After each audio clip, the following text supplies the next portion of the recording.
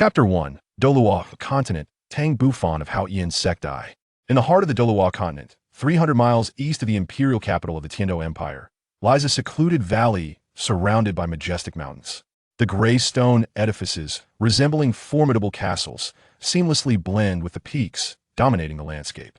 The grand entrance of the castle bears three powerful characters: Haotian Sect. This is the current stronghold of the illustrious Haotian Sect, the foremost sect in the world, a far cry from its former glory. In the courtyard of the Haotian Sect, all disciples convene for their monthly assembly, presided over by the sect leader, Tang, alongside the 5 remaining elders of his generation.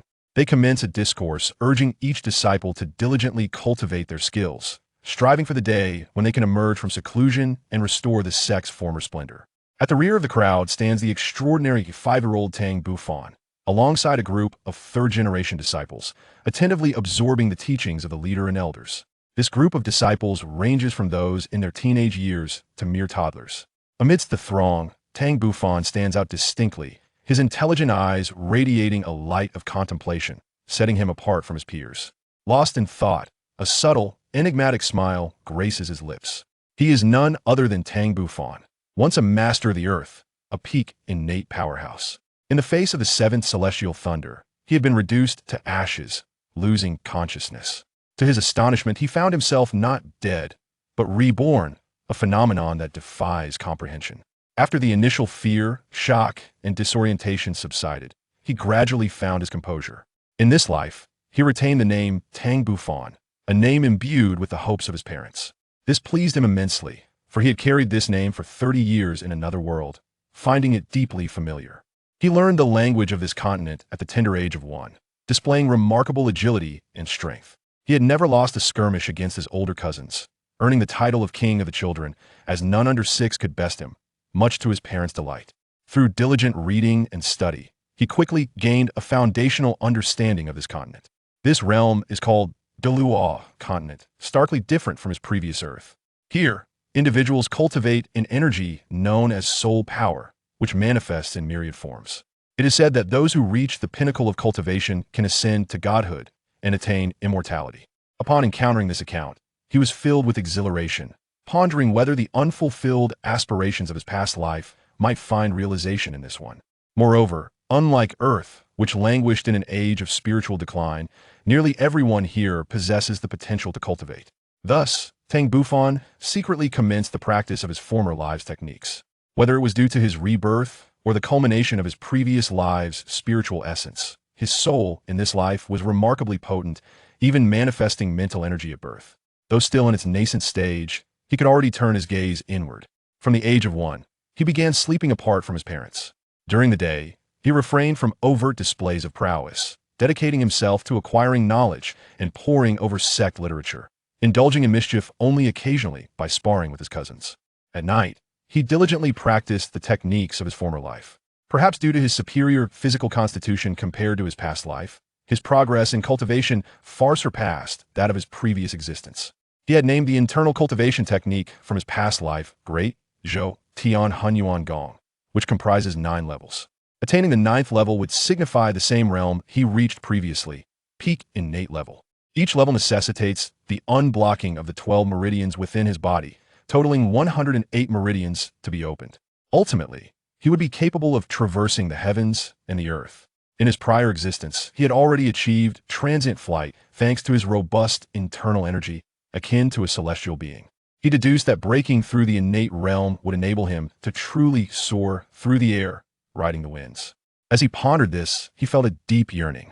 Though only 5 years old, he had already mastered the 1st level of Great Zhou Tian Hunyuan Gong, with a surging internal energy coursing through the 12 delicate meridians, forming a miniature cycle of energy.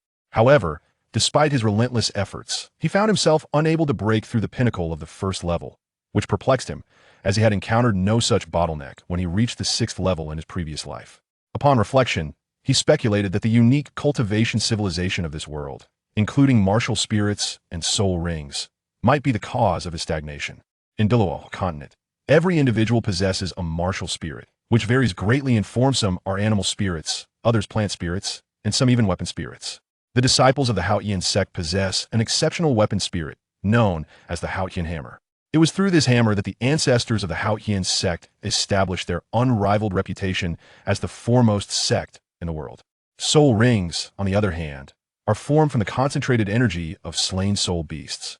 A soul master at a bottleneck can ascend in rank simply by absorbing a soul ring, equivalent to breaking through a barrier. This knowledge was gleaned from books, and he had confirmed it with his parents in this life. Thus, he concluded that the inability to advance in his great Zhou Tian Hunyuan Gong was likely linked to martial spirits and soul rings. However, martial spirits do not awaken until the age of 6, and he still had to wait a year for his own awakening. At that moment, the sect leader and the 5 elders concluded their speeches, and the assembly dispersed. The disciples of the Haotian sect scattered in every direction, the young children eagerly returning to their parents. As they passed by Tang Bufan, their expressions were quite complex. Some hid behind their parents, casting fearful glances at Tang Bufan. These were the ones he had bested in their youth, leaving them with lasting shadows. Others, slightly older, felt a surge of indignation and even contemplated confrontation, though the sect forbade such actions. While the sect permitted sparring among disciples, it was strictly regulated. Those below 6 and above 6 were treated as entirely different categories. Those above 6 had awakened their martial spirits, and since the Haotian hammer is a top-tier weapon spirit, disciples of the Haotian sect typically awaken with innate soul power of level 4 or higher, with exceptional individuals reaching levels 8 or 9, and occasionally, even full innate soul power. Thus, the sect mandated that disciples with awakened martial spirits were not allowed to engage in combat with those who had not yet awakened. Consequently, those older disciples who had once been bested by Tang Bufan felt quite frustrated, as they could no longer spar with him after awakening their martial spirits. Every encounter with Tang Bufan ignited their resentment. Tang Bufan, however, remained unfazed, having previously held back in their encounters. Even after they awakened their martial spirits, he felt no fear as long as they had not obtained soul rings. Once a soul ring was acquired, their strength would significantly increase, along with the acquisition of soul skills. Having yet to engage in combat, he could not guarantee he would emerge victorious. Soon, a young couple approached the man around 30. The woman slightly younger. They were Tang Bufan's parents, Tang Zheng and Su Xiuqing. They held Tang Bufan's delicate hand, offering apologies to numerous clan brothers, as he had indeed sparred with many of them. Most of the clan brothers laughed heartily, for they were all kin, and childhood squabbles were hardly taken to heart. Before long, nearly 100 individuals had departed, just as sect leader Tang Xiao and the 5 elders approached. Chapter 2, Doloa Continent, Tang Bufan of Haotian Sect 2. Tang Zheng and Su Xiuqing quickly greeted the sect leader and the 5 elders, genuinely puzzled as to why they had come. As the sect leader, Tang Xiao had reached the pinnacle of 92 levels as a titled Doloa, while the elders were all above level 80, serving as the backbone of the Haotian sect. Standing beside his mother, Tang Bufan curiously scrutinized Tang Xiao and the others, feeling a mix of nervousness and excitement as he beheld the continent's top powerhouses up close for the first time. Tang Xiao, towering nearly 2 meters tall, exuded an aura of strength. Even when suppressing his soul power, Tang Bufan felt an undeniable pressure emanating from him, intuitively sensing his formidable prowess. Tang Xiao chuckled lightly. Tang Zheng, your son is quite remarkable. Even I and the elders have heard of his commendable deeds. Tang Zheng's face flushed with embarrassment. Sect leader, little fan, is only 5 years old. He is still quite mischievous.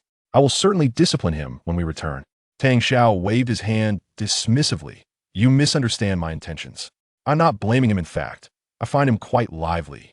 The atmosphere within the clan has grown rather serious in recent years, and his presence lightens it. I have high hopes for him and look forward to his martial spirit awakening in a year. The second elder, grinning, added, we need more disciples like him in the Haotian sect. His vibrancy will motivate the other disciples to cultivate. The other 4 elders, though varying in expression, seemed to concur with the second elder's sentiment. Tang Zheng and Su Xiuqing exchanged bewildered glances. Tang Xiao and the others simply advised, nurture him while we anticipate his future performance. With that, the 5 departed, leaving Tang Zheng and his family momentarily stunned. Tang Bufan maintained a composed exterior, yet inwardly he was perplexed. Had they discovered his secret? That shouldn't be possible. Tang Zheng regarded Tang Bufan with a mock scold. You little rascal, I told you to tone it down, why won't you listen? Tang Bufan's eyes twinkled as he cleverly retorted, I haven't been mischievous at all. They were the ones bullying me, just because they're older. Besides, neither the sect leader nor the elders blamed me. What? You little brat. You're using the sect leader and elders to pressure me? Just wait and see how I handle you. Tang Zheng exclaimed, though the smile tugging at his lips betrayed him. Tang Bufan would certainly not submit easily. Instead, he swiftly turned and made his way home, leaving Tang Zheng in pursuit behind him.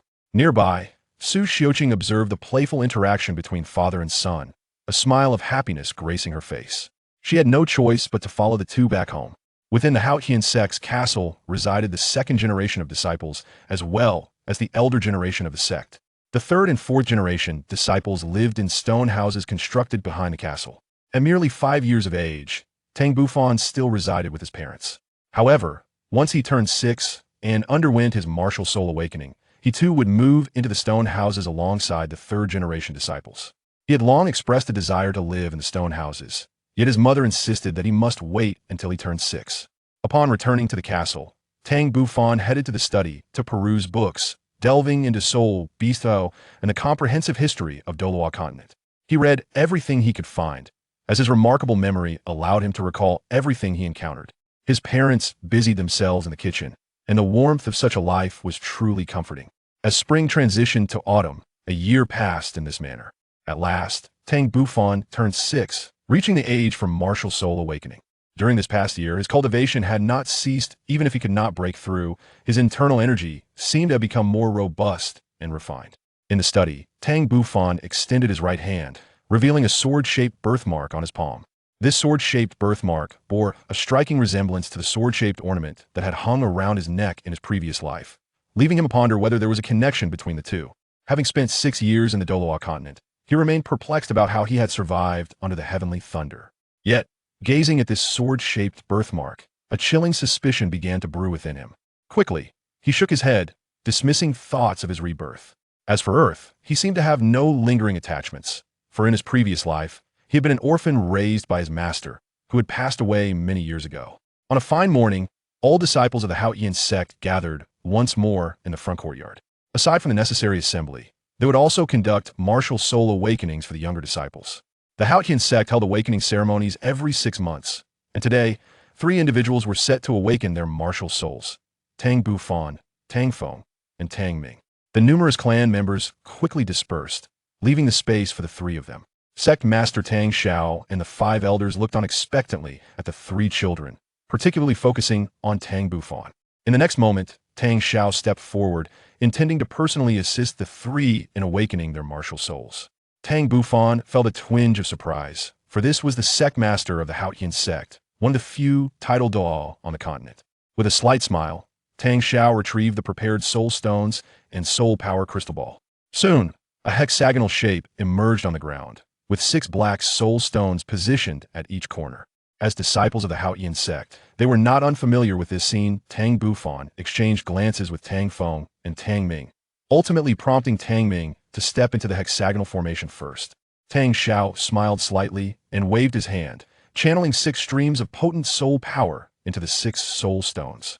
In the next instant, a layer of golden light emanated from the stones, forming a faint golden barrier that enveloped Tang Ming. Following this, golden light points ascended from the soul stones, entering Tang Ming's body. Initially, Tang Ming felt a hint of nervousness, but he quickly calmed himself. Then his body began to tremble, prompting Tang Xiao to command, "Extend your right hand." Tang Ming promptly complied, gently extending his right hand.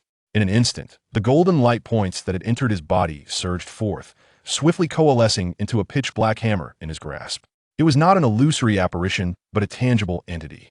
The hammer's handle was approximately half a foot long, while the head was cylindrical, resembling a miniature forging hammer. However, upon its dark surface, a unique radiance shimmered, with faint patterns spiraling around the cylindrical hammerhead.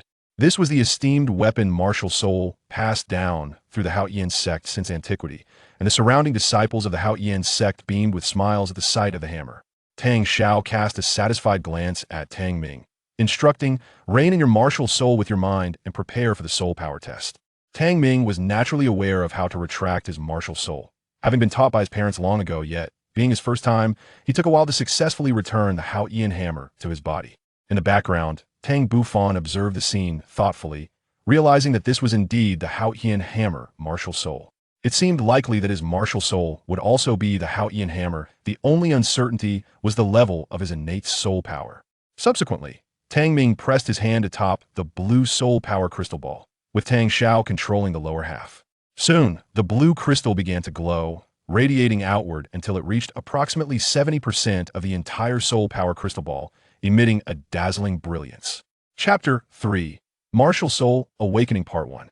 The Hao Yian sect disciples surrounding them were astonished by this spectacle. His soul power has reached level 7. Even Tang Xiao and the 5 elders were highly satisfied with Tang Ming's potential. Though the Hao Yian hammer was a top-tier weapon martial soul, it was exceedingly rare for innate soul power to exceed level 7. When Tang Xiao had awakened his martial soul, his innate soul power had only reached level 8, while Tang Hao had achieved level 9. With Tang Ming's innate soul power at level 7, he possessed tremendous potential and could reach the level of a soul de Luo in the future. Observing Tang Ming's ecstatic expression, Tang Xiao gestured for him to step down.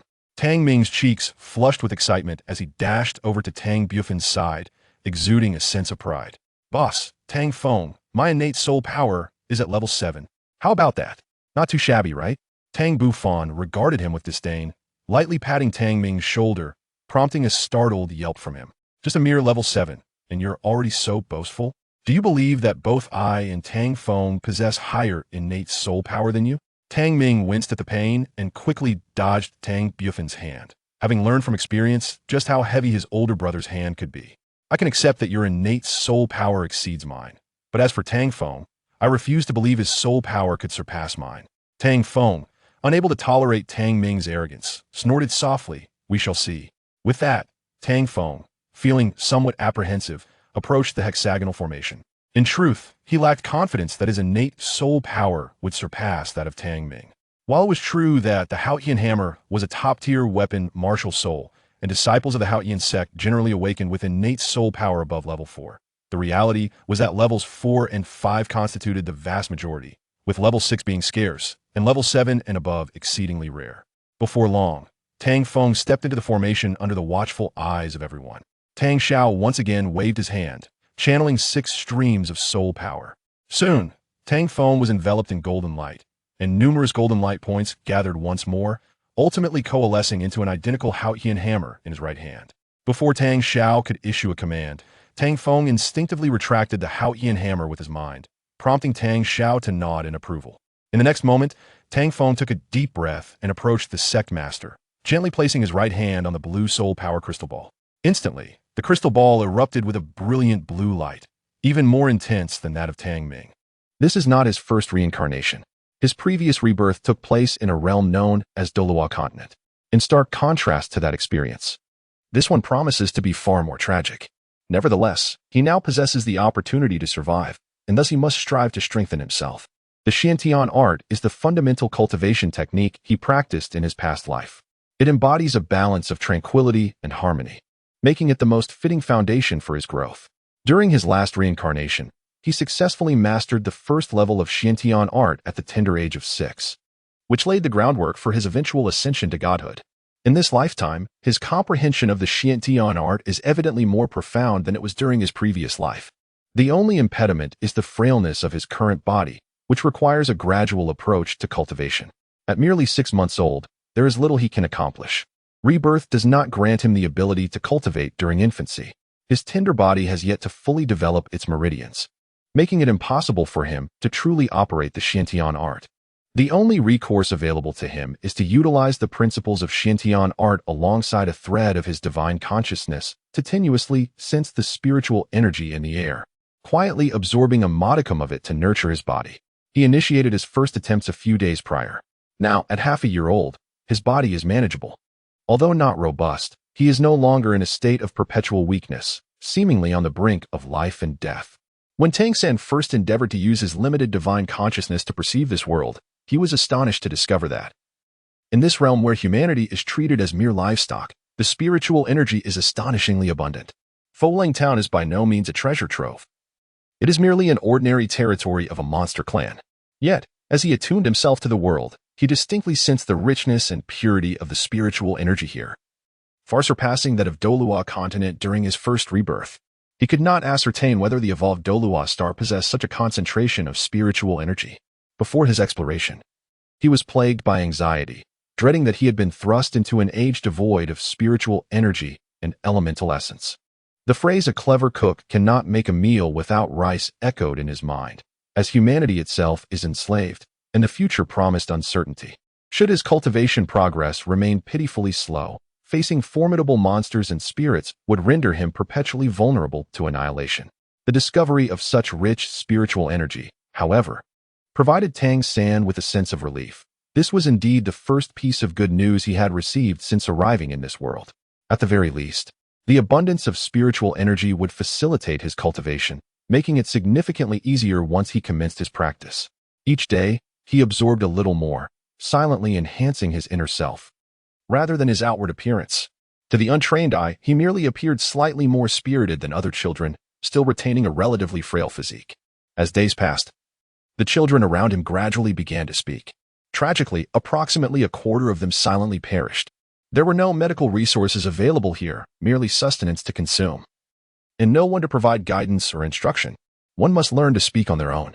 Upon reaching the age of 1, after struggling to take their first steps, they are sent to another place, overseen by a stern pig demon.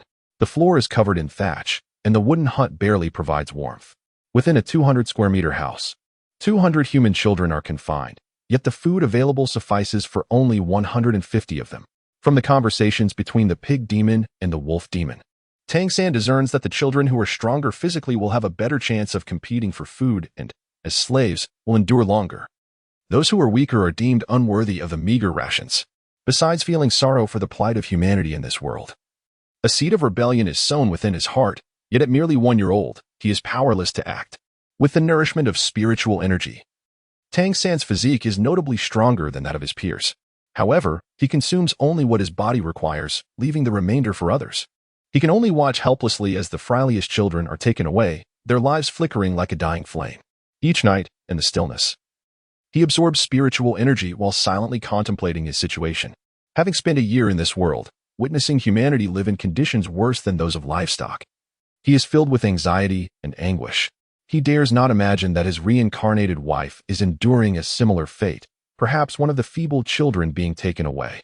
It is crucial to remember that her rebirth means she would forget all from her past life. Whenever this thought crosses his mind, a profound rage wells up within him. Why in this world are humans so weak? Where are you, Xiaowu? He longs to grow stronger, to mature swiftly, so that he can seek out his beloved Xiaowu. She must still be alive. She will certainly thrive. Chapter 4. Growth time flies. And he is now 3 years old. In these 3 years, he has scarcely glimpsed the outside world, peering only through the cracks of the wooden hut. The daylight breaks outside. Among his peers, many are still unable to articulate their thoughts, drifting through each day in a haze. There is no education here, nothing at all. They are merely kept alive like livestock. Suddenly, the door bursts open, and a massive wolf demon strides in. Get out. Drive them all out. The wolf demon commands the pig demon, who is usually quite domineering and often resorts to kicking the children. The pig demon immediately shrieks, and at the sound of her cries, the children tremble in fear. As they step outside, they curl their bodies in a protective manner. For the world beyond is far more terrifying. Outside, several large carts await, drawn by adult humans. Each cart holds large cages. The human slaves pulling the carts have hollow expressions, disregarding the presence of the children as if they have long since grown accustomed to such sights. They are herded onto the carts, and the cages are locked shut. Under the relentless pursuit of the wolf demons, the human-laden cage was being dragged forward, evidently on the verge of relocating to another habitat. The path was flat, covered in stones, and the wheels emitted a creaking sound as they rolled over them. This marked the first occasion in 3 years since Tang San had glimpsed the exterior of this world. The sky was clear, and the air was pleasantly cool, suggesting a fine day, at least not excessively cold. While the majority of the children continued to shiver in the chill, Tang San found himself relatively comfortable. Flanking the road were astonishing forests, aptly described as such due to the towering nature of the vegetation within sight. Compared to the flora from his previous life, these plants bore similarities, yet were significantly larger. Some robust trees soared nearly 100 meters high, necessitating one to tilt their head back to parallel with the sky for a clearer view. Occasionally, a colossal creature would soar overhead, seemingly a bird, though it remained indistinct. The air was rich with spiritual energy and the essence of life. After 3 years, Tang San was entirely convinced that this was a world exceptionally conducive to cultivation, replete with high-level life forms. Undoubtedly, The formidable demon and spirit races thrived in such an environment. Over the span of 3 years, Tang San had successfully cultivated the first layer of the Xiantian skill. In his original world of Dolua continent, a breakthrough to the first layer of Xiantian skill would have required special methods. However, here, as he opened his meridians, the energy of Xiantian naturally surged within him, effortlessly shattering the initial barrier. At merely 3 years old, he had achieved this milestone, whereas in his previous life, he had only completed the breakthrough at the age of 6. Although the insights differed, the abundant spiritual energy of this world played a significant role. Nevertheless, he remained frail, and he harbored no desire to attract the attention of the demon races. He sensed that even the most ordinary wolf demon was equivalent to the level he aspired to reach with the second layer of Xiantian skill. Coupled with the inherent physical disparities, any act of resistance would be tantamount to courting death. In this realm, humanity was shrouded in ignorance. If there was ever a desire to alter the plight of human slaves and dispel this ignorance, it seemed to be of utmost importance. After walking for over an hour, at least by Tang San's perception of time, they arrived at a settlement reminiscent of a village. The most rudimentary wooden huts surrounded them, inhabited by ragged humans, predominantly male, with few females in sight. This village appeared to house at least 1,000 residents. The human-laden cage came to a halt, and the door swung open. Several women approached, bowing deeply before the wolf demons, their backs bent in a posture of fear and respect. The leading wolf demon snorted disdainfully, declaring, "These little brats are now in your hands. Take them away." Tang San was momentarily taken aback. Did this mean they were to return to the realm of humanity? The children, having been confined for 3 years, possessed little wisdom. Faced with an unfamiliar world, they were engulfed in fear. They were dragged into the village. And what chilled Tang San's heart was the evident lack of compassion from the human slaves towards these children. Their expressions were vacant, mechanically ushering the children into the village. In the days that followed, the children began to receive an education. Indeed, they were granted the right to learn. What would they be taught? Firstly, they were to recognize objects, specifically those utilized by the slaves, and to acquire basic vocabulary. The food provided was even less substantial than during their confinement. It was evident that sustenance was scarce. Women and children received meager portions, while only the stronger men had the opportunity to eat a bit more. In the village, at least, there were no longer restrictions on the children's movements. Tang San observed that the male inhabitants frequently departed for periods, presumably to engage in slave labor. Death within the village was a commonplace occurrence. Through the interactions among the villagers, he learned that he belonged to another village. The human settlements did not permit the sustenance of children born within their own communities. Instead, they exchanged and adopted them. Tang San did not rashly undertake any actions, nor did he display any astonishing behavior. He merely lived quietly in this place, diligently honing his skills in solitude. 3 years passed, and he turned 6. At this tender age, children were expected to contribute to the village, weaving straw mats and carrying lighter items. These children had been gathered together since their arrival and continued to live in unison even at 6. A third of them had perished over the past 3 years, succumbing to various causes, with the lack of medical care being the most pressing issue, followed closely by starvation. As night descended, a figure stealthily slipped out of the inconspicuous human village. Tang San, like most children of humankind, slightly hunched his back, yet his movements were quick. The moment he stepped into the woods, his spine straightened abruptly. His previously dull gaze transformed in an instant, becoming radiant. He took a deep breath. The night in Wind Wolf Town was frigid, with a significant temperature disparity between day and night. However, within this crisp air lay a rich essence of spiritual energy. Invigorating his spirit, Tang San formed a circular embrace with his hands before him, a faint white light shimmering across his body. With a gentle tap of his toes upon the ground, his form became ethereal and agile, drawing upon the experiences of his past life. He was intimately familiar with the workings of the Xiantian skill. However, this new body required training, necessitating practice to align with his thoughts. Since the age of 5, he had often stealthily ventured out at night. The wilderness offered a more potent concentration of spiritual energy, and it was here that he could cultivate more effectively. His light-footed steps were the ghostly shadow step, one of the abilities he had mastered in his previous life. This was his primary focus, for in this perilous world, nothing was more important than preserving one's life. Gradually, a jade hue emerged on his hands. This was another formidable skill, the Xianyu hand, which rendered his palms impervious to poison and weapons alike. An hour of cultivation left a gentle warmth rising from his body, and the flow of Xiantian skill within him was smooth and unimpeded. Yet, he felt a twinge of regret, for the martial soul he had awakened in Dolawa continent did not appear to manifest in this realm. This was to be expected, as he had been reborn, carrying only memories without the powers of his past. At the tender age of 6, he had finally mastered the third level of Xiantian skill, an achievement he could scarcely have imagined in his former life. However, in terms of strength, he was far inferior to the level he had attained in his past existence, where the awakening of his martial soul had endowed him with formidable power. Moreover, he possessed the rare dual martial souls. The Xiantian skill served as the foundation of his internal strength, while his martial soul was the means by which he unleashed his power. He vividly recalled that when he had broken through to the third level in Dolawa continent, he had fused with a powerful soul ring and gained a robust soul bone, laying the groundwork for his future. Now, apart from the Xiantian skill and the abilities documented in the Xiantian treasure record he had brought from his original world, he found himself lacking any other powers. Although cultivating the Xiantian skill would indeed make him progressively stronger, it seemed insufficient. Chapter 5. The ability to transform. As his thoughts raced, Tang since stretched his body. At this early hour, long before dawn, the villagers, having toiled throughout the day, were soundly asleep, their slumber deep and undisturbed. Tang Sin resolved to venture deeper into the forest, where the spiritual energy was palpably richer than that of the village. He pondered whether the depths of the forest might conceal extraordinary treasures.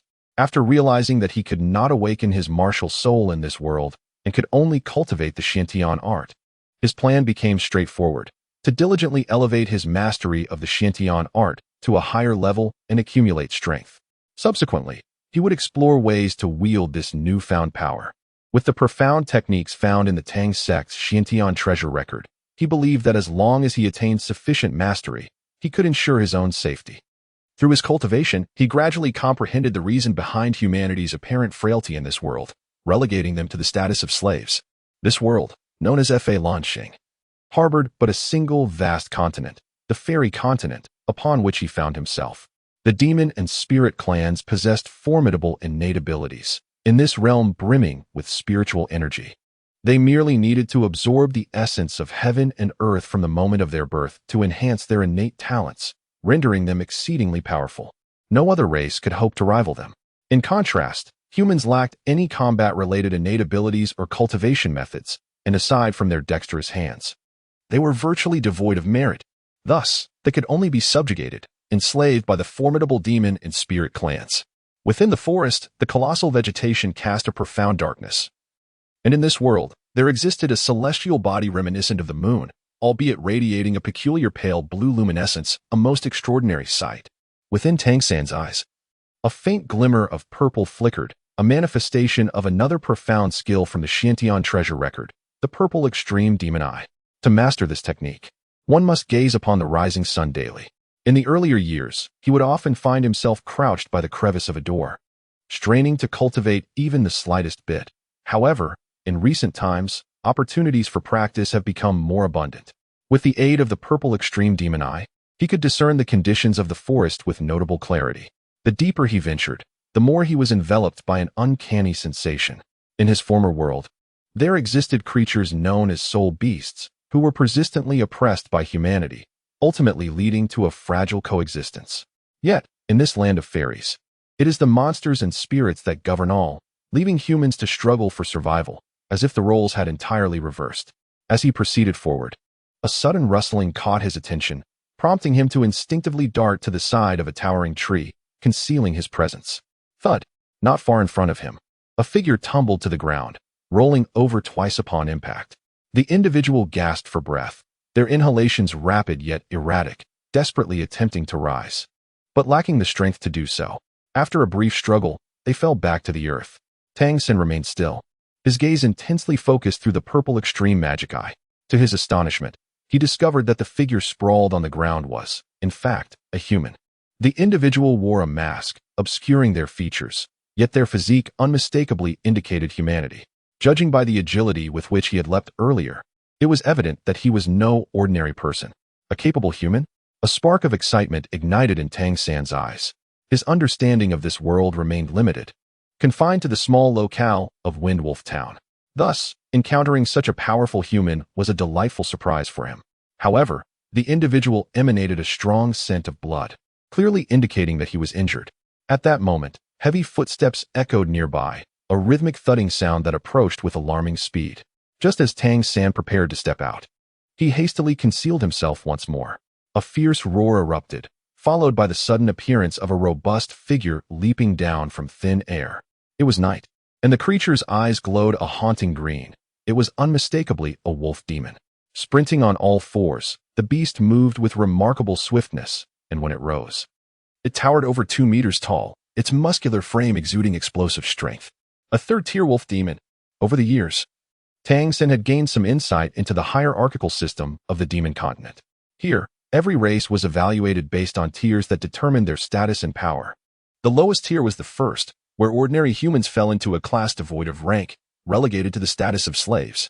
Creatures like the wolf demon were born at Tier 1, and upon reaching maturity, they ascended to at least Tier 2, while the strongest among them reached Tier 3. This was merely the most basic lineage of wolf demons. It was said that higher bloodlines possessed even greater strength. As for the highest tier on the demon continent, Tang San remained unaware. Windwolf Town was but a remote settlement, rumored to be governed by a 5th-tier wolf demon lord. In comparison to the Xiantian skill he cultivated, Tang San had conducted a rough assessment. The energy intensity of the Xiantian skill at the same tier was likely comparable to that of a demon of the same rank. This meant that, having attained the 3rd level of the Xiantian skill, he was virtually on par with this 3rd-tier wolf demon in terms of energy level. The descending 3rd-tier wolf demon lunged directly at the human. The individual, panting on the ground, sensed the imminent danger and swiftly rolled to the side, evading the demon's attack. Simultaneously, he executed a peculiar maneuver. His body appeared to elongate momentarily, claws emerging from his hands, and a faint yellow aura enveloped his form. The illumination made him conspicuously visible against the night sky. Tang San distinctly observed a layer of brownish yellow fur sprouting from beneath his skin, adorned with dark brown patterns. At the moment of this transformation, his speed surged dramatically, and his claws darted towards the chest of the 3rd-tier wolf demon. The wolf demon's forepaws abruptly altered their trajectory, colliding with the claws of the transformed human. The crisp sound resonated through the air, and it was apparent that the human's strength was no match for his opponent. His body was forcefully propelled back, and a momentary pause ensued, with blood trickling from his lower abdomen. At that instant, beams of azure light suddenly shot forth from a distance, aimed directly at the fallen human. Blade of Wind, roared the 3rd-tier wolf demon, unleashing a gust that sliced toward the human. In this critical juncture of life and death, the transformed human seemed to unleash his full potential. Springing back into action with astonishing speed, deftly weaving through the oncoming blades of wind. A faint yellow radiance enveloping him brightened momentarily, and his velocity surged, enabling him to appear almost instantaneously before the 3rd-tier wolf demon. With a sudden swipe of his claws, the wolf demon hastily attempted to defend with its own talons, but was a fraction too slow. In moments of peril, all creatures often tap into an immense reservoir of strength, and this transformed human was no exception. His claws struck before the wolf demon could react, slicing through its throat, while in the next heartbeat, he was struck on the shoulder by the wolf demon's claws. Sent sprawling through the air, hissing and sputtering, the 3rd-tier wolf demon emitted strange sounds, momentarily neglecting its pursuit as it clutched its throat with its claws. However, the crucial blood vessels in its throat had already been severed, and a torrent of blood gushed forth, causing its emerald eyes to roll back in a clear sign of fatal injury. In a flash, another robust wolf demon lunged forward, evidently the companion that had previously unleashed the wind blades from afar. With an enraged roar, it bellowed, "You fool, leopard flash." The earlier 3rd-tier wolf demon lay defeated on the ground, and despite its efforts to staunch the wound, it was futile. The transformed human's final blow had irrevocably severed its throat. "Die!" cried the new 3rd-tier wolf demon as it lunged at the human, its claws glowing with an eerie luminescence. Suddenly infused with wind elements, augmenting its attack power with the blade of wind. At that moment, in the shadows, an inconspicuous figure silently darted from the side. The 3rd-tier wolf demon was completely oblivious to this new presence, its attention solely fixated on the transformed human. Chapter 6. The initial battle. The small figure moved with extraordinary speed, emerging from the peripheral blind spot.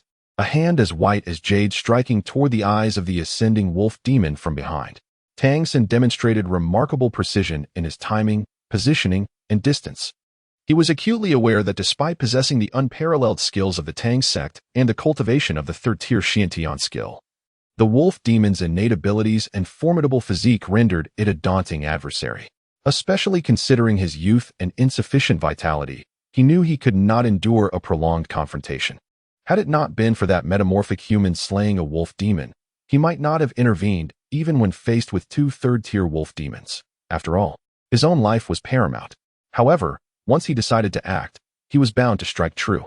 The wolf demon was engulfed in a profound rage at that moment, and it was only when Tang San's palm made contact with the side of its eye that it became aware.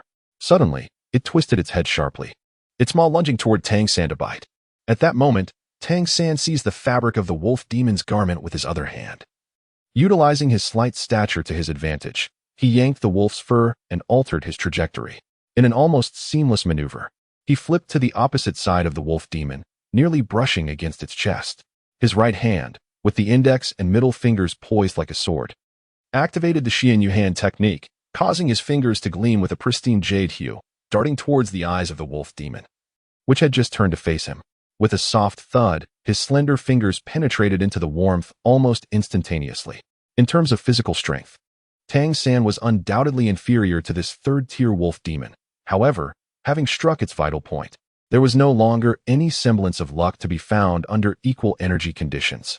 The Xian Tian Gong, infused through the Xian Yu hand, spiraled into the demon's brain. Consequently, the wolf demon's other eye erupted in an instant, its brain reduced to a pulpy mess. Its roar, akin to a creature with a constricted throat, ceased abruptly, and its robust form crumpled to the ground. With a swift push from his toes, Tang San executed a graceful somersault, landing at a considerable distance away. The remarkable outcome of this strike was largely attributed to his extensive combat experience from his previous life. The slender frame of the child, shrouded in the cloak of night, served as the perfect disguise, especially as the third-tier wolf demon was ensnared in a fit of rage, its senses dulled. Confronting it head-on, even Tang San's Xian Jade hand might struggle to penetrate the demon's thick hide. However, the eyes remained the most vulnerable target. A punctured eye, infused with the energy of Xian Tian, would ensure a fatal conclusion. As his feet touched the ground, he noticed that the other third-tier wolf demon had fallen silent. A sigh of relief escaped him. He refrained from hastily inspecting the human and instead quickly crouched down, pressing his ear against the ground to listen for any approaching pursuers. Given his current strength, engaging a third-tier wolf demon directly would be exceedingly challenging. Despite his skills, his youthful form was too frail. A single strike from the wolf demon could very well prove fatal. That seemingly simple attack had required all his might, his mental resolve heightened to its zenith. No further sounds emerged from his surroundings, indicating that only two third-tier wolf demons were pursuing the shapeshifter. This realization allowed Tang San to relax slightly. Otherwise, he would have been left with no choice but to flee. He then approached the human, remaining vigilant. Upon nearing the individual, he noticed, to his astonishment, that the hair that had previously sprouted from the person's body had vanished. Tang San's heartbeat quickened. Given his youthful predicament and the fact that this shape-shifting individual was a stranger, the most prudent course of action would have been to refrain from intervening and wait for the wolf demons to depart. Yet, he chose to act, motivated by two compelling reasons. First, the fact that the one being hunted was human, and second, the significance of the recent transformation. In his original world of Dolua continent, there existed soul masters with beast martial souls, endowed with similar abilities. Moreover, through the cultivation of their beast martial souls, they could continually evolve and grow stronger. If such capabilities existed in this world, acquiring them would undoubtedly enhance his own strength and facilitate his integration into this new realm. Tang San crouched down, intending to turn the person over. Just then, the figure, who had been motionless on the ground, suddenly rolled over and lunged at him with a claw. In that fleeting moment, with both of them so close and aided by the dim light, they caught a glimpse of each other's faces. The man's claw froze in midair, failing to descend any further, while Tang San instinctively sprang back, evading the reach of the attack. "Are you human?" the man rasped, appearing to be in his 20s. His complexion was as pale as parchment, yet he retained a certain handsomeness, though blood seeped from his mouth and nose. As he spoke, His hand drooped weakly to his side. At this juncture, Tang San could clearly discern a severe gash on the man's abdomen, with intestines protruding from the wound, and he was losing copious amounts of blood. Tang San nodded at him, then swiftly approached his side. The man appeared to have lost all his strength. His pale face collapsed onto the ground, gasping for breath in deep, labored breaths. His pupils had begun to dilate. Tang San did not hesitate. His hands moved swiftly. The man's gravest issues were excessive blood loss and ruptured organs, and given Tang San's current abilities, he could not save him. He could only strive to prolong his life for a while longer. He quickly tied off the severed intestines that had spilled out, then carefully reinserted them into the abdominal cavity. He tore a strip from the hem of his garment to staunch the wound, at least preventing further significant blood loss. With his other hand, he pressed against the man's chest, gradually channeling his Xiantian skill into the chest cavity, safeguarding the flicker of warmth in his heart. The man's breathing gradually steadied, and a glimmer of vitality returned to his eyes. You are still just a child," he murmured. Tang San spoke. "Your injuries are likely beyond salvation. If you have any final wishes, I can assist you in fulfilling them, but you must first answer me a question." Upon hearing Tang San's remarkably composed voice, far beyond his years, the young man paused momentarily before responding without hesitation. "All right, go ahead and ask. If I can answer you, I will then request your assistance." Undoubtedly, this was the first rational and clear-minded individual Tang San had encountered since arriving in this world, a being not born of servitude. "What is the source of your transformation ability? How can one attain it?" Tang San promptly inquired, revealing his utmost concern. The young man was momentarily taken aback by the question. "Do you not know of the demon god transformation? How did you manage to slay that wolf demon?" "What is the demon god transformation? My ability is innate. I have no knowledge of its nature," Tang San replied thoughtfully, committing the term demon god transformation firmly to memory. The young man's eyes brightened with curiosity. "Is it a natural awakening of the demon god transformation? What is your ability?" Tang San furrowed his brows slightly and said, "Now it is I who am inquiring." The young man gasped a few times and replied, "The demon god transformation is the power inherited from the bloodline connection between humans and the demon or spirit races, derived from that portion of their lineage." Tang San felt a heavy weight in his heart. "Are you implying that we are of mixed blood?" The young man chuckled bitterly and replied, "Yes. Only in this manner can we possess a semblance of strength. Those who, like myself, acknowledge their humanity are indeed exceedingly rare. The majority of individuals endowed with the ability of the demon god transformation tend to align themselves with the demon and spirit clans, elevating their status above that of ordinary human slaves. Yet, we do not consider ourselves to be demons or spirits. We merely aspire for humanity to reclaim its rightful place to exist, free from subjugation. Thus, we rise in rebellion.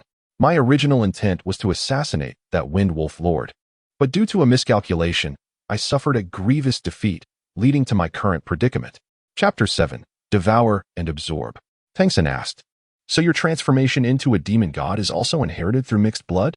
The young man gritted his teeth and replied, "Indeed, a leopard demon insulted my mother, and thus I came into existence."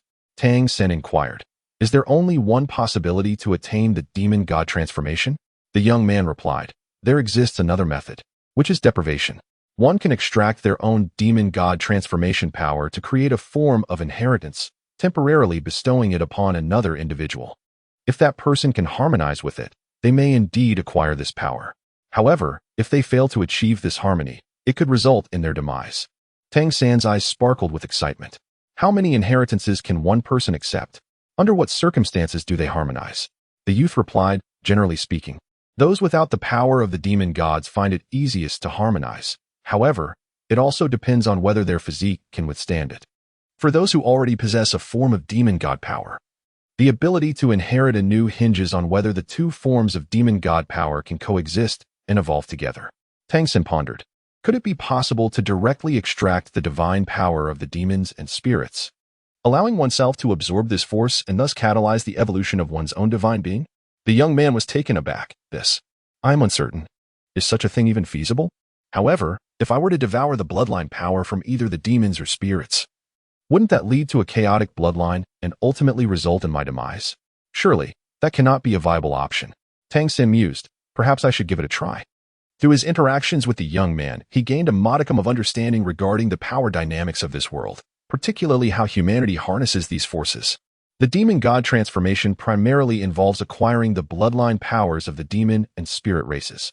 However, due to their mixed heritage, humans possess a feeble bloodline, rendering them inherently weaker than the demons and spirits themselves.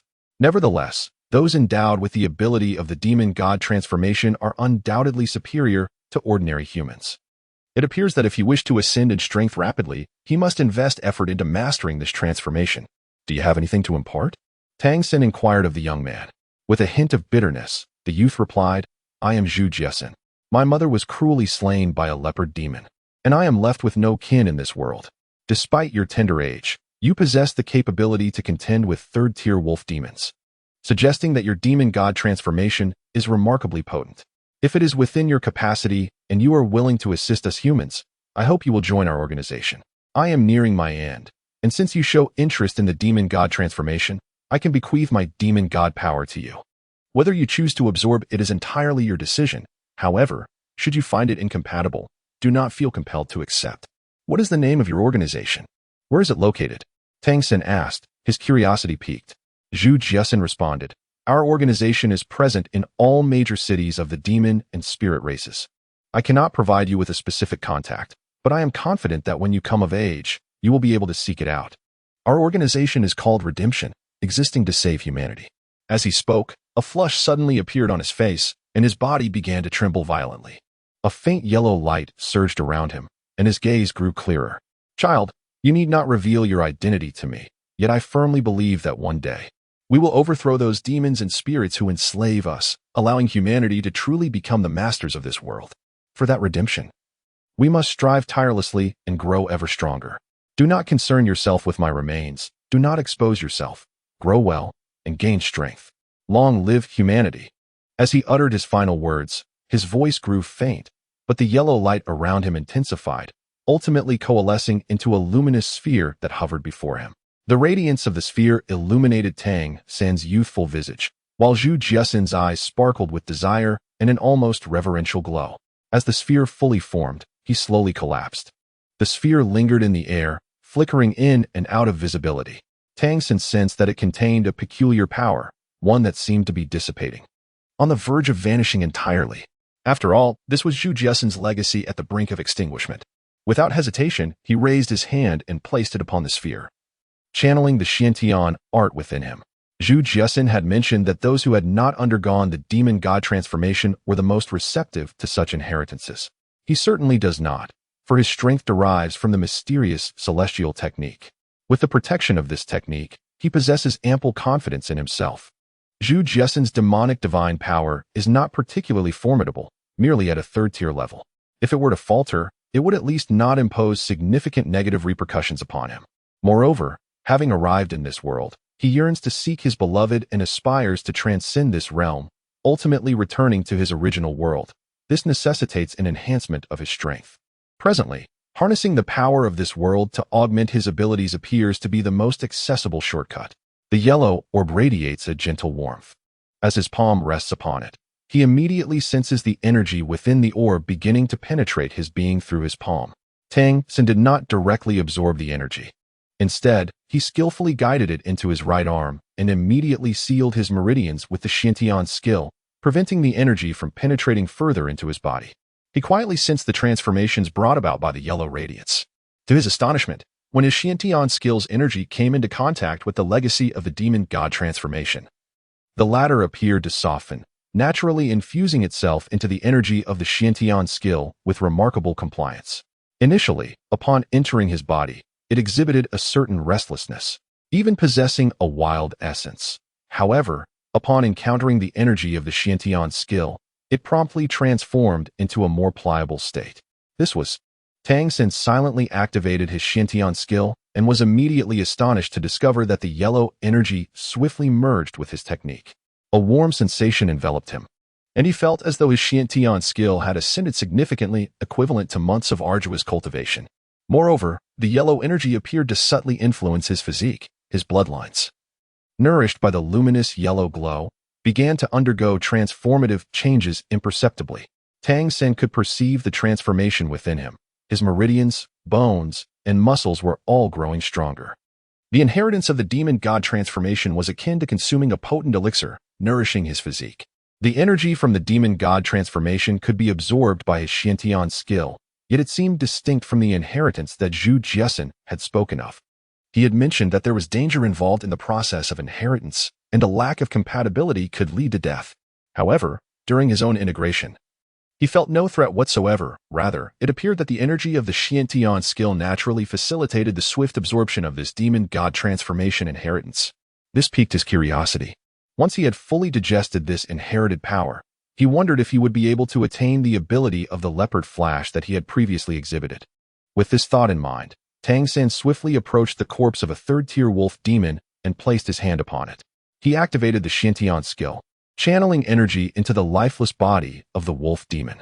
The creature had only recently perished, and its body was still warm. As he infused energy, Tang San suddenly sensed a faint presence of energy within the wolf demon's remains. When his Xiantian skill made contact with this energy, it responded as if drawn to a magnet, naturally adhering to the Xiantian skill and merging seamlessly into it. Although the amount of energy was limited, Tang San was entirely certain of its existence. Was this the bloodline power of the wolf demon? Upon retracting the Xiantian skill, he immediately felt a new hue of azure within his energy. In comparison to the previous yellow energy from the inheritance, this azure was considerably more subdued, evidently due to the third-tier wolf demon having been deceased for a while, allowing much of its essence to dissipate. Nevertheless, this azure energy was undeniably present, and like the yellow energy, it was remarkably compliant, integrating into the Xiantian skill. Although the enhancement was minimal, there was indeed a slight improvement. Moreover, it posed no conflict with the yellow energy, settling within his Xiantian energy, seemingly being absorbed subtly by his body in an imperceptible manner. This was indeed fascinating. Tang San swiftly approached another wolf demon's lifeless body, executing the same procedure. The time of death was comparable, and the essence of bloodline power extracted was similarly negligible. After completing this task, he did not linger. Erasing his footprints, he departed hastily, making his way back to the village. He refrained from retrieving Zhu Jiesin's body for, as Zhu had articulated, leaving behind excessive traces could lead to discovery. Nevertheless, Zhu Jiesin's words resonated deeply within him. The Redemption Organization, an entity that existed for the survival of humanity. Perhaps this was the first beacon of hope he had encountered since arriving in this world. At the very least, humanity was not entirely composed of apathetic slaves. There existed a force striving for the future of mankind, albeit sorrowfully, tainted by the bloodlines of the demon and spirit races. Silently returning to the village, he found his wooden dwelling shared with a dozen or so children of similar age. Among them, few could articulate their thoughts with clarity, let alone express themselves further. Tang San typically mirrored their behavior, and upon re-entering the wooden house, he instinctively curled up in a corner, shutting his eyes. For him, this night bore significant rewards. Most importantly, he had gained a deeper understanding of this world and discovered the existence of a human resistance organization. Additionally, he had come to comprehend the uniqueness of the demon transformation and the Xiantian skill. At this moment, his meridians felt warm. Seemingly nourished by the power he had absorbed earlier, he could distinctly sense his strength augmenting. This enhancement was unrelated to the Xiantian skill. It was a fortification of his constitution. In this humble existence, where sustenance was scant, he relied solely on the Xiantian skill to absorb the world's spiritual energy to nourish his body. However, this time was different. The power from the demon transformation and the bloodlines of the two wolf demons evidently nourished his meridians, bones, and organs. This marked a holistic enhancement. The presence of the Xiantian skill ensured that there was no conflict, facilitating even better absorption. Could it be that the Xiantian skill had transformed into a devouring art upon entering this realm? An ability to consume the bloodline powers of demons and spirits? One wondered if it could also consume them while they were alive. If that were possible, it would be truly terrifying. Of course, such power came with its own risks. If the types of bloodlines consumed were too diverse, would it adversely affect his body? A chaotic energy mix would not bode well for cultivation. To discern the outcomes, he would need to observe the changes in his body following this absorption. Humans possessing the demon transformation could potentially become vassals of the demon and spirit races, no longer relegated to the status of slaves. He would venture into the great city to seek out that redemption organization. In Tang San's heart, a plan quietly began to take shape. After locating that organization of redemption, he intended to join their ranks, utilizing their resources to search for the reincarnation of Xiao Wu, which would undoubtedly prove easier. This organization appeared to be quite substantial. It was likely present in every major city. The village of Wind Wolf remained unchanged despite the deaths of those few individuals, at least in their slave community. Tang San took a total of 7 days to fully assimilate the energy derived from the demon god transformation, along with the bloodline power of 2 wolf demons. Upon completion of this process, his most profound realization was a notable increase in his physical strength. His body had undeniably become more robust. With his extensive cultivation experience, he understood that the fortitude of one's physique is intrinsically linked to the upper limits of one's cultivation potential. Without a sufficiently resilient body, one cannot endure more formidable energies. Following this enhancement, he felt a newfound confidence, believing he could now confront third-tier wolf demons with relative ease. However, this was not his greatest achievement. The most significant gain lay in the fact that he had truly managed to retain the abilities of the demon god transformation and the wolf demons. As night fell, Tang San stealthily returned to the woods once more. Narrowing his eyes, he abruptly activated the Xiantian skill, feeling the bloodline within him begin to surge. With a swift push of his toes against the ground, a brilliant yellow light enveloped him, and his speed surged dramatically, propelling him forward like a bolt of lightning for 10 meters. The Xiantian skill had taken a toll, and as he stood firmly on the ground, a wave of soreness coursed through his body. The explosive speed he had just exerted had indeed drained a considerable amount of his physical energy. Yet, Tang San did not pause. He raised both hands simultaneously, each palm glowing with a verdant light. With a flick of his wrists, 2 wind blades, each merely 3 inches in length, shot forth. These azure blades vanished into the air after traveling 5 meters. Indeed, this was the result of the previous absorption. The leopard flash and wind blade were inherited from Zhu Jiasen's demon god transformation and the wolf demon's bloodline, respectively. Through the assimilation enabled by the Xiantian skill, he had remarkably mastered both. This was a development Tang San had never anticipated. Upon absorbing those 2 bloodline powers, he felt as though 2 new abilities had been etched into his memory, readily accessible whenever he wished to employ them. Curiously, when he executed these abilities, his body did not undergo the beastly transformation characteristic of the demon god transformation. Rather, it consumed merely the energy of his Xiantian skill. Moreover, the once vivid yellow and azure hues within his Xiantian skill had faded.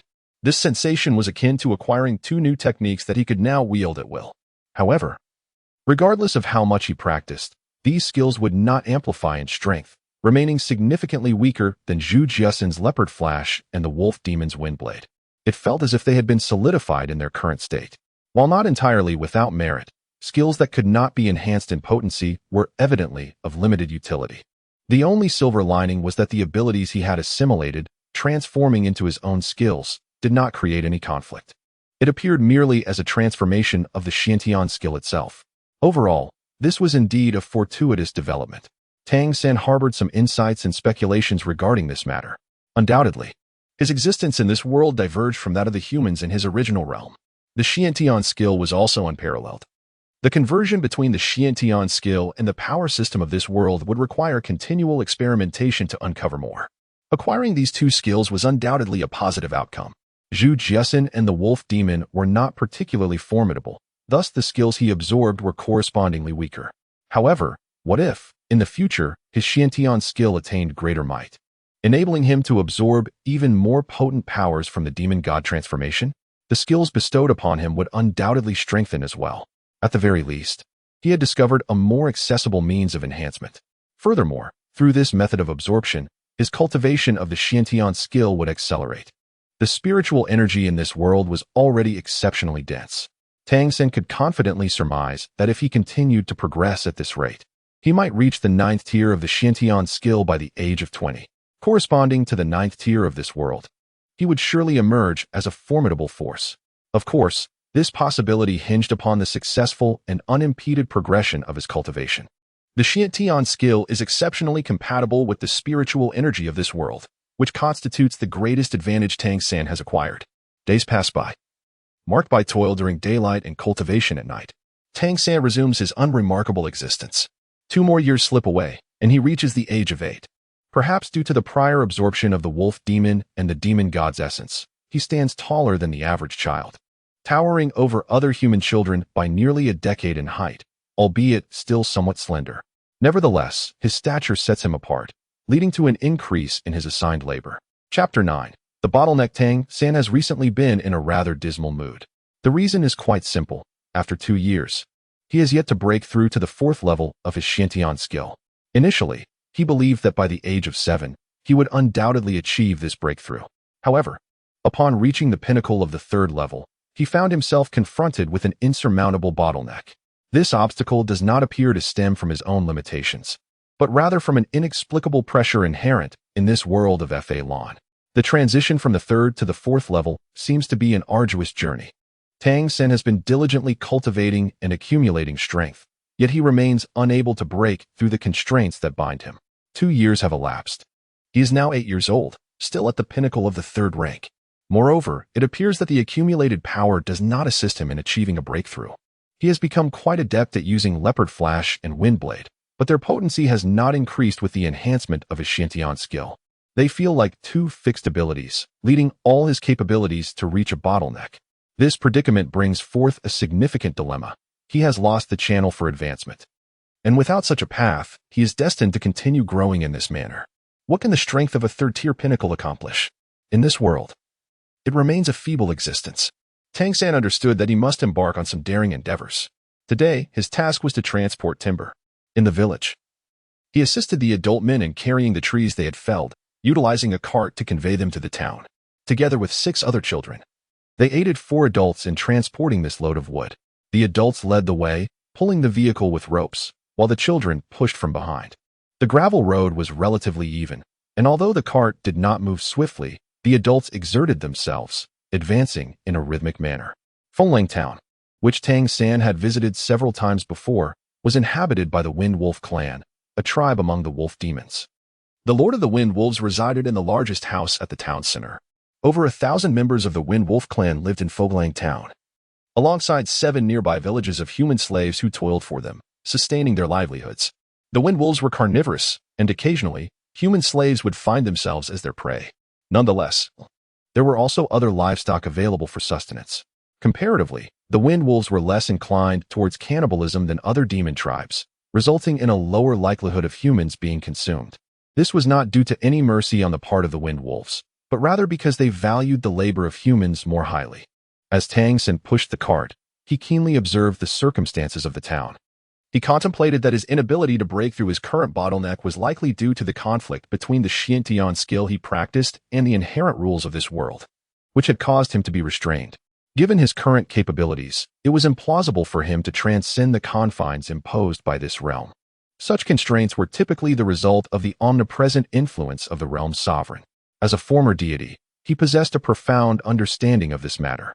Having resided here for 8 years, though he had never ventured beyond Wind Wolf Town, he was certain of one thing. The spiritual energy of this world was extraordinarily rich, indicating the formidable strength of the entire dimension. Such a powerful realm would undoubtedly harbor beings of immense strength, likely surpassing the divine level in his original world. Consequently, the sovereign of this dimension, the planet itself, would also be immensely powerful. Through prior exchanges with Zhu Jiasen and the absorption of the wind attribute energy within the wolf demon, he sensed that the Xiantian skill seemed to possess a devouring nature towards the powers of this world. Perhaps this was the very reason for his suppression by the rules. To achieve a breakthrough relying solely on the Xiantian skill would prove exceedingly difficult. An alternative path was imperative. From his perspective as a former god, the most direct approach would be to gain the acknowledgement of the realm's sovereign, thereby gaining acceptance from the rules themselves. The sovereign often exists in an intangible form, with all rules established to protect their existence and maintain balance. Thus, for Tang San to continue his ascent, the optimal strategy would be to strengthen his power within this world, concealing his Xiantian skill to diminish the rule's perception and suppression of him. This would allow him to seek opportunities for a sudden breakthrough and continue his cultivation. His observation of Wind Wolf Town was an endeavor to take risks and experiment.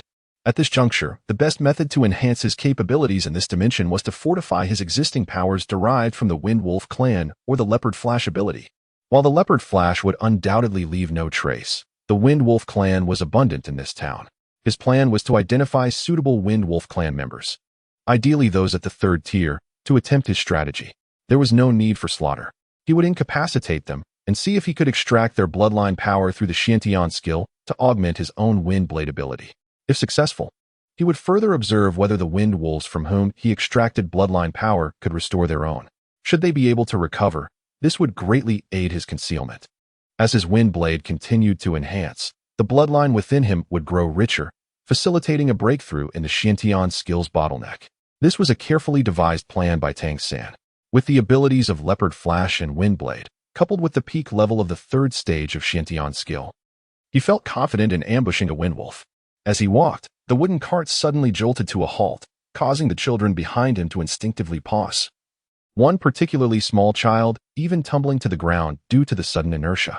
Tang San swiftly mastered his own strength, refraining from exerting force, and mirrored the reactions of the other children. The adult man ahead halted his steps, seemingly gazing in a particular direction. From a sideways glance, Tang San could discern a glimmer of envy in their eyes. It is worth noting that these human slaves, who had been conditioned from a young age, were typically quite numb and spoke very little. Instances of such contrasting emotions were indeed rare. Tang San followed their gaze and noticed a few individuals in the distance busily affixing notices. Indeed, the ones posting the announcements were humans. However, in stark contrast to their own tattered attire, these individuals were clad in garments that were at least clean and well-ordered. Tang San squinted slightly, activating his purple extreme demon eyes to enhance his vision. He observed that the notice stated a bloodline selection would take place in 3 days. Any slave from the villages possessing the Windwolf bloodline could come to undergo the test. Those who succeeded would be permitted to reside in Windwolf Town. Entering a phase of vassal cultivation, a hybrid selection? Tang San instantly comprehended the situation. He had frequented Windwolf Town due to his labor, yet he had never encountered such a notice before. Undoubtedly, those who had posted the announcement were also vassals of the Windwolf clan, possessing a degree of Windwolf lineage that elevated their status far above that of ordinary slaves. At the very least, they were no longer mere slaves. Upon this realization, his heart stirred with intrigue. If this were the case, his plans might require some alteration. While living as a slave provided an excellent cover, it also posed significant issues, primarily the lack of contact with the world. Without sufficient interaction, it was impossible for him to perceive more or to access the true resources of this realm. The selection of bloodlines in Windwolf Town undoubtedly presented an opportunity. For humans, if the slaves retained even a modicum of self-respect, they should recognize this as a profound insult. What kind of human could possibly possess Windwolf blood? It could only be those of mixed lineage, which implied a union between the wolf demons of the Windwolf clan and humans, resulting in their offspring. In this world, humans held no standing as partners to demon clans, signifying that they were merely objects for the release of beastly desires. Chapter 10. The Awakening Ceremony. Tang San had pondered the existence of the Redemption Organization. Its establishment as a covert opposition group was undoubtedly driven by a collective human conscience, a profound understanding of the nature of their world. The ratio of human slaves to members of the Windwolf clan clearly indicated that the human population in this realm was far from insignificant. 3 days later, the day after the notice was posted, various villages began to respond. The slaves within these villages were overseen by the wolf demons. Early in the morning, the wolf demons summoned everyone in the village, regardless of age or gender. However, the older humans bore expressions of silence and numbness.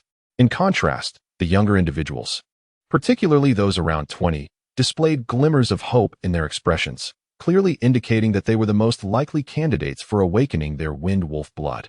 Tang San stood amidst the throng, his heart heavy with sorrow. A multitude of humans gathered here, their expectations tethered to the painful legacy of their mothers, who had once been subjected to the indignities wrought by demons, leaving them with a trace of demonic blood, a profound tragedy indeed. Though he harbored no resentment towards the dominion of the demon and spirit races, acknowledging it as the inherent order of this world, he could not help but feel a deep sorrow at witnessing his fellow humans, so numbly resigned to their plight as slaves, merely striving for survival. Over the past 8 years, this accumulation of emotion had fortified his resolve, beyond the quest for his beloved wife. He was determined to forge opportunities for humanity in this realm, enabling them to rise to true strength and live with dignity. Listen closely. Shortly, I shall awaken your bloodlines. Any slave who awakens the bloodline of my Windwolf clan may participate in the test 2 days hence. Those who pass, with sufficient bloodline strength, may become vassals and gain entry to learn in the town. Exceptional vassals might even attain privileges akin to those of my clan. This is your opportunity, a chance to ascend to greatness. Therefore, during the awakening process, truly embrace the changes within your bloodline. Do not suppress them, but allow your transformation to manifest. Is that understood? The human slaves bowed in unison, their demeanor one of trepidation and reverence. The wolf demon nodded in satisfaction, his fangs protruding as his eyes gradually radiated an eerie green luminescence, flickering with a fierce glint. Suddenly, he threw back his head and let forth a sharp, elongated howl. A chorus of howls echoed in the distance, as if countless voices rose in response. Tang stood at a relatively distant position, yet his perception was keen, allowing him to distinctly sense the surging, fiery fluctuations of bloodline energy within him as the wolf demon emitted a deafening roar. This energy radiated outward, causing the nearby humans to tremble slightly. Just as the wolf's howl seemed to reach its crescendo, another howl erupted from the demon's maw, intensifying the already potent aura of its bloodline. Suddenly, a young human man to Tang San's left shuddered violently, as if beset by some excruciating torment. With a desperate cry, he lunged forward, collapsing onto the ground on all fours. From beneath his skin, coarse, bluish-gray fur began to emerge. Yet it appeared he was enduring immense agony as he writhed on the spot. Had the bloodline of the Wind Wolf clan awakened? Tang San refrained from hastily revealing himself, opting instead to observe silently. Aside from the young man, in the distance, there was also a girl in her teens, her hands clasped on her head, seemingly retreating into herself, and subtle changes appeared to manifest upon her. Beyond these two individuals, the remainder of the group was predominantly characterized by trembling and quaking, devoid of any notable reactions. When their peripheral vision caught glimpses of the pair, it was tinged with an undercurrent of envy. As the third howl of the wolf reverberated through the air, Tang San understood that he could no longer afford to wait. He abruptly crouched down, cradling his head in his arms, portraying an expression of anguish. This sudden display startled the children around him. With the conclusion of the three howls, the gaze of the wolf demon swept across the crowd. The transformations exhibited by Tang San and his companions were the most pronounced, naturally drawing attention. The wolf demon advanced, selecting them one by one to extract from the throng. The young man, from whom fur was sprouting, writhed on the ground, his physical transformation evident, saliva dribbling from his mouth, appearing far from lucid. The transformation of Tang San and the other girl was rather subtle. The latter merely exhibited some changes in her neck hair. In stark contrast, Tang San remained utterly unchanged. The wolf demon paid no heed to the youth and the maiden, instead delivering a kick that sent Tang San tumbling twice. You must understand the consequences of impersonating the noble bloodline of my kin. You may hope that you truly have a reaction. Otherwise, mark my words, tomorrow you shall become offerings on the sacrificial altar. With that, several second-tier wolf demons approached, lifting the three and casting them onto a cart for transport. The number of awakened slaves bearing the bloodline of the Wind Wolf was fewer than Tang San had anticipated. When gathered together, there were only 13 individuals, varying greatly in age. Among them, the most pronounced transformations were evident in 4 individuals who exhibited clear signs of wolf-like traits. Judging solely by appearance, those displaying such changes likely possessed a relatively stronger lineage of the Wind Wolf clan. Tang San's physical transformation was the least significant, as he experienced none at all. In contrast, the others exhibited varying degrees of change. They were gathered together for a collective bloodline test scheduled for tomorrow. To Tang San's astonishment, dinner that evening included meat for the first time since his arrival in this world. However, he found himself lacking an appetite. Among the 4 young men who underwent the most drastic changes, 3 had perished before dinner. Tang San had also observed the frail bodies of the others, for the reasons were all too similar. The weak physiques of the slaves were ill-equipped to endure the transformations brought forth by the awakening of the Wind Wolf clan's bloodline, resulting in organ failure or ruptured vessels leading to death. 3 corpses were taken away by the wolf demons who arrived to inspect them that evening. The others silently consumed their meager rations, no one daring to speak. The evening meal remained coarse. Even the meat was of a tough fiber, unrecognizable in origin, merely boiled without a hint of flavor. After dinner, Tang San quietly sought out a corner to lean against. Only 2 days remained until the bloodline test. He felt no trepidation regarding the examination of the Wind Wolf clan's bloodline. Having ventured here, he surely possessed means to navigate the challenge. As he closed his eyes, preparing to meditate and practice his Xiantian skill, he suddenly sensed something amiss and instinctively opened his eyes. To his surprise, he noticed the presence of another person beside him, a girl, slightly older in appearance, hailing from the same village. Though she seemed older, she was actually smaller in stature. Her face bore some dirt, yet retained a certain delicate charm. The girl parted her lips, her voice hoarse. "Can you truly manage it?" she whispered. For communication among human slaves was scarce, particularly among adults. As children who had never received any formal education, they remained blissfully ignorant of the world around them. Tang San gazed at her in surprise as the girl lowered her voice and said, "If it's not possible, you will die." Was she concerned for my well-being? A warm sensation coursed through Tang San's heart, marking the first time he felt a semblance of warmth since arriving in this world. Chapter 11. The intent to kill the girl pointed toward a corner of a wooden hut not far away, where a pile of straw lay, revealing the wall's dilapidated state. "If it doesn't work out, just run." Pretending to be real could lead to death. As she spoke more, her voice lost some of its initial hoarseness. "Thank you, I can manage," Tang San replied softly. The girl lifted her gaze to meet his, and found tranquility within his eyes. Her petite figure trembled slightly before she quickly lowered her head, murmuring, "Oh." She shifted her body, seemingly preparing to depart. "My name is Tang San. What is yours?" he inquired quietly. Apart from Zhu Jessen, she was the first human he had conversed with, and a fellow slave at that. The girl looked at him again, seemingly unfazed by his direct numerical name. After a moment of hesitation, she responded softly, "I am Ling Muxue." Upon hearing her name, Tang San was momentarily taken aback. It certainly did not sound like a name befitting a slave. "My mother was Ling Muxue," hesitated. "Was Ling Muxue." She faltered, "So, my mother and I are from the same village, our village. She taught me, though her ability to express herself was limited." Tang San grasped her meaning. Her mother had likely caught the eye of a certain wolf demon. Despite being a slave, she seemed to enjoy certain privileges, at the very least. She could live alongside her child and impart knowledge. Thus, the girl's intellect appeared to surpass that of her peers, and she possessed a lovely name. Tang San responded with a nod, choosing to say little more.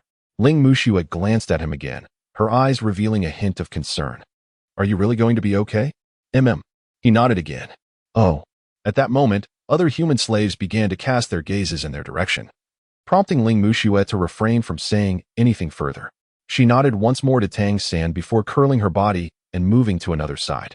This brief exchange with Ling Muxue lightened Tang San's mood.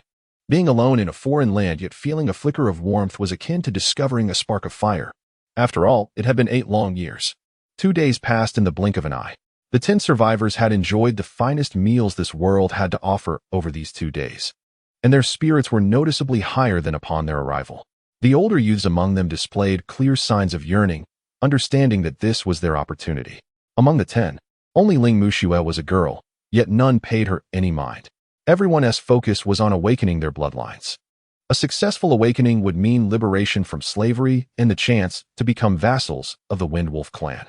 For the slaves, this truly represented an extraordinary leap. In this world, the status of slaves is so abject that it bears little distinction from that of mere sustenance. They are essentially treated as livestock, and indeed, even less than that. The door of the wooden cabin finally swung open, meeting the expectations of the majority.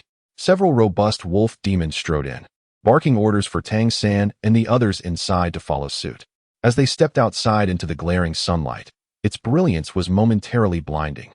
Yet it enveloped them in a comforting warmth. Ling Muxue walked closely beside Tang San, who once again sensed her gaze filled with concern. "Rest assured," he whispered softly. Ling Muxue paused for a moment, lifting her gaze to meet his. Tang San nodded at her. The wooden cabin where they had been residing for the past 2 days was situated within the town. However, today, they found themselves in the heart of Fulang town, a place Tang San had never visited before. This area comprised a small square of nearly 1,000 square meters. At this moment, a considerable number of members from the Fulang tribe had gathered around. In the center of the square stood an altar. What caused Tang San's pupils to constrict in an instant was the altar's base, which appeared to be constructed from a mixture of mortar and stones, where numerous skulls could be faintly discerned intermingled within. Human skulls. Tang San's subordinates instinctively clenched their fists. Even in the face of death, they would confront it resolutely. A flame seemed to ignite within him. Once a king among gods, his mental fortitude was beyond the reach of ordinary beings. Yet, in this very moment, a fierce desire to annihilate the entire fairy race consumed his thoughts. His gaze began to harden, a faint trace of murderous intent lingering in his heart. "Ling Muxue." standing beside him, seemed to sense something amiss. She shivered slightly and instinctively took a couple of steps back, widening the space between them. Her movement startled Tang-san. Yet within that fleeting moment, he felt as though he was reclaiming something, fragments of his former life. He vividly recalled a path he once tread in his past life. A road paved with torment. As his emotions settled, he gently closed his eyes, concealing that spark of inspiration deep within. The monster race. Excellent. The 10 individuals, including Tang-san, were brought to one side of the square in Windwolf Town. Beneath a grand tree sat an elderly wolf demon. This ancient female figure possessed striking emerald green eyes, and in her right hand, she grasped a staff, seated regally upon a large chair. Beside her stood a human, appearing to be in his 40s, with a gaunt visage yet adorned in elegant attire. A faint green light flickered in his eyes, and he bore a slightly hunched posture, exuding an air of deep reverence. The wolf demon who had escorted Tang-san and his companions approached the elder wolf demon and immediately bowed respectfully, announcing, "Esteemed High Priestess, we have brought the awakened bloodline slaves for this year." The one referred to as the High Priestess acknowledged with a subtle response and then gestured to the human man beside her. The man first bowed in deference to her before slowly advancing to stand before Tang-san and his companions. Tang-san silently sensed the aura of the High Priest, which was formidable. With his current strength, he could not discern the other's cultivation level, particularly without employing his limited spiritual perception. However, he was reluctant to use it lightly, as the reserves were exceedingly scant, and under his present circumstances, recovery was implausible. He would only resort to it in dire situations. His spiritual awareness could truly manifest its potential only once he had grown stronger. Just as the human male was about to speak, the nearby wolf demon suddenly parted respectfully, bowing in deference. A towering wolf demon, exceeding 3 meters in height, approached with great strides. This creature appeared incredibly robust, its muscles radiating explosive power, and its emerald eyes, though not as profound as those of the High Priest, shimmered with palpable energy. He strode before the High Priest, slightly bowing and placing his right hand over his chest. The High Priest's aged face broke into a smile, acknowledging the arrival of the Lord. "Are the preparations for the ancestral offering complete? You have remained seated," indicating that within the Windwolf Town, the High Priest is likely the highest authority. The Windwolf Lord replied, "All is prepared. The offerings have been gathered. We request your guidance in the rituals." "Indeed. Once the bloodlines of these slaves are examined, we shall commence," the High Priest replied with an air of indifference. "Let us begin," the Windwolf Lord instructed the middle-aged human who had previously approached Tang-san and the others. "Yes, my lord." The man responded respectfully before turning back to face Tang-san and the other 9. "Listen carefully. Shortly, I will conduct a bloodline examination. During this process, feel free to express any reactions you may have. Do not suppress your feelings or be afraid. You must give it your all. Is that understood?" Tang-san raised his gaze towards the slightly stooped middle-aged man, capturing the fleeting glimmer of sorrow that flickered in his eyes. Chapter 12. The Assessment in the Next Moment. The middle-aged man slowly extended his arms, tilting his head towards the heavens, and proclaimed in a resonant voice, "O great wind, please bestow your favor upon your children," allowing them to comprehend the true essence of the wind. As he chanted fervently, his body began to swell, grayish-blue hairs emerging from his skin, causing his garments to tear apart instantaneously, revealing his robust musculature, while a profound azure aura erupted forth from him. Was he a 4th or 5th rank? This was Tang-san's initial impression. It could be said that this middle-aged man was the most formidable human he had ever encountered. The rich wind elements swiftly coalesced, rendering the surrounding air palpably denser with wind energy, enveloping the 10 of them within its embrace. The Windwolf Lord turned to glance at the High Priest and remarked, "Wang Yanfeng has indeed enhanced his mastery over the wind elements considerably." The High Priest replied nonchalantly, "After all, with the bloodline of a slave, his potential is limited to the 4th rank. However, humans possess certain capabilities and control. He merely excels in it. As for you, my lord, instead of cavorting with those she-wolves, you ought to focus on elevating your own strength.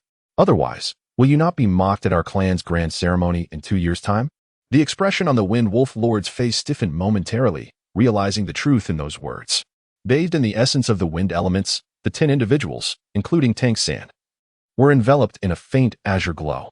Tang-san narrowed his eyes slightly, silently absorbing the richness of the wind element around him. It seemed that the wind blades under his control were also influenced by this abundant essence. Carefully, he summoned the power of the wind blades, merging it with his own bloodline, causing a transformation in his aura. To his astonishment, he discovered that the dense wind elements surrounding him were being absorbed following the alteration in his bloodline. The energy of the wind blades felt as though it were being accumulated. His intellect and extensive experience allowed him to swiftly grasp an important realization. The previous inability to enhance his wind blades and leopard flashes was not solely due to the limitations of his bloodline, but also because there had been a lack of supportive elements of the same attribute in such abundance. Now, amidst this rich wind element, the wind blades were evidently stirred. This signified that, under favorable conditions, his wind blades were indeed capable of enhancement. At that moment, among the 10 individuals, the only survivor, the youth whose beastly transformation had been most pronounced during his awakening, had his clothing torn as his fur erupted, his body visibly swelling. A faint azure glow flickered in his eyes. Wang Yanfeng's eyes sparkled with excitement as he waved his hand, summoning a whirlwind that enveloped the youth's form, pulling him aside. This was clearly a sign of passing the assessment.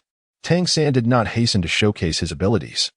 The intense elemental wind surrounding him was something that could not naturally exist in the world. Given his current cultivation, he had no means to actively condense it, so it was only wise to seize the opportunity to absorb as much as possible. Perhaps it would aid him in breaking through his current bottleneck. To his surprise, the second person to react was none other than Ling Mu Shui, who let out a delicate cry as her figure slightly swelled. Though not as pronounced as the young man before, wisps of hair appeared at the nape of her neck, and the azure hue in her eyes deepened noticeably. A shimmering blue light swirled around her, even lifting her body slightly into the air. Wang Yanfeng waved his hand again, sweeping the wind element around her as she gently descended. He remarked that while her bloodline was not particularly strong, it was more attuned to the wind element. Subsequently, 2 more youths, around 15 or 16 years of age, exhibited strong reactions as well. Wang Yanfeng appeared increasingly anxious, and the wind element he was condensing grew even more potent. Yet, Tang San could clearly see beads of sweat dotting his forehead. Maintaining such a high intensity of wind element was evidently taxing on him. His relentless efforts were aimed at ensuring that more among them could successfully pass the bloodline assessment. That should suffice. Insufficient is insufficient. Do not delay the time of the sacrificial ceremony, the Wind Wolf Lord stated coldly. Wang Yanfeng replied with reluctance, "My lord, grant me 1 more minute. I believe there is still potential." Tang San understood that he could no longer afford to wait. With his eyes closed, he slowly raised his hands before him. When he opened his eyes once more, a brilliant azure light radiated from them, and the surrounding wind elements visibly converged towards him, dissipating into the air. In the palms of his hands, a wind blade, approximately 3 inches in length, began to coalesce. Though small, the wind blade was remarkably dynamic. In the next instant, it seemed to lose control, shooting skyward with a sound akin to the tearing of the air. The awakening of the wind blade? A startled Wang Yanfeng, without hesitation, waved his hand to bring Tang San out. The high priest seated nearby furrowed her brow, her gaze involuntarily drifting towards Tang San. At that moment, Wang Yanfeng's control over the wind elements came to an end. He gasped for breath, clearly nearing his limits. His physical transformation was minimal, yet his affinity for wind elements was exceptionally strong, awakening the innate talent of the Wind Wolf clan, the Wind Blade. The lack of significant change in his physique was likely due to his age, somewhat reminiscent of my own past experiences. Wang Yanfeng thought as he continued to catch his breath, respectfully addressing the high priest. The high priest merely glanced at him, her expression noncommittal, then shifted her attention away from Tang San. To her, a mere child was inconsequential. Among the 10 participants in the assessment, 5 had demonstrated a reaction sufficient to pass. The remaining 5 appeared bewildered and disoriented. With a wave of his hand, the Wind Wolf Lord summoned several robust wolf demons who promptly seized the 5 unsuccessful humans, dragging them aside. At this juncture, the high priest rose slowly, making her way to the altar, her voice solemn as she declared, "Let the sacrificial ceremony commence." Yes, the Wind Wolf Lord bowed respectfully to her, following closely behind as they proceeded towards the altar. Wang Yanfeng, however, remained beside the 5 who had just passed the assessment. His breathing now steadied. He lowered his head to observe Tang San, whose expression was somewhat dazed and confused. Having lived 3 lives, he was adept at disguising any flaws. The high priest ascended the platform, with the Wind Wolf Lord standing beside her, and let out a long howl towards the heavens. A woo. As his howl echoed through the air, Every wolf demon present raised their voices in unison, howling in wild abandon. In that moment, the entirety of Wind Wolf Town resonated with their cries, as if a beast horde were preparing to launch an assault. Gradually, the high priest lifted her staff, and the cacophony of howls began to subside. She appeared aged, yet within her profound emerald eyes flickered a chilling light as she spoke coldly. Today is the day to honor our ancestors. We, the Wolf Clan, belong to a formidable lineage within the sacred race. The great wolf ancestor created us, allowing us to thrive and flourish. Let us offer the most exquisite blood as tribute to the wolf ancestor, so that our lineage may grow ever stronger. As she spoke, she abruptly turned her head to the side, casting her gaze upon the 5 human adolescent slaves who had previously failed the trial beneath the altar. They bore the taint of my kin's blood, yet could not awaken the brilliance of our lineage. How dare your filthy blood attempt to conceal the essence of the Wind Wolf clan? Only through blood can this disgrace be cleansed. Slay them. The wolf demons seemed to have been prepared for this moment as soon as the high priest uttered the command. The wolf demons gripping the shoulders of the 5 human youths instantly exerted their strength, tearing their bodies apart. In an instant, blood erupted, splattering across the altar. This scene unfolded with startling suddenness. Upon witnessing it, Tang felt a surge of hot blood rush to his head, his body stiffened, that his hands clenched tightly. Just then, darkness enveloped his vision as a figure silently positioned itself before him. Blocking his sight was none other than Wang Yanfeng. Chapter 13, Cruelty. Tang pressed his lips tightly together, and in that fleeting moment, he was truly overwhelmed by an impulse to rush forward. However, Wang Yanfeng's obstruction gradually cooled the boiling blood coursing through his veins. The Wolf Lord was likely a formidable being of at least the 5th rank, and the High Priest probably reached the 6th rank. Should he venture out now, he would achieve nothing but a certain demise. Yet, even if the human slaves here could be described as soulless, they were still his kin. The wolf demons slaughtering humans did so with the same indifference as one would when dispatching livestock. In their eyes, humans were regarded as inferior to mere animals. Present the offerings. At this juncture, the voice of the high priest resonated once more. Tang slightly shifted his stance, evading Wang Yanfeng's obstruction, and cast his gaze outward. Wang Yanfeng seemed to sense this movement, turning his head to look at him with a slight furrow of his brow. Meanwhile, the other awakened children were trembling in fear, and Tang San's face also bore an expression of fright. This sight brought a measure of relief to Wang Yanfeng, who, upon observing Tang San's countenance, gently pushed him back behind himself with a sweep of his right hand. Although Tang San was unaware of the identity of this individual within the Windwolf clan, his prior assessment of Tang San and his current actions indicated that he possessed, at the very least, a heart inclined towards humanity. Before being pushed back behind him, he witnessed a number of bare-bodied human women being lifted onto the arena. There were 10 in total. Undoubtedly, these were the offerings spoken of by the high priest. Tang San's body trembled, and he did not even need to feign it. Despite having witnessed countless human deaths in Windwolf Town, he had never encountered such a brutal and direct act of mass slaughter. Even in his past life, he seldom experienced such intense anger. Once a revered god king, he believed himself adept at mastering his emotions, yet at this moment, how could he possibly remain composed?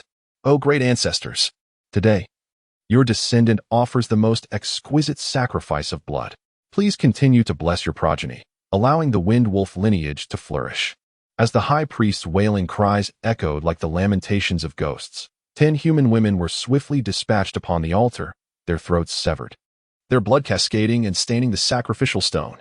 The piercing howls of wolves resounded once more throughout Windwolf Town. For them, the sacrificial ceremony was a moment of frenzied exhilaration. 10 more lives extinguished. Tang San shut his eyes in anguish. At that instant, there was no trace of hesitation within him. He resolved to transform this world, to alter everything here. He wished for humanity to no longer be seen as livestock, to awaken and overthrow the dominion of the demon and spirit tribes. In any realm, the law of the jungle prevails. Only by empowering humanity in the truest sense can all of this be changed. The sacrificial ceremony continued, extending for a full half-hour before finally drawing to a close. Tang San kept his head lowered throughout, his body seemingly trembling, and he refrained from casting a glance towards the altar. He stood silently behind Wang Yanfeng, his heart resolutely firm at this moment. Besides the quest to find his wife, within this world of Phelan and upon this continent of fairies, he bore an additional weighty responsibility. As the sacrificial rites concluded and the wolf demons dispersed, Wang Yinfeng turned to Tang San and the other four, instructing them to follow him. The five of them, filled with trepidation, trailed behind him, eventually arriving at a house on the western side of Windwolf Town. This dwelling was starkly different from the one they had previously occupied in the village. It was a two-story structure built from wood and stone, with a yard enclosed by a fence made of wooden stakes, encompassing a small courtyard of over 100 square meters. Wang Yinfeng pushed open the courtyard gate and led them inside. As they entered, the door of the two-story building swung open, revealing a fair-skinned woman who stepped out. Upon seeing Wang Yinfeng's return, she hurriedly approached, softly inquiring, "Is it over?" Wang Yinfeng let out a gentle sigh, replying, "It is over." The woman lowered her head. Her eyes slightly reddened, asking, "Are these the only 5 children?" "Yes. 5 others did not pass," he responded. The woman, clearly aware of the dire implications of failure, bowed her head in sorrow. Wang Yinfeng embraced her gently, offering a brief comfort. "Let us go inside," the woman said in a hushed tone, her voice noticeably hoarse. Under their guidance, Tang San and the others entered the house. The interior was warm, with a fireplace on the wall radiating a cozy heat. The decor was simple yet adequately furnished with tables and benches, and there were rooms on either side, along with a staircase leading to the upper floor. Feeling the warmth of the house, the 4 companions of Tang San, though somewhat at a loss, found a measure of relief compared to their earlier terror. The woman stepped aside to pour several cups of hot water, distributing them to the group. As Tang San held the cup in his hands, he felt a renewed sense of humanity. Lin Muxue could not contain her tears, quietly weeping. Wang Yinfeng sighed, saying, "You are both fortunate and unfortunate. Chosen for this. You have been granted a new lease on life. Children, from this day forth, I shall be your teacher. You must learn from me, for only by acquiring the skills to protect yourselves can you truly survive. In 3 years, there will be another assessment. You must conquer your peers, the wolf demons, to earn the right to be vassals. Otherwise, you have seen the fate of those children today." He paused momentarily, adding, "I do not know if you can comprehend my words, but I shall strive to teach you. From now on, you will reside here with me until you pass the assessment and gain your own home." Turning to the woman beside him, he introduced, "This is your matron, Qiu Jing. We were once like you, having endured everything that today has brought. Our survival is attributed to our status as vassals. In the coming 3 years, you too must strive to attain such a status, lest you remain in servitude. Now, go and rest. The matron will escort you to your quarters. The boys will share a room, while this girl will have a room to herself. Tomorrow, I shall commence your instruction. Ensure you wear the issued tokens around your neck. When you wish to venture outside, it is imperative to carry them, for their presence will shield you from being perceived as slaves." As he spoke, Wang Yifeng distributed wooden tokens to each of them, intricately carved, adorned with a piece resembling a wolf's tooth, though not a fawn. Their accommodations were located on the ground floor, and Tang San was assigned to share a room with a boy slightly over 10 years of age. Qiu Jing guided them to their rooms, where a communal restroom awaited on the first floor. She instructed each of them to cleanse themselves. After their ablutions, they were provided with garments resembling coarse linen. Though rough to the touch, the fabric was thick and offered commendable warmth. Once refreshed, they reconvened on the ground floor for a meal. The fare consisted of block-like tuberous plants, simply boiled and lightly salted, accompanied by some cooked meat. For slaves, this was indeed a sumptuous feast. As they sipped a tasteless yet aromatic meat broth, their spirits began to lift considerably. However, Tang San noticed that Ling Mushue's eyes remained swollen and her gaze vacant, as she consumed only a meager portion of food. Wang Yinfeng inquired about their names. And among the 5, aside from Tang San and Ling Muxue, the other 3 bore no names, only simple titles. The first to awaken and transform into a wind wolf was referred to as Dechang. The boy sharing a room with Tang San was called Xiao Mu Tu, while the one with Dechang was named Mao Tu. Wang Yinfeng assigned them names that were straightforward, akin to Tang San's, calling them Wang Da, Wang Er, and Wang San. He further informed them that once they truly became vassals, they could choose to rename themselves. Only by attaining the status of a vassal could they possess their own names and bear the vassal insignia, thus avoiding being deemed expendable slaves. After dinner, Wang Yinfeng instructed them to return to their rooms to rest, as their education would begin the following day. Back in their quarters, the shocks of the day, the warmth of their surroundings, and the transitions they had undergone soon lulled Wang Er into slumber. Noticing him asleep, Tang San quietly descended from his bed. The evening had already descended. He tiptoed through the hall and arrived at the door of another room on the ground floor, gently rapping on the door. Ling Muxue resided within this chamber, separated from the boys' quarters by the hall. The door opened, revealing the tear-streaked face of Ling Muxue. Upon seeing Tang San, her swollen eyes glistened with fresh tears. Tang San swiftly entered and gently closed the door behind him. "What troubles you?" he inquired softly. His concern for the girl who had brought warmth to his heart in this seemingly apocalyptic world was palpable. Such warmth was indeed a rarity. Upon hearing his question, Ling Muxue instantly burst into tears. Mom. Tang San was momentarily taken aback, supporting her faltering form as an ominous premonition washed over him. It felt as though something were constricting his throat, rendering him breathless. What has happened to your mother?" he inquired with a sense of urgency. However, Ling Muxue was already beyond words, her tears rendering her speechless. Tang San furrowed his brow, gently helping her to sit by the bedside. He placed his right hand upon her back, gradually infusing his profound celestial energy into her being, calming her turbulent emotions. As his energy permeated Ling Muxue's body, he immediately sensed a faint azure energy within her, which seemed to yearn to merge with his celestial power. Tang San hurriedly reined in his power, for he did not wish to extract the Wind Wolf bloodline energy from Ling Muxue all at once. What if she could not recover? That would truly be a calamity for her. Yet, with the infusion of the Xiantian skill, Ling Muxue felt a wave of warmth, her emotions gradually stabilizing. With tears in her eyes, she gazed at Tang San, exclaiming, "Mother, I see Mother," up on that altar. In an instant, Tang San's mind went blank.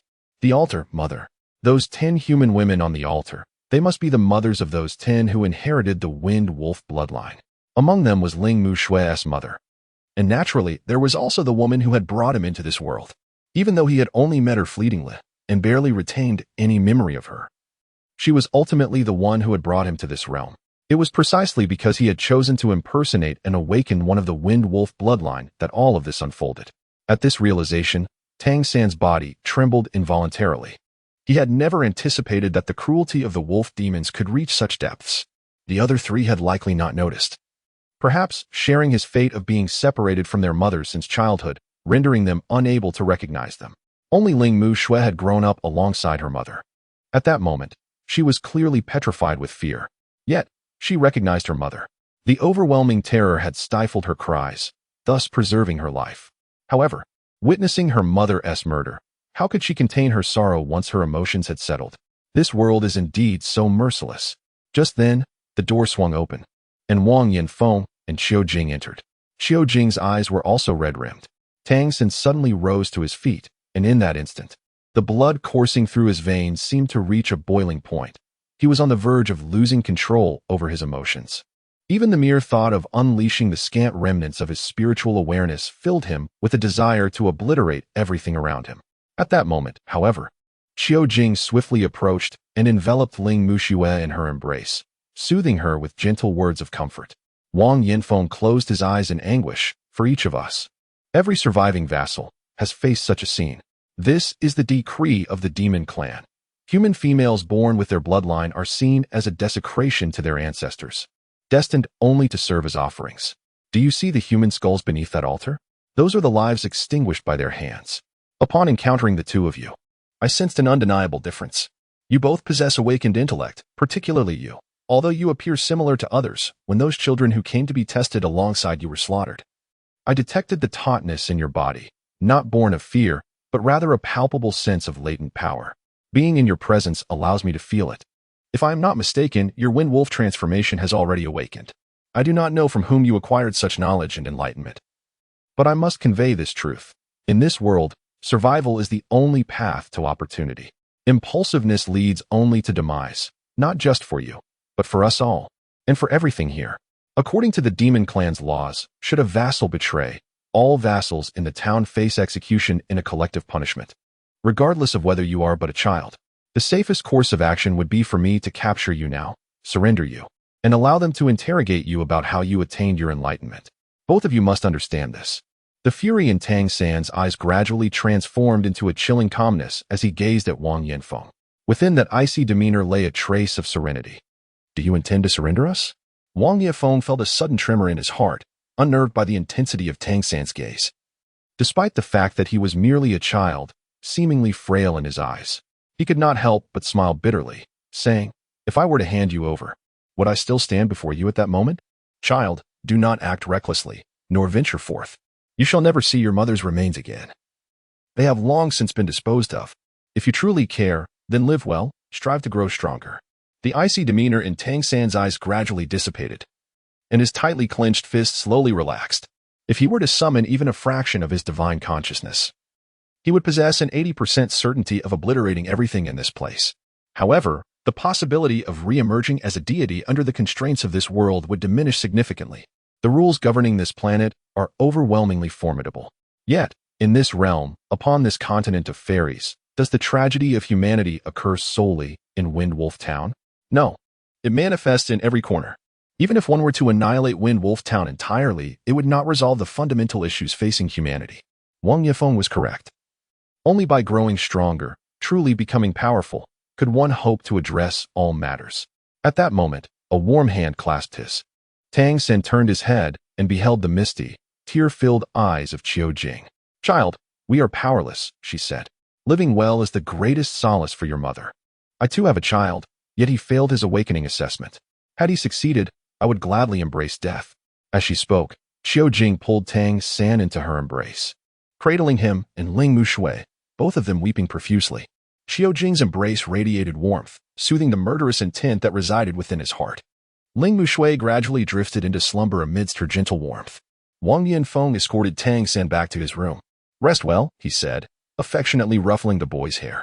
Chapter 15. Guidance. Tang San lifted his gaze to Wang Yanfeng, observing the man who, though evidently aged, bore a countenance marked by anguish. The child of Qiu Jing was also his own. Their offspring had once faltered during the awakening assessment, akin to the 5 children of today. Thus, he exerted himself with such fervor and diligence, hoping for the survival of more children. "Teacher, thank you." Tang San bowed deeply to Wang Yifeng. Despite his former existence as a divine king, and although Wang Yanfeng was a humble figure even in the Windwolf Town, the endeavors he undertook to preserve a flicker of hope for humanity had earned Tang San's respect, even after just a day's acquaintance. Possessing divine consciousness, Tang San could perceive the profound sorrow and genuine emotions residing within Wang Yanfeng and Qiu Jing. In this world, he had finally found a semblance of home. A sleepless night ensued. Tang San did not engage in cultivation. The image of the altar incessantly occupied his thoughts. He refrained from venturing out, as the seeds of hatred were deeply sown within his heart, yet the warmth bestowed upon him by Wang Yifeng and his wife was something he cherished immensely. At this juncture, he could not act impulsively. He needed to ensure absolute certainty and devise an escape plan for those in this house before he could consider taking action. As dawn broke, Qiu Jing had already prepared breakfast early in the morning. After a night of rest, Wang De, Wang Er, and Wang San appeared significantly rejuvenated.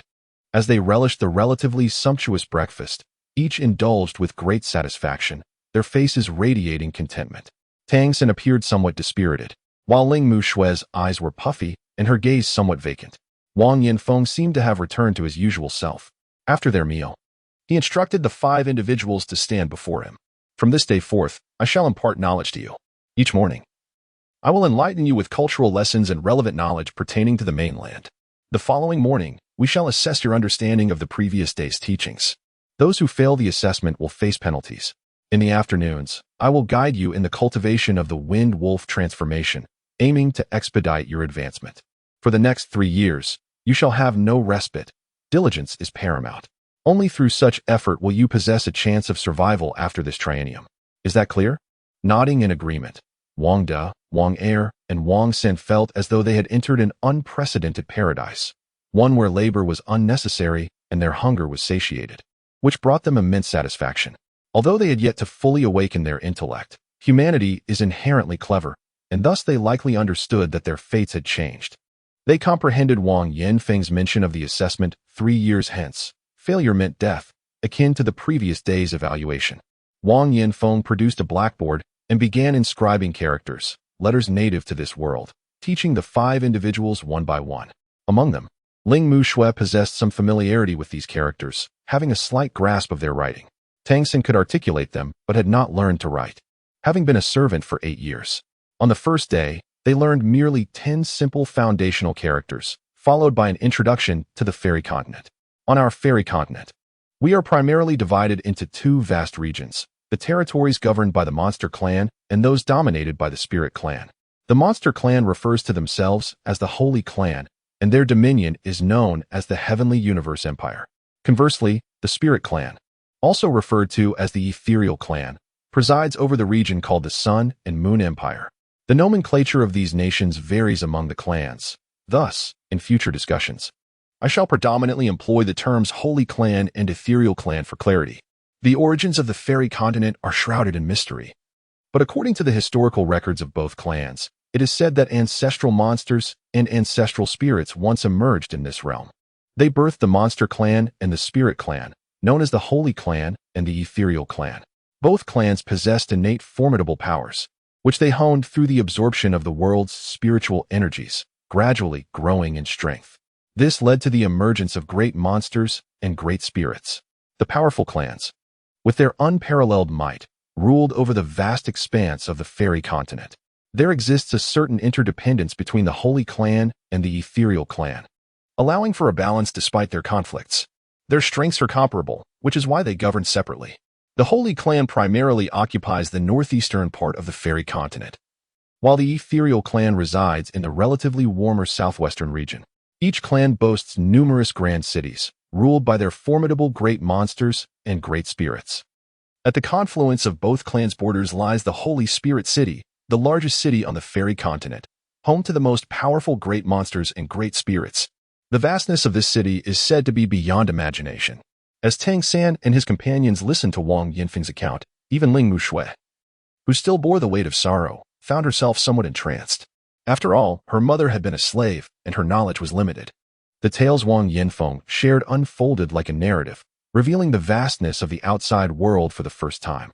The Monster Clan boasted 8 principal cities, while the Spirit Clan had 7.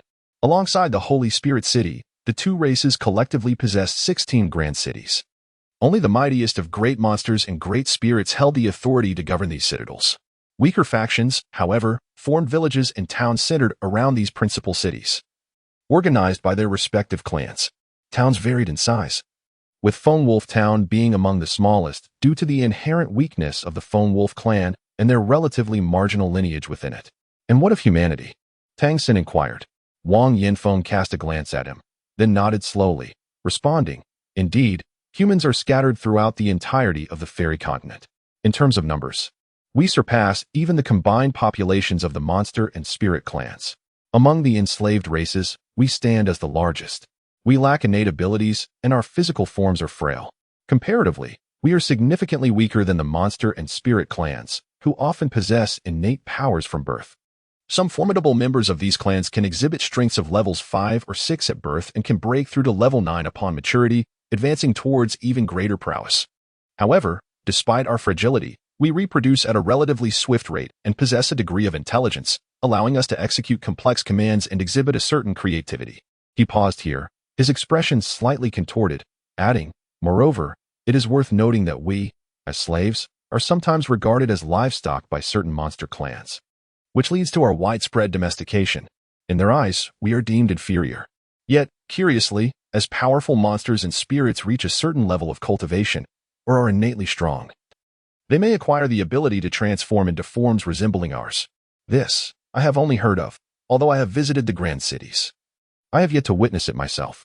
It is said that the human slaves among the Spirit Clan enjoy comparatively better conditions, as they primarily abstain from meat and are relatively less ferocious.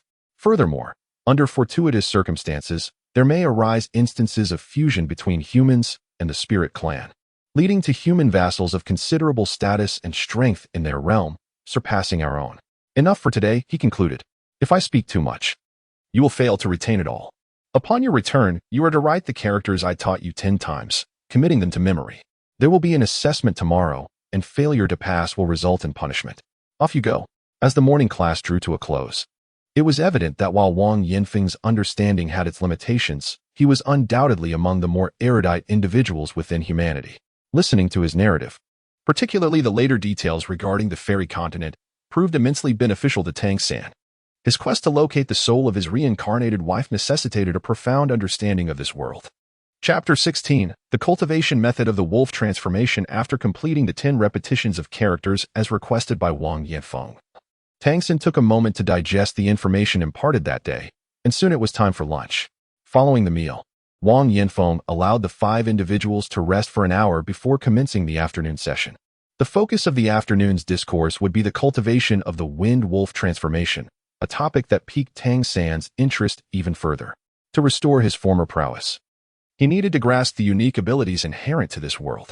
By comprehending these characteristics, he could gradually reclaim his lost capabilities. Moreover, he aimed to harness the world's attributes in conjunction with his own Xiantian skill to enhance his strength. Only through formidable power could he lay the foundation to accomplish any endeavor. The reason you have been selected is due to the presence of Wind-Wolf blood within your veins. When this lineage is awakened, your bodies will undergo transformations akin to that of the Wind-Wolf, thereby bestowing upon you certain abilities associated with it. This phenomenon is termed the Wind-Wolf transformation. Any human possessing the blood of a beastly lineage, if capable of awakening it, will acquire such powers, collectively referred to as the demon god transformation. The essence of cultivation lies in amplifying the latent abilities within your blood, thus enabling you to attain greater strength. Within 3 years, you must cultivate the Wind-Wolf transformation to achieve at least 3rd-tier strength to survive the assessment. I reiterate, survival is paramount. Failing to do so may lead to dire consequences, akin to the fate of the 5 children who did not pass the evaluation that day. Except for Tang San. A palpable fear manifested in the eyes of the other 4. None are impervious to the dread of death. To master the demon god transformation, one must understand the cultivation methods of the beastly races themselves. Regardless of the species, upon their birth, a form of energy is inherently established within their bloodline. This energy is vital for them, nurturing their bodies and fostering growth, while simultaneously endowing them with unique abilities. Even without formal cultivation, their bodies instinctively absorb the spiritual essence of the universe, strengthening their bloodlines over time. Moreover, more potent beastly races possess cultivation techniques that enhance their lineage, facilitating easier and swifter advancement, thus raising their potential ceiling. Our method of cultivation parallels theirs. It involves self-absorption of heavenly and earthly spiritual energy for enhancement. Additionally, there are specific techniques. Here, I possess the cultivation methods for the first 4 stages of the Wind-Wolf transformation, which I shall now impart to you. The crux of this teaching lies in how to awaken the energy within your bloodline, enabling it to generate more of this energy upon stimulation and subsequently mastering its control. I shall now begin instructing you on how to guide the Wind-Wolf bloodline in your cultivation. At that moment, Wang Yanfeng commenced his teachings. Tang San listened attentively, while Wang Yanfeng explained in a manner that was quite straightforward, primarily to ensure that the Wang family's 3 brothers could comprehend. In contrast, he felt a certain level of confidence in Tang San and Ling Mu Shui's understanding. The essence of cultivating the Wind-Wolf transformation lies in stimulating the bloodline, manipulating the energy already present within one's lineage to invigorate the body and bloodline, thereby allowing it to absorb more of the ethereal essence of heaven and earth during the process of fervor. According to Wang Yifeng, the denser the spiritual energy of the world, the more conducive it is to the elevation of one's bloodline. However, one must avoid overly rich environments for cultivation, as the body may falter under excessive absorption. After all, the human form is inherently frail. Thus, practicing within the confines of Wind-Wolf Town suffices for them. The method of stimulating the bloodline is not intricate. From Tang San's perspective, it involves guiding the power of the Wind-Wolf within to activate several corresponding acupoints. One could say it is an exceedingly rudimentary form of cultivation. In comparison, the Xiantian skill is infinitely more complex. Yet, regardless of how simplistic this cultivation method may appear, Tang San finds himself unable to master it. The reason is straightforward. He lacks a true Wind-Wolf bloodline. His wind blade was acquired through the devouring nature of the Xiantian skill, effectively retaining the energy of the wind blade within his body. Upon usage, the Xiantian skill can convert similar energy based on the imprint left by the wind blade, albeit at the same intensity as that which was originally consumed.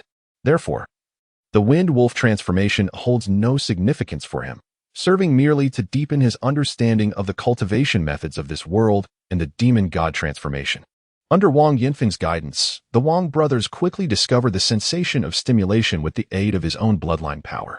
Ling Mu Shui, exhibiting a swifter grasp of the cultivation method, required only a single guiding instance from Wang Yanfeng before she was able to practice independently. As for Tang San, even before Wang Yanfeng could guide him, azure light began to swirl around him as he activated the wind blade. Have you understood? Wang Yanfeng remarked, somewhat astonished by the intensity of the wind elements surrounding Tang San, which were evidently more potent than those of the others. Yet, curiously, there was no discernible transformation indicative of the wind wolf on him. Yes, you explained it very clearly. I tried it, and it seems to work, Tang San replied earnestly. Wang Yanfeng gazed at him with a hint of skepticism. His teachings had extended to more than just this cohort. Yet Tang San was the first who could complete the wind wolf transformation without guidance. Such talent was remarkable. Upon first encountering Tang San, he sensed that this child was somewhat exceptional, though he could not pinpoint exactly how. Nevertheless, this was undoubtedly a positive development, even in his own youth. He had not possessed such abilities as Tang San. Tang San actually yearned to inquire whether reaching the third rank would present any bottlenecks. However, at that moment, he found it inappropriate to voice his concerns, fearing it might arouse Wang Yanfeng's suspicions. He resolved to conduct his own experiments before broaching the subject. After all, his cultivation method differed significantly from that of the demon god transformation. Very well, focus on your training and strive to enhance your bloodline power. In a month's time, I shall evaluate your progress and assess the strength of your abilities, Wang Yanfeng stated. Teacher, may I pose a question? Tang San ventured. Feel free to ask. Wang Yanfeng nodded in encouragement. Tang San inquired, Teacher, among the demon and spirit clans on the fairy continent, what is the highest level of strength? Wang Yanfeng was momentarily taken aback, evidently not anticipating such a question from Tang San. Observing this somewhat slender yet noticeably brighter-eyed and fair-featured child, he replied, according to legend, it is the 12th level, extremely powerful. If the mythical ancestral demon truly exists, whether there could be beings surpassing the 12th level remains uncertain. Upon hearing this, Tang San's heart quaked, and he swiftly formed a judgment within. In his original world, known as Doloa Continent, the highest level attainable by an ordinary person was 9, with the divine rank following thereafter. Therefore, if the 10th, 11th, and 12th levels corresponded to the 3rd, 2nd, and highest tiers of divine rank respectively, it implied that the demon and spirit clans on the fairy continent could indeed cultivate to the level of a first-tier deity. Should this be the case, the immense energy possessed by this planet, Fa Lan Xing, would undoubtedly be among the most formidable he had ever encountered. If the so-called ancestral demon represented a realm beyond that of the first-tier deity, it would approach the level of a god king. However, here, he had not sensed the presence of a divine realm. The existence of beings at the god king level, merely relying on this planet without a divine realm, suggested that the energy tier of this planet itself equated to that of a divine realm, and not just any divine realm. Indeed, he had stumbled upon a remarkable place. Contemplating the challenges of restoring order in such a realm was no trifling matter. With this thought, Tang San couldn't help but twitch the corner of his mouth slightly. There was no other option but to proceed gradually, taking one step at a time. Chapter 17. Devouring again after guiding Tang San and his companions through the training of the Wind Wolf transformation, Wang Yifeng allowed them to return to their respective rooms to cultivate. When dinner time arrived, Wang Yifeng addressed Wang De, Wang Er, and Wang San, saying, I have thought it over, and I believe it is time for you to have names of your own. Are you willing? Of course, Wang De replied, nodding enthusiastically. Wang Er blinked and responded, that sounds good. Wang San, the tallest among them, even taller than Tang San yet quite slender, inquired, is that all right? Absolutely. Wang De shot a glance at Wang San. Oh, Wang San seemed slightly intimidated by Wang De and could only nod in agreement. Then it is settled, Wang Yifeng declared. From now on, you shall be known as Wang Chao. Wang Er will be Wang Zhong, and Wang San, you shall be called Wang Xiaolei. Wang Chao joyfully exclaimed. That is wonderful. Thank you, teacher. I finally have my own name. Wang Zhong blinked, remaining silent, though he appeared more reserved compared to Wang De and Wang San. Not out of timidity, but rather with a quiet demeanor. Among the three of them, during the sacrificial ceremony, it was only in Wang Zhong's gaze that Tang San discerned a flicker of hatred, rather than mere fear. Wang Xiaolei furrowed his brow and remarked, it consists of 3 characters. Is it truly so challenging to write? Why are you so talkative? That's all for now. Thank you, teacher. Wang Chao shot him a glare, adopting a demeanor of a big brother, for he was indeed the eldest among them. Tang San, let the teacher bestow upon you a name as well. Wang Chao kindly suggested. Tang San shook his head and said, "No need. I am quite content to be called Tang San." With that, he decided to eat. After dinner, they each returned to their rooms to cultivate. The Wang brothers still required Wang Yinfeng's personal guidance to enter a state conducive to stimulating their bloodlines, whereas Tang San needed no such assistance. To Wang Yinfeng's astonishment, after a single session of guidance, Ling Mushui was also able to independently awaken her bloodline for cultivation, which was beyond his expectations. As night deepened, Tang San, seated cross-legged on his bed, slowly opened his eyes.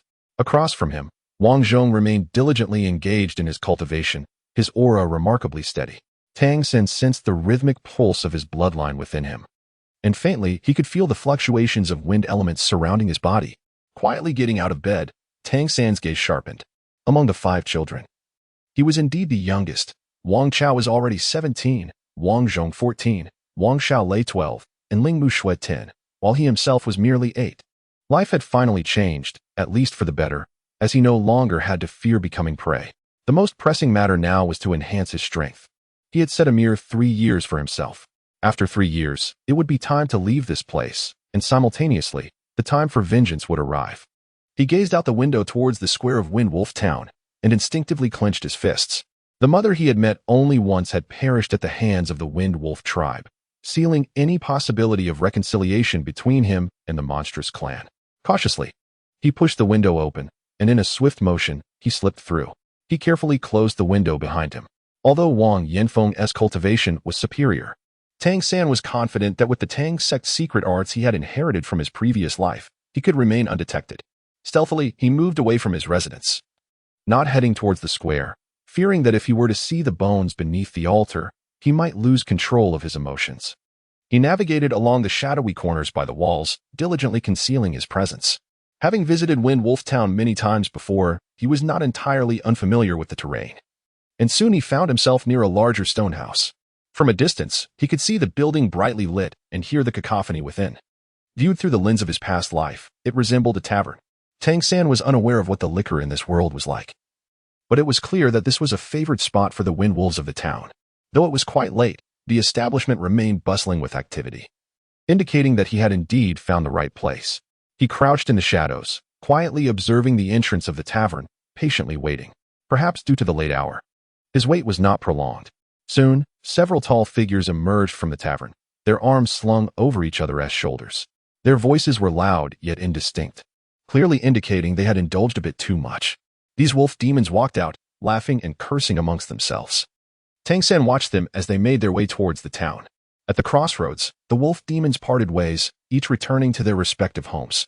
Tang San fixed his gaze upon a medium-sized wolf demon and swiftly pursued it. He moved with utmost stealth, while the creature, having indulged in excess drink, remained entirely oblivious. In the Wind Wolf clan, the strength of one's cultivation could generally be discerned from their physique. Those of a smaller stature typically belonged to the 2nd rank, while the taller ones were 3rd rank. Only those of particularly robust build might belong to an even higher echelon.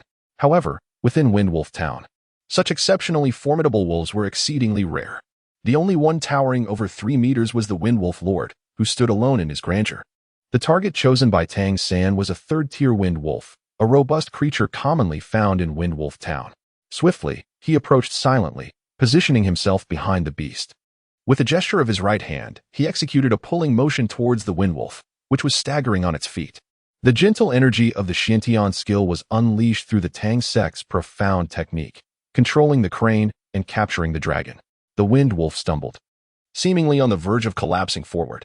However, even in its inebriated state, the agile 3rd-tier wind wolf instinctively braced itself with its forelimbs, preparing to spring back up. What Tang San captured was a fleeting moment of opportunity. He gracefully lunged forward, his toes gently pressing against the vulnerable flank of the 3rd-tier wind wolf. For creatures like dogs and wolves, the waist is often their most delicate area. The wind wolf, a wolf demon, was no exception. Struck at its weak point, the creature's body immediately weakened and began to topple sideways. Just as it was about to utter a curse, Tang San's Xian Yu hand seized its nape, sealing its blood vessels and rendering it unconscious. This series of actions unfolded with astonishing swiftness, in the span of merely 2 or 3 seconds. The 3rd-tier wind wolf lay motionless on the ground. Tang San cast a careful glance around, Noting the absence of any disturbances, he promptly dragged the three-tiered wind wolf into the shadows, placing his right hand upon its chest. After years of cultivation, he had grown quite familiar with the wind elements inherent in the bloodline of the Wind Wolf clan. As his Xiantian skill flowed into the creature's body, he immediately sensed the presence of the wind elements within its lineage. To Tang San's pleasant surprise, the vitality of this living wind wolf was far more robust than that of the two deceased ones from 2 years prior. Without hesitation, the Xiantian skill voraciously absorbed the power of the bloodline, drawing it into its own essence. The two sources of power, originally distinct, began to merge.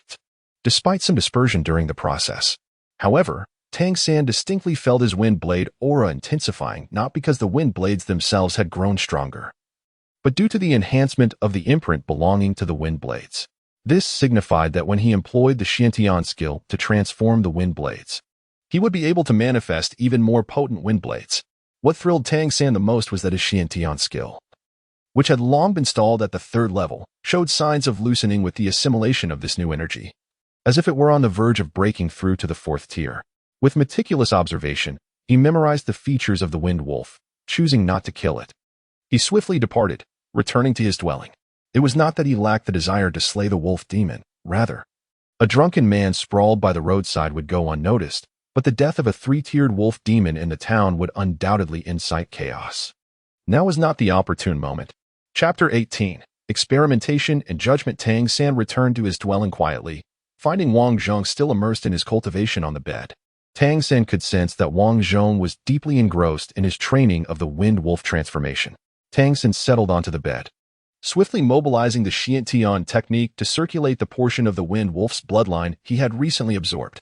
For him, today marked a significant experiment, one that would determine whether he could continue to transcend his current limits and discover a pathway for further breakthroughs. Should this endeavor prove successful, it would greatly benefit his future cultivation.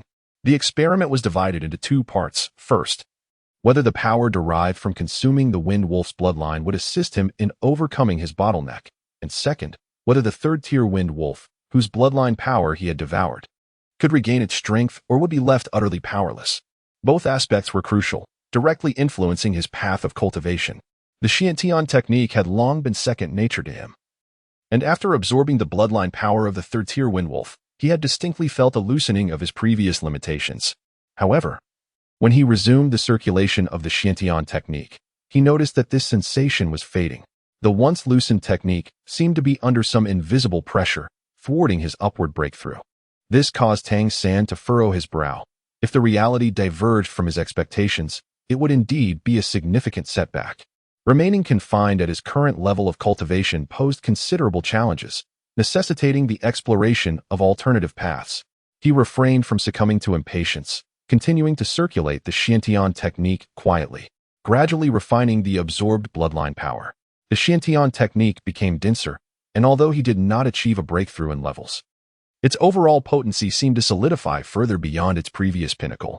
Simultaneously, Tang San observed that the imprint belonging to the wind wolf within him had grown stronger. In simpler terms, the wind blades he could conjure had increased in size.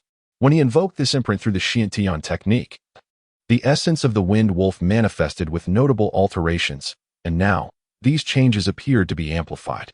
Previously, after absorbing Zhu Jiesen's leopard flash demon transformation and the wind wolf's bloodline power, the imprint of the leopard flash had proven significantly more potent than that of the wind wolf, yielding superior effects. He could effectively unleash it within a 10-meter radius, achieving excellent results. While the wind blades conjured from the wind wolf's bloodline possessed some degree of power, they were not particularly formidable. However, after assimilating the 3rd-tier wind wolf's bloodline power today, the imprint associated with the wind blades had undeniably strengthened. When he activated the imprint with the Xiantian technique, not only did the essence of the wind wolf intensify, but the wind blades also expanded considerably, their might reflecting that of a 3rd-tier wind wolf. Silently absorbing and attuning himself to the transformations within, Tang San gradually formed his own conclusions. He was now nearly certain that the Xiantian technique could indeed augment his strength through the absorption of monster bloodline powers. Throughout this process, the assimilated bloodline energy would merge into the Xiantian technique, facilitating an acceleration in his cultivation speed. Concurrently, the unique characteristics of the bloodline would leave an enduring imprint within him. he endeavored to transform himself through the mystical heaven technique, aiming to harness the abilities represented by the bloodline imprint. This remarkable metamorphosis appeared to be unique to his mystical heaven technique. In essence, he could absorb the bloodline powers of various monstrous clans, thereby acquiring their capabilities. This notion proved intriguing. His previous conjectures seemed accurate. To transcend his limitations and evade the constraints of this realm, consuming the bloodline energies of these creatures was an essential path. The loosening of the bottleneck he had sensed was indeed correct. However, the primary obstacle to his breakthrough lay in the insufficient intensity of the energy he had absorbed. The energy from a third-tier wind wolf paled in comparison to the peak of his mystical heaven technique's third level. Therefore, to advance further, he would likely need to consume the bloodline power of a fourth-tier wind wolf. By absorbing the bloodline of a creature from a higher echelon, he could momentarily amplify his aura to resemble that of a formidable first-tier beast, thus facilitating his escape from the bottleneck when the realm's suppression weakened. This could potentially elevate him to the fourth tier. Moreover, he harbored doubts that future breakthroughs, starting from the third-tier bottleneck, would necessitate this approach to circumvent the realm's restrictions. If this were the case, he would possess a clear direction and goal in his cultivation. The next step involved seeking a fourth-tier wind wolf to attempt the absorption of its bloodline. Although fourth-tier wind wolves were scarce in Wind Wolf Town, he was fortunate to have one at his disposal, Wang Yanfeng, who was indeed a fourth-tier entity. Were it not for this, he could not possibly reside in such a dwelling as a mere vassal. Among the vassals in Wind Wolf Town, he was undoubtedly the most formidable. The forthcoming experiment would involve observing whether the third-tier wolf demon he had previously absorbed could restore its bloodline power. Should it succeed in recovering, Tang could commence his search for a fourth-tier wolf demon, all the while remaining discreet. Conversely, if the wolf demon failed to regain its strength, Tang would need to lay low for a period. The Wind Wolf clan would undoubtedly grow suspicious of the inexplicable loss of bloodline power. If one were to falter, the emergence of a second fourth tier with similar issues would surely raise alarms. With these considerations in mind, Tang San's state of mind stabilized as he resumed his silent cultivation of the mystical heaven technique. Although he could not currently breach the bottleneck, his extensive training experience suggested that gradual accumulation would ultimately yield fruitful results. When the time for a breakthrough arrived, it would unfold naturally. The more solid his foundation became now, the easier his future cultivation would be. In the following days, Tang San and his companions engaged in daily study and practice with Wang Yanfeng. Mornings were dedicated to acquiring knowledge, while afternoons were reserved for training in the Wind Wolf transformation and its nuances. Their lives had become significantly more fulfilling, contrasting sharply with their previous existence as slaves. Though Ling Mushue's mood remained somewhat subdued, she approached her training and studies with exceptional diligence. After several days of learning, each individual's talent began to manifest distinctly. Among the three brothers of the Wang family, it is Wang Chao, despite possessing the highest awakening level, who appears to have the least talent. While both Wang Zhong and Wang Xiaolei demonstrate commendable abilities, all three of them are slightly inferior to Ling Muxue. After several days of training and guidance in the Wind Wolf transformation, Ling Muxue has begun to exhibit a certain degree of transformation, though she has yet to condense the wind blades. Nevertheless, her progress is commendable enough to earn praise from Wang Yanfeng. In contrast, Tang San's situation is quite different. Wang Yanfeng was astonished when he noticed that Tang San's wind blades had noticeably increased in size. However, despite this enhancement, Tang San did not exhibit any signs of the Wind Wolf transformation, not even a single wolf hair. This piqued Wang Yanfeng's curiosity, yet he found himself at a loss. Nonetheless, he took the initiative to impart some techniques for controlling the wind blades to Tang San. In the span of these few days, Tang San completed his experiments. Each night, he stealthily ventured out to locate the wolf demon he had previously devoured. On the first and second nights, he was unsuccessful. However, on the third night, he spotted the wolf demon from a distance. Compared to before his consumption, the wolf demon appeared noticeably weakened. Upon closer inspection, Tang San surmised that its bloodline power had partially recovered and was gradually returning to its former state. The absence of the wolf demon during the first 2 nights suggested that it had been resting at home to recuperate its bloodline power. This indicated that the bloodline power he had consumed could indeed be restored through rest, albeit requiring some time. For the wolf demon, it was akin to recovering from an illness through rest. Chapter 19. Practical Combat Instruction to Exercise Caution.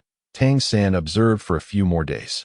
By the 5th day, the wolf demon's bloodline power had largely returned to its original state, which gave Tang Sen a sense of assurance. His next step was to seek out a fourth-tier wolf demon to test his breakthrough. However, this presented a dilemma. Fourth-tier wolf demons are entirely different from their third-tier counterparts. The disparity in strength is substantial. Generally, third-tier wolf demons stand over 1.9 meters tall, exhibiting a robust physique. In contrast, fourth-tier wolf demons exceed 2 meters, transcending the mere description of strength. A fourth-tier wolf demon can easily contend with 4 or 5 third-tier wolves without difficulty. The transition from third to fourth tier represents a significant threshold. Although Tang San, equipped with his adept mastery of Tang's sect martial arts, along with abilities such as Leopard Flash and Windblade, felt confident in facing a fourth-tier wolf demon, overcoming one without making a sound seemed nearly impossible. Any noise could potentially expose him. Thus, his current strategy was to either confront a fourth-tier wolf demon in the wilderness or devise a plan involving his mentor. Tang Sen did not act with undue haste. He continued his studies and training diligently each day. Through Wang Yanfeng's teachings, he gained a deeper understanding of the history and culture of the fairy continent, which were equally significant to him. Before he knew it, half a month had passed, and everyone had experienced varying degrees of enhancement in their bloodlines, with most now capable of unleashing wind blades. However, in this regard, the other 4 were notably less adept than Tang San. From today onward, we shall introduce a new subject, practical combat training. It is only through real combat that you will further refine your fighting skills. As the afternoon approached, today's lesson appeared to take on a different tone.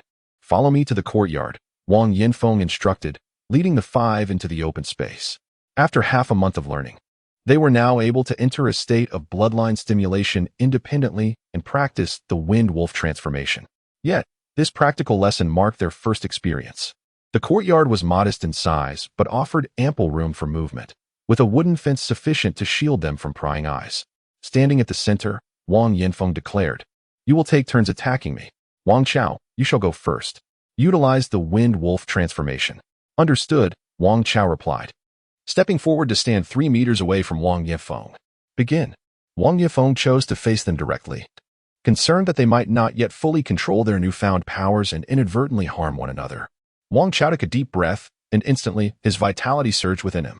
He let out a wolf howl, and his body began to swell, stretching his clothing as tufts of fur emerged, his teeth elongated, and a faint azure glint sparkled in his eyes. A hint of ferocity was ignited within him. Compared to his previously frail form, after executing the wind wolf transformation, he could now be considered robust among his peers. "Attack me," Wang Yanfeng nodded in encouragement. Wang Chao emitted a low growl. The wind wolf transformation not only enhanced his physical capabilities, but also instilled an instinctual fierceness akin to that of a wolf. With powerful strides, he lunged towards Wang Yanfeng. This charge was devoid of technique, yet both his speed and strength were markedly superior to that of an ordinary human. Wang Yanfeng sidestepped effortlessly, avoiding Wang Chao's assault with a single lateral step. "Your speed is lacking. You must learn to utilize your wolf claws as weapons. Aim for your opponent's vital points." Wang Chao missed his target, pivoted, and launched himself again, his right claw aimed at Wang Yanfeng's chest. Once more, Wang Yanfeng stepped aside, evading the attack with ease. Tang Sen observed from the sidelines, realizing that Wang Yanfeng's judgments were remarkably astute. It appeared as though he effortlessly sidestepped Wang Chao's attacks with a mere step. Yet in truth, it was a testament to his precise anticipation of movements. While evading, he simultaneously offered guidance to Wang Chao on methods of attack. Tang Sen discerned that his teacher possessed an extensive reservoir of combat experience. Throughout the process, his gaze remained remarkably composed, consistently pinpointing the issues in Wang Chao's assault with acute precision. Approximately 5 minutes later, Wang Chao found himself crouched on the ground, gasping for breath. As the wind wolf transformation came to an end, with his current bloodline strength, he could only sustain the transformation for about 5 minutes. It is imperative that you pay attention to the errors he just exhibited. Moreover, remember that until your bloodline power reaches the second tier, you should refrain from recklessly employing the wind blade. This energy-releasing skill significantly depletes your bloodline strength. Unless you possess an assured strike, using it will curtail your wind wolf transformation time, rendering you increasingly vulnerable. While speaking, Wang Yanfeng beckoned to Wang Zhong, reminding him to be cautious of the mistakes he had just made. Wang Zhong did not utter a word. He merely nodded, stimulating his bloodline to unleash his own wind wolf transformation. His transformation was notably less pronounced than Wang Chao's, yet his eyes gleamed with sharper intensity. With his slight frame bending slightly, he lunged towards Wang Yanfeng. Wang Yanfeng shifted his feet slightly, seemingly poised to evade, but Wang Zhong's charge unexpectedly halted. His right foot pivoting on the ground, altering his trajectory towards the path Wang Yanfeng appeared to be evading. Nevertheless, Wang Yanfeng retracted his movement almost instantaneously, causing Wang Zhong to miss his target, giving the impression that he had feigned the attack. Among the five, only Tang Sen realized that Wang Yanfeng's maneuver was a ruse designed to bait Wang Zhong. Indeed, he conserved his strength while adeptly changing direction. Yet one must remain vigilant of the opponent's actions. Continue. Wang Yanfeng praised Wang Zhong. Wang Zhong, twisting his body after the feigned miss, lunged at Wang Yanfeng once more. Comparatively, he demonstrated greater agility than Wang Chao, and after several unsuccessful assaults, he prudently distanced himself to catch his breath. He managed to sustain the transformation for approximately 5 minutes, despite his Wind Wolf transformation prowess being inferior to Wang Chao's. Judging by combat aptitude, he evidently surpassed Wang Chao. Next was Wang Xiaolei, who could only maintain the Wind Wolf transformation for 3 minutes. Being younger, he lagged behind Wang Chao and Wang Zhong in various aspects. However, Wang Yanfeng had previously praised Wang Xiaolei for exhibiting superior results in the Wind Wolf transformation training compared to the other two. The fourth to step up was Ling Mushui. Teacher, may I attack however I wish? She inquired softly, gazing at Wang Yanfeng. You may unleash your full assault. You cannot harm me. I wish to see the prowess of our little Mushui. Wang Yanfeng expressed his satisfaction with his only female disciple. Ling Mushui's dedication to her training is certainly on par with that of several male counterparts. Furthermore, due to her early awakening of intelligence, her learning and cultivation yield remarkable results. Taking a deep breath, Ling Mushui's hair gradually transformed into a grayish-blue hue, with wolf fur sprouting from the nape of her neck. Her eyes glimmered with a cerulean light as she darted toward Wang Yanfeng. Her speed was distinctly swifter than that of the Wang brothers, and although her approach lacked finesse, it exuded an ethereal grace. Wang Yanfeng quickly discerned that her attack was executed with utmost effort, while her speed was commendable. She had not evaded the blunders made by the Wang brothers. He furrowed his brow slightly and stepped aside to avoid her. Consequently, Ling Mushui's strike missed its target. Yet, in that fleeting moment of her miss, she deftly twisted her body mid-air without altering her attack's trajectory. This maneuver, though risky, allowed her to regain control as she flipped over. In an instant, a blade of wind shot forth from her hand, hurtling toward Wang Yanfeng's shoulder. Chapter 20. Tang San versus Wang Yanfeng. Given that Wang Yanfeng had merely sidestepped, the distance between them had diminished considerably, leaving no time for further evasion. Wang Chao and Wang Xiaolei gasped at the sight, but just as the wind blade was about to strike, a flash of azure light enveloped Wang Yanfeng, causing the blade to vanish into thin air. Simultaneously, a beam of blue light shot from beneath him, catching the descending Ling Mushui and lifting her to a stable stance.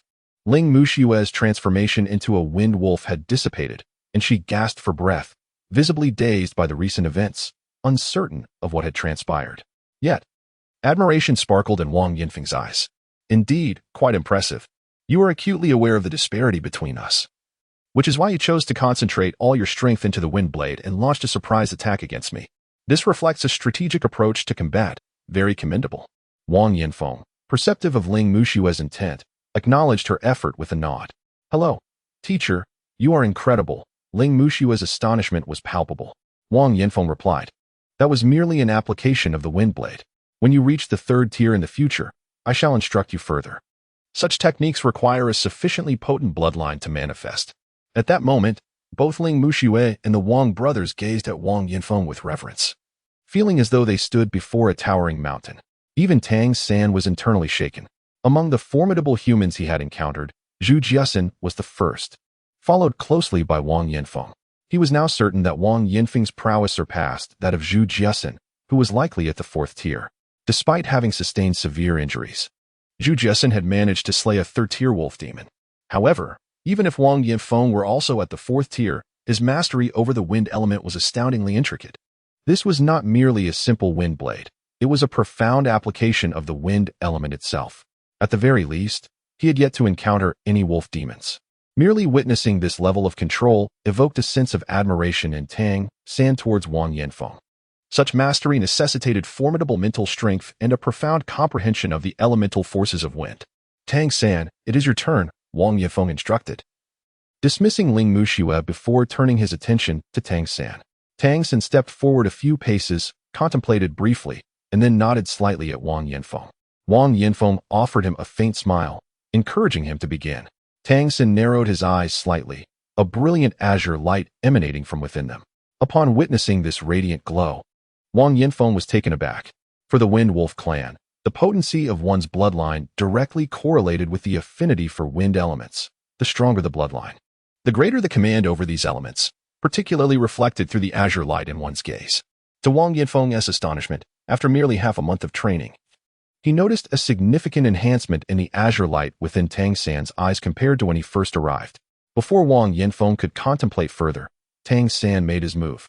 With a swift motion, his right hand rose, and a wind blade, approximately 3 inches in length, shot forth. As it flew, the wind blade produced no whistling sound, appearing rather unremarkable as it headed toward Wang Yifeng. Wang Yifeng had anticipated that Tang San would not rush towards him, for he lacked the ability to transform into the Wind Wolf, making a reckless approach unwise given his current physical limitations. What astonished Wang Yifeng further was that this wind blade was devoid of the usual sound associated with such attacks, marking a departure from the norm. He remained still, preparing to sidestep and evade as the wind blade approached, exercising his battle experience to conserve energy whenever possible. However, at that moment, the wind blade suddenly vanished from his sight. Yes, it simply disappeared. He could scarcely comprehend it as it seemed to dissolve into thin air. Had it dissipated? Was there insufficient energy to sustain the wind blade? That seemed improbable, as the two were merely 5 or 6 meters apart. Even when Tang San had just awakened, he should have been able to strike effectively. How could it vanish so abruptly? Just then, he felt a sharp sting in front of him, and instinctively, an azure light manifested as a shield. The blue glow pulsed at his forehead, prompting him to instinctively step back, his heart racing in disbelief. He had been struck. Indeed, Tang San's wind blade had found its mark, and he had failed to evade it, not even catching its trajectory. The silent wind blade had struck his forehead. Had it not been for the protective energy of the Wind Wolf surrounding him, he would have certainly drawn blood. How could this be? Wang Yifeng's gaze towards Tang San shifted dramatically.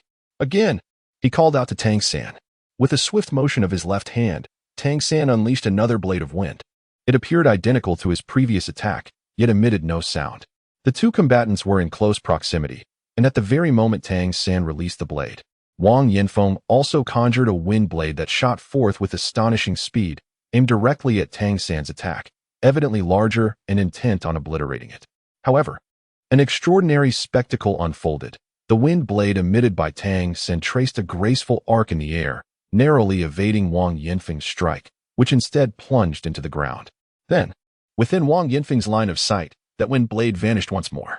Without a moment's hesitation, a circle of azure light swirled around Wang Yifeng, and in an instant, the wind blade reappeared at his lower back, only to dissipate once again. Shock was the only expression left on Wang Yifeng's face.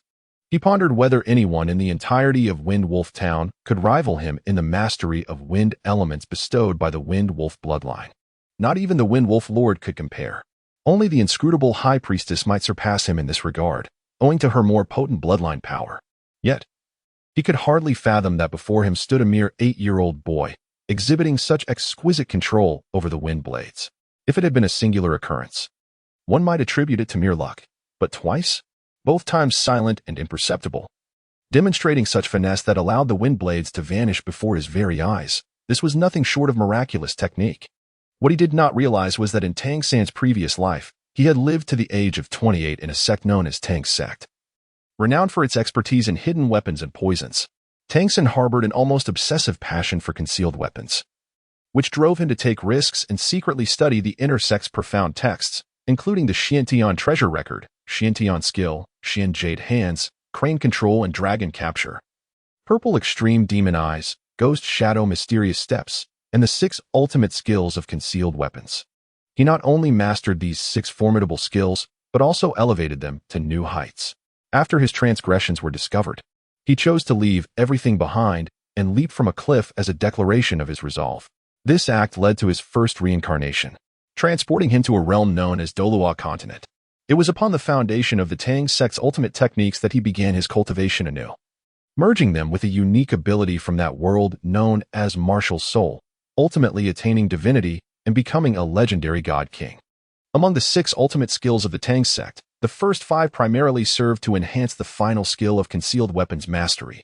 The Tang sect's hidden weapons are classified into 2 primary categories. One consists of intricately crafted mechanical devices, while the other is based on skill and the practitioner's profound mastery. In his previous life on the Doloa continent, Tang San's father was a blacksmith, a master of the hammer whose talents were well concealed. Tang San acquired the art of blacksmithing, and with a fresh start, he created numerous astonishing mechanical hidden weapons. In this life, he arrived with heightened awareness and the memories of his past, possessing experiences far beyond what he had during his previous reincarnation. Furthermore, lacking opportunities to forge, he devoted more effort to refining his techniques in hidden weaponry. In Chapter 21, despite his initial limitations when he first attained the wind blade ability, he harnessed the techniques recorded in the 100 techniques of hidden weapons alongside years of comprehension, augmented by the spiritual energy cultivated through the purple extreme demon eye. The wind blade had long since been mastered to an exceptional degree. After absorbing the bloodline of a third-tier wolf demon, the prowess of his wind blade was further amplified. His approach towards Wang Yinfeng was notably restrained. Otherwise, he could have compressed the wind blade to unleash a far greater force, making it considerably more challenging for Wang Yinfeng to defend. Wang Yinfeng gazed at him in astonishment. While Tang San maintained a calm demeanor, his expression tinged with a hint of bewilderment. Without immediate inquiry, Wang Yinfeng simply stated, "All right, today's practical lesson concludes here. Upon returning, you are to thoroughly reflect on the issues you encountered during this session. From now on, we will conduct a practical lesson every 3 days.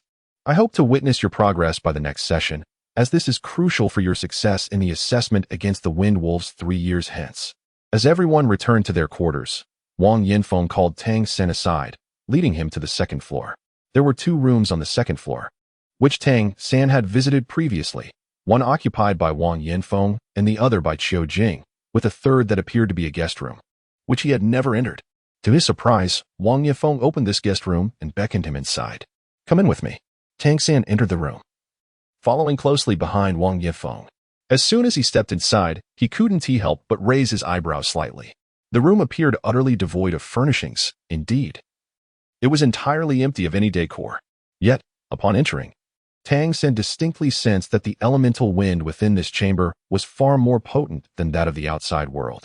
Although he could not easily manipulate his consciousness, the presence of that faint awareness allowed his mental fortitude to develop at a pace significantly swifter than that of an ordinary individual, rendering his perceptions remarkably acute. It was not long before Tang San discerned the source of these wind elements. They emanated from several minerals positioned in the corners of the room. The wind elements were indeed a consequence of these very stones. After closing the door, Wang Yinfeng's expression grew solemn as he inquired, "Now, tell me, how did you come to master the wind blade?" Tang San blinked, gazing at him, while the teacher, Wang Yinfeng, maintained a solemn expression and stated, "It is imperative that you clarify this matter, for it pertains to your very existence. I require a reasonable explanation, otherwise, you shall not be permitted to remain here any longer. What exactly is the situation with you? Even at the onset of your awakening, I sensed something amiss." Typically, individuals awakening the Wind Wolf bloodline undergo transformations akin to that of the Wind Wolf, experiencing a surge in physical strength, before gradually harnessing the elemental power of wind within their bloodline, thereby enhancing it progressively to master the ability known as Wind Blade. However, you have exhibited no signs of the Wind Wolf transformation, yet you are capable of wielding the Wind Blade, and astonishingly, your proficiency seems to be escalating rapidly. Today, you demonstrated a level of control that is quite remarkable. This cannot possibly be an innate ability of yours.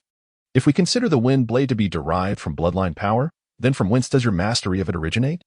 I refuse to believe that you possess such talent without guidance. Moreover, you must elucidate how your enlightenment came to be." Tang San fell into silence. His head slightly bowed as he appeared to ponder how best to articulate the inquiries posed by Wang Yinfeng. Wang Yinfeng, in turn, remained patient, silently awaiting his response. After a prolonged moment, Tang San finally spoke. "Teacher, I have actually awakened long ago. It was not merely this time." "Indeed? When did this occur?" Wang Yinfeng seemed to have anticipated such a revelation. At the age of 6, under serendipitous circumstances, I experienced my awakening. One night, feeling quite hungry, I ventured out in search of food and unwittingly found myself at the edge of the village, amidst the woods. There, I encountered an individual who abruptly seized me.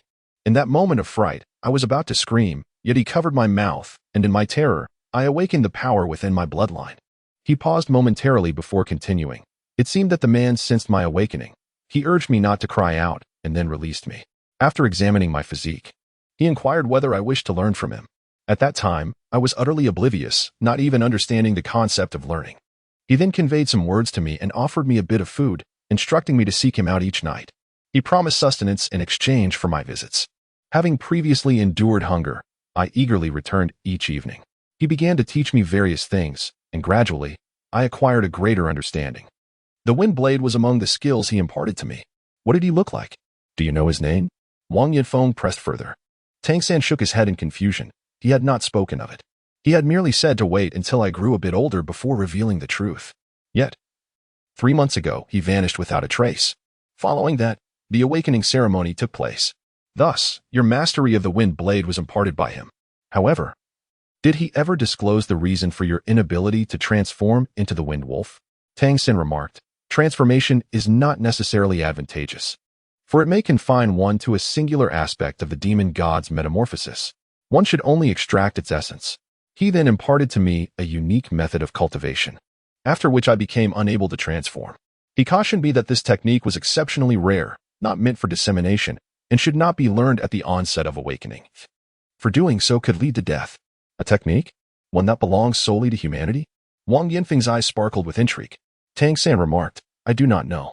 I only recall that during our last encounter, he imparted to me a profound truth. No matter what challenges may arise in the future, one must always aspire to the redemption of humanity. There will come a day when mankind shall no longer be enslaved. Upon hearing these words, Wang Yinfeng was suddenly seized by a convulsion, his astonishment evident as he instinctively clenched his fists, seemingly overwhelmed by a powerful surge of emotion that left him momentarily speechless. Redemption, redemption, he murmured, pressing his lips together. Tang Sen could sense the fervor of his emotions in that moment. After a considerable pause, Wang Yinfeng's expression finally softened. He took a deep breath to steady himself and spoke gravely. Tang San, remember this conversation. Do not disclose it to anyone, including Mu Shui and the others. It must remain buried within your heart. If anyone inquires about the origins of your wind blade technique in the future, you may tell them it was taught to you by me. Do you understand? Tang San gazed at him and blinked once more. Teacher, would you like to learn? I can teach you. The individual replied, as long as one is human, they can be taught. Wang Yinfeng felt a stirring in his heart. Today, he was truly astonished by Tang San's manipulation of the 2 wind blades. He had always prided himself on his exquisite control over the wind element, believing there was little room left for further advancement. Yet, the shadowless wind blades Tang San had demonstrated seemed to open a brand new door for him. He hesitated, pondering the idea of learning from his own student. Teacher, I believe you may not be able to surpass me. At that moment, Tang San suddenly spoke again. Wang Yinfeng was taken aback. He looked at Tang San and saw a pair of youthful yet earnest eyes. You cannot surpass me? Tang San nodded and said, that person advised me not to readily display my combat prowess before others. There was a day when I truly yearned to vanquish them. Yet, I sensed that I would not stand a chance against the 2 strongest ones. However, the ordinary wolf demons should be no match for me. Wang Yinfeng replied. Am I not capable as well? Tang San remarked. The level of energy possessed by my teacher should surpass my own. Yet you should find it difficult to withstand my wind blade. Chapter 22. You should find it difficult to withstand. Tang San remarked. Your energy level should surpass mine. Yet I believe you will struggle against my wind blade. Wang Yinfeng pondered momentarily and replied, very well, let us engage in a friendly spar here. If you emerge victorious, I shall learn the art of the wind blade from you. Should you lose, I will impart a method for cultivating the wind element to enhance your own abilities. What do you say? Agreed, Tang San nodded promptly. His intentions today were meticulously crafted, driven by several objectives. Primarily, he sought to showcase his shadowless wind blade to Wang Yinfeng, thereby elevating his standing in Wang Yinfeng's eyes, which would grant him greater freedom in the future. Additionally, he genuinely wished to impart some skills to Wang Yinfeng, along with the other 4, to expedite their growth and strength. ensuring they could pass the assessment 3 years hence without facing tragedy again. Moreover, there was a deeper significance in his mention of the name Redemption. He aimed to gauge Wang Yinfeng's reaction, testing whether he was aware of the Redemption organization, or perhaps even affiliated with it. Should that be the case, it would present an ideal opportunity for him to join this organization in the future, facilitating his quest to locate his reincarnated wife. Lastly, there was, of course, his own cultivation to consider. By asserting that Wang Yinfeng's strength was inferior to his own, he sought to create an opportunity to absorb a fragment of Wang Yinfeng's Wind Wolf bloodline power, thereby breaking through to the 4th level of the Xiantian skill. In recent days, he had meticulously contemplated various strategies and observed the 4th-tier Wind Wolves in the town. A hasty attack on a 4th-tier Wind Wolf would inevitably draw attention. Given his conspicuous physique, absorbing power would not jeopardize his foundation. Achieving a breakthrough through Wang Yinfeng presented the safest route. He also contemplated the possibility of Wang Yinfeng being a loyal servant of the Wind Wolf tribe, but deemed such a scenario unlikely. Even if Wang Yinfeng lacked the courage to defy the Wind Wolves, his demeanor toward Tang San and his companions indicated a commendable character. Even in the unlikely event of betrayal, Tang San had already been exerting restraint. If pushed to the edge, he would unleash his consciousness to level the Wind Wolf town. After several days of deliberation, he concluded that the potential benefits of revealing a portion of himself far outweighed the risks involved. Thus, he made his choice. At that moment, Wang Yinfeng had approached a corner, cautiously maneuvering among the emanating wind elements. In the next instant, Tang San was astonished to sense a gentle energy enveloping the room. Unmistakably the essence of the wind element. This phenomenon resembled a wind-based formation. Such a thing exists? Tang San's heart was filled with amazement. The surprise Wang Yinfeng had presented him was indeed profound. Was there truly such an existence in this world? It is fine. There is no need to worry about making too much noise here. Come, let me witness what you have learned from that individual. Wang Yinfeng deliberately distanced himself from Tang San, aiming to grant him ample space to unleash his wind blade. The nature of this sparring session was distinctly different from previous guidance. Wang Yinfeng did not underestimate the 8-year-old child before him. A surge of azure light coursed through his eyes, and his body swelled with vigor. Wind Wolf Transformation. When humans invoke the Wind Wolf transformation, their physique certainly becomes more formidable, yet it never exceeds the size of a Wind Wolf of the same rank. Nonetheless, after invoking this transformation, Wang Yinfeng's height surpassed 2 meters. The surrounding wind elements became markedly turbulent, and his wolf-like claws shimmered with azure radiance. Although there remained a certain distance between them, Tang San could still distinctly sense the overwhelming pressure emanating from him. It could be said that this was the most formidable opponent he had encountered since arriving in this world. Tang San's gaze grew vacant as he fixed his earnest attention on Wang Yinfeng, his body slightly crouching, one foot forward and the other back. A faint azure light flowed in his eyes, shimmering outward from the corners. In the next moment, Tang San sprang into action, simultaneously raising both hands. 2 wind blades, noticeably larger than those he had unleashed during their earlier sparring in the courtyard, shot forth. Without emitting the slightest sound, they arced gracefully to the left and right, hurtling directly toward Wang Yinfeng. At that very instant, Wang Yinfeng also took action, disregarding the wind blades. The earlier attack from Tang San had already astonished him. He understood that evading such wind blades would be perilous. Instead, he relied on his superior tiered strength to overpower Tang San. He was uncertain whether Tang San's claim of being able to defeat him stemmed from arrogance or if he truly possessed the confidence and capability to do so. He was eager to find out. Ignoring the 2 wind blades, he charged toward Tang San, closing the distance to prevent him from unleashing further attacks. He refrained from releasing his own wind blades, still apprehensive that Tang San might not withstand the encounter and sustain injury. Meanwhile, the 2 wind blades Tang San had previously dispatched were now slicing through the air, while Tang San himself retreated. With 2 sharp sounds, the wind blades struck Wang Yinfeng's knee joints. Although he was enveloped in a protective wind element and had enhanced his physical strength upon transformation, he was still staggered by the impact, causing his forward momentum to falter. Astonishment gripped him. These were not the wind blades that a mere second-rank wind wolf could conjure. Seizing the opportunity presented by his momentary loss of control, Tang San executed a swift sidestep, creating distance once more. He released another pair of wind blades. Wang Yinfeng, recovering his balance, advanced a step, bracing himself with his wolf claws to regain control. Yet the wind blades were upon him again, striking his knees and halting his upward motion abruptly. Moments later, Two additional wind blades, smaller in size yet seemingly more potent, surged toward him, instilling a sense of imminent danger. Compression? His instincts prompted him to crouch low, his wolf claws striking out to form a swirling vortex of wind before him. He dared not confront the blades head-on. It was then that an uncanny scene unfolded. Two azure streaks flickered above the vortex, and in the next heartbeat, Wang Yinfeng felt a piercing pain in his eyes.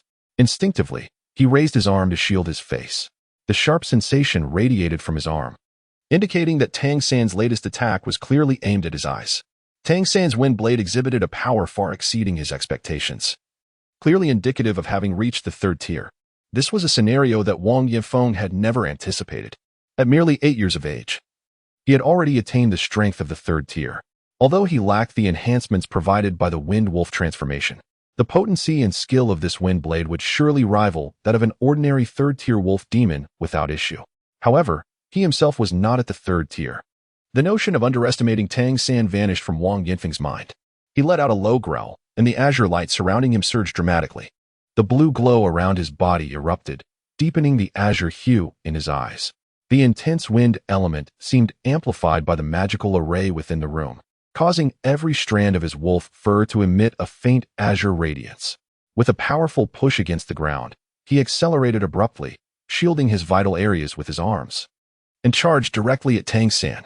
Two wind blades struck him once more but were effortlessly dissipated by the wind elements surrounding him. At this moment, he had fully unleashed his cultivation. His objective was simple: to close the distance and conclude the battle.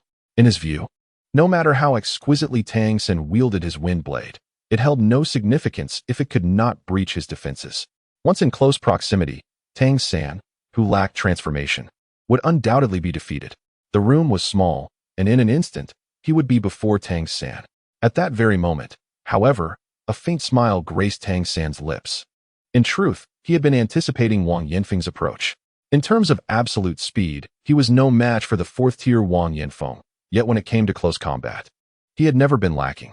No matter how rich Wang Yinfeng's battle experience, he could not possibly compare to Tang San, the once great god king who had faced countless battles in his previous life. With a delicate push of his toes against the ground, Tang San's figure flickered like a specter, slipping through what seemed to be impossible gaps to evade Wang Yinfeng's direct assault. He swiftly maneuvered to Wang Yinfeng's side, crouching low to exploit his own slight stature, thereby avoiding Wang Yinfeng's robust arms. In a flash, his right hand struck out like lightning. With fingers together, his hand gleamed with a luster akin to white jade. And in an instant, he targeted Wang Yinfeng's armpit. Despite the azure light erupting from Wang Yinfeng and his formidable physique granting him substantial defensive capabilities, Tang San's strike pierced through with precision, augmented by the Xian Yuhan technique, creating a gap in Wang Yinfeng's protective wind elements. The armpit was a critical vulnerability. No matter how strong the flesh, the defense was relatively feeble. Wang Yinfeng felt a sharp pain akin to a needle piercing through his armpit, and in the next moment, half of his body went numb. Just as he was taken aback, Tang San transformed his stabbing motion into a punch, delivering another blow to the same vulnerable spot.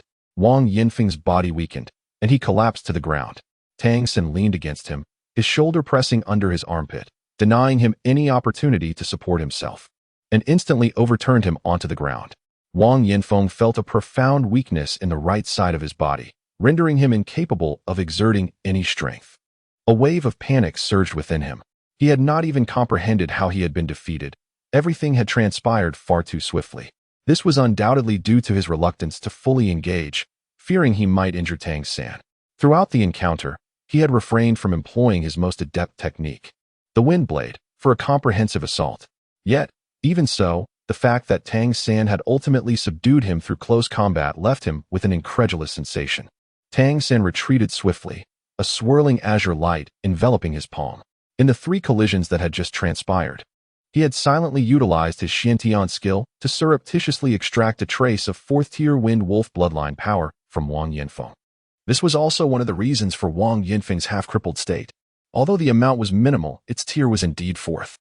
And Tang San felt a profound transformation within his Xiantian skill, akin to boiling fervor. His judgment proved correct. It was indeed a higher-tier bloodline power of the same attribute that would facilitate his breakthrough.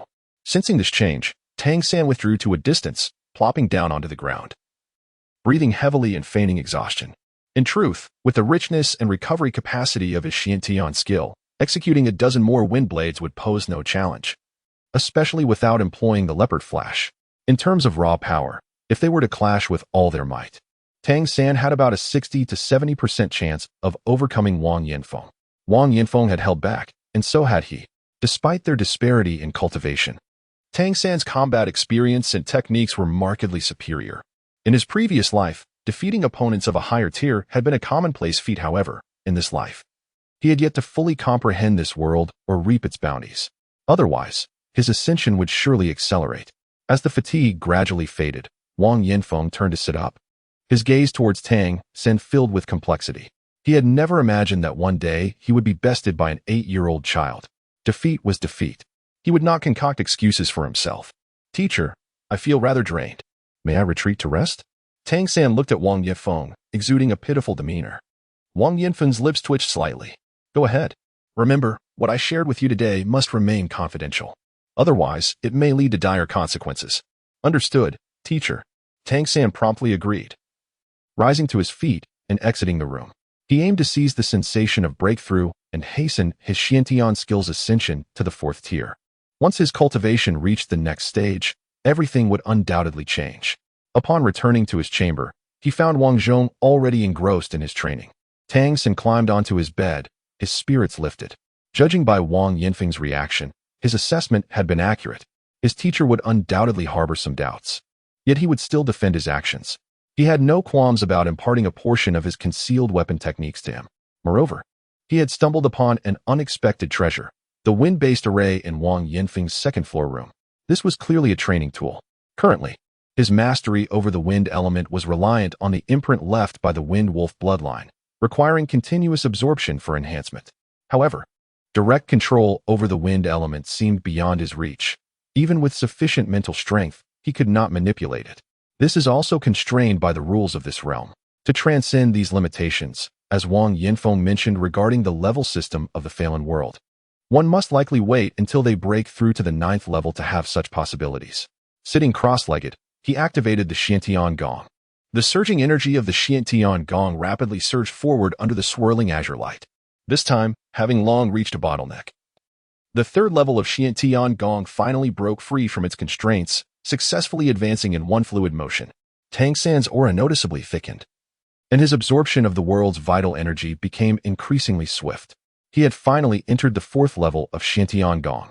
At the moment he successfully broke through to the 4th level, Tang San immediately sensed that the entire world within his perception seemed transformed. It was a wondrous feeling, as if many elements of this world were calling out to him, and he could sense a richer aura belonging to this realm. Everything was beckoning him. Moreover, the imprint of his Wind Wolf bloodline had deepened a layer. Though the amount consumed was not substantial, it still represented the power of a 4th-tier bloodline, providing him with a notable enhancement. The most crucial aspect remained the elevation of the Xiantian Gong. Through years of cultivation and the experience accumulated from this breakthrough, Tang San gradually unraveled the connection between his Xiantian Gong and the transformation of the demon god, or rather, the relationship between his Xiantian Gong and his demon lineage. To grow even stronger, he needed more skills.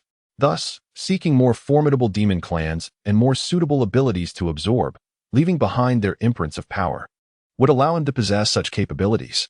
This was undoubtedly the best choice. The Wind Wolf Town was clearly not a place where he intended to linger.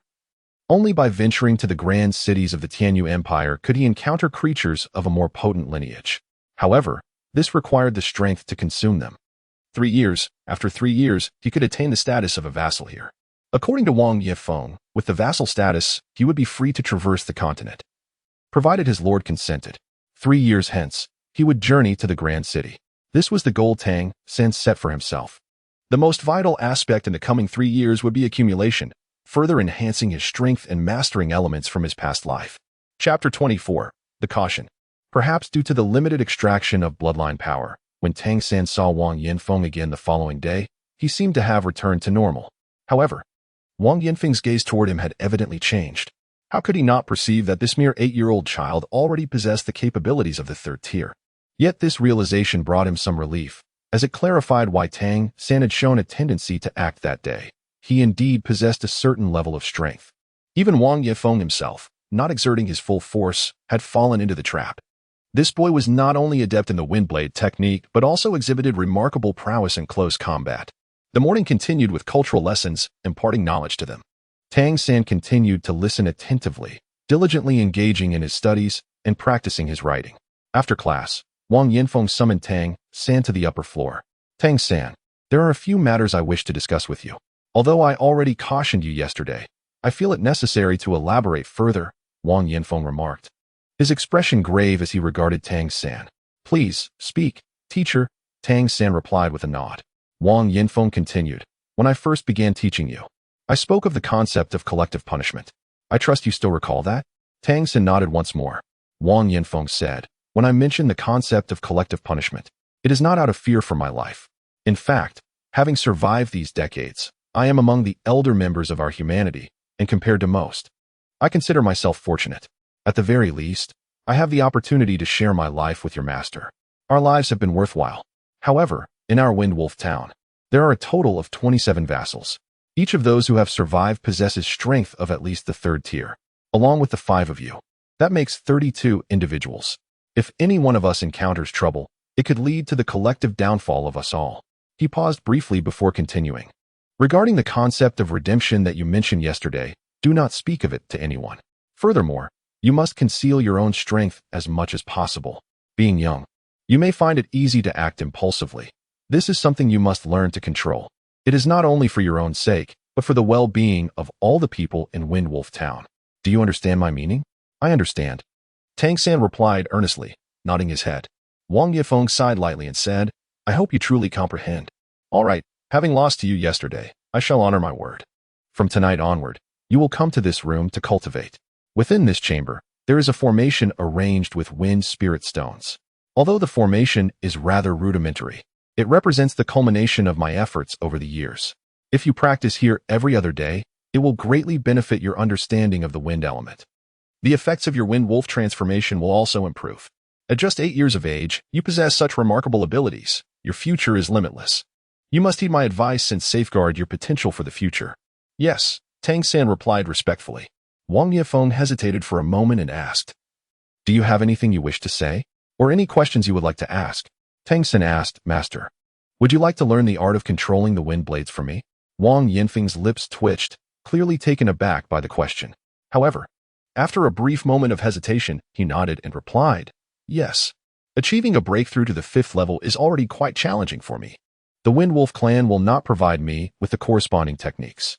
Moreover, our bloodline power is ultimately limited. The strongest bloodlines among the Wind Wolves of Wind Wolf Town are not abundant, which naturally imposes a limit on us. Learning some techniques could certainly enhance my abilities. Then I shall not be polite, Tang Sin responded. Tang Sin inquired, Master, is there any way to enhance one's bloodline? Wang Yinfeng paused for a moment and replied, there should be a method, although I am not entirely certain. However, I have heard that among both the demon and spirit clans, if a high-ranking member of the same lineage willingly bestows the essence of their bloodline upon a lower-ranking kin upon their demise, it can elevate the latter's bloodline. As for us humans, we need not entertain such thoughts. It is inconceivable that the demon and spirit clans would grant us their prestigious inheritance. Tang Sin asked, what if we were to forcibly separate them? Is that even possible? Wang Yinfeng felt a pang of anxiety in his heart. Who suggested such a thing to you? Was it someone who once guided you? Tang San nodded slightly. This was undoubtedly a notion he had contemplated himself. Yet now he could only attribute it to that elusive individual, who could very well be Zhu Jiasen. Wang Yinfeng remarked, perhaps it is a possibility. However, it is beyond my grasp. In the midst of redemption, he seemed to pause suddenly, delivering a sharp slap to his own face. I have mentioned those 2 words again. He admonished himself. Remember, you must not utter them, especially in public, to anyone. Teacher, please be gentle. It pains me to witness such an act. Tang San's lips twitched slightly. Wang Yinfeng retorted with a hint of irritation, enough of that. Are you now going to commence teaching me? I wish to learn your method of rendering the wind blades invisible. Tang Sin nodded slightly and said, Teacher, the manipulation of the wind blade is not particularly difficult. The key lies in maximizing its greatest advantage, speed. The wind element inherently enhances velocity. Therefore, what you perceive as the shadowless wind blade is fundamentally rooted in speed. Today, I will first teach you some foundational techniques. This technique is known as the flick arrow, which can significantly increase the speed of the wind blade. Once you have mastered the flick arrow, I will then teach you the spiraling technique. Only after mastering these two techniques can you begin to attempt the shadowless wind blade. Wang Yinfeng listened attentively, somewhat dazed by the multitude of techniques. Last night, not only did Tang Xin break through to the 4th level of the Xiantian skill, but the calmness of the night also signified Wang Yinfeng's protection and recognition of him. This, in turn, further solidified Tang Xin's acknowledgement of his teacher. Thus, he began to impart the foundational techniques from the Tang sect's secret weapons to Wang Yinfeng. Wang Yinfeng exhibited remarkable control, even surpassing most wolf demons, allowing him to learn swiftly. Every day, the period between the conclusion of morning classes and lunch became dedicated to Wang Yinfeng's studies with Tang Xin. However, in the eyes of the Wang brothers and Ling Muxue, it appeared as if Wang Yinfeng had a special tutoring arrangement with Tang Xin. None of the four held any objections to this. Ling Muxue felt the closest affinity to Tang Xin, as they had been together during their most challenging times.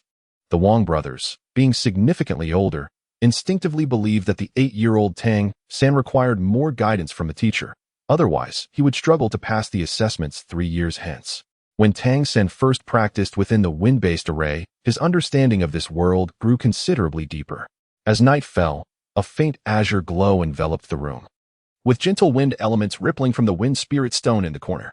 Although merely concentrated wind elements, they rendered the spiritual energy in the room far denser than in ordinary places, greatly benefiting Tang Xin's cultivation of the Xiantian skill.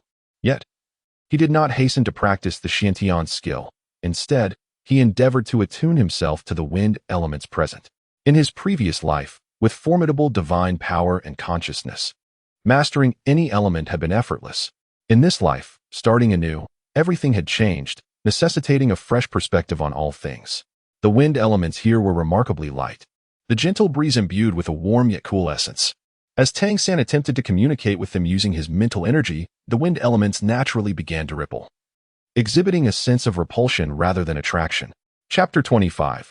A year of change. When Tang Xin practiced using the Xiantian skill, these wind elements, upon being forcibly drawn into his body, would naturally be influenced by the Xiantian skill, transforming into the energy of heaven and earth, thereby facilitating his cultivation without issue. However, this was not what Tang Xin desired. What he sought was to become even more powerful. This formidable strength is not solely derived from the Xiantian skill. If direct communication is not feasible, then how is it that the Wind Wolf clan can accomplish this? At this moment, he harnesses the Xiantian skill to activate the wind blade imprint within his body, allowing a portion of his Xiantian energy to transmute into the essence of the wind blade. Within this imprint, Tang Xin immediately perceives a distinct change. As his transmutation unfolds, the surrounding wind elements notably begin to shift.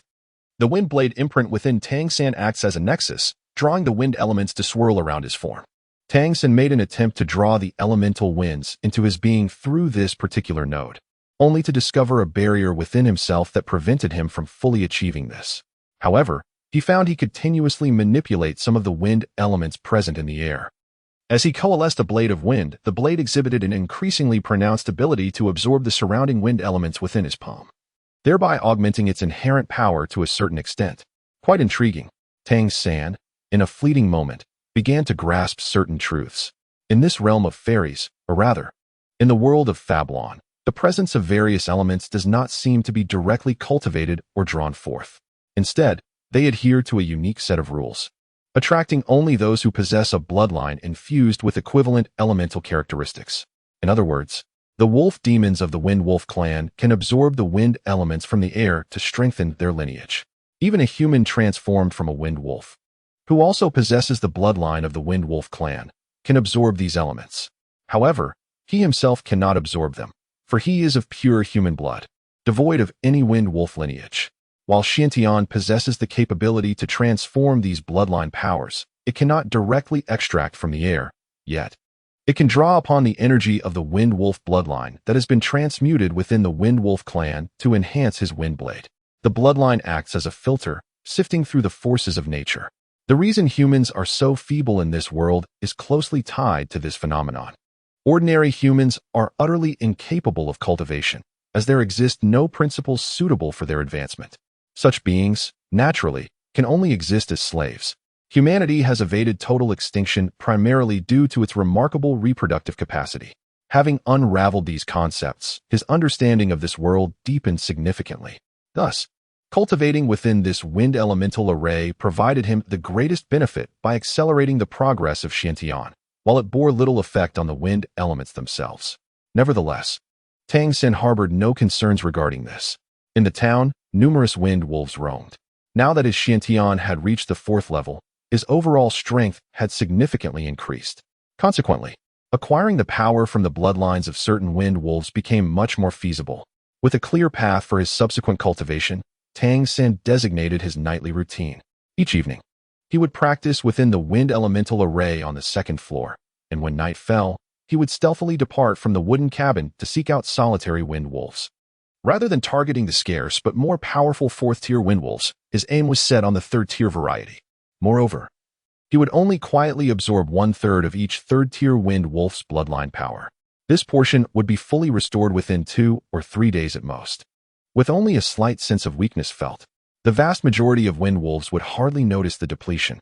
By absorbing a lesser amount, Tang Sen could also digest and assimilate it more swiftly, typically achieving complete integration within 2 days. This greatly benefited both his cultivation of Xiantian and the development of his wind blade. Days passed in tranquil succession. The Wang brothers and Ling Muxue displayed commendable talent, making rapid progress under Wang Yanfeng's meticulous guidance. A year had elapsed, and all 4 had already attained the cultivation level of 2nd-tier wind wolves. Based on the awakening and stimulation of their bloodlines, it is anticipated that by the end of 3 years, achieving the prowess of a 3rd-tier wind wolf will be well within reach. Once they are capable of wielding the wind blade, Wang Yanfeng commenced imparting some of the concealed weapon techniques taught to him by Tang San to the 4 individuals. As Tang San had foreseen, the suppression of this realm, coupled with the inherently slow progression of the Xiantian skill at higher levels, has resulted in him making no significant advancement towards reaching the pinnacle of the 4th tier within a year. Nevertheless, there has been considerable progress in overall strength, as he has gradually begun to reclaim some of the practices he had learned in his previous life. Under the protection of Wang Yanfeng, the 5 individuals, who are now assured of ample food and warmth, have undergone noticeable transformations. Firstly, in terms of physique, when they first arrived, each of them appeared gaunt and emaciated, resembling mere shadows of their potential. However, after a year of training and nourishment, they now radiate a much healthier appearance. Wang Chao has reached adulthood, boasting a robust stature with a height exceeding 1.80 m, which is considered tall among humans. Wang Zhong still appears slender, yet there is an inherent strength evident in his demeanor, with his small eyes perpetually narrowed, hinting at a glimmer of cold light. He speaks the least among them, but is the most diligent in his training. Wang Xiaolei, the most vivacious of the Wang brothers, appears to harbor other sentiments, often orbiting around Ling Muxue, much to her exasperation. Despite his youth, he stands over 1.70 m, surpassing Wang Zhong by a few centimeters, and it is likely that he will surpass Wang Chao in height upon reaching adulthood. The most significant transformation over the year has been that of Ling Muxue. Through training and proper nourishment, this originally delicate young girl has blossomed into a vibrant presence. At the age of 11, she has begun to develop, with her height now exceeding 1.50 m. Among the 4, Tang San's transformation appears to be the most subtle. He still looks somewhat frail, and his height has not changed significantly, making him seem the most unremarkable of the 5. Tang San, come here. After concluding the morning's cultural lessons, Wang Yanfeng once again summoned Tang San to the upper floor. The other 4 had long since grown accustomed to this. Tang San followed Wang Yanfeng upstairs, where the latter led him into a room and gestured towards the wall. As Tang San's gaze fell upon the object hanging on the wall, his eyes instantly brightened. It was a map, one that appeared somewhat rudimentary. Wang Yanfeng remarked, "This is what you've long desired. I procured it for you, which was no easy feat. By the way, an opportunity is arising soon. The Lord has summoned me to Jelly City, and I can bring a companion. You shall accompany me."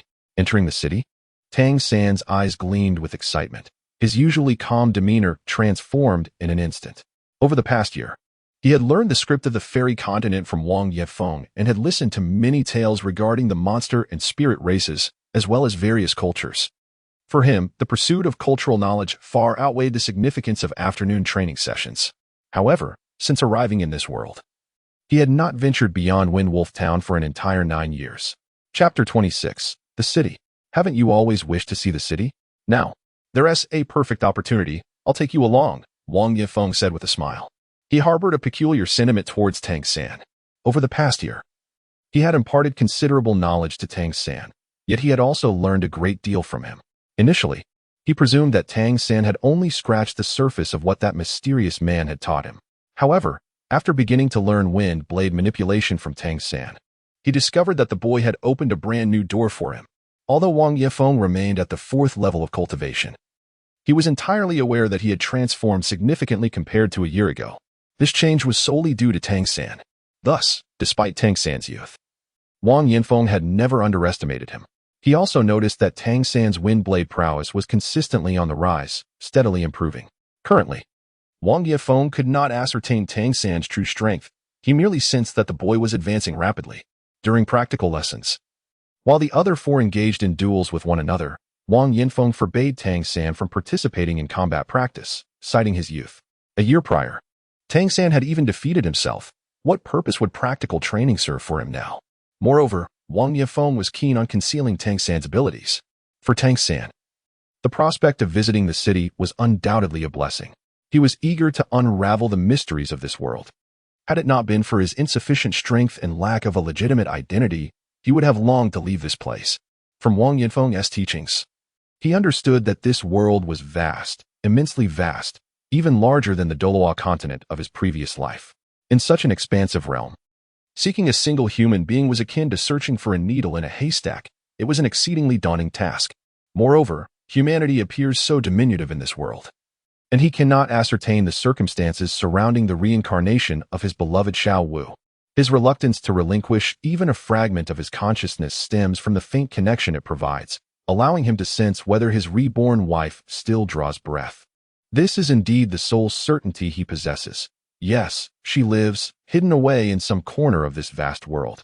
If only he could cultivate to at least the divine level, he might employ his consciousness more effectively to seek her out. Yet, he cannot afford to wait. Despite the abundant spiritual energy saturating this realm, the constraints imposed upon him are numerous.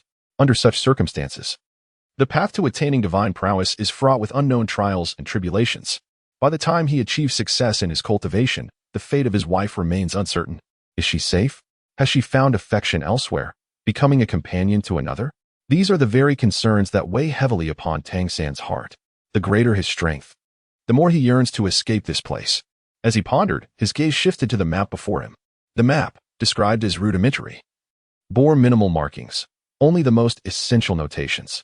A line traversed the rectangular expanse from the northwest to the southeast, serving as a demarcation. On one side of this line lay the Tianyu Empire, while on the other was the Richen Empire. This clearly indicated the division between the demon and spirit clans. Judging by the area represented on the map, the two empires are nearly equal in size, with the Richen Empire, governed by the spirit clan, appearing slightly more expansive. At the center of the map, near the line's midpoint, a prominent city was marked, Holy Spirit City. This city stands as the core for both the demon and spirit clans, jointly governed by the two races and renowned as the preeminent city of the continent. As Tang San's gaze traversed to the upper right of the map, he soon discovered another city's designation. Beside the label, it read, Jieli City. Indeed, Jieli City is one of the 7 major cities of the Tianyu Empire, closest to Windwolf Town. Although somewhat remote, this capital is a place of great aspiration for the Demon Clan. The continent boasts a total of 15 cities, 7 belonging to the Demon Clan and 7 to the Spirit Clan. As for Holy Spirit City, both factions claim it as their own, often asserting that they possess 8 major cities each. Windwolf Town, however, is conspicuously absent from this map, which only indicates the locations of the 15 major cities of the two empires. After a cursory glance over the map, memorizing the most prominent mountains, rivers, and cities, Tang San's heart began to race. His beloved wife resides somewhere within the confines of this map. Xiao Wu, where art thou? Observing the myriad expressions that danced across Tang San's face, Wang Yifeng felt no surprise. He too had experienced similar emotions upon his first entry into the grand city. Even more excited than Tang San, Jieli City is incomparable to our Windwolf Town. In such a grand metropolis, one can encounter all manners of monsters. and even the existence of spirit creatures is possible. We are but vassals, occupying the lowest echelons of society within the city. In such a vast urban expanse, even the entry of slaves is strictly forbidden. I will assist you in acquiring a temporary vassal identity card, which you must keep on your person at all times. Otherwise, you may face imminent peril. Teacher, is the city truly so dangerous? Tang-san, having regained his senses, inquired. Wang Yefeng shook his head and replied, under normal circumstances, no one would pay attention to us insignificant figures, thus danger is not a pressing concern. However, it is prudent to exercise caution. Just follow closely behind me and heed my instructions. Remember, speak little and observe even less. Exercise utmost vigilance. Understood, Tang-san nodded earnestly. He was quite intrigued by the cities of this world. While Wind Wolf Town appeared safe at present, the quest for his wife seemed futile, and he felt a compelling need to explore the outside world in search of methods to enhance his abilities. He sensed that the transition from the 4th to the 5th level of his Xiantian skill would prove increasingly challenging. 2 days later, Wang Yinfeng completed the necessary formalities and led Tang-san away from Wind Wolf Town. Due to Wang Yinfeng's own 4th-tier strength, he was the most formidable among the human vassals in Wind Wolf Town. Ordinary wolf demons, upon seeing him, might not show any overt friendliness. Yet they refrained from uttering harsh words. Upon exiting Wind Wolf Town, Tang-san was enveloped by an extraordinary sensation, a feeling akin to boundless seas for fish to leap and vast skies for birds to soar. Taking a deep breath, the air seemed to invigorate him. Wang Yefeng guided him along a narrow path, which, according to his words, would lead them to the main road toward Jiari City. This path was relatively short, measuring only 3 or 4 meters wide, not entirely smooth, yet not overly rugged. The ground was strewn with pebbles, a labor evidently undertaken by human slaves. The Wind Wolf Lord had tasked Wang Yinfeng with proceeding to Jiari City to present a tribute list to the Wind Wolf Clan's leader. The Wolf Demon Clan is considered a prominent lineage among all monster races, although they have not yet amassed enough strength to establish their own main city. Their large numbers and considerable individual combat prowess rank them among the top 20 within the entire monster race. While their position barely scrapes the edge of the top 20, it is crucial to recognize that the variety of monster species exceeds 100. To be counted among the top 20 is already a significant achievement. The Wind Wolf Clan, although relatively weaker within the wolf demon lineage, is still a notable faction among the larger clans. The clan leader of the Wind Wolf Clan holds a position of power, capable of entering the core circles of the wolf demon race. Each year, as a small lord of the Wind Wolf Clan, the Wind Wolf Lord must present tributes to the clan leader as a demonstration of fealty. The delivery of tributes is certainly not a task suited for Wang Yefeng. As the year draws to a close, it will be the Wind Wolf Lord and the Wind Wolf High Priest who personally escort the offerings to Jelly City. Wang Yinfeng's current mission is to present the inventory for confirmation by the clan leader. Should the clan leader find the offerings unsatisfactory, it would pose a significant dilemma for the Wind Wolf Lord. Conversely, if the clan leader is pleased, it would undoubtedly yield considerable benefits. Chapter 27. The Elephant Demon. The distance from Wind Wolf Town to Jelly City is approximately 300 kilometers. Traveling day and night, with the speed of Tang-san and Wang Yinfeng, they can arrive in roughly 3 days. Following the narrow path, the master and disciple dare not linger, hastening their pace. The task assigned by the Wind Wolf Lord allows for a 10-day round trip, requiring them to return with news. Any delay would surely result in Wang Yinfeng facing punishment. Moreover, by maintaining a brisk pace, they would have the opportunity to linger longer in Jelly City. As they journeyed, Wang Yinfeng turned to Tang-san, who was following closely beside him, and said, "Allow me to test your knowledge. What medium is employed for trade in great cities?" Tang-san stated without hesitation, "In the villages and towns, most transactions are conducted through bartering. However, in the grand cities, or rather throughout the entire continent, commerce is predominantly facilitated by coins crafted from rare minerals or plants. In the Tianyu Empire, the currency is primarily composed of mineral-based coins, whereas the Sun Chao Empire predominantly utilizes plant-based currency. The paramount advantage of such coins lies in their intrinsic energy. They inherently contain power that can be directly absorbed to enhance one's bloodline, rendering them immune to forgery. In essence, the coins possess inherent value. Indeed, I remember the classification of the currency system in the Tianyu Empire quite clearly. Wang Yin nodded in satisfaction.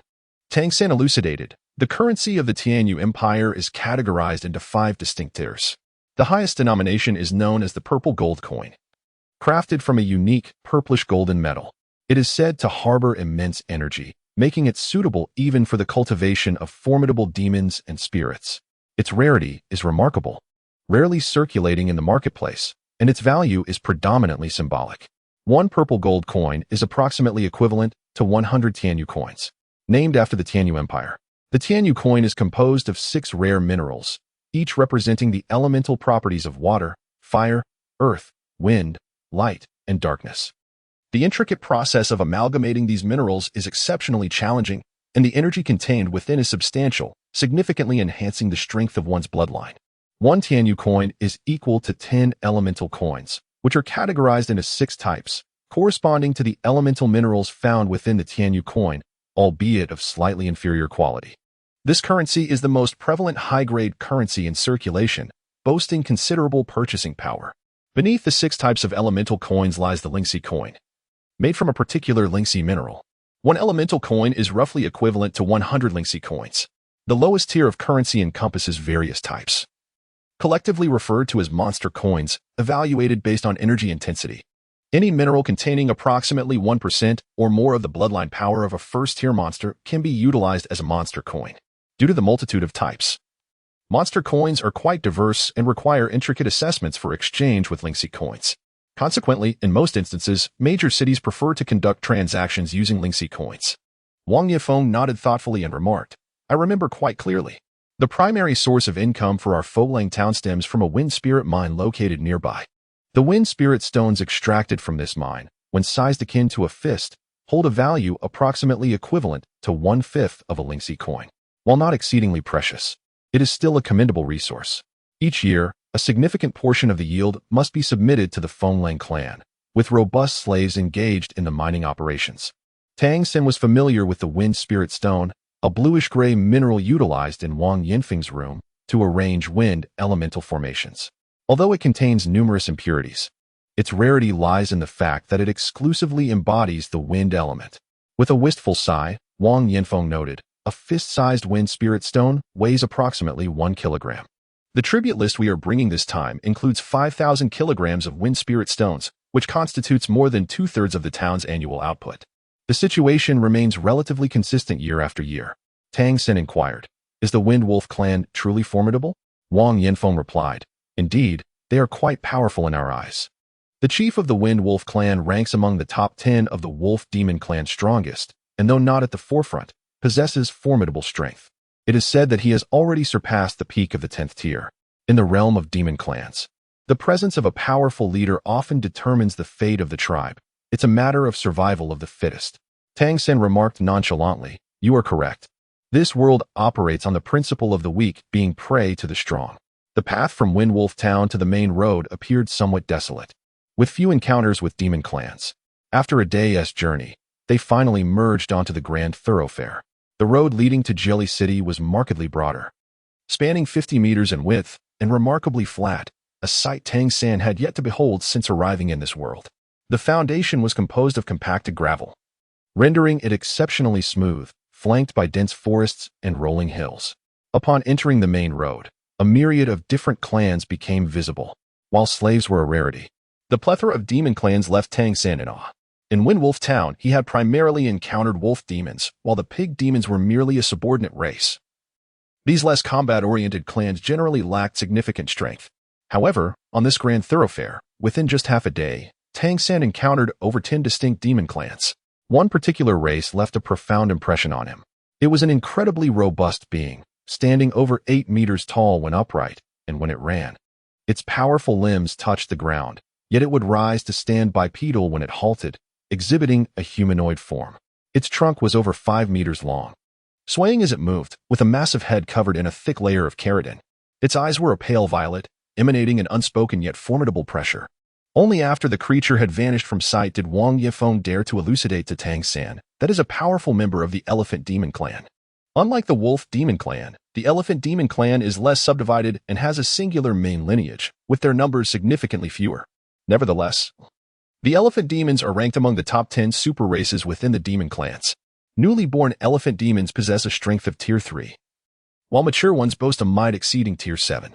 The one we just witnessed can only be considered an ordinary adult elephant demon among its kind. To assess the strength of an elephant demon, one must not only consider its size but also the color of its eyes. Ordinary elephant demons have pale violet eyes, while those of Tier 8 exhibit a deep violet hue. At Tier 9, their eyes turn red, and those surpassing Tier 10 are said to possess golden eyes. Known as golden battle elephants, endowed with extraordinary combat prowess. Despite this one being merely Tier 7, Tang San could sense the intense vitality radiating from it as it passed by.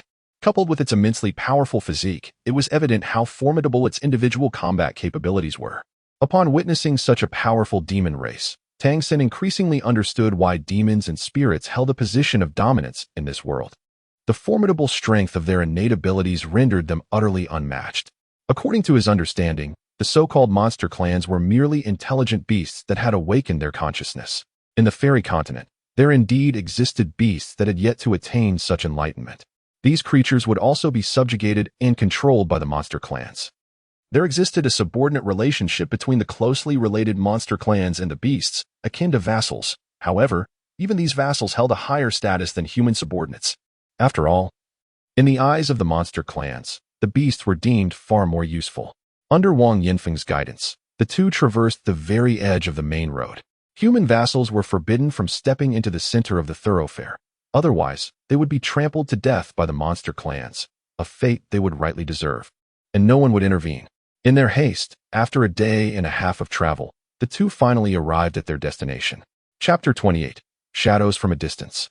Tang San beheld a colossal city wall, soaring to an impressive height of 100 meters, an utterly unexaggerated measurement. Flanking the wall were two towering mountains. With the wall constructed against their formidable backdrop, the steep cliffs of the mountains provided an excellent cover. Through the knowledge imparted by Wang Yinfeng, Tang San was already aware that Jelly City was a basin city, surrounded by mountains that served as the best concealment for the urban area. Only the northern and southern sides featured sections of the city wall, through which the city gates offered entry. At the city gates, there were no guards present. The gates stood wide open, allowing free passage. Wang Yinfeng did not immediately usher Tang San into the city. Instead, he held them back, waiting patiently. They entered swiftly only during a lull when the comings and goings of the monsters created a brief vacuum. Upon stepping through the city gates, Tang San's first impression was that he had entered an entirely different realm. Fenglang Town, situated in the northeastern part of the fairy continent, was predominantly cold for most of the year. However, within Jelly City, the atmosphere was as warm as spring. The air, warm and humid, was imbued with a significantly richer essence than that outside, instantly instilling a sense of serenity within him. The ground inside the city was paved entirely with sturdy stone slabs, exuding solidity and evenness. On either side of the roads stood tall structures made of wood and stone. Upon entering the city, the variety of monster clans became even more apparent, overwhelming the senses. As Tang San mentally matched each clan he observed with those Wang Yinfeng had described, he could not help but feel a mix of repulsion and awe. "Do not look," Wang Yinfeng cautioned, blocking his line of sight. "What did I advise you?" "Yes," Tang San replied, lowering his gaze. His observations were not casual. At that moment, his heart brimmed with astonishment. The monster clans were indeed incredibly powerful, surpassing even the mightiest era of soul beasts from his former world. Though Jelly City was merely one of the main cities of the monster clans, the various clans he encountered radiated formidable auras, each exhibiting distinct characteristics. Even the most ordinary of these clans possessed an undeniable strength. Humans devoid of any talent are indeed far from being able to compare with them. Tang San could not help but let out a silent sigh within his heart. In this world, the struggle of humanity against the monstrous races was indeed an arduous endeavor. To alter this predicament, one must fundamentally initiate change. Only when humanity possesses the innate talent for cultivation and strength can such a possibility arise. Nevertheless, even that seems a daunting task. For the control that the two factions of monsters exert over this continent is overwhelmingly powerful. Humanity remains but slaves, even if they manage to awaken some latent abilities. The moment such talents are discovered, they would likely face immediate suppression. Furthermore, is the transformation into a demon god truly the pathway for humanity? Absolutely not. The origin of this transformation stems from humanity's oppression by the monstrous races, leading to the corruption of their bloodlines. In reality, such hybridization pales in comparison to the true formidable bloodlines of the monstrous races, to enable humanity's resurgence. It is essential not only to bestow upon them their own unique talents, but also to create space for their development. A nascent idea began to take shape in Tang San's mind. Let us find a place to reside. We can stay here for about 3 days. After we complete our task, I will take you around. Wang Yanfeng's voice broke through Tang San's reverie. Yes, master, Tang San replied obediently, his head bowed in respect. The two moved forward discreetly, and Wang Yanfeng, evidently familiar with the city of Jelly, swiftly located a modest inn run by a human vassal. The innkeeper was a woman who appeared to be of a similar age to Wang Yanfeng. Upon seeing them enter, her face lit up with surprise and joy. "What brings you here?" she exclaimed, embracing Wang Yanfeng warmly.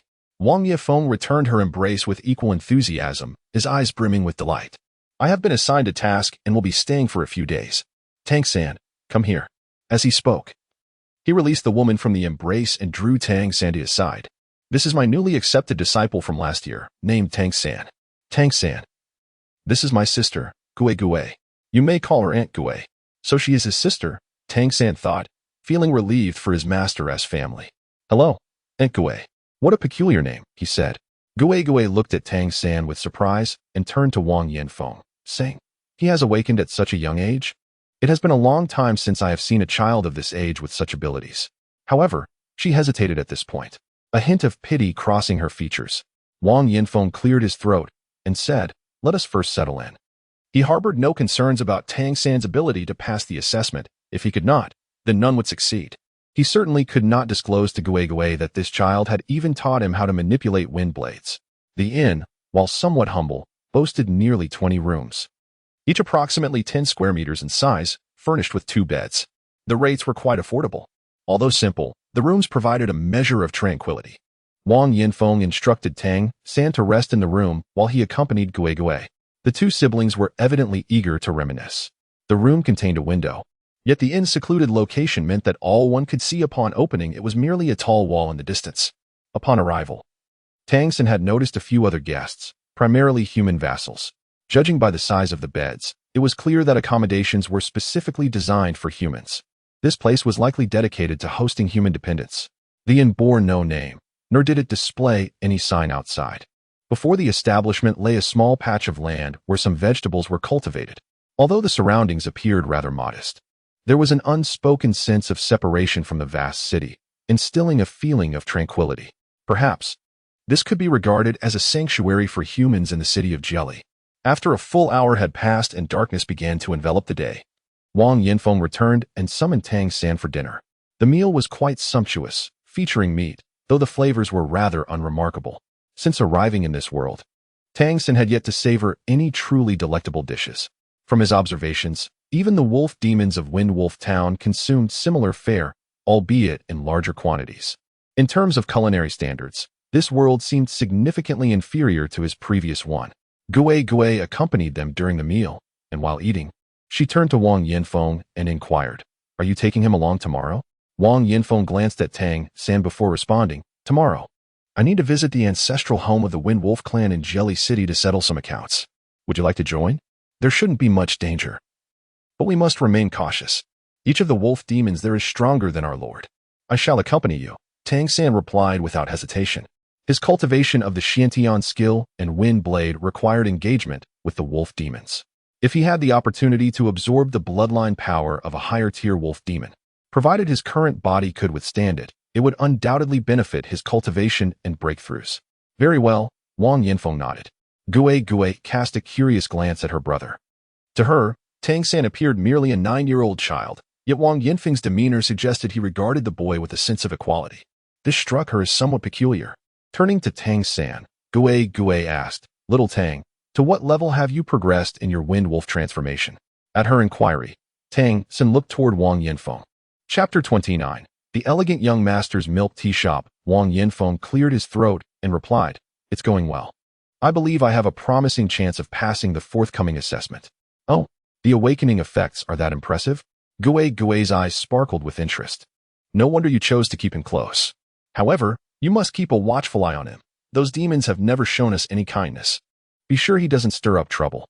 Rest assured, Tang San remained composed. Wang Yanfeng smiled, for he no longer viewed Tang San merely as a child. In their usual exchanges, Tang San's words and emotions exude a sense of precocious maturity, as if he were the eldest among this group of 5. Gue, increasingly puzzled, remarked, "It seems you have great confidence in this child." Wang Yinfeng nodded in agreement, stating, "The purpose of bringing him here is also to broaden his horizons." Gue responded, "That is indeed a good idea. Recently, Jelly City has been remarkably peaceful, with no signs of conflict. Your timing for this visit is fortunate." Tang San could not help but inquire, "Aunt Ghost, will there be any further conflicts in the city?" Aunt Ghost replied, "Naturally, there will be. Numerous clans of monsters harbor mutual disdain for one another, particularly those with comparable strengths, who frequently engage in fierce battles for the sake of ranking. The variation in their standings directly influences the resources they can acquire. Take for instance our Wind Wolf clan and the Flash Leopard clan. We are sworn enemies, often clashing in combat. More often than not, we find ourselves at a disadvantage. Thus, it is wise to refrain from revealing your Wind Wolf transformation, for you never know when you might encounter adversarial factions from our lineage. They will show no mercy towards us vassals, and should a vassal perish, the Wind Wolf clan would scarcely blink an eye. Consequently, concealing one's demon transformation has become a vital means of survival for us human vassals. Do you understand? Flash Leopard clan. Leopard Flash?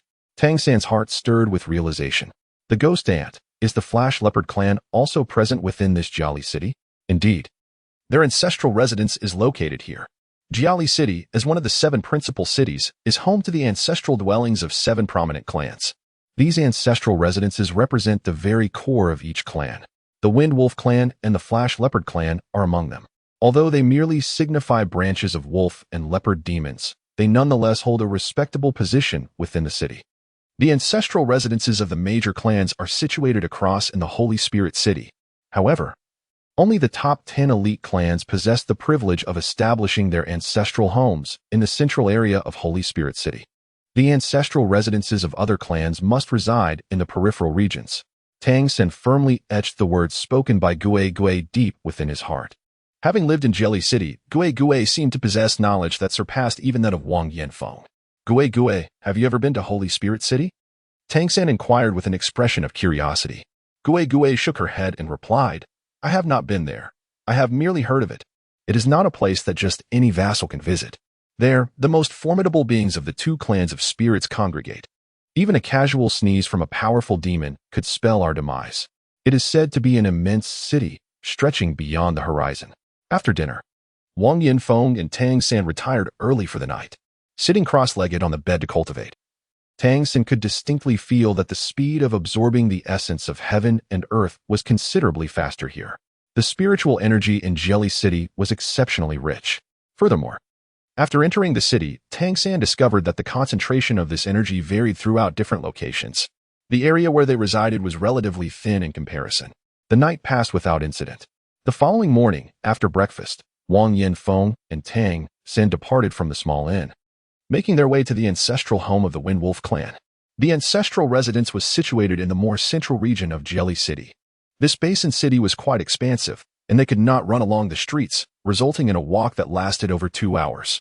From a distance, Tang San spotted the location of the Wind Wolf clan's ancestral home. It was easily recognizable due to the enormous green wolf head emblem atop the high courtyard wall. This wolf head, measuring over 3 meters in diameter, was prominently displayed at the pinnacle of the grand entrance, emanating a faint azure glow that intensified the wind element in the surrounding air. There was even a subtle current rippling outward, repelling all entities that approached the entrance. What lay before them was an entire block of wind spirit stone, a colossal piece measuring 3 meters in diameter. What an immense weight that must hold. From the exterior, the courtyard walls of the Wind Wolf clan's ancestral home extended outward for at least 100 meters. The 10-meter-high walls concealed everything within, rendering it impossible to see from the outside. As they neared the courtyard walls, an invisible pressure seemed to manifest, making it difficult to breathe. Wang Yinfeng led Tang San along the walls, and as they approached the grand entrance, they were halted by several wolf demons, who appeared to be around the 4th tier. For wolf demons were stationed at the entrance, each standing over 2 meters tall, clearly belonging to the 4th tier. Without delay, Wang Yinfeng unleashed his wind wolf transformation, his body swelling as azure light radiated from his eyes, signifying his identity as a vassal of the Wind Wolf clan. What brings you here? One of the wolf demons asked coldly. Wang Yinfeng quickly responded, "We hail from Windwolf Town, and we are here to deliver this year's tribute list to the clan leader. We kindly request that you notify him." Upon hearing that he was there to present the tribute list, the demeanor of the Windwolf clan's wolf demon softened somewhat. "You may enter with me," he said. As he spoke, he took the lead and stepped inside. Wang Yifeng hurriedly followed suit. Just as Tang San was about to enter as well, a large hand, belonging to a wolf demon, obstructed his path. "This brat shouldn't go in. What does he seek in there? Is he courting death? Wait outside." Tang San was taken aback as he glanced at Wang Yifeng, who was equally surprised by the turn of events. It was apparent that the wolves looked down upon Tang San due to his tender age. Wang Yinfeng hastily suggested, "Tang San, why don't you wait for me outside? Go over there." In front of the ancestral residence of the Windwolf clan lay a relatively spacious area, resembling a small square. At the center of this square stood a colossal ancient tree, so vast that it would require at least a dozen people to encircle its trunk. The immense canopy provided a generous expanse of shade. This locale was the very heart of Jilly City, and Wang Yinfeng had previously informed Tang San that several prominent clans had their ancestral homes situated within this vicinity. Wang Yinfeng subtly gestured to Tang San, indicating that he should wait by the grand tree, avoiding unnecessary interaction with the wolves to prevent excessive questioning or potential annoyance. Tang San immediately acknowledged with a simple response and turned to walk into the distance. The wolf demons evidently did not regard him as a significant threat, as their leader proceeded to lead Wang Yinfeng into the ancestral abode without hesitation. Tang San felt a twinge of ennui. He had initially intended to venture into the ancestral abode of the Wind Wolf clan to experience the formidable energy emanating from the higher echelons of the wolf demons, as well as to survey the terrain in preparation for a potential future incursion to pilfer the Wind Wolf bloodline. However, to his dismay, he found himself unable to even cross the threshold. He made his way to the base of a grand tree, whose expansive canopy enveloped a vast area, rendering the air increasingly fresh. In this central district of Jelly City, encounters with demon clans were scarce, and in the distance, other grand residences could be seen. To avoid drawing undue attention from the gatekeeping wolf demons, Tang San chose to circle to the other side of the tree, seeking a discreet spot to await Wang Yifeng. Upon reaching the opposite side and settling down, he noticed a modest establishment by the roadside. Was there a shop here? This establishment appeared to have distinct front and back entrances. The front served as a storefront, while the rear seemed to be a living space. A sign adorned the storefront, proclaiming, "Beautiful Young Master Milk Tea Shop." Chapter 30. I am not Xiao Wu. I am the beautiful young master. A shop selling milk tea? What exactly is milk tea? In Tang San's previous life, such a thing did not exist, and in this world, he had yet to encounter it. It appeared to be some sort of beverage. Despite the limited passage of demon clans in this area, the milk tea shop seemed to thrive, with a steady stream of demons stopping by to purchase a cup. The cups appeared to be quite sizable. Tang San focused his gaze, a flash of purple light flickering in his eyes as he activated the purple extreme demon eye to observe the milk tea shop. Upon discerning the scene before him, astonishment graced his countenance. Within the establishment were two women of human descent. One appeared slightly older, seemingly in her 30s, possessing striking beauty with her ebony hair and dark eyes, perpetually adorned with a gentle smile that radiated an inviting warmth. Indeed, she was the most exquisite woman Tang San had encountered since his arrival in this realm. The younger woman, in contrast, looked to be around 16 or 17. Her features also quite refined, diligently attending to the tasks at hand. How could a human vassal operate a shop in the very heart of Jelly City? Moreover, the array of demon-kind patrons procuring milk tea seemed to exhibit no prejudice towards them, merely purchasing their drinks and departing, presumably utilizing the most basic demon currency. Clearly, the prices were modest, as some demons even opted to purchase several cups. The establishment bore the name Beautiful Young Master Milk Tea Shop. Was this elder woman indeed the beautiful young master? The name was intriguing and fitting, indeed. Tang San gently touched his body, recalling the demon currency that Wang Yinfeng had previously bestowed upon him, crafted from wind spirit stones, essentially embodying the energy characteristic of demon coins. An impulse surged within him. He yearned to indulge in a cup of that delightful milk tea. The human proprietor exuded an inexplicable sense of familiarity that drew him in. Ever since his arrival in Jelly City, he had been enveloped by a persistent sense of tension. Now, as he beheld the shop before him, he found himself pondering the taste of that milk tea. Glancing around, he noticed the absence of any demon clans. And the Mei Gongzi milk tea shop had just bid farewell to several demon patrons, creating a brief interlude of tranquility. Tang San took a deep breath and retrieved a crafted from a wind spirit stone, quickening his pace towards his destination. This marked the first occasion he intended to engage in commerce using the currency of this world. With each step he took, the proximity to the Mei Gongzi milk tea shop diminished. A faint, enticing aroma of milk wafted from the shop, tickling his senses and prompting him to swallow involuntarily. He soon found himself mere meters away from the establishment. As he drew closer, he could discern the bustling activity within the shop. The beautiful woman and the young girl were both engrossed in their tasks. At that moment, another figure emerged from the back room, approaching the woman and smiling as they exchanged words. Tang San's footsteps abruptly ceased in that fleeting moment. He stood there, completely rigid, as if frozen in time. In that instant, it felt as though every pore on his body had burst open, his eyes wide with astonishment. His body had become so stiff that it was entirely beyond his control. The world around him seemed to dissolve into isolation, leaving only the enchanting figure with a captivating smile in his sight and in his heart. She appeared to be merely 12 or 13 years old. Her petite and well-proportioned frame complemented by a cascade of neatly flowing black hair. Her delicate features, adorned on that rosy visage, were exquisitely refined. She had perfectly inherited all the virtues of a beautiful woman, yet infused with an added touch of vivacity and whimsical charm. As her large, dark eyes blinked, long eyelashes quivered gently. "Is it you? Is it you? Is it you?" Tang San, as if petrified, felt only a deep pang of longing in his heart. In that moment, everything else seemed to fade into insignificance. In his eyes, there existed solely that singular figure, though her appearance had changed, and even her aura had transformed. The imprint indelibly etched in the depths of his consciousness unmistakably embedded her image into his heart. Tang San never anticipated that he would encounter her so effortlessly. In that fleeting moment, he felt no lingering resistance towards this malevolent world. Instead, profound gratitude blossomed within the depths of his heart. His heart quivered, and his body was rendered immobile. Yes, it was her indeed. The memories of their past life surged chaotically within him. This was a predestined bond from a bygone era, the singular pursuit of his soul. He stood a mere few meters away from the delightful milk tea shop, and the three individuals inside naturally noticed him. The beautiful woman gazed at the dazed Tang San with a hint of surprise, while the young girl beside her also perceived him. The girl furrowed her brow, but the woman uttered something to her and then gestured towards Tang San. The raven-haired girl nodded slightly before vanishing from his line of sight. Tang San's rigid body instinctively took a step forward, his mouth opening as if on the verge of exclaiming, "Don't go," as that figure vanished before his eyes. An overwhelming sense of emptiness surged within him. "Hey, drink this." At that moment, a melodious voice resonated in his ears. Tang San stood in a daze, slowly turning his head as his rigid body began to tremble, quivering slightly. Before him appeared a figure both familiar and foreign, a person who had haunted his dreams. A cup was extended towards him, exuding a delicate fragrance of milk and tea. The dark-haired girl observed Tang San's vacant expression and could not help but frown once more.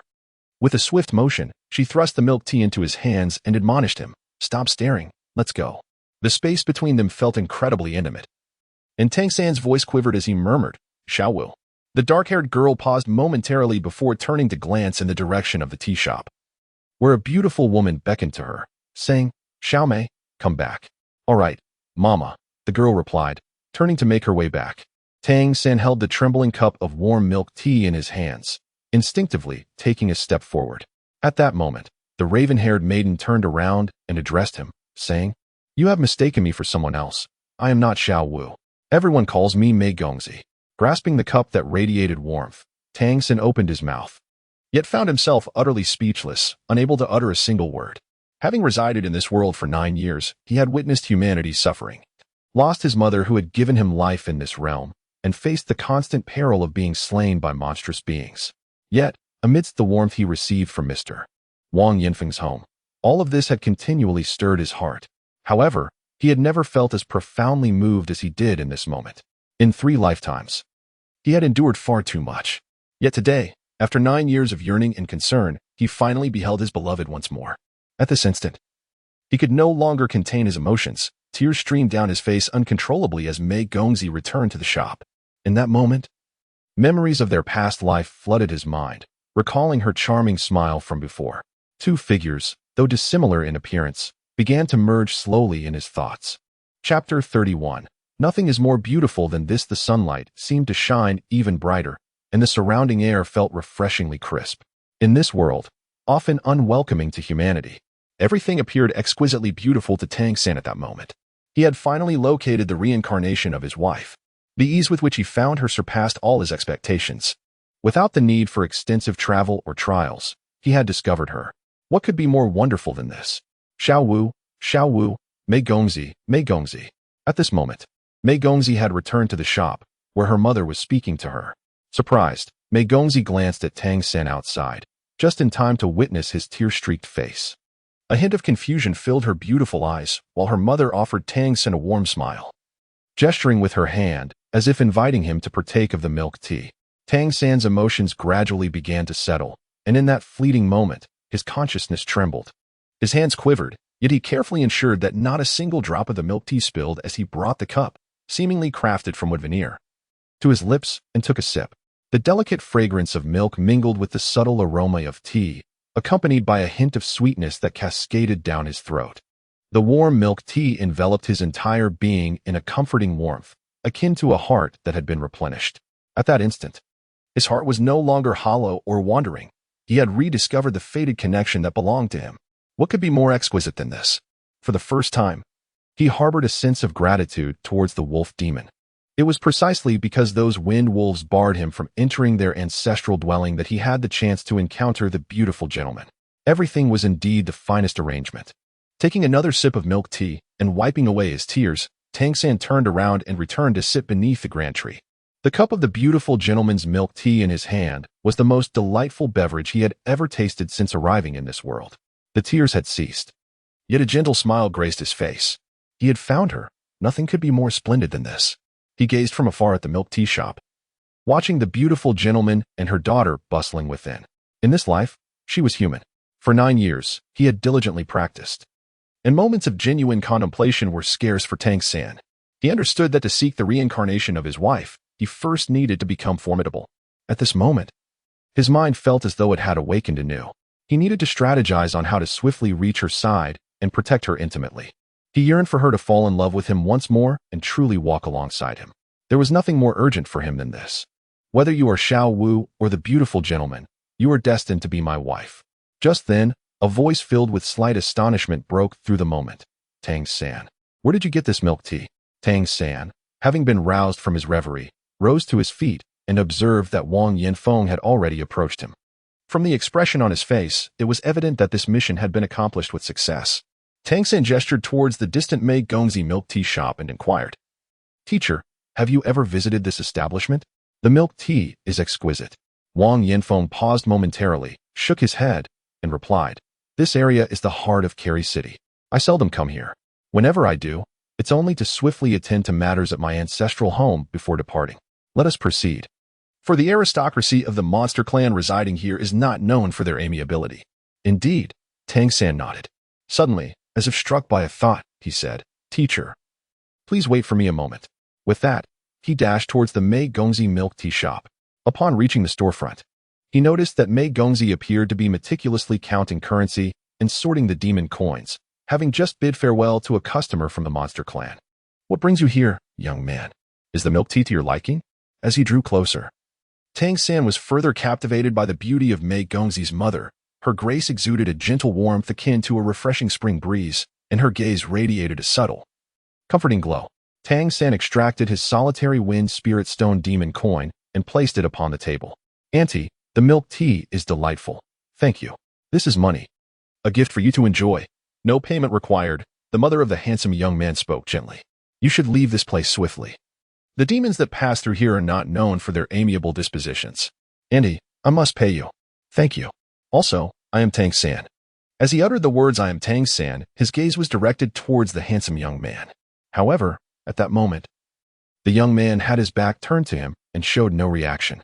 Tang San cast another profound glance at her, as the distant call of Wang Yanfeng echoed through the air.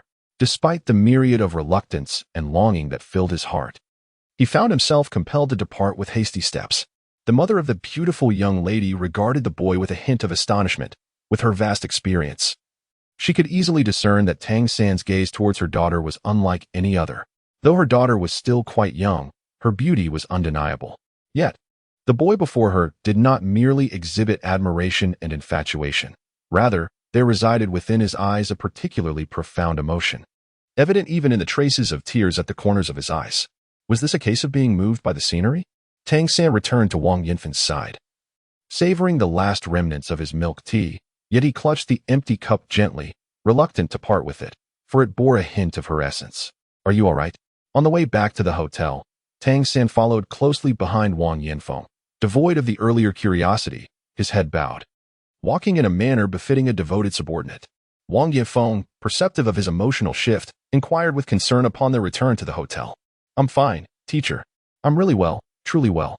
Tang San beamed a smile, one that radiated from the depths of his heart. Observing the genuine joy on his face, Wang Yinfeng remarked with a smile, "It seems that cup of milk tea has left quite an impression on you. Indeed, in this world, despite the multitude of malice directed towards us, there still exists beauty. In one's life, even when confronted with daily adversity, our hearts should cherish that fragment of goodness. Only then can one remain oriented towards the sun, perpetually feeling hope and happiness." Undoubtedly, his words were heartfelt, and Tang Sen resonated deeply with them. Having completed the official duties, we can linger in the city for a couple of days. Shall I take you around? Wang Yifeng suggested with a smile. His mission had been accomplished with great success, as the Wind Wolf clan leader had approved the tribute quantity. Upon returning, he could also provide a satisfactory report to the Wind Wolf Lord. Tang San inquired, "Teacher, are there any lively places in Jelly City? I wish to take a look." Wang Yinfeng replied, "There isn't much in the way of excitement, but as I have said, one must tread carefully and speak cautiously. Stay close to me." "All right. No problem," Tang San agreed without hesitation. Wang Yifeng continued, "It has been quite some time since I last visited. I will inquire with your Aunt Gue." Upon locating Gue, he mentioned his intention to bring Tang San to a more vibrant location. Gue responded, "Of course, there are lively places. And quite a few at that. By the way, not far from here, there is an event worth attending, and tonight is especially opportune. It is the annual Jelly City Collision Competition. Not only the monster clans within Jelly City will participate, but also individuals from nearby powerful clans residing in villages." "What exactly is the collision competition?" Wang Yinfeng asked with curiosity. Chapter 32. The Collision Competition. Gue explained. The collision competition entails two contestants starting from a distance of 30 meters and simultaneously charging towards each other. The one who retreats further after the impact is considered the loser, while the one who remains steadfast is the victor. The various monster clans are divided into different categories based on their ranks, generally commencing from the 3rd tier and reaching up to the 6th. It is a grand event for the younger generation of monster clans. The limitation to the 6th tier is due to the potential for unnecessary casualties when higher-tiered strong beings collide. Moreover, those above the 6th tier tend to lose interest in such game-like competitions. That does sound intriguing. However, considering the distinct characteristics of different races, it is likely that the more robust ones will hold an advantage, Wang Yifeng remarked with a smile. Gue responded, "I have attended once, and there are indeed some techniques involved. Let us do this. Since it is getting late, we shall dine first and then head over. We should arrive just in time for the commencement of the collision competition." Tang San and Wang Yinfeng ventured to the ancestral abode of the Wind Wolf tribe today, consuming over 4 hours on the journey there and back. Coupled with the time spent at their destination, they returned in the afternoon. Regarding the upcoming collision competition, Tang San harbored no objections, particularly as the event featured beasts ranging from the 3rd to the 6th rank, aligning perfectly with his aspirations. Upon encountering the exquisite young master, his thoughts began to flourish, igniting within him an urgent desire for strength, one that was more intense than ever before. The young master's milk tea shop was situated in the heart of Jelly City, a locale abundant with formidable beasts of the 8th and 9th ranks. Having finally located her, nothing was more paramount than ensuring her safety.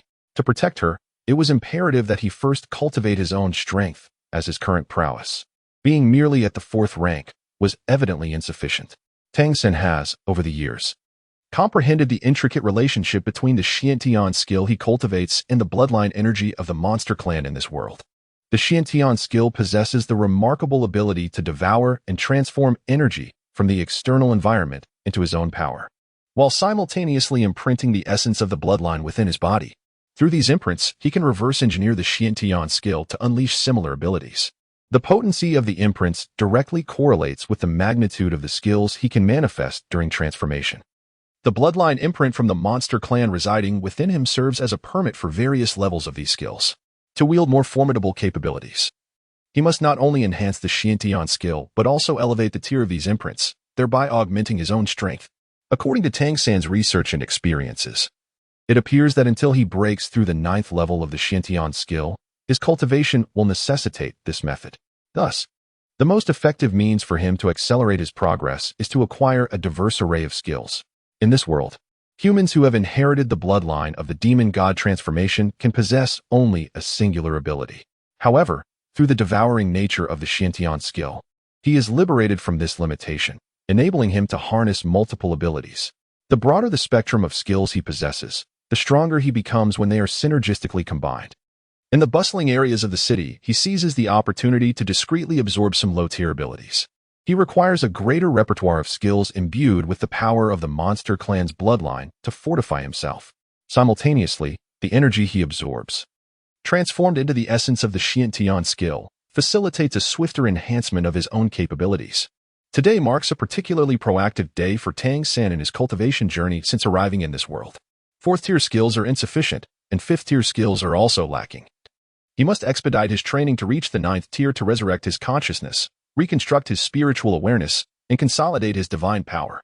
Awakening abilities that are absent in this world but were present in his previous life is essential for truly safeguarding the beautiful son of the nobleman. After taking a brief respite and having dinner, Gui donned a more splendid attire before leading Wang Yinfeng and Tang San out into the night. The reason for dressing more elegantly lies in the fact that this world, too, judges individuals based on their appearances. As a subservient race, humans face relatively few hostilities in the grand cities, provided they do not provoke the monster clan. After all, the monster clan requires subordinates to serve them. Humans can be regarded as the most astute among all subservient races. Although they may lack in strength, they excel in executing complex tasks far better than their counterparts. The collision competition is not of a particularly high tier, as it primarily involves monsters below the 6th tier, predominantly comprising the youth. Furthermore, the rewards are not exceedingly generous. The first prize consists of 5 elemental coins. While the purchasing power of these coins is indeed remarkable for the majority of the affluent monster clan, it does not constitute a vast fortune.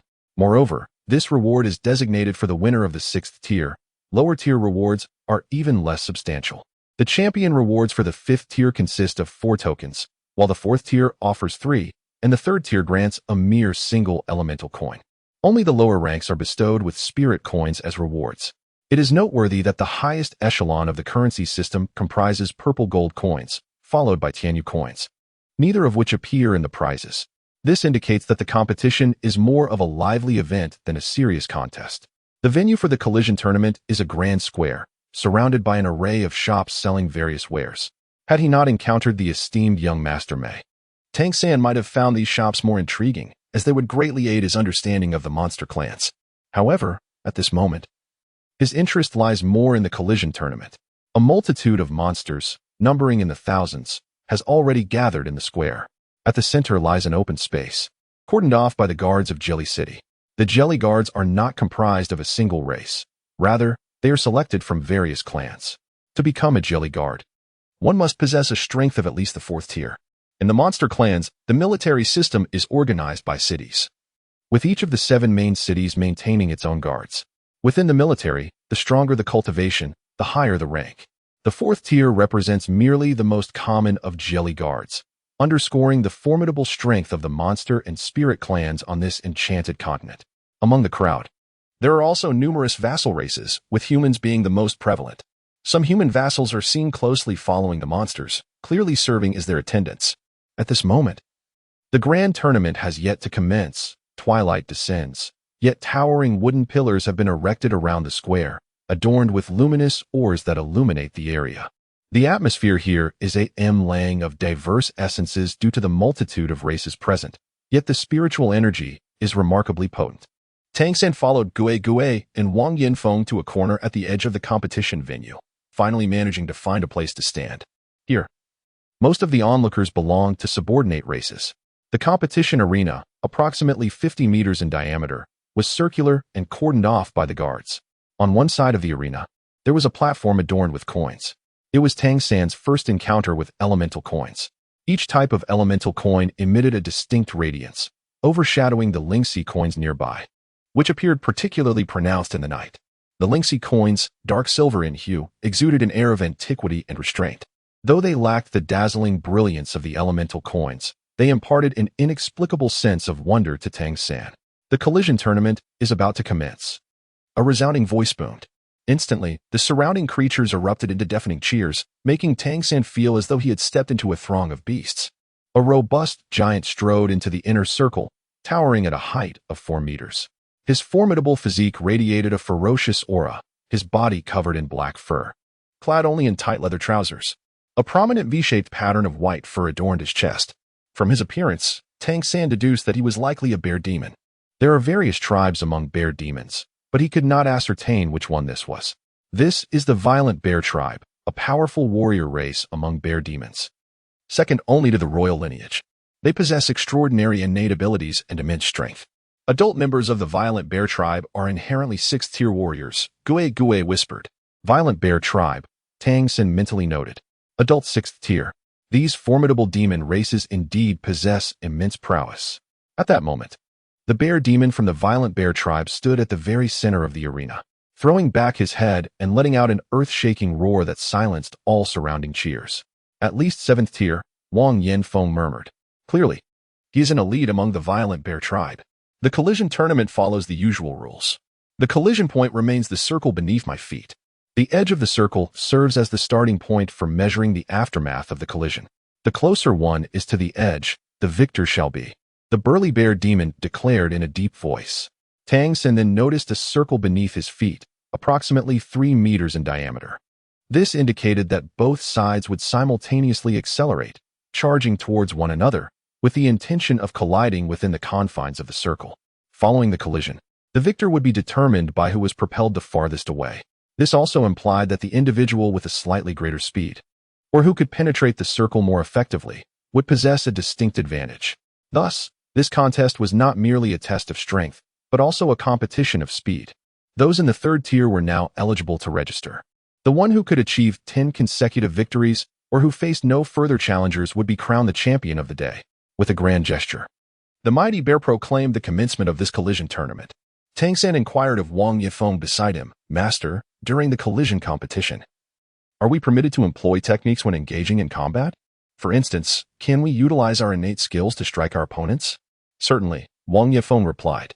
The demon clan venerates brute strength above all else. Although the collision competition is the most straightforward of contests, any ability you possess may be wielded as long as it leads to victory. In our realm, the principles have always dictated that only the victor is acknowledged, while the means to achieve that victory remain inconsequential. Tang San nodded in realization, pondering for a moment before asking, Teacher, may I register? Wang Yanfeng was momentarily taken aback, and Gue's gaze swiftly turned towards Tang San. You wish to register? Gue's voice rose slightly in pitch. I want to give it a try. There is a chance to win money. Tang San pointed towards the victor's reward on the distant table. Wang Yifeng glanced at Gue, who furrowed her brow and replied, subordinate races are permitted to compete. However, generally speaking, it is quite challenging to match the prowess of the demon clans. Moreover, they tend to be more ruthless towards subordinate races, exhibiting no reservations. Should one be defeated, it would be deemed deserved. Are you truly intent on attempting this?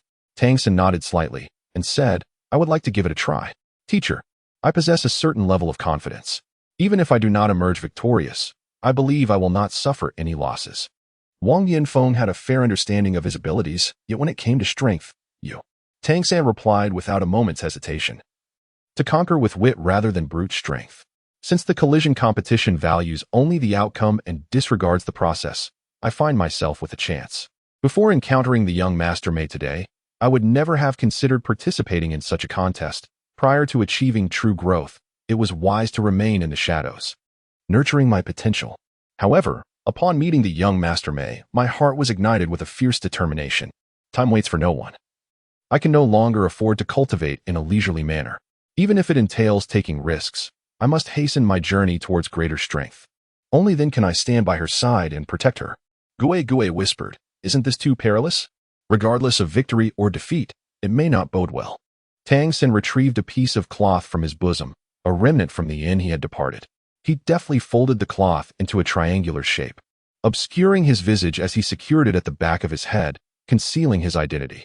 Master, Anti-Gue, after the competition concludes, I shall return on my own. There is no need for you to concern yourselves with me. This way, I shall remain undetected, Tang Sen declared. Wang Yinfeng pondered for a moment before responding. Very well. Proceed with caution. Are you considering enrolling in the 3rd or 4th tier? Should you choose the 3rd tier, you could discreetly veil your true capabilities, which should minimize the risk of exposure. Tang San remarked, I believe I shall opt for the 4th tier. The rewards associated with it are considerably more substantial. Teacher, I shall proceed. As he spoke, he crouched down and slipped into the throng behind him. Are you truly allowing him to compete? Gue inquired incredulously, casting a glance at Wang Yinfeng. Furthermore, what exactly is this 4th tier? Does he genuinely possess the strength of a true 4th tier? Wang Yinfeng nodded, responding, this child cannot be assessed by conventional standards. Although he is merely 9 years old, he exhibits a remarkable composure far beyond that of his peers. Despite having studied with me for only a year, he consistently conveys an impression of assuredness in all his endeavors. He must have his own plans. Over the past year, he has been imparting various knowledge to Tang San and his companions. Yet, it is precisely due to the insights that Tang San has shared that his own abilities have seen significant advancement, bringing him to the precipice of 4th tier mastery. Astonishingly, this has all transpired within just a year. Such a feat was utterly unimaginable before. Consequently, his sentiments towards Tang San differ markedly from those he harbors for the other 4 children. He is acutely aware of Tang San's ascension to the 4th tier. Achieving 4th tier status at the age of 9 is exceedingly rare, even among those of extraordinary lineage such as the Demon Clan. In the Wind Wolf Clan, he has never encountered anyone capable of reaching 4th tier cultivation at such a tender age. This suggests that Tang San, a child endowed with the Wind Wolf transformation, surpasses even the innate talents of the Wind Wolf Clan. As a subordinate race, it is typically inconceivable for such a phenomenon to occur, underscoring the exceptional giftedness of Tang San. Even Wang Yinfeng himself is not entirely cognizant of the full extent of his disciple's current capabilities.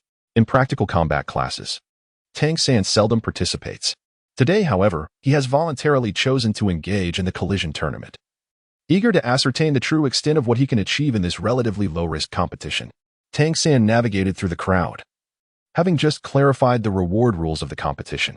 Regardless of the tier of the contest, securing a single victory would yield a Lingxi coin.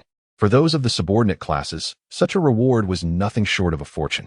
Thus, upon arriving at the registration area, he was astonished to find a considerable number of human vassals and other subordinate races also signing up, evidently eager to seize a victory and earn a Lingxi coin.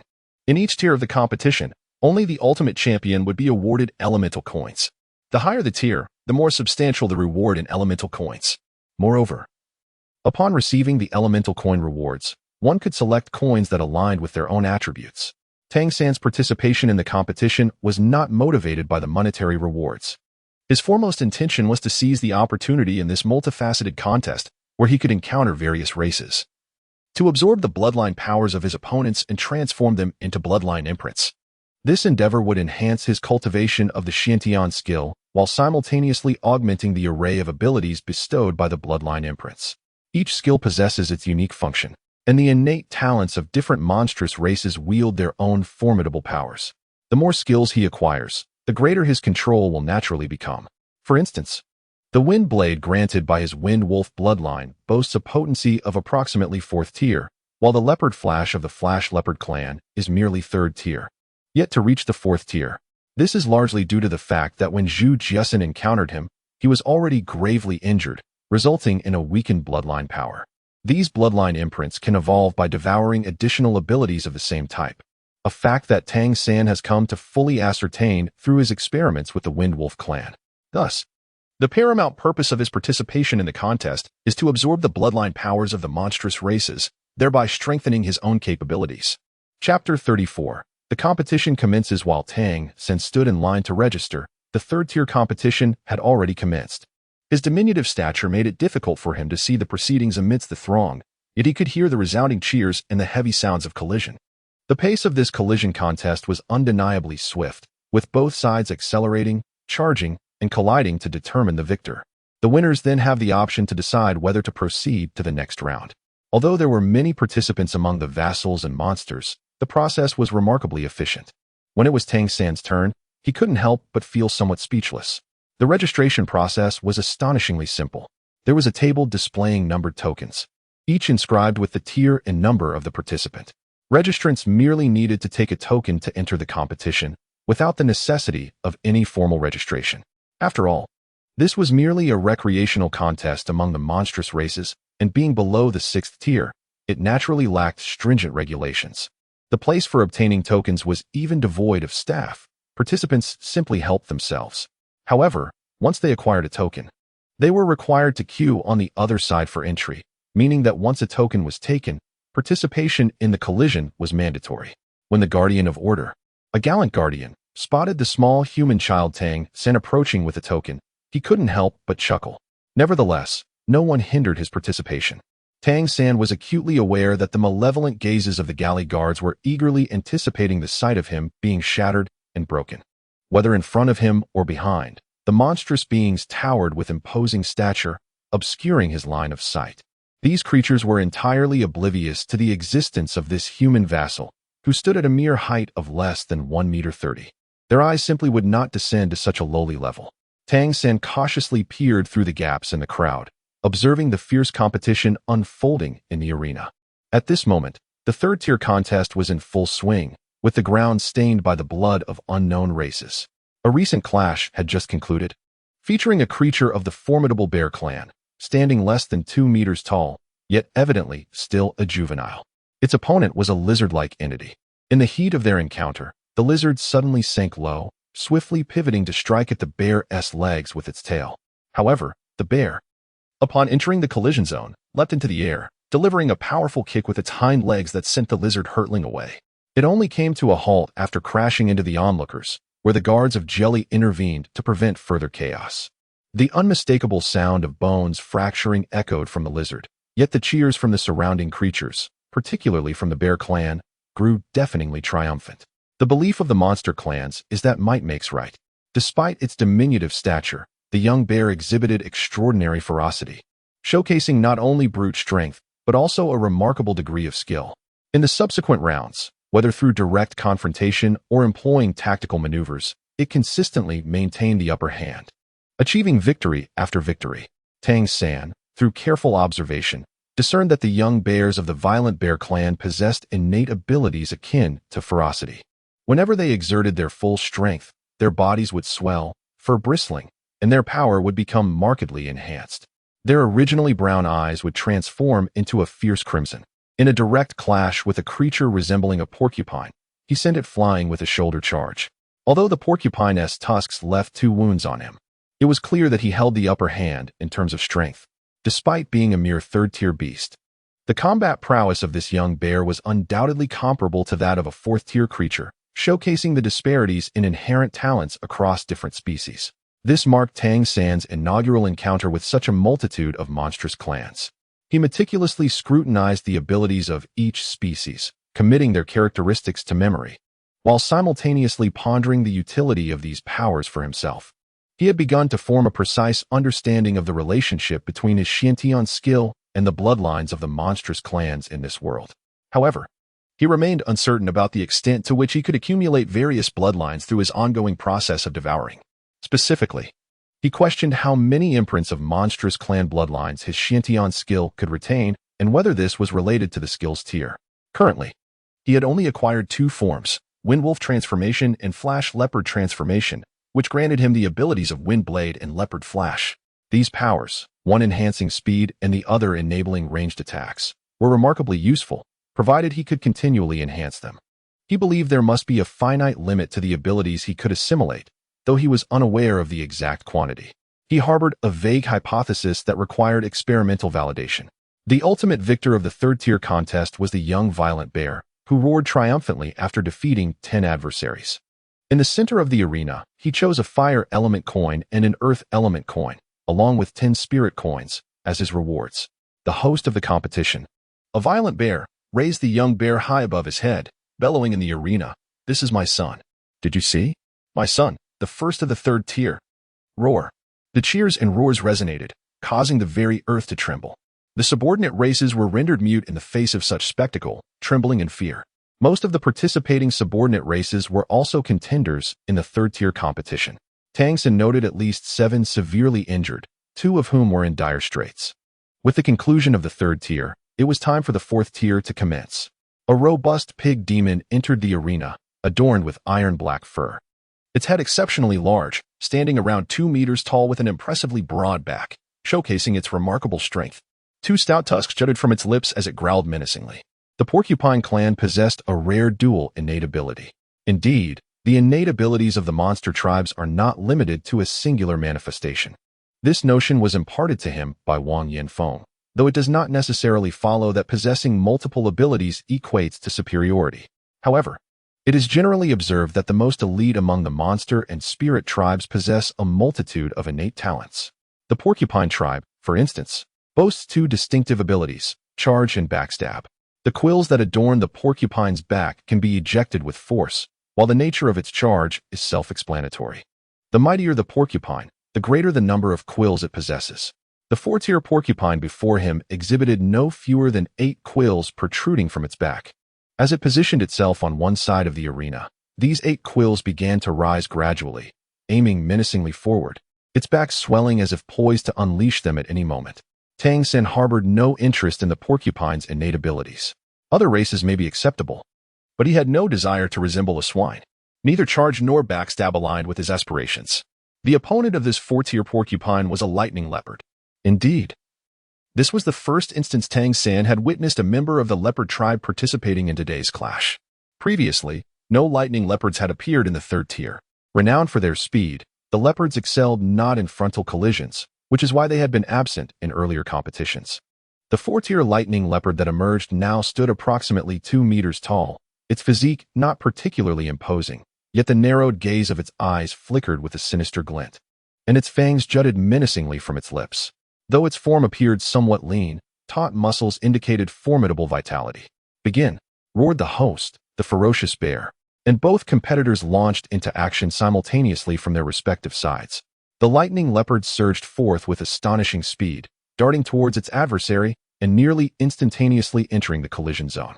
Meanwhile, the porcupine, in its frenzied dash, released its 8 quills without reservation. As the porcupine unleashed its backstabs, Tang found himself regarding it with newfound respect. The quills fired were not aimed at the leopard, but rather directed elsewhere. Yet, these 8 quills effectively sealed off all potential escape routes for the lightning leopard. In this contest, the porcupine possessed absolute confidence in its frontal charge to overpower the leopard.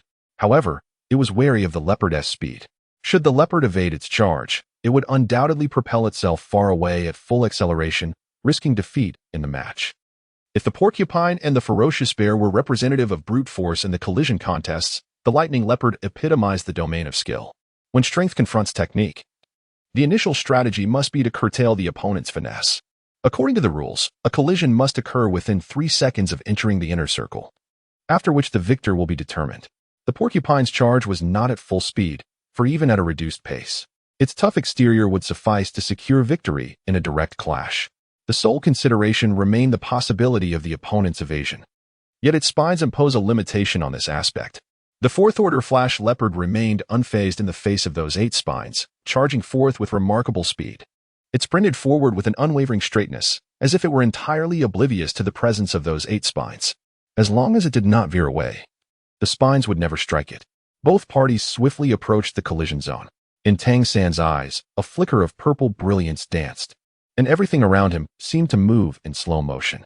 The porcupine's tusks were raised, while the lightning leopard surged forward, its form shimmering with golden light as it activated its speed ability. The 2 figures almost instantly intertwined and passed each other, with a resounding thud. The porcupine burst forth from the collision zone, while the lightning leopard ascended straight up, executing a graceful roll in midair before landing steadily at the center of the collision circle. Undoubtedly, this 4th-tier lightning leopard had emerged victorious. Most of the onlookers from various monster clans failed to comprehend the moment of impact, as the leopard's speed was simply too swift. Upon its triumph, Astonished exclamations erupted all around. Yet, Tang San had observed everything clearly. Just as the two were about to collide, the leopard leapt up in a near-instantaneous motion, skimming perilously close to the porcupine's tusks. Its powerful hind legs propelled it forcefully onto the porcupine's back. Although the porcupine did not charge with full force, it had activated its collision ability, which meant it could only decelerate at most during its frenzied sprint. Moreover, it had anticipated a direct hit by deploying its back spikes to block the leopard's evasive path. However, the leopard deftly soared over its head, transforming the forward thrust into vertical ascent with astonishing body control, landing squarely in the center of the collision zone. The outcome was thus rendered unmistakable. The porcupine had ultimately lost a crucial tactical maneuver. Tang San mused that had he been guiding this porcupine, he would have advised against releasing its back spikes so prematurely to block the route. Instead, he would have suggested deploying them at the exact moment of collision. While the leopard was indeed fast, facing a sudden onslaught of 8 unpredictable porcupine spikes at close range would have posed significant danger. A single puncture could prove fatal. The porcupine had not fully leveraged the advantages of its 2 innate skills. In contrast, the lightning leopard clearly dominated in speed, technique, and composure. The ensuing battles validated Tang San's assessment of the leopard.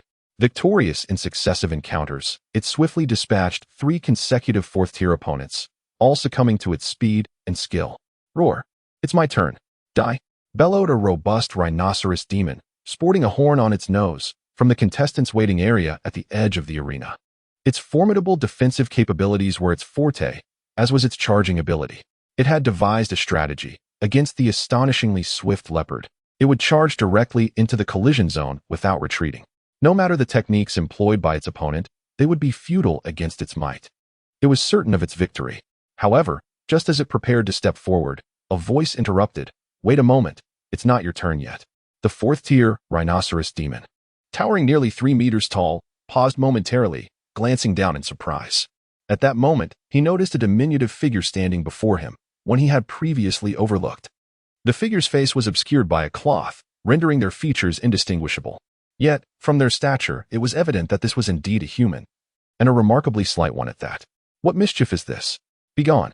The rhinoceros demon waved his hand dismissively, intending to brush the figure aside. However, the small figure darted forward with surprising agility, entering the competition arena while brandishing their identification badge. 4th rank, number 6. Indeed, it was Tang San's badge. He had been the first to register, thus earning the 6th number among all contestants of the 4th rank. The leopard demon, having triumphed in 4 consecutive matches, was finally preparing for its turn. The rhinoceros demon, who had been observing the arena from behind Tang San's towering form, had failed to detect his presence until that moment. As Tang San stepped into the arena, a chorus of astonished murmurs erupted around him. For the demon clan, the sudden appearance of a human vassal, particularly one of the 4th rank, was truly a surprising event. What audacity possessed such a seemingly fragile human to enter the arena? The obscured face was not particularly surprising. After all, although vassals do not face the immediate risk of death like slaves, offending a powerful demon could still lead to demise. Yet, what bravery compelled him to step into this arena? The 4th rank flash leopard's eyes gleamed with a ferocious light as it extended its tongue to lick its fangs. The sight of Tang San's entrance elicited excitement within it. Having defeated 4 opponents, it had expended considerable energy. In terms of innate ability, the Flash Leopard clan was not among the elite. It understood the difficulty of enduring 4 matches. Each additional victory would enhance its chances of claiming the ultimate championship. For not every rank competition allowed for a streak of 10 consecutive wins. The higher the rank, the slimmer the chances became, as all participants possessed formidable strength, resulting in significant energy depletion and potential injury during clashes. To the Flash Leopard, the appearance of this human vassal not only promised to conserve its strength, but also presented an opportunity to secure another victory, an exceedingly favorable scenario. It had also noted the next opponent, the rhinoceros demon, and recognized its own limitations against such a powerful adversary. The 7th rank violent bear glanced between the Flash Leopard and Tang San, its eyes glinting with a savage intent. Tear him apart. Begin. Roar. Tear him apart. Tear him apart. The surrounding demons, after a brief moment of astonishment, erupted into deafening roars. A vassal daring to appear in the arena of the 4th tier is, in their eyes, an affront to their dignity. The lightning leopard sprang into action, not even utilizing its full abilities, but relying solely on its swiftness as it surged towards Tang San. Although it was a collision competition, the moment of impact, utilizing its sharp claws to rend the opponent, seemed an effortless feat to it. At that moment, Tang San too made his move. A cerulean light emanated from his exposed eyes, and although his body showed little change, a distinct gathering of wind elements enveloped him in a faint azure glow. Wind. Azure light. Is this the wind wolf transformation? The gaze of the fourth-tier lightning leopard grew increasingly ferocious. The wind wolf clan and the lightning leopard clan have always been arch-rivals. Even if the latter was merely a vassal, it was still a vassal of the wind wolf clan. Among the spectators, there were certainly members of the wind wolf clan. Upon witnessing that this vassal belonged to their lineage, their initial reaction was one of humiliation. This would undoubtedly result in a defeat against that leopard demon. It was a disgrace brought upon the Wind Wolf clan. Chapter 36. Instant Kill. The Advancement of the Leopard Flash. Tang San's speed appeared inferior to that of the lightning leopard. Thus, when the leopard charged into the collision zone, he was still 5 meters away from it. The lightning leopard swept through the collision zone without even employing its signature move. Its sharp claws already extended forward, its elongated body unfurling gracefully. The menacing fangs were aimed directly at Tang San. In its mind, visions of the demise of this subservient human materialized. His arms and chest would be torn asunder by its own claws, his throat pierced by its fangs. Yet, where had the human gone? Just as this fourth-tier lightning leopard anticipated the exhilarating rush of human blood, it suddenly discovered that the man had vanished. Indeed, Tang San was no longer within its line of sight. With a remarkable maneuver, Tang San executed a sliding kneel. In his forward momentum, he leaned his upper body completely backward, bending his knees, and glided along the ground. The slender form of the lightning leopard soared just above his head. At that moment, with a gaze as cold as ice, Tang San extended his hands, which had transformed into a jade-like hue, fingers poised with blades of wind coalescing into sharp claws. He merely needed to extend his resolute hands, and the fourth-tier lightning leopard, dashing forward with lightning speed, had unwittingly exposed its chest and abdomen beneath his claws. With 2 piercing sounds, Tang San's hands plunged into the leopard's abdomen. The creature was not known for its defensive capabilities, and furthermore, its abdomen was its most vulnerable area. As Tang San's hands plunged into the abdomen of the swift leopard, his legs coiled upward, entwining around its waist. His slender form glided forward, propelled by the momentum of the charging beast. At that moment, the Xiantian skill activated, drawing with all its might the bloodline power from within the leopard. The imprint of the swift leopard on his body suddenly brightened, as a torrent of bloodline energy was transformed by the Xiantian skill and surged into his being. The swift leopard imprint underwent an instantaneous evolution, ascending from the 3rd to the 4th tier. This momentous breakthrough made Tang San feel as if his body had become remarkably light. The potency of the Xiantian skill also experienced a noticeable enhancement. As the 4th tier swift leopard's abdomen was pierced, it emitted a mournful cry of agony. Yet, in the next heartbeat, its voice was abruptly silenced. The bloodline power was ferociously devoured in an instant, and in the following moment, a blade of wind erupted within its belly. At the moment Tang San made his move, he had no intention of sparing its life. The flash leopard, aside from the Wind Wolf clan, was the most suitable race for him to devour. However, should he consume too many, the adversary would inevitably become aware, and he could not take such a risk. Only by silencing the threat could he ensure the completeness of his consumption. When the observing demon clans witnessed the flash leopard leaping forth as Tang San's form vanished, their initial reaction was to believe that Tang San had been pinned beneath it, a certainty of death, and they erupted in fervent cheers. Yet, the anguished roar of the 4th tier flash leopard jolted them back to reality. The cries of horror abruptly ceased, as if a hand had clasped around their throats, and then, in torrents, blood mingled with entrails erupted from the mouth of the 4th tier flash leopard. Tang San rolled over and emerged from beneath the fallen flash leopard. He shook his hands, casting off the blood that stained them. Amidst the cacophony of screams, which seemed to be stifled as if caught in a choke hold, he stepped into the collision circle.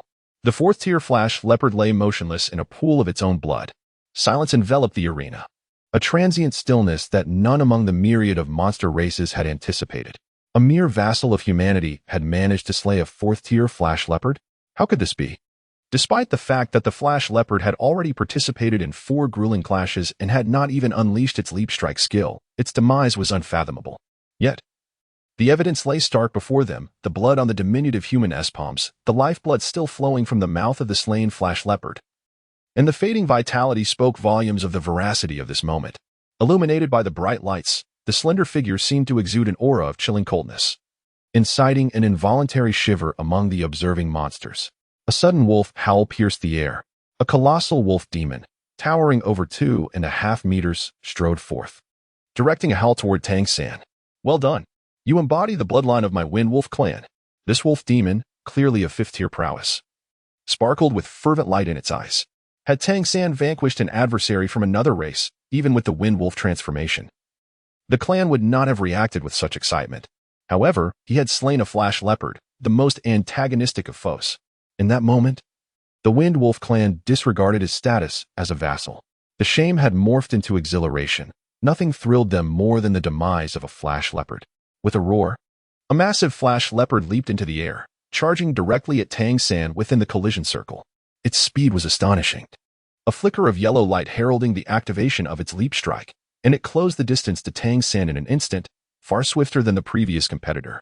The 5th-tier Wind Wolf demon, who had just praised Tang San, found it too late to intervene. At that moment, an enormous hand swept through the air, forcefully striking the seemingly invincible form of the flash leopard. With a resounding thud, the creature was sent hurtling away, crashing violently into the throng of monsters. Standing beside Tang San was a 7th-tier savage bear, towering at over 4 meters, its eyes glinting with ferocity as its massive hand descended slowly. A loss is a loss. The rules are the rules. Should they seek retribution, they must wait until after the competition. Tang San silently retracted his right foot, having already poised himself to execute the Ghost Shadow Mirage step, even preparing the leopard flash. Suddenly, he was ambushed by a 5th-tier lightning leopard. Faced with such a swift adversary, he held no absolute confidence. Yet, the intervention of the 7th-tier violent bear dissipated the looming crisis. From a distance, Wang Yefeng and Gue Gue watched with bated breath. Gue Gue turned to Wang Yefeng, her grip on his arm tightening, her nails digging into his skin. Brother, is this the disciple you trained? No, a monster? The 4th-tier lightning leopard. Indeed, a 4th-tier lightning leopard. It was one thing to participate in the collision competition, but to dispatch a 4th-tier lightning leopard in a single confrontation? Was this the work of a human vassal? Wang Yanfeng stood in a daze, murmuring to himself. Who am I? Where am I? Who is he? Meanwhile, in the center of the arena, Tang San gazed up at the colossal 7th-tier violent bear, pondering. Does the competition continue? His voice carried a hint of youthful innocence, unmistakably that of a child. The 7th-tier violent bear lowered its head. While perched atop its shoulder was the recently crowned champion of the 3rd-tier collision competition, a small violent bear, who regarded Tang San with curiosity. Continue. Chapter 37. Heavy armor technique. Tang San took a deep breath, feeling the surging vitality and the operation of the mysterious celestial energy within him. While his next opponent had already stepped into the arena, it was the rhinoceros demon. Indeed, it was the very creature that had earlier failed to notice Tang San, having assumed it was its turn to compete. At this moment, the clamor within the venue had quieted significantly under the imposing presence of the 7th-tier brutal bear. The previously dispatched lightning leopard had risen, its gaze fixated intently on Tang San. In today's clash, the recently perished 4th-tier lightning leopard was the first among its kind to meet such a fate. As for the demise of its subordinates, such losses were never etched in their memories. The Wind Wolf clan subordinate had successfully slain a 4th-tier lightning leopard, a profound humiliation for the leopard clan. Lower-tier leopards had already returned to relay the news. However, Tang San had no time to contemplate the thoughts of the leopard clan. At present, Wang Yefeng and Gue Gue had begun to grasp the significance of his masked visage. The rhinoceros demon emitted a low growl. Its front limbs planted firmly on the ground while its right hind legs scraped against the earth, its aura intensifying. A layer of dark yellow radiance enveloped it, signifying the activation of its formidable heavy armor technique. In terms of defense, the rhinoceros clan was undoubtedly among the elite within the demon races. Few could withstand a direct charge from a rhinoceros demon. This 4th-tier rhinoceros demon was already a favorite in today's contest. With a sudden roar that pierced the heavens, the rhinoceros demon launched itself forward, hooves pounding the ground as it charged ferociously toward Tang San. The sharp horn upon its snout gleamed with a blinding light, exuding an overwhelming force as it barreled directly toward Tang San. Tang San launched his charge, his speed appearing no different from when he had surged towards the flash leopard moments ago. A shimmering azure light enveloped him, emanating the distinctive aura of the Wind Wolf clan. The distance between the two adversaries rapidly diminished. Suddenly, Tang San raised his hand, and two azure wind blades shot forth towards the Rhino Demon. Upon their release, the wind blades traced elegant arcs through the air. The Rhino Demon merely caught a glimpse of the flickering azure light in Tang San's hand, observing the wind blades veering off to either side as if misfired. However, just as confusion settled in its mind, an overwhelming azure brilliance erupted before its eyes. The two elegantly arcing wind blades had already targeted its eyes with astonishing precision, perfectly timed to exploit its innate speed and positioning. At this moment, both combatants were on the brink of entering the collision zone. The Rhino Demon snorted disdainfully, abruptly halting its limbs and propelling itself into the collision zone, simultaneously closing its eyes. It was skeptical that Tang San's wind blades could penetrate its heavy armor technique. Even though the skin around its eyes was among the most vulnerable areas of its body, it should have been impervious nonetheless. Unbeknownst to it, Tang San sought precisely this moment of its closed eyes. The two wind blades struck against its eyelids.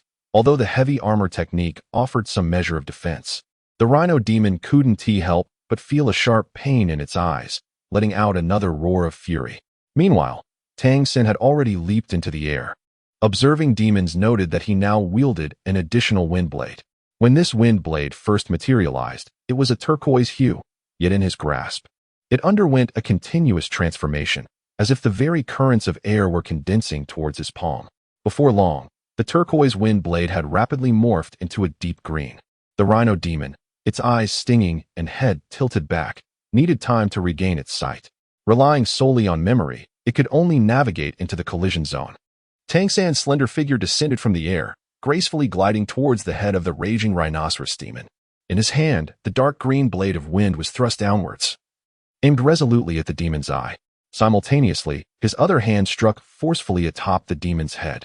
With a muffled thud, one could observe that as the dark green wind blade penetrated, the eyelid of the demon swiftly caved inwards. Its heavy armor provided formidable defense, yet it remained merely a fourth-tier creature, far from being powerful among its kin. The defense was barely adequate, merging with its resilient hide, but it lacked the capacity for energy projection. Conversely, the wind blade wielded by Tang San was a concentrated point of the wind element, piercing through the demon's most vulnerable eye.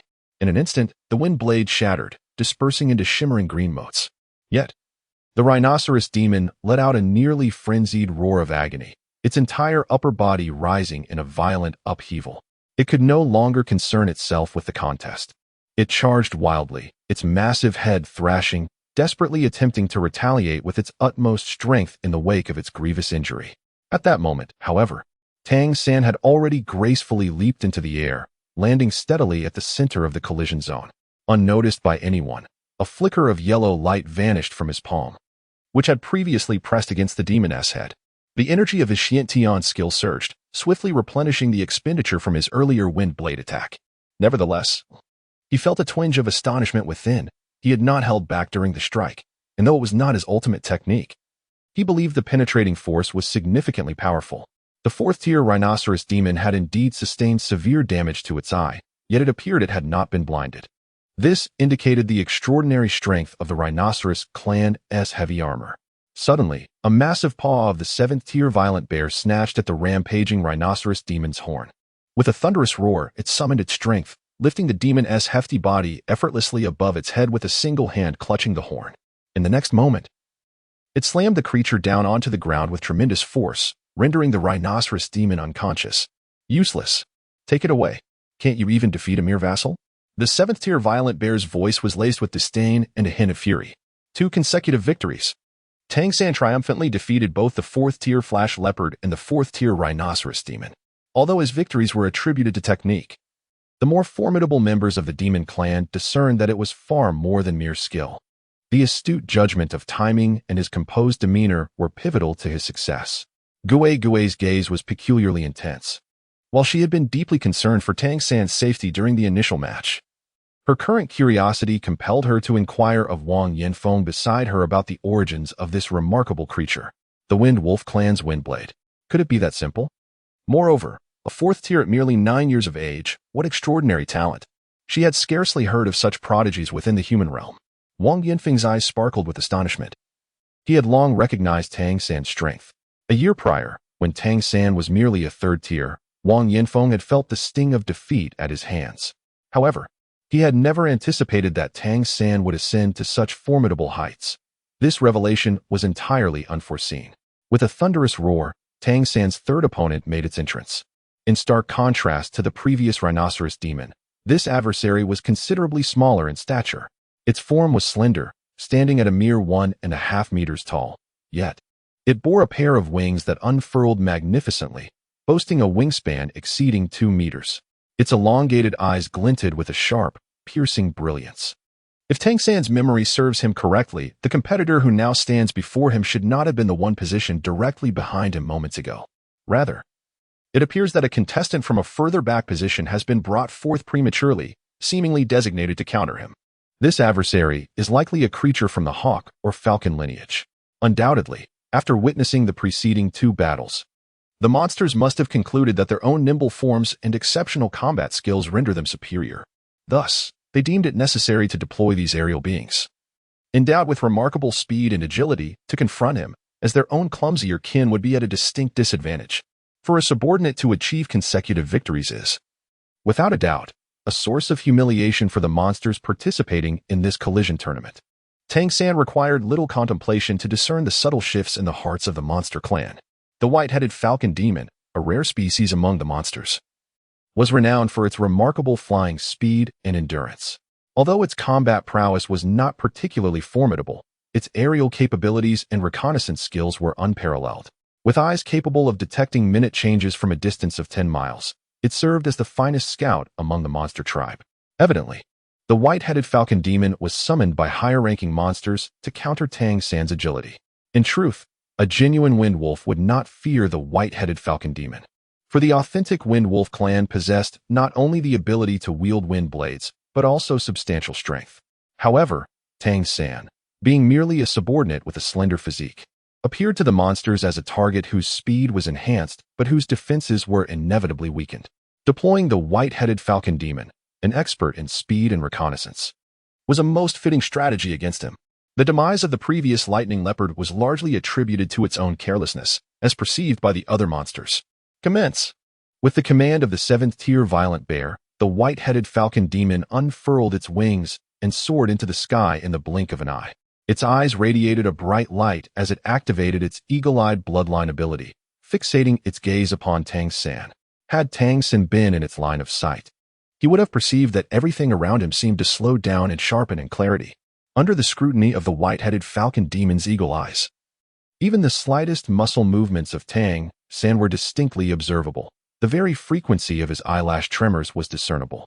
Standing still, Tang San did not charge forward. Instead, his hands hung naturally at his sides, with azure light flickering at his fingertips. In an instant, the white-headed falcon demon ascended to a height of 100 meters. The next moment, it dove downwards, its wings retracting slightly while maintaining a poised state, continuously adjusting to control the angle of its descent. This ability to adapt in flight was its greatest strength. It relentlessly sought Tang San's vulnerabilities, ready to strike decisively the moment it identified a flaw. In its eyes, Tang San was already a doomed figure. At that moment, Tang San finally moved, his toes brushing against the ground as he swiftly surged forward towards the collision zone. Simultaneously, he lifted his gaze towards the airborne, white-headed falcon demon.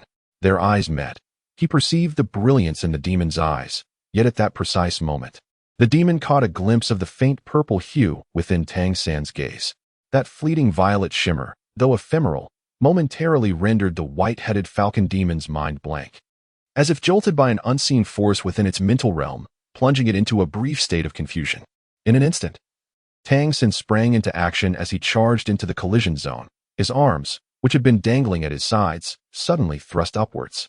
Each hand unleashed a pair of slicing wind blades, aimed directly at the airborne white-headed falcon demon. Though the creature's moment of dazedness was fleeting, the imprint of that violet gaze lingered vividly in its mind. Once it regained a semblance of awareness, the sharpness of the wind blades, shimmering with a silent azure glow, was already upon it. True to its nature as the most adept of evasive demons, the white-headed falcon demon swiftly tilted its body, narrowly dodging the two oncoming wind blades. With its sharp claws extended, it spread its wings wide to control its descent, attempting to grasp the remaining two wind blades. However, that brief moment of disorientation had cost it a strategic advantage, and while astonished, it prepared to ascend once more for another assault. Yet, having activated the Violet Extreme Magic Eye, Tang would not grant it such an opportunity. The two wind blades that had missed their mark circled back silently, pursuing from behind, and just as the eagle's claws were about to seize them, they erupted explosively. The two blades multiplied into four, accelerating instantaneously, all striking the slender form of the white-headed falcon demon. Although much of the impact was absorbed by its feathers, they were all fourth-tier beings, and the intensity of the wind blades was not easily resisted, resulting in a sudden eruption of blood. The two wind blades that had circled back then struck fiercely against the demon's back, eliciting a pained cry as it plummeted towards the ground. As Tang propelled himself upward, he reached out with both hands, one gripping the slender neck of the white-headed falcon demon, the other seizing its chest, spinning in midair before flinging the creature away. With a resounding thud, the white-headed falcon demon crashed to the ground, blood oozing from its wounds, and fell unconscious. A triumphant 3 consecutive victories. Tang took a deep breath and landed steadily in the collision zone. If the first match was a stroke of luck and the second a discovery of weaknesses, what could be said about a third consecutive victory? The gaze of the surrounding monsters, who regarded this human vassal, began to shift in a remarkable way. When did a human vassal acquire such combat experience and prowess? It is noteworthy that the white-headed falcon demon was specifically chosen to confront him, yet it performed far below expectations, failing to evade the wind blades during the assault. All the monsters witnessed the falcon's blunder, yet they remained oblivious to the reason behind it. The 7th-tier brutal bear furrowed its brow, fixated on Tang, who was silently retreating to the side of the arena, preparing for the next match. The next one. Rules are rules. Although the monster clan adheres to the law of the jungle, survival of the fittest, and strength above all, there exists an order and code of conduct of their own, especially within the main city. Therefore, even though Tang is merely a vassal, the monster clan must adhere to the established rules when dealing with him in this collision tournament. They cannot swarm him all at once, nor can higher tier beings bully those of a lower tier. How could a mere wind wolf transformation exhibit such exceptional combat skills and an element of fortune? Tang 4th opponent has entered the arena, the very adversary he was originally meant to confront in the previous match. Following the defeat of the white-headed falcon demon, the sequence continues as planned. This opponent is a deer demon, adorned with majestic, forked antlers and a robust physique. Unlike many other demons, its gaze does not exude ferocity. Instead, it carries an air of tranquility. As it fixes its eyes upon Tang, there is a subtle glimmer of light flickering deep within its eyes. Its fur possesses a unique quality, displaying a pale blue hue interspersed with clusters of white. Could this be the Lingxi deer demon? Tang felt a sudden stir within his heart. He had heard Wang Yifeng elaborate on this particular deer demon in great detail. These creatures are exceedingly unique, possessing blue fur that is remarkably rare among the demon clan, particularly within the deer demons. The population of deer demons is quite sizable, placing them at a moderate status among the various demon races. The Lingxi deer demon does not belong to the royal lineage of deer demons and is not particularly strong in terms of combat prowess. However, the innate abilities of the Lingxi deer demon are extraordinarily remarkable. Their talent is referred to as the Lingxi Hard Eye. This bloodline ability is primarily characterized by heightened perception. The Lingxi metal, utilized in crafting Lingxi coins, was discovered by the Lingxi deer demon clan. The foremost advantage of the Lingxi coins lies in their ability to maintain the mental focus of the bearer, even enhancing clarity and promoting cultivation. Following the discovery of Lingxi metal, it was later fashioned into currency and named after them. Although the number of Lingxi deer demons is limited, their status within the demon clan surpasses even that of the royal lineage of their own kind. The Lingxi Hard Eye grants them the ability to perceive many things that other races cannot detect, specifically a formidable sense of awareness. They can sense both fortune and misfortune, as well as the presence of treasures, marking them as a lineage endowed with formidable mental prowess. Consequently, while the Lingxi deer demon may lack combat strength, they are highly sought after in any demon clan, with several prominent demon families proudly counting them among their ranks. Chapter 39. The Retreat from Battle. Tang never anticipated that during this collision tournament, he would encounter a spirit rhinoceros deer demon. The creature's eyes emanated a faint blue aura, and as its gaze fell upon Tang, he was suddenly enveloped by the sensation of being completely seen. Yet, in the next moment, A flicker of confusion appeared within the depths of the spirit rhinoceros deer demon's eyes. It had indeed been observing Tang San with its spiritual sense, searching for any weaknesses while simultaneously attempting to perceive his uniqueness. It could sense that Tang San's vitality was remarkably vigorous, far surpassing what his slender physique suggested. However, it also faintly felt a twinge of unease, as if there were something particularly disconcerting about the young man before it. This unsettling feeling caused the usually placid spirit rhinoceros deer demon to become somewhat restless. "Begin!" roared the seventh-tier violent bear. The reason the spirit rhinoceros deer demon had not been sent into the fray earlier was primarily due to its lack of combat prowess. In this clash, it was merely there to participate for amusement. The spirit rhinoceros deer demon possessed an intense curiosity, a trait that often led it into peril, which is why most of its kind sought refuge with powerful races. Only under their protection could they navigate life with greater safety. This time, it was Tang San who took the initiative. With a swift motion, he propelled himself toward the spirit rhinoceros deer demon. The creature lowered its head slightly and charged toward him in return.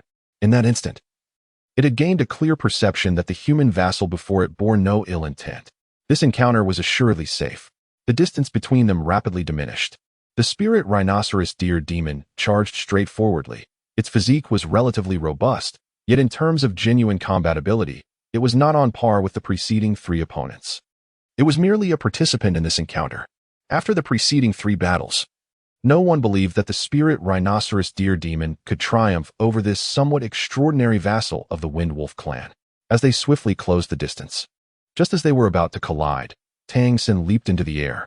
With a swift motion of his hands, he positioned himself before the spirit rhinoceros deer demon. The creature felt as if something had grasped its antlers. In the next moment, Tang San was atop its head, one hand pressing down firmly. Suddenly, the spirit rhinoceros deer demon experienced a surge of intense fear, and almost instinctively, it violently shook its head. In the following instant, Tang San was flung away. And as the spirit rhinoceros deer demon, overwhelmed by fear, faltered on its front legs, it nearly stumbled to the ground. It struggled to regain its balance. Its heart filled with confusion. Tang San executed a graceful somersault in midair, landing unsteadily several paces away before he finally regained his balance. Meanwhile, the Lingxi deer demon, its eyes clouded with confusion, had arrived at the center of the collision zone. It re-established its posture and, pointing a foreleg at its own nose, questioned, "Did I win?" The seventh-tier violent bear was equally astonished. How could the expected victor falter while the unlikely contender triumphed? When did the Lingxi deer demon become so formidable? Effortlessly casting aside that human? Or was it that the human had exhausted his strength and could no longer continue? As the observing demons gazed at the Lingxi deer demon in disbelief, Tang San swiftly made his way to the prize table, seizing 3 Lingxi coins before quickly disappearing into the throng. As he navigated through the crowd of demons, some attempted to reach out and catch a glimpse of the masked figure, but they soon realized that the slender human moved through the masses like a fish in water, vanishing in mere moments. The ghost shadow stealth technique proved exceptionally suited for this densely populated space, having won 3 matches but ultimately lost to the Lingxi deer demon. He made a hasty retreat. Witnessing Tang San's sudden defeat and rapid departure, Wang Yanfeng and Gui Gui exhaled in relief, daring not to linger further. They withdrew into the crowd, eager to escape the scene. For the demons still engaged in the collision tournament, aside from the enraged Flash Leopard clan and the exuberant Wind Wolf clan, the others exhibited little reaction to the unfolding events. Tang San emerged from the crowd, immediately quickening his pace. His memory was remarkably sharp, vividly recalling the route he had taken earlier. He made no effort to seek out Gui Gui and Wang Yanfeng, instead weaving through the streets and alleys, deliberately advancing from shadowy corners. He headed straight back to the tavern. Less than a minute had passed since his departure when several gleaming yellow flashes of the Flash Leopard clan streaked past the place he had just traversed, their noses twitching as they attempted to discern his scent and track his whereabouts. Ultimately, their efforts were in vain, for Tang San. Concealing his presence was a matter of executing a simple task, transforming the bloodline imprint of the Wind Wolf, which had used Windblade, into that of the Flash Leopard. With the change in bloodline essence, how could they possibly discern his trail?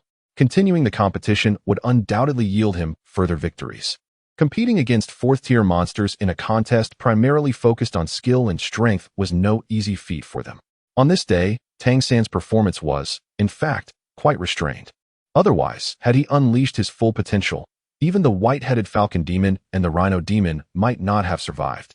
By the time he reached the third round of the competition, he noticed that a flash leopard had left the arena, clearly to recruit others. Having already accomplished his primary objective for the day, he saw no reason to linger any longer. Seizing the opportunity presented by the clash with the Lingxi deer demon, he swiftly made his escape. While hastily retreating, he remained vigilant for any signs of danger behind him, a subtle smile gradually forming at the corner of his mouth. Success. His main goal for the day had been achieved.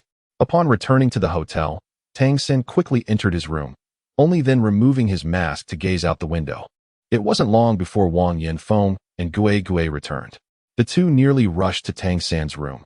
As they stepped inside, before Gui Gui could utter a word, Tang San presented her with a Lingxi coin. "For you, Gui," he said. Gui Gui was taken aback. In her modest inn, which typically accommodated impoverished human vassals, it was common for them to arrive without any form of payment.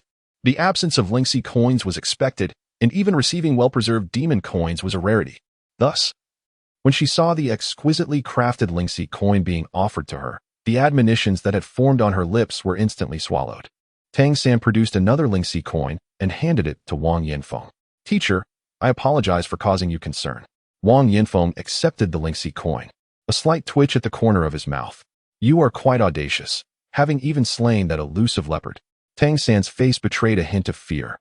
"I had no intention of taking its life. I merely raised my hand, and who could have anticipated such an outcome? Teacher, will there be any consequences?" Observing the terror etched on his visage, Wang Yanfeng's expression relaxed somewhat. After all, it would indeed be most unusual for a 9-year-old child to remain unperturbed after vanquishing a monster. Fortunately, your swiftness spared you, for by the time we departed, a considerable number of leopard demons had already arrived. Wang Yanfeng remarked, still somewhat shaken. Tang Sen inquired, "Will this implicate other human vassals?" Wang Yanfeng shook his head and replied, "It will not. Different vassals belong to distinct races. Naturally, they have their own protective guardians. When we returned, we observed that the lightning leopard and the wind wolf had already begun to clash. After all, the core conflict lies between the two races." "That's a relief." Tang Sen sighed. Chapter 40. The transformation of the bloodline imprint. Wang Yanfeng cast a deep glance at him and said to Gui Gui beside him, "You should rest for now. Keep an eye on the main gate tonight. Although there shouldn't be any issues, it is wise to remain cautious." "All right, I will check ahead. You all should rest early as well. I think it would be best for you to leave tomorrow." Even though Tang San is disguised, his physique is still quite distinctive. Gui Gui whispered, "I understand." Wang Yanfeng nodded in acknowledgement. Once Gui Gui departed, Wang Yanfeng turned his attention back to Tang San and asked in a solemn tone, "Why did you choose to participate in the collision competition today? This is not like your usual demeanor. Although you are the youngest among your group, you have always been the most composed. What prompted such impulsiveness today? Are you aware of the dangers involved?" Tang San lowered his head, resembling a child who had committed a transgression. "Speak up," Wang Yanfeng exclaimed, his frustration palpable. Today, as he watched Tang San compete, his heart felt as though it had lodged in his throat, particularly when he witnessed Tang San vanquish the lightning leopard. It appeared as though he had been overpowered by the fourth-tier beast. In that moment, Wang Yanfeng believed all was lost. Yet, to his astonishment, Tang San triumphed in 3 consecutive battles, defeating the formidable rhinoceros demon and the remarkably swift and perceptive white-headed falcon demon. Wang Yanfeng pondered to himself. Even if he had taken to the field, he might not have performed better than Tang San. Tang San murmured softly, "Teacher, that milk tea is delicious. I wish to earn some money." "Milk tea?" Wang Yanfeng was momentarily taken aback, gazing at the child before him, who had lowered his head. Suddenly, it felt as though something had lodged itself within his heart. Milk tea? Was it truly just for that single cup? A wave of indescribable sorrow washed over him. At that moment, he became acutely aware that the being before him was still merely a 9-year-old child. Having grown up amidst slavery, he had never experienced warmth. In the eyes of the monster tribe, human beings, as slaves, were scarcely different from livestock. That cup of milk tea might offer him a taste he had never known. Our human children are willing to risk their lives just to earn the price of a cup of milk tea. Yes, the milk tea is very sweet and fragrant, Tang Sen said, still with his head bowed. Wang Yanfeng took a deep breath, suddenly stepping forward to embrace Tang San, drawing him into his arms. Tang San lowered his head, yet at this moment, The visage and laughter of the beautiful young man he encountered today lingered vividly in his mind. The cup of milk tea rested on his bedside, a cherished remnant simply because it had been touched by the fair youth. He vowed never to engage in such foolishness again. Whenever he craved milk tea, he would simply inform his teacher, who would accompany him to procure it. Wang Yanfeng's voice had softened, no longer stern, but imbued with a gentle warmth, as if tinged with a hint of suppressed emotion. Tang San's heart quivered momentarily. And in that fleeting instant, the image of his father from a previous life surfaced in his mind. Compared to this existence, his past life could indeed be deemed fortunate. For he had his father by his side during his formative years. The father from his previous life was one of the few formidable figures of that era, always present to accompany him through perilous moments as he navigated the path of growth. From Wang Yanfeng, he sensed the comforting presence reminiscent of his father's affection from that bygone time. My apologies, teacher. I shall not act impulsively again. I regret causing you worry. Tang San sincerely acknowledged his mistake. Indeed, had he not encountered the beautiful young gentleman today, whose profound impact stirred his heart, he would never have recklessly entered the competition. However, the moment he laid eyes on the exquisite gentleman, he found himself unable to restrain the surging impulses within him. Today marked the happiest day since his arrival in this realm, as he had discovered the reincarnation of his beloved from a past life. At this very moment, he also felt the warmth of paternal love emanating from Wang Yanfeng. He had anticipated returning to face a scolding from Wang Yanfeng and Gue Gue. Yet what awaited him was nothing but warmth. Wang Yanfeng gently patted his head, saying, "Forget everything that happened today. You possess great talent. You will undoubtedly go far in the future. Rest early. I will check on your Aunt Gue. If nothing occurs tonight, it should be fine." "All right," Tang Sin replied softly. Wang Yanfeng lightly patted his shoulder before rising to leave. Once he departed, Tang Sin noticed that the Lingxi coin he had given him remained on the bed, untouched. "Teacher, you truly are a good person." Tang Sin felt a warmth enveloping his heart. As he extinguished the light, Tang Sin sat cross-legged on the bed, first centering himself before gradually entering a meditative state, attuning to the surging power of his Xiantian skill within. Today's fourth battle was of utmost importance to him. His choice to engage in the fourth battle and withdraw at the right moment had been meticulously planned. In the first battle against the lightning leopard, he had slain it, swiftly absorbing all of its fourth-tier bloodline power. This was intended to enhance his own leopard flash technique. The significance of leopard flash was immense for Tang San. That momentary acceleration would grant him greater adaptability and transformative abilities during combat. The capabilities of the fourth tier were radically different from those of the third tier, significantly amplifying his power. It was akin to his wind blade. Had it not been witnessed by so many today, its true potency would have been far greater. Elevating Leopard Flash to the fourth tier would undoubtedly advance his overall combat prowess further. In the subsequent 3 battles, he merely absorbed a fraction of the bloodline power from the Rhinoceros Demon, the White-Headed Falcon Demon, and the Lingxi Deer Demon, forming bloodline imprints within himself. Due to the limited quantity consumed, the resulting imprints were akin to those of the third tier. Why did he choose to absorb 3 different types? Primarily to augment the number of skills at his disposal. There exists another paramount reason. Tang San yearns to ascertain the extent to which he can assimilate the number of imprints left behind through the Xiantian technique. According to his conjecture, it is highly probable that each tier of the Xiantian technique can consume a singular imprint, thereby granting him a unique skill akin to that of a demon god transformation.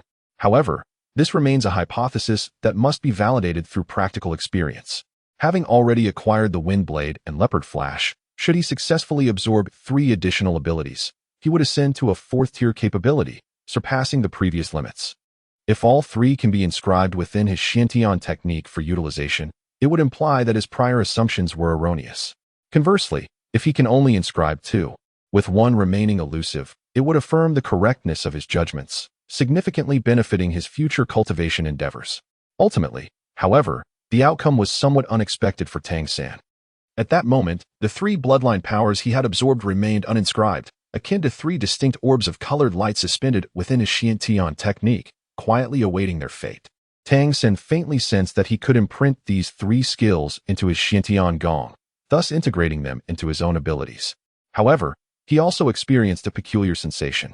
The Wind Blade and Leopard Flash skills, which he already possessed, seemed to be undergoing an impact, becoming increasingly vibrant. What could this signify? Tang San could not help but feel a sense of perplexity. How is it that, upon acquiring 3 new abilities, The two skills he had previously possessed now felt so insubstantial. This was the first time he had encountered such a phenomenon since arriving in this world for cultivation. The ephemeral nature of the two imprints did not induce anxiety. Rather, he felt a surge of excitement. To him, both the Windblade and Leopard Flash could hardly be deemed formidable abilities, with their potential for enhancement exceedingly limited. The ceiling of their growth was glaringly apparent. In this context, the most troublesome scenario was that the skills already imprinted could only continue to elevate, while the total number of skills he could imprint remained finite. Thus, at least until he transcended to the divine level, the Windblade and Leopard Flash would accompany him on his journey of growth. Chapter 41. Fusion of new imprints undoubtedly. This was the worst of circumstances, yet Tang Sen found himself without alternative means. In the early days of his arrival in this world, his foremost priority was to comprehend its system. The fusion of Windblade and Leopard Flash had indeed opened the door to this world for him, gradually leading to his current understanding. Consequently, he had reconciled himself to the notion that if his skills were to remain within a certain numerical limit, he would have to accept the persistent existence of Windblade and Leopard Flash. He would then endeavor to enhance their power and tailor their application to better suit his needs. At this moment, as the three new imprints manifested, he was inexplicably struck by the realization that the two skills, which had been deeply engraved in his bloodline, suddenly seemed to waver, as if they could detach from his lineage at any moment. This discovery filled Tang San with a sense of joy, for it implied that his Xiantian skill, in conjunction with the various abilities of this world, possessed the potential for further transformation. Although he was unsure of the nature of these changes, the possibilities seemed boundless. Instead of hastily activating the 5 imprints, he chose to quietly perceive the distinctions among them and their relationship with his own being. Among these 5 imprints, it was evident that the Windblade and Leopard Flash were more pronounced and radiant. Following its recent upgrade, Leopard Flash, though still inferior to Windblade, had made noticeable progress. The other 3 abilities, however, had not yet reached the 4th tier, and during the tumult of battle, Tang San had been unable to absorb more, nor could he fully assimilate the bloodline power of his opponents. Otherwise, his devouring ability would surely be exposed. Thus, the heavy armor technique of the Rhino Demon, the eagle eye of the white-headed Falcon Demon, and the heart eye of the Lynxy Deer Demon all hovered around the 3rd tier. The 5 imprints, with the 2 4th-tier imprints having already fused with Tang San's bloodline, appeared more vivid, while the other 3 clearly existed outside the system yet remained tethered by the Xiantian skill. After a period of silent observation, Tang San sensed that these 5 imprints were, in fact, relatively stable. Even the 3 imprints that have yet to be woven into the very essence of his being remain confined within a certain limit, neither departing from his corporeal form nor displaying any signs of dissipating. This is indeed quite peculiar. As the Xiantian skill circulates, a vortex of power forms within his dantian, causing the 2 skills already imprinted within him to rotate in tandem with the whirlpool, as if he were an intrinsic part of this phenomenon. In contrast, the 3 newly acquired skill imprints hover above the vortex, drawn by its pull, yet failing to integrate. It is not that they lack the desire to merge, but rather that Tang San has refrained from using the Xiantian skill to draw them in. His observations have not been in vain. Tang San gradually perceives something extraordinary. Although these 3 new skill imprints have not fused into his being, their existence is nonetheless nourished by the Xiantian skill. In other words, even while suspended beyond his Xiantian vortex, they can quietly absorb some of its energy to sustain themselves. With a mere thought, Tang San wields his mental energy to sever the connection with the heavy armor technique imprint. Instantly, the imprint quivers gently before beginning to fade at a discernible pace. Tang San promptly harnessed the Xiantian skill to rain-fuse it, and instantly, the imprint became vividly apparent once more. A realization dawned upon him. These bloodline imprints, belonging to the demon god transformation, endowed him with abilities. Their existence required the nourishment of his Xiantian skill, akin to a transformation of the skill itself during their utilization. Should he sever the connection between them and the Xiantian skill, these skill imprints would inevitably vanish. As long as he sustained the Xiantian skill's nurturing, they would endure. If that were the case, could he not interchange the fused skills with those that remained unfused at will? With this thought, Tang San began to experiment. He directed his mental energy to guide the imprint of Leopard Flash, attempting to extricate it from his bloodline. The moment he invoked Leopard Flash, he sensed a stirring within his Xiantian skill. The once stable vortex began to churn. Yet, his mental fortitude remained unwavering, and he refrained from hastily pulling out Leopard Flash. Instead, he proceeded with caution, gradually drawing it forth while meticulously observing the ensuing changes. Soon enough, he discerned a revelation. The imprint of Leopard Flash was being gradually extracted. However, during this extraction process, the radiance of the Leopard Flash imprint began to wane, and the power that had only recently ascended seemed to diminish. Tang San did not waver. For him, comprehending the relationship between the Xiantian skill and these skill imprints was far more significant than the Leopard Flash. The Leopard Flash could be devoured anew, but understanding its integration with his Xiantian skill was imperative for his future advancement. At last, the Leopard Flash gradually separated from the Xiantian skill under his persistent and steady efforts. The moment it fully detached, its aura plummeted from the recently attained 4th rank to the 3rd rank, yet the Leopard Flash imprint now floated alongside 3 newly acquired imprints, silently revolving above the vortex of the Xiantian skill. Indeed, it was possible to separate them, and he could interchange other skills. A surge of joy filled Tang San's heart. This signified that he would not hinder his growth by mistakenly merging with a particular skill. However, simultaneously, his earlier notion of seamlessly switching skills dissipated like a mirage. If each separation resulted in a decline in the skill imprint's potency, then such separations would necessitate utmost caution. At present, the 3rd and 4th rank imprints were inconsequential. But as he ascended to higher ranks, achieving even a single rank increment would evidently become arduous, and the prospect of descending due to his own separation would be disheartening.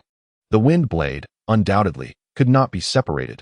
This was intrinsic to his identity as a wind wolf. Thus, the subject of his earlier experimentation was the Leopard Flash. Observing the 4 skills suspended above the surface of his Xiantian skill, Tang San proceeded with further experimentation, initiating the integration of these 4 imprints into his being. First came the return of the Leopard Flash. Perhaps due to their prior integration, the process was remarkably smooth, and in the blink of an eye, it returned to the vortex of the Xiantian skill. However, it remained at the 3rd rank. The previously dissipated imprint layer did not restore. Next was the heavy armor technique. The integration of the heavy armor imprint progressed more slowly, yet Tang San discerned that as he assimilated the heavy armor technique, his bloodline seemed to undergo a notable enhancement. With the power coursing through him becoming more robust, and his physical strength visibly augmented. These imprints brought not only the skills themselves, but also certain attributes inherent to their respective bloodlines. Such sensations had not been apparent during his prior fusions with the Windblade and Leopard Flash imprints. Perhaps this was due to the elevated tier of the Rhinoceros Demon's bloodline. Next came the Eagle Eye imprint of the White-Headed Falcon Demon. Upon its integration, Tang San distinctly felt a refreshing sensation in his eyes, akin to the benefits experienced during the assimilation of the Rhinoceros Demon's heavy armor technique. If this were the case, it would imply that the more formidable the bloodline to which the fused skill originally belonged, the greater the benefits conferred upon him post-integration. This was indeed fortuitous. As he contemplated, Tang San began the fusion of the final skill imprint. This is, for him, the most crucial aspect of the integration process.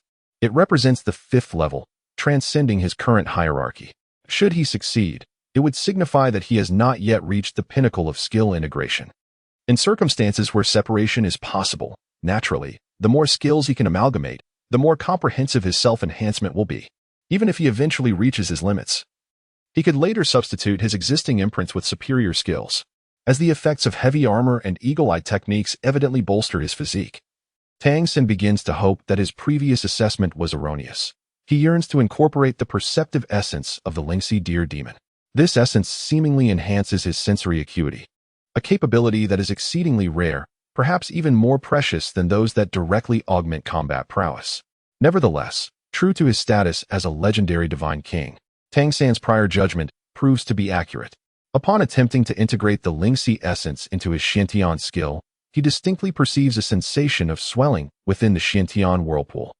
The 4 internal imprints radiate their own luminescence, and as the orb of light representing the Lingxi essence begins to merge, an intense repulsion is felt, pushing outward as if to expel it from the circle.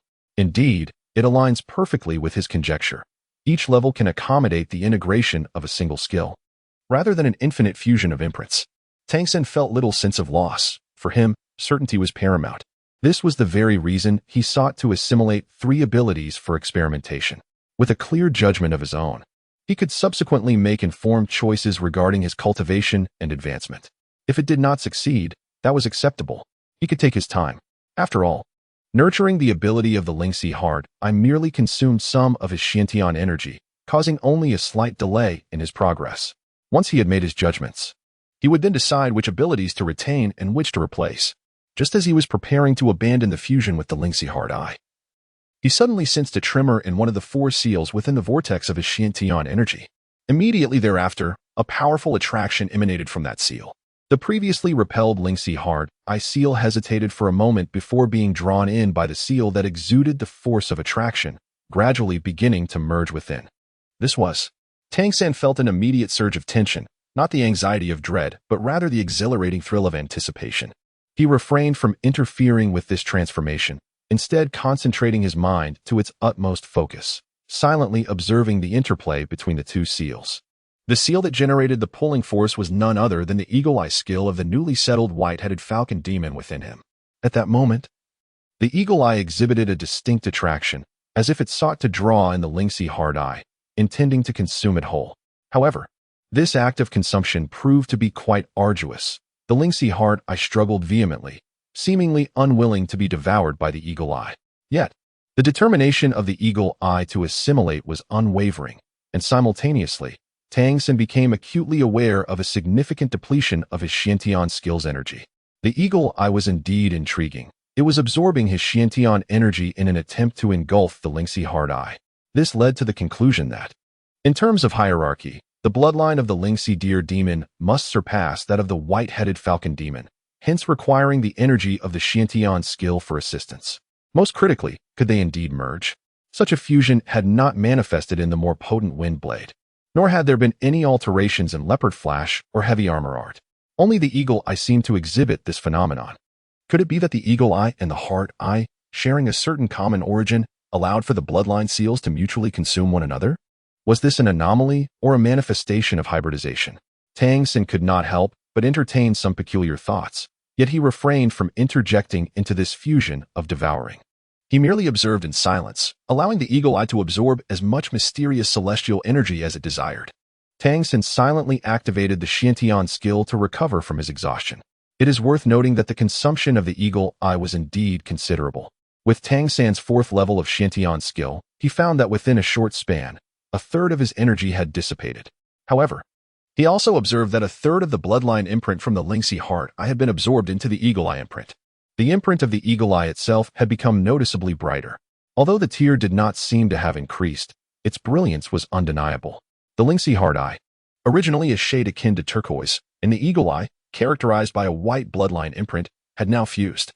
The eagle eye imprint had distinctly transformed into a light azure hue, deepening in color and resembling the wind blade imprint, albeit with a more luminous quality.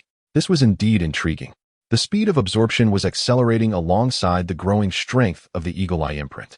As Tang San's Xiantian skill energy dwindled to over 2/3, the imprint of the Lingxi heart eye finally vanished completely, merging seamlessly with the eagle eye to form a single azure green imprint.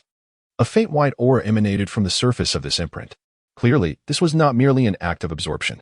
The eagle eye had not only enhanced its own capabilities, but was also likely endowed with certain functions of the Lingxi heart eye.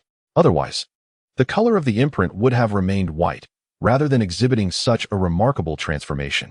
Tang San silently recovered his Xiantian skill while contemplating the gains of the evening. This night was undoubtedly a momentous harvest. Most importantly, he had discerned the limits of his skill imprint and the potential for devouring evolution of his abilities, particularly the latter. Tang San, the reincarnation of a divine king, finds himself in a brand new and unfamiliar world. Yet, by discerning certain underlying connections, he can gradually grasp the essence of this realm and leverage his innate abilities for self-enhancement. While acquiring new skills and making progress in the Xiantian skill is significant, understanding the relationship between his bloodline imprint and the Xiantian skill is paramount. This revelation paves the way for his future advancements.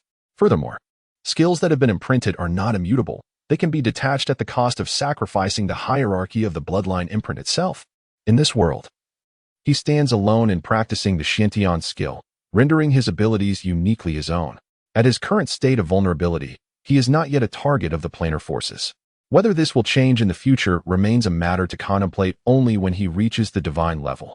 With 2 skills now transformed into 4, one of which is a fusion of two bloodline imprints. There is no doubt that Tang San's strength has significantly increased. The night passed without incident, and the small and welcomed the dawn peacefully. The absence of attacks from the Flash Leopard or Wind Wolf tribes indicates that the events of the previous day have been successfully navigated. As for what follows the collision tournament, it is of little concern to Wang Yinfeng, Gue Gue, and Tang San. As the first light of dawn broke, Tang San awakened from his meditation, a daily ritual of his. He pushed open the window and focused on the faint blush of dawn on the horizon. With the Xiantian skill in operation, the moment the sun rises brings forth auspicious purple energy, the optimal time for him to cultivate the purple extreme magic eye. A subtle hue of purple emerged in his gaze, and suddenly, Tang San's pupils constricted in surprise. It seemed as if his vision had magnified, bringing the horizon closer in that instant. Just then, the purple essence appeared on the distant horizon, heralding the arrival of auspicious energy from the east. Chapter 43. The Eye of Spiritual Insight. Tang San felt a sudden warmth in his eyes, as if his vision, magnified and enhanced, had instantaneously established a connection with the purple aura. An abundance of this mystical energy flowed into his gaze, causing his eyes to become almost feverishly hot, compelling him to swiftly shut them and channel his mental strength to merge the influx of purple aura with his essence. This transformation was remarkably peculiar, enveloping him in a sensation of warmth throughout his entire being. As he perceived the changes in his purple extreme demon eye, he pondered quietly. It appeared to be the result of the fusion of the eagle eye and the spiritual heart eye. The melding of these two bloodline marks seemingly elevating his vision to an extraordinary degree. However, he questioned whether he could utilize this skill for the cultivation of the purple extreme demon eye. No, that would not be prudent. The amount of purple aura drawn in that fleeting moment was already several times greater than usual. This would allow him to cultivate the purple extreme demon eye with remarkable efficiency. Yet, if he were to draw upon this skill excessively, the overabundance of purple aura could lead to complications. It was possible that his eyes might not withstand the strain, risking blindness. Having lived 3 lifetimes, Tang San was far from reckless. After a brief contemplation, he arrived at a conclusion. The benefits of absorbing the bloodline marks were beyond his initial expectations. They also had the power to fortify his physical body. In that moment, he could distinctly feel his strength augmenting, a result of the Rhino Demon's heavy armor technique. This world, which he had always found somewhat distasteful, finally revealed to him a glimpse of its wonders. After a considerable period of time spent assimilating the purple aura, Tang San silently assessed his progress. The purple extreme demon eye had evidently advanced, equivalent to the cultivation typically achieved over 5 or 6 days. As the sun rose, the sunlight, glaring to the average person, appeared gentle to Tang San's eyes. The purple aura had already dissipated, leaving only a fleeting moment of cultivation each day. If this newfound ability could not be employed to cultivate the purple extreme demon eye, what would happen if he incorporated it during usage? With this thought, Tang San focused his mind, closed his eyes, and summoned the azure-hued bloodline mark within him. As the cerulean light ignited, he distinctly felt a segment of his profound energy deplete, nearly 1/10 of it. In the next instant, all his senses sharpened. The sounds of chirping insects and birds resonated as if they were right beside him. Everything around him transformed into a 3-dimensional experience, and in the depths of his perception, something seemed to respond to his awareness. Instinctively, he sensed the 2 Lingxi coins resting on the table, which exhibited subtle fluctuations in their aura, seemingly aligning with his perception. At that moment, Tang San slowly opened his eyes. Instantly, 2 beams of purple light shot forth from the depths of his gaze, extending over half a foot long. At the moment the purple light radiated, he felt as though his vision underwent a cataclysmic transformation. What he beheld was a vibrant world. The sky remained the same as it had always been. Yet, within this expanse of sky, it is composed of countless hues. Each azure point of light embodies the essence of wind, while the crimson signifies fire, the cerulean denotes water, the verdant represents the force of life, and the orange radiates light. But what of the white? It appears to be the purest essence of the heavens and the earth. Under his gaze, the world seems to have been deconstructed into its most fundamental elements. With a mere thought, the winds arise. Instantly, the azure wind elements swiftly coalesce towards him, and Tang San instinctively extends his hand, allowing these wind elements to naturally gather in his palm, forming a swirling vortex that spirals gently. The ability to perceive elements is not solely a matter of sight. It is also a profound sensation, combining the powers of the heart eye and the eagle eye. This extraordinary Lingxi I truly stands unparalleled. It allows his purple extreme magic I to unleash even greater might when merged with it. Undoubtedly, in that fleeting moment, Tang Xin discerned that among the 4 skills he possessed, the most formidable was neither the wind blade that provided long-range attacks, nor the leopard flash that granted him speed, nor the heavy armor technique that offered defense. Instead, it was this Lingxi Eye, an amalgamation of the eagle eye and heart eye. The Lingxi Eye lasted for 30 seconds, and as its effects waned, Tang Xin distinctly felt a twinge of soreness in his eyes, prompting him to shed tears. What a wondrous ability! The Lingxi Eye is undoubtedly a skill to be diligently cultivated in the future. Its current efficacy is already apparent, and its significance for higher advancements will undoubtedly be even greater. Just then, a knock echoed at the door. As Tang Xin turned, he saw Wang Yinfeng entering. Wang Yinfeng paused upon seeing him, taken aback by his tears. "Oh, it's nothing. I was just dazzled by the sunlight." Tang Xin quickly wiped away his tears. Wang Yifeng scrutinized him for a moment, sensing that Tang Xin seemed to have undergone some transformation, as if he were somehow different. Particularly, his eyes, though recently moistened, appeared to have deepened in their profundity. "We must prepare to leave. Your ghost aunt just went out to gather information. After yesterday's collision contest, the Flash Leopard clan and the Wind Wolf clan clashed violently, and it took a large number of guards to suppress the chaos. Both clans are searching for you. The Wind Wolf vassal. We must leave Jelly City at once. Though your face is masked, your figure remains too conspicuous." Indeed, Tang Xin nodded. His actions yesterday had been somewhat impulsive. While they yielded considerable benefits, they also bore the potential for significant trouble. Departing swiftly was evidently the wisest choice. However, at that moment, an instinctive thought crossed his mind, leading him to glance out of the window in a particular direction. He longed to see her once more before leaving. Yet it seemed now that such a desire was unattainable. "Wait for me, beautiful young lady. I shall return promptly." In the heart of the Cary City Center, Mei Gongzi had just arranged the ingredients for milk tea in front of her, preparing to brew it. Suddenly, her steps faltered momentarily, and her brows knitted together. "What is the matter, Xiaomei?"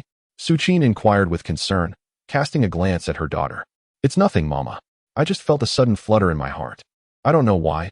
Mei Gongzi gently shook her head. Su Qin approached her, facing her directly, and tenderly stroked her long hair. "If you're not feeling well, take a break. Mama can handle it." "I'm fine, truly," Mei Gongzi quickly insisted, shaking her head and flashing a radiant smile before resuming her tasks. Customers flocked to the shop for milk tea, with hundreds of cups sold daily. After deducting costs, the revenue was quite satisfactory. As evening descended, a girl working in the shop took over Mei Gongzi's duties. "Mei Jia, you should rest. I'll take care of the rest." "Xia Xue, I appreciate your help," Mei Gongzi replied, turning her head and offering a charming smile. Xia Xue winked at her and gestured towards the back. Mei Gongzi seemed to understand something unspoken and nodded gently. The moment she turned around, an extraordinary change enveloped her entire being. Chapter 44. Returning home. Tang San and Wang Yifeng left the city with relative ease. As Gui drove a truck that carried them away, only after they had distanced themselves from the gates of Jelly City did Gui allow them to disembark. She regarded Tang San with a gaze that was somewhat intricate. This child possessed a talent that far surpassed that of ordinary vassals. But could this truly be considered a boon for Wang Yinfeng? Or, more broadly, for those like them who were vassals? "Tang San," Gui called out to him. "Aunt Gui," he responded. With a soft sigh, Gui continued, "You are the most promising and exceptional individual among our human vassals that I have ever encountered. However, you must understand that in this world, the demon and spirit races hold dominion. Their power is so formidable that it is beyond our capacity to contend with. Moreover, those humans who can survive alongside you as vassals have already faced innumerable trials and tribulations. To live is to have a chance. Though we cannot foresee the future at present, if you aspire to achieve something for humanity, you must safeguard your own invaluable life. Do you understand?" "Yes, I understand." Tang Xin nodded earnestly. Gui looked at him intently and said, "I truly hope you grasp the gravity of my words. Brother, this is also directed at you. You must protect him and watch over him diligently. Such incidents as occurred yesterday must not be repeated. Luck will not always be on our side." Wang Yinfeng silently nodded. Yet he refrained from speaking. "Do not return to Jelly City for the time being. Wait until you have grown a bit more, at least in stature. Before you come back," Gui advised Tang San. Tang San cast a glance towards the direction of Jelly City, pondering whether he could truly refrain from going. "Here, He was bound by ties that were exceedingly significant. After bidding farewell to Gui, Wang Yinfeng and Tang Sen set forth on their journey. Along the way, Wang Yinfeng refrained from speaking much, eschewing the previous earnest guidance he had offered to Tang San. It was not until they veered off the main road onto the narrow path leading to Huifeng Wolf Town that he broke his silence. Tang San, he began, prompting Tang San to turn his head towards him. In the past, I always perceived you as young and in need of time to mature and refine your resolve. However, this time, I have come to realize that you are no longer a child. You possess a steadiness beyond my expectations. Yet, amidst this composure, I must ask, why do you allow yourself to act impulsively? Tang San said, Teacher, I yearn for swifter growth and to become ever more formidable. I hope that the tragedies of humanity may diminish. Wang Yinfeng nodded and replied, This is a desire shared by many enlightened individuals. However, as Gui rightly stated, we remain too feeble in this world. The might of the demon and spirit clans is beyond your current imagination. Tang San shook his head and replied, No, you are mistaken. I can well imagine their formidable power. However, does the might of our adversaries render us powerless? If we choose inaction, humanity shall remain enslaved forever. In terms of intellect, we surpass both the demon and spirit tribes. Yet, why must our kin be subjugated by them, or worse, become their sustenance? Wang Yinfeng remarked, Because heaven does not favor us. We possess wisdom, yet are devoid of innate talent. Tang San remarked, No, it is not that we lack talent. Rather, we have yet to discover a way to harmonize with this world. Wang Yinfeng was taken aback, as he had not anticipated such words from Tang San. He recalled having heard something akin to this before. Tang San, you. Tang San spoke earnestly, Teacher, I do not believe that the power of a single individual can alter the fate of humanity. True transformation requires us to discover the methods that harmonize our existence with this world, allowing us to gradually grow stronger. This may not be achievable within a single generation. Yet if we exert ourselves, a way shall surely emerge. Upon my arrival in this realm, even one who was once a deity felt fear and helplessness. However, as my understanding of this world deepens, I have begun to perceive its distinct nature. As I have observed, humanity here has yet to find the means to resonate with this world, much like the Doloa continent of my previous life. At the time of my birth, the spirit beasts of that realm were formidable, and humanity struggled to rival them. Yet, humanity discovered the means to awaken their own martial souls, empowering themselves to become spirit masters and gradually evolving. Ultimately, they began to encroach upon the habitat of the spirit beasts, claiming dominion over the Doloa continent. Thus, is this fairy continent not reminiscent of an early Doloa continent? Perhaps in a millennium or 10,000 years, humanity shall similarly uncover the means to empower themselves, overcoming the monster and spirit tribes. Although in this magical world, on this fairy continent, such aspirations appear daunting. Given that the hierarchy of the monster and spirit tribes far surpasses that of the spirit beasts in the Dolua realm, hope is not entirely extinguished. Perhaps, in some mysterious way, my reincarnation into this world is destined to bring hope to its humanity. Wang Yinfeng suddenly laughed, intending to persuade him, yet found himself feeling persuaded instead. The teacher also looks forward to seeing you discover a method that better aligns with this world. However, before that, you must remain as inconspicuous as possible. Do not speak of today as conversation to anyone else. Understood, Tang San nodded. Upon returning to Windwolf Town, everything appeared as usual. Tang San went home first while Wang Yinfeng reported to the Windwolf Lord. As he stepped through the courtyard gate, Tang San felt the howling winds. Upon closer inspection, he saw the three Wang brothers engaged in a sparring match. The three seemed to be in a melee, eschewing wind blades and relying solely on their enhanced physiques gained from the wind wolf transformation. They were searching for openings, continuously pouncing and grappling with one another. Ling Muxue stood nearby, watching with great interest, her hands glowing with green light as she practiced her control over the wind element. Upon seeing Tang San enter, her eyes brightened, and she hurried over, exclaiming, Tang San, you're back. Tang San offered a faint smile and nodded towards her, observing their fervent practice. Indeed, while you and the teacher were away, he instructed us to engage in extensive practical exercises. Only through such practice can we more readily stimulate our ability to integrate and transform into the Windwolf, Ling Muxue remarked with a smile. Yes, Tang San replied, nodding in agreement. Suddenly, he clapped his hands, the sound capturing the attention of the Wang brothers, whose movements promptly ceased as they turned to face him. Tang San gently shook his head, remarking that your progress is exceedingly slow. Upon hearing this, Wang Chao, Wang Zhong, and Wang Xiaolei were momentarily taken aback. Tang San is the youngest among the five of them. On ordinary days, Wang Yefeng often remarks on his youth, preventing him from participating in practical drills. Tang San, being taciturn, seldom engages in conversation with the others, dedicating his days to silent cultivation. It was only during their initial combat exercise that they witnessed Tang San unleash his wind blade. At that time, the Wang brothers had yet to fully awaken their intellects, remaining in a state of confusion regarding everything around them. After a year of guidance from Wang Yefeng, they have now acquired a modicum of understanding of the outside world. Wang Xiaolei scoffed, saying, "How could our progress be slow? Just look at my agile physique." As he spoke, still in his wind wolf transformation, he suddenly lunged towards Tang San, his right hand clawing out with swiftness. Startled by the sudden movement, Ling Muxue beside Tang San raised her hand, ready to unleash a gust of wind blades, but Tang San swiftly intervened. In the next instant, he propelled himself forward with a deft push from his toes. This left Wang Xiaolei in a state of astonishment. He had merely intended to intimidate Tang San and had no intention of genuinely attacking him. As he witnessed Tang San darting toward him, he hastily attempted to retract his claws. Yet, in a blink, he found that Tang San had evaded his grasp and was now uncomfortably close. Though still young, Wang Xiaolei was tall and slender, his height nearly matching that of Wang Chao. With a swift motion, Tang San raised his right hand, ensnaring Wang Xiaolei's neck and executing a spin. Wang Xiaolei suddenly felt the force of his forward momentum redirected, and he was flung sideways with great force. With a thud, he landed on the ground. Chapter 45. Time waits for no one in his transformed wind wolf state. Wang Xiaolei's physical prowess was commendable. The moment his back hit the ground, he quickly sprang back up, infuriated. "You are cheating. You launched a sneak attack," Tang San merely remarked. "Had this been on the battlefield, your throat would have already been slit by my hand." Wang Chao and Wang Zhong exchanged glances, and Wang Chao could not help but inquire, "What has come over you today, Tang San?"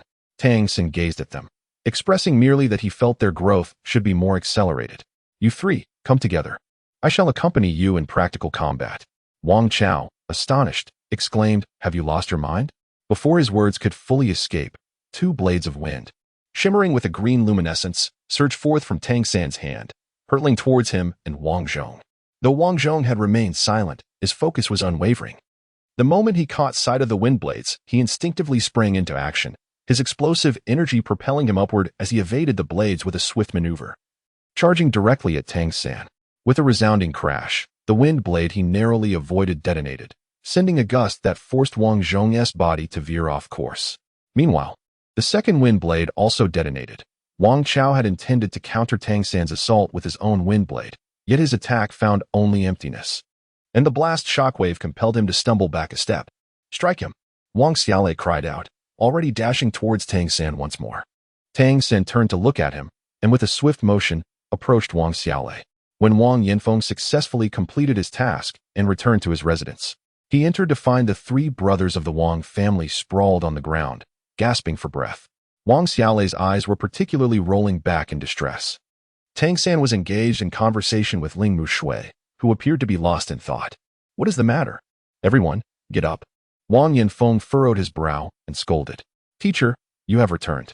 Wang Xiaolei suddenly sat up, his voice tinged with a sob. Tang San has been hitting us. Teacher, are you biased? Why is he so formidable, inflicting such pain upon us?" Wang Yanfeng was taken aback. Turning to look at Tang San, with an air of composure, remarked, "I merely believe they ought to accelerate their growth. Otherwise, I fear they may fail to become vassals." Wang Yanfeng, momentarily rendered speechless, recalled having advised him to maintain a low profile on their journey back. Tang San naturally had his own plans. Before encountering the young master, he intended to quietly and steadily enhance his abilities, concealing his true self as much as possible. However, for him, nothing was more paramount than swiftly reaching the young master's side. Consequently, he also needed to contemplate how to journey to Jelly City and how to depart from this place, not just for himself, but for all the vassals here. Undoubtedly, Jelly City was considerably safer, and what Wang Yanfeng imparted to him encompassed more than mere knowledge. To facilitate the migration of everyone to Jelly City, numerous preparations were necessary. Strength was a foundation, but suitable opportunities and reasonable justifications were also essential. Now, fueled by an indomitable spirit, he had to commence his preparations. Starting with the rapid development of the Wang brothers and Ling Mushui, the Wang brothers gazed at Tang San as if he were a marvel. They could hardly fathom that the youngest sibling possessed such formidable combat prowess. Wang Yanfeng observed Tang San, then glanced at the other three, and after some contemplation, declared, "In that case, starting tomorrow, Tang San will also join the practical combat classes." "What?" the Wang brothers exclaimed in unison. "Tang San, follow me," called Wang Yanfeng as he led Tang San to the second floor. "What is going on?" Wang Yanfeng inquired, his gaze fixed on him. This journey to Jelly City had profoundly altered his perception of Tang San, not solely due to the combat strength he exhibited, but more importantly, owing to his meticulous mindset. During the collision competition, from participation to departure, he had left no traces of vulnerability. What seemed perilous at first glance was, upon reflection, a series of actions executed flawlessly, from donning a mask to feigning defeat and retreating. He had afforded the Flash Leopard clan no opportunity to pursue. Such feats were hardly those of a mere child. It was as if he possessed the maturity of one far beyond his years. "I wish to assist them in their rapid growth," Tang San stated candidly. Wang Yanfeng furrowed his brow. "What do you intend to do?" Tang San said, "Naturally, I wish to assist them in successfully obtaining the vassal certification." "Teacher, could you assist me in locating information regarding Windwolf Town? I am interested in details such as its population, age demographics, and strength, among other specifics. The more comprehensive, the better. I aim to assist everyone in analyzing our adversaries." Wang Yanfeng was taken aback. "Analyzing the adversaries?" "Indeed." Tang San earnestly nodded. "Is it truly just an analysis of the opponents?" Wang Yanfeng couldn't shake the feeling that it was not as simple as it appeared. Tang San said, "To know oneself and to know one's adversary is the key to achieving victory in every battle. The vassal qualification examination 2 years hence is a matter of life and death. Therefore, it is imperative to exert oneself diligently." "Very well. I shall endeavor to assist you in your search. You must be cautious and keep your own capabilities concealed. It is advisable to venture out as little as possible. Do you understand?" Wang Yanfeng advised. "Indeed, you may rest assured." Tang San returned to his quarters to rest, while Wang Yanfeng sat in his room, contemplating for a moment before rising to depart. In Windwolf Town, Wang Yanfeng's primary responsibility was to oversee the human vassals, serving the Windwolf Lord. Thus, he typically had little to attend to, yet he could communicate directly with the Lord. Within the confines of Windwolf Town, his position was rather precarious. As a vassal leader of the 4th tier, he possessed greater strength than most of the wolves. However, due to the lowly status of the vassals, even ordinary wolves treated him with disdain. Tang San returned to his room, and Wang Zhong had already come back. "Why are you so strong?" Upon seeing Tang San, Wang Zhong immediately leaped off the bed, his gaze fixed intently upon him. Tang San remarked, "Only through a combination of innate talent and diligent effort can one attain true strength."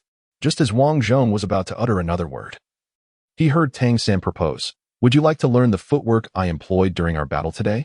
Wang Zhong was momentarily taken aback, as vivid memories of Tang San's ethereal movements flooded his mind. No matter how hard the three of them tried, they were unable to catch up, relegated instead to a position of passive defense. "Yes," Wang Zhong replied without hesitation. "I will teach you." From that day forth, in the practical training sessions, Wang Yanfeng permitted Tang San to join, and intriguingly, after Tang San's inclusion, Wang Yanfeng withdrew from participation himself. Tang San's guidance for the Wang brothers and Ling Mushui is distinctly unique. Wang Zhong, slender in stature yet resilient in spirit, receives instruction in the shadowy step. Wang Chao, the most robust among them, learns the art of controlling the crane and capturing the dragon. Meanwhile, Wang Xiaolei endeavors to master the mysterious jade palm. Each of the three has acquired a different, formidable technique. Typically, the three profound arts he brought from his previous life necessitate the support of the Xiantian skill for adequate cultivation. However, he finds himself unable to impart the Xiantian skill here. His attempts to guide Ling Mushui in practicing it were thwarted by the influence of her own Wind Wolf transformation bloodline, rendering her unable to cultivate it and even risking bloodline disorder. This issue may be tied to the inherent characteristics of the Xiantian skill. While it remains uncertain whether those who have not awakened the Wind Wolf transformation can cultivate it, he currently lacks the means to experiment. Thus, he must adapt the three techniques to align with the attributes of their Wind Wolf bloodline, simplifying them to be harnessed through the power of their transformation. Ling Muxue also learns the shadowy step. Among the quartet, her innate talent shines brightest, and her progress is the swiftest, though her physical strength does not rival that of the Wang brothers. Additionally, their Wind Wolf bloodline is limited. After all, the wolf demon that bestowed their bloodline was not particularly powerful, resulting in a weaker heritage. Nevertheless, under Tang San's tutelage, their abilities have surged remarkably. Chapter 46. Outdoor training. As night fell, Tang San stealthily slipped through the window and ascended to the rooftop of the two-story building. There, he settled into a meditative posture, his eyes aglow with a soft, golden radiance. This was not the activation of the purple extreme magic eye, but rather the awakening of the Lingxi eye. Instantly, the world before him transformed into a kaleidoscope of surreal colors, with elements of various attributes vividly manifesting within his sight. In recent times, his practice of the Lingxi eye had yielded insights, enhancing both his mental power and the mastery of the purple extreme magic eye. How wonderful it would be to gaze upon the distant city of Jelly. The image of a figure surfaced in his mind, igniting warmth in his heart. His mental energy began to ripple silently, guiding the azure elements from the colorful spectrum to envelop the building beneath him. Under the guidance of the Lingxi eye, he could sense and manipulate the power of these elements.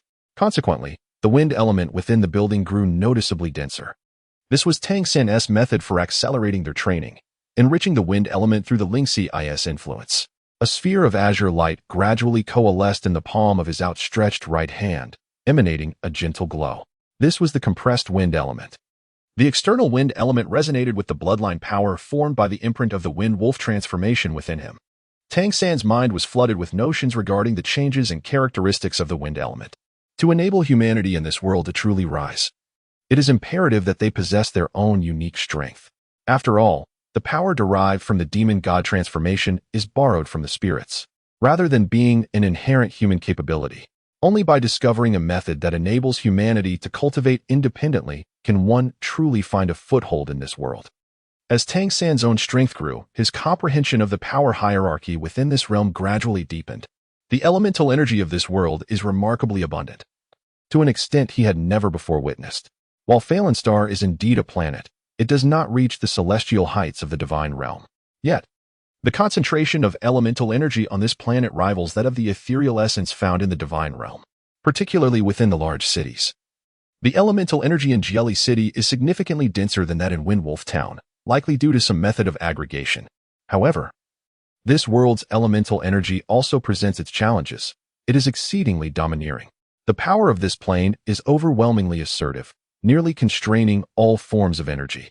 The reason Tang San encounters a bottleneck in cultivating the Xiantian skill is due to this planar suppression.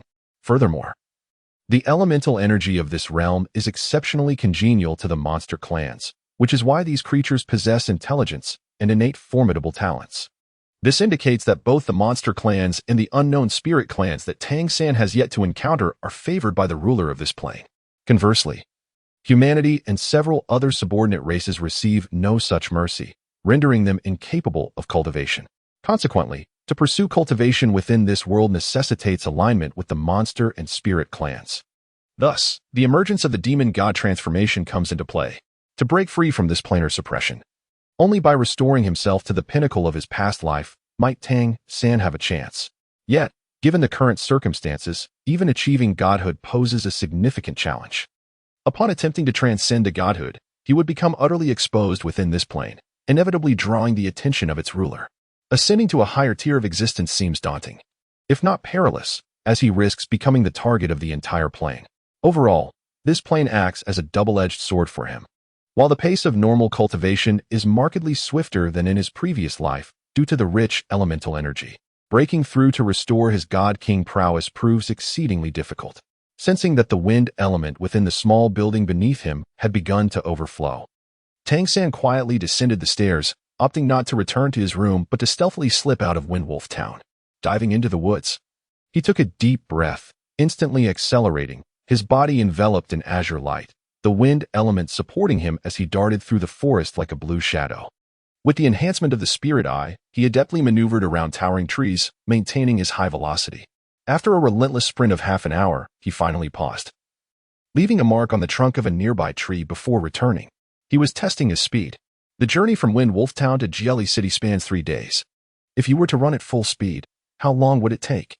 He cannot easily leave Wind Wolf Town, as he lacks even the qualifications of a subordinate. However, he continuously hones his speed with the aim of reaching Jelly City more swiftly in the future, even if just to catch a glimpse of her. Tang San's foremost desire to absorb a capability from the demon clan is the ability of flight. If he were able to soar through the skies, he could traverse a journey that would typically take 3 days in merely half a day. Departing in the evening would allow him to reach Jialicheng by midnight. Regrettably, during the last collision competition, he failed to acquire the skill of flight. The innate ability of the white-headed falcon demon is the eagle eye, while flight is an inherent physical capability. Should Tang San possess the transformation of the white-headed falcon demon, he could indeed take to the skies through metamorphosis.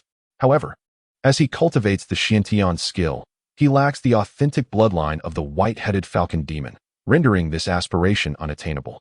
On his journey back, Tang San pondered this dilemma with great care. He himself does not possess the ability to transform into a demon. If he were to arrive in a major city, it could pose a significant risk. What would he do if the demon clan required him to transform during their assessment of vassals? Initially, he had little enthusiasm for the demon transformation. As a human, what advantage would there be in becoming a demon? Yet, the prospect of flight and the potential to meet the beautiful young master in Jialicheng kindled a newfound anticipation within him for the demon transformation. Upon returning to Jialicheng and reaching his residence, Tang San settled into bed, adopting a cross-legged posture for meditation. Recently, through continuous absorption and persistent practice, his Xiantian skill had ascended to the pinnacle of its 4th level. However, as he had anticipated, he encountered yet another bottleneck. Undoubtedly, he must absorb the energy of a higher-level Wind Wolf demon to advance to the 5th tier. Achieving the 5th tier would bestow him with a certain degree of self-defense. Focusing inward, he examined the Xiantian skill, where 4 skill imprints radiated a faint glow. The most formidable was the azure light representing the Wind Wolf transformation, followed by the Lingxi eye, which fused the heart eye and eagle eye. Both of these were at the 4th tier. The previously downgraded skill imprints of the flash leopard and heavy armor technique, having been stripped once, shone with a dimmer light. Reduced to the 3rd tier, these skill imprints granted him the powers of various demons, and when utilized, they represented the infusion of energy from the Xiantian skill, enabling the imprints to unleash their corresponding abilities. Was it truly possible to manifest the demon transformation? Even a partial execution would suffice. Tang San had been pondering a particular issue lately and had engaged in a series of endeavors, such as attempting to momentarily merge the brand with his own bloodline. However, he soon encountered a problem. Once it was integrated into his bloodline, the Xiantian skill would swiftly retract the ability, or rather, it would be expelled from his bloodline. It seemed that the skill could only exist independently, incapable of genuinely merging with his bloodline. A sense of fatigue began to surface in his mental realm, and it dawned on Tang San that, due to his prior contemplations during the journey back, his Lingxia had remained in a semi-open state. This semi-open condition represented a subtle state wherein he refrained from observing the external world, solely enhancing his understanding. This was the advantage bestowed by the Lingxi hard eye, allowing Tang San's mind to be clearer and his thoughts more coherent, particularly beneficial during contemplation. By not fully manifesting the Lingxi eye, the energy consumption was naturally diminished, enabling him to sustain this state for a longer duration. Just as he was about to retract the Lingxi hard eye, he suddenly sensed some commotion emanating from upstairs. Chapter 47. The redemption of the tiger-faced man residing above were the couple Wang Yanfeng and Xiu Jing. Having lived together for such a long time, Tang San would typically overlook ordinary sounds, but in that fleeting moment, he perceived that there were not merely 2 individuals upstairs. Instantly alert, he glanced at Wang Zhong, who was meditating and entirely oblivious, then rose once more to open the window. With the Lingxi heart eye fully activated, the world before him transformed into a vibrant panorama. Tang San immediately sensed that the air was saturated with wind elements, far more than usual. Evidently, someone was manipulating a significant quantity of wind elements. Moreover, judging by the agitation of these elements, it was clear that this was not for cultivation, but rather for combat. Without a moment's hesitation, Tang San leapt through the window and swiftly scaled the outer wall. In just a few moments, he found himself outside the window on the 2nd floor. The window was ajar, and within the room, 3 figures stood in silent confrontation. At that moment, Wang Yanfeng had activated the Wind Wolf transformation, and Xiu Jing stood beside him, equally transformed. To Tang San's astonishment, the usually gentle and caring matriarch exuded an aura of fourth-tier strength. Her transformation was noticeably less pronounced than Wang Yanfeng's, as she stood slightly behind him. Confronting the couple was a tall man clad in black, his face obscured by a peculiar mask that bore a design reminiscent of a tiger, albeit with blue markings. "Greetings, Brother Wang. There is no need for alarm," the tiger-faced man said, his hands gesturing in a calming manner. However, the aura emanating from him subtly revealed that, although he had not unleashed the demon god transformation, his prowess was evidently superior to that of Wang Yanfeng and Qiu Jing, marking him as at least a fifth-tier expert. A human fifth-tier expert? Tang San focused his mind, striving to restrain his own aura. Even without employing the power of the imprint within him, his ability to conceal himself remained remarkably potent. "Who are you?" Wang Yifeng inquired with caution. The tiger-faced man chuckled lightly, proclaiming, "I exist to save humanity, born for its resurgence." Wang Yanfeng's pupils visibly constricted, and he nearly blurted out, "Redemption?" Though Tang San had already surmised this outside the window, the utterance of those two words from Wang Yanfeng's lips still sent a jolt through his heart. Had redemption truly arrived? When Wang Yanfeng had begun to instruct them, Tang San had pondered the possible connection between Wang Yanfeng and redemption, considering that few among humanity achieved a cultivation level above the fourth tier. Yet, given the current circumstances, it seemed Wang Yanfeng was aware of redemption but had not aligned himself with it. Upon hearing the mention of redemption, the tiger-faced man nodded slightly, affirming, "Indeed, it is us. It was Gue who informed me of your whereabouts." At the mention of Gue, Wang Yanfeng visibly paused, his tense form remaining unwavering. Yet his vigilance heightened. The tiger-faced man succinctly stated, "She is one of us. I believe you may have guessed that without our assistance."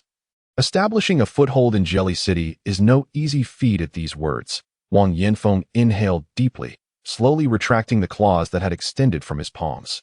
"What do you seek from me?" he asked in a hushed tone, with Qiu Jing beside him displaying a look of confusion. The tiger-faced man similarly lowered his voice, saying, "We humans struggle for survival on the fairy continent. The vast majority of our kin cannot even awaken their intellect and are subjected to enslavement by them. What are your thoughts on this, Brother Wang?" Wang Yanfeng responded with a bitter smile, "What can I think? With the demon and spirit clans so formidable, how could we ever hope to overthrow them?" After a moment of silence, the tiger-faced man posed a question, "Do you know how the Redemption Organization was initially established?" Wang Yanfeng was taken aback, bewildered by the sudden change in topic, and shook his head in confusion. The tiger-faced man's voice grew even more somber. "Those of us who possess the ability to transform into demon gods have all lost our mothers. The desire for vengeance for our mothers has united us. At that time, the aspiration of redemption was to one day allow our children to have mothers." The moment these words were spoken, both Wang Yanfeng and Qiu Jing, as well as Tang San outside the window, felt their hearts tremble. Qiu Jing's eyes reddened almost instantly. Indeed, those who could possess the demon god transformation and become vassals of the demon and spirit clans were nearly all devoid of mothers. Only if both parents were human vassals could their children potentially have a mother. Yet, how could the first generation of humans with the ability to transform into demon gods ever have such an opportunity? Their mothers had all been subjected to the indignities of the demon and spirit clans, leading to their very existence. As they awakened to their demon god transformation, their mothers were mercilessly slaughtered. The tiger-faced man continued, "During my initial awakening, I was engulfed in confusion. After gaining clarity, I found myself pondering that if my mother did not have to die, if we could remain together indefinitely, I would willingly forsake this power and avoid enlightenment. Even if it meant leading a life of oblivion, at least I could still be with her." Yet, the emergence of this thought only deepened my anguish and overwhelming hatred. In my mind, her image has long since faded. I can scarcely recall her visage.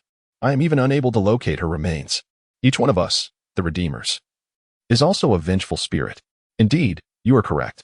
The demon and spirit clans are so formidable. What can we achieve with our meager strength? Can we truly overthrow their dominion? At present, it seems utterly unrealistic. However, if we cannot topple them, shall we simply acquiesce? Shall we allow them to butcher us, to slay our kin and clansmen? Are you aware that within some of the larger demon clans, our female kin, who secretly attain enlightenment, willingly become bait for the demons? They entice these creatures, hoping that their offspring might inherit the ability of the demon god transformation. Even knowing that once their child awakens, they will perish, they continue resolutely. Once, a mother of this kind told us that after her demise, she wished her child to join the redemption, not for vengeance, but to bestow a glimmer of hope upon humanity. Wang Yefeng listened in silence, having dispelled his wolf transformation. His expression remained calm as he said, "Why share this with me? I have witnessed far worse." And then, the tiger-faced man inquired, "After seeing so much, have you become numb?" Wang Yefeng replied indifferently, "What else could I be?" The tiger-faced man spoke solemnly, "Join us. Help us redeem more souls." "Redeem more souls?" Wang Yinfeng laughed self-deprecatingly. "You are well aware of the reality of demon-god transformations. What can we truly achieve? As human bloodlines continue to pass down, the strength of the demon-god transformation bloodline will inevitably diminish.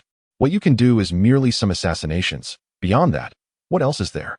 The tiger-faced man replied gravely, "When I first joined the redemption, I thought the same. At that time, all I desired was vengeance, and I believed that was sufficient for me.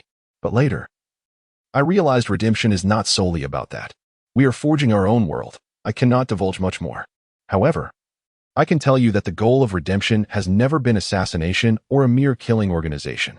It is to enable humanity to live better. Indeed, our current capabilities are limited, and the number we can aid is scant.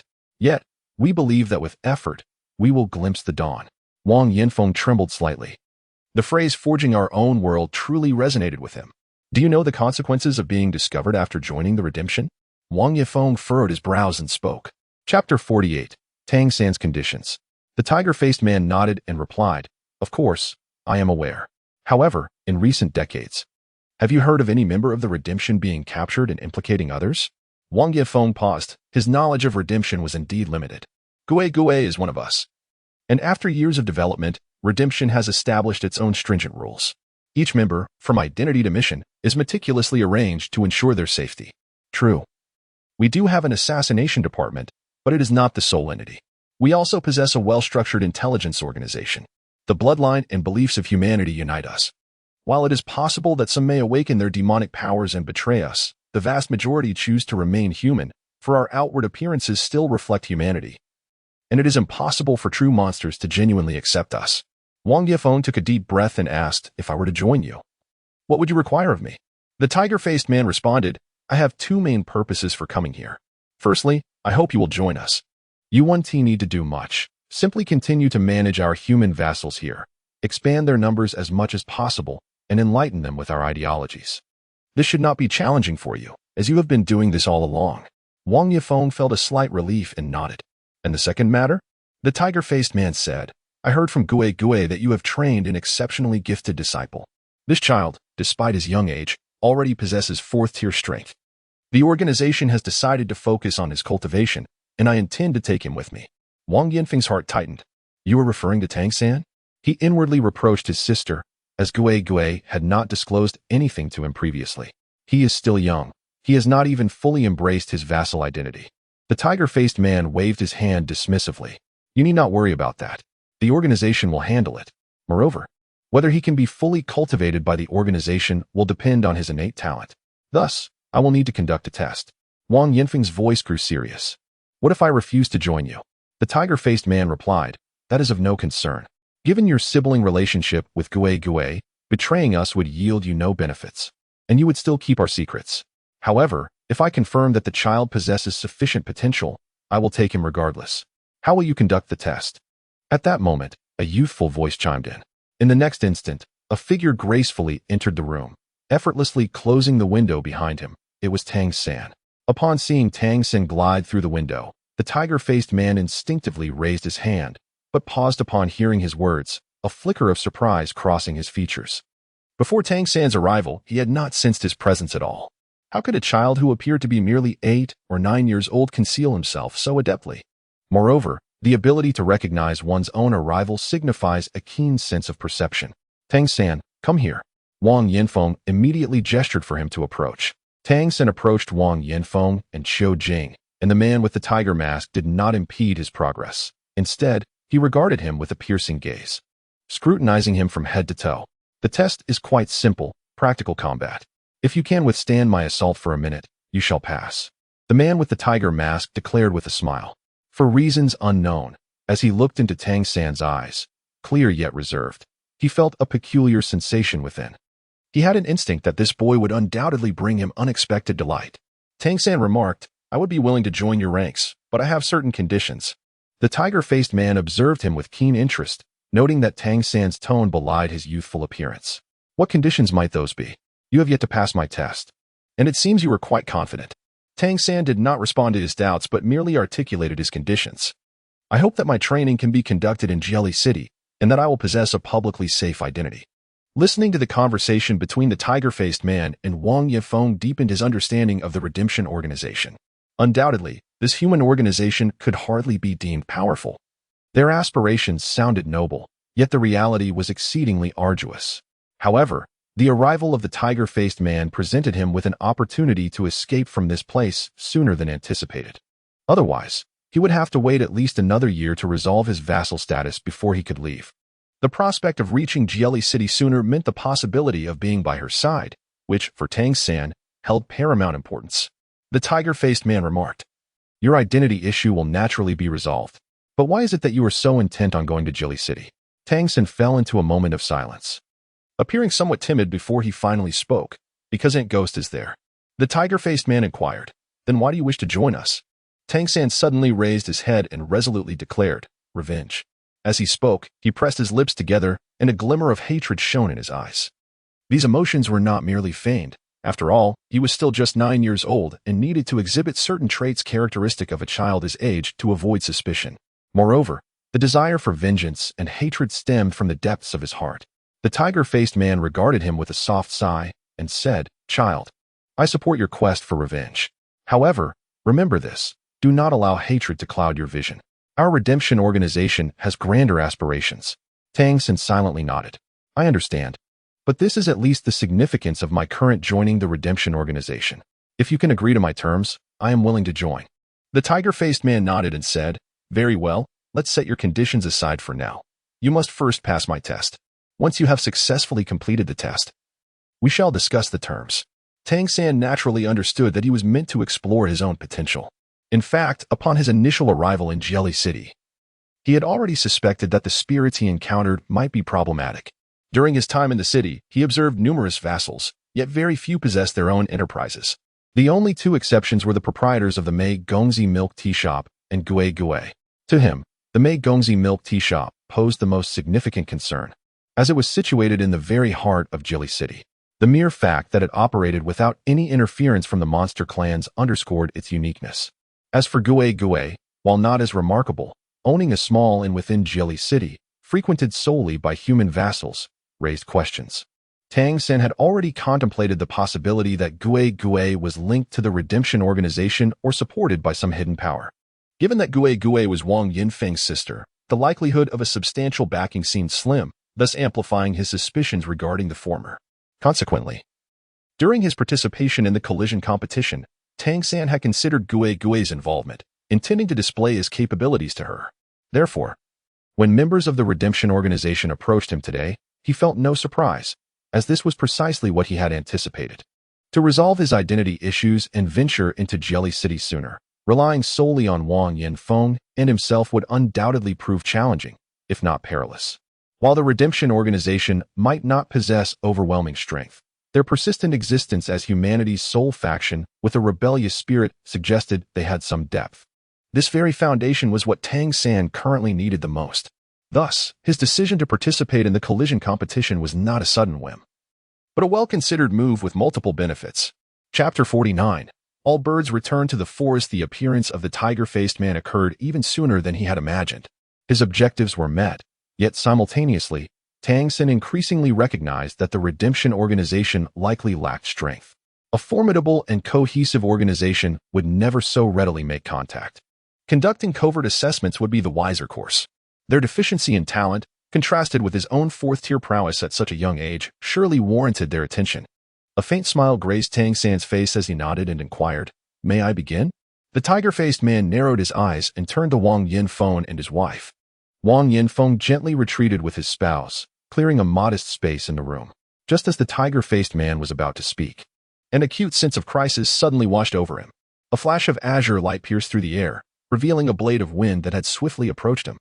Though seemingly modest in size, this blade was remarkably solid, transforming from its expected pale blue hue to a breathtaking azure, both visually appealing and dangerously sharp. The tiger-masked figure raised his hand in a blur, attempting to seize the wind blade, only to witness a startling phenomenon. The blade, which had been mere inches away, abruptly halted in its tracks, defying the laws of motion with an uncanny stillness. His outstretched hand, adorned with intricately patterned fur and noticeably swollen, grasped at emptiness. In that very moment, however, the azure blade surged forward once more, accelerating with astonishing speed until it was mere moments from the tiger-masked figure. At this proximity, evasion was impossible. A low, rumbling roar erupted from his lips, accompanied by a shockwave that shattered the wind blade before him. Yet, the force of his roar also caused the mask upon his face to splinter. In this initial exchange, the tiger-masked figure had suffered a minor setback. Wang Yifeng, observing closely from the sidelines, discerned that Tang San had unleashed not one, but two blades of wind. The first blade had spun through the air, utilizing its rapid rotation to maintain its suspension. This technique was one that Tang San had previously practiced with Wang Yifeng. Yet even Wang Yifeng doubted his ability to control the blade with such precision, dictating its position with effortless grace. The second blade followed, colliding with the suspended one, resulting in a cascade of additional, fragmented blades that launched a sweeping assault. Had it not been for the tiger-masked figure's roar dispersing the wind blades, the consequences would have been far graver.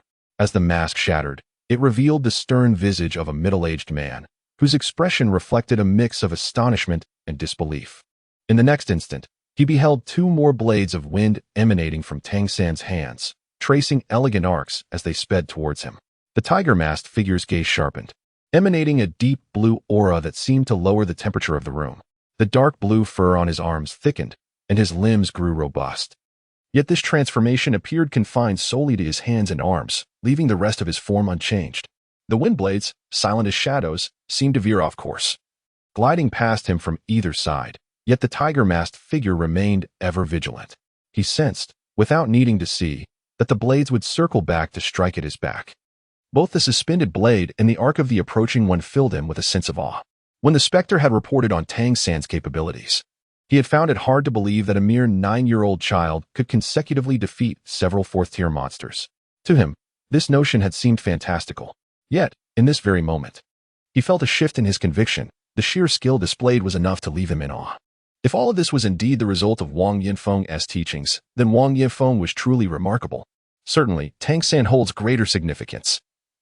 His youth signifies a vast potential yet to be realized.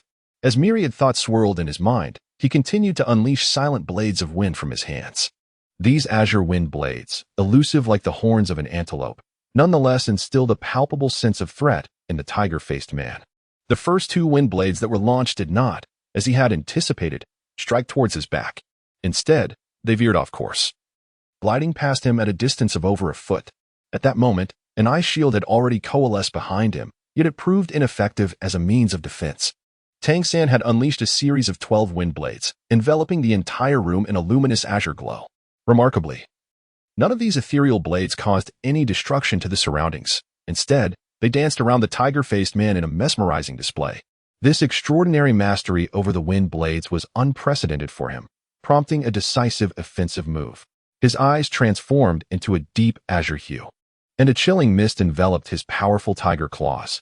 With a swift push of his toes against the ground, an overwhelming aura erupted, causing the temperature in the room to plummet. A layer of icy armor manifested upon his form, disregarding the swirling wind blades as he charged directly towards Tang San. The speed of his leap was astonishing, a tiger's pounce. In that very moment, as he commenced his attack, the wind blades hovering in the air seemed to be triggered, converging like a torrent towards the tiger-faced man. The wind blades remained silent, yet it was this very silence that conveyed the utmost sense of threat. The tiger-faced man, undeterred, solidified the icy armor encasing him even further. Just as he was about to reach Tang San, the latter sprang into action. The tiger-faced man perceived a flicker before his eyes, as Tang San seemingly vanished from sight, leaving behind nothing but an illusion where he had stood moments ago. In an instant, as Tang San vanished from sight, the wind blades arrived. At that moment, Wang Yifeng and Xiu Jing stood by, astonished, their mouths agape in disbelief. They could scarcely trust their own eyes. The previously scattered 12 wind blades now converged into a neat row, striking in an orderly fashion towards the same vulnerable spot on the back of the tiger-faced man. This was the technique known as 100 birds return to the forest. With Tang San's mental prowess, he could not yet command over 100 wind blades, but the 12 he wielded were effortless. The technique, akin to birds soaring in flight, gathers as they enter the forest. Faced with the formidable defenses of his opponent, he concentrated his assault on a singular point. Not to mention that Tang San's wind blades were already compressed. Even ordinary wind blades, when unleashed in a continuous barrage of 12 upon one target, would be devastating. With a resounding bang, the first wind blade exploded. Just as the tiger-faced man attempted to turn, the second wind blade struck. The consecutive assault staggered him. Following swiftly were the third and fourth blades. Accompanied by flashes of azure light, the ice armor upon the tiger-faced man's back shattered, releasing clouds of icy mist and fierce winds. A mere attempt to turn his body became an impossible task.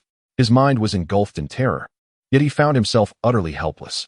More critically, as the fifth wind blade descended, his layer of ice armor was on the verge of shattering. He strained to summon the power of his bloodline to reinforce the armor, yet his body was uncontrollably propelled forward by the relentless barrage. Tang San quietly sensed the atmosphere, and as the ninth blade of wind descended, the tiger-faced man's body collided violently with the wall. The icy armor enveloping him shattered abruptly. The final three blades, however, did not strike, but rather dissipated silently into the air. For a brief moment, the entire wooden cabin was enveloped in a whirlwind of wind and ice elements, as if a fierce snowstorm had just erupted within its confines. The tiger-faced man, now pressed against the wall, felt a sharp pain in his back, while a surge of blood and energy roiled within his chest, rendering him momentarily unable to control himself. In a sudden motion, he turned around, his body undergoing a transformation. Precisely speaking, when the seventh blade of wind struck his back, he had already completed his demon transformation. His stature swelling to an imposing height of 2.5 meters, his body adorned with dark blue striped fur. Chapter 50. Am I the teacher? As the tiger-faced man faced Tang San, his slit-like pupils fixated on him. Yet, Tang San had already returned to the spot where he initially stood. The fifth rank against the fourth, and yet he found himself nearly unable to resist under the relentless onslaught of wind blades from his opponent. More crucially, the tiger-faced man recalled vividly the number of wind blades that had impacted his back. 9 blades. What if there were 12? The ninth blade had thoroughly breached his defenses. Any further wind blades would surely render even his thick pelt ineffective, setting aside the mastery of such technique. The sheer potency of each wind blade was far beyond what an ordinary fourth-rank windwolf could unleash. At that moment, he comprehended deeply that the talent of the youth before him was undeniably greater than what had previously been reported by Gui Gui. Tang San refrained from making further moves. Allowing his hands to hang naturally by his sides, his gaze calmly fixed upon the beast-faced man. Is that sufficient? The beast-faced man took a deep breath and slowly nodded. He undoubtedly possessed numerous techniques at his disposal. If he were to exert himself to the utmost, he was confident he could triumph over Tang San. However, such an endeavor would surpass the essence of the test. Of course, this confidence was solely his own, and it remained uncertain whether Tang San shared the same sentiment. Who taught you to control that wind blade? The beast-faced man inquired in a grave tone. Tang San turned to Wang Yanfeng. A jolt of anxiety coursed through Wang Yanfeng's heart. Did I teach him? What did I even teach? Yet at that moment, he began to grasp Tang San's intent and nodded in acknowledgement. This child possesses exceptional insight. With just a few pointers from me, he is able to draw connections and formulate his own ideas. His control over the wind blades can be considered as surpassing the teachings of his mentor. The tiger-faced man silently nodded, his respect for Wang Yanfeng elevating significantly. The ability to nurture such an outstanding disciple is commendable, and although his own cultivation is not particularly high, his teaching prowess is certainly praiseworthy. The 2 conditions you previously proposed should pose no problem. I will arrange for you to settle in Jelly City upon my return. I must report your situation before making further arrangements, the tiger-faced man concluded, nodding to Wang Yanfeng before suddenly accelerating towards the window. With a swift motion, he flung open the window and leaped into the darkness, departing as abruptly as he had arrived. Wang Yanfeng had assumed there would be more to discuss after Tang San confirmed his willingness to join and successfully pass the assessment, so he was taken aback by the sudden departure.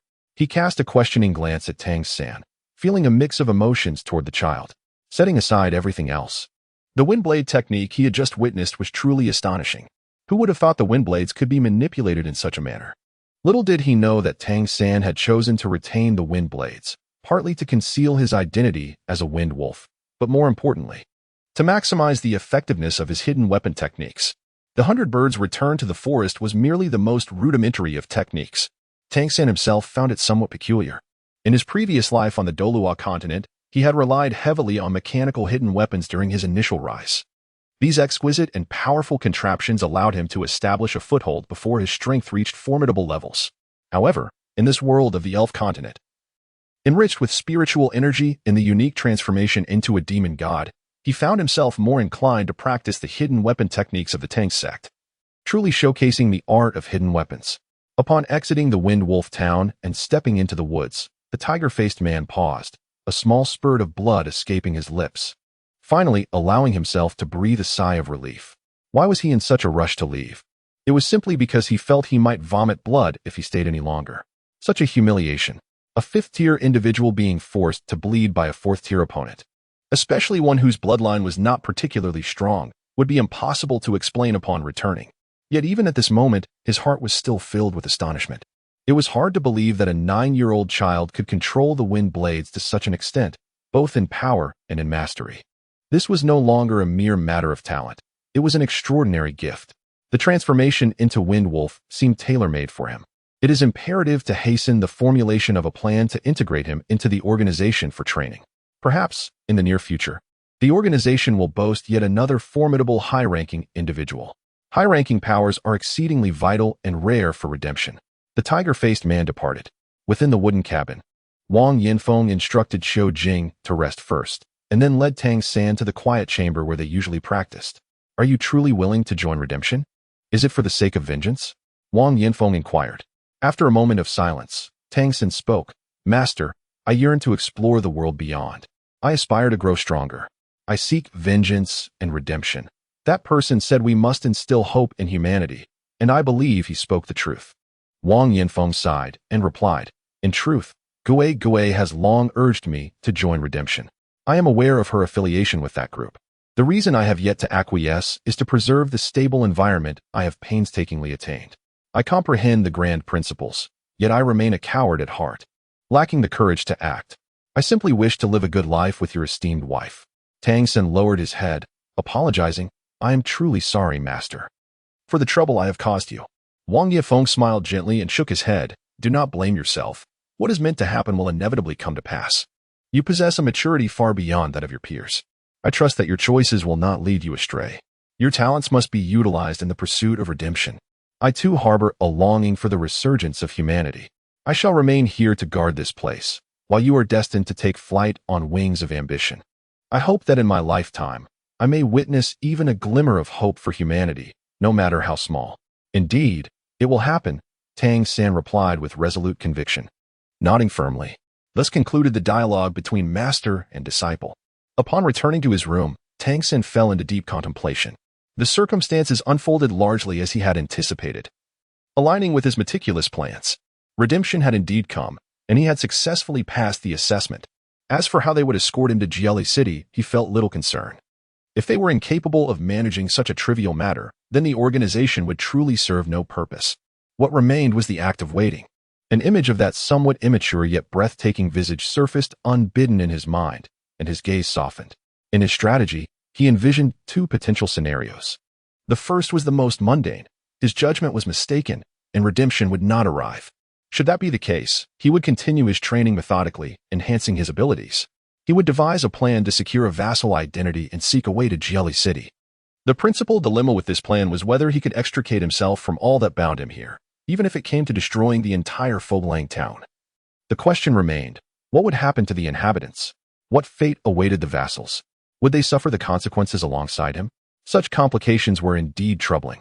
The second scenario was the arrival of redemption, the ideal outcome. Given redemption's capabilities, facilitating Tang San's entry into Jieli City would surely pose no challenge, and they would likely manage any subsequent complications adeptly. Presently, Tang San lacked not only understanding of this world, but also significant influence. Events were progressing in a manner more favorable than he had envisioned. Now it remained to be seen how the redemption organization would orchestrate the departure of this small slave, still bound by chains. In the following half-month, Tang San engaged in regular meals, training, and thoughts of the beautiful young master. Naturally, he also accompanied the three Wang brothers and Ling Muxue for practical combat exercises. Under his rigorous tutelage, his companions made swift progress, even surpassing their improvements under Wang Yinfeng's instruction. After all, Tang San was the youngest among them. For the Wang brothers, being bested daily by their younger sibling was a source of great embarrassment, especially in the presence of Ling Muxue. With ample nourishment, their development normalized. Wang Chao, being the eldest, fared slightly better, while Wang Zhong and Wang Xiaolei often found their attention diverted towards Ling Muxue, particularly for Wang Xiaolei. The proximity in age made his interests increasingly evident. Meanwhile, Ling Muxue appeared to grow ever closer to Tang San. With this connection established, the Wang brothers were naturally more determined to defeat Tang San during the practical training sessions. As night fell once again, Wang Zhong entered into meditation. Meanwhile, Tang San was preparing to venture out for some cultivation when suddenly he heard a sound. He swiftly leapt through the window and descended to the second floor, where Wang Yinfeng awaited him. The same tiger-masked figure from that day had returned, now sporting a different mask. Without uttering a word, Wang Yinfeng led the two directly to a secluded chamber and secured the door. The gaze of the tiger-masked individual fell squarely upon Tang San as he declared, "Your request has been approved by the higher authorities. A preliminary plan has been devised." Wang Yinfeng spoke nervously. "What do you intend to do?" Despite Tang San's current status as a mere slave, he was still a quasi-vassal, and his sudden disappearance would undoubtedly implicate Wang Yinfeng as the overseer. Especially with the recent developments of the Redemption Organization, the control exerted by the Monster Clan over human vassals had intensified considerably. "Do not worry, Brother Wang," the tiger-masked figure reassured. "We will ensure that you are not implicated. We plan to create a diversion amidst such chaos. The disappearance or death of a minor slave will go unnoticed. We will seize this opportunity to extract Tang San." Wang Yinfeng inquired, "How do you propose to instigate this chaos? Do you recall the fourth-tier lightning leopard that Tang San defeated during the collision tournament?" The tiger-masked figure responded, "The Lightning Leopard clan and the Wind Wolf clan are sworn enemies. Following that incident, tensions escalated into several confrontations in Jilly City, which were subsequently suppressed by the city lord. We shall devise a means to incite the Lightning Leopard clan to launch an attack here. By leveraging this opportunity, we can take Tang San away. Just ensure your own safety, and you should be fine." Upon hearing this, Tang San's eyes sparkled with intrigue. Indeed, this was a clever strategy. An attack by the Lightning Leopards on the Wind Wolf clan's village would be a perfectly natural occurrence for these sworn rivals. Minor skirmishes had frequently transpired over the years. However, the nearest settlement of the Lightning Leopards was still over 100 miles away, rendering such events infrequent. An assault by the Lightning Leopards would, of course, bear no relation to the human vassals. Regardless of the aftermath, neither Wang Yinfeng nor the human vassals could be held accountable. The Redemption Organization certainly possessed considerable cunning. Wang Yinfeng, understanding the implications, added, "The scale of the conflict should not be too great, for I fear it may endanger our kin." He referred to the human slave villages surrounding Windwolf Town. Concerned about potential reprisals from the Lightning Leopards, "We will maintain control," assured the tiger-masked figure. "An elder from our ranks will personally oversee the operation. Should anything deviate from the plan, the elder will intervene." Wang Yinfeng nodded in agreement, and then turned his gaze towards Tang San. Tang San nodded slightly and said, "I have no objections." The tiger-faced man replied, "Very well, I shall now disclose the detailed plan to you. Brother Wang, this matter must remain confidential between you and Tang San. Do not divulge it to anyone else, including your wife. The importance of this for your future safety cannot be overstated.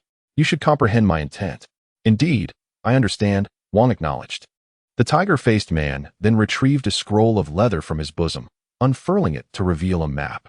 The map prominently displayed the layout of Windwolf Town and its surrounding terrain. The tiger-faced man turned to Tang San and inquired, "Can you comprehend this?" Tang San lowered his gaze and then pointed to the central area, stating, "Is this our town?" "Indeed, this is Windwolf Town. Here lies the road leading to Jelly City. This area houses the lair of the 5th-tier wolf demon lord, while over there resides the 6th-tier high priest. Should the flash leopard strike, they will undoubtedly intervene, drawing all attention towards them. Our preliminary plan is to guide the flash leopard's assault from this direction, which will serve as a crucial battleground.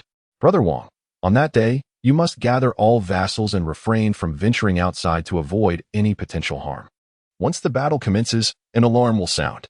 Tang San, at that moment, begin counting silently in your mind. Start from the beginning in accordance with my current pace. 1, 2, 3, 4, 5, counting up to 300. Then, exit the house and run towards the back of the town. To facilitate your departure, we will assist the Flash Leopard clan in breaching the interior of Wind Wolf Town, creating chaos. Brother Wong, remember not to act recklessly at that time. Safeguard the other vassals. If any Flash Leopards approach, you may engage in combat. However, do not harm the vassals of the Flash Leopard clan, as some among them are our own. Tang San, you must memorize the locations on the map. We will rendezvous at this spot. I shall await you there personally, after which we will depart for Jilly City. Brother Wong, once the battle concludes, you should claim that a Flash Leopard has abducted Tang San. You may even go to the Wolf Lord to lament. Our plan will then be deemed accomplished. At that moment, the tiger-faced man reiterated the entire plan 3 times, meticulously detailing every location and time point, ensuring that Tang San and Wang Yinfeng fully understood. He insisted they repeat it back to confirm their comprehension. This is the plan. We have tentatively scheduled it for 3 days hence. In 2 days, I will return to finalize the timing with you. Tang San, remember to take nothing with you. Simply slip away quietly. Timing is critical, for we must exploit the element of surprise. If you are late and encounter the Flash Leopard clan, escape will be exceedingly difficult, and our plan will fail. Do you grasp my meaning? Tang San nodded, understanding the situation. The tiger-faced man then expressed his satisfaction, stating, "Well, we shall leave it at that for today. I shall return in 2 days." After bidding farewell to the tiger-faced man, Wang Yinfeng gazed at Tang San with a complex expression, surprised by his swift arrival. Tang San fell into silence. In his perspective, the Redemption Organization had devoted half a month to prepare for the extraction of such a minor slave as himself. This duration was undeniably lengthy and could hardly be considered swift. Fortunately, the arrangements were relatively meticulous. Wang Yifeng, noticing his silence, stepped closer, embraced him warmly, and said, "Go now, you should venture to that place. With your talents, you ought to contribute to humanity. If you encounter insurmountable dangers, find a way to return. Even without a legitimate identity, I shall protect you here. This will always be your home." "Teacher, I will return," Tang San replied earnestly. Wang Yinfeng smiled faintly and remarked, "If it proves to be truly beneficial over there, you should take those few with you in the future." Of course, Tang San was well aware of whom Wang Yifeng referred to. Wang Yifeng took a deep breath and mused, "Perhaps I, too, should take some action. Let this be the beginning. As long as they manage to safely escort you away, I will formally agree to join the Redemption and act as their informant here." A wave of warmth surged through Tang San's heart. In his mind, Wang Yifeng had never been a coward. He was merely doing what he could to protect his kin. This was far superior to those reckless individuals who charged forth to meet their demise. Chapter 52. Zheng Mingqi without Wang Yinfeng's guardianship. It would have been impossible for so many human vassals to exist in Windwolf Town. 2 days later, the tiger-faced man returned. The final action time was confirmed, and the original plan remained unchanged. After sending off the tiger-faced man once more, Tang San returned to his room. He was aware that the first significant moment after arriving in this world was imminent. Quietly climbing into bed and sitting cross-legged, Tang San narrowed his eyes, a glimmer of contemplation flickering within them. The plan articulated by the tiger-faced man played vividly in his mind. Within a span of 300 breaths, he anticipated accomplishing numerous tasks. Within the forest, agile figures darted swiftly, each one possessing a lithe and powerful physique, leaping with grace. The trees merely served as points of leverage, offering no hindrance to their passage. They bore tawny patterns upon their bodies, and with each bound, they soared several dozen meters. Before long, they traversed through the woods and emerged onto the main road, where nearly 100 figures swiftly congregated. Leading them was a being standing upright, towering over 3 meters, with an elongated frame exuding strength, and eyes gleaming with a bright golden hue. As his clawed hands gradually retracted with his upright posture, he revealed himself to be a formidable lightning leopard. Behind him, figures clustered, evidently centered around him. "Is this the direction?" the leading lightning leopard inquired, gesturing forward. A figure, considerably shorter than him, swiftly approached and nodded gently. "Lord Shining Spirit, this must be the way. That place is called Windwolf Town." A fierce glint flashed in Shining Spirit's eyes, and a hint of red flickered within his golden gaze. "Windwolf? Damn it. Follow me." As it spoke, it suddenly waved its hand, leaping forth first, followed closely by the other lightning leopards, all of whom displayed fierce glints in their eyes. The lightning leopard that had previously conversed with the spirit had slightly retracted its fur, revealing a visage resembling that of a human. However, it swiftly transformed once more into its leopard form, blending seamlessly into the ranks of its kin. Although the lightning leopard clan is not regarded as particularly formidable among the demon tribes, the sight of over 100 of them galloping together on this grand avenue exuded a fearsome aura. Even some of the stronger demon races would instinctively retreat upon encountering them alone. It was evident that the presence of these lightning leopards was somewhat unusual. Lightning leopards are known for their swiftness. While they excel in short bursts of speed, their natural running ability surpasses that of most other demons, even when not exerting themselves. The leopard demon lineage has always been the sovereign of speed upon the ground. By the time they halted once more, dusk had descended. The spirit slowed its pace, coming to rest beneath a grand tree. Raising its right forepaw, the leopards behind it ceased their movement, gathering closely around. They would take a moment to rest, preparing for their nocturnal endeavors. This time, success was the only option. Failure was not permitted. The spirit's voice resonated with a chilling intensity. The multitude of lightning leopards dispersed to find suitable spots to rest. Their relentless pursuit had drained much of their bloodline energy. A moment of respite was essential to regain their optimum condition. Zheng Mingqi, come here. The spirit called sharply. One lightning leopard swiftly approached, its fur fading from view. Its form shrinking slightly until it transformed into a human guise, revealing a human subordinate. Bowing respectfully before the spirit, it said, "My lord, let us examine the map." The spirit gestured for him to proceed. Zheng Mengqi hurriedly retrieved a leather map from his bosom, unfurling it before the spirit. Pointing at the markings while glancing at the setting sun, he remarked, "My lord, we should be in this position now. We are less than 10 kilometers from the town of the Windwolves. If we proceed from this direction, we should arrive in approximately 10 minutes. Once you have rested, we can move at any time." The spirit scrutinized the map and queried, "Are you certain this is the right way? If you lead us astray, you know the consequences." Zheng Mingqi, appearing anxious, replied fervently, "I assure you, my lord, I truly saw them coming this way and entering the town. Should we not negotiate first? Perhaps they have taken your kin." Fierce glimmers flashed in the spirit's eyes as it retorted, "Negotiate? What is there to discuss? Do you think those cunning windwolves would speak the truth? We shall search upon arrival. I refuse to believe that a mere town could pose a challenge. If I find evidence, I shall annihilate their settlement." A powerful aura emanated from the spirit, and the yellow light in its eyes shimmered with a faint golden hue. Zheng Mingqi promptly lowered his head, respectfully affirming, "I shall abide by your will." Satisfied, the spirit of lightning nodded and said, "You should rest as well. If we succeed this time, I shall commend you." "Yes, my lord," Zheng Mengqi replied, seeking a secluded corner beside a grand tree to sit down and regain his composure. His right hand silently pressed against the tree's trunk, his fingers delicately tracing lines upon its surface. As dusk fell, the night enveloped the surroundings. The spirit of lightning emitted a low growl, prompting the resting lightning panthers to rise and gather around it. Zheng Mingqi, lead the way, commanded the spirit of lightning sharply. Understood. Zheng Mingqi swiftly transformed into a lightning panther. Although there were still differences from a true lightning panther, in the shadows of night, he was not easily distinguishable. Grasping a map in one hand, he set his course and advanced rapidly. The Lightning Panther clan was not particularly inclined towards intellectual pursuits. While all demon clans had attained a level of intelligence, their cognitive abilities varied significantly.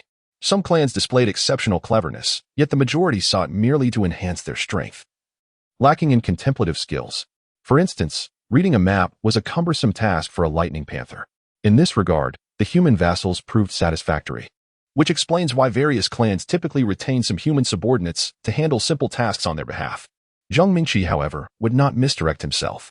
For a Lightning Panther, traversing 10 kilometers, even at a leisurely pace, would not take long. Soon, they beheld the faint wisp of smoke rising from a nearby village. Unbeknownst to them, the path Zheng Mingqi led them on conveniently circumvented the village inhabited by human slaves, preventing any ire from being directed at the Lightning Panthers. To the demon clans, slaves and livestock were largely viewed as equivalent, and mutual raids for captives were commonplace, especially when both parties were adversaries. Upon sighting the village ahead, a fierce glint flashed in the spirit of lightning's eyes. It raised its forepaw and patted Zheng Mingqi on the shoulder, clearly pleased with his navigation. "My lord, This should be the place, Zhang Mingxi respectfully announced. The spirit of lightning nodded, lifting its right forepaw, prompting the lightning panthers behind to part and halt. Slowly, the spirit closed its eyes, and at that moment, the yellow patterns adorning its body began to emit a soft golden glow. Each stripe seemed to come alive, gently swaying in rhythm with the luminous aura. This sensation was extraordinary. Even Zhang Mingxi and all present lightning panthers felt as if their very bloodlines were stirred, becoming distinctly heated. Chapter 53. Kill. Within Windwolf Town after dinner, Tang San was summoned upstairs by Wang Yanfeng. Today marked the appointed time for their meeting with the tiger-faced man. Just then, Tang San suddenly felt a stirring in his heart. The mark of the lightning panther within him radiated an unmistakable warmth, causing his very blood to seem as though it were boiling. He hastily employed the Xian Tian Gong to suppress the agitation of the mark. Although he was unaware of the unfolding events, he could surmise that the lightning leopard clan had arrived. Outside the town, the yellow radiance enveloping Shining Spirit gradually receded. When it reopened its eyes, they glowed with a fierce crimson intensity. Right here, I can sense the presence of my kin. They remain as frail as ever, yet undeniably there. Damn it, this is the place. Charge with me, search the entire town, and show no mercy to any who obstruct us. Shining Spirit bellowed, its form flickering as it dashed toward Windwolf Town. Behind it, the lightning leopards emitted low, rumbling roars, following swiftly in its wake, racing towards Windwolf Town like lightning. The town's defenses had always been rather lax, given that the vast surrounding area was forest, with the nearest lightning leopard tribe located 100 miles away, rendering any need for vigilance unnecessary. However, when Shining Spirit's roar echoed, the high priest of Windwolf Town, preparing for dinner in her abode, felt her murky eyes fixate instantly. She raised her hand abruptly, a fierce wind erupting and sending her human servants flying, while her slender staff shot forth from within, landing deftly in her grasp. With the staff raised high, a surge of azure light burst forth, accompanied by an ancient wolf's howl emanating from her lips. The azure glow enveloped her, lifting her body into the air. At that moment, Shining Spirit had already reached the outskirts of Windwolf Town, which lacked walls, and its extraordinary speed propelled it forward, directly into the direction indicated by its bloodline's call. It encountered a third-tier Windwolf head-on. The Windwolf, startled by the oncoming figure, instinctively prepared to unleash a roar, but before it could discern its opponent, a searing pain gripped its throat, silencing its growl as its robust form crumpled to the ground. Concurrently, Shining Spirit noticed the soaring azure light, and with a fierce cry, it leapt into the air, its yellow radiance intensifying, and the fur on its body erupted into the same golden aura it had previously displayed. The lightning leopards trailing closely behind felt their bloodlines surge with vitality, their essence markedly enhanced. This was the characteristic of the various monster clans. When a powerful leader guided their kin into battle, the leader's bloodline would bolster their brethren, enabling them to unleash greater combat prowess. Shining Spirit swiftly spotted the high priest of Windwolf Town ascending in the distance, her form leaping across the rooftops, heading straight for her. As the adage goes, to capture a thief, one must first seize the king. The elder Windwolf, emanating a commanding presence in the heart of the town, was evidently its core. The high priest, rising slowly into the air, discerned the figure soaring toward her, and though aged, her vision remained sharp. Upon recognizing the distinctive traits of the lightning leopard, a sense of foreboding washed over her heart. The flash leopard and the Windwolf have always been adversaries. However, according to the customs of the monster clan, while conflicts may occasionally arise, outright invasion of each other's territory is forbidden by ancestral decree. Yet, the opposing force has arrived, seemingly unfazed by this sacred rule. The intensity of their presence is formidable, leaving the high priest of Windwolf Town in shock. "Why do you invade our town?" the high priest bellowed. However, the flash spirit displayed no intention of communication, letting out a furious roar and charging directly at the high priest of Windwolf Town. Its form vanished almost instantaneously as it lunged forward. In that very moment, the high priest felt every hair on their body stand on end, a clear premonition of imminent peril. Without a moment's hesitation, the staff in their hand erupted with a brilliant azure light, enveloping their body in a vast halo of shimmering energy. A bright yellow figure appeared before them almost simultaneously, its claws poised to strike. Yet, the azure light surged outward with immense rotational force, propelling the flash spirit to the side. The high priestess' previously frail form began to swell at that instant. "Ancestral spirits, grant me strength," they cried out in a piercing roar. In an instant, the azure light reached its zenith, transforming into a vibrant teal that edged toward a deep green hue. Even the sky seemed illuminated by this azure radiance, and one could faintly discern a colossal wolf's head shimmering in the air. The flash spirit missed its target, landing atop a building, observing with astonishment as the high priest's aura surged with newfound power. A return to ancestry? A priest among them, it mused. How audacious of them to strike against us. Instead of feeling fear at the high priest's heightened presence, its rage only intensified. At that moment, a long, mournful wolf howl echoed, and a robust figure burst forth. Arriving at the high priest's side, none other than the Windwolf Lord. At this juncture, it appeared influenced by the high priest's earlier call, its form swelling to nearly 4 meters tall, every muscle bulging with ferocity.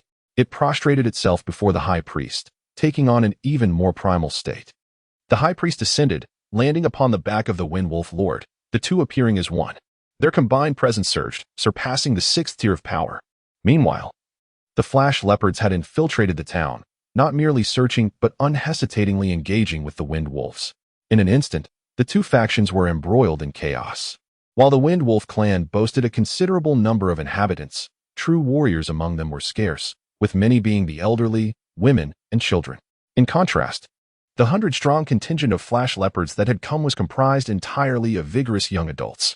In the heat of battle, both sides clashed fiercely, with the wind wolves caught off guard, retreating step by step, leaving behind a trail of lifeless bodies scattered across the ground. The high priest of the wind wolves had transformed entirely, his emerald eyes flickering with a fierce light as he glared at Shanxing. Why? Why do you attack my kin? Are you unaware that invading another tribe's territory is forbidden by our ancestral laws? Invading? Shanxing retorted, his eyes blazing with fury. Your tribe has abducted the children of my clan, and you dare question me? His aura surged, unmistakably indicating that his bloodline was being fully awakened. Abducting our children? The high priest of Wind Wolves seemed momentarily taken aback, glancing down at the Lord of Wind Wolf Town beneath him. The abduction of children from other tribes was an absolute taboo among the demon clans. There had been previous discord between the Wind Wolves and the Shanxing leopards. Stemming from such grievances, wolf meat was hardly a delicacy that anyone coveted, and the Shanxing leopards were not much different. However, curiously, the offspring of the leopard demon lineage possessed a unique spiritual essence. Consuming a leopard demon during its juvenile stage, regardless of its specific lineage, was considered a great boon for any demon clan, even enhancing one's own bloodline and promoting its evolution. Consequently, the poaching of leopard demon children persisted despite prohibitions, which incited intense hatred from the leopard clan. While fiercely protecting their young, they also unleashed comprehensive reprisals against any tribe daring enough to hunt their offspring. This had led to several large-scale battles, fostering a remarkable unity among the various branches of the leopard demon lineage. Eventually, the ancestral authority of the demon clans formally decreed a strict ban on the poaching of leopard demon children, stipulating that any tribe found guilty would face severe consequences. Thus, hunting the offspring of the leopard demon lineage was an absolute taboo. Chapter 54. 7th Order Shanxing Leopard. No wonder they dared to defy ancestral rules and invade Windwolf Town. Could it be that the hunting of leopard demon children was indeed occurring? The high priest of the Wind Wolves found himself filled with doubt, particularly regarding the individual beneath him. He was acutely aware that this lord had been striving for a breakthrough from 5th to 6th Order, yet had repeatedly failed due to insufficient bloodline strength. Such failure had bred immense frustration within him. Only by achieving 6th Order could he hope to be summoned to Jelly City, a place he had long since grown weary of. And hunting leopard demon children for consumption would indeed serve as a shortcut. Taking such risks was not out of the realm of possibility. In truth, even with the ancestral decree in place, the clandestine poaching of leopard demon children had not entirely ceased. The Lord of Windwolf Town emitted low growls of agitation. High Priest, I am innocent. The High Priest raised his gaze to Shanxing. Do you possess any evidence? Shanxing growled in response. I can sense the presence of my kin's bloodline. Is that not sufficient evidence? My bloodline has reached the strength of the ancestral lineage. Do you not understand this as a priest? The heart of the High Priest of Windwolf Town sank, for it realized that the opposing party's words were likely true. Had it not sensed the presence of the young of the Lightning Leopard clan within Windwolf Town, the adversary would not have dared to act so recklessly. This was a matter of great consequence for both clans. Just then, the Lord of Windwolf Town let out a fierce roar. The potent essence of the Wind Wolf bloodline surged forth, invigorating the Wind Wolves battling the lightning leopards within the town. The Lord then unleashed a blade of wind that shot towards the lightning spirit. This blade expanded rapidly in the air, as the wind elements around it gathered at an astonishing pace, swelling to a width of nearly 1 meter, emitting a piercing howl. At the moment the Lord of Wind Wolf Town released this blade, both the lightning spirit and the high priest understood the implication. Although the Lord did not confess to capturing the young lightning leopards, it was painfully evident that he was indeed responsible. In truth, the Lord was gripped with fear. He was well aware of the troubles that came with abducting the offspring of the leopard demon clan. However, the insatiable desire for power and the allure of enhancing his bloodline rendered him incapable of relinquishing this opportunity. Just 2 days prior, while venturing outside, he had chanced upon a pair of lightning leopards frolicking in the forest, among whom were 2 young cubs that had only recently been born. The couple was not particularly strong, possessing only third-tier abilities. Driven by greed, he hesitated briefly before striking down the lightning leopard couple and abducting the 2 cubs. He believed he had executed his plan with utmost stealth. Even his closest wife was oblivious to the affair. Yet, astonishingly, within just 2 days, the army of the lightning leopard clan had arrived at their doorstep. "Stop!" the high priest of Wind Wolf Town bellowed. As the yellow light flickered in the eyes of the lightning spirit, it prepared to evade. Yet the wind blade before it erupted with an overwhelming surge of wind elemental energy, creating a binding effect akin to a vortex, leaving it with an inescapable sense of entrapment. Such a trivial 5th tier, and it dares to shine? The lightning spirit scoffed, making a slight movement of its body, which suddenly split into 3. The 3 figures flickered momentarily, shattering the surrounding bindings, and simultaneously surged towards the Lord of Wind Wolf Town and the High Priest. The High Priest roared in anger. "Are you out of your mind?" Raising his staff high, he radiated a brilliant azure light, summoning a tempest that forcefully repelled the 3 lightning spirits once more. The Wind Wolf Lord growled, "Kill it, High Priest. If you slay it and the invading lightning leopards, I shall leave the town. You know that in this resource-scarce land, without such means, I can never ascend to the 6th tier. I have no choice." "Fool!" the lightning spirit retorted furiously. "You think that your advancement justifies the slaughter of my clan's young? Do you truly believe that a mere throwback can stand in my way?" As it spoke, the tawny leopard-patterned fur upon its body began to shift, revealing a subtle golden hue that gradually emerged, while its lithe form became increasingly elongated and powerful. The glow emanating from its eyes transformed into a delicate golden shade. 7th tier, the High Priest of Wind Wolf Town exclaimed almost instinctively. In truth, the moment the shimmering figure appeared, he had already sensed the intensity of its aura, and now his certainty grew stronger. The High Priest himself was of the 6th tier. Yet, being a priest, he differed from ordinary wind wolves, for he could harness the essence of ancient, godlike ancestors to enhance his own strength. Nevertheless, this power only allowed him to temporarily attain the might of the 7th tier, not to truly embody it. The chasm between the 6th and 7th tiers was akin to a vast gulf, a monumental distinction. Even as a priest, vanquishing a genuine 7th tier warrior was nearly inconceivable. Unless the Lord of Wind Wolf Town also reached the 6th tier, thereby enabling the use of a secret technique to elevate him to 7th tier temporarily, granting them a fleeting chance to combat their adversary. Shimmering Light did not utter another word. A profound hatred propelled it to launch itself directly at the formidable duo of the High Priest and the Lord of Wind Wolf Town. In an instant, the 3 powerful beings engaged in a fierce battle amidst the skies. Striking azure beams and calls to their ancestors continuously fortified the High Priest and the Lord of Wind Wolf Town, while faint azure light rose and swirled from the altar of Wind Wolf Town, bestowing them with threads of power. After all, this was Wind Wolf Town, their home ground in battle. Yet, the prowess displayed by Shimmering Light was extraordinarily formidable. Shimmering Light was acutely aware that fighting on the adversary's territory would grant them an advantage. However, it was a true 7th tier being, confident in its ability to confront and ultimately triumph over its foes. This was the essence of its strength. From a distance, one could only witness Shimmering Light transforming into a golden silhouette, relentlessly assaulting the central azure barrier, repeatedly compressing the blue light. Yet, breaching the defenses of the 2 formidable opponents proved to be a daunting task. At the very moment their fierce battle commenced, within the distant confines of a 2-story wooden cabin, the 3 brothers of the Wang family and Ling Mu Shui had already been summoned together by Qiu Jing, prevented from venturing outside. Wang Yinfeng and Tang San had remained on the second floor. With a mere opening of the window, they could behold the distant clash. The direction in which the shimmering leopard charged mirrored precisely what the tiger-faced man had foretold, without the slightest deviation. According to their agreement, after 300 breaths, Tang San was to depart from this place. Tang San, Wang Yinfeng gazed at him. Tang San respectfully bowed to Wang Yinfeng, his heart brimming with reverence for the teacher who had first bestowed warmth upon his family after he arrived in this world. Teacher, I must take my leave now. Please take good care of yourself and madam. I shall certainly return to visit you at my earliest convenience. Tang San murmured softly. Are you leaving already? Did you not mention 300 breaths? Wang Yifeng exclaimed in astonishment. Tang San reassured, rest assured, there should be no issues. The numbers from the Flash Leopard tribe are quite significant. Have you not noticed how many wind wolves have already ventured to the front lines? There are hardly any wind wolves left in the rear, so no one will discover my absence. Soon, as that person of redemption indicated, the Flash Leopards should be able to invade the town. By that time, it would be inconvenient for me to leave. So I shall depart early and act according to circumstances. Are you not confident in my abilities? Wang Yinfeng hesitated momentarily before nodding and saying, be cautious. Once you reach Jelly City, find Gue when you have the opportunity. She will convey your safe return to me.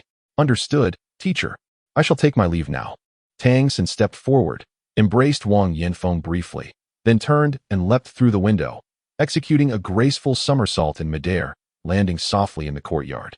Buoyed by the wind elements, he turned back to wave at Wang Yinfeng at the window and swiftly vanished into the enveloping darkness. Chapter 55. An opportunity for carnage. Watching Tang San's departing figure, Wang Yinfeng was suddenly overcome by a sense of loss. Over the course of a year, he had indeed taught Tang San, yet he had equally learned from him. After the initial phase of their relationship, he no longer viewed Tang San merely as a child, but rather as an equal. This sentiment was remarkably profound. Tang San was resolute and composed.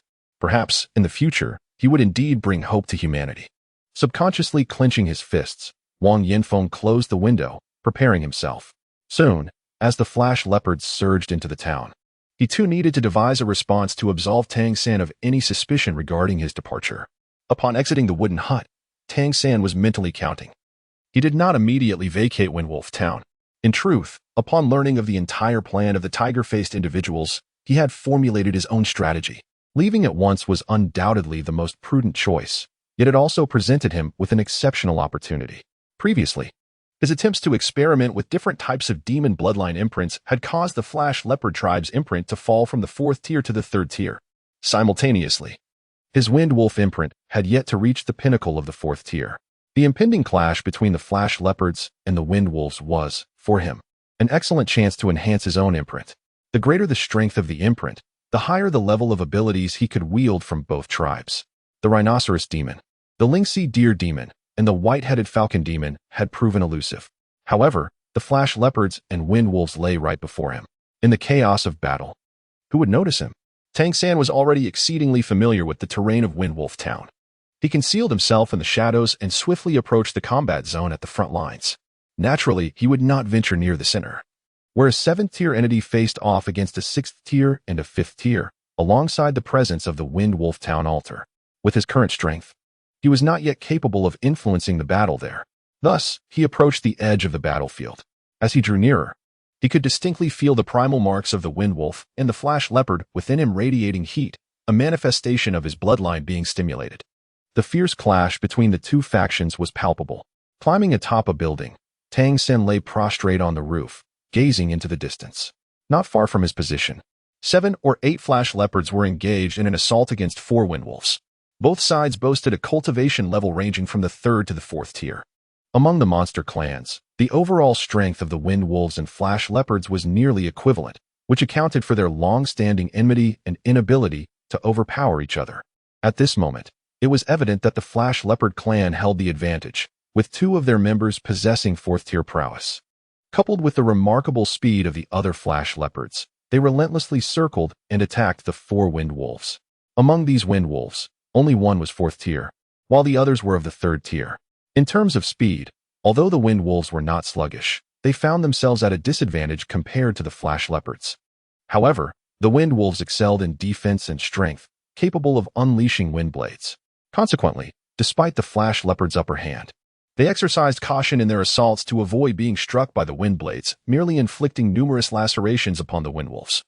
Knowing that to truly eliminate them would require considerable time and effort, Tang Sen observed their battle, then glanced towards the distant battle groups. This particular group fought with a remarkable sense of independence. The leading wind wolf emitted a series of piercing howls, evidently summoning reinforcements.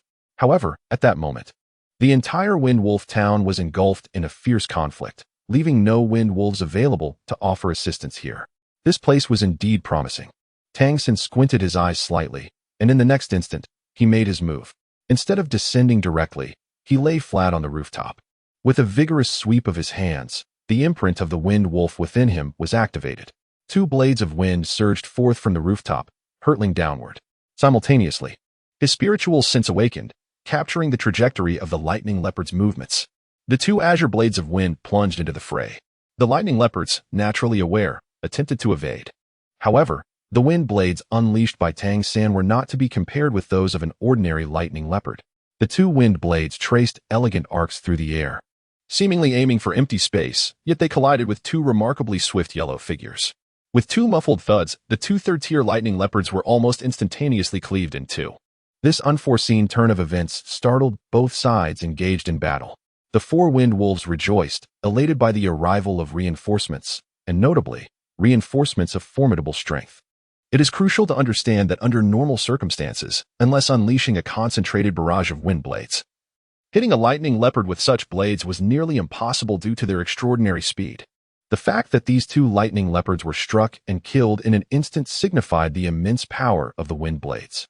A 4th-tier lightning leopard let out a roar and leaped toward the rooftop. Although it was unaware of how the adversary had achieved this, it understood the necessity of eliminating the wind wolf on the roof.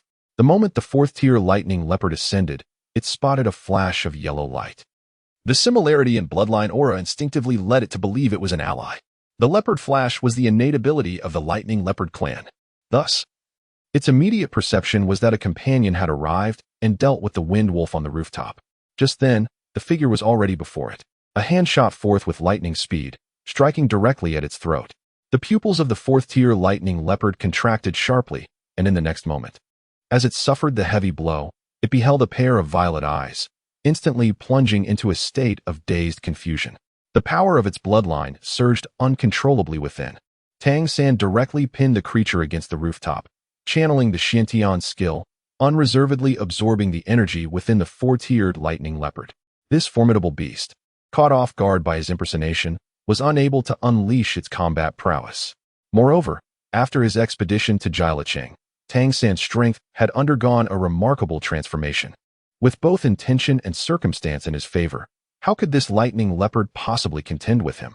As he continued to devour, the Xiantian skill surged with increasing vitality, and the imprint of the lightning leopard within him began to radiate warmth and brilliance.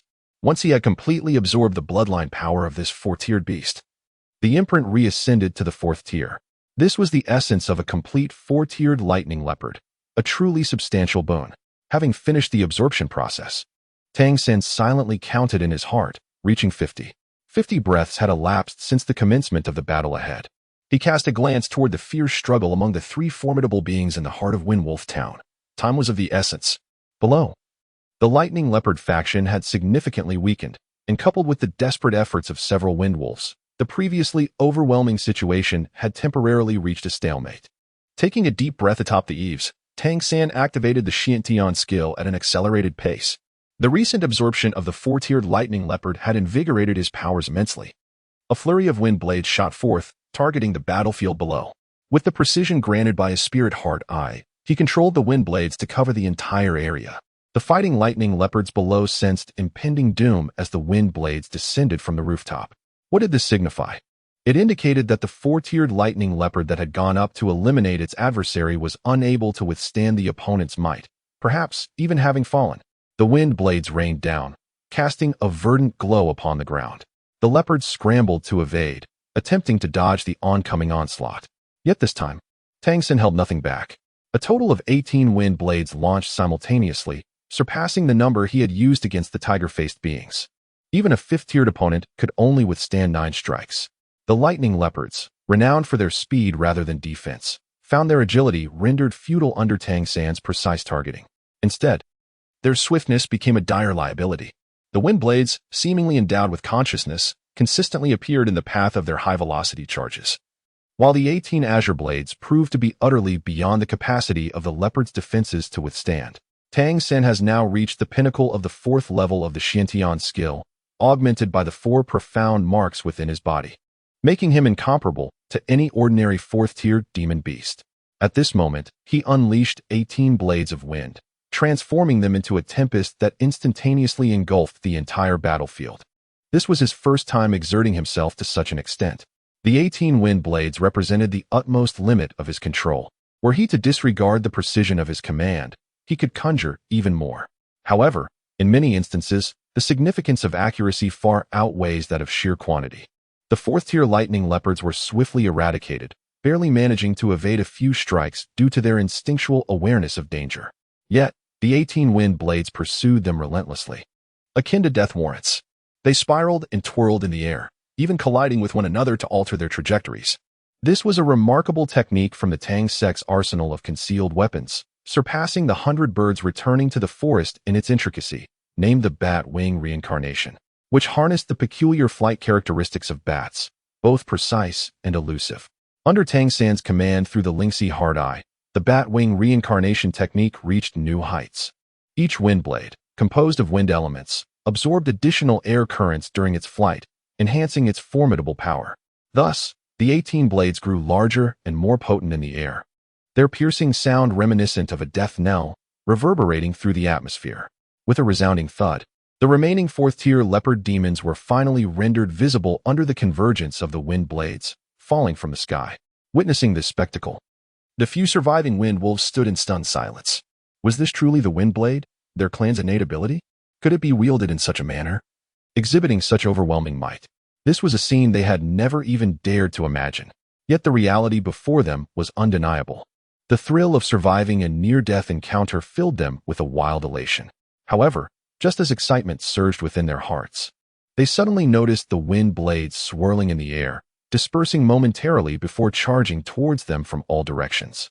The terrified howls of the wolves had scarcely begun to escape their lips before they were abruptly silenced.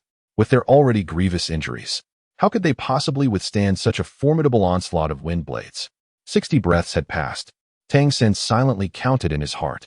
After completely annihilating the wind wolves and flash leopards below, he swiftly descended. His first objective was to locate the 4th-tier entities among the wind wolves and flash leopards, rapidly consuming the remnants of their bloodline imprints. The outcome was somewhat less effective than he had anticipated, perhaps due to the corpses being incomplete. A substantial amount of bloodline power had dissipated. The 3rd-tier flash leopards and wind wolves had little to no value left for absorption. Yet, in pursuit of speed, he found himself with few alternatives.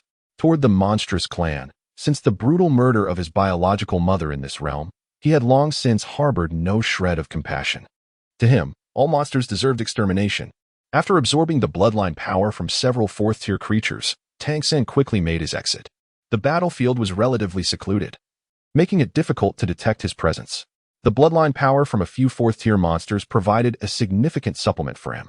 The imprints of Windblade and Leopard Flash had notably solidified compared to before, marking a considerable advancement in his 4th-tier capabilities. Particularly, the imprint of the Wind Wolf had become exceedingly radiant. However, as he continued to absorb more, it seemed to have reached a bottleneck, unable to progress further. Tang Sen was not surprised by this development, as the imprint was intricately linked to his own cultivation of the Xiantian skill. It was only natural that if his Xiantian skill could not advance at the 4th tier, the bloodline imprint would be unable to elevate as well. 80 breaths had passed. Tang Sen raised his head, directing his gaze once more towards the central conflict unfolding in Windwolf Town. At this moment, the formidable 7th-tier Flash Leopard, Shining, had fully showcased its remarkable speed advantage. Despite the wind elemental attacks unleashed by the Grand Priest of Windwolf Town being area of effect spells aimed at engulfing it, not a single part of its body was touched. The speed of the Flash Leopard was simply unparalleled. It could even retreat 100 meters in an instant when the Grand Priest unleashed a barrage of wind blades. As the blades dispersed, it would suddenly traverse back through the storm, launching a counterattack. The Wind Wolf Lord, with blood-red eyes, was currently unleashing combat prowess far exceeding its usual capabilities. Bolstered by the bloodline power instilled by the Grand Priest, reaching an impressive 6th-tier strength, its increasingly imposing figure managed to withstand the majority of Shining's assaults. Yet it was already marred with numerous wounds. Even though the Grand Priest had forcibly elevated the strength of both the Wind Wolf Lord and itself through the tribe's secret arts, the gap between the 7th and 6th tiers was insurmountable. Shining was entirely dominating the confrontation, and more critically, the duration of the secret arts was ultimately limited. They could not be utilized endlessly once the effects faded. The power of the Grand Priest and the Lord would plummet instantaneously and might even suffer backlash from the secret arts themselves. Nothing comes without a price. And this held true for the tribe's secret arts as well. Simultaneously, the Flash Leopard clan had completely infiltrated Wind Wolf Town. The able-bodied defenders of Wind Wolf Town were unable to hold their ground. Even women and children had joined the fray. In such circumstances, the strength of the monster clan became evident. Even the youngest children possessed a measure of combat capability. Alas, what they faced were the elite warriors of the Flash Leopard clan, although there were no entities above the 5th tier aside from Shining. Sweeping through Wind Wolf Town was a trivial matter. Tang had successfully slain numerous Flash Leopards, alleviating the onslaught of their clan from this direction. However, many more had already infiltrated Wind Wolf Town. If this continued, the entire town would face utter annihilation. Cease at once. A piercing cry suddenly echoed. Simultaneously, the azure glow emanating from the High Priest of Wind Wolf Town intensified dramatically, transforming into a colossal whirlwind that swept the Flash spirit away. The wind blades carried by the vortex inflicted multiple lacerations upon the 7th-tier expert, momentarily stalling his advance. The High Priest's furious gaze locked onto the Flash spirit as his staff shattered with a resounding explosion. Instantly, a dense aura of bloodline energy coalesced into a dark green orb in his palm. Command your kin to halt. Otherwise, we shall face mutual destruction. You must recognize what this is. The High Priest elevated the dark green orb. The expression of the Flash spirit shifted, its form, previously poised to lunge again, came to an abrupt standstill. It certainly understood the significance of the orb.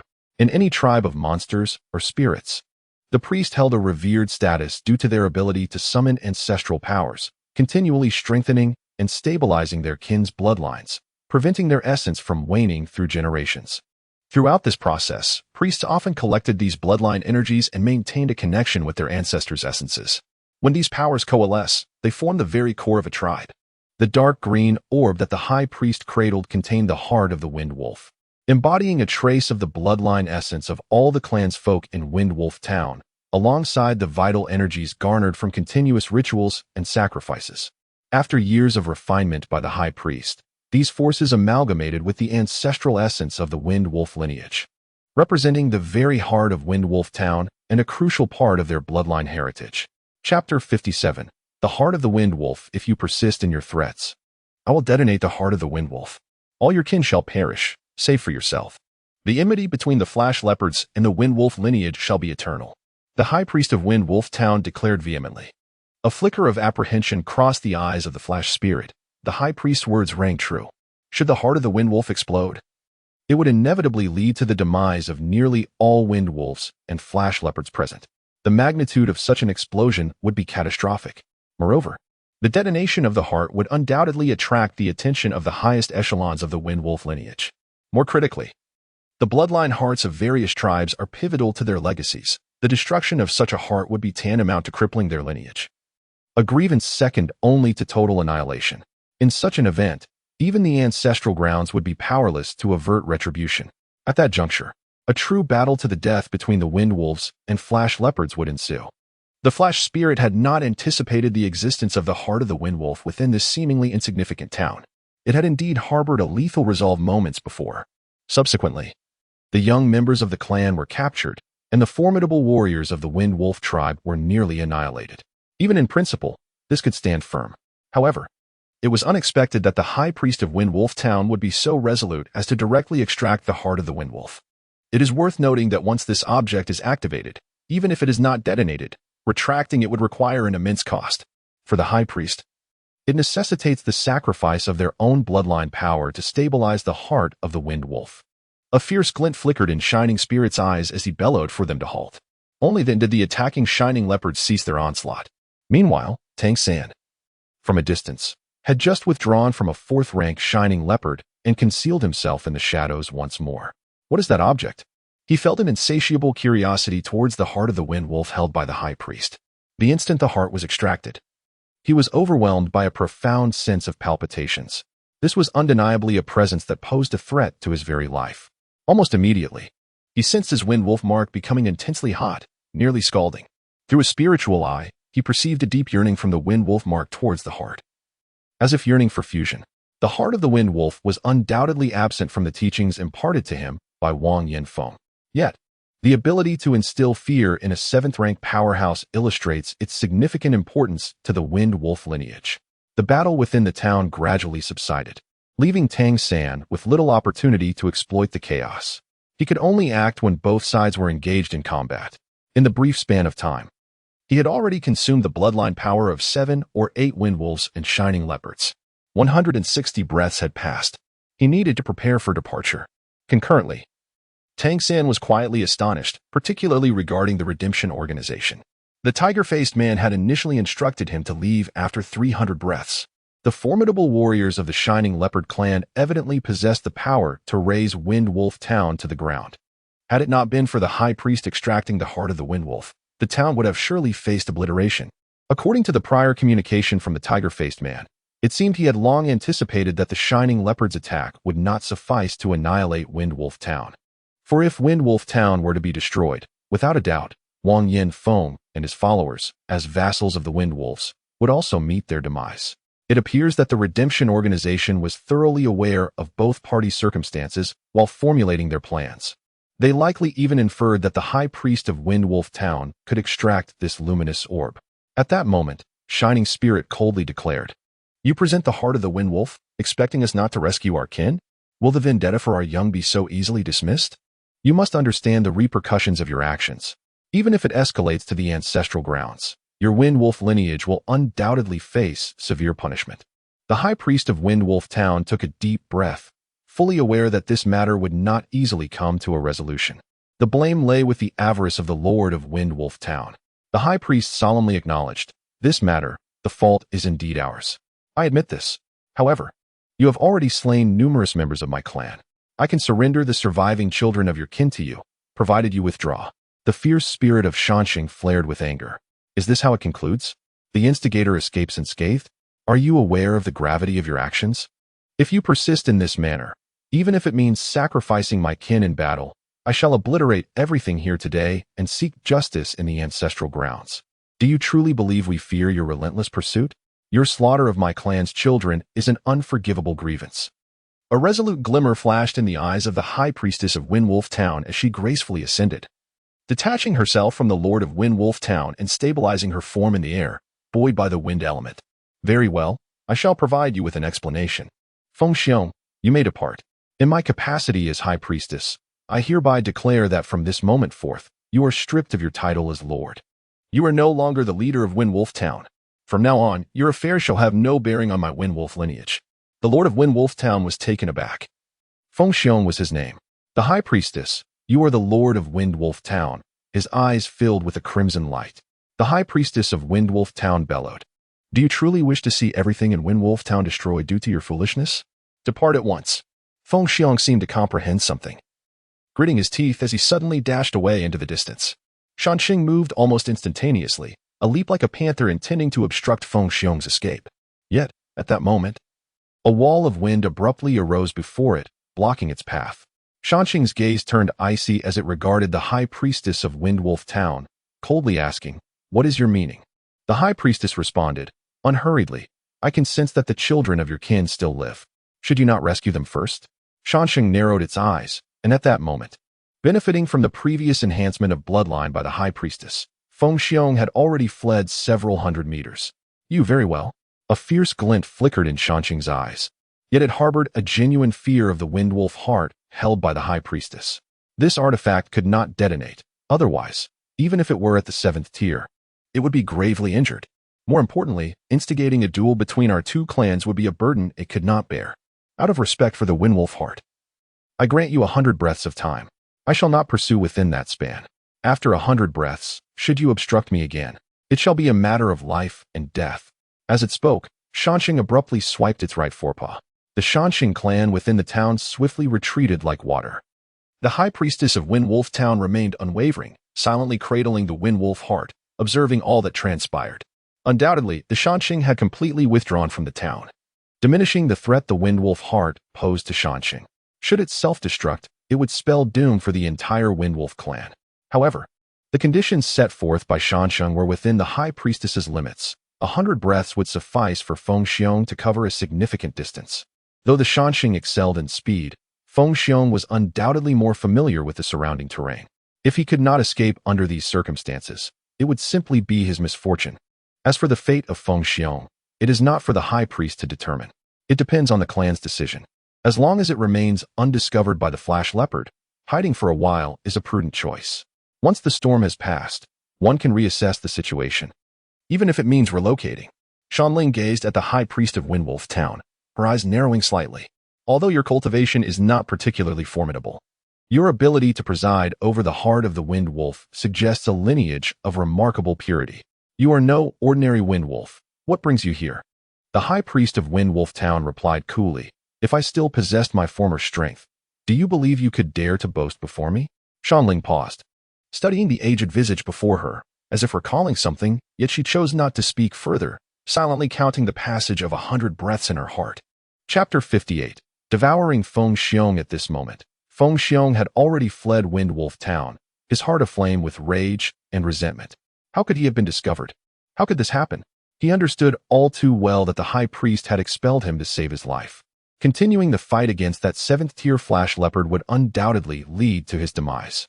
The critical issue was that the adversary had seized upon his weakness. For now, he could only run. No matter how swift the Flash Leopard, it could not surpass his familiarity with the terrain, and with the aid of the wind element. His long-distance sprint could rival that of the Flash Leopard. The wind element could also obscure his own bloodline's aura.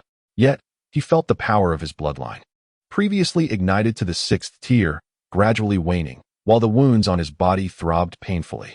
Although the loss of blood was minimal, it still affected him. However, at this moment, he could not afford to pause. He must distance himself rapidly from this place. Only in doing so could he preserve his life. With all his strength, he accelerated into the woods. Feng Xiong's plan was straightforward. He aimed to reach the Wind Spirit Stone Mine, where a tunnel had been meticulously carved out as a contingency plan, overseen by the high priest himself. Within that tunnel lay numerous branching paths, resembling a labyrinth. If he could reach the Wind Spirit Stone Mine and enter the tunnel, he would be essentially safe. The wind element of the Wind Spirit Stone would further conceal his presence. Just as he had set his course toward the Wind Spirit Stone Mine, an indescribable sensation surged within him. He suddenly braked, decelerating sharply. A streak of azure light flashed past him like lightning. Had he not slowed down just then, that azure light would have struck him directly at the throat. Who? Feng Xiong bellowed. Windblade. That was clearly a windblade. Could it be that one of his kin had plotted against him? From behind a large tree, a slender figure emerged slowly. The diminutive silhouette left Feng Xiong momentarily stunned. A human? It was a child, no less. He could not even recognize the identity of this human. Indeed, the one blocking his path was none other than Tang San. Tang San murmured, 50 breaths should suffice. Killing it in 20 breaths leaves little time for absorption. Nevertheless, it should be adequate. As he spoke, his hands swiftly gestured, and under Feng Xiong's astonished gaze, a series of azure wind blades, each over a foot wide, shot forth with tremendous force. A total of 18 wind blades were unleashed, unreservedly soaring into the air. Each blade emitted a piercing shriek, while the elemental winds around them seemed to heed their call, rapidly converging into the blades. From the boy's eyes, Feng Xiong beheld a glimmer of golden-purple light. With a furious howl, Feng Xiong accelerated abruptly. At that moment, it had regressed from the 6th rank back to the 5th, feeling a profound weakness due to the prior activation of its bloodline. Despite harboring no fear of the human boy before it, the obstruction posed by this youth would undoubtedly diminish its chances of escape, especially with a 7th rank lightning leopard potentially in pursuit. Therefore, its instinctive response was to engage swiftly. Azure light erupted from its rear, as if in that instant, every strand of its fur transformed into a vibrant turquoise. Its eyes shimmered with a fierce, predatory gleam as it lunged directly at Tang San, disregarding the seemingly errant wind blades that scattered in the air. As the lord of the wind wolves, It possessed an innate affinity for wind blades and exhibited formidable resistance to wind elements. Thus, it held little trepidation towards the assault of these blades. Even if they could inflict harm, the damage would be significantly mitigated. Its singular focus was to swiftly eliminate this human boy and escape from the area. In such a critical moment, it lacked the luxury of contemplating why a human youth could unleash such a plethora of wind blades without manifesting the wind wolf transformation. As Feng Xiong barreled towards him, Tang San's lips curled into a contemptuous smirk, his gaze brimming with disdain. The progenitor of this world had undoubtedly fallen to the hands of this creature and that high priest. While Tang San acknowledged that he was ill-equipped to confront a 6th-rank high priest, he felt confident in dealing with this 5th-rank windwolf, which was already considerably injured and whose bloodline power was rapidly waning. Through the lens of his spiritual perception, he could distinctly sense the fluctuations in Feng Xiong's bloodline aura. He had followed closely, choosing this moment to strike because he was imbued with sufficient confidence. As Feng Xiong lunged directly at him, Tang San did not evade. Rather, he advanced boldly. With a flash of yellow light emanating from him, he almost instantaneously traversed a distance of 20 meters, appearing right before Feng Xiong just as it leaped within 5 meters of him. Leopard Flash. This marked the first occasion that Tang San employed the Leopard Flash in actual combat after elevating it to the 4th tier. Feng Xiong's eyes were filled with disbelief. Unable to fathom how a mere human could possess both the wind blade and the capabilities of Leopard Flash. At that moment, a fist loomed large before him. With a resounding thud, Tang San's punch struck forcefully against Feng Xiong's left eye. The momentum of the leap came to an abrupt halt. Yet the wolf-like claws continued to reach for Tang San, while simultaneously, the wind elements around it erupted, attempting to push Tang San away. As Tang San's eye of the spirit flashed with brilliance, a moment coincided with Feng Xiong's release of wind elements, causing a sudden flicker of violet light within his gaze. Feng Xiong felt a sharp pain in his mind, and the wind elements he had just unleashed promptly dissipated. Under normal circumstances, given his bloodline talent, it would have been nearly impossible for Tang San to wrest control over the wind elements from him, even with the ability granted by the Eye of the Spirit. After all, the innate abilities of the monster clan exert a significant influence over their powers, compounded by the disparity in cultivation levels. However, when his mind was struck, he could no longer maintain control over those wind elements. Under Tang San's guidance, the wind elements swiftly disintegrated.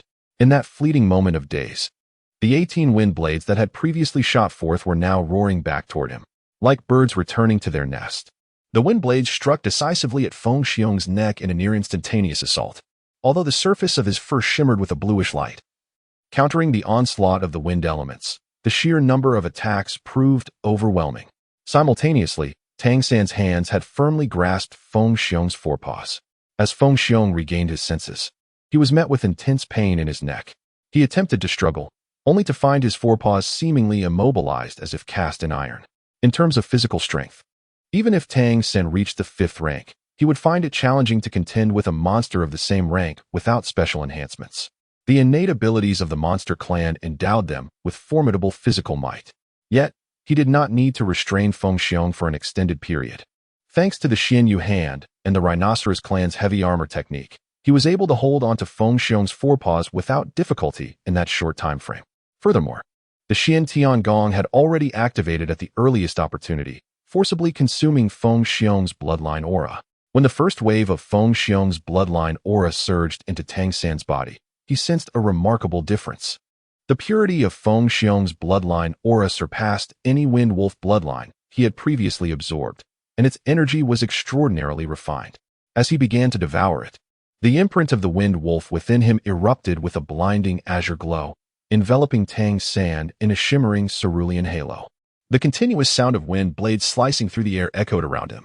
In Chapter 59, The Bloodline of the Wind Wolf King, Feng Xiong was struck down to the ground by the relentless assault of wind blades targeting the same spot.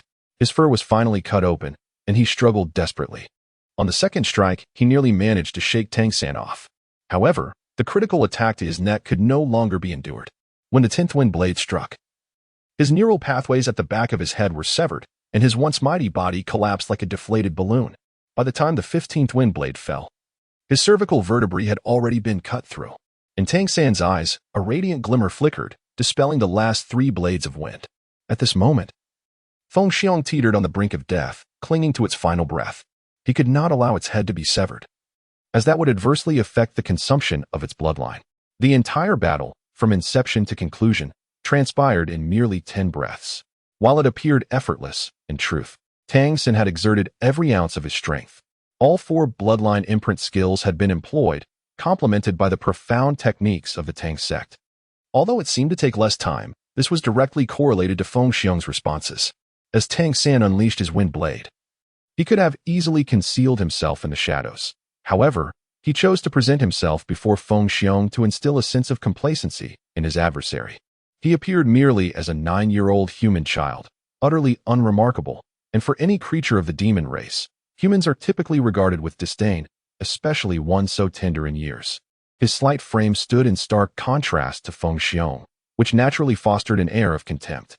While Feng Xiong had previously been expelled and was in flight, Tang Sen remained in close proximity, keenly observing through his spirit eye. The moment he chose to strike was undoubtedly the most opportune.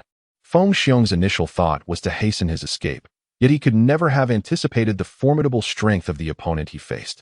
Tang Sen unleashed a comprehensive and unrestrained eruption of power, relying on his peak 4th-tier strength, the combat experience of a former divine king, and his psychological mastery, coupled with the devouring abilities of the Xiantian skill. Under the influence of these multifaceted factors, he was able to swiftly subdue the injured and weakened Feng Xiong.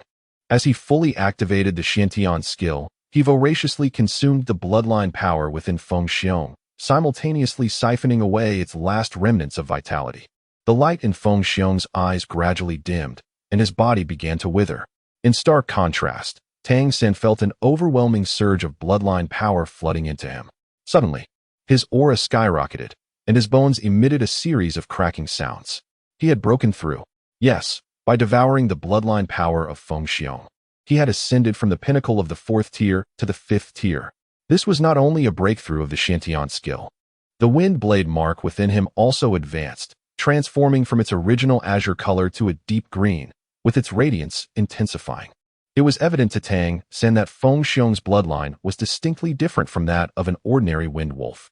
Was this disparity due to its status as a lord?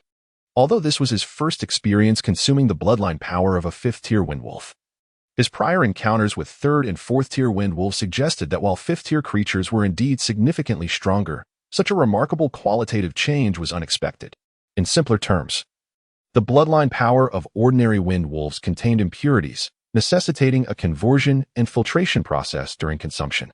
In contrast, Feng Xiong's bloodline power was nearly consumed directly by the wind blade mark, devoid of any need for filtration. The purity of this bloodline power was akin to the difference between pristine water and polluted liquid, and the quantity was abundantly sufficient. The consumption of a single Feng Xiong exceeded the cumulative total of all the wind wolf bloodline marks Tang San had previously devoured. Initially, he believed that to break through to the 5th level of the Xiantian skill, he would require the essence of a 5th-tier powerhouse. Yet now he had succeeded in one fell swoop. This demonstrated the extraordinary nature of Feng Xiong's bloodline. Regardless of the circumstances, he had ultimately triumphed. In fact, when he had devised a plan with the tiger-faced man and gained 300 breaths of time, Tang San had already formulated his own strategy. His early emergence was intended for opportunistic gain, to enhance his own strength amidst the chaos. At first, he did not covet the Lord of Windwolf Town, Feng Xiong. He lacked absolute confidence in subduing the 5th-tier Feng Xiong, especially given the tier difference and his absence of the abilities from his past life, making the task of overcoming such a physically formidable opponent exceedingly challenging. Moreover, the High Priest of Windwolf Town was also present. Therefore, his initial intent was merely to absorb the bloodline power of some wind wolves and flash leopards in the turmoil, which he had been doing successfully. However, when Feng Xiong was driven away and his aura began to wane due to the earlier bloodline activation, Tang San swiftly seized the opportunity that had presented itself. Such an opportunity is exceedingly rare. He must inevitably face the challenge of the 4th-tier pinnacle to confront the peril of the 5th tier. For only by consuming the bloodline power of the 5th tier can he transcend to the 5th level of the Xiantian skill. What could be more advantageous than the opportunity before him? Time is ample. He must act in accordance with the circumstances. Ultimately, he succeeded. There was no time to digest and absorb the energy of Feng Xiong. Fortunately, during the breakthrough to the 5th level of the Xiantian skill, it had already absorbed a significant amount of energy through its own operation. Even so, His body was enveloped in a shimmering azure light, and the imprint of the fifth-tier wind blade within him had markedly advanced to a new level, despite the fact that he had not fully digested or absorbed it. Having consumed as much as possible from Feng Xiong, Tang San felt around within Feng Xiong's garments and soon discovered a small pouch, likely containing currency. He did not pause to inspect it, swiftly stowing the pouch in his bosom. Channeling the Xintian skill, he suppressed the wind blade imprint. Simultaneously, he activated the leopard flash imprint, transforming his form into a beam of yellow light that flickered rapidly. The yellow light circled around Feng Xiong's body several times at an accelerated pace, consuming some of his Xintian energy before he determined a direction and, utilizing the leopard flash's luxurious speed, swiftly departed from the scene. Just as he distanced himself within mere moments, two figures descended from the sky. The yellow light flickered, and Shining Spirit landed beside Feng Xiong's corpse, displaying a countenance of astonishment. Following closely was the High Priest of Windwolf Town, who arrived with the aid of a swirling wind. Upon witnessing Feng Xiong's lifeless form, a heart-wrenching wail escaped its lips, and it lunged forward, the wind wolf heart in its grasp pulsating erratically. Who has slain him? Who? The anguished howl of the High Priest echoed, resonating clearly even 10 miles away.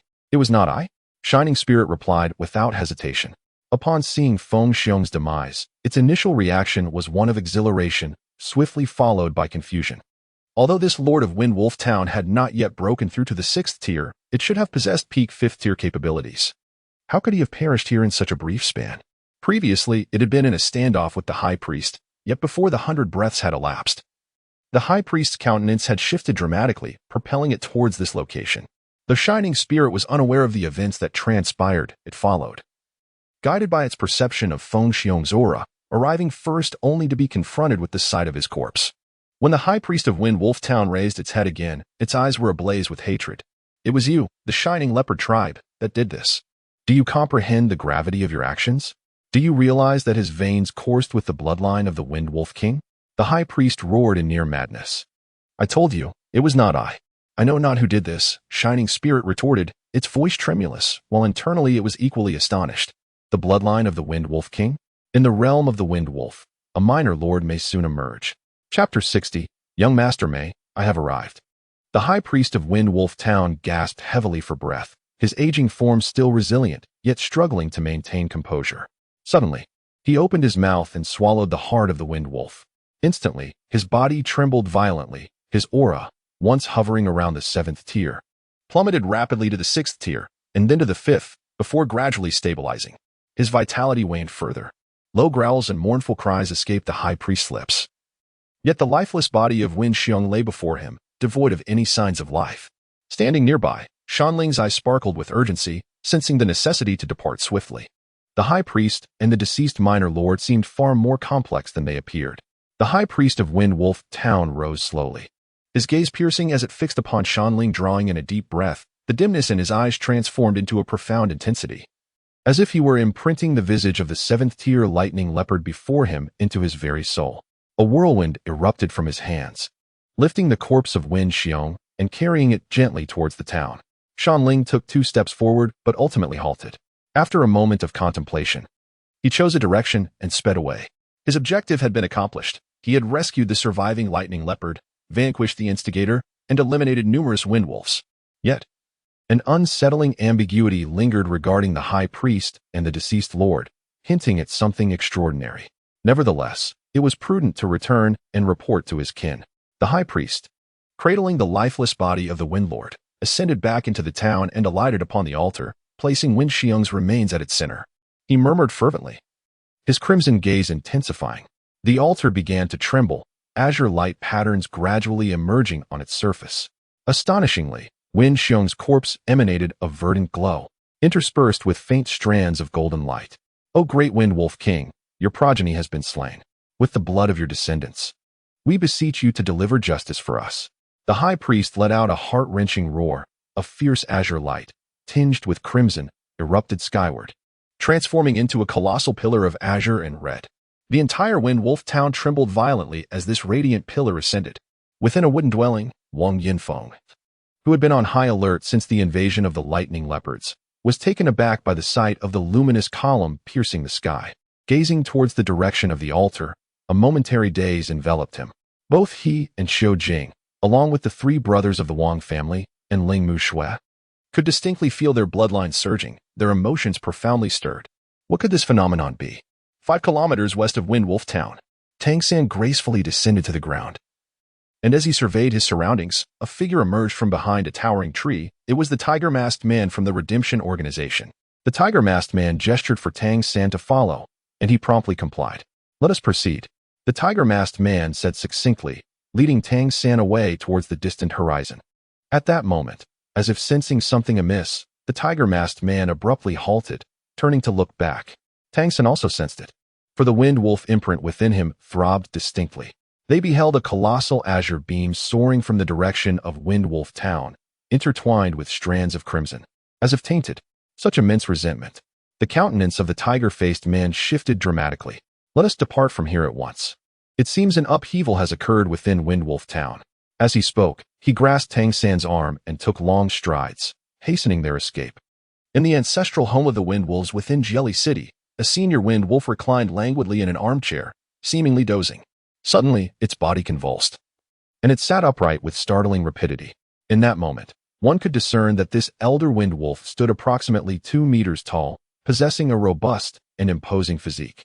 Strangely, its form bore a striking resemblance to that of a human, save for its skin, which shimmered with a pale azure hue, and its flowing hair, a deep teal, each strand radiating a faint, ethereal glow. Its deep green eyes were as fathomless as an abyss. Who dares to slay my descendants? A deep growl erupted from its throat, reverberating throughout the ancestral home. At one side of the central square of Jelly City, at the Mei Gongzi milk tea shop, Mei Gongzi, her mother, and a female attendant were busily engaged in their tasks. The roles were well defined. Mei Gongzi's mother prepared the milk tea, Mei Gongzi handled the payments, while the attendant delivered cup after cup to eager patrons. This hour of the evening marked their busiest period, as Jelly Square thrived with activity, primarily frequented by the elite families of the city. Suddenly, the attendant gasped in astonishment. Mei Gongzi remained unfazed, but her mother, Su Qin, instinctively turned to see what had caused the commotion, her expression shifting to one of surprise. A robust windwolf, having just purchased milk tea, suddenly emanated an intense azure glow. This brilliant light captured Mei Gongzi's attention as well. Before they could inquire, the windwolf disregarded the milk tea and abruptly turned to dash away. In Jelly Square, the few windwolves present resembled azure lanterns ignited in the night, each accelerating swiftly towards the ancestral home of the windwolves. 2 days later, 2 figures, one large and one small, appeared just outside the city gate of Jelly City. Both walked with humble demeanor towards the gate. The smaller humans stealthily raised their gaze to the towering city walls ahead, a subtle smile gracing their lips. Jelly City. I have arrived. Mei Gongzi, I am here. Chapter 61. Re-entering Jelly City. Outside Jelly City, the tiger-faced man halted, quietly removing the mask from his face to reveal the visage of a middle-aged man, one that Tang San had previously encountered. From a distance, the grand walls of Jelly City and the towering mountains on either side became visible. Tang San distinctly recalled the first time he arrived here. The palpable temperature difference between the inner and outer city walls. As one of the principal strongholds of the monster clan, the city's opulence left an indelible impression on him. Of course, this grandeur bore no connection to humanity. Here, take this, said the tiger-faced man, as he handed him a sign. Tang San took the token and observed it carefully. The token was a striking azure hue, exquisitely carved from wind spirit stone, surpassing any quality he had previously encountered. One side bore the likeness of a wolf's head, while the other was inscribed with characters from a demon clan. It likely recorded his name and the clan to which he belonged. This clan was undoubtedly the Windwolf clan, yet he was no longer affiliated with the diminutive Windwolf town. Rather, he belonged to the ancestral abode of the Windwolves in Jelly City. Unquestionably, this was an official vassal token. Possessing this token signified that Tang San had acquired a formal identity within the realm of demon clans, one that would protect him from arbitrary slaughter by demons. You must remember, from this moment forth, you are a human vassal of the Windwolf ancestral house. Your parents were also vassals serving the Windwolf king within the ancestral house, which is why you have attained this identity at such a tender age. Should you encounter any inquiries, simply state it as such. This vassal identity token is genuine and will withstand scrutiny. Do not panic in the face of any inspections. The tiger-faced man instructed. Esteemed elder, how should I address you? Tang Sin inquired. Upon hearing the term esteemed elder, the tiger-faced man appeared momentarily taken aback. Clearly this form of address was novel to him. Esteemed elder? That is indeed fitting. I am Zhang Tianxiao, affiliated with the redemption of Jelly City. The tiger-faced man replied with a smile. Tang Sin inquired, does this mean I have officially joined the redemption organization? Zhang Tianxiao shook his head, replying, the organization still requires a series of evaluations for you. Certainly, the most crucial aspect is your training. The primary reason you were selected at such a tender age is your innate talent. In the forthcoming studies and cultivation, you must dedicate yourself wholeheartedly. While discussing grand principles may seem futile at this moment, do you not seek vengeance for your mother? Thus, you require greater strength. Moreover, safeguarding yourself equally demands power. Understood. Tang Sin nodded. Zhang Tianxiao led him into Jelly City. The entrance appeared unchanged since their last visit. They traversed the edges of the road, deliberately avoiding any encounters with the various monster clans. The warmth within the city contrasted significantly with the exterior chill, enveloping them in a cozy atmosphere. The city buzzed with vibrant activity, teeming with an array of monsters. The hierarchy among the monster clans could be discerned merely by observing their movements along the streets. Those bold enough to tread the center were predominantly formidable monster races. Naturally, when confronted with even stronger clans, they would retreat. This exemplifies the social stratification prevalent among the monster races. Senior, where are we headed now? Tang Sin asked in a hushed voice. Zhang Tianxiao cast him a sidelong glance. Responding to the academy. The academy? Tang Sin momentarily paused, the term resonating deeply with him. In his previous life on Dolua continent, he had entered an academy in his youth, which ultimately became the foremost institution due to the exceptional talents of his cohort. He vividly recalled the motto of his alma mater, only monsters are accepted, not ordinary people. Upon arriving in the fairy continent, he had never anticipated the existence of academies in this world as well. An academy for monsters? I had assumed their education was solely family-based. Tang Sin expressed his astonishment. Zhang Tianxiao explained, this illustrates how limited your understanding of this world was in that remote town. The monster clans indeed possess their own academies, with a distinct hierarchy. However, not all monsters qualify for admission. The academies are exclusively open to the nobility of the monster clans, who are the only ones eligible to enroll. And the fees are exorbitant. But the institution I intend to take you to is not one of the monster clans' academies. It is our own academy, the Redemption Academy. Tang Sin was taken aback. The Redemption Academy? The organization has its own academy? This was indeed something he had never anticipated. Over the years, he had gained a clear understanding of the status of humanity in this world. It was hard to believe that even humans, who were vassals to the demon clans, could possess their own academy, let alone the redemption or the resistance. Zhang Tianxiao had just mentioned that not everyone from the demon clans could enter the academy for study. With a mysterious smile, Zhang Tianxiao remarked, once we arrive, you shall understand. The redemption has existed for many years. We must have our own methods. Otherwise, would we not have perished long ago? To survive before such formidable demon clans, we naturally possess certain means. Jelly City was vast. Although Tang Sin had visited once, he did not consider himself well acquainted with its terrain. However, Zhang Tianxiao was evidently very familiar, moving swiftly as he guided Tang Sin through the streets and alleys of the city. After walking for a good hour and a half, based on Tang Sin's sense of direction, they should now be in the eastern part of Jelly City, relatively close to the city center. Zhang Tianxiao then slowed his pace.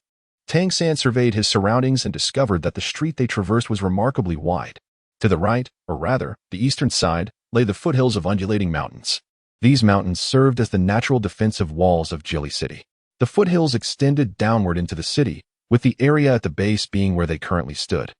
On the slopes, numerous edifices rose in a cascading manner, surrounded by towering vegetation that enveloped them in a verdant embrace.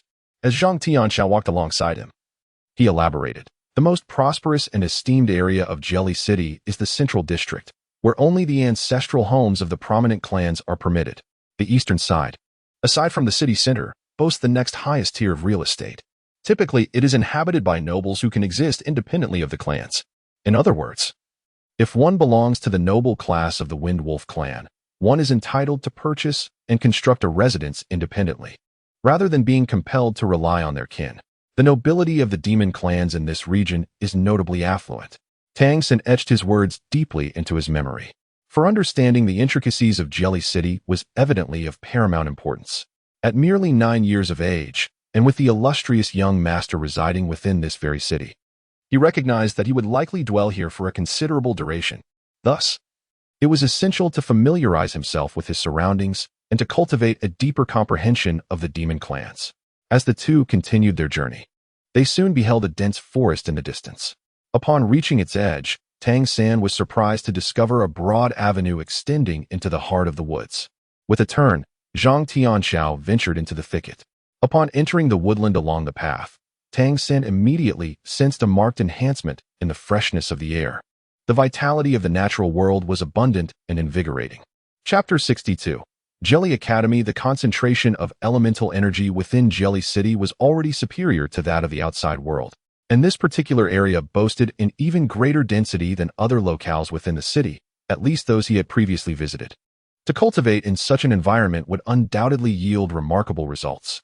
It was indeed a splendid place. After a leisurely walk of approximately 10 minutes, Tang San could feel the terrain rising and falling.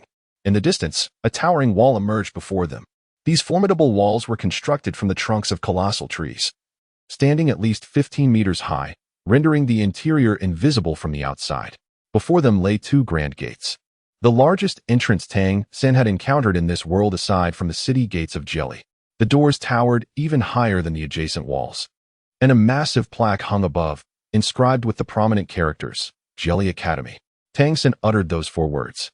Zhang Tianxiao nodded and said, "Indeed, it is the Jelly Academy. This is the most prestigious institution in the entire Jelly City. Every main city of the demon and spirit races possesses such a high-level academy. Only those with exceptional talent or noble lineage are qualified to study here.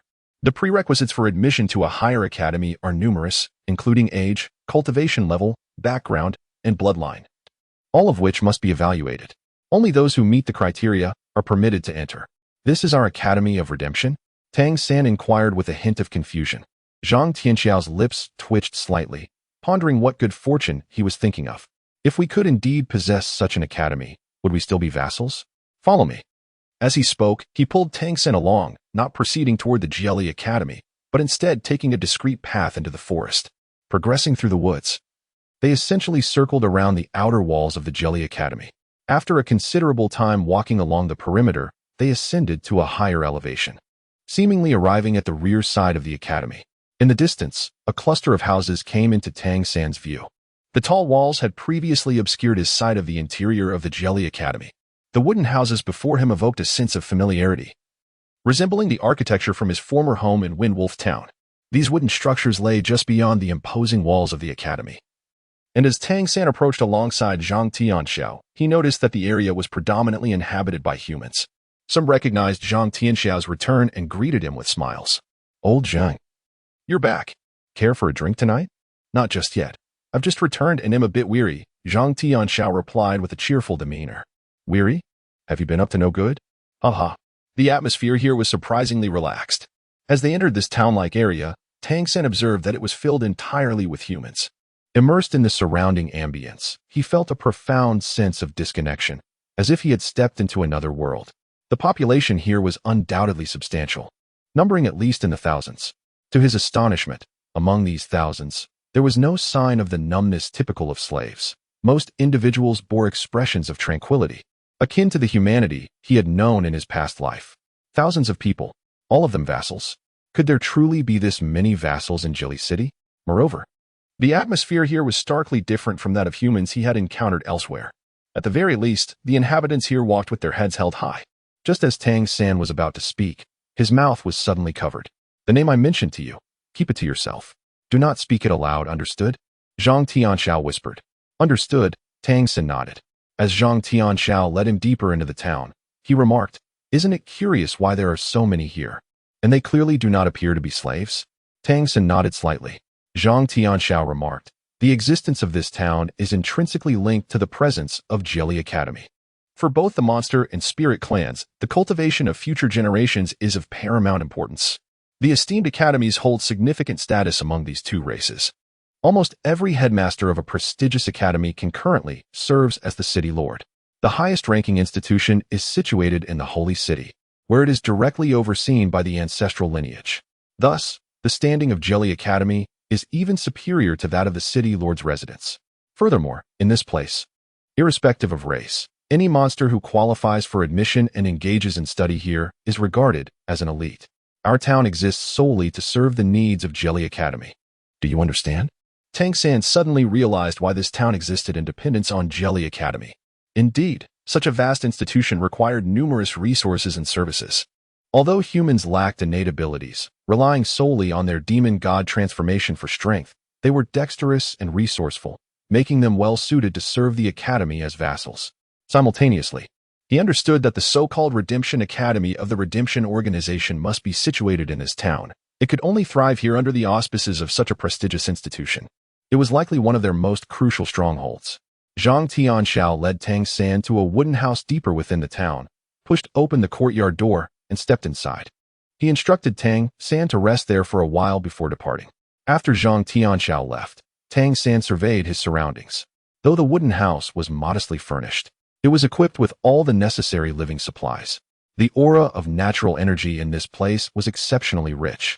While he could not compare it directly to that within Jelly Academy, it was certainly far superior to that of Wind Wolf Town and even more abundant than that in Jelly City. How far was this place from the city's center? Particularly from the Mei Gongzi milk tea shop? Once settled, he would first venture out to explore. Tang San pondered quietly. Thousands of human vassals resided here, making this the first piece of pure land he had encountered among human habitats. At least, when compared to the places he had previously seen, this could be deemed a sanctuary. Before long, Zhang Tianxiao returned, accompanied by a tall, robust man. This man appeared to be in his 30s or 40s, towering at over 2 meters. His physique was extraordinarily strong, with bare arms showcasing muscles akin to granite. His countenance was resolute, yet his gaze emanated a serene tranquility. Is he the one? The towering man inquired of Zhang Tianxiao. It was evident that Zhang Tianxiao held him in great respect. Indeed, I have conducted tests. If you remain uncertain, feel free to perform the test yourself. The middle-aged man nodded silently and said to Tang San, "Come with me." Tang San said nothing. Embracing the situation with equanimity, he rose to his feet and followed closely behind the middle-aged man and Zhang Tianxiao as they exited.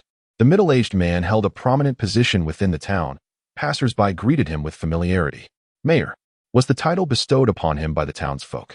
This man was the mayor of the human settlement, rather than a representative of the beast tribes, which struck Tang San as rather unusual. However, he refrained from inquiring further and simply followed in the wake of the middle-aged man. They arrived at a larger wooden cabin situated toward the rear of the town. The mayor and Zhang Tianxiao ushered Tang San inside. This cabin appeared to be more spacious, devoid of excessive ornamentation, yet it radiated a palpable sense of homeliness. The mayor regarded Tang San with a calm demeanor and stated, "Please introduce yourself, including your areas of expertise." Tang San spoke succinctly, "I'm Tang San. Hailing from Wind Wolf Town, at the age of 9, I possess the ability to transform into Wind Wolf and excel in the manipulation of wind blades." His voice, neither humble nor arrogant, elicited a narrowing of the mayor's eyes before he turned to Zhang Tianxiao. "You mentioned he has reached the 4th tier?" Zhang Tianxiao nodded in affirmation. "Indeed, I have faced him in battle. His wind blades were nearly insurmountable. The finesse with which he controls them is unparalleled in my experience." I also inquired with Wang Yifeng, who mentioned that he had encountered our people in his youth and received some guidance. Nonetheless, achieving the 4th tier at such a tender age speaks volumes of his remarkable talent. Chapter 63. Exposure. The mayor furrowed his brow in contemplation. "Very well. Hand him over to me. You may take your leave now. You have worked hard. This matter is proving to be more complicated than we anticipated, as there has been considerable commotion at the ancestral home of the Wind Wolves. Coordinate with Zheng Mingqi to clarify the situation." Understood. Zhang Tianxiao respectfully bowed to the mayor before departing the wooden hut. With his exit, only Tang San and the mayor remained within. The mayor regarded him with a calm gaze, and Tang San reciprocated with a composed look. "Do you wish to live or to perish?" the mayor suddenly inquired. Tang San was taken aback, and in the next moment, he was struck by a sudden chill that raised the hairs on his neck. A palpable and formidable aura of lethal intent erupted from the mayor, who was seated in the chair. The terrifying atmosphere rendered the air around them frigid, and even the light within the wooden cabin dimmed in that instant, as if they had transcended from their original surroundings to an entirely different realm. Tang San instinctively took a step back, his internal Shintian gong rapidly circulating, although he could not comprehend the sudden murderous intent directed at him. Self-preservation was undoubtedly of paramount importance at that moment. In the next instant, the town chief moved. With a grasping motion of his right hand, a low, thunderous roar erupted in Tang San's ears. The roar came so unexpectedly that it sent Tang San's mind spiraling into a dizzying haze. Yet, simultaneously, his spiritual perception activated, and a faint golden hue flickered in his eyes, granting him a semblance of clarity. As Xiantian Gong surged within him, the heavy armor technique was unleashed. Faced with the threat of life and death, he dared not hold back in the slightest. Relying solely on his instincts, he swept his hands in front of him, tracing two semicircles. The gentle flow of Xiantian Gong guided the sharp energy aside. Concurrently, Tang San's body moved with the speed of lightning, executing the ghostly shadow step as he darted toward the window. The choice of window over door was due to proximity. The town chief let out a soft exclamation. In the next moment, Tang San felt the surrounding air suddenly grow intensely heated. Under the scrutiny of his spiritual perception, he was horrified to discover that the air within the wooden cabin was completely saturated with fire elements, which had driven out all other elements. An overwhelming force surged toward him, enveloping his body. The scorching heat instantly dried his clothes. With Xiantian Gong in motion to shield him, and the heavy armor technique overlapping, a layer of radiant white light resembling armor emerged upon his skin, resisting the searing energy. In a flash, Tang San activated the leopard flash, reaching the window in the blink of an eye. "You cannot escape." A deep voice resonated by his ear. In the next moment, the fire elements vanished, along with the heat, only to be replaced by an overwhelming gravitational force, yanking him backward with tremendous strength. At that moment, Tang San relinquished his resistance, his expression tinged with helplessness. There was no way to contend with such an insurmountable disparity in power. No amount of skill would suffice against this level of superiority. The town chief had now risen, standing before his former seat, his right hand glowing with a dark red light. The immense suction emanated from this orb of crimson luminescence, pulling Tang San's body inexorably, rendering him unable to escape. This is not merely fourth tier. Astonishingly, this seems to be the onset of the fifth tier. The town chief gazed at the boy before him in astonishment. In truth, he was even more taken aback than Tang San was regarding his cultivation level. A 9-year-old child reaching fourth tier was already remarkable, let alone surpassing it. As the town chief retracted his right hand, Tang San stood before him, appearing somewhat pale, with a hint of trepidation in his eyes. This fear, of course, was feigned. When he realized he could not resist any longer, Tang San felt a flicker of suspicion within himself, accompanied by a tinge of regret.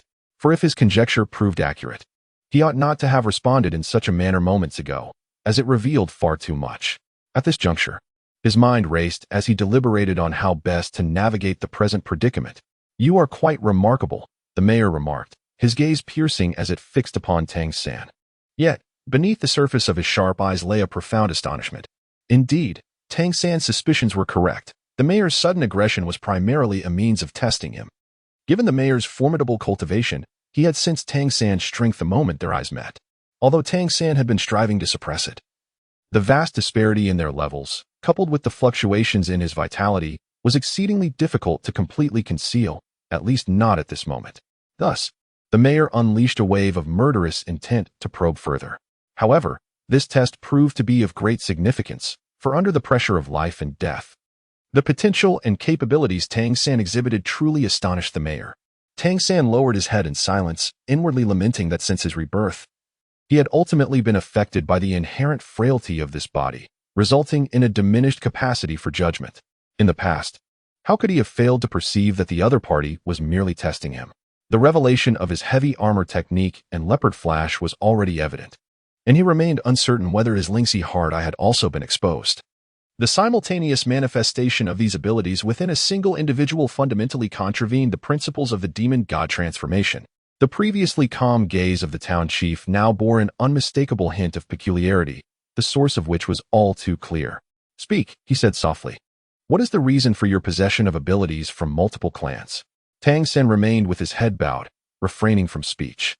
The mayor resumed his seat, allowing him to behold Tang San's visage. "I merely sensed that your cultivation has reached the 5th tier and sought to test your abilities. There was no ulterior motive. The fact that you are human is unchangeable.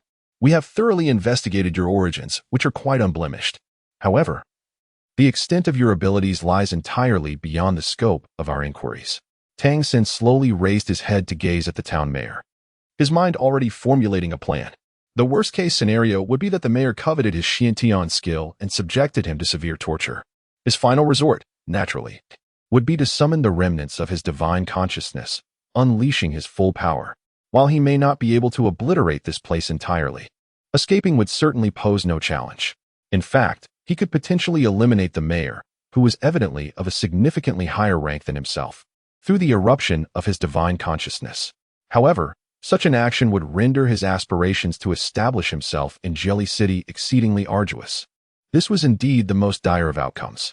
Yet now, his abilities had been unveiled, presenting yet another dilemma. Some truths could no longer remain unspoken. Mayor, I did not intend to conceal this, Tang San hesitantly confessed, recognizing that pretense was imperative in this moment. The mayor replied in a grave tone. Is Wang Yanfeng aware of this matter? Tang San quickly shook his head, stating that he was the first to know. The mayor appeared to relax slightly and said, Very well, go ahead. How did you acquire this ability? Tang San recounted. In my childhood, there was a day when I was playing in the woods and encountered a gravely injured human. He was being pursued by the Wind Wolf clan's monsters, and I was terrified, hiding behind a tree as I witnessed their fierce struggle. Eventually, I saw him valiantly slay several of the pursuing Wind Wolves, but he himself was left in a critical state. The town chief nodded, acknowledging that he had heard from Zhang Tianxiao about a wise figure who had once guided Tang San during his youth. This information had been relayed from Wang Yanfeng. Chapter 64. The Town Chief's Reaction. Tang Sen continued. With great courage, I ventured out to assist him. Upon seeing me as a human, he confided that he was nearing his end and entrusted me with a book. He instructed me to join the Redemption Organization in the future and to memorize the contents of the book before destroying it. The book? The mayor exclaimed in astonishment. What book? Tang San said, The book is titled Chuantian Baolu. It contains various methods of cultivation.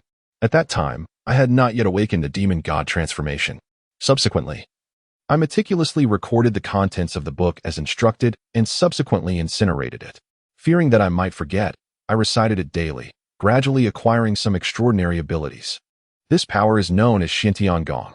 At that moment, I was unaware of its purpose, until one day, I inadvertently came into contact with the body of a wind wolf, and I felt as if Xiantian Gong had absorbed something from it. After that, I gained the ability of Windblade. As he recounted this, the mayor could not help but clench the armrests of his chair tightly. Yet he refrained from interrupting Tang San. Tang San attentively observed the fluctuations in his expression. From the gaze of the mayor, he discerned not a trace of greed, but rather a palpable sense of anxiety and contemplation. Tang San continued. Subsequently, I persisted in my cultivation, and the Xiantian skill advanced. It appears that the Xiantian skill is divided into 9 levels, each corresponding to a rank within the demon species. By coming into contact and absorbing some of the abilities of the wind wolves, I eventually mastered the manipulation of wind blades. However, I was unable to achieve the true transformation into a wind wolf. Under the protection of Teacher Wang, I passed the preliminary assessments of my subordinates, which allowed me to become his student and learn under his guidance. Yet, in truth, I do not possess the ability to transform into a wind wolf. I only know the Xiantian skill and the wind blades. And what about your method of controlling the wind blades? Did you also acquire that knowledge from the same book? The mayor inquired. Tang San nodded, affirming. The mayor inquired, Do you still remember the name of the person who gifted you the book? Tang San remarked. It seems he is called Zhu Jessen. Upon hearing this name, the mayor's expression visibly shifted, indicating his familiarity with it. When Zhu Jessen presented you with the book, did he mention its origin? Tang San shook his head. There is no evidence of death. The town chief, contemplating, remarked, So, did you later absorb the abilities of other monstrous races during the collision competition? Tang San was not the least bit surprised. The other party had thoroughly investigated the experiences he had undergone. The abilities he had previously exhibited, including Leopard Flash, Heavy Armor Technique, and Lynxy Hard Eye, happened to resemble the various monstrous powers encountered during the collision competition. The town chief took a deep breath, exclaiming, Your abilities are truly remarkable. Tang San tentatively inquired, May I share my cultivation methods with you? Would you like to learn? Absolutely not. The mayor exclaimed almost instantaneously. The air around them became palpably denser with fire elements. But this time, it was not directed at Tang San. Rather, it enveloped the entire room, creating an impenetrable atmosphere. The mayor rose from his seat, his brow furrowed deeply. and Tang San could unmistakably sense the tension radiating from his body. He began to pace the room, his steps uneven, betraying his inner turmoil. After what felt like an eternity, he returned to stand before Tang San, his expression now tinged with a hint of bitterness. The abilities you have acquired from this tome are exceedingly unique. However, in the context of redemption, they may not necessarily be advantageous. At least, not at this moment. The Xiantian skill comprises only 9 levels, does it not? Tang San nodded slightly. He certainly would not disclose that he could cultivate to the level of a divine king. The methods beyond the 9th rank were ones he had developed himself. After his unique abilities were discovered, he chose to convey a narrative that was both partially true and partially fabricated. After all, in the eyes of the mayor, he was still a child, and the mayor could not discern the veracity of his words. The mayor gazed at him with a complex expression and said, "Tang San, remember what I have told you. From this moment on, do not reveal what you have just shared with me to anyone.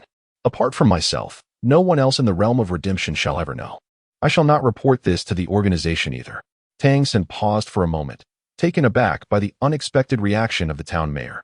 Initially, he had presumed that the mayor's foremost request would be for him to divulge the method of cultivating the Xiantian skill. In truth, he did not harbor any objections to this notion.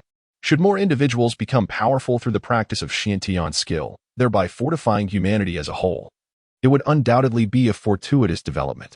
In his previous life, the Xiantian skill had nearly become ubiquitous due to his efforts in its dissemination. Albeit existing merely as a fundamental technique, individual strength could not solely be defined by the Xiantian skill alone.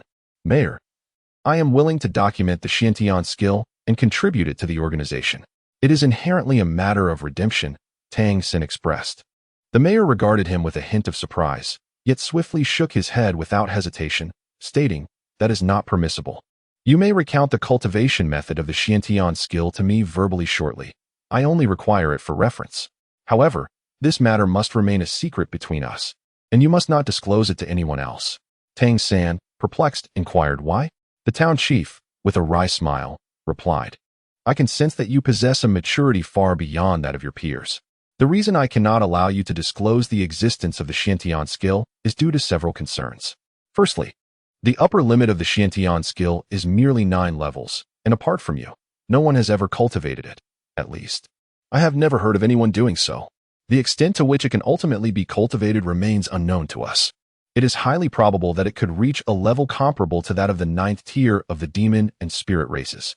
However, simply attaining the 9th tier will not significantly empower our humanity. The true might of formidable demons and celestial spirits far exceeds our imagination. Secondly, although the Xiantian skill cannot be cultivated to higher tiers, its unique ability to assimilate the powers of various demon and spirit races is exceedingly formidable. It enables us, as humans, to learn the abilities of these races through its cultivation without the need for bloodline inheritance to attain divine transformations. This could fundamentally revolutionize the way humanity acquires knowledge and skills, making it far easier for us to possess extraordinary abilities. Tang San, filled with confusion, inquired, "Isn't this a good thing?" The mayor's face deepened with a bitter expression. "A good thing? This is a calamity that could spell doom for humanity. Pray tell, if the demon and spirit races were to discover that we, possessing inherent intelligence, could acquire their abilities through consumption, what would their reaction be? Annihilation is a distinct possibility. Do you truly consider this a good thing?" Upon hearing these words, Tang San finally experienced a moment of clarity. After all, his familiarity with this world was still lacking, and the mayor's concerns were indeed legitimate. Should the demon and spirit clans become aware that humans could consume and absorb their abilities through the Xiantian skill, their reaction would undoubtedly be catastrophic. This was without even mentioning the potential of this ability to extinguish the lives of demons. The mayor took a deep breath and said, "Therefore, aside from you, no one else must know of the existence of this Xiantian skill. As for you, we shall ensure your protection as you continue your cultivation. However, you must never reveal this power, not even at the cost of your life. Otherwise, it will undoubtedly bring calamity upon humanity. Do you understand? It is already exceedingly difficult for us to struggle for survival before the 2 clans of spirits. We have gradually begun to glimpse a sliver of hope, and your Xiantian skill can be considered a part of that hope. Yet, it must remain concealed." Of course, Tang San would not conceal his abilities in the face of a life-threatening crisis, yet he merely nodded in acknowledgement. Chapter 65. Apprenticeship. The spark in the mayor's eyes flickered with intensity. Indeed, should you encounter formidable adversaries in the future where the risk of annihilation looms. It is permissible to utilize them. I eagerly anticipate witnessing your mastery of the Xiantian art at its pinnacle, so we may evaluate the true extent of its capabilities. Only then can we determine whether to disseminate this extraordinary knowledge. The reason I requested you to share this with me is to maintain an additional record, albeit solely between us. You have not imparted the Xiantian art to anyone else, have you? It can also serve its purpose when it comes to silencing adversaries. Tang San mused silently within. Tang San shook his head, having only instructed teacher Wang on the manipulation of the wind blade. In truth, he had previously experimented on Ling Mu Shui to determine whether she could learn the Xiantian skill, although she was unaware that it was indeed the Xiantian skill. As her possession of the demon god transformation had rendered the attempt a failure, he chose not to disclose this information in order to avoid causing further trouble for Ling Mu Shui and her companions. The mayor's reaction was beyond Tang San's expectations, yet it was something he could accept. While his mental strength may not have been particularly formidable, the flicker of consciousness hidden within his mental energy allowed him to discern the sincerity of a person's words without difficulty. Very well. Remember, what you have shared with me today must not be uttered to any outsiders, not even within our organization. I shall maintain a confidential dossier regarding your circumstances. If I remain alive, no one shall have access to this document, not even those of higher rank within the organization. Should I meet my demise, my successor will obtain this dossier to continue the communication between us. The fewer who are privy to this information, the safer you shall be. At this juncture, he paused, a glimmer of light seemingly flickering in the depths of his eyes. If, in the near future, you can prove that the cultivation method you practice can ascend to a higher level, then perhaps humanity shall have its own opportunity. Tang San, nodding repeatedly, found himself at a loss for words. When the mayor discovered his secret, he had already prepared for the possibility of silencing him permanently. His greatest trump card was that fragment of consciousness carried over from his previous life. Once unleashed, he believed it could resolve the vast majority of issues. However, the very act of using it would deplete that fragment of consciousness, making its recovery before reaching the divine level impossible.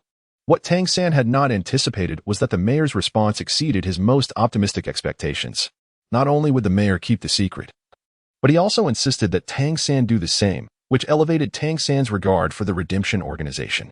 Let us take you as an apprentice, the mayor suddenly proposed. Tang San paused momentarily, pondering the notion of apprenticeship. The town chief regarded him, his gaze regaining its calm composure. What other choice is there?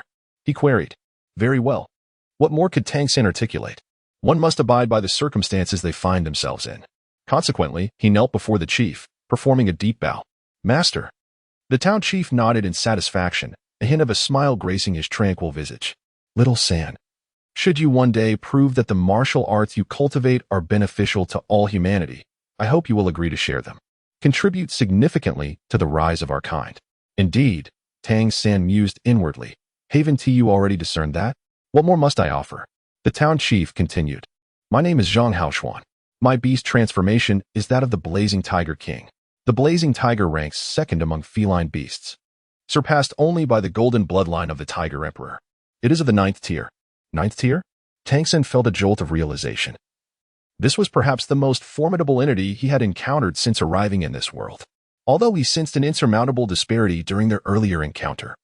Hearing Zhang Haoshuan declare his prowess made it clear just how elevated his cultivation was, in comparison to his previous life. This individual stood at the pinnacle just beneath the divine soul masters, akin to the esteemed title Dolua. Moreover, it seemed the bloodline power of his beast transformation was quite remarkable. The tiger, as the king of beasts, undoubtedly held a prominent position among the myriad of creatures. The blazing tiger, being the second in rank among feline beasts, possessed an impressive lineage. The bloodline of the blazing tiger king was indeed formidable, the town chief stated. From this moment forth, you shall become a member of the Redemption. Given your cultivation level, you could have directly attained the orange tier. However, to conceal your true strength, we shall commence with the initial red tier. Before Tang San could inquire further, the town chief elaborated. In our Redemption, each member is categorized into tiers. Members of varying levels are entitled to different degrees of authority. There are 7 major tiers, corresponding to the colors of the rainbow: red, orange, yellow, green, cyan, blue, and purple. Red is the lowest, while purple is the highest. As a newcomer, you will naturally start as a red member. you can accumulate merits to advance. To encourage all members to enhance their cultivation and expedite their training. According to the organization's regulations, any 5th tier member, regardless of merit accumulation, may elevate to the orange tier. Which explains why I indicated you could attain that level. Upon reaching the 7th tier, one may ascend to the yellow tier. And the 9th tier corresponds to the green tier. This represents the limit for direct tier elevation based solely on cultivation. For higher tiers, one must not only possess formidable strength, but also make significant contributions to the organization to qualify. The 7 tiers of the rainbow. How intriguing, Tang San mused quietly to himself. Master, may I inquire as to which tier you belong? Tang San asked, curiosity evident on his face. Zhang Haoshuan replied, I am of the cyan tier. Those above the green tier are considered the upper echelons of the organization. Here in Jelly City, I am one of the principal authorities tasked with managing daily affairs. Tang San inquired, so you are the highest-ranked Redeemer here? Zhang Haoshuan shook his head and replied, not quite. There are 2 others whose levels of redemption surpass mine. Yet their circumstances are rather unique, preventing them from directly overseeing the affairs of this organization. Here in Jelly City, I am still primarily responsible. Understanding his explanation, Tang San gained a faint insight into the Redeemers organization. Zhang Haoshuan continued, to conceal our identities and avoid detection by the demon race. The organization employs a special secret method to verify identities. I will imprint this method onto the back of your hand. When a higher-level Redeemer stands before you, they will be able to sense your mark using this method.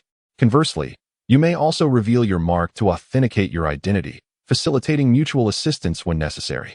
Master, are all the people in this town members of our organization? Tang San posed the question he was most eager to ask. Zhang Haoshuan shook his head and said, Of course not. It is impossible for us to have such a vast number of members. The more people there are, the greater the risk of exposure, which could lead to catastrophic consequences. Approximately 1% of the town's population belongs to the organization. You will gradually come to know who they are. So you must also keep your identity concealed. This is why I have taken you as my disciple. It grants you a facade of normalcy, allowing you to focus solely on your cultivation. I will briefly explain the situation in the town. Our small community exists in reliance upon Jelly Academy. Hence it is also known as the Academy Town. It is specifically designed to serve the Academy. Consequently, many residents often engage in various tasks at the Academy. As a vassal, our treatment there is relatively favorable. At least the demons here possess a higher caliber and are less likely to harm vassals. Working within the Academy serves as a form of training, occasionally benefiting us. You will learn more about this in due time, under appropriate circumstances. I will also allow you to enter the Academy for further training. Chapter 66, Crimson Level 1C, Tang San nodded. If only 1% of the population, several thousand individuals, truly belong to the Redeemers, that would amount to merely a few dozen. Indeed, a tightly knit organization is advantageous. However, his newly appointed teacher would likely withhold more specific details for now, considering he had only just joined the Redeemers. Master, I previously heard from Senior Zhang Tianxiao that we refer to this place as the Redeemers Academy. Zhang Haoshuan nodded and affirmed, indeed. The primary mission here is to cultivate reserve talents for the organization. Being adjacent to Jelly Academy allows us to leverage some of its resources. Henceforth, within our organization, you will be a part of the Redeemers Academy, and you can learn alongside others. Understood, Tang San nodded. He felt an innate affinity towards the term academy. Zhang Haoshuan continued. I will first imprint your mark to establish your identity as a Redeemer, and then I shall take you to report to our Redeemers Academy. It is imperative that you heed my admonition. Any information regarding the Xintian art must remain confidential. Furthermore, refrain from displaying the abilities of other demon clans in public. Your sole capability is the wind blade. Indeed, the brand resembles a tattoo. Zhang Haoshuan used a fine needle dipped in a special liquid to etch a mark on Tang San's right hand, resembling a snowflake, yet with more pronounced curves. Once completed, it transformed into a crimson hue, evoking a sense of melancholy. After the mark was inscribed, it naturally faded from the skin's surface as the liquid was fully absorbed. Under Zhang Haoshuan's guidance, to manifest the mark, one must stimulate the bloodline power within, allowing it to circulate beneath the skin in a specific rhythm, which is truly remarkable. Let us proceed. I shall take you to the academy, Zhang Haoshuan remarked, nodding with satisfaction after completing the task. As they exited the wooden cabin, Tang San instinctively glanced at the spot on his hand where the mark had been branded. From that moment onward, he had truly become a member of the Redemption. The future inscription of this moment in the annals of the fairy continent's history remained uncertain. If he were to regain his former glory, today might indeed be a day worthy of remembrance. Zhang Haoxuan led Tang San towards the rear of the academy town. They paused before a cluster of wooden cabins situated halfway up the hillside. The timber used in these constructions bore hues akin to the Rocky Mountain, making it difficult to discern from afar. Only upon closer approach could one appreciate the considerable scale of the wooden structures, which formed a semicircle on a plateau. As they neared the cabins, a figure appeared before them, a youth, seemingly around 13 or 14 years of age. Upon seeing Zhang Haoxuan, he exclaimed, "Mayor, you have arrived." Zhang Haoxuan nodded in acknowledgement. "I have brought a newcomer." The boy leaned forward to observe Tang San, his face registering surprise. "A newcomer so young? I thought all had to be 12 years old and undergo trials before coming here." "Do not prattle. Lead the way," Zhang Haoxuan replied tersely. The boy, evidently intimidated, turned and walked ahead. They passed through the foremost cabin to find a spacious courtyard, surrounded by additional wooden structures, resembling a grand estate. "The mayor has arrived," the boy shouted, prompting a flurry of activity within the cabin as a dozen youths emerged, appearing lively and exuberant. Following them, a few adults also stepped out. Tang San stood beside Zhang Haoxuan, observing with a cold gaze. He noticed that the number of adolescent males present slightly surpassed that of females. Each exhibited a distinct bloodline aura, yet none appeared feeble. This was not a matter of strength, but rather the inherent potency of their bloodlines. It seemed that entry into the Redemption Academy demanded a considerable level of talent. The youth around him regarded him with curious glances. Judging by age, Tang San was evidently younger than they. Zhang Haoxuan clapped his hands to gather everyone's attention, announcing, "This is my newly accepted disciple, Tang San. From today onward, he will also be learning within our academy. Lao Guan, please make the necessary arrangements." A middle-aged man of average build, possessing a refined demeanor, stepped forward with a hint of surprise. "Your new disciple? You have taken on a disciple?" Zhang Haoxuan nodded. "This child is quite exceptional and shows great potential for development. I will discuss further details with you later. For now, please make the arrangements." "Understood." Lao Guan nodded in acknowledgement, refraining from further questions. Zhang Haoxuan turned to Tang San and said, "This is Director Guan Longjiang, the head of the academy. He will oversee your accommodation and studies. I will visit you periodically. I have matters to attend to now, so I must take my leave. Do not forget my instructions from today." "Yes, master," Tang San replied, nodding. Zhang Haoxuan pulled Guan Longjiang aside to speak privately for a few moments before preparing to depart. "Master," Tang San quickly stepped forward, calling out to Zhang Haoxuan. "What is it?" "One must gradually adapt to a new environment." Zhang Haoxuan assumed Tang San was feeling a bit intimidated in this unfamiliar setting. Tang San confidently stated, "I am certain I can adapt. However, I would like to inquire if I may occasionally venture outside, for instance, to the city to procure some necessities." Guan Longjiang, who was nearby, regarded him with a hint of surprise. Zhang Haoxuan replied, "It is advisable to refrain from going out. Should you feel it is absolutely necessary, you must seek permission from Dean Guan, and only after receiving approval may you leave. Furthermore, you are required to return on the same day." "Understood, teacher. As long as I can go out, it's fine. After all, how else can I meet the esteemed young Master Mei?" For Tang San, returning to Jialecheng held the utmost significance, primarily to encounter the illustrious young Master Mei. Zhang Haoxuan then took his leave. Guan Longjiang said, "Come, Tang San. Allow me to introduce you to everyone." As he spoke, he led Tang San back to the center of the courtyard. "In our academy, counting you, there are currently 16 students. Including myself and the mayor, there are 5 teachers. Let me first introduce you to the other 3 instructors." He gestured towards a stunning young woman, appearing to be in her mid-20s. "This is teacher Mu Yunyu, who primarily oversees your daily life and physical training." Mu Yunyu was tall, approximately 1.7 meters, dressed in a blue outfit, her gaze soft and inviting, with large eyes that sparkled with warmth, exuding an air of gentleness. However, Tang San noticed that as Guan Longjiang introduced her, the other students displayed subtle signs of trepidation. It seemed that Teacher Mu's true nature might not align with her outward demeanor. "Greetings, Teacher Mu," Tang San promptly bowed. Mu Yunyu smiled slightly, her voice carrying a hint of sweetness. "Hello, little Tang San. Welcome to the academy. You seem rather frail. You should focus on strengthening your physical training." "Thank you, teacher." Tang San nodded earnestly, though her overly sweet tone sent a shiver down his spine. Guan Longjiang furrowed his brow and cleared his throat, indicating another middle-aged man. This is Teacher Mu Yinqing, the brother of Teacher Mu Yunyu, responsible for combat training. Teacher Mu Yinqing bore no resemblance to his sister.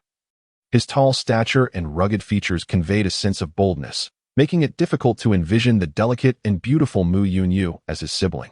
The final instructor was an elderly gentleman, whom Guan Longjiang chose to introduce last, clearly indicating a higher status. This is Teacher Si Ru, who imparts knowledge regarding the transformation of demon gods. I oversee social practices, while the mayor coordinates the entire academy. Tang San respectfully greeted several teachers. Among them, the one who left the most profound impression on him was the unassuming elderly gentleman. Si Ru appeared to be in his 50s or 60s, slightly stooped, of modest height, with graying hair and an ordinary appearance, always adorned with a gentle smile. He exuded an amiable demeanor. When Guo Longjiang introduced him, smiles almost universally graced the faces of the students, clearly indicating their high regard for this teacher. However, it was this particular teacher who stirred Tang San's consciousness. He understood well what it meant for his residual consciousness to be stirred. If it were to truly erupt, it could grant him a momentary surge of formidable power. How powerful it could be was uncertain for Tang San, as this was indeed his first experience of self-detonation and rebirth in the form of a divine king. Yet, he comprehended the significance of his consciousness being stirred. Even if he were to harness that fragment of consciousness, it might not suffice to contend with the individual before him. Yes, that was the sensation he experienced. Even when confronted with the mayor teacher, who possessed a ninth-tier cultivation, he had never felt such a thing. This indicated that Teacher Si Ru was likely stronger than the mayor. Divine level? Could it be that he had already touched upon the realm of divine strength? Tang San, while secretly astonished, had already formed his own judgment. Guan Longjiang smiled and said, Tang San, why don't you introduce yourself to everyone? Tang San spoke, I am Tang San. The demon god transformation I possess is the wind wolf transformation, excelling in the manipulation of wind blades, and I am at the 4th rank. Upon hearing the mention of the 4th rank, gasps of astonishment echoed among the other students. After all, he appeared younger than his peers, yet had already attained such formidable strength. Moreover, the wind wolf transformation was not typically associated with a powerful demon god transformation. Guan Longjiang, evidently already informed of his circumstances, nodded and remarked, Students, I shall refrain from individual introductions. You may converse among yourselves later. As for you, being new here, take a day to rest. And tomorrow you shall officially commence your studies. Do by, Guan Longjiang called, and immediately a slender, sprightly youth dashed over. Present. Guan Longjiang regarded this quirky boy and instructed, Please help Tang San settle in and give him a brief overview of the academy. He continued, Let him reside in room East 3. He gets to live alone? East 3 is unoccupied, exclaimed the boy, known as Dubai, with evident envy. Enough chatter, Guan Longjiang reprimanded curtly. Dubai stuck out his tongue in response. All right, leave it to me. Tang San, come, I will show you to your dormitory. Thank you, Tang San replied, following Dubai as they walked toward one side of the courtyard. He could sense the curious gazes of both students and teachers upon him, and felt that the abilities of the academy's students were indeed extraordinary. More significantly, the atmosphere here was vibrantly alive, far surpassing that of Windwolf Town, evoking memories of the human world from his past life. At the very least, his initial impression of the Redemption Organization was quite favorable, despite his ignorance of the organization's true undertakings. As Dubai led Tang San toward the east side, he exuded a familiarity that suggested he had been here many times before. Tang San, Teacher Guan is really kind to you. We all share rooms, yet you get one to yourself. How wonderful it is to have your own space. I can only dream of having a room to call my own. Tang San merely smiled, choosing not to elaborate further. It was likely Zhang Haoshuan who arranged for him to have a private room, undoubtedly to conceal his practice of the mysterious celestial treasure record. Being alone certainly made things easier, regardless of the task at hand. However, after arriving here, the prospect of sneaking out alone seemed increasingly implausible, at least for the time being. The instructors here possessed far greater powers than that of teacher Wang Yanfeng, rendering it nearly impossible to evade their perceptive abilities.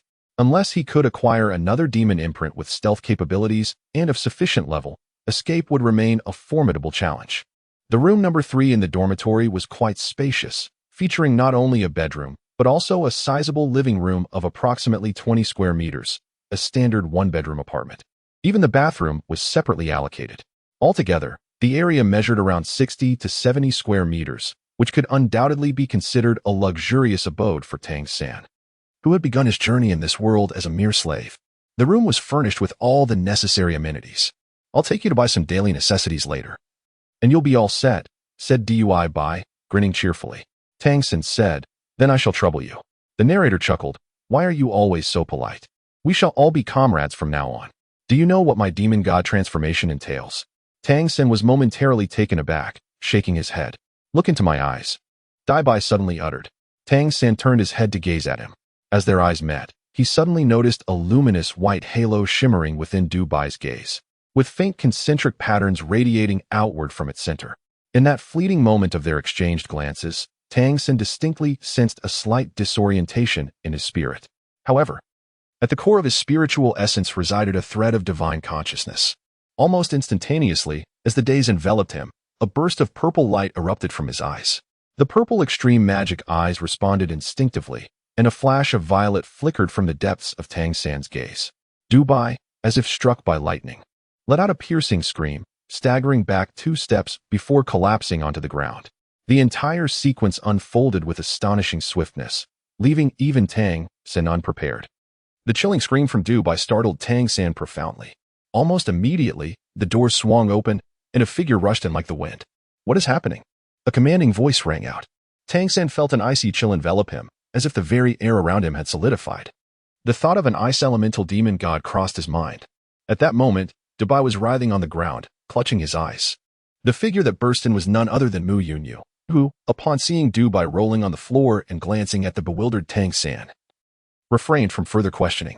Instead, she crouched down and swiftly pulled Du Bai towards her, a serene energy flowing from her right hand, causing Du Bai's body to tremble, yet gradually calm down. At this juncture, several other teachers and students had also hurried over. Tang San looked bewildered and said, "I have no idea what is happening." He inquired whether I knew about his demon god transformation, to which I replied that I did not. He then asked me to gaze into his eyes, and I felt a bit dizzy as a result. At that moment, Guolongxiang's lips twitched slightly. Was it a mental backlash? By this time, the state of Du Bai had gradually stabilized. His body still twitched slightly, and he mumbled incoherently. Guolongxiang remarked to Mu Yunyu, "Take him to rest. This lad, relying on his meager abilities, always seeks to pry into others. He deserves it." He then turned to Tang San and explained, "Du Bai's demon god transformation is a very unique inheritance from a particular monster clan known as the Tianhu. The Tianhu clan is not particularly adept in combat. Yet they are the royal family of the Fox Demon tribe, possessing the Tianhu Eye, which grants the ability to perceive the world. The Tianhu Demon King holds a revered position within the ancestral grounds of the fairy continent, regarded as one of the 2 great prophets. However, Du Bai has yet to master the Tianhu Eye. His use of it to spy on others has been hindered by his unstable temperament. His spiritual power is likely inferior to yours, which is why he experienced a mental backlash while attempting to probe into you. It should not pose a significant issue." Chapter 68, The Tianhu Eye. The Tianhu Eye? A spark ignited within Tang San's heart. This ability sounded extraordinarily prestigious. The Tianhu Demon King is even one of the 2 great prophets of the ancestral grounds? That places him at the pinnacle of existence within the entire fairy continent. I had not anticipated that Du Bai possessed such a remarkable demon god transformation inheritance. If I could also obtain this imprint, would it be possible for the Tianhu Eye to merge with the Lingxi Eye?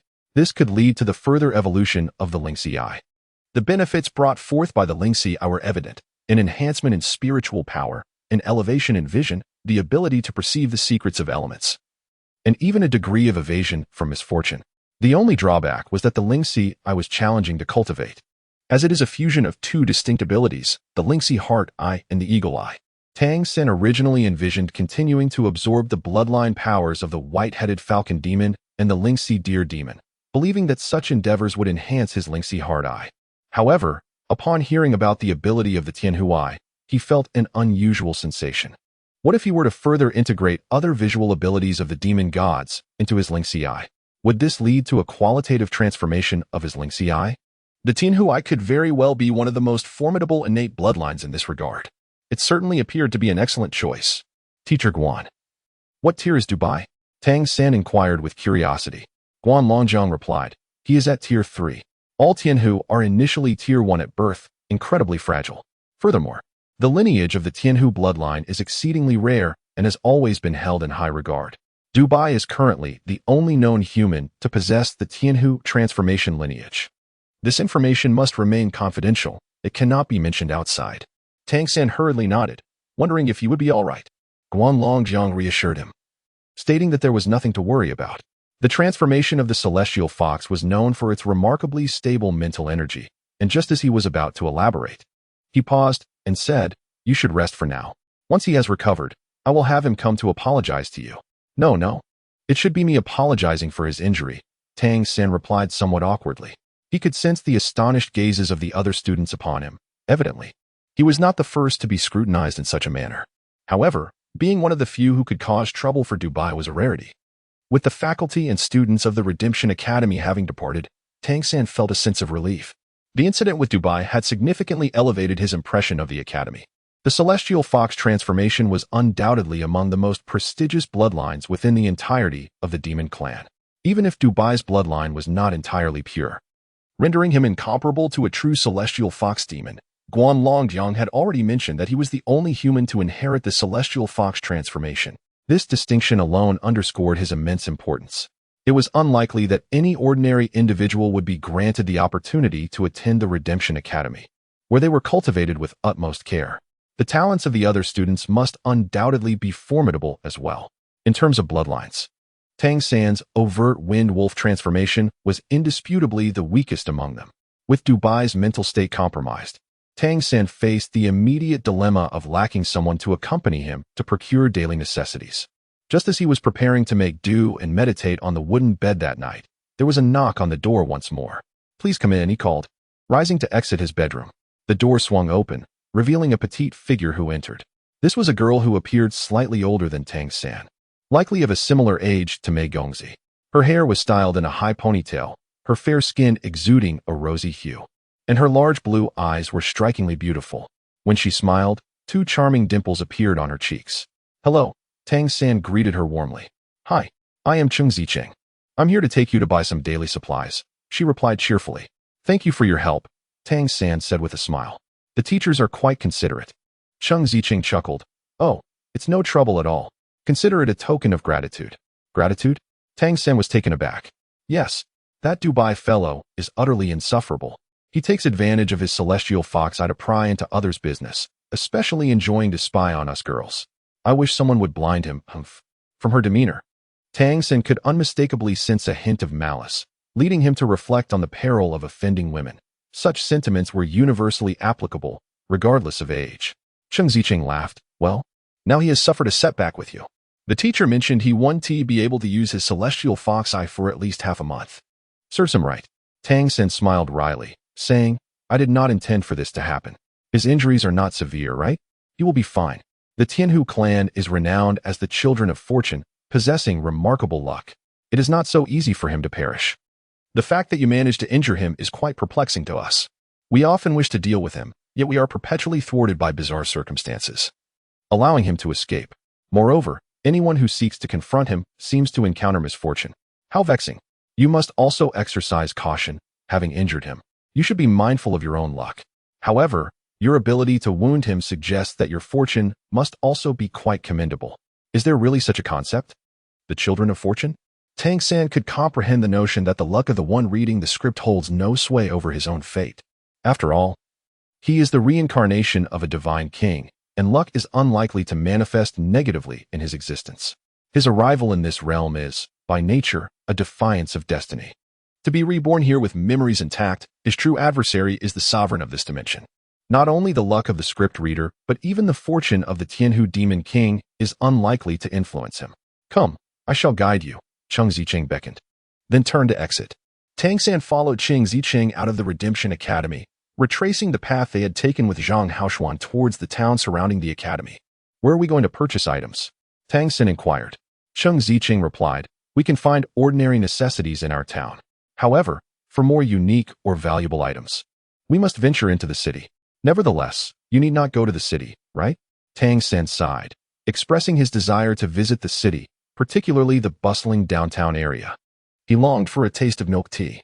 However, as he had only just arrived, he deemed it prudent to first familiarize himself with his surroundings. Not rushing into the city just yet. He nodded in agreement. Cheng Ziqing remarked, Teacher Guan has asked me to introduce you to our quaint town. In total, our town is home to over 1,800 households, with approximately 5,000 to 6,000 residents. Among the human vassal communities, it is considered relatively large. All the inhabitants hail from various prominent clans of Jelly City. The primary reason for their gathering here is to serve the needs of Jelly Academy. I trust you are aware of this. Tang Xin remarked, the town mayor once mentioned this to me. Cheng Ziqing replied, the town primarily caters to the various needs of Jelly Academy. At times, we also assist the Demon Clan students of the Academy in their training. Thus, we have a dedicated training team for the Academy. A training team? What is that? Tang Xin inquired, astonished. Cheng Ziqing explained, as the name suggests, it is a team that trains with those demons. Training partners can earn some income from this activity, which is one of the town's main sources of revenue. Other services provided to the Academy also contribute to our earnings. The entire town thrives on the existence of Jelly Academy. Isn't there a risk involved in training? Tang Xin asked. Cheng Ziqing reassured him, generally, there is none, though a few accidents are inevitable. The students of Jelly Academy do not harbor any hostility towards us humans. Moreover, by training with them, we are also aiding in the enhancement of their abilities. Tang Xin nodded slightly and remarked, it seems you hold quite a favorable impression of Kairi Academy. Cheng Ziqing glanced at him and replied, you will come to understand in due time. Now, let us discuss the town. Chapter 69. The three groups in our town, there are several distinct sections. The training group is primarily composed of robust and capable young individuals. Additionally, there exists a procurement group responsible for supplying daily necessities to Kairi Academy. This group is tasked with acquiring various items from the city to provide for the Academy, earning a percentage of the profits in return. Furthermore, we have the herb gathering group. Behind us lies a vast expanse known as the Kairi Mountain Range, abundant in precious resources due to its cold climate. However, the mountains harbor ferocious beasts and present numerous dangers, making the procurement group's work the most perilous, albeit with the highest returns. The spiritual herbs collected are purchased by Kairi Academy at premium prices, serving as the town's primary source of income. Hence, our Academy town is predominantly divided into the training group, the herb gathering group, and the service group. In the future, you may choose among these options. Choose. Why? Tang Xin inquired. Cheng Ziqing explained, the rule in our town is that no one can reap without sowing. Everyone must rely on their own labor for sustenance. We, too, are no exception. The Academy will not provide for us. The expenses for our food, housing, and daily needs must be earned through completing tasks. The Academy will supply us with some resources for cultivation, but to acquire more, one must depend on oneself. Our instructors often say this is also a form of training for us. Therefore, you can select to join any of these three groups to earn some living expenses and resources for your cultivation. Teacher Guan frequently emphasizes that a capable individual cannot solely focus on cultivation. Strength is composed of various factors, and survival skills are among the most vital components. This ideology is quite refreshing. Tang Xin found himself in strong agreement with this notion. The fairy continent differs significantly from the Dolua continent he once inhabited. In Dolua, one also required funds to enter an academy, and resources within the academy were obtained through completing tasks. This similarity creates a sense of commonality in their paths. It seems that the Redemption Academy is indeed on the right track. I can lend you some money for daily necessities today. You can repay me later when you have it, Cheng Ziqing offered. However, it seems you are not required to work just yet. You aren't 12 years old, are you? Before you turn 12, the academy will cover your cultivation resources. The expenses will accumulate, and you can settle them once you are able to work. No need to trouble yourself. I have money, Tang Xin replied to Cheng Ziqing. He still possessed some funds, having accumulated a few demon coins made from wind spirit stones. He had also earned 3 spirit coins during the collision competition, which Wang Yanfeng had later returned to him. Moreover, the small pouch he obtained after defeating the Lord of Wind Wolf Town likely contained money as well. However, he had yet to examine its contents, though he assumed that as a town's leader, the amount would not be insignificant. Thus, Tang Xin found himself in a rather fortunate financial position. Cheng Ziqing cast a surprised glance in his direction, deeming it all for the best.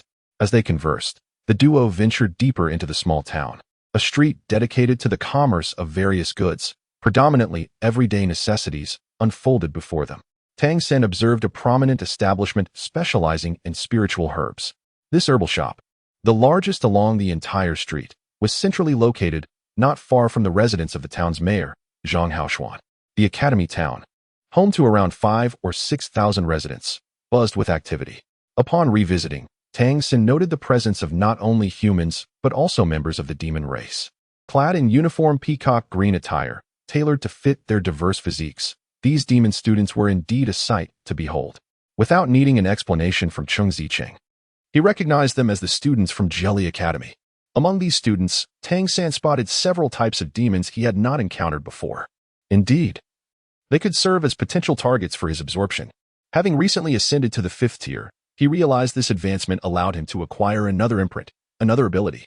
He had begun to grasp the intricate relationship between the Xiantian art and the bloodlines of the demon race. Thus, the selection of this 5th ability warranted careful consideration. It was imperative to choose one that suited him best. However, absorbing multiple bloodline imprints evidently posed no issue. Firstly, should he integrate a sufficiently powerful bloodline imprint, he could replace his current abilities. Secondly, if the attributes were compatible, the imprints could mutually fuse. Yet, it was worth noting that enhancing a fused imprint would become a more complex endeavor. Elevating a singular imprint was inherently simpler. Hence, fusion was a double-edged sword. If executed well, it could amplify inherent abilities, but if poorly managed, it might yield adverse effects. Tang was not overly concerned in this regard. With his divine insight and past cultivation experience, he could accurately discern which bloodlines were suitable for fusion. The more significant challenge lay in the difficulty of enhancing the imprint post-fusion. Absorbing a singular bloodline prior to fusion would likely prove challenging for further enhancement. He would need to absorb multiple types while maintaining balance, or perhaps fuse with other bloodline imprints of the same type. This process would require Tang's continual exploration and experimentation. Fortunately, the nature of the Xiantian art enabled him to expel useless imprints, granting him a margin for error even if the fusion yielded suboptimal results. Thus, Tang remained unperturbed, knowing that as his strength grew, ample opportunities to select diverse demon bloodlines would naturally arise in the future. Under the adept guidance of Cheng Zicheng, Tang utilized the demon currency crafted from wind spirit stones to procure several essential items for daily living. The prices were quite reasonable. Although this demon currency is of the lowest denomination, it still possesses a certain degree of purchasing power. After acquiring the necessary supplies, the two returned to the Redemption Academy. "I truly appreciate your help today," Tang remarked, extending a demon coin towards Cheng Zicheng. Cheng Zicheng's expression shifted. "What are you doing?" Tang sincerely remarked. "I cannot idly squander your time." Cheng Zicheng huffed in response. "How could you forget that I am your senior sister? Do you think I am akin to that fellow by?" With that, she turned on her heel and departed, clearly perturbed. Tang couldn't help but feel a mix of amusement and exasperation. Throughout their journey, Cheng Zicheng had incessantly lectured him on the concept of equivalent exchange, emphasizing the necessity of self-reliance in their current circumstances. Thus, his recent actions, albeit well-intentioned, had inadvertently provoked her ire. It is often said that a woman's heart is as inscrutable as the depths of the ocean. Indeed, understanding a woman's thoughts can be an elusive endeavor. As dusk began to settle, Tang recalled Cheng Zicheng's earlier remarks about dining at the academy, where teachers and students convened in a communal cafeteria. However, the hour had yet to arrive, and they would need to wait a while longer. Tang arranged the daily necessities he had purchased, and the room instantly gained a touch of warmth and liveliness. Looking around his room 3, he could not help but feel a peculiar sensation. He was uncertain how long he would reside here, but at least he had found a semblance of stability. Both the Redemption Academy and the Jelly Academy would require time for him to comprehend fully. More importantly, he needed to focus on enhancing his own strength. After all, nothing was more vital than power. He sat down in a chair, silently attuning himself to the changes within his body. Since slaying the Lord of Windwolf Town, he had been on the move with the tiger-faced Zhang Tianxiao, wary of revealing his cultivation level, and thus had not had the opportunity to truly absorb the bloodline energy of the Windwolf Lord. The bloodline energy of the Windwolf Lord was exceptionally rich and pure. Being at the pinnacle of the 5th rank, once fully consumed by Tang it propelled him directly into the 5th level of the Xiantian skill, thereby achieving a 5th rank cultivation in this world. Entering the 5th rank naturally signified a transition to another level. However, he had yet to completely digest the power of the Windwolf Lord's bloodline. To assimilate this pure energy would require at least a week's time. By then, Tang San believed his Xiantian skill could make significant progress at the 5th level. Defeating and consuming powerful monsters undoubtedly served as a shortcut to elevate his cultivation. Yet, he was still too weak, and the risk of exposure loomed large. Had it not been for the Wind Wolf Lord being severely injured, he reflected that he might not have triumphed in that battle. This encounter deepened Tang San's realization that his understanding of the monster race was still woefully inadequate. He hoped that upon entering the Redemption Academy, he would acquire more knowledge, as that was of utmost importance to him. At this moment, his Wind Blade imprint had unsurprisingly ascended to the 5th rank, enhancing his perception of wind elements. Previously, when facing the Mayor Zhang Haoshuan, the disparity in cultivation had prevented him from showcasing his abilities. In fact, his combat prowess had significantly improved since his encounter with the Wind Wolf Lord. The higher his cultivation, the more adeptly he could utilize the abilities from his past life, many of which were applicable in this world. Time to eat. Time to eat. At that moment, a somewhat familiar voice echoed from outside the door, followed by a knock. As Tang San concluded his introspection, he opened the door only to be met by Du Bai. Their eyes locked, and it was evident that Du Bai felt somewhat awkward. Clearing his throat, he remarked, "I did not anticipate your mental prowess to be so formidable." "Ha ha ha, Tang San. From this moment on, we shall be brothers." Tang San found himself struggling to keep pace with Du Bai's erratic thoughts and responded helplessly, "Is everything all right with your eyes? I heard from senior sister Cheng Zicheng that you need to recuperate for a while." Du Bai, however, remained quite nonchalant, replying, "Oh, it's nothing. The first time I saw the teacher, it was even worse than this. I thought I might go blind. My earlier cries of distress were merely to attract the teacher's attention. Now, let us go for a meal. I heard there will be a feast in your honor. And the town mayor is also attending." His gaze appeared somewhat dim, evidently affected by the earlier encounter. The two exited the room, with Du Bai leading the way to the cafeteria. As they walked, he leaned in and whispered, "Tang San, what ability are you cultivating with your eyes? What is that purple hue? It can't possibly be the power of the Wind Wolf transformation, can it?" "It's quite impressive," Tang San remarked. "It is a peculiar innate ability of mine, perhaps a slight mutation of my Wind Wolf transformation." The response was one of admiration. "Ah, that explains it. Impressive indeed. Once I reach the 4th tier of cultivation, I shall meet your gaze once more." The onlooker, unperturbed, acknowledged that within the Redemption Academy, the abilities possessed by its members were inherently diverse and extraordinary. Had it merely been an ordinary demon transformation, one would not have qualified for entry here. The dining hall lay to the west of the courtyard, housed within a spacious wooden structure. Upon entering, a rich aroma enveloped the senses. After spending 9 years in this world, Tang San had long since abandoned any expectations regarding the culinary offerings. Typically, the food consisted mainly of boiled or grilled ingredients, seasoned only with a sprinkling of salt.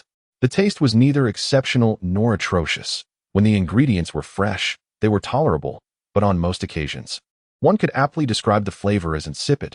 However, upon his arrival at the dining hall today, Tang San experienced a refreshing sensation. The tantalizing fragrance of the food ignited his appetite. A long table was adorned with an array of dishes.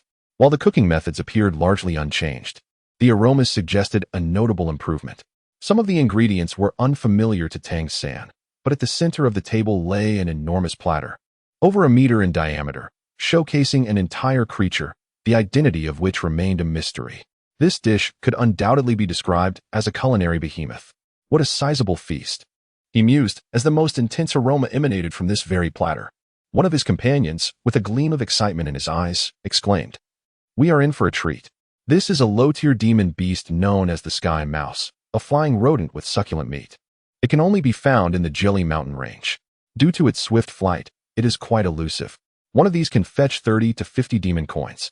It is indeed a privilege to enjoy it once or twice a month. The meat of demon beasts is reputed to enhance one's bloodline. Even in Jilly City, only the nobility can afford such delicacies." Demon beast meat? Tang San had never tasted it before. However, upon hearing it was a mouse, his appetite waned somewhat. Meanwhile, the faculty and students of the Redemption Academy had gathered in the dining hall. As a newcomer, Tang San was naturally seated at the end of the table. Upon seeing the boiled sky mouse, the students' eyes sparkled with anticipation, revealing their yearning for the meat of demon beasts. Mayor Zhang Haoshuan took his seat at the head of the table, and once all were present, he proclaimed, "Today, we welcome Tang San into our family. From this moment forth, he shall be one of us." and I have formally accepted him as my disciple. Henceforth, may you all cherish one another, cultivating and progressing together." The mention of taking on a disciple sparked curiosity. Upon hearing that Zhang Haoshuan had taken Tang San as his disciple, the students present, as well as the teachers, could not help but display expressions of astonishment. Si Ru, who had previously worn a constant smile, now exhibited unmistakable surprise in his gaze. Clearly taken aback by the news of the apprenticeship, he turned to look at Zhang Haoshuan, who, seemingly oblivious to his scrutiny, rose from his seat and approached the boiled flying mouse. With a deft motion, he tore off a leg of the creature and then proceeded to place it onto Tang San's plate. Tang San's lips twitched slightly, and he silently pondered, "Oh, dear teacher, must I partake?" However, in front of such a multitude, he could not possibly undermine Zhang Haoshuan's dignity. With a forced smile, he replied, "Thank you, teacher. Let us begin." At Zhang Haoshuan's command, the students showed no signs of restraint, almost instantaneously springing into action. As dinner commenced, Tang San soon grasped the reason behind Zhang Haoshuan's earlier gesture of offering him a leg of the flying mouse. In a mere 3 seconds, yes, just 3 seconds, the largest platter was emptied. The speed was astonishing. Tang San felt as though he were caught in a whirlwind, and the boiled flying mouse vanished without a trace. The teachers merely indulged in other dishes, having long since grown accustomed to such scenes. A voice whispered in Tang San's ear, urging him to eat quickly, for those who hesitated would be left wanting. At this moment, Tang San had come to a realization and, not daring to delay, swiftly began to eat. He was not particularly picky about food. He first bit into the leg of the flying mouse, then proceeded to conquer the other dishes.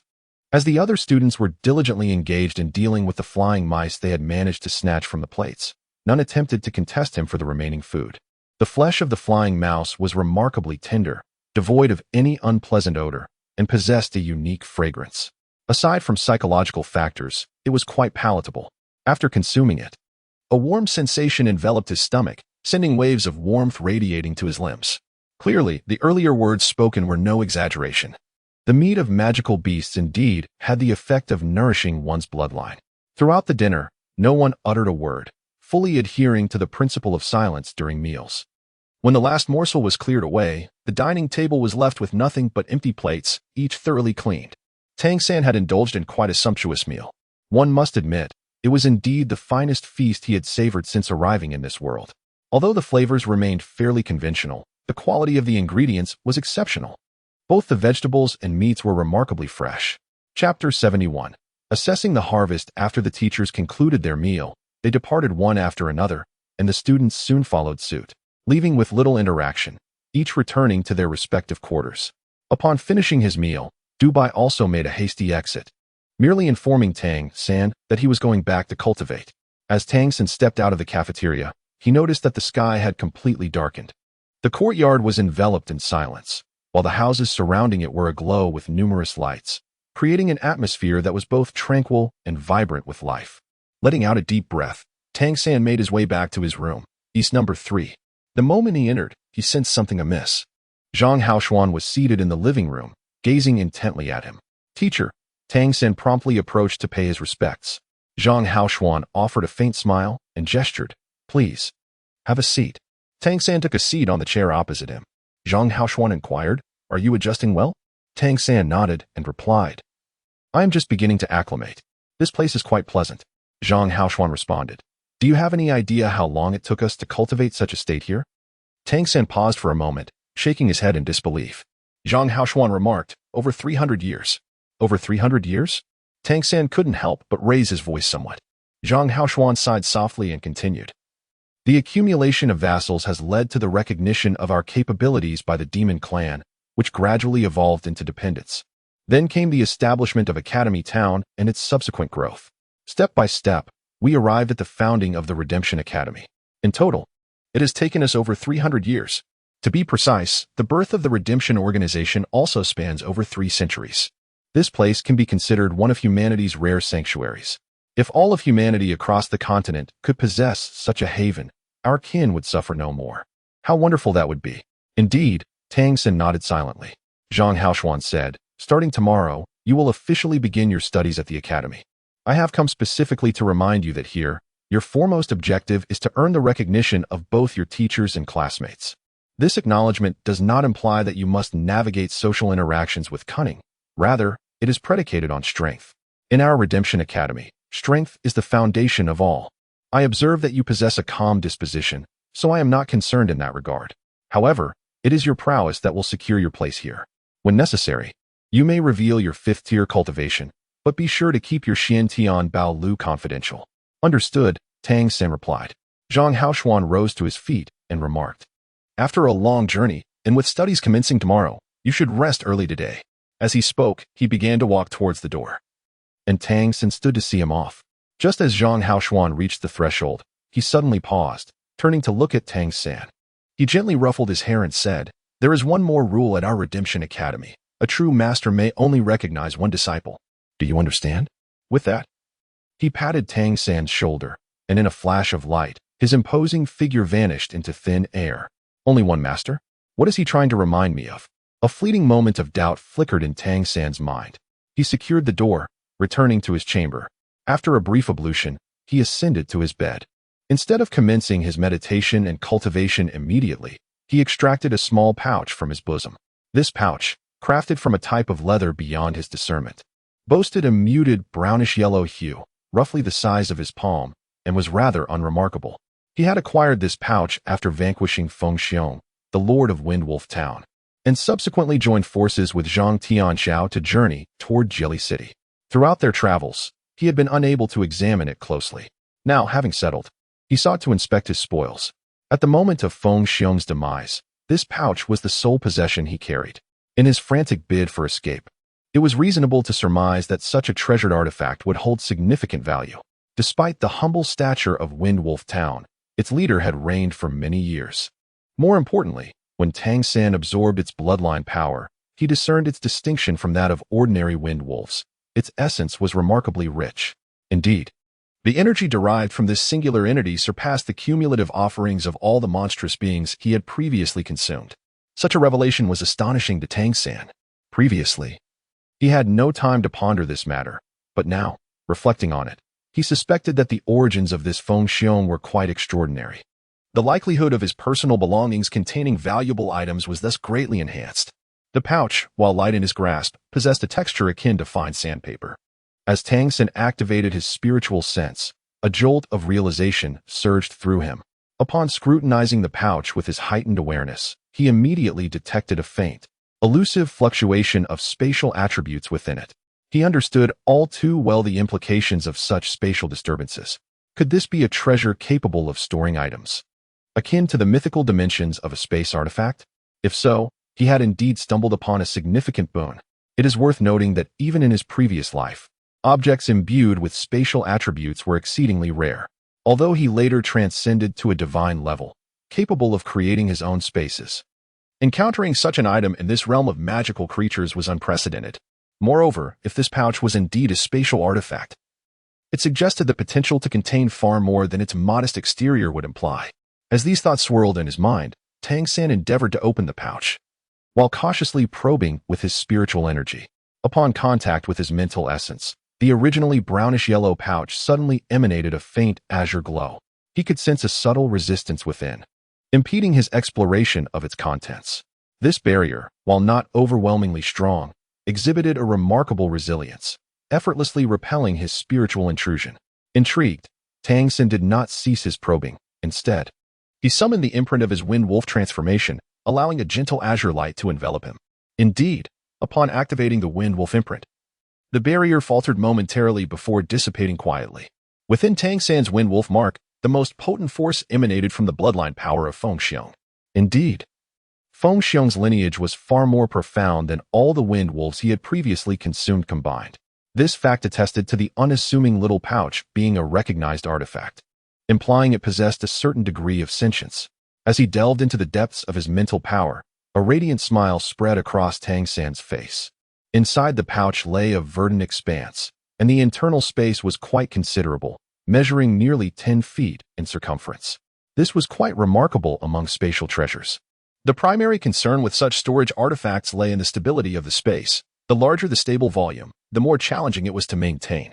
The exterior leather was likely crafted from the hide of a spatial-type creature, though the precise processes involved remained a mystery to Tang San.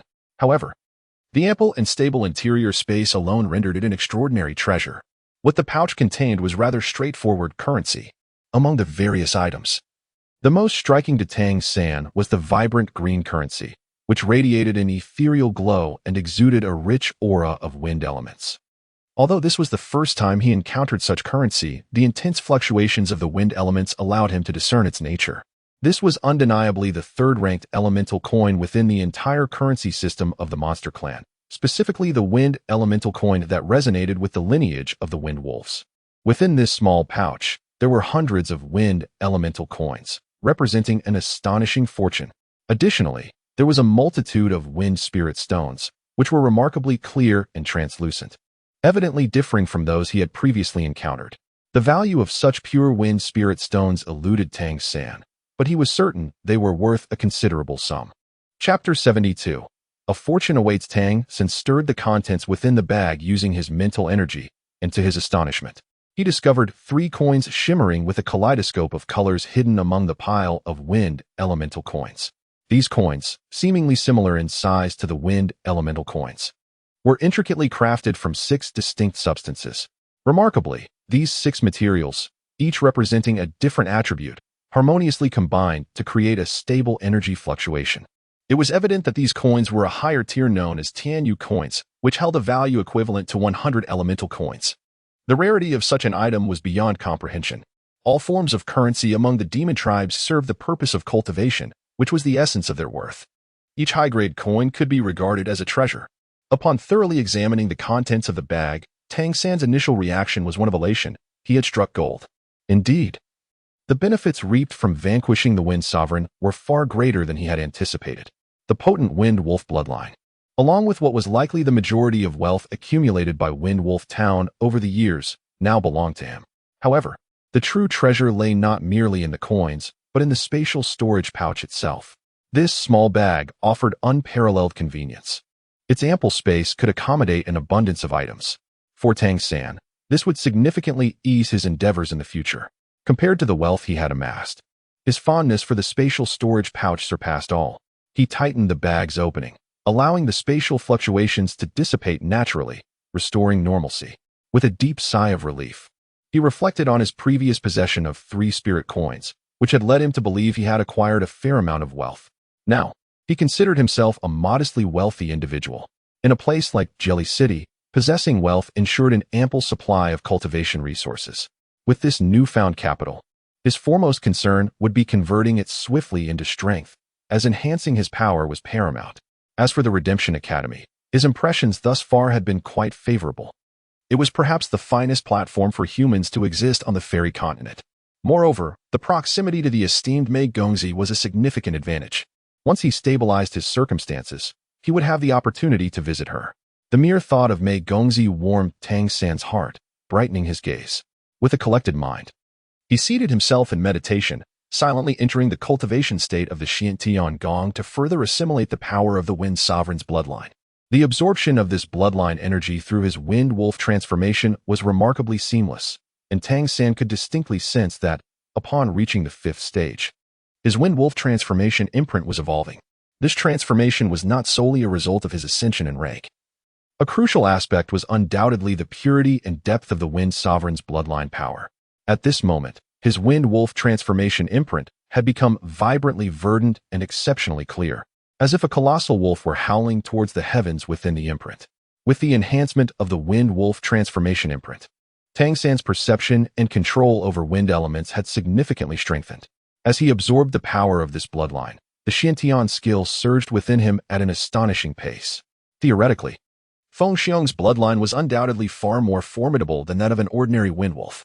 Moreover, Wang Yefeng had once informed him that among the demon clans, the more potent the demon, the purer its bloodline, drawing it closer to its ancestors. Therefore, within the various demon tribes, the strongest were invariably of royal lineage. The royal bloodlines were transmitted through generations, placing immense emphasis on the purity of their lineage. The more purebred the demon, the more powerful it became. Although humanity inherited the transformation of the demon gods, the presence of human blood within them meant that, regardless of circumstances, Humans could never attain the same level of bloodline as the demons.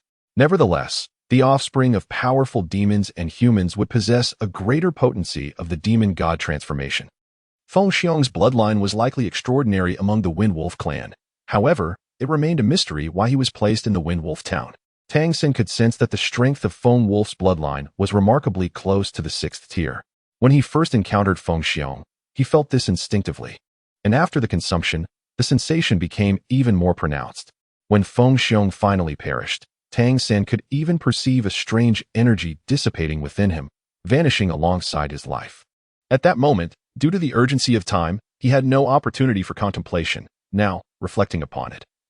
These changes were likely connected to his own pure wind wolf bloodline. He hoped that Feng Xiong's demise would not cause trouble for Teacher Wang and the others. It should not pose a significant issue, for the Windwolf clan could only blame the Flash Leopard clan for the incident, as it was they who had launched a widespread assault at that time. Should Feng Xiong's identity prove to be extraordinary, this incident might ignite a dispute between the two clans. Let them engage in their own conflicts. As clarity began to dawn in his mind, he gradually entered a meditative state. A faint azure light surrounded him. The power of Feng Xiong's bloodline was slowly transforming into his own strength. The night passed without incident. At dawn, as the distant sky began to brighten, Tang Xin awoke from his meditation. He opened the window, awaiting the auspicious qi from the east, while retrieving the spatial storage bag. This storage bag truly belonged to Feng Xiong, having recognized him as its master. Although he could currently utilize it due to Feng Xiong's bloodline aura, it remained uncertain whether he could continue to use it after completely absorbing Feng Xiong's bloodline energy. Thus, he needed to erase the imprint that belonged to Feng Xiong. This required formidable mental strength, and the morning was the most opportune time for him to cultivate the purple extreme magic eye, when his mental energy was at its peak. In the distant east, a hint of pale light began to reveal itself, and Tang Xin's eyes transformed into a vivid purple. His concentrated mental energy silently infiltrated the spatial storage bag, accompanied by the essence of the Wind Wolf transformation. Soon, Tang Xin discovered the intricate pathways within. His prior experiences with spatial elements allowed him to accomplish this without excessive delay. In a fleeting moment, a flash of azure light appeared, and the original imprint was successfully unraveled. Tang Xin once again etched his profound Tiangong imprint upon the spatial storage pouch, sealing and controlling it while preserving a thread of spiritual energy within. This way, whenever he wished to retrieve something from this pouch, a mere thought would suffice to summon what he required. As the sun gradually ascended, a subtle smile graced the corners of Tang Xin's lips. Truly, this heralded the splendid beginning of a new day. He carefully secured the spatial storage pouch close to his person, stretched his body, and after refreshing himself, stepped out of his chamber. Though Jelly City lay in the northern region, its temperature was considerably warmer than that outside the city walls. The basin's geography rendered this place a veritable spring throughout the seasons, offering remarkable comfort. From his vantage point on the mountainside, he could clearly observe the academy town below, with wisps of smoke curling skyward. In the distance, a vague aura enveloped Jelly Academy, not mist, but rather an enigmatic array likely concealing something profound. This air of mystery ignited within Tang Xin a desire to uncover its secrets. Yesterday, Sheng Ziqing had mentioned to him the possibility of joining a practice group to earn some income. This group granted access to Jelly Academy, and he contemplated the potential opportunities that lay ahead. "Are you up?" A familiar voice broke through his thoughts. Turning, Tang Xin spotted Dubai approaching him. Compared to yesterday, his eyes appeared slightly red, perhaps a result of a night spent cultivating to heal his injuries. "Good morning, senior brother Dubai," Tang Xin greeted him with a smile. Hearing himself referred to as senior brother made Dubai's eyes brighten. Before Tang Xin's arrival, he had been the youngest in the group at just 11 years old, always addressing others as senior brothers or sisters. To his delight, he now found himself with a junior brother. "It's all in the family, just call me senior brother." Dubai responded with a cheerful grin. "Certainly, senior brother," Tang Xin replied amiably. "Come, let us have breakfast." Dubai ushered Tang Xin into the dining hall, where a sumptuous breakfast awaited them. Though lacking in exotic beast meat, there was an ample supply of meats, eggs, and staple foods. The fare was significantly superior to what they had experienced in Windwolf Town. Besides themselves, several other students had also gathered for breakfast. Dubai introduced Tang Xin to his peers, facilitating mutual acquaintance. With his remarkable memory, Tang Xin had already committed the names of these 10 or so senior brothers and sisters to memory, with Dubai and Cheng Zicheng being the most familiar. Later, I will take you to class. This morning, we have teacher use physical training session. Prepare yourself mentally, Dubai remarked. Just then, a voice echoed from the entrance of the dining hall. Ah, Dubai, you're in for it for speaking ill of teacher Yu behind her back. Cheng Zicheng teased, a playful smile adorning her face. Wait, I said nothing of the sort. You must have misheard. I was merely stating that teacher Yu is the most beautiful woman in our academy town, Tang declared, defending Dubai. In a moment of hesitation, Dubai changed his tone. Cheng Zicheng cast him a glance and approached the two, settling beside them. She addressed Tang San, saying, do not heed his nonsensical remarks. Although teacher Yu is strict in his teaching, it is all for our benefit.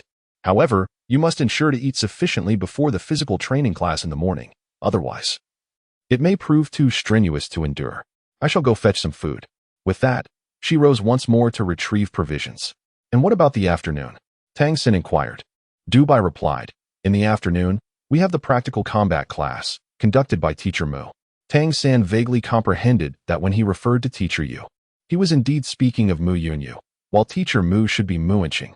He duly noted this form of address in his memory. Tang San inquired, is it always like this every day? Dubai replied, for the most part, yes. There are times when teacher Guan delivers lectures. Those days typically do not require physical training, allowing us a respite. Additionally, teacher Siru conducts a class once a week, or rather, a session to enhance our cultivation. And you will understand in due time. The mayor visits about once a month to assess our progress. Those who excel receive commendations, while those who lag behind face criticism. The student demonstrating the most improvement is rewarded, though I have never been among them. As he spoke, a hint of melancholy flickered across his face. At that moment, Cheng Zicheng returned with breakfast. You're fortunate. At least you haven't faced punishment. The teachers tend to favor you.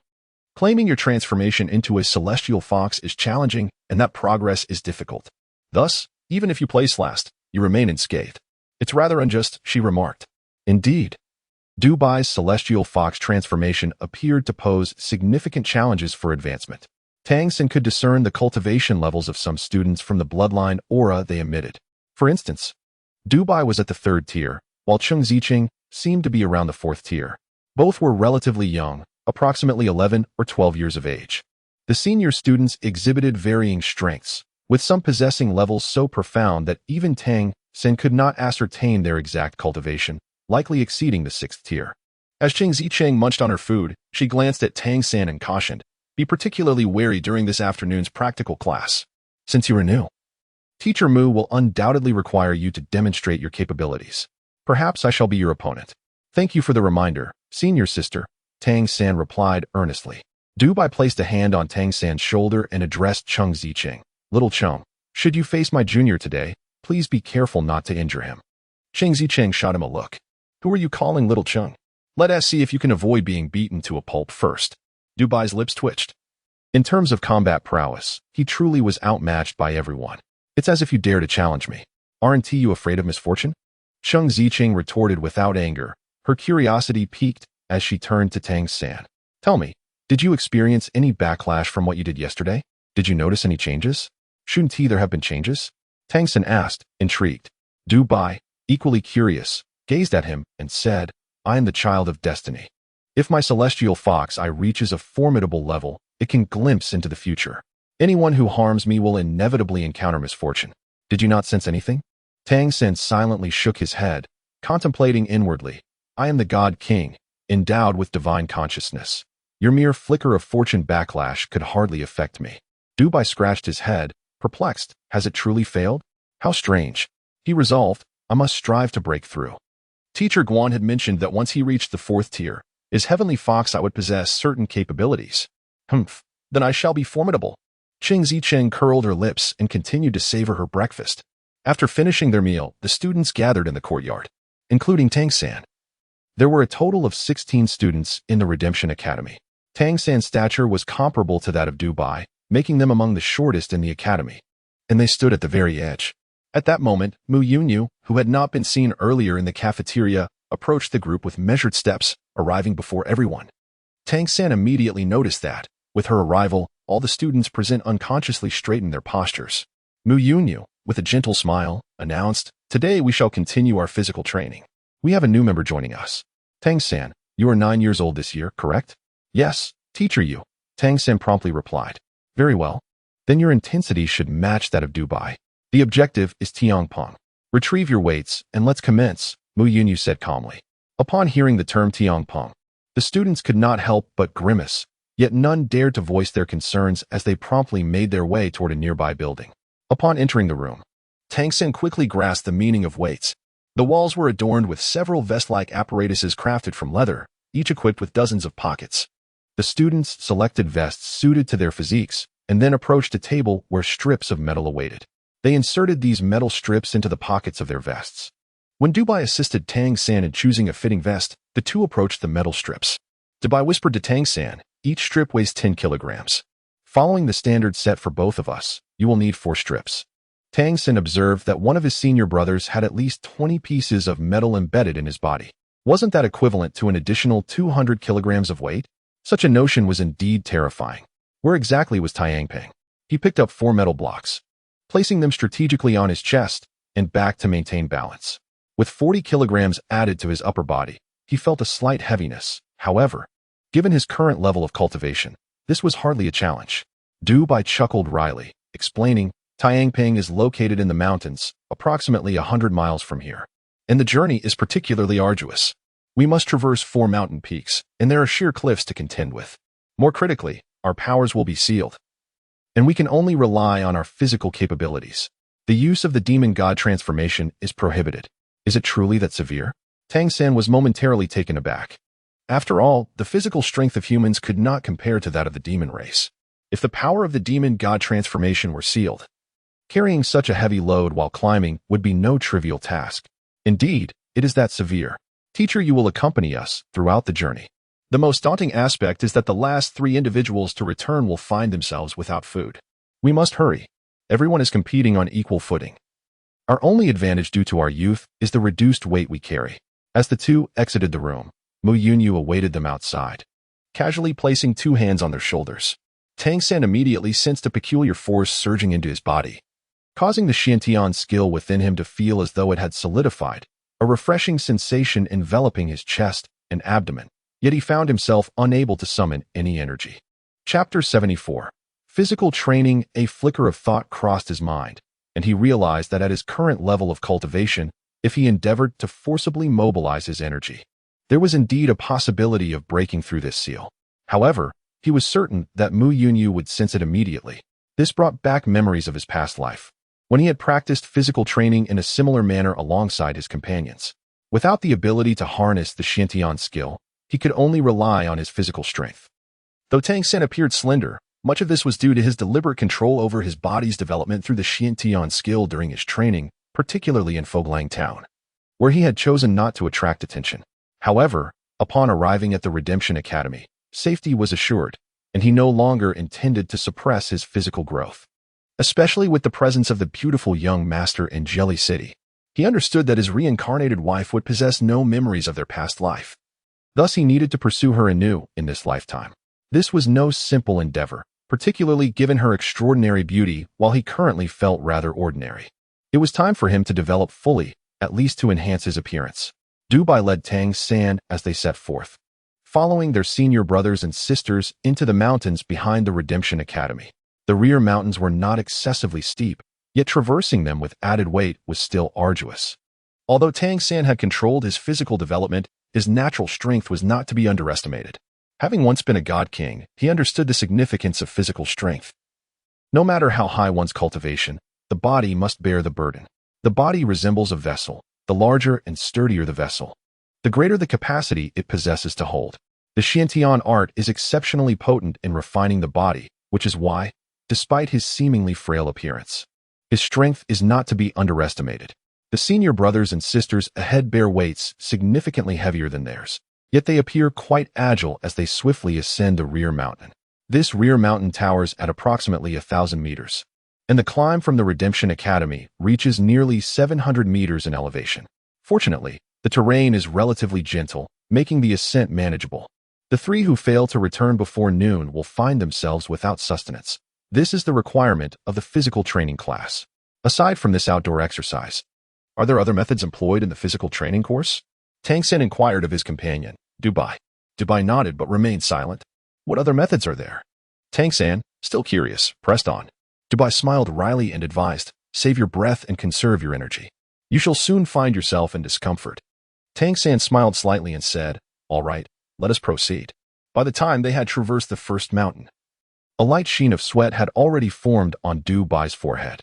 However, he was astonished to find that Tang San, participating in physical training for the first time, appeared to exhibit no noticeable changes. At this moment, no significant differences in physical endurance were evident among the group, which could be attributed to the varying weights they carried. Thus, everyone predominantly moved forward together. The descent was not any easier than the ascent, for they were burdened with weights, and the path downward was steep. It required careful control of both posture and strength. Any misstep could result in the risk of slipping. Although Tang San could not see Mu Yunyu's figure, he faintly sensed that this esteemed teacher was likely nearby, closely following them, with a particular focus on him, the newcomer. After descending the first mountain and proceeding along the valley, the path became relatively flat. Most of the thorns along the way had been trampled down, indicating that this was a route they frequently traversed. The individuals at the forefront began to quicken their pace, and amidst the burden they carried, the sound of labored breaths began to emerge from within the group. Tang San and Dubai remained at the rear of the group. Dubai clenched his teeth, maintaining a steady pace, endeavoring to minimize his physical exertion as much as possible. Tang San followed closely beside him, the 40-kilogram burden proving to be of little consequence to him at this moment. However, as they commenced the ascent of the second mountain, the disparity began to manifest. Several senior brothers and sisters ahead began to accelerate. Meanwhile, beads of sweat on his forehead had begun to multiply. Tang San, however, did not quicken his pace. He merely trailed beside him, silently following. Whenever Dubai glanced at him, he would notice that although Tang San matched his speed, he exhibited no signs of fatigue, save for a slight sheen of perspiration on his brow. Upon reaching the second peak, Dubai's breath became noticeably unsteady. If you are capable, you may proceed ahead, Dubai said to Tang San. Tang San shook his head, remarking, I can barely keep pace with you. How about you? The other, with a wry smile, replied, every physical training session feels like a torturous ordeal for me. Fortunately, I am not required to participate in the practical classes. Let's rest when we return this afternoon. However, if you continue to follow me in this manner, you might find yourself without a meal upon our return. Tang San said, it won't be a problem. Let us strive together. Lifting your weights, please lend me a bit. Dubai immediately shook his head and replied, no need, no need. I can manage on my own. Although teacher Yu has high expectations of us, it is all for our own benefit, as we all understand. No matter the circumstances, we must never resort to dishonesty or trickery. Tang San gazed at him with a hint of surprise, feeling a newfound respect for his junior brother. Upon their initial encounter, Dubai had struck him as somewhat exuberant, yet during their training, he exhibited a remarkable tenacity. Let us strive together, Tang San proposed as they continued their journey. It became increasingly evident that Dubai's physical stamina was severely taxed, while Tang San maintained his resilience. The figures of the two gradually faded from view, leaving them trailing behind. The distinction between 100 kilometers of mountainous terrain and 100 kilometers of flat land is profound, especially under the constraint of their sealed abilities. By the time they reached the fourth mountain, Dubai's endurance had markedly diminished. You should go on without me. To be frank, I can only return by evening. If your stamina permits, proceed ahead, and I will guide you on the way, Dubai remarked with a touch of resignation. Tang San pondered for a moment and said, I shall take you along. However, the character shook his head and replied, no, I wish to rely on my own strength. You need not concern yourself with him, otherwise, you will not achieve the purpose of honing your physical abilities. Just then, a melodious voice resonated. Tang San and Dubai were momentarily taken aback as Mu Yunyu silently appeared before them, with a flick of her wrist. This esteemed teacher summoned two shadows that soared towards Tang San. Tang San instinctively raised his hand to accept 2 weights. Here are 2 additional weights for you. Proceed on your own. As she spoke, she tossed over a rolled-up map. Tang San silently inserted 2 weight plates onto his body and glanced at Dubai, who waved at him. See you at the academy, he said. After bowing to Mu Yunyu, he swiftly ascended the mountain, observing his noticeably accelerated and agile figure. Dubai could not help but exclaim, everyone seems to be of similar build, yet how does he possess such stamina? Mu Yunyu retorted, it's because his foundation is stronger than yours. Now, Get up quickly unless you wish to experience the whip. As she spoke, she inexplicably produced a whip from somewhere, cracking it in the air with a sharp sound. No, please, teacher you, I'm going. Dubai struggled to rise and continued his arduous trek forward. Not trailing behind Dubai any longer, Tang San increased his pace. The 60 kilograms of weight was not a significant burden for him. And having followed Dubai at a slower speed earlier meant his energy expenditure had not been excessive. Now, with freedom of movement, he surged forward with great strides. As he exerted himself, a warmth coursed through him, and his breathing grew heavier. Yet, the flow of blood within him, the stimulation to his body, and the depletion of energy brought an unusual sense of exhilaration, akin to a liberating release. His speed continued to escalate, occasionally glancing at the map and the sky to ascertain his bearings as he pressed onward. However, due to the considerable time spent with Dubai, he had yet to spot any of the others ahead. It was only as he neared his destination that he finally caught sight of Chengxicheng. Chapter 75. Have they flown away? Tianpeng was the summit of a grand mountain, towering nearly 2,000 meters high, which was deemed their terminus. It was only upon his arrival that Tang San understood why it was called Tianpeng. At the peak stood a colossal tree, its crown expansive with a diameter close to 100 meters, casting a shadow over most of the mountaintop. This must be the origin of the name Tianpeng. Chengxicheng, seeing Tang San ascend the mountain, was taken aback and remarked with a smile, "Impressive stamina. I thought I would see you on the way back." Beneath Tianpeng, not only was Chengxicheng present, but Muanqing was also there. Upon seeing Tang San approach, she nodded to him without uttering a word, merely raising her hand to pat him on the back. Instantly, the power that Mu Yunyu had previously sealed within him dissipated, and the Xiantian energy resumed its flow. Tang San was previously perplexed. How could one possibly return before noon if burdened by the seal of abilities? It has now become apparent that upon reaching Tianpeng, the seal would be lifted. Let us depart quickly. We should hurry back and see if we can still have a meal. Chengxicheng tugged at Tang San and led the way down the mountain. As she leapt from the summit, a wondrous spectacle unfolded. An orange glow enveloped Chengxicheng, and in an instant, beautiful orange feathers sprouted from her arms, while her long hair transformed into an orange hue, adorned with 3 feathers that danced gracefully. With a powerful stroke of her arms, they morphed into wings. She turned back to Tang San, smiling sweetly. "I shall take my leave first." With that, she glided down the mountainside, swiftly becoming a mere speck in the distance. Is she flying? This isn't fair. Tang San gaped, at a loss for words. What kind of transformation was this? Orange feathers, and the ability to soar through the skies. He had never encountered such a creature before. Yet, from the aura radiating from her after her transformation, Tang San could sense that this was a remarkably potent metamorphosis. Moreover, the ability to fly was indeed a rare gift. Senior sister, if this 5th imprint fails, I will choose you. The power of flight was one of the abilities Tang San yearned for most fervently at that moment. Tang San inhaled deeply, his body enveloped in a shimmering azure light. Suddenly, he leapt from the mountain peak, his eyes sparkling with brilliance. The abundant wind elements within the mountains swiftly converged around him, causing him to feel weightless as he descended rapidly. With the wind elements augmenting his speed, he moved as swiftly as a bolt of lightning. While it could not be compared to the direct flight of Chengxicheng, his pace was nonetheless impressive. As Muanqing watched his departing figure, a glimmer of astonishment flickered in her eyes. Every student who had ascended to this height through their own physical prowess would typically feel utterly exhausted. In such moments, unlocking their potential and regaining control over their abilities would deepen their appreciation for the precious gifts bestowed by the demon god transformation, enabling them to better comprehend their bloodline power during the return journey. This is a pivotal reason for the structure of the physical training course. Just moments ago, Muanqing distinctly sensed that although Tang San exhibited some fatigue, it was far from severe. After all, he was only 9 years old. Moreover, as he departed, his physique showed no apparent change from invoking the demon god transformation. However, his command over the wind elements was remarkably robust, seemingly surpassing the 4th tier in strength.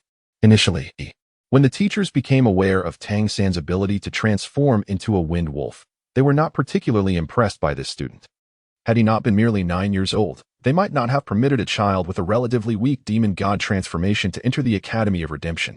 Despite its seemingly small number of students, merely a handful, the Academy of Redemption holds a prestigious position within the entire Redemption organization, dedicated to cultivating exceptional high-level talents for the cause. Across the entire fairy continent, There are only 9 such academies, all managed by the most central figures of the Redemption Organization. At this moment, as Mu and Xing observed Tang San performing the Wind Wolf transformation and mastering the wind elements to enhance his speed, her perception of him evolved. According to prior documentation, Tang San possessed an extraordinary ability to manipulate wind blades, suggesting that his mental acuity far exceeded that of an average individual. This was evident from his ability to cause the heavenly fox eye of the reader to recoil against him yesterday. The heavenly fox eye amplified the reader's mental prowess significantly, and for Tang San to counteract it, his mental strength must be at least double theirs. This was indeed intriguing. However, what piqued the interest of the teachers most about Tang San was the fact that he had been taken as a disciple by the town mayor, a person they knew well. Fueled by thoughts of lunch, Tang San dashed forward. He had begun to grasp the essence of the physical training course. The outbound journey was focused on physical conditioning, while the return journey was intimately connected to one's inherent abilities. Although this may not be entirely fair, it certainly presented an interesting form of trial. At this moment, his bloodline surged with warmth, and the soreness in his muscles was unmistakably pronounced. Upon the lifting of the restrictions on the Xuantian Gong, its intrinsic characteristic of perpetual regeneration began to circulate within his body, hastening the recovery from prior exertion. This process proved to be quite beneficial for his physique, particularly as he had just transcended to the 5th tier, requiring his body to acclimate to the quintessence of Xuantian Gong. Today's physical training aimed to expedite this adaptation, simultaneously accelerating his absorption of the bloodline energy from Feng Xiong. As he sprinted back, his route was not singular. For instance, while Cheng Zicheng could soar through the skies, his path on foot would undoubtedly differ. Consequently, during his return, Tang San encountered no one else. However, upon his arrival at the academy, aside from Dubai, everyone else had already returned. His garments were thoroughly drenched in sweat, and he, slightly breathless, withdrew the weighted blocks from his vest. Feeling somewhat helpless, he had missed his meal for the day. Had Dubai not been trailing behind, there might have been a chance to catch up. Yet, this realization clearly indicated that none of his senior brothers were to be underestimated. Throughout the journey back, leveraging his 5th-tier cultivation and the swiftness of the wind elements, he had attained a speed nearing 80% of his peak performance. Yet, he still failed to surpass others and close the gap that had developed. The other students of the Redemption Academy were astonished at how quickly Tang San had returned, especially considering he was merely 9 years old, as Mu Yunyu had not yet returned. Tang San was preparing to quietly retreat to his room for a wash and then endure some hunger when Guan Longjiang approached him. "It is your first day of training. I shall not punish you today. Go wash up and join everyone for dinner," he said. "Thank you, teacher," Tang San replied graciously, refraining from stubbornly declining to demonstrate his abilities, and promptly hurried off to wash. At that moment, the composed Siru leisurely approached Guan Longjiang's side. "What do you think of this child?" he inquired. Guan Longjiang responded, "Not bad. Though young, he exhibits remarkable composure and lacks arrogance. His physical capabilities are commendable. He just removed 6 weighted blocks. For his age, such physical prowess indicates a solid foundation. His breath is deep, suggesting he is at the peak of the 4th tier." Siru shook his head, saying, "No, he is at the 5th tier." "5th tier? At 9 years old?" Guan Longjiang exclaimed, extending his right hand with fingers splayed in surprise. Siru smirked. "Otherwise, why do you think Zhang Haoxuan was so eager to take him as a disciple? This young Tang San is likely more than just a 5th-tier talent. He may possess other secrets we are yet to uncover. Are you implying that this cunning fellow has taken the initiative?" Guan Longjiang blinked in disbelief. Siru chuckled lightly. "That is inevitable. I merely chose not to expose him. After all, this child's transformation is merely a wind wolf transformation. Even if it has undergone some mutation, the foundational bloodline remains somewhat feeble. I hope he can journey even further." Guan Longjiang, deep in thought, remarked, "If one's foundational lineage is somewhat lacking, even if they were to attain higher realms in the future, they would likely remain a weaker presence among their peers." Siru responded, "This is merely a preliminary assessment. The true measure will depend on the extent of their demonstrated abilities. This afternoon's practical lesson will provide Inqing with an opportunity to thoroughly evaluate him." "Very well." Guan Longjiang nodded in agreement. Upon returning to his chamber, he refreshed himself and donned a crisp set of garments. Tang San immediately felt as though a weight had been lifted from his entire being. The Xiantian skill is exceptionally nourishing for the body, inherently possessing remarkable health benefits. Coupled with Tang San's mastery of the Xiantian skill over 3 lifetimes, he had developed an intimate understanding of it. In a mere short while, the fatigue that had burdened him had dissipated significantly, and his vitality surged with increasing vigor. However, this revitalization came with a side effect: hunger. In the cafeteria, lunch had been prepared: boiled meat. This so-called boiled meat was indeed cooked in water, seasoned with just a pinch of salt. Simple and unadorned. For the students whose physical exertion was immense, the nourishment found in meat was precisely what they required. A large basin of boiled meat, steaming and fragrant, sat on the table. With Guan Longjiang's declaration that it was time to eat, everyone eagerly descended upon the meal without hesitation. Dining was a matter of swift action. There was no doubt about that. Those who were quick would feast, while the slow would go hungry. Tang San, too, swiftly immersed himself in the throng of meat seekers. He devoured the succulent flesh voraciously, washing it down with generous sips of broth. Before long, he felt a comforting warmth enveloping him. As the sensation of fullness began to set in, not only had the meat vanished, but even the bones were reduced to mere remnants. Tang San was not entirely satiated. Yet the sight of the empty bowls left him feeling helpless. With no food remaining, the students gradually dispersed. Tang San called out to Cheng Zicheng. "What's wrong? Aren't you full? You might consider purchasing some food from the town for yourself." The instructors are indifferent to such matters, especially when punished and deprived of meals. One must find ways to nourish themselves. It's certainly wise to prepare additional provisions, he suggested. Cheng Zicheng smiled. "Yes, I will make a trip to buy some." Tang San wholeheartedly agreed with this notion. At his current stage of cultivation, it was impossible to neglect sustenance. The better the nutrition, the more beneficial it would be for his physical refinement, particularly as he was now ready to allow his body to grow. "Senior sister, may I inquire when the academy permits us to enter the city?" Tang San asked. Cheng Zicheng replied, "It's generally after classes each day. In fact, it is allowed. But the stipulation is that at least 2 individuals must accompany each other. Entering the city alone is forbidden to avoid any potential dangers. Furthermore, one must remain discreet and avoid causing trouble, or else face severe penalties." "I understand," Tang San nodded. Cheng Zicheng added, "Don't overthink it. Typically, after a day of rigorous training, one is too exhausted to even consider venturing into the city." Tang San smiled as he deftly shifted the topic, saying, "Senior sister, the way you soared just now was truly remarkable. What transformation was that? Could you enlighten me?" Cheng Zicheng chuckled softly and replied, "My transformation is the Golden Rock transformation, a lineage descended from the majestic golden-winged Great Peng."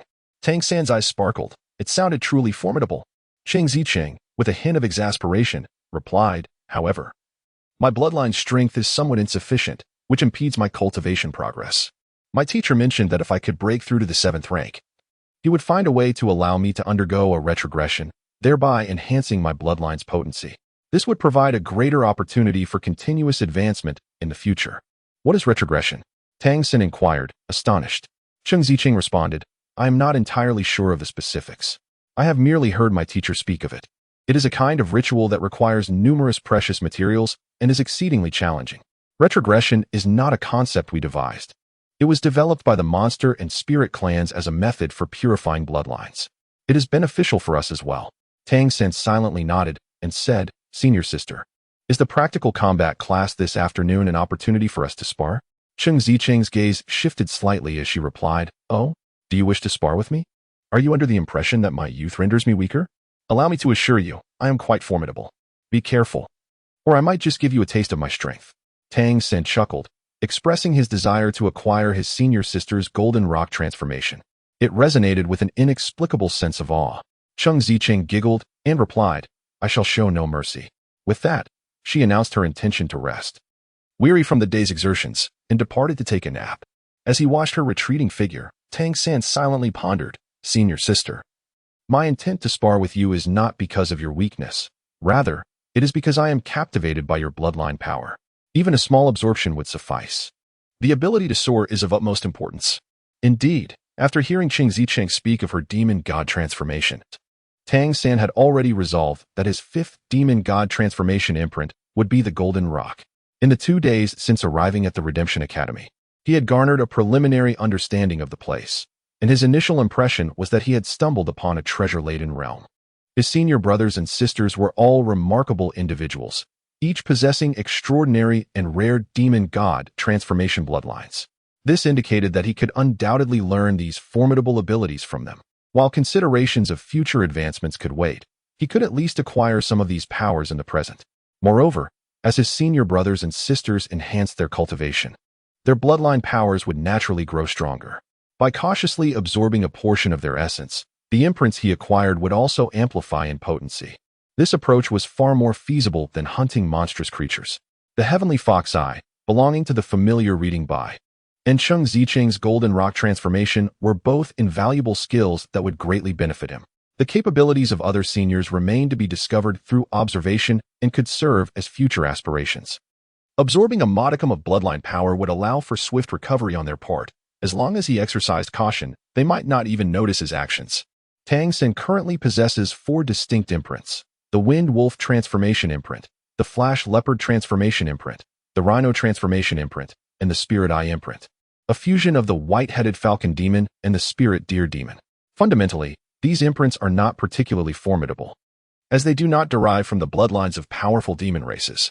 In order for Tang San to grow stronger in this world, he must enhance his Xiantian skill, alongside harnessing the abilities conferred by these bloodline imprints.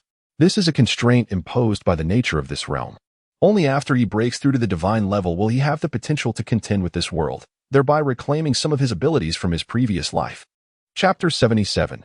Practical Combat. The morning physical training class was exhausting, as always. During his midday break, Tang Sen quickly entered a meditative state. The energy and blood within him surged, harmonizing with the power of his Xiantian skill, allowing him to noticeably feel some improvements.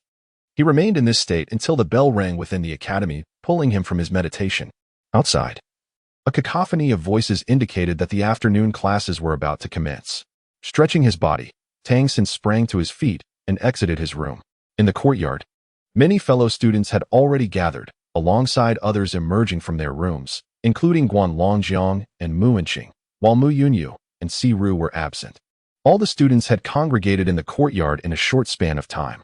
Mu Wenqing announced, "Today's practical combat class will be conducted within the academy. Tang San, step forward." Tang San stepped forward, emerging into the spotlight. Mu Wenqing remarked, "As a new addition to the academy, it is essential for everyone, including our instructors, to become acquainted with your abilities. You may select one individual as your opponent for a practical combat exercise. You are free to unleash your full potential during this encounter, while Teacher Guan and I will oversee your safety." Tang Sen nodded in agreement and turned to the other students. The members of the Redemption Academy were somewhat intrigued by this new arrival, particularly as he was the youngest among them. They were already aware of his successful completion of the physical training session earlier that day, even with the added weight imposed by Mu Yunyu. The physical training course was notorious for its rigor. Every newcomer had faced significant challenges within it. The fact that Tang San possessed such remarkable physical prowess at such a tender age had certainly garnered him a greater degree of attention from his peers. Naturally, the Redemption Academy had always prioritized potential when selecting its candidates. Tang San's gaze swept over his senior brothers, and one individual repeatedly gestured with his hands, indicating a reluctance to engage in practical combat with him. It was evident that he had just returned not long ago, his youthful face still bearing a hint of pallor. The physical training session was indeed quite a trial for him. Tang San had long since set his sights on a goal, and without further ado, he declared, "I choose senior sister Cheng Zicheng." "Very well.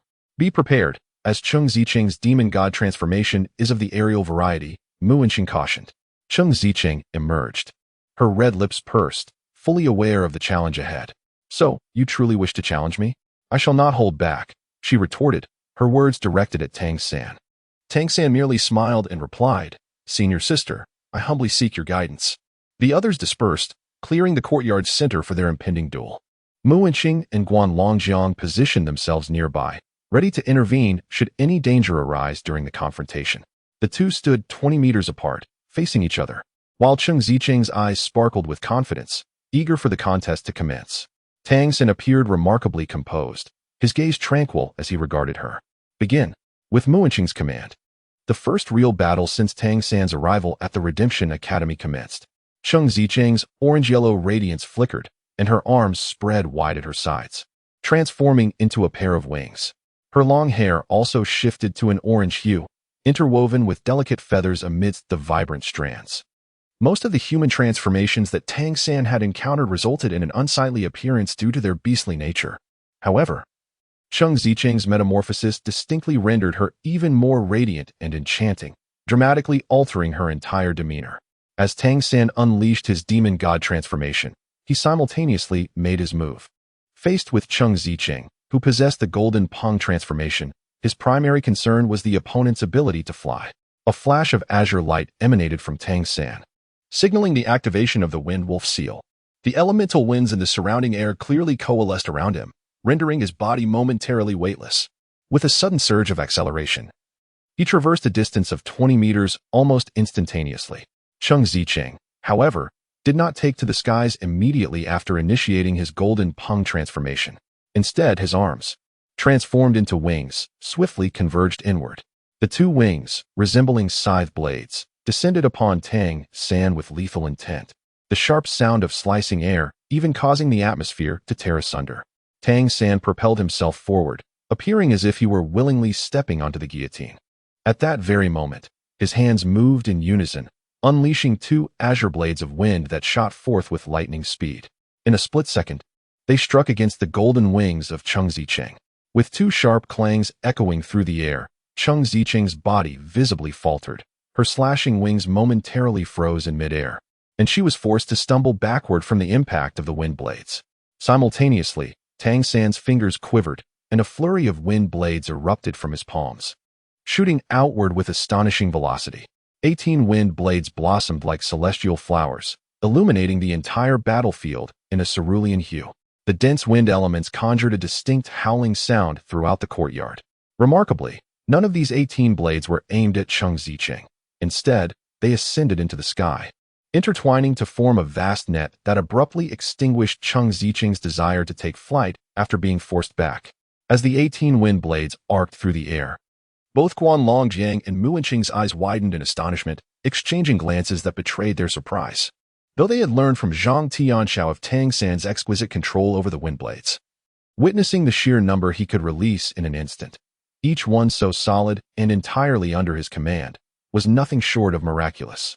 Could this truly be the feat of a 9-year-old child? Such mastery was more akin to that of an 8th or 9th tier Wind Wolf clan member, if not more refined. In stark contrast to their awe, Cheng Zicheng was engulfed in a tumult of astonishment and fury. She had anticipated and assessed Tang San's abilities, aware of his proficiency with wind blades. However, she had never imagined that, upon their first clash, she would find herself so thoroughly suppressed. Tang San's two wind blades were exceptionally heavy. Upon collision, her remarkably resilient golden-winged Peng wings were left tingling from the shock.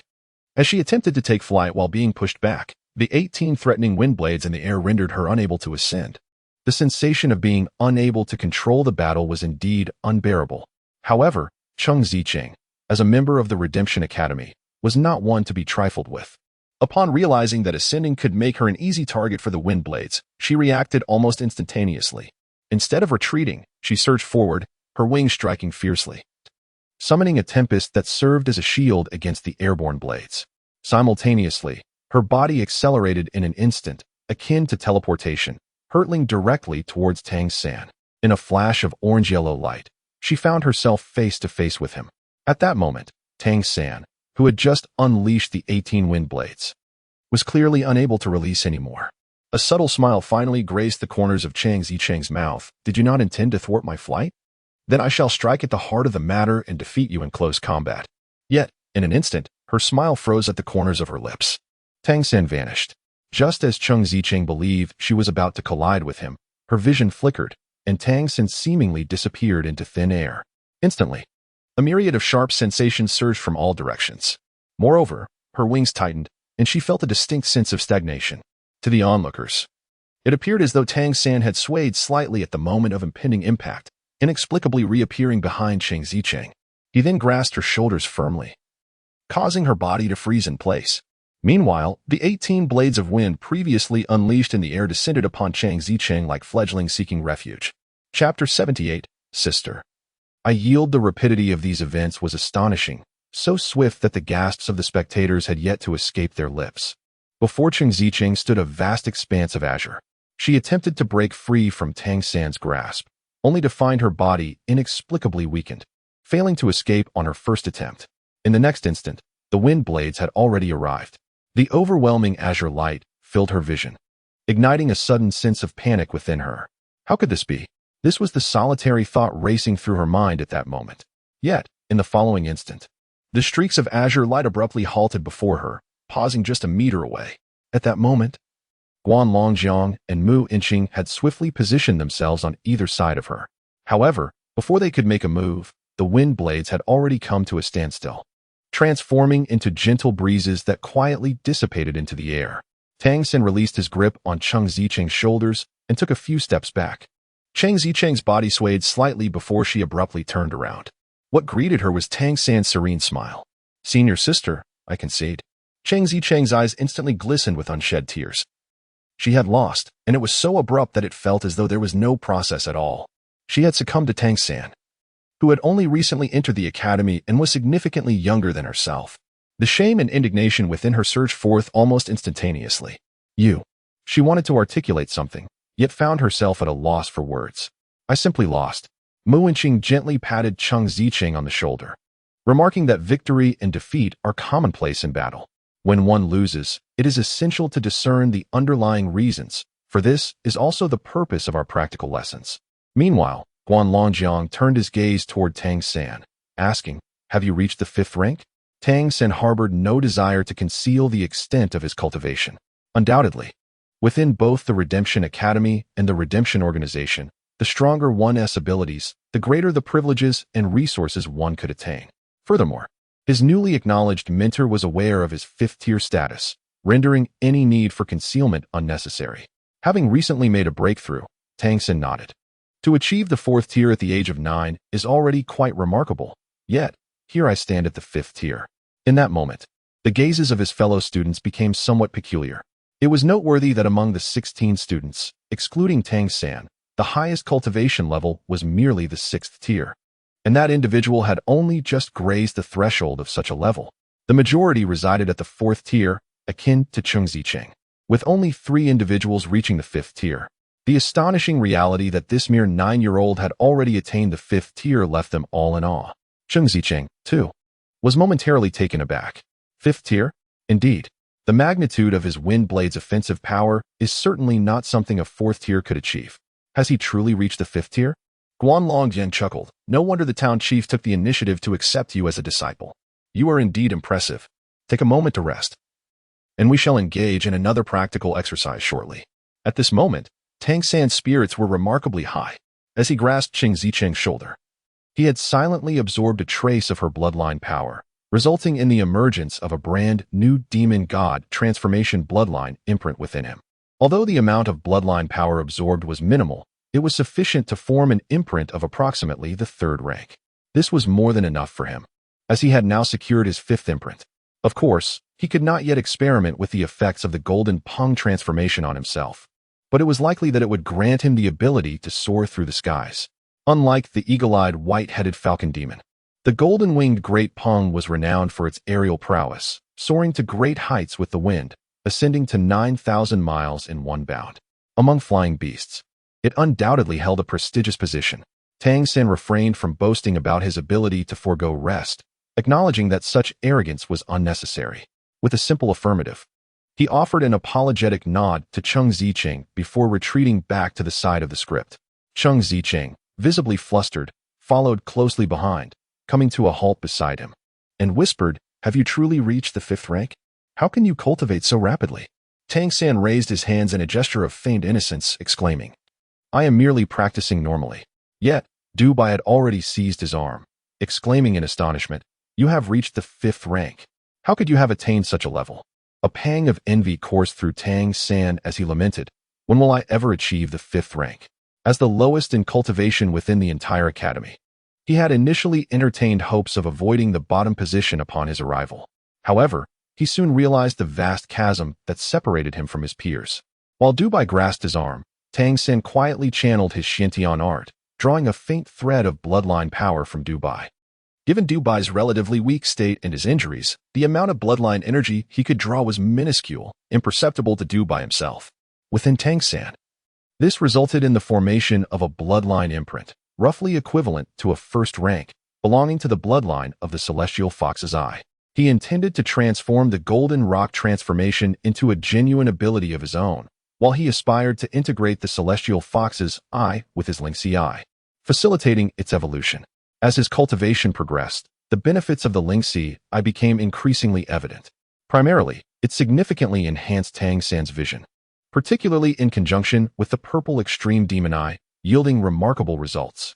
Additionally, it provided him with a heightened perception and control over elemental forces, acting as a magnifier of his mental acuity and resulting in a notable enhancement in his elemental manipulation. This allowed him to execute the techniques from the hidden Weapon 100 solutions with greater efficacy. Moreover, the Lingxi eye afforded him the ability to perceive his opponent's weaknesses, proving invaluable in combat. Conversely, the celestial fox's eye served an entirely different purpose. It represented one of the most esteemed capabilities among the demon clan. Yet it was not intended for battle, hinting at its formidable potential. Dubai might very well be the only human possessing the celestial fox's eye, a closely guarded secret of the Redemption Academy. Were the celestial fox clan to discover this, they would undoubtedly seek to reclaim him.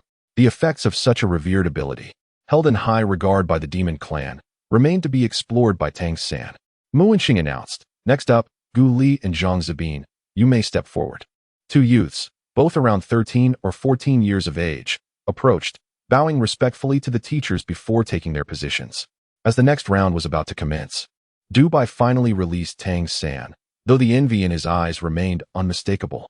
Tang San inquired softly, "What is the procedure for the practical combat classes?" Dubai replied, "Under normal circumstances, each participant engages in a battle. The opponents vary with each session.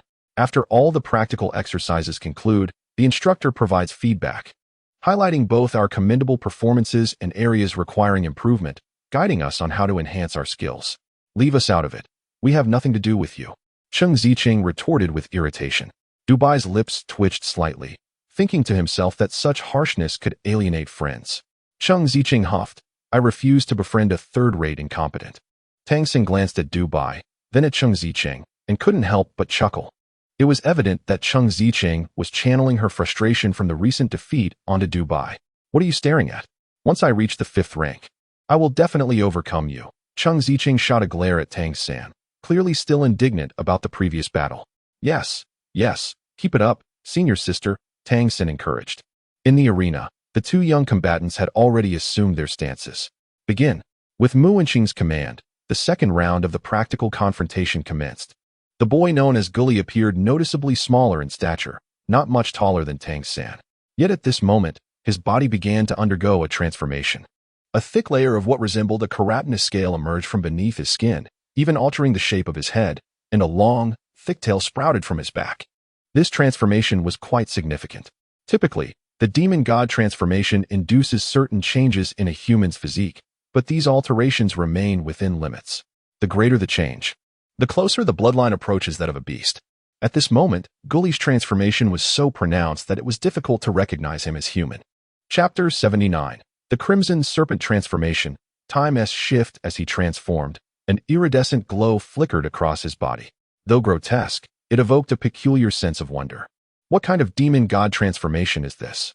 Tang Xin couldn't identify it, at least from the accounts shared by Wang Yanfeng regarding the various demon clans.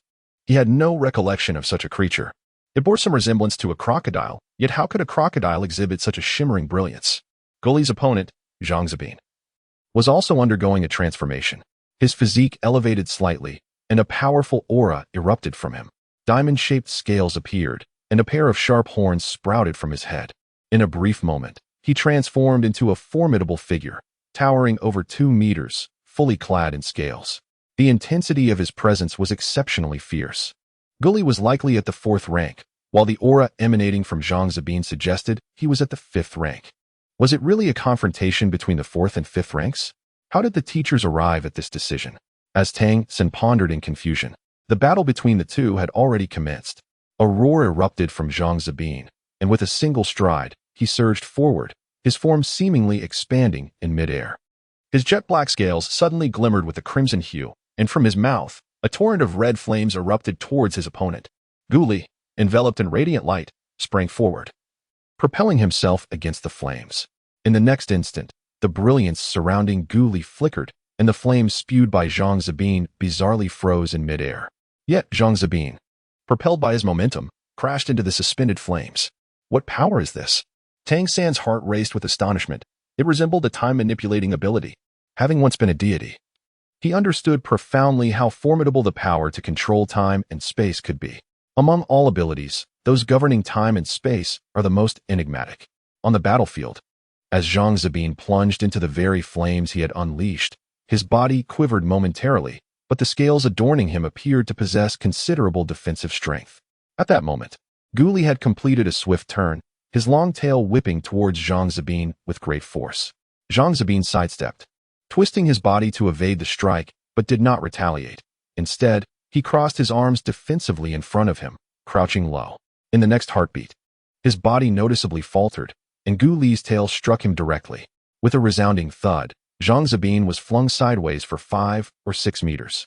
He rolled upon hitting the ground and, in the blink of an eye, sprang back up, charging once more at Gu Li. Simultaneously, his right fist blazed with intense flames. Gu Li retreated, the aura enveloping him visibly dimming compared to before. By leveraging his tail to strike, he intermittently hindered Zhang Zabin's movements while engaging in successive clashes. Both combatants exhibited formidable defenses, particularly Gu Li's. Even when struck by Zhang Zabin's fiery fist, he displayed no significant injuries. However, as the battle wore on, Tang Sen observed that Gu Li gradually fell into a disadvantage, as his extraordinary control abilities began to wane, likely due to the excessive consumption of his bloodline power.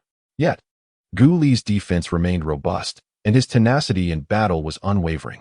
Even when he could no longer effectively control Zhang Zabin, he managed to defend and counterattack, wielding his tail like a heavy hammer against Zhang Zabin.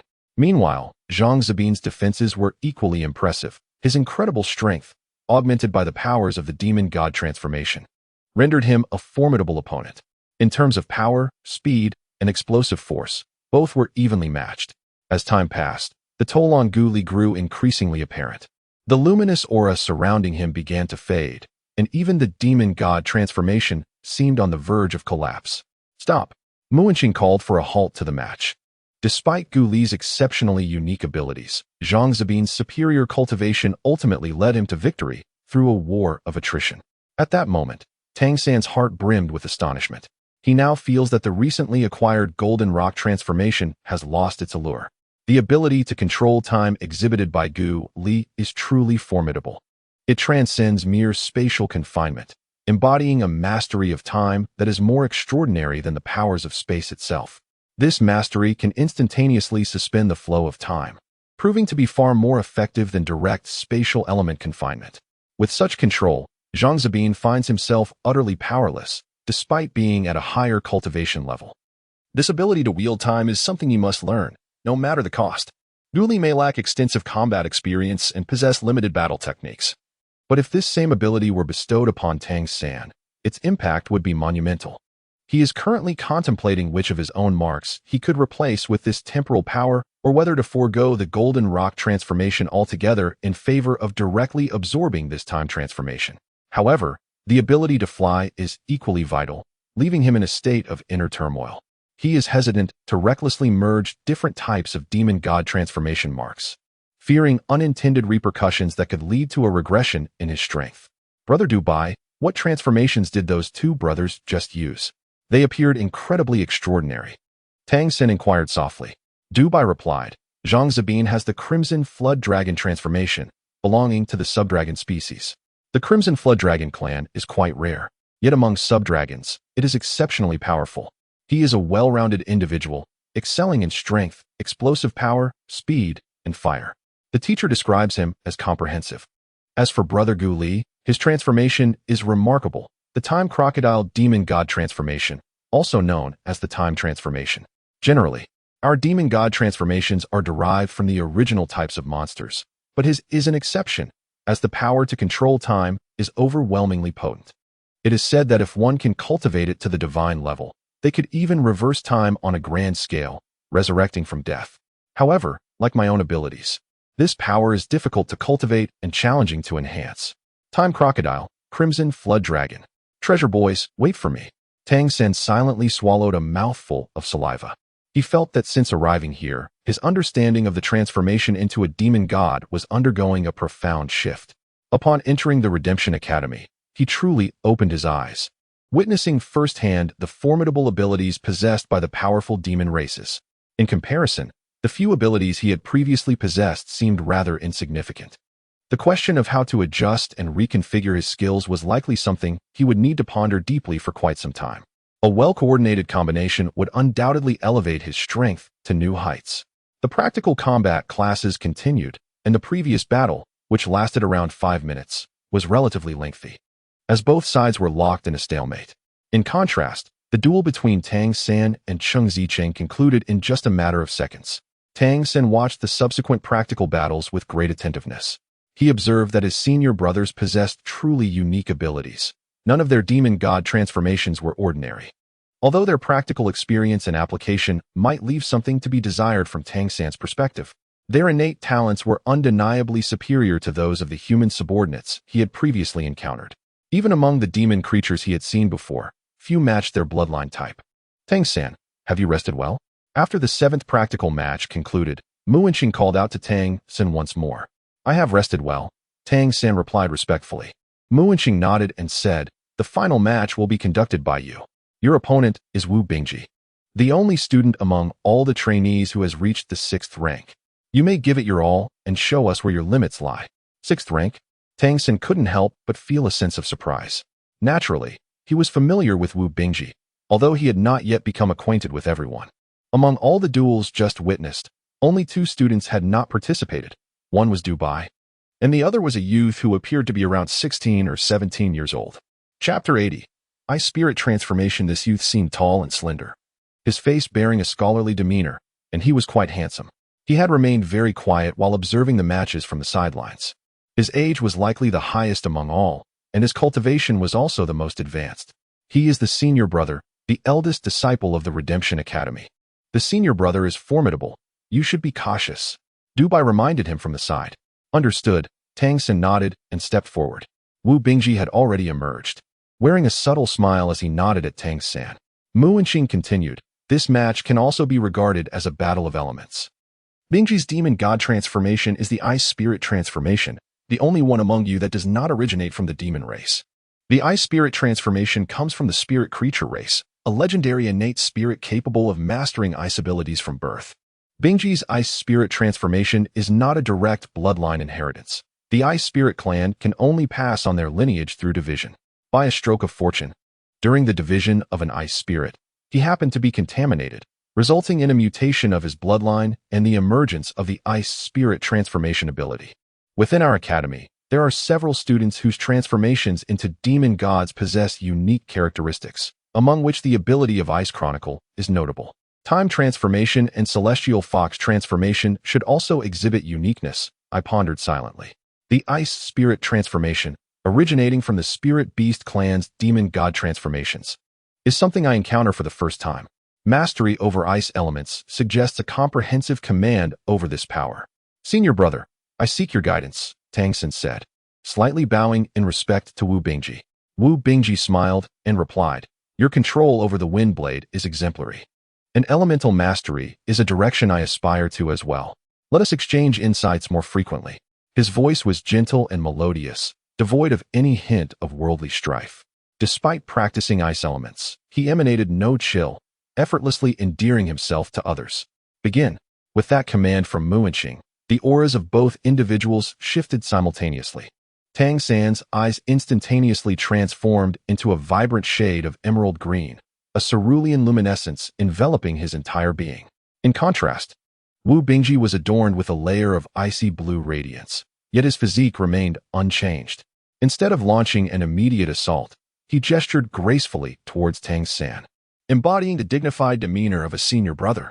Tang San was not one to be disrespectful, faced with a 6th-tier adversary, particularly one as rare and undoubtedly formidable as the demon god transformation. He was entirely devoid of any sense of carelessness. Raising his right hand, 2 blades of wind shot forth instantaneously, carving elegant arcs through the air as they surged toward Wu Bingji. It was only in the next instant that Wu Bingji initiated his counter, lifting his right hand and pressing it toward Tang San's direction. In that fleeting moment, a multitude of crystalline ice spikes coalesced before him. Without even glancing at the wind blades slicing through the air, over a dozen ice spikes, accompanied by a piercing shriek, hurtled toward Tang San. Concurrently, a frigid pathway of ice unfurled beneath his feet, allowing him to glide toward Tang San with an ethereal grace, as if he were skimming just above the ground. In the face of the ice spikes, Tang San did not release his wind blades to counter them. Observing the icy pathway approaching him and sensing the temperature plummeting in the air, he lightly tapped the ground with his toes and launched himself toward the ice spikes. The two wind blades descended first, yet Wu Bingji showed no inclination to evade. His lack of movement rendered Tang San's manipulation somewhat ineffective. After all, if the attack was bound to strike, was there truly a need for finesse? With two resounding clashes, the wind blades struck Wu Bingji's back, producing a crisp sound as they shattered, causing his body to sway only slightly. Was his body transforming into ice? Or perhaps he possessed an ice elemental form? Truly, he was worthy of being a sixth tier. In the very moment Wu Bingji was struck by the wind blades, Tang San had already confronted the ice spikes. Instead of releasing his wind blades, his figure became ephemeral in an instant. Visually, it appeared as though his body twisted, defying the laws of physics. At that critical juncture, he slipped through the gaps between the ice spikes, evading them all flawlessly. The distance between them narrowed the moment he dodged the ice spikes. Cheng Zicheng's eyes widened as she beheld this scene. She vividly recalled how Tang San had previously evaded her frontal assault only to appear behind her, ultimately leading to her defeat. Now, she was utterly engrossed, yet she still could not discern how Tang San had managed to evade those ice spikes. How did he accomplish such a feat? It was not merely a matter of speed. Unbeknownst to her, this was the Tang sect's ultimate technique, the Ghost Shadow Phantom Steps. With sufficient cultivation to support it, and having immersed himself in this art for countless years, Tang San had elevated the Ghost Shadow Phantom Steps to a level of extraordinary mastery. The distance between Tang San and Wu Bingji gradually diminished, yet he deliberately avoided the icy pathway that spread across the ground. Wu Bingji, observing Tang San's evasive maneuver, displayed a look of astonishment. With an ethereal grasp, a spear of ice materialized in his hand. The spear thrust forth, instantly transforming into a myriad of spear shadows that enveloped Tang San. Furthermore, a dense mist of ice abruptly erupted from beneath his feet. The icy pathway emitted a dull thud. The frost-laden mist surged forward, racing towards Tang San. The temperature surrounding Tang San plummeted instantaneously, rendering his entire being somewhat rigid. The oppressive force of the sixth tier was indeed extraordinary, particularly as Tang San sensed that Wu Bingji seemed to have merged with the very essence of ice itself. The relentless chill that emanated was exceedingly formidable. At this moment, Tang San's eyes sparkled with brilliance, and a flurry of wind blades shot forth. Much like during his previous battle with Cheng Zicheng, he unleashed 18 wind blades. However, upon closer inspection, one would discern that this time, the 18 blades possessed a markedly greater density and solidity than those before.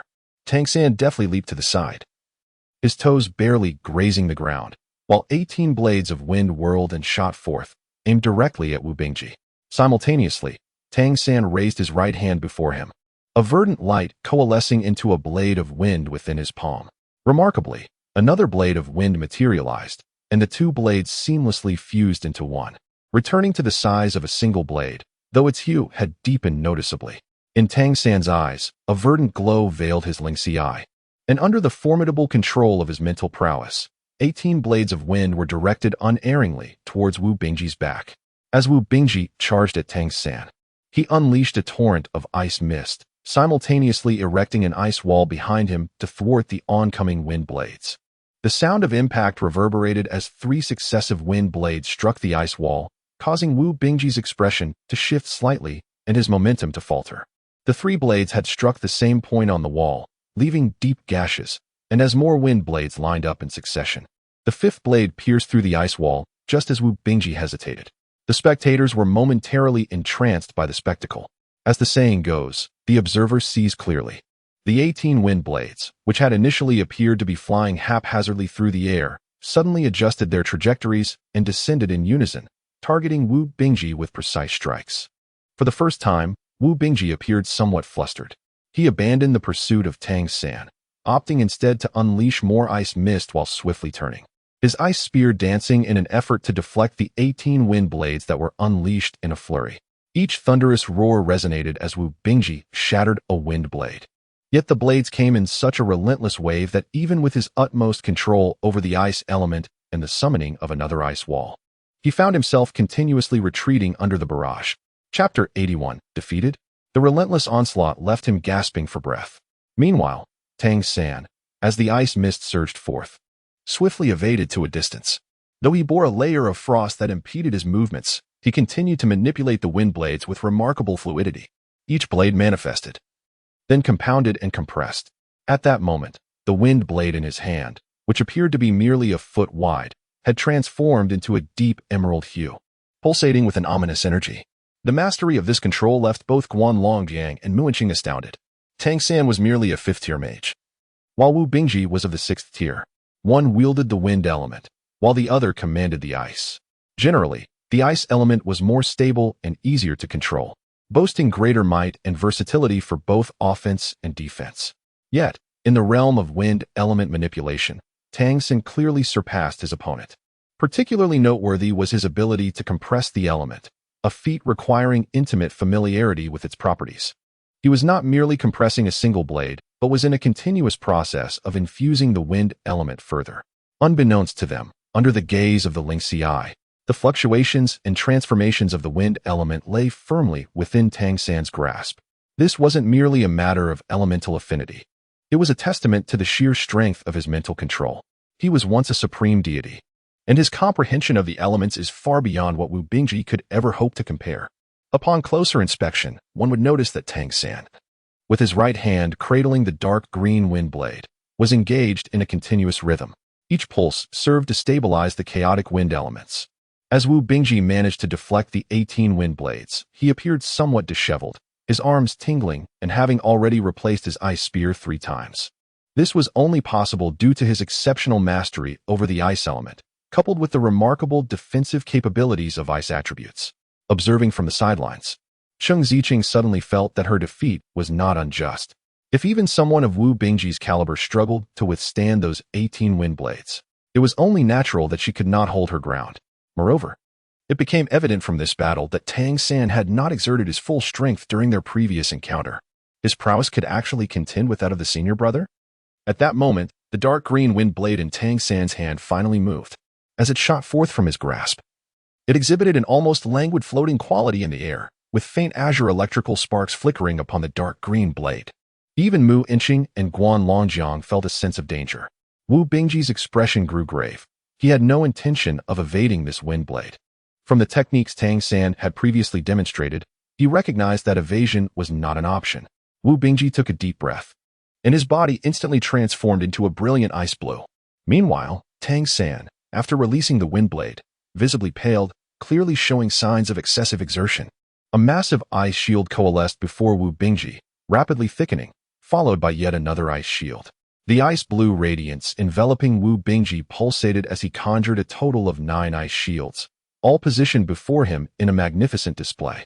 Jiru had mysteriously appeared in the courtyard, his gaze fixed intently upon the dark green wind blade soaring towards the ice shields, his eyes gleaming with intensity. It seemed that the slender wind blade, with its mere foot in width, was disproportionately dwarfed by the stacked 9 ice shields. Yet, he understood that the creation of this singular wind blade was far more challenging than conjuring the 9 ice shields. To manifest the 9 ice shields required only sufficient cultivation.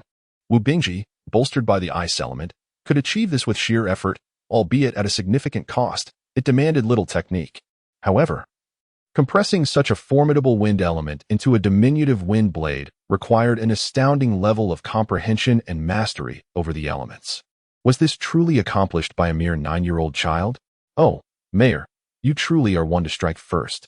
At last, the dark green wind blade collided with the ice shield, and with a resounding crash, the first ice shield was pierced through almost instantaneously. In an instant, a burst of icy mist erupted, accompanied by a series of resounding booms. The dark green blades of wind sliced through the ice shields with relentless ferocity.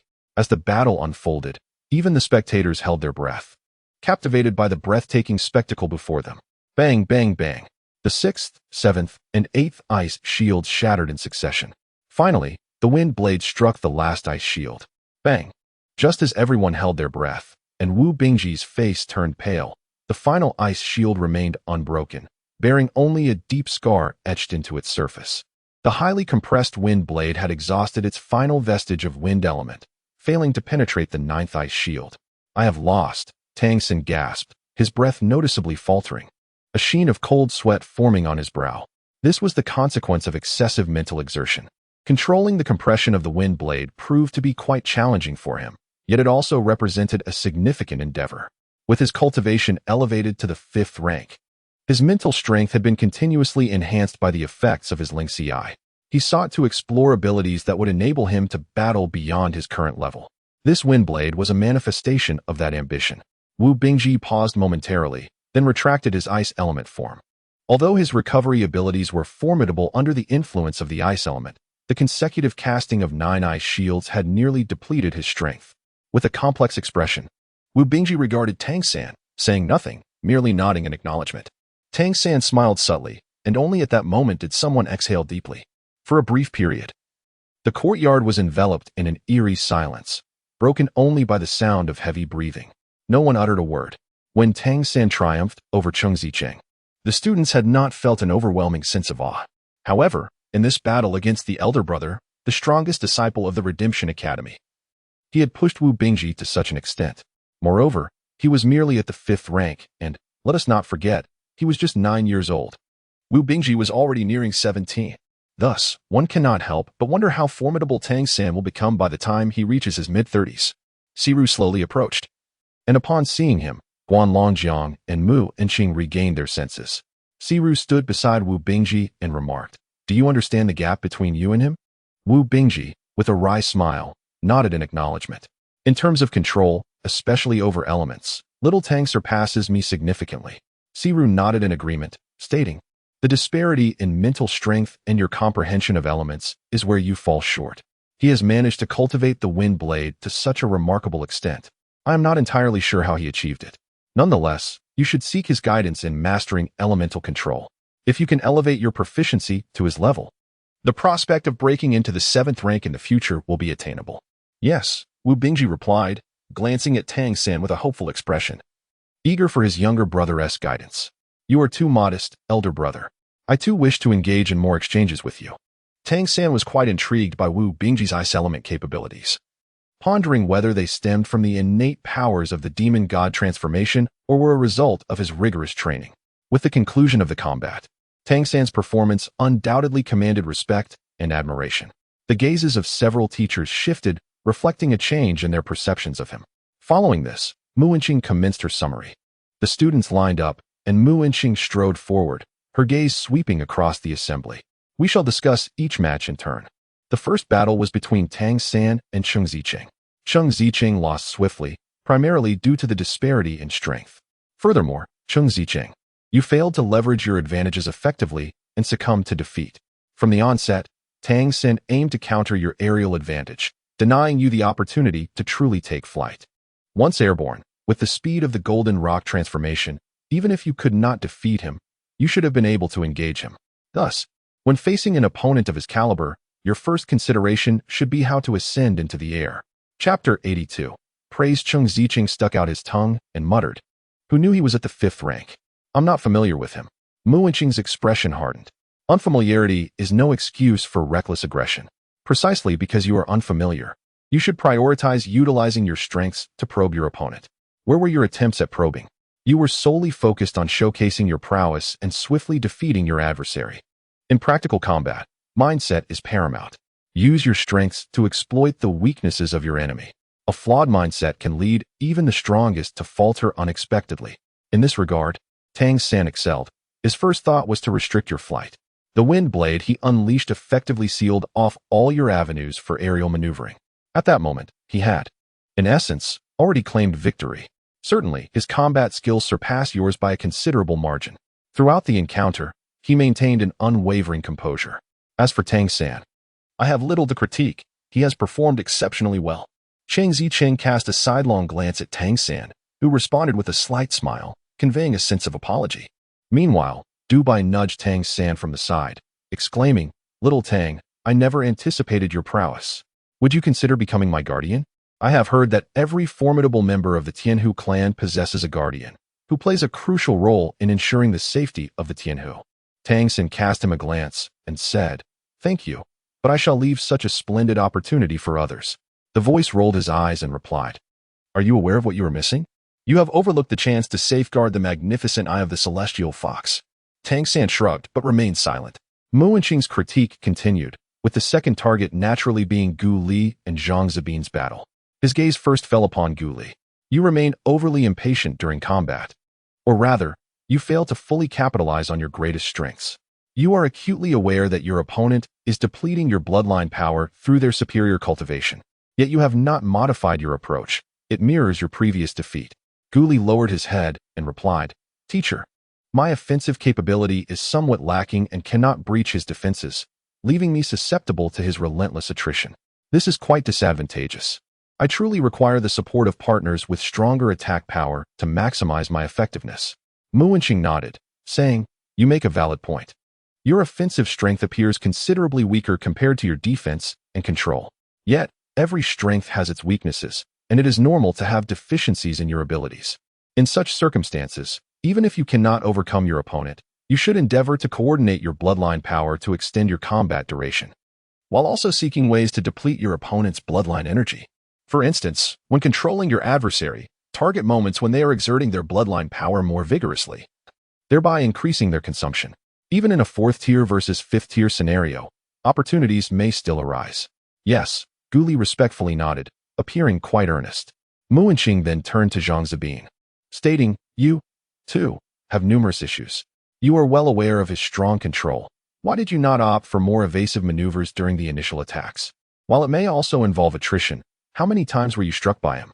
If his attacks had been even slightly stronger and breached your defenses, you would have been finished.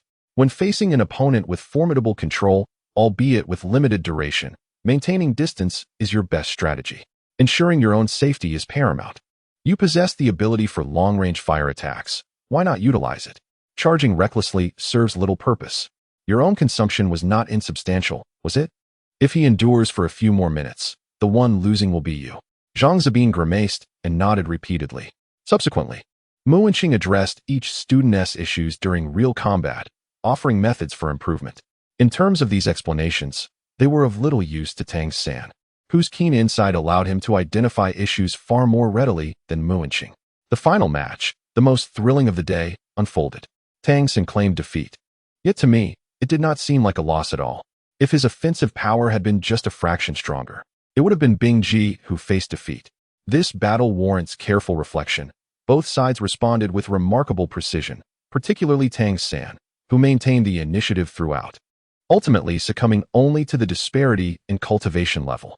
His command over the wind element surpassed Bing Ji's mastery of ice.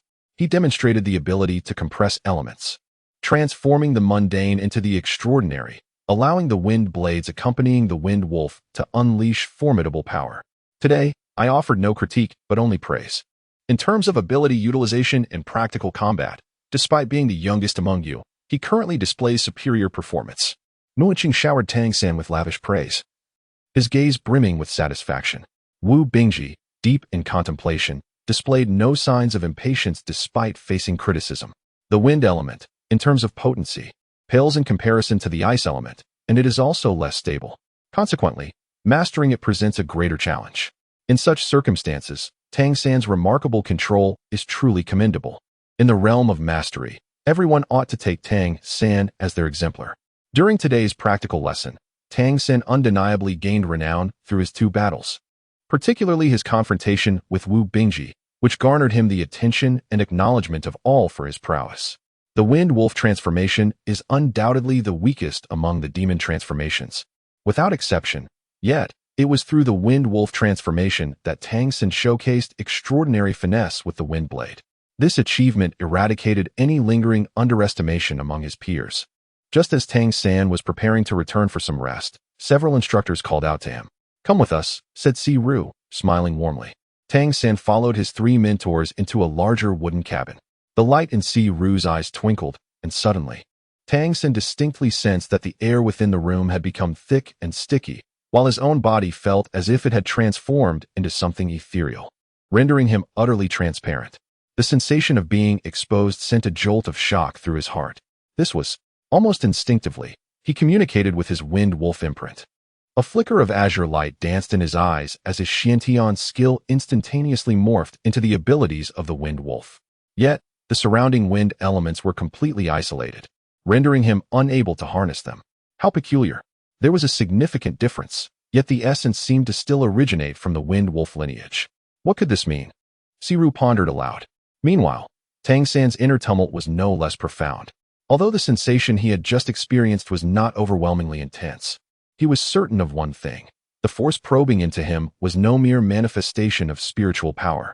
It was, in fact, divine consciousness. While this divine consciousness, in comparison to that of his former self as a god king, seemed insignificant, it was nonetheless divine consciousness, a true manifestation of the divine realm. Tang San never anticipated that upon arriving in this world, the first formidable being he would encounter would be a human, a creature so seemingly frail and weak. Within the hallowed halls of the Redemption Academy, the most powerful figure was not the mayor, but rather the esteemed teacher Siru before him. He recalled the mayor's earlier words, indicating that aside from his status as a green-level redeemer, there existed an even loftier rank known as blue-level redeemers. Surely, teacher Siru must be one of those exalted blue-level redeemers. He was, after all, a godly entity. Naturally, teacher Siru's divine awareness would be incapable of detecting the faint flicker of consciousness residing within Tang San's mind. This was due to the vast disparity that exists among different levels of divine awareness. Even the most diminutive fragment of Tang San's consciousness was of the divine king tier, far surpassing the level of Siru's awareness. What is the situation? Guan Longjiang inquired of Siru. Chapter 83, Blue Level Saint Mother. Meanwhile, Mu Wenqing offered words of comfort to Tang San, assuring him, do not be alarmed. The instructors merely wish to examine your physique to discern the nature of your demon god transformation's mutation. This will enable us to tailor our instruction to better harness your abilities in the future. Indeed, following the two practical battles in which Tang San had recently participated, the instructors had reached a near unanimous conclusion. His demon god transformation must be aberrant. After all, how could he possibly exhibit such formidable prowess if his transformation were not anomalous? Such an occurrence defied all logic. However, identifying the nature of this mutation was of paramount importance. For humanity, the study of the demon god transformation had long been a pursuit of great significance, particularly in the case of a youth like Tang San, who could demonstrate such extraordinary power at a tender age. It was an opportunity too rare to overlook. As Tang San unleashed the wind blade, his physique did not exhibit any aberration. No part of him transformed into the visage of a wind wolf. This phenomenon bears resemblance to Wu Bingji's ice spirit transformation, a mere alteration of elemental essence. However, the fluctuations in his bloodline resonate more closely with that of the wind wolf clan, rather than embodying the wind element itself. Therefore, when one considers the mere intensity of elemental manipulation, he falls short compared to Wu Bingji's ice spirit transformation. Yet, intriguingly, he exhibits an exceptional command over the wind element. Despite the elemental strength being insufficient, he compensates by compressing it, thereby enhancing its potency, even surpassing that of Wu Bingji. Both Siru and Guan Longjiang, along with Mu Wenqing, discerned that Tang San was, in fact, somewhat lenient. Otherwise, it would have been questionable whether Wu Bingji could have triumphed. This reveals that Tang San possesses a remarkable maturity and composure far beyond his years, which is truly extraordinary. Coupled with the mayor's eagerness to take him as a disciple on his very first day, the curiosity of the teachers regarding Tang San has significantly heightened. Upon hearing this, Tang San nodded, revealing no trace of discontent. Siru furrowed her brow slightly and said, Tang San, please share with us how you master the control of wind elements. Tang San was momentarily taken aback and replied, I can perceive them, and they heed my commands, thus I am able to exert control over them. I have been engaging with them, and as a result, they have become increasingly obedient to my wishes. I have endeavored to induce various transformations, and following these alterations, they yield distinct effects and functions. Upon arriving here, Tang San had already discerned that the instructors here were markedly different from his own teacher, Wang Yanfeng. These individuals had genuinely experienced the world and possessed formidable capabilities. Consequently, his remarkable finesse in manipulating the wind element would undoubtedly arouse suspicion and curiosity. The mayor forbade him from divulging any information regarding the Xiantian treasure record. Thus, he could only elucidate his abilities through alternative means. He had already devised a plan in his mind, and therefore remained unperturbed. You can observe the elements? Xingshi thought to himself. Then, pray tell, what is the nature of the wind element? Tang Xin remarked. They are individual points of light, azure in hue. They are lively, dancing with every moment, reveling in their freedom and shunning confinement. Once restrained, they become irritable. However, when they soar freely, they exude extraordinary joy and delight. His comprehension of the elements is profoundly deep. In just a few words, he elucidated the characteristics of the elements. Upon hearing his description, Guanlong Jiang and Muanxing could not help but direct their gazes towards Siru. Siru nodded slightly, affirming that he was indeed correct. He believed Tang Sen could perceive the wind element, for such profound understanding of the elements was improbable otherwise. What a treasure we have stumbled upon. This child possesses an exceptionally unique talent in mastering the wind element. I can confidently assert that his wind wolf bloodline must be mutated, and the mutation is directed towards the mastery of the wind element. In this regard, he possesses a distinct sensitivity to the wind element, and his mental strength has been enhanced by this perception. His adept control of the wind element stems from high affinity with it, coupled with considerable mental fortitude. At this juncture, he fixed his intense gaze upon Tang San and stated, Tang San, you are aware that the mayor's expertise does not lie in elemental abilities. In our academy, I am, in fact, the most proficient in the use of elements. Therefore, I believe it is inappropriate for the mayor to instruct you, particularly given his busy schedule. Instead, why not become my disciple? I shall guide you in your elemental cultivation. Guan Longjiang coughed lightly, interjecting, Teacher, you are mistaken. How can you compete with the mayor for a disciple? In truth, I have garnered a deeper understanding of the elements over the years. Wu Bingji was directly guided by me. Why not include me as well? I can mentor both of you together. I believe that before long, you will reach the 6th tier. Muanxing turned his head away, being an honest man. He felt somewhat embarrassed to witness the earnest rivalry between these two eager competitors for a disciple. Tang San observed the two individuals before him and began to comprehend the mayor's prior admonition. It was evident that the mayor had anticipated this very scene. The instructor had conveyed that within the academy, one could only take a single master. Perhaps you could communicate with him? He suggested, uncertain of how to proceed. Passing the buck, I suppose. At such a moment, how can one make a choice? Not only does the mayor seem to be aware of his secret, but even if he were not, it would be perilous to offend the mayor by seeking another master. This young man. Siru expressed his frustration, exclaiming, He leads the youth astray. I shall confront him. With that, a flash of blue and purple light enveloped him, and in the next instant, he vanished into thin air. Thunder and lightning. Tang San was instantly struck by the prowess demonstrated by Siru, his astonishment deepening further. Perhaps Siru was indeed correct. He was the most formidable in elemental cultivation within the academy, a divine level, and moreover, he commanded the power of lightning, renowned for its explosive nature. The might of lightning at a divine level would undoubtedly be formidable. With a hint of resignation, Guan Longjiang said, Tang San, you may return for now. We shall discuss this matter later. Focus on your cultivation. Your potential is immense, and strive to enhance your abilities at the earliest opportunity. You may accept tasks directly now. Later, let Dubai and Cheng Zicheng take you to view the task board. The Academy will also organize some beneficial tasks for you to participate in. Do visit the Academy's shop. There will surely be items suited for you, but you will need to earn the money to purchase them through your own efforts. The Academy maintains a stance of fairness and will not show favoritism to anyone. Understood, Tang San replied. The two key phrases, accepting tasks and the shop, becoming distinctly clear in his mind. Today's practical exercise should serve as a test for him. Only by passing this test could he unlock these privileges. He needed to explore everything to become more familiar with his surroundings. As Tang San set off to find Dubai and Cheng Zicheng in the mayor's residence, the mayor stood at the center of the room, respectfully bowing towards the seat of honor. Holy Mother, Mayor Zhang Haoshuan said with deep reverence. Do not stand on ceremony, Mayor Zhang, she replied, slowly raising her right hand. A blue pattern manifesting. The mayor glanced at it, his face instantly brightening with a smile as he nodded in acknowledgement. The woman seated in the place of honor was clad in a pale blue gown, her head adorned with a wide-brimmed hat, a veil cascading down, obscuring her visage.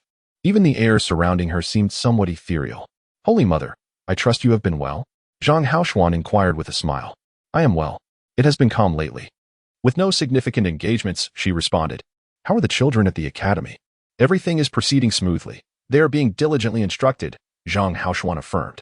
By the way, we have recently welcomed a new member, discovered among the Windwolf clan. This child is rather unique. His transformation appears to be somewhat mutated. At only 9 years of age, he has already attained the 5th rank. We have thoroughly investigated his background and found no issues. So he has been accepted into our fold and is now studying at the academy. 9 years old and at the 5th rank. That is indeed impressive talent. The Holy Mother remarked, showing no significant surprise. Then it is up to you, Mayor, to provide him with proper guidance. The academy now has 16 children, correct? Yes. Counting the new arrival, we have exactly 16, the mayor confirmed. With a soft sigh, the Holy Mother said, this may not last for too long here. Zhang Haoshuan exclaimed in surprise. Is this? The Holy Mother replied calmly. He seems to have begun to sense something. For the sake of safety, we must prepare for a transition. The academy may need to relocate. Of course, this is not yet a definitive decision. Changes may still occur, unless absolutely necessary. I would prefer that no changes occur here. This is a hard-won favorable situation for us. Zhang Haoshuan remarked with a wry smile. How much longer do we have? The Holy Mother shook her head and replied, it is difficult to say. I will notify you with specifics. There should not be much danger. Understood. Please take care of yourself. You are the backbone of the organization, having sacrificed so much for it. You must remain safe, Zhang Haoshuan said, bowing respectfully. The Holy Mother shook her head and reassured him, I will be fine. For the greater cause, I will ensure my own well-being. At that moment, the Holy Mother's veil shifted toward the door. Suddenly, the door swung open, and an irate voice rang out. You, Zhang Haoshuan. You despicable. The voice abruptly ceased as blue-violet shadows coalesced in the room, revealing Siru. Upon seeing the woman seated at the head, he twitched his mouth and bowed, saying, Holy Mother, I apologize. I was unaware of your presence. The Holy Mother smiled slightly. No need for formalities, Teacher Siru. You are still as hot-tempered as ever. Siru scratched his head awkwardly and replied, What can I do?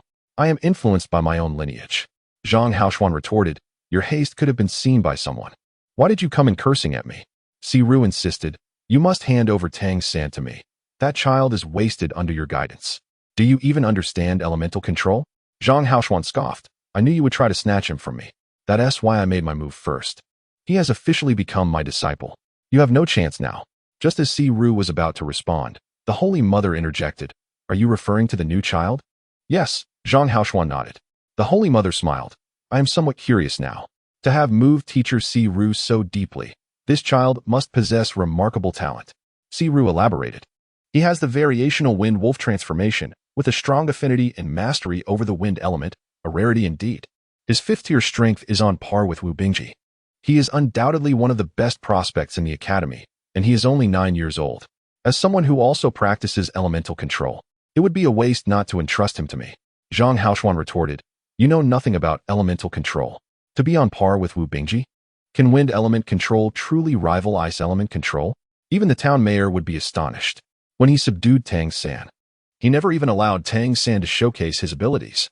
He valued Tang San's mastery of multiple powers, but did not expect the boy to be stronger than he imagined. If Siru knew he could wield other abilities as well. The Holy Mother, intrigued, remarked, That is indeed impressive. Pure cultivation may not be significant, but if he can match ice control in terms of mastery, that is quite remarkable. You both must nurture him well. Now, I must take my leave. Mayor, I urge you to prepare in advance for the matter I have mentioned, just in case. As she spoke, she rose to her feet. Zhang Haoshuan and Siru placed their right hands over their chests, revealing the redemption runes inscribed on the backs of their hands. Had Tang San been present, he would have observed that the redemption runes on Siru's hand were identical to those on Zhang Haoshuan's, both a shade of green, contrary to his expectations of blue. Like a blazing fire, they gathered, yet scattered like stars across the sky. The Holy Mother softly intoned a chant, and in the blink of an eye, she transformed into a wisp of light, vanishing quietly. With solemnity, Zhang Haoshuan and Siru echoed her words.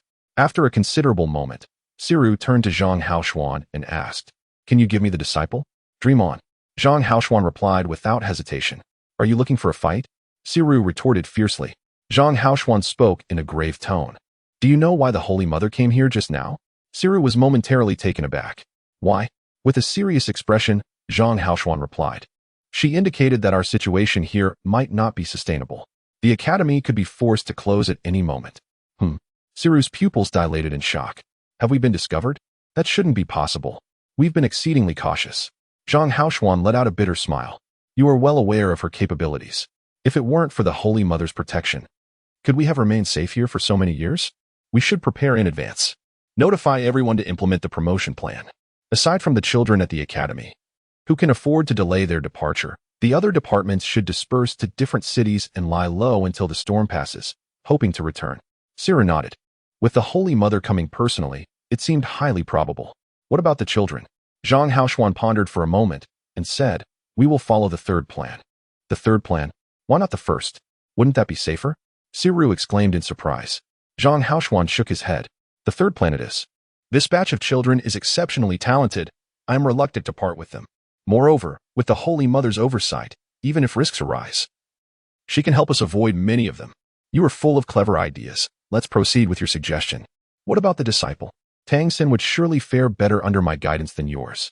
Siru had not forgotten the purpose of his visit. Zhang Haoshuan replied, you should certainly instruct him. As for changing teachers, do not even entertain that thought. I have only just taken on a disciple. Even if he were a mutated wind wolf, could his foundation possibly compare to those of Du Bai and Cheng Ziqing? You weren't even tempted by the ice spirit's transformation in the Ice Age. Why are you so eager this time? When will you learn to temper your impulsiveness? If it weren't for that bad habit of yours, you would have already achieved blue rank. The Lord would not allow me to monitor you indefinitely. At the very least, wait until Tang Xin breaks through to the 7th tier and reaches a high level before you entertain any notions. Siru gazed at him with intensity. You are full of tricks. According to everyone, I shouldn't listen to you too much. The best approach is to take action and beat you into submission. Out of respect for the Holy Mother, I will let you off this time. Once Tang Xin reaches the 7th rank, he will have to acknowledge me as his master. Zhang Haoshuan cast a fleeting glance at him, remaining unperturbed, and calmly replied, when he attains the 7th rank, let him make his own choice. If, at that point, he wishes to betray his master and ancestors to become your disciple, I shall not object.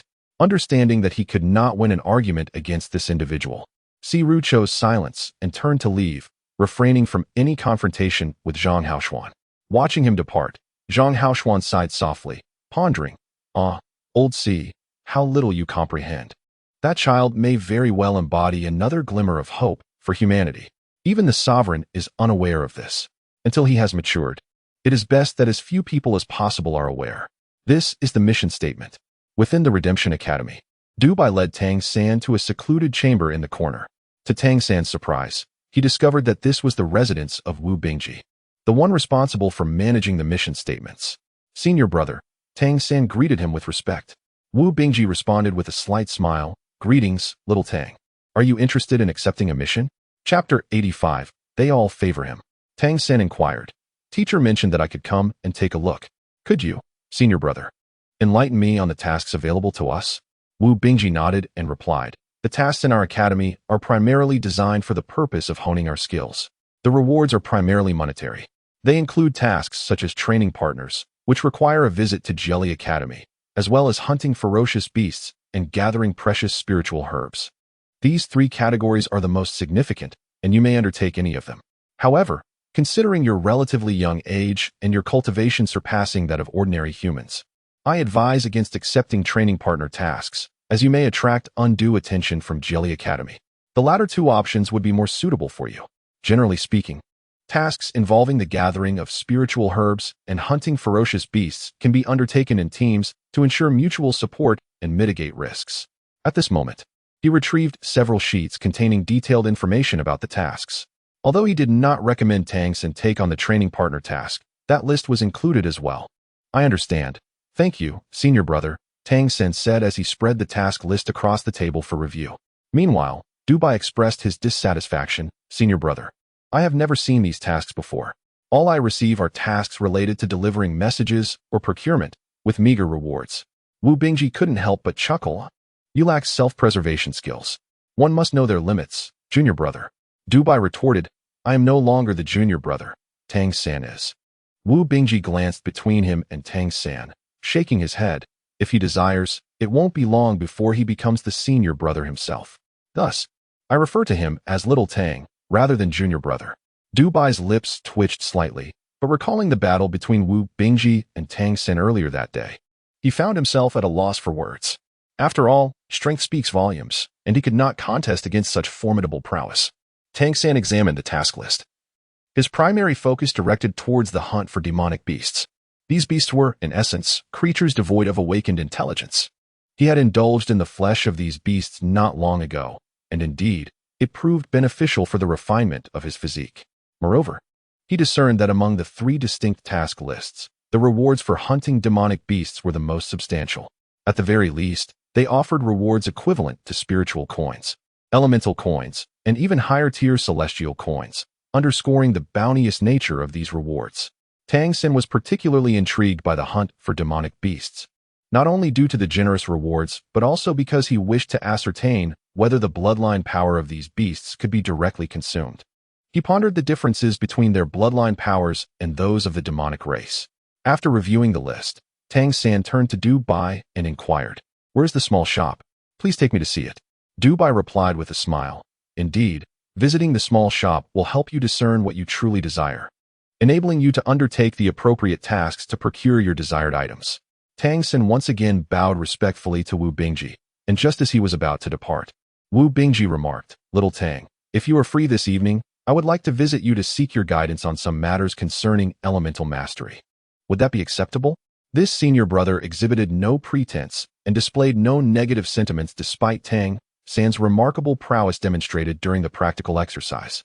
Tang San sensed the sincerity in his words, smiled, and nodded in agreement, saying, "Of course, senior brother, you are too kind. Let us discuss together." "Very well. I shall come to find you after dinner tonight," Wu Bingji replied with a smile. As they exited Wu Bingji's room, Du Bai whispered, "Senior brother is truly wonderful. He is the quintessential good-natured person in our academy. Everyone finds him approachable, and his strength is formidable. Almost all the girls admire him. Cheng Zicheng too. I must tell you, your victory over her is insignificant, but if you were to triumph over senior brother, she might very well become fiercely competitive." Just as Tang San was about to speak, a sudden piercing scream pierced the air, and in the next instant, Du Bai soared into the sky. Tang San then beheld Du Bai being lifted to the rooftop by Cheng Zicheng, who, with her wings unfurled, began to tap repeatedly on his head, exclaiming, "Do you wish to die? Do you wish to die?" Observing Cheng Zicheng's flushed face and her vexed demeanor, Tang Sen realized that Du Bai's words were undoubtedly accurate. This young girl was indeed precocious, albeit likely harboring only a naive fondness. One cannot abandon a brother in distress, especially since he still required Du Bai to accompany him to the convenience store. With a gentle push off the ground, Tang San leapt onto the rooftop. "Senior sister, I heard nothing at all. What did Du Bai just say?" Cheng Zicheng paused, turning to face him, and was met with Tang San's earnest gaze. "You truly did not hear anything?" Cheng Zicheng's expression was one of skepticism. Tang San remarked, "I have heard from Du Bai that the senior brother is exceptionally kind. Yet before I could catch the last part, you have already taken him to the rooftop. Is it possible that the senior brother is not good?"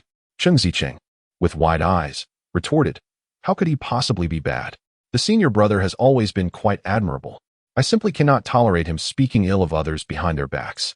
Is it not permissible to praise someone?" Du Bai lamented, his head already swollen with 2 lumps. Cheng Zicheng shot him a glare, raising her wings as if to strike again. Tang San quickly intervened, raising his hand to stop her. "Sister, please calm your anger.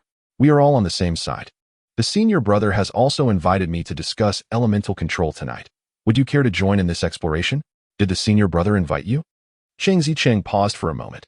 "Indeed, the senior brother is exceptionally proficient in ice elemental control, and I wish to seek his guidance.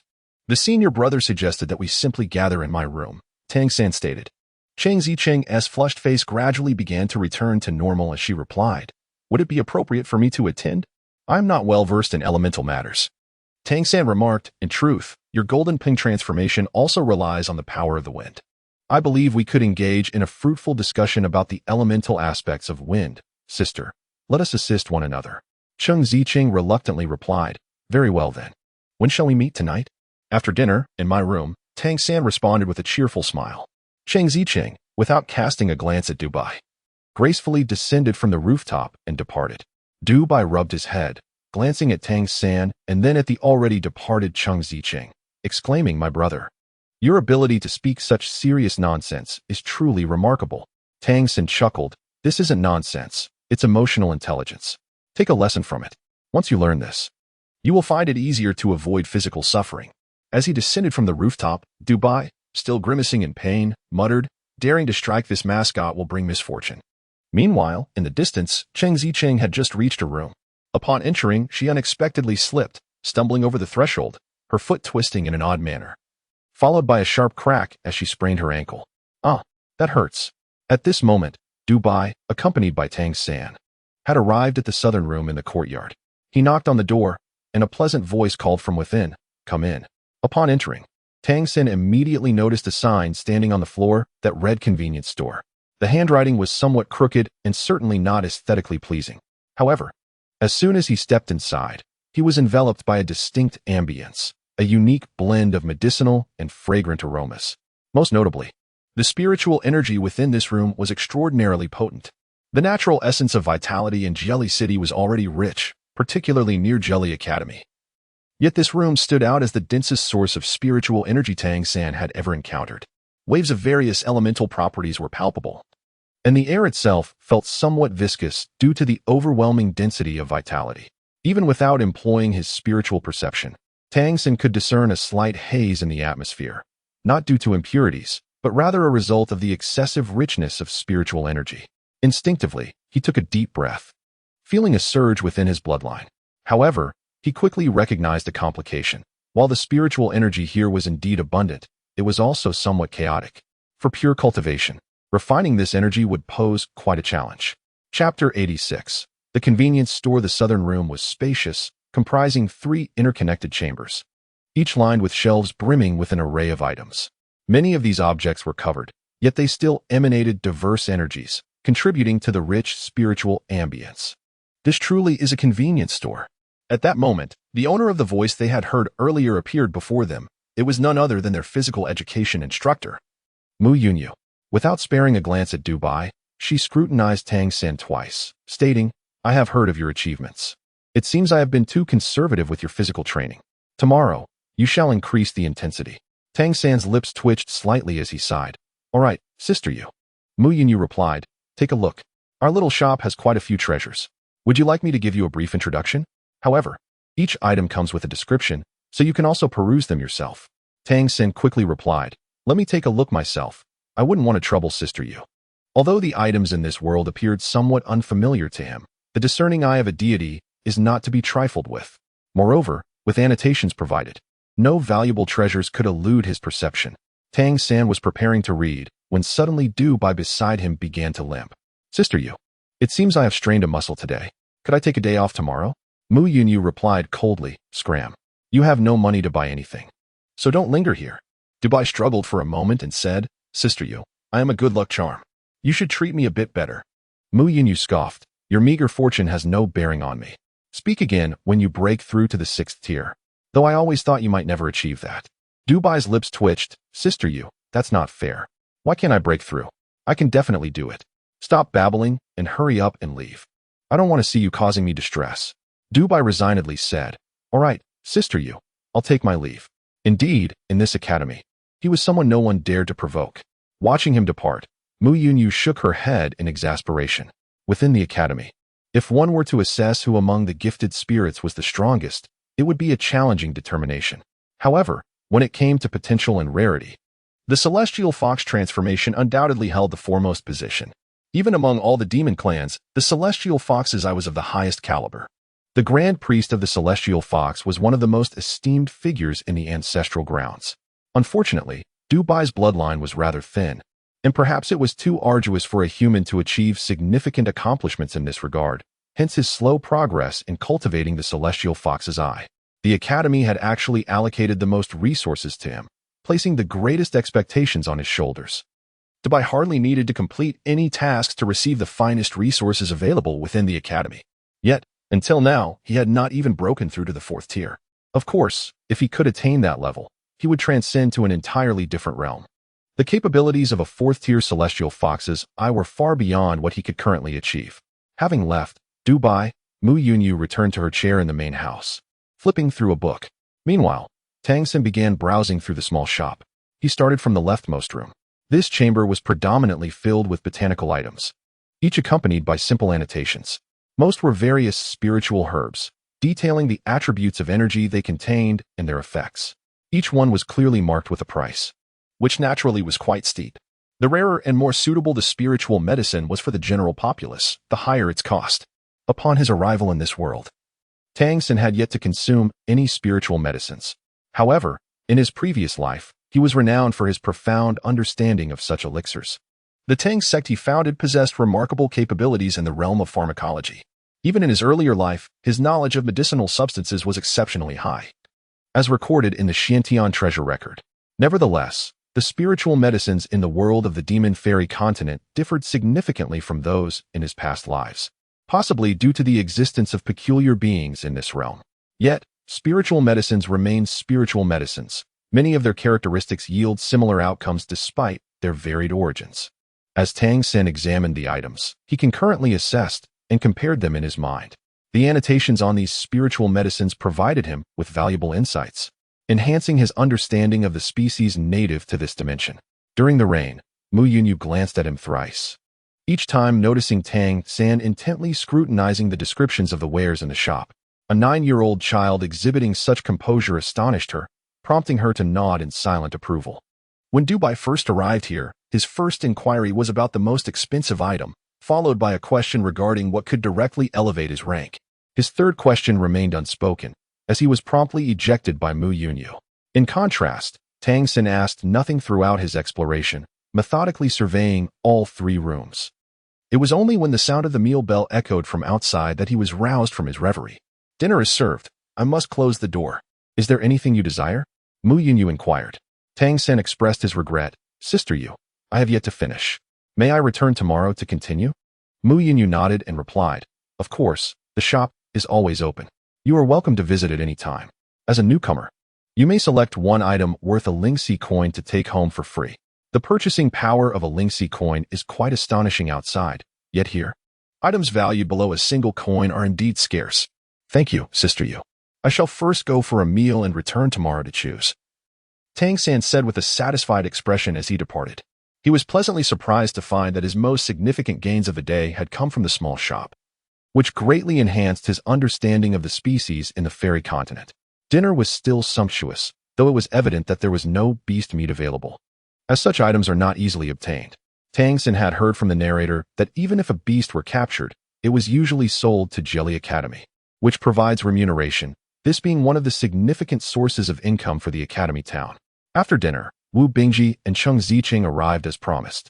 When Wu Bingji noticed that Tang had invited Cheng Ziqing as well, he was somewhat surprised but merely smiled at her without further comment. Tang poured each of them a cup of water and took a seat in the living room. Wu Bingji remarked, "Little Tang, I am quite intrigued by your wind blade compression technique. Furthermore, is your method of manipulating the flight of the wind blade purely governed by mental strength, or does it involve specific techniques?" Tang remarked, "The compressed wind blades are undoubtedly a result of the fusion of mental strength and one's inherent bloodline abilities. The technique of launching the wind blades, however, is predominantly a matter of skill, complemented by a degree of mental control. Is it mainly reliant on technique?" Cheng Ziqing gazed at him in astonishment. Everyone believed that Tang possessed formidable mental prowess, which enabled him to manipulate the wind blades with such precision. It was indeed unexpected that he attributed it primarily to skill. Tang nodded and said, "The key lies in the technique. It is my own research." His words were somewhat ambiguous, yet it would not be entirely inaccurate to assert that he had indeed developed it himself. The myriad hidden weapons of the Tang sect indeed showcase unparalleled skill. However, they do not quite reach the extraordinary level achieved by Tang in his previous life. After all, during his former existence within the Tang sect, he possessed no fantastical abilities nor any notion of spiritual control. It was only in the realm of Dolua continent that he amalgamated the techniques of the Tang sect's myriad hidden weapons with his spiritual power, which significantly amplified their potency and brought their techniques to greater prominence. Such mastery is not attained overnight. It is a precious legacy carried forth from his past life. Chapter 87. Guidance. Wu Bingji's eyes glimmered with newfound brightness. "Could you impart this technique to me?" Tang glanced at him, a hint of hesitation evident in his demeanor. The techniques of Tang sect's hidden weapons were extraordinarily exquisite, While he could wield them with a natural talent, to impart them to Wu Bingji was an entirely different matter. This was not akin to his time in Windwolf Town, for this place was a crucial stronghold of redemption. If Wu Bingji were to learn, it would likely raise suspicions within the organization. Even with the mayor's protection, it would not bode well. Wu Bingji discerned his uncertainty and said, "I can offer you a reward in accordance with the mission. Is that acceptable?" Sheng Ziqing suddenly interjected, "What more reward do you need? We are all on the same side. Come on, Tang, be straightforward." Tang Xin cast a glance at her, realizing that this girl was indeed aptly described by the words spoken. The allure of the elder brother was truly remarkable.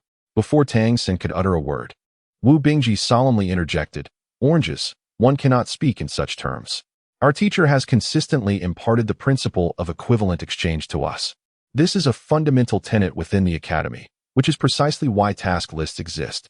If we wish to acquire something, we must offer something of equal value in return. Little Tang, feel free to propose a price.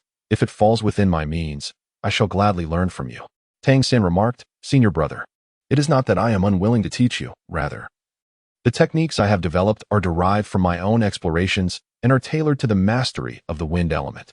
They may not necessarily be suitable for the ice element. I shall take some time to contemplate and see which methods might also be applicable to you." Wu Bingji responded with enthusiasm, "I am most grateful for your insights. You are indeed correct. The characteristics of different elements vary significantly. The ice element, in particular, is one of the more stable among them, possessing both offensive and defensive capabilities, along with its inherent coldness. Recently, I have found myself somewhat adrift in my training, uncertain whether to focus more on offense or defense. Engaging in battle with you today has been profoundly enlightening. I never imagined that with your 5th-tier cultivation, you could amplify the wind element's attack power to such an extent. It appears that there is truly no inherent superiority among the elements. It ultimately depends on the wielder." Tang Xin nodded and said, "Indeed, there exists no absolute distinction between the strengths and weaknesses of elements. However, certain attributes possess unique characteristics. For instance, the temporal manipulation demonstrated by Senior Brother Gully today is truly marvelous, as it allows for the brief control of time. To fully harness the potential of the elements one commands, it is imperative to first attain a profound understanding of one's own elements, thereby capitalizing on strengths while avoiding weaknesses." Wu Bingji wholeheartedly agreed and remarked, "Precisely so. Little Tang, how well do you comprehend the ice element?" Tang Xin remarked, "I do not dare to claim understanding. Yet I have always believed that although the ice element is inherently reserved, it harbors a latent power within that restraint. Ice is formed from the condensation of water. If water epitomizes gentleness, then ice stands as its stark antithesis. While the formidable nature of ice undoubtedly emphasizes defense, I believe that fully unleashing its offensive might would yield even more profound effects. Attack is indeed the finest form of defense." Upon hearing this last statement, Wu Bingji's eyes sparkled with clarity. Yes, attack is the finest form of defense. You articulated that beautifully. I believe I am beginning to grasp it. Little Tang, thank you. Your words have bestowed upon me a sense of enlightenment. Although Guolong Jiang is his mentor, even his guidance does not convey the clarity that Tang Xin offers. Tang Xin observed that he had grasped his meaning, and a smile spread across his face. As a revered god king, it was a trivial matter for him to guide these young individuals. Although he had lived on the fairy continent for nearly a decade, gradually immersing himself in this identity, he remained, at his core, a being with 3 lifetimes of experience.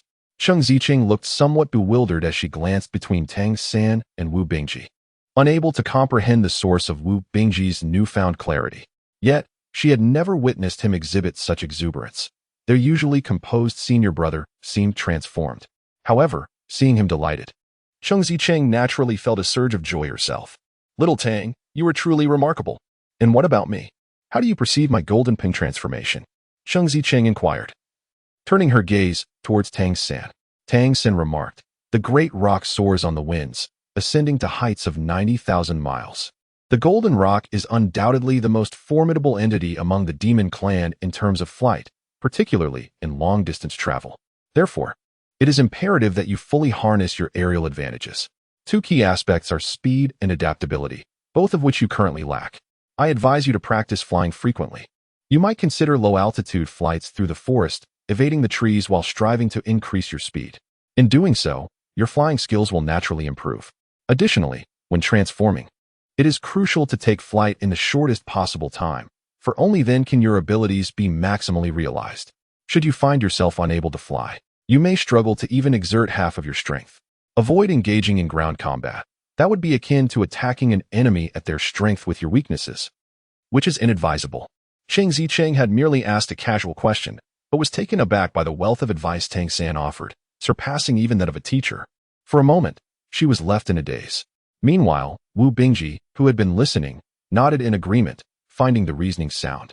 Attempting low-altitude flights through the woods? That does sound intriguing. Qingzi, I truly believe you should give it a try. The phrase the great rock soars on the winds. Ascending to heights of 90,000 miles is truly exquisite.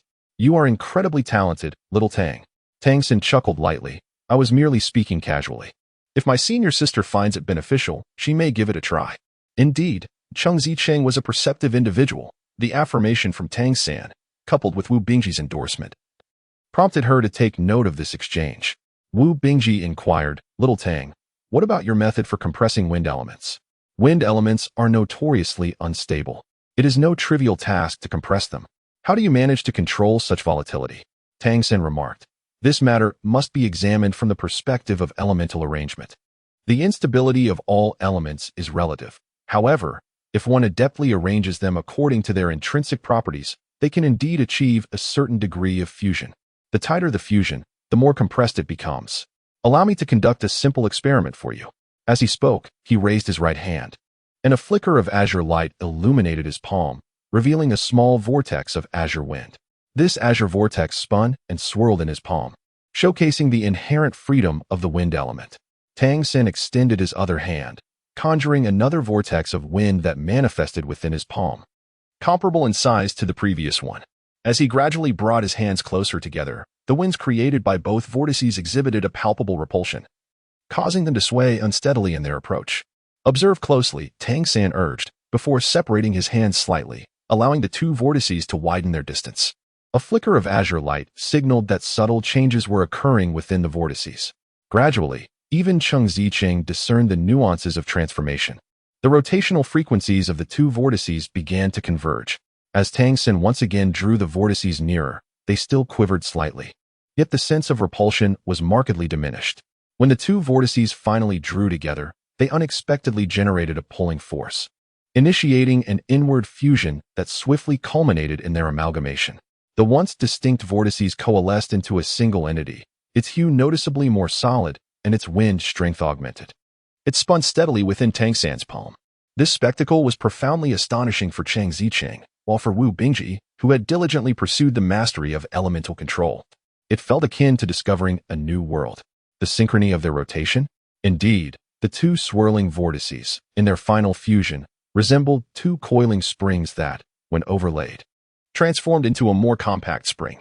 The characteristic of rotating at equal frequencies, with slight discrepancies that compensated for one another, rendered the impossible possible, enabling their seamless union, thereby enhancing the strength of the resultant vortex. During the day, as Tang San integrated the wind blade, even the teachers were unable to discern how he accomplished it. However, now, with his demonstration of the wind rotation, clarity emerged. Arrangement and frequency, these two pivotal concepts were indelibly etched in Wu Bingji's mind. Thank you, Xiao Tang. Wu Bingji expressed earnestly, feeling a surge of profound inspiration. Let us conclude for today. I believe I can no longer absorb any more knowledge. I need time to thoroughly digest this. With that, he rose, bowed slightly to Tang San, and turned to leave without hesitation. He cherished the fleeting moment of inspiration he had just seized, for it could very well be his opportunity to transcend to the 7th rank in the near future. Tang San watched Wu Bingji depart, a faint smile gracing his face, as he mused inwardly. This child is indeed teachable. Cheng Zicheng, witnessing Wu Bingji's departure, glanced at his retreating figure and then at Tang San, remarking with a smile, "You're quite impressive, little Tang. Even the eldest senior brother holds you in such high regard. Well, I shall take my leave now." "Thank you," Tang San remarked. "When you have the time, do try as I suggested. Unleash your unique talents." I understand. Thank you." It was uncertain whether she truly absorbed his words. The enchanting maiden swiftly rose and exited, remembering to close the door behind her. Watching them depart, Tang San exhaled deeply. Wu Bingji excelled in the manipulation of ice elements, which, in a certain sense, made him quite suitable for mastering the techniques of hidden weapons, greatly enhancing his control over ice.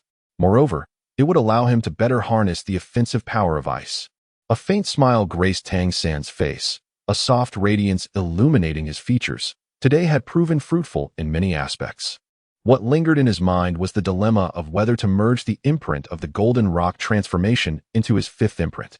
From a hierarchical perspective, the time transformation would undoubtedly be the superior choice.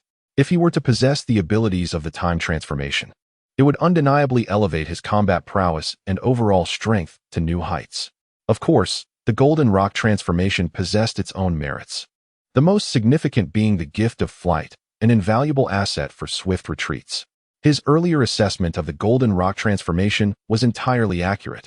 It belonged to the Flying Demon clan, adept at long-distance flight.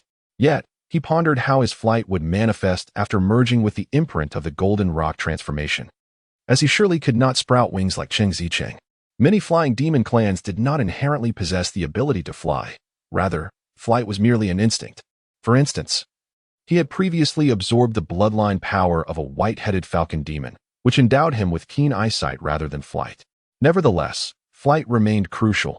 Before reaching the divine level, it seemed that the only means of soaring through the skies would indeed be through the powers of the demon god transformation. At worst, he could always relinquish the Golden Rock transformation later for something better. As for the time transformation, he could devise a way to absorb it and store it, postponing the completion of the imprint. With this thought, he resolved his hesitation. Returning to his bedroom, he settled cross-legged on the bed, activated his Xiantian skill, and began the fusion of the Golden Rock transformation. The energy of his Xiantian skill coursed through him, and the bloodline power surged within. The orange-yellow imprint representing the Golden Rock transformation gradually began to glow under the influence of the Xiantian skill. This gentle radiance exuded a peculiar texture. The sensation was remarkably distinct. As he initiated the fusion of this imprint, it felt different from previous experiences, perhaps due to the higher level of the Golden Rock transformation. He distinctly sensed a transformation in his bloodline, his physical strength seemingly enhanced, particularly in the power of his arms. The other four imprints he previously possessed also emitted a soft glow in response to the stimulus from the newly acquired Golden Rock imprint, signifying a noticeable enhancement in Tang San's bloodline power. An elevation in bloodline power indicated a nurturing effect on his body. This nourishment would fortify Tang San's physical constitution, enabling him to harness greater energy. The refining effect of the Xiantian skill was already formidable, and now, with the stimulating support of the five imprints, Tang San felt the surge of his bloodline power flowing vigorously within him, a sensation akin to a torrential tide. A gentle warmth enveloped his entire being, enhancing his overall aura. The residual power from the bloodline of the Wind Wolf Lord, Feng Xiong, was being absorbed at an accelerated pace, propelling him towards the pinnacle of the fifth tier. The transformation into the Golden Rock was indeed unlike anything he had encountered before. Though this bloodline power was merely at the third tier, it felt distinctly different from the four he had previously assimilated. Was this a matter of hierarchical disparity? Tang San pondered internally, resolving to inquire about it further with his mentor, the town chief, upon their next meeting. Before long, the imprint of the Golden Rock was fully absorbed. Tang San opened his eyes, and as the night deepened outside, his gaze grew increasingly luminous. He took a slow, deep breath, activating the Xiantian skill to stimulate the orange-yellow imprint within him. Suddenly, he distinctly felt an extraordinary force surging forth from within, solidifying his arms. In the next moment, he beheld two orange-yellow beams of light unfurling from his arms, expanding outward and transforming into two magnificent wings of light. Although ethereal, these wings were undeniably real. With a subtle flick of his arm, the orange-yellow imprint within him shimmered brightly, and his body felt lighter. Under the influence of the wings' gentle flapping, he began to ascend gracefully. Suspended in midair, he spread his wings wide, further stimulating the Wind Wolf transformation imprint. The air swirled with wind elements as his wings unfurled, allowing him to hover effortlessly in the sky. Tang San's eyes gleamed with brilliance. Indeed, he had acquired the ability to fly. This was quite impressive, indeed, and it brought him satisfaction. With a mere thought, he retracted the Xiantian skill, and the luminous wings on his arms withdrew, allowing him to descend back to the ground. With the completion of the fifth imprint, he had now gained the ability of the Golden Rock transformation, flight. Up until this moment, Tang Xin had not fully comprehended the peculiarities of this world. Yet he gradually began to develop a fondness for it.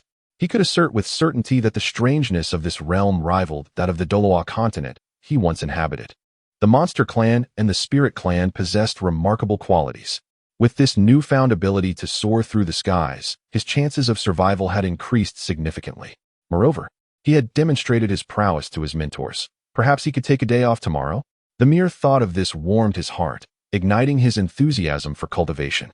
Returning to his bed, he engaged in the Xiantian skill, diligently absorbing the bloodline power of the Wind Wolf transformation. At the Redemption Academy, everything proceeded as usual. The morning bell awakened the students and faculty engaged in their training. Time for breakfast. However, for Tang San, there was a noticeable change. During breakfast, he observed that his senior brothers and sisters regarded him with a distinctly altered gaze. Just yesterday, while their looks had been kind, most had not paid him much attention. Yet today, as he entered the dining hall, those who followed him instinctively cast glances his way, even greeting him with enthusiasm. His battle with Wu Bingji the previous day had left a profound impression. Wu Bingji's 9-eye shields had nearly faltered against Tang San's Windblade. Could they withstand such power? Chapter 89, Wind God Slash. Dubai approached Tang San, saying, "Little Tang, when will you demonstrate that Wind God Slash for us again? Everyone is curious about how you compressed that element." Wind God Slash. What is that? Tang San replied, momentarily taken aback. Dubai explained, "It's the wind blade you compressed yesterday. Its immense power left us in awe, so we decided to name it the Wind God Slash." How majestic. Tang San couldn't help but feel a mix of amusement and exasperation as he replied, "Yesterday, that was my senior brother showing me kindness. No, I certainly did not hold back. It was you who likely showed restraint." A hearty laughter resonated from the entrance as Wu Bingji stepped inside, evidently having overheard the conversation between Tang San and Dubai. At that moment, his eyes sparkled with vitality, and his face radiated joy, suggesting a notable elevation in his overall aura. He approached Tang San and sat beside him, giving him a thumbs up and exclaiming, "Your words yesterday truly enlightened me. The effects of my training last night were remarkably evident. I believe I may have discovered a path that belongs to me. Our teachers have stated that to ascend to higher levels in the future, we must find our own way. Only then can we elevate ourselves to a greater realm. Thank you, Xiao Tang. I owe you a favor for this. If the opportunity arises, I shall procure a spirit herb for you, a wind attribute one." At this hour, nearly all the students were dining in the cafeteria, and Wu Bingji spoke these words without concern for anyone overhearing. Upon hearing him, expressions of astonishment spread across the faces of the other students. One could not contain their curiosity and inquired, "Senior brother, what did you discuss with Xiao Tang yesterday?" Wu Bingji smiled and replied, "It was about elemental control. Xiao Tang has provided me with immense inspiration. His research in this area far surpasses my own." "You are too kind, senior brother," Tang San said somewhat helplessly, as he sensed a shift in the way the other senior brothers regarded him. Wu Bingji winked at him and gestured towards the doorway. Tang San felt a sudden realization, and in the next moment, understanding dawned upon him. It appeared that Wu Bingji's cultivation had indeed advanced, and the teacher had noticed this development. Subsequently, the teacher reported their conversation from the previous day. Was it possible that the teacher had suggested this in the cafeteria to encourage others to seek his counsel? As he pondered this, the petite figure seated across from him, Guli, could no longer contain her curiosity and inquired, "Little Tang, do you possess any knowledge regarding the element of time?" Tang San's lips twitched slightly. It was only natural for him to possess an understanding of such matters upon reaching a divine level. Anyone would develop an interest in the formidable attributes of time and space, and he was no exception. Moreover, he had previously delved deeply into this realm of knowledge. In his past life, both his son and grandson exhibited remarkable prowess in the mastery of time. However, he could not divulge this information now. If he were to reveal his comprehension of temporal abilities, the teachers would undoubtedly dissect him for research. Tang San shook his head and remarked, "The mysteries of time are beyond my comprehension. I still wish to seek guidance from my senior brother." His home felt somewhat disheartened as he added, "To be honest, I do not fully grasp it either. I can merely apply it in a rudimentary manner." Sitting not far away, his opponent from the previous day, Zhang Zabin, interjected, "All right, enough with the understanding. If you delve any deeper into it, will you leave us any room to breathe?" Laughter erupted among the crowd. His ability to seemingly freeze time was indeed a formidable control that everyone found daunting in practical combat. With the emergence of such discussions, the atmosphere in the cafeteria noticeably became more vibrant. Occasionally, inquiries were directed towards Tang San, to which he responded with measured decorum. The topics of conversation broadened, making for a lively breakfast gathering. Tang San felt a distinct sense of acceptance from the group. In this process, the role of his senior brother, Wu Bingji, was undeniably paramount. His affable demeanor towards Tang San naturally endeared him to the others. The class bell rang, signaling the beginning of the morning session. Instead of a physical training class, it seemed the intention was to allow students to recuperate from the previous day's exertions. The morning would consist of a theoretical lesson held in the largest room of the North Building, with all students required to attend. The lecture was to be delivered by Guanlong Jiang. Tang San followed the group into what could be considered a large classroom. Finding a chair in the corner to sit down, Dui Bai naturally took a seat beside him, while the others settled in their respective places. At this moment, Teacher Guanlong Jiang was writing something on a board embedded in the wall. Teacher Guan, everyone is present, reported Wu Bingji. Well then, let us commence the lesson. Guanlong Jiang replied, turning around and letting his gaze sweep over the students, pausing noticeably on Tang San. Today, we shall review the hierarchical classification of the monster clans. This topic has been covered previously, but as a newcomer, Tang San is not yet familiar with it, and you all have likely forgotten much of it. I will take a bit of time today to elaborate on it once more. The classification of monster clans? Tang San was immediately filled with joy, for this was among the knowledge he most wished to acquire. He was utterly ignorant of the higher echelons of the monster clans, having only been taught some fundamental concepts by Wang Yanfeng, who himself lacked insight into the more advanced aspects. Guanlong Jiang continued, generally speaking, the monster clans categorize their bloodlines into 5 major levels. The situation within the spirit beast clans is quite similar. Different bloodline levels determine the varying ranks within the monster clans. Throughout both the monster and spirit beast clans, bloodline supremacy reigns. A potent bloodline signifies formidable strength and potential. We, the human vassals, do not belong to these 5 levels. The aforementioned levels pertain solely to the monster clans themselves. No matter how elevated a vassal's bloodline may be, it remains merely a vassal. Our bloodlines and strengths must be substantial to attain even a slightly higher status, but overall, we are still just vassals. Hence, the hierarchy of the monster clans that I am describing does not pertain to you, as it bears little significance. The 5th level of the monster clans refers to those relatively weaker beings who are not particularly adept at combat.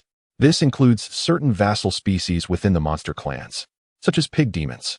The defining characteristic of this category is the lack of subdivision. For instance, all pig demons are simply categorized as pig demons, without distinctions like black or white pig demons. Due to their weakness, they are merely referred to by a collective term. In contrast, the combative porcupines do not fall into this category, as they are classified separately. Monsters at the 5th level often possess some combat capabilities, but typically, their innate potential does not exceed the 3rd rank at birth. Their future growth prospects are exceedingly limited, placing them among the lower echelons of the monster clans. The 4th level of the monster clans marks the point at which one can truly be considered a genuine monster. They are almost universally skilled in combat, with innate births at a minimum of the 2nd rank, though generally not exceeding the 5th rank. The top-tier monsters of the 4th level, at birth, are not significantly different from those of the 3rd level, though their growth potential varies.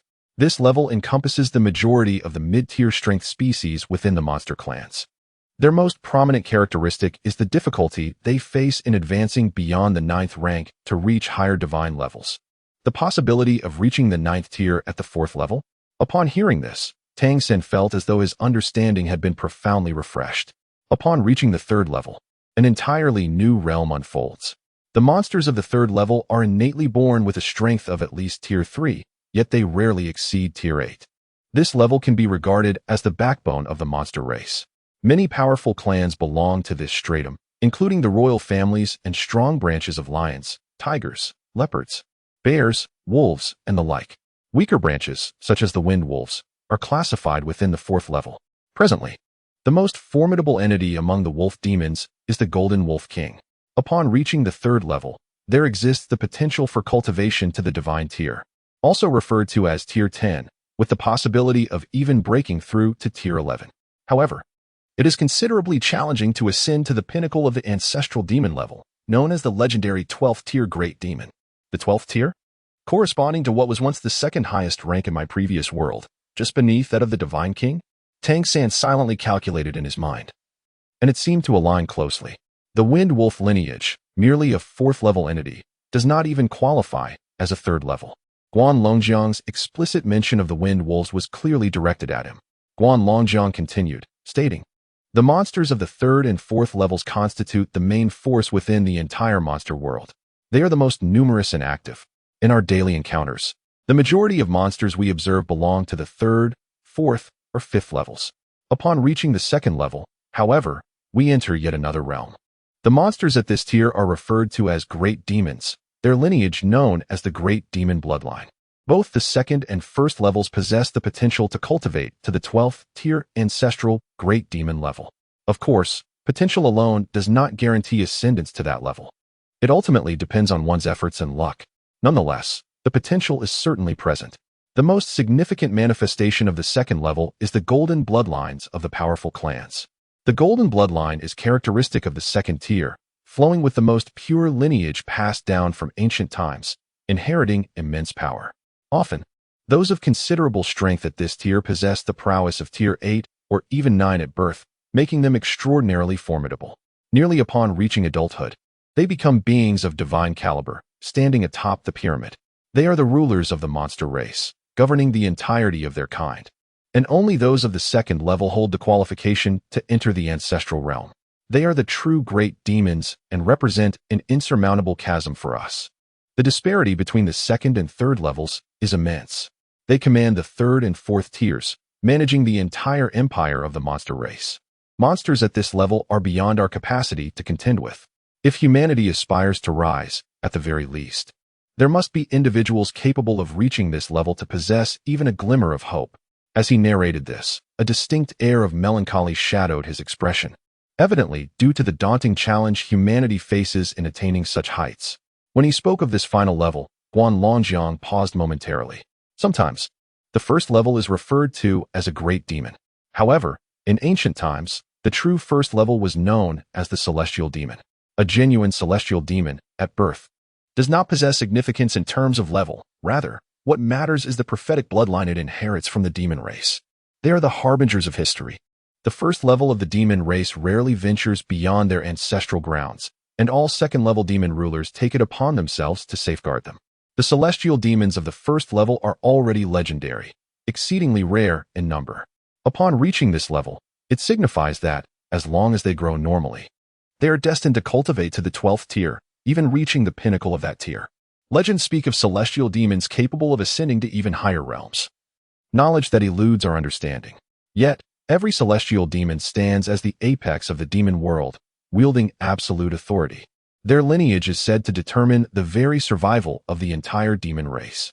If the leaders of various clans, possessing the golden bloodline of the 2nd level demons, are deemed demon kings, then the celestial demons, with their 1st level bloodlines, are the true monarchs of their clans. According to known records, there are 7 celestial demons within the demon race. These 7 beings command respect across the vast empire. Each of the 7 celestial demons corresponds to one of the 7 major cities of the demon race. In truth, each city is governed by the descendants of these celestial demons. Therefore, it should be understood that in the realm of the spirit race, there exist 8 beings of the same level as celestial demons. However, as far as we know, not all of these beings are currently extant. At present, there should only be 12 celestial demons and spirit beings combined, of which 3 have already passed away, and their descendants have yet to grow to that pinnacle level. As he listened to this account, Tang San felt a tumultuous wave within him. The existence of the 1st level could almost certainly be compared to that of a 1st-tier deity from his previous life, with even the possibility of touching the level of a divine king. If this were the case, it seemed his assessment of the level of the Phalon star, home to the enchanted continent, was misguided. This realm is evidently of a higher caliber than he had imagined, which is quite daunting. Should this be true, relying solely on his own abilities, even if he were to regain the powers of a divine king, would scarcely enable humanity to turn the tide. He never anticipated that the strong in this world could attain such heights. The phrase 7 celestial demons etched itself deeply into Tang San's mind. The atmosphere in the classroom grew heavy under Guan Longjiang's narration. Although the children were still young, they grasped the significance of the existence of the Redemption Organization. All that Guan Longjiang had just described were the adversaries that Redemption must confront. To triumph over such formidable opponents seemed an almost insurmountable task, transcending mere difficulty. Guan Longjiang's gaze swept across the crowd, and when he met Tang San's eyes, he saw no fear reflected on his face, only contemplation. Very well. We shall conclude our review of the hierarchical analysis of the demon race here. Therefore, it is imperative that you possess a clear understanding of the bloodline you inherit and the corresponding hierarchy of the demon god transformation. This knowledge will greatly assist you in making informed choices during your future cultivation endeavors. These hierarchies are not entirely fixed. Lower-tier bloodlines, under certain circumstances, may evolve into higher tiers if they undergo mutations. Within the realm of the demon race, individuals can ascend to the golden bloodline through diligent effort and fortuitous encounters. Among you, the newly arrived Tang San's Wind Wolf transformation appears to be a mutation. You have likely noticed that when he employs his wind blade technique, his physique does not undergo a wolf transformation, which is a significant characteristic of such mutations. Consequently, his command over the wind element is substantially stronger than that of an ordinary wind wolf, and his potential for growth is considerably greater. Similarly, the mastery of ice elements by the Ice Age is also a product of mutation derived from the ice spirit transformation, resulting in the emergence of an ice elemental body, thus providing him with even greater developmental prospects. Gaining admission to the Redemption Academy essentially signifies that you all possess a bloodline comparable to the third tier of the demon race, along with the talent for the demon god transformation. However, the extent of your progress will depend on your own efforts. It is crucial to understand that vassals differ significantly from true members of the demon race. You do not inherently possess their formidable strength. The power we can attain requires relentless endeavor from all of us. Furthermore, the strength of our vassal bloodlines is generally much weaker than that of their demonic counterparts, making it exceedingly challenging to cultivate to their level. Tang Sen listened intently as Guan Longjiang recounted his tale, while the voice beside him gently brushed against him. Tang Sen turned his head to look at him, revealing an inquisitive gaze. Dui chuckled softly and whispered, "Would you consider becoming my guardian? There is still time. After all, I am the only one among us who possesses a first-level bloodline inheritance." Felt a stirring in his heart, suddenly realizing that among the 7 celestial demons, one of them must indeed be the celestial fox demon emperor. Could the potential of the celestial foxes I truly reach such heights? Observing the smug demeanor of Dubai, merely smiled and continued to listen to Guan Longjiang's narration. Meanwhile, Cheng Zicheng, seated beside, spoke in a hushed tone, "Do not be swayed by his boasting. The celestial fox bloodline is indeed one of the 7 great demon bloodlines. However, the truth is that his lineage is rather diluted. Otherwise, how could he fail to break through to the 4th rank? True members of the celestial fox clan, while initially not particularly strong, face little hindrance on their path to growth." "You really have no friends, Orange," Dubai retorted irritably. Cheng Zicheng rolled his eyes and chose to ignore him. Chapter 91. The Levels of the 5 Imprints. Tang Sen listened to their conversation, his gaze sweeping over the fellow students. Among these senior brothers and sisters, how many possess 3rd-level or 2nd-level bloodlines? "Senior sister, what level is your golden rock transformation?" Tang Sen inquired softly. Cheng Zicheng replied with a hint of pride. "The Golden Rock clan does not have branches. It is a singular lineage, embodying the golden bloodline. However, the strength of the bloodline varies. If we refer to the Golden Rock itself, it is classified as a 2nd-level bloodline, though my concentration may not be sufficient. Our offshoots generally lack adequate concentration." Upon hearing her words, Tang Sen felt a moment of enlightenment. He began to comprehend why. During his absorption of the Golden Rock transformation imprint as his 5th imprint last night, he experienced a series of bodily reactions, even feeling as though he had undergone a cleansing of his marrow and muscles. Even other bloodline imprints had been influenced by this process. Reflecting on the various bloodlines he had previously absorbed, and in light of what Guan Longyang had described alongside his own deductions, he deduced that the Wind Wolf and Lightning Leopard were undoubtedly 4th-level bloodlines. The heavy armor technique brought about by the Rhinoceros Demon's transformation likely also belonged to the 4th level. The White-Headed Falcon Demon's Eagle should similarly be classified as 4th level, though he was uncertain if the Lingxi Deer Demon's Lingxi reached the 3rd level. However, He was confident that the fusion of the Eagle Eye and Lingxi Eye into the Lingxi Heart I had at least grazed the threshold of the 3rd level. If Wind Wolf's Lord Feng Xiong's bloodline power was the purest form of the Wind Wolf clan bloodline, it would stand at the pinnacle of the 4th level. Yet it likely did not reach the 3rd. In contrast, Cheng Zicheng's Golden Rock transformation bloodline was at least 3rd level, with the Golden Rock itself being 2nd level, signifying immense potential within the 3rd level bloodline. Should he succeed in absorbing the true Golden Rock bloodline in the future, this imprint would subsequently elevate to the 2nd level. The emergence of higher-tier bloodlines had catalyzed such comprehensive changes within him. This indicated that while the strength of the bloodline inherent in the demon transformation was indeed significant, the tier of the bloodline held equal importance. The fact that even a 3rd-level Golden Rock transformation could induce such profound changes suggested that higher tiers would undoubtedly wield even greater power. Among his senior peers, purely considering the tier of bloodlines, the White Fox transformation of Dubai was indeed the highest, even with its diluted bloodline. Its latent potential was undeniably that of a 1st-level bloodline. When considering the tier alone, it might even approach the 2nd level. Moreover, upon reaching the 1st level and touching upon the realm of the celestial demons, the extent of transformation remained unpredictable. Among the others, Tang Sen could almost guarantee that the time transformation from his homeland belonged to the 2nd-level bloodline tier. The power of time was superior to that of the golden bloodline. The realm of time is a formidable presence across all dimensions. Though he had only been at the Redemption Academy for a few days, he felt he had learned a great deal, deepening his understanding of this world significantly, which would greatly benefit his future self-improvement. Guan Longjiang continued, thus, on your path of cultivation, enhancing your own cultivation is one aspect. Comprehension is equally vital.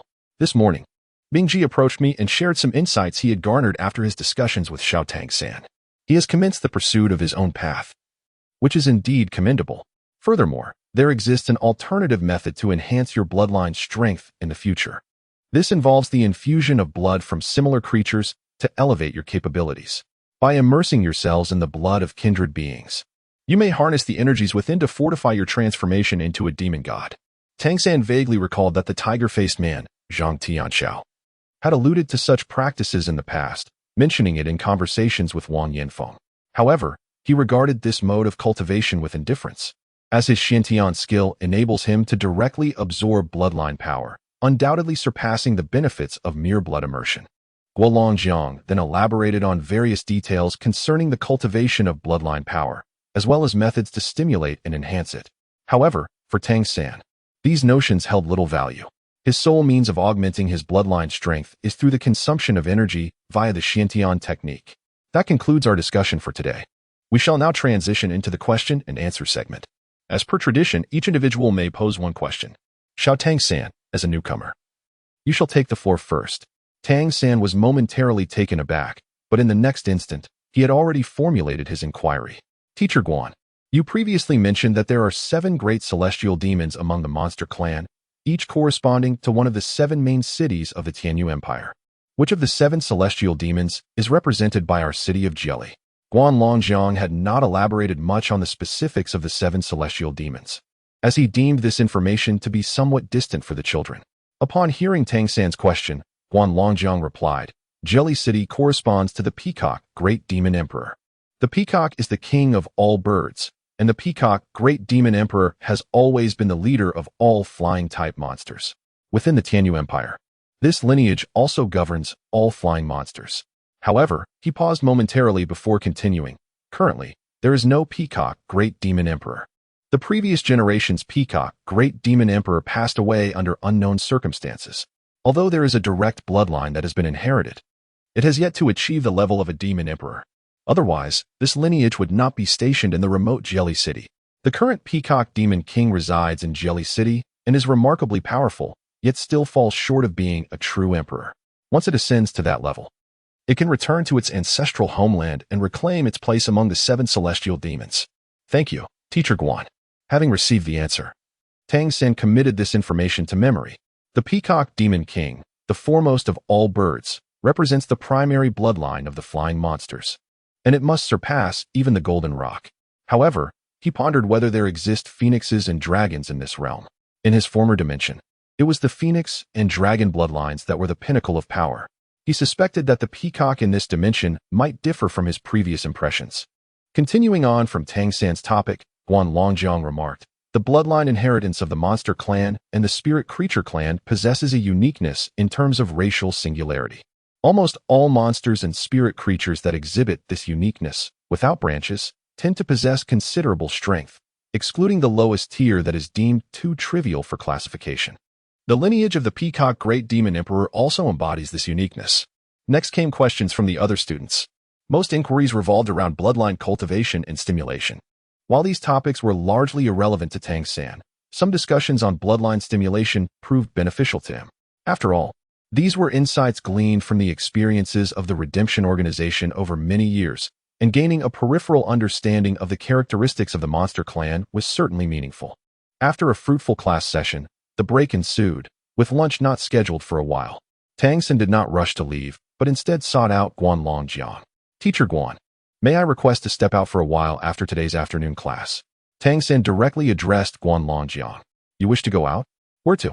Guan Longjiang inquired. Tang San remarked, I wish to venture into the city for a stroll. Gu Longjiang inquired, are you going to seek out Gue Gue? Tang San was taken aback. He was aware of the matter concerning Ghost Ant as well. He said no more, merely nodding in acknowledgement. Indeed. I wish to pay her a visit and ascertain the situation regarding Teacher Wang. Chapter 92. The opportunity to visit the young master Mei. Guan Longjiang remarked. You may take a stroll, but it is imperative that you do not venture out alone. How about this? Allow Bingji to accompany you. Both of you belong to the elemental category, and it would be beneficial for you to understand each other better. The sooner you depart, the sooner you shall return. As for inquiries about your teacher Wang, refrain from asking Ghost Ant too much. Her knowledge is limited. We will gather the necessary information and relay it to you. The recent upheaval has been quite significant, even instigating a conflict between the Wind Wolves and Lightning Leopards. They engaged in battle just yesterday. Tang San gazed at him, somewhat astonished. Guan Longjiang reassured him, do not fret. It does not concern your teacher Wang and the others. The conflict was instigated by the ancestral home of the Wind Wolves. The specific outcome remains uncertain, but we should have more clarity by tomorrow. At that time, we will inform you. Remember, you are now a member of the Redemption Academy, and at all times, you must prioritize your safety. While Jelly City is relatively secure, it is prudent to remain as cautious as possible. Do you understand? You possess great talent, and we have high hopes for you. Thank you, teacher. The prospect of visiting Ghost Ant was acceptable. It provided a valid excuse. Yet, the foremost reason remained the desire to see her. Guan Longjiang consented to his outing, which relieved Tang San. Had he refused, he would have had to devise a plan to sneak out. If he were to sneak away, it would likely have to be at night. But what if the milk tea shop was closed? The day's lessons were entirely conducted by Guan Longjiang, featuring theoretical classes in the morning and practical training in the afternoon.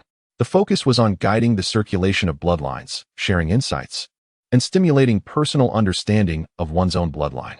Tang San, in this regard, harbored little need, for his cultivation method differed vastly from that of others. Nonetheless, listening could still prove beneficial, particularly in learning how to better awaken the power of his bloodline, ensuring its prolonged use or unleashing a mightier force. Such insights would assist Tang San in stimulating his demon god mark through the use of his Shintian skill, yet he would ultimately need to explore this path independently. The experiences of others held merely a referential value for him. However, during the afternoon class, Tang San found himself somewhat inattentive, as his thoughts had already wandered elsewhere. Wu Bingji, naturally, had no objections to Tang San's proposal. The revelations from the previous day had greatly aided him, essentially opening a new door to understanding. Relatively speaking, the ice element proved to be far more stable than the wind element, consequently making the compression of ice less challenging. Following his insights from yesterday, he had begun to grasp some preliminary techniques for compressing the ice element, yet he still faced frequent failures. At the very least, he now possessed methods to experiment with, deepening his understanding of the properties of ice. Thus, despite Tang San being significantly younger, Wu Bingji regarded him without any condescension. After class, the two departed the academy, making their way down the mountain. Today, allow me to treat you to a meal, Wu Bingji proposed. Last night, I attempted to observe the ice element's operation, which is relatively sluggish yet remarkably stable. In the process of compression, it is fundamentally a matter of increasing density. However, it is crucial that the density remains uniform across all positions, and the gaps are consistent in size to ensure stability post-compression. Otherwise, there exists the risk of an explosion. I still struggle to control it effectively, but with more practice, I am certain I will improve. As they strolled along the mountain path, Wu Bingji continued. The more I endeavor to control the ice element, the more I appreciate your remarkable mastery over the wind element. The wind is so vibrant and dynamic. Mastering it is exponentially more challenging than controlling ice, yet you have succeeded in compressing it. Truly astonishing. I look forward to learning much from you in the future. At this moment, Tang San's thoughts had already drifted to the charming milk tea shop of the handsome young gentleman. However, upon hearing his senior brother's words, he felt it inappropriate to remain silent. Instinctively, he replied, "In truth, there are occasions when sheer stability does not wield the greatest power. Introducing a modicum of instability, albeit one that remains controllable, can yield surprisingly effective results." Wu Bingji was momentarily taken aback. Introducing a degree of instability? Tang San nearly remarked that it was akin to adding a fuse, yet it seemed that such explosive devices did not exist in this world. It would be futile to explain it to Wu Bingji. At that moment, he decided to raise his hand and conjure a sphere of wind element, which emanated a gentle azure glow and spun steadily. The wind element could never remain still. An immobile wind element would cease to be wind. "Look, senior brother," Tang San said, gesturing towards the vortex in his hand. Wu Bingji observed intently. He then witnessed Tang San introduce a new vortex into the existing one, a more refined wind element, yet its rotation distinctly differed from the others. Its incorporation caused the entire vortex to become unstable. With a flick of his wrist, Tang San launched the vortex into the air, which soared approximately 5 to 6 meters before abruptly detonating, unleashing a flurry of sharp wind blades that scattered in all directions. Slicing through the air with a series of piercing howls, Wu Bingji was momentarily taken aback. Tang San remarked, "The wind element, due to its inherently volatile nature, does not yield great power when utilized in this manner. Of course, my current lack of strength contributes to this limitation. However, if we were to discuss your ice element, this method would prove far more compatible. As you mentioned yesterday, the ice element embodies both offense and defense. How to choose between the two? In my view, there is no need for such a choice. Attack or defense is merely a matter of one's intent. An ice shield can serve as a barrier. But what if it were to explode upon being thrown? Would it still be a form of defense? If, at the moment of detonation, a flurry of ice blades or spikes were to emerge from within, the resultant power would ascend to an entirely different echelon. Therefore, I believe that mastery over the ice element and your affinity for it are paramount. Focusing on these two aspects and subsequently seeking transformation will be much more achievable." Lost in thought, Tang San's mind lingered on the exquisite visage of the beautiful young master at the milk tea shop. Oblivious to whether Wu Bingji could withstand the weight of his words, he found himself speaking at length. Upon hearing him, Wu Bingji fell into a brief stupor, trailing closely behind Tang San. If yesterday Tang San had opened a window for him, today he felt as though the very roof had been lifted away. The ice element within him seemed to shed its exterior, revealing its most fundamental essence. Explosion, offense and defense intertwined. Explosion, offense and defense intertwined. As they descended the mountain, Wu Bingji remained silent. If given the choice at that moment, he would have eagerly returned to study the ice element in depth. Yet, his duty was to accompany Tang San, ensuring his safety, and thus he could not simply turn back. He followed in Tang San's footsteps, mirroring his pace. In truth, he was unaware of the path he tread, his mind consumed by thoughts of how to master the ice element, how to harness its potential, and how to introduce elements of instability to control its explosive nature. How to control, how to introduce, how to master, to what extent? These tumultuous thoughts left him no room to ponder anything else. Tang San was quite pleased with the situation. Both he and Wu Bingji were lost in their own thoughts. The myriad memories from his previous life, the longing of this existence, the joy of discovery, and the trepidation of their impending reunion filled his mind. Upon descending the mountain, they re-entered the bustling interior of Jelly City. Tang San had meticulously studied the map of Jelly City countless times, particularly the route from the academy to the city center. Thus, despite his apparent unfamiliarity with the area, he navigated effortlessly, avoiding any unnecessary detours as he made his way into the heart of the city. Chapter 93. The young master is here at this moment. Wu Bingji appeared somewhat dazed, merely following in Tang San's footsteps without a clear destination in mind. For him, Nothing was more important than contemplating his ice element. As they wound through the streets, Tang Sen led Wu Bingji along the edges of the pathways. Both were attired in uniform garments issued by the academy, adorned with the emblem of Jelly Academy, though it was not the insignia of the students, but rather that of the vassals.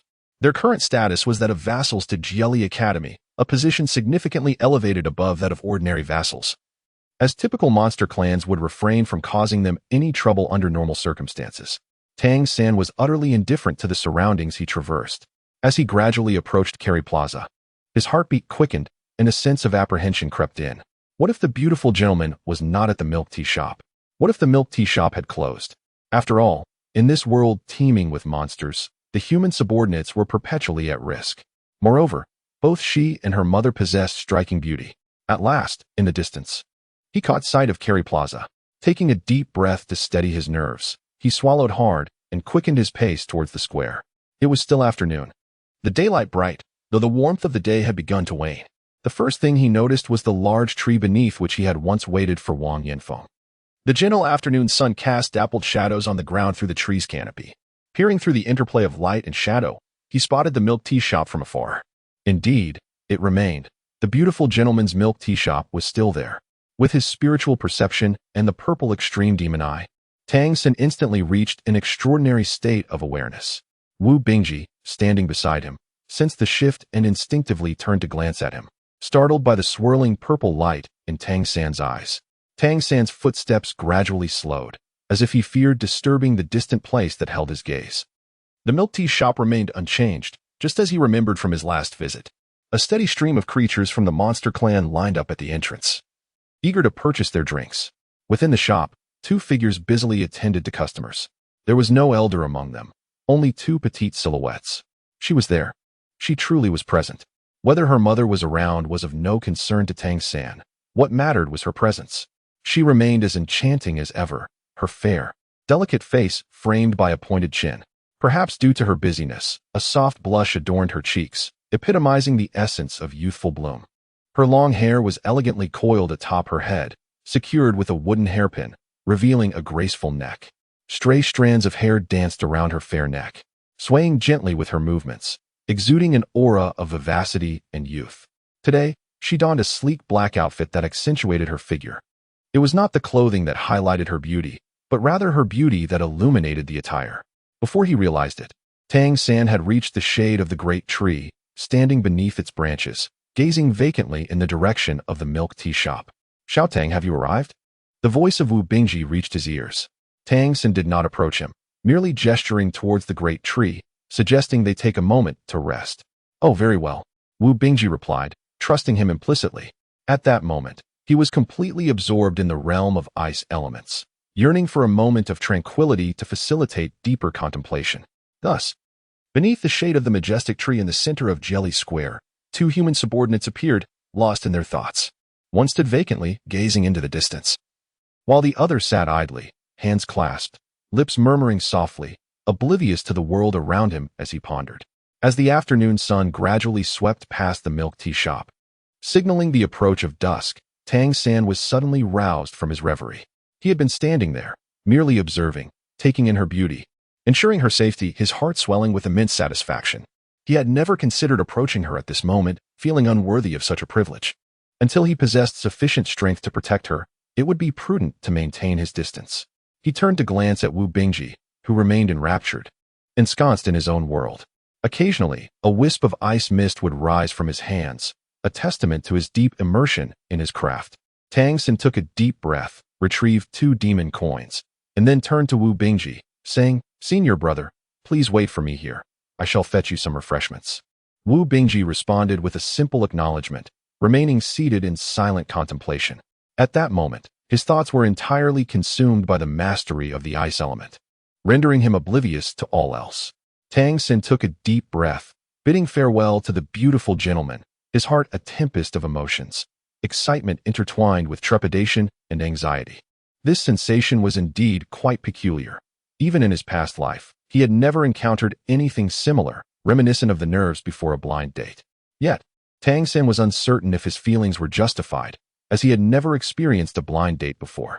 With this intricate mix of emotions, He found himself unknowingly standing outside the milk tea shop of the beautiful gentleman. At this hour, numerous creatures had gathered to purchase milk tea, and Tang Sen quietly formed a queue behind them. Compared to the towering figures around him, his diminutive stature rendered him inconspicuous.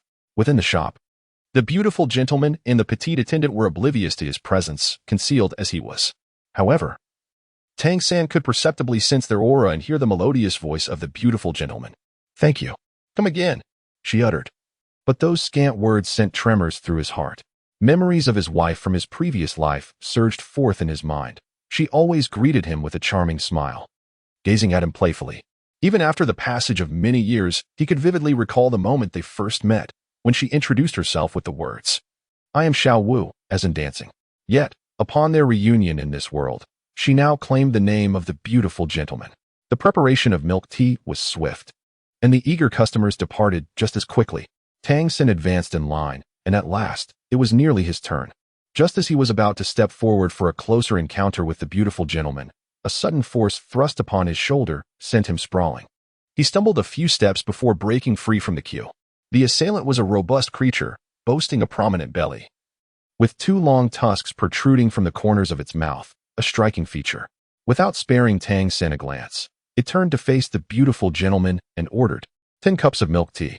At that moment, the beautiful gentleman lifted her gaze, observing the stumbling Tang San. Tang San was utterly consumed by thoughts of her, never anticipating that someone would push him at this moment. In his astonishment, anger surged within him, his expression a tumult of surprise and fury. The elegant gentleman regarded him with a hint of incredulity before shifting his gaze to the creature, presumably a member of the Porcupine clan, and calmly remarked, "You have not queued." The Porcupine demon paused, bewildered. "What do you mean I haven't queued? I have been waiting in line." The elegant gentleman reiterated, "You have not queued. What do you imply?" The Porcupine demon seethed with indignation. Just as it was about to unleash its fury, another creature standing behind it suddenly grasped its shoulder and whispered a few words in its ear. The expression of the Porcupine demon shifted, and it slowly stepped back, relinquishing its position in line. The elegant gentleman gestured towards Tang San. Chapter 94. Why Sell Milk Tea? At this moment, Tang San had fully regained his composure, and he was somewhat astonished that these monsters could genuinely maintain order. However, what occupied his thoughts more was how he could get a closer look at her. He swiftly took a few steps forward, arriving outside the shop, gazing at the beautiful young gentleman within the window. In that instant, a myriad of emotions surged within him. "What do you desire?" the beautiful young gentleman inquired, his tone remaining as indifferent as ever. Tang Sen stammered, I would like 2 cups of milk tea." "All right, that will be 2 demon coins." The handsome young man took 2 cups of milk tea, neatly packaged them in a bag, and handed them to him. Tang Sen handed her 2 demon coins, but the beautiful young man merely pointed at a tray in front of Tang San, which was filled with an array of demon coins. Tang San finally understood that she was reluctant to accept money directly with her hands. For reasons unknown, he felt a sense of joy, and a smile appeared on his face. He then placed the demon coins on the tray and received the milk tea in return. "Let us leave quickly," the handsome gentleman said, casting a glance at him. Tang Sen inquired almost instinctively, "Why do you sell milk tea?" The handsome young man appeared momentarily taken aback by the question, while a nearby staff member could not suppress a chuckle at such a seemingly naive inquiry. Of course, selling milk tea is primarily for profit, and profit, naturally, stems from a lack of funds. The handsome young man seemed oblivious to the staff member's remark, gazing at Tang San as he replied, "To earn a living." Oh, haven't you finished your purchase yet?" A gruff voice interrupted from the side. Tang San turned to glance at the Porcupine demon before he turned away. After taking a few steps, he could not help but look back at the beautiful young man. He noticed the young man furrowed his brow and then waved his hand, signaling him to leave swiftly. He then observed that the beautiful young man was preparing the milk tea for the Porcupine demon at a noticeably slower pace than when he had served him. Is he concerned for my well-being? Does he fear that the Porcupine demon might target me after purchasing the milk tea? Tang San felt a warm sensation in his heart, perhaps because he cared too much, making him particularly sensitive in such moments. Upon returning to the great tree, he handed a cup of milk tea to Wu Bingji. Surprised, Wu Bingji accepted the milk tea, inquiring, "What is this?" "Milk tea," Tang San replied, gesturing toward the distant Mei Gongzi milk tea shop. His gaze lingered once more on the figure of the one he cherished. "Oh, are we leaving?" Wu Bingji asked. "Yes, Let us go, Tang San replied, unwilling to cause any trouble for Mei Gongzi. After casting one last glance in that direction, he departed with Wu Bingji, holding the milk tea. The milk tea was not overly sweet, imbued with a subtle milky fragrance and a comforting warmth. As Tang San strolled alongside Wu Bingji, he sipped his drink, both of them appearing somewhat unfocused in their gaze. After walking for a while, Tang San suddenly realized that he seemed to have taken a wrong turn. After a moment of adjustment, he redirected his path towards the residence of Aunt Gui. In truth, the distance to Gui's place was quite considerable from this route. However, having already mentioned his intention to Guanlongjiang, it would be impolite for him not to visit. Yet, no matter how he traversed the path, the image of her lingered in his mind. How wonderful it would be if he could remain by her side every day. The inn run by Gui was as usual.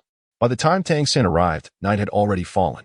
Gui, upon seeing him and Wu Bingji, was taken aback. What brings you here? She inquired. This is my good friend, Tang San quickly introduced, refraining from addressing Wu Bingji as his senior in their current surroundings. Wu Bingji, having regained his composure, now had a sparkle in his eyes, evidently having gleaned new insights during his earlier contemplation. Good evening, Auntie. I am Wu Bingji, a companion of Xiao Tang from the town of Jelly Academy. He introduced himself. Gui's expression brightened with recognition as she smiled and said, "Come in quickly. Let us talk inside." She then led the two of them into a room within the quaint inn, prepared some food for them, closed the door, and turned to Tang San with curiosity. What brings you here so unexpectedly? Is there something you need? Tang San inquired. I have come to see you. Also, how are Teacher Wang and the others? Is everyone well? Upon hearing his question, Gui felt a wave of relief wash over her. She had been apprehensive that there might be a more serious situation at hand. There is no issue on my brother's side, she replied. The incident from that day escalated tremendously and has now evolved into a conflict between two races. It is said that the Lord of Windwolf Town has perished. His identity is quite extraordinary, as he was reportedly of the direct lineage of the Windwolf King. It remains unclear why he chose to become a minor lord there. But his noble bloodline persists. Following his death, the Windwolf King was enraged and vowed vengeance.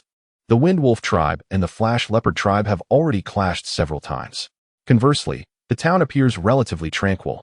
It is rumored that the high priest has also departed. For the time being, there seems to be no one to manage affairs in the town, so there should be no significant issues in the near future. Tang San pondered for a moment and inquired, is there a possibility of bringing them into the city?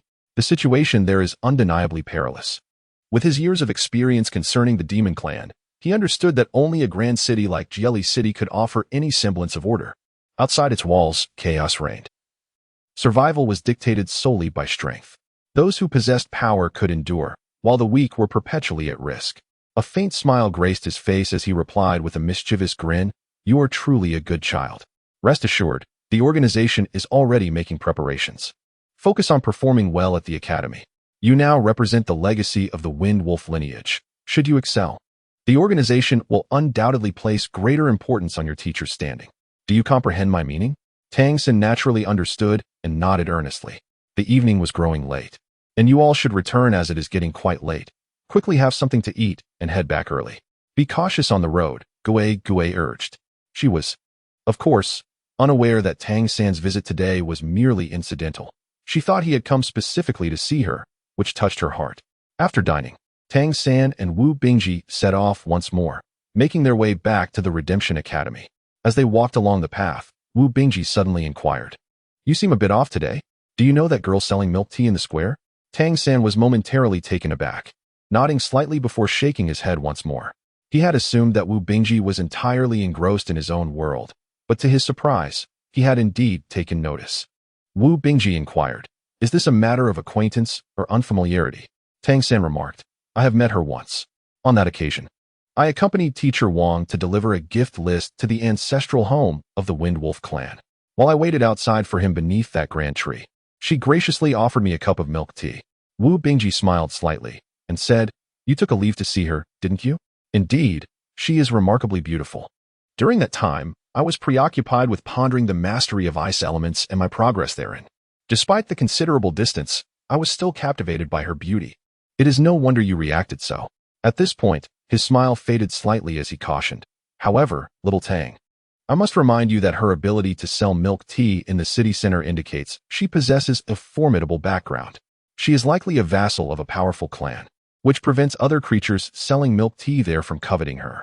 The desire for beauty is universal, yet you are still quite young. It would be wise to refrain from visiting too often. With that, he paused for a moment before regaining his smile, adding that the milk tea was indeed quite delightful. Tang Xin nodded in agreement, appreciating Wu Bingji's concern. Naturally, I shall come again. Is she selling milk tea out of financial need? Why would she be in such dire straits? The business of the milk tea shop appears to thrive. I wonder how much she truly requires. This was the contemplation that occupied Tang San's mind following his encounter with the beautiful young lady. I strive to return soon. Upon returning to the Redemption Academy, night had fully descended. Wu Bingji reported to Guanlong Jiang, while Tang San proceeded directly to his room. Chapter 95. Accepting a task after securely closing the door. Tang San exhaled deeply. He hastened to his bedroom, climbed into bed, and retrieved his small storage pouch, extracting all the coins within. The shimmering elemental coins pulsated with a rich elemental resonance. After counting them, he carefully repacked all the coins. He did not rush to meditate, for his mind was not yet tranquil enough. His thoughts were consumed with the memories of the beautiful young lady's every expression and smile from that day. Even though I am merely a stranger to her now, and one who possesses no remarkable qualities, she still shows concern for me. Perhaps it is a manifestation of kinship among our kind. Her instinctive gestures radiate such kindness. When Tang San was reborn into this world in search of his beloved wife, several concerns weighed heavily on his mind. Foremost among them was the question of whether he would be able to find her. Following closely behind was the apprehension regarding whether the soul of the wife he found would retain the essence of her former self. He feared that, upon encountering her reincarnation, her heart might have transformed beyond recognition, especially in a realm such as the demon continent. He was not deterred by the possibility of her being a creature of the supernatural. Rather, it was the potential for her character to have undergone a profound change that troubled him. Yet, it appeared that fate had favored him, as an invisible hand of destiny guided him to her. Although her appearance had undergone slight alterations and her demeanor had shifted, she remained kind-hearted and possessed an enduring beauty. Moreover, she had assumed human form, and if she were a vassal of humanity, there would naturally be traces of her demonic lineage. But did that truly matter? In his previous life, his wife had been a soul beast, the soft-boned rabbit, who had cultivated for 100,000 years to attain humanity. Such matters were of no concern to Tang San. Excitement was the only emotion coursing through him at that moment. To see his beloved once more, to feel her essence and kindness, it was simply marvelous. At present, he felt he had yet to earn the right to disturb her. He must become stronger, and swiftly so. Once he attained sufficient strength, he would be worthy of standing by her side to protect her, to rekindle her love for him, and to guide her toward godhood. The prospect of their family being reunited in the future, though daunting, was a beginning. Today's encounter could indeed be considered the first step along that arduous path. As his heart gradually settled, the thrill was supplanted by a resolute commitment to diligent cultivation. Meeting his beloved served as the greatest motivation for his training. Returning to his bed, he sat cross-legged in meditation, resolved to fully absorb the remnants of the bloodline power of Feng Xiong. This would allow his Xintian skill to progress more swiftly. After completely absorbing Feng Xiong's bloodline power, his Xintian skill should approach the mid-level of the 5th stage. While reaching the pinnacle of the 5th stage with his Wind Wolf transformation would be well within reach. The night of arduous effort soon passed. The next day, the lessons resumed. The morning was dedicated to physical training, during which Tang San voluntarily added extra weight, without needing any encouragement from Mu Yunyu. He strapped on 10 additional weight plates and began to sprint with all his might. Observing the determination in his gaze, Mu Yunyu felt there was no need for her to offer any further reminders. By midday, when he returned, drenched in sweat, Tang San had not lagged behind, but instead positioned himself 8th among the 16 students. A remarkable feat considering it was only his second physical training session. After lunch, Tang San approached Wu Bingji. "Senior brother, I wish to undertake a task," he said to Wu Bingji. "You want to take on a task? Are you that eager?" Wu Bingji responded, somewhat astonished. Tang San nodded and said, "I wish to earn some money." Wu Bingji, realizing the truth, responded, "Indeed, we require various resources for our cultivation. The more resources we possess, the swifter our progress in training. So, what kind of task do you wish to undertake?" Tang Sin declared resolutely, I wish to undertake the training partner task at the academy. Wu Bingji was taken aback. You intend to participate in the training at Jilly Academy? The dangers of being a training partner are even greater than hunting demon beasts. After all, the students from the monster clans can lose control at any moment. Moreover, your mastery over the wind blade, Tang Sen remarked, I shall not disclose too much. I perceive that the income from being a sparring partner is quite substantial. I would like to give it a try. Wu Bingji pondered for a moment before responding, You are still young. I cannot acquiesce to this. He added, Allow me to consult with the teacher. Very well. Tang Sen nodded in agreement. The decision to become a sparring partner was one he had contemplated thoroughly. His reasoning was twofold. Firstly, being a sparring partner would afford him greater exposure to the monsters. With his current mastery of the Xiantian skill and his comprehension of the interplay between Xiantian skill and devouring, he was entirely capable of consuming without the other party being overly aware of it. The modest consumption of a monster's bloodline would not yield substantial benefits for him. However, with numerous sparring sessions, the cumulative effect of these absorbed bloodline powers would significantly aid in his cultivation of the Xiantian skill, thereby accelerating his own advancement. The devouring power of the Xiantian skill was undeniably a shortcut to his training. At present, he had already attained the 5th tier, with his actual combat prowess reaching the 6th tier. This granted him a measure of self-defense, compelling him to expedite his self-improvement and elevate his cultivation to greater heights. The monsters capable of entering Jelly Academy were all of pure bloodlines from esteemed families. The Wind Wolf clan, being merely a 4th-tier monster clan, could still offer considerable advantages to Tang San, especially with the pure bloodline of the Wind Wolf King. One could only imagine the benefits from even more formidable clans. Thus, for him, sparring was the optimal mode of cultivation. His task was to manage his training levels judiciously.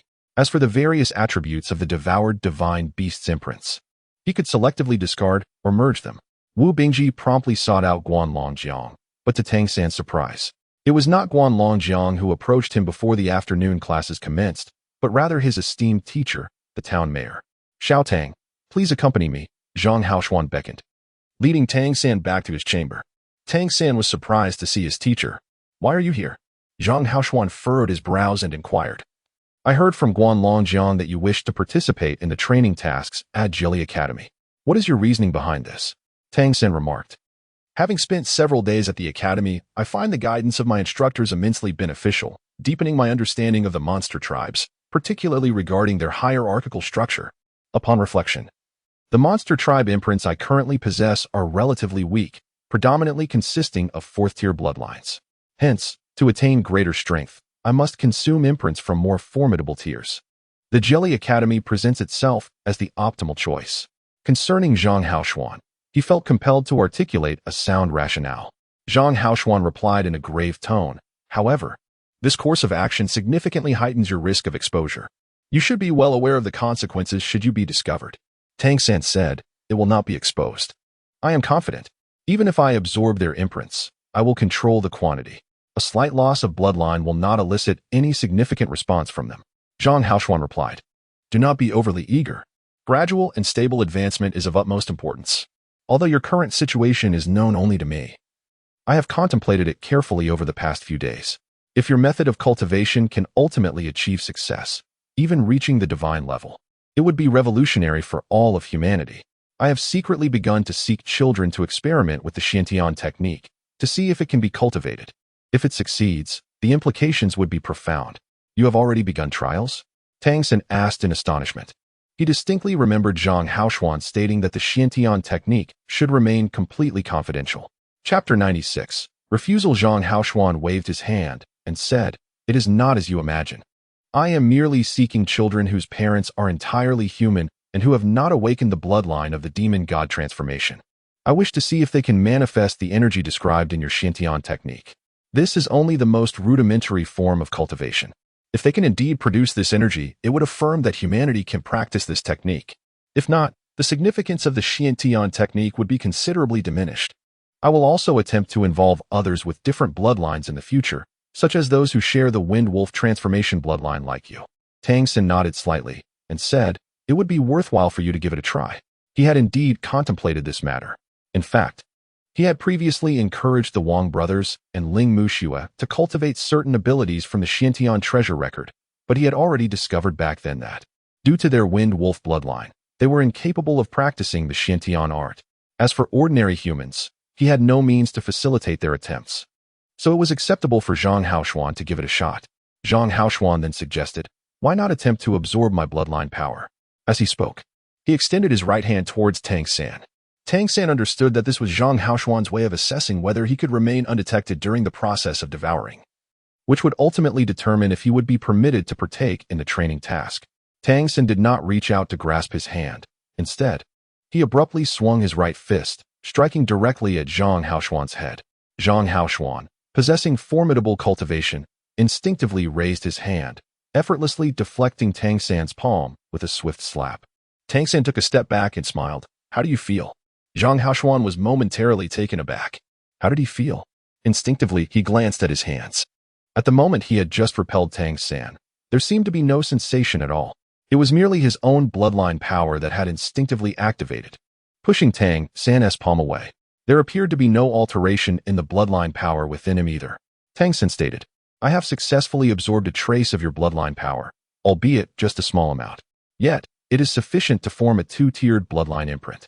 However, should you be a creature of similar cultivation to mine, as we engage in persistent combat, with each encounter allowing me to absorb a little more. By the end of a battle, the bloodline power I have garnered would be considerable. When transformed into the Xiantian technique, it would undoubtedly surpass the progress I could achieve in a single day's training. The closer my opponent's cultivation level is to mine, the more elusive my absorption becomes to them. This degree of control is within my grasp." Zhang Haoshuan observed Tang San, who radiated confidence, and he found himself increasingly perplexed by this disciple. The Xiantian technique he practiced was undeniably extraordinary. Yet, he was merely 9 years old, and despite his tender age, he had mastered the Xiantian technique with remarkable success. At such a young age, he had already reached the 5th tier and could even hold his own against Wu Bingji in practical combat. In terms of bloodline talent, he was the weakest among all the students at the Redemption Academy. However, the true essence of his cultivation in the Xiantian technique, which involved the absorption of various imprints and the acquisition of multiple skills, likely revealed him to be the one with the greatest potential. Zhang Haoshuan took a deep breath and asserted, "I must disagree." Tang San was taken aback. He had believed he had demonstrated that the absorption of bloodline power was difficult to detect, and thus Zhang Haoshuan would allow him to undertake training tasks. Instead, he received a firm rejection. Zhang Haoshuan continued, "You are increasingly proving your capabilities to me. Consequently, you become all the more invaluable to Redemption. Given the potential of your Xiantian technique, I should grant you a higher level of protection. However, it is precisely for this reason that I must insist you remain discreet. You are not yet permitted to engage in training tasks. I cannot expose you to any potential danger. Wait until you break through to the 6th tier. After reaching that level, I believe your control will enhance, and by then, you will be older, making your participation in training tasks less conspicuous. At just 9 years of age, and with such a slender frame, how could you possibly avoid attracting the attention of creatures if you excel during training at the Jilly Academy? To be frank, our small town has already drawn the attention of the Monster Clan, and it is possible that the Academy may need to relocate in the future. Thus, it is best to prioritize discretion."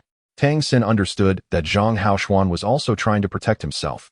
Yet becoming a sparring partner at the Academy was indeed the most suitable training method for him. However, the mayor, who was also a teacher, did not agree, leaving him with no other options. "Teacher, what about the other tasks? May I take them on?" Tang San inquired. Zhang Haoshuan responded, "Are you that desperate for money?" Tang San smiled wryly and said, "What else can I do? I am all alone, teacher."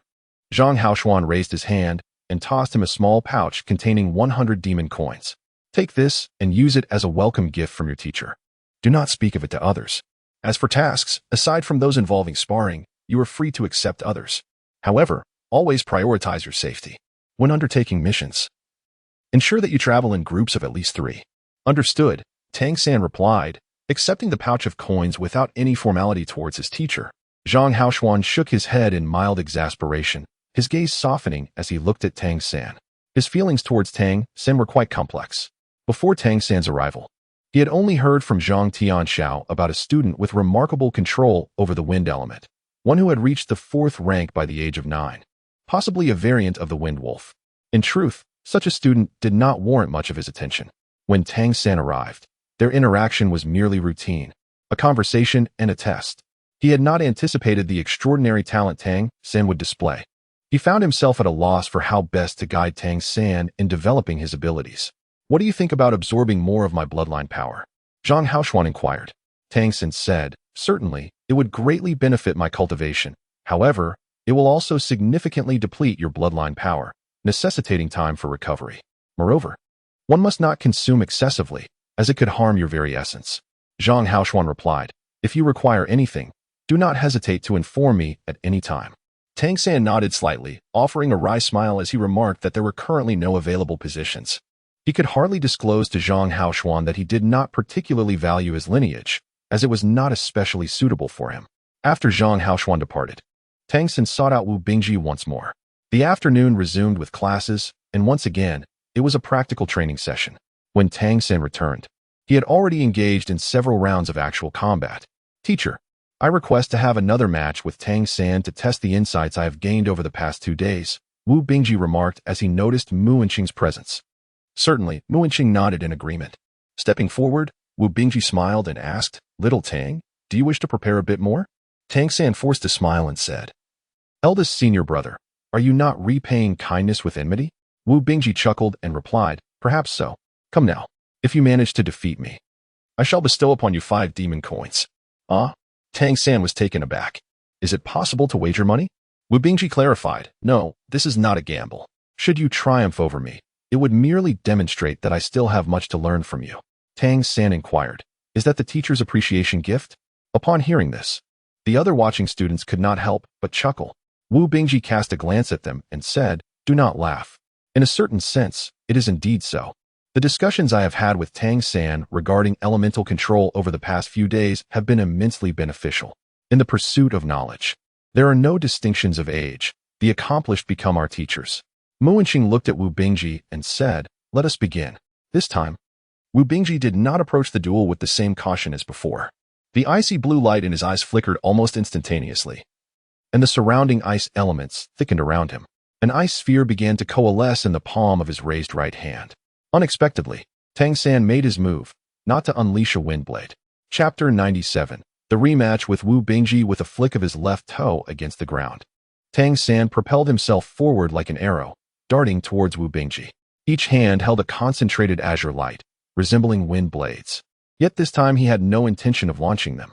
Wu Bingji momentarily froze, then with a push of his left foot against the ground, the dense ice mist coalesced into spikes that erupted outward, blocking Tang San's path of attack. His defensive barrier was not limited to the front, but encompassed all directions from his body. He vividly recalled Tang San's ghostly footwork from their last encounter, a memory that haunted both him and Cheng Zicheng. With such a defense, he believed Tang San would resort to a long-range wind blade attack. Given the strength of his wind blades, breaking through the ice spikes would not be difficult, allowing him ample time to assess the enhancements he had achieved following their previous discussions. Though only 2 days had passed, Wu Bingji felt he had made significant progress in controlling the ice elements, having found the right path. However, what he did not anticipate was that Tang San did not release the wind blades. In the instant the ice spikes emerged, Tang San had already closed the distance, unleashing the wind blades in a flash. The sound of crisp, ringing clashes echoed as the ice spikes were severed one after another. The wind blades aimed directly at Wu Bingji.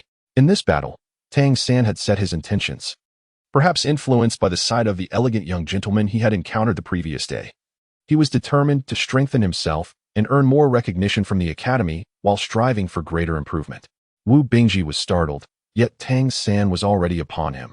However, his combat experience was extensive. He swiftly transformed his body into ice, enhancing his defense while significantly heightening his perception of the ice elements. The temperature around him plummeted. Concurrently, the ice sphere in Wu Bingji's right hand shot forth, heading straight for Tang San's face. Yet, in that fleeting moment, he lost sight of Tang San. Employing the ghostly shadow step, Tang San once again struck out with his wind blades, severing the surrounding ice spikes one by one. The color of the dual blades of wind in his hands continually deepened. This was a process of compressing the wind blades amidst the battle. Bang! Before all the ice spikes could be severed, the remaining ice spikes surrounding Wu Bingji suddenly detonated simultaneously, unleashing a wave of air that burst outward. However, Tang San seemed to sense this in advance. At the moment the ice spikes exploded, he had already leaped into the air. The ice ball that Wu Bingji had previously thrown was also suspended aloft, its hue darkening instantaneously before it too erupted, a chilling aura sweeping forth. Tang San felt his blood vessels stiffen, and his body seemed to be on the verge of freezing.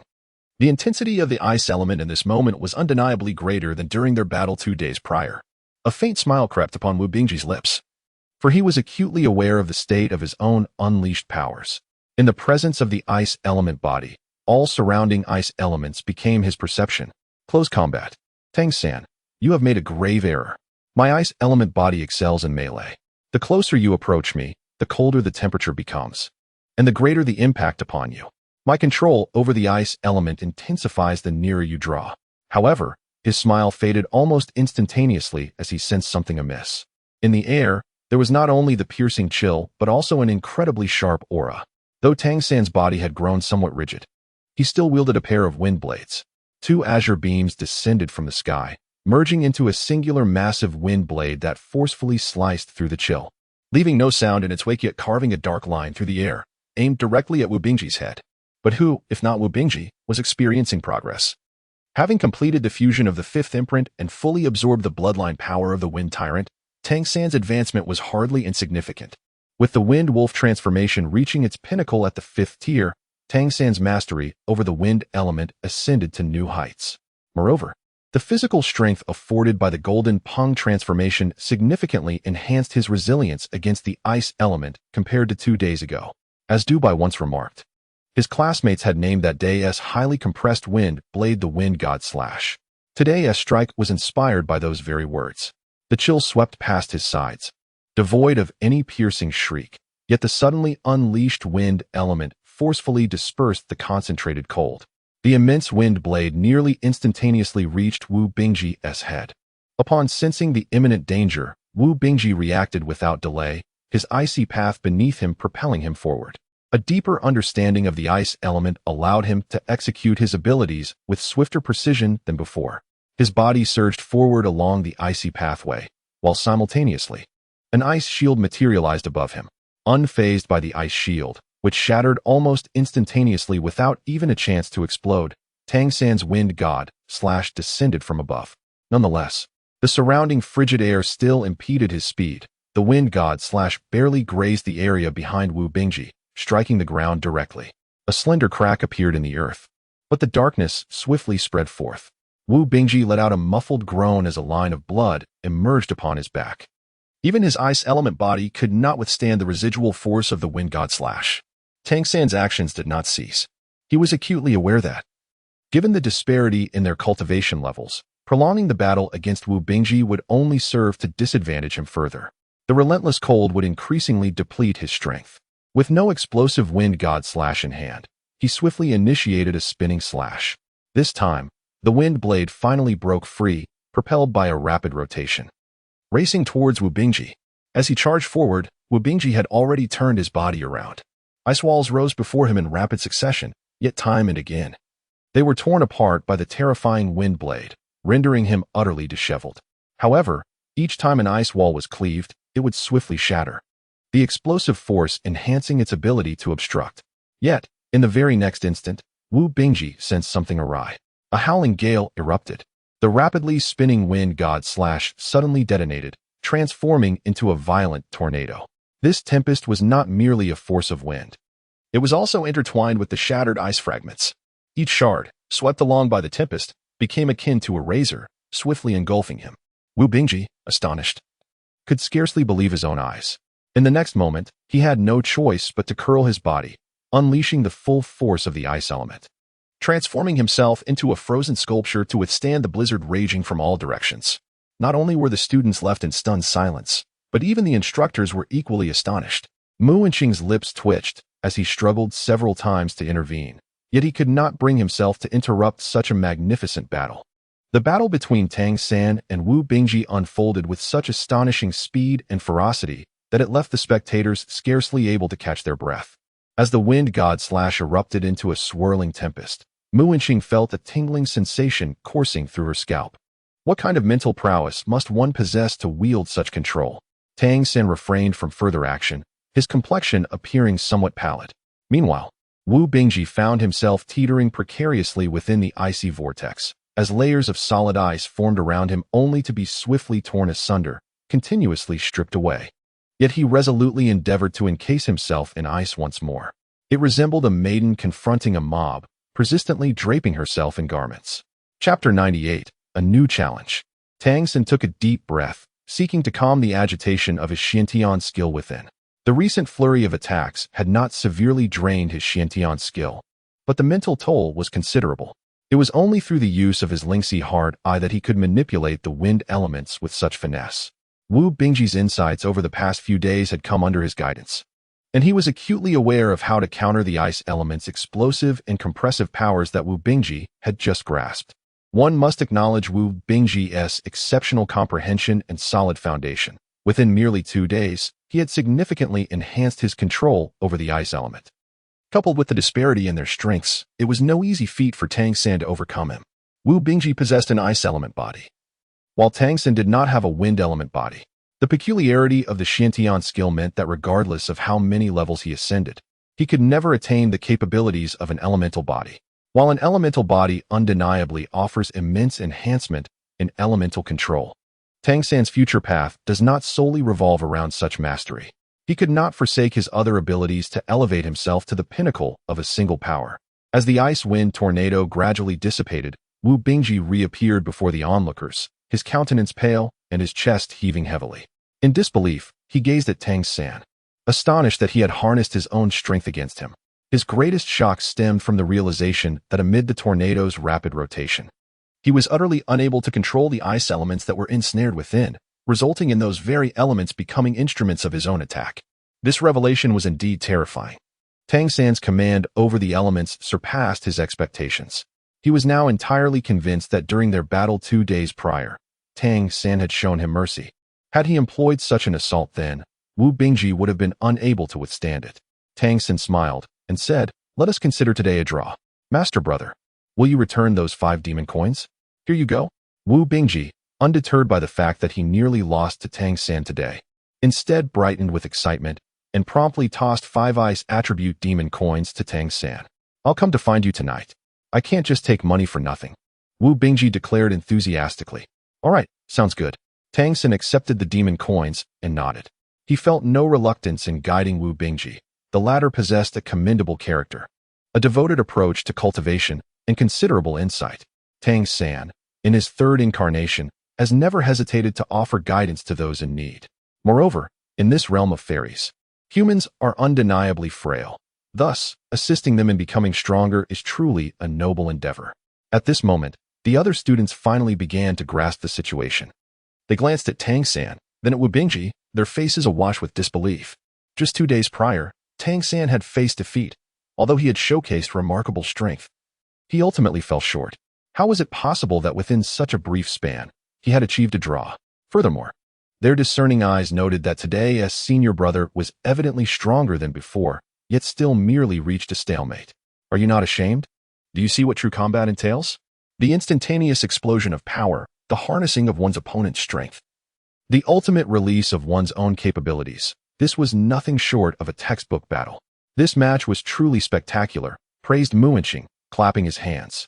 In their 2 practical combat classes, Tang San had astonished him on both occasions, each time more profoundly than the last. How to assess this battle? He found himself at a loss, unable to identify any flaws or offer constructive criticism. Wu Bingji's progress was strikingly evident, particularly in his ability to shatter solid ice, blending offense and defense seamlessly. His mastery over ice elements had also improved significantly, showcasing advancements not seen before. Such remarkable growth in just 2 days was evidently linked to the recent battle, and it seemed that his insights had been gleaned from his exchanges with Tang San. This only heightened the admiration for Tang San's capabilities. Truly, Tang San is extraordinary. Words cannot adequately convey my astonishment. Is it even conceivable for a 9-year-old to achieve such feats? At that moment, Guli suddenly spoke up.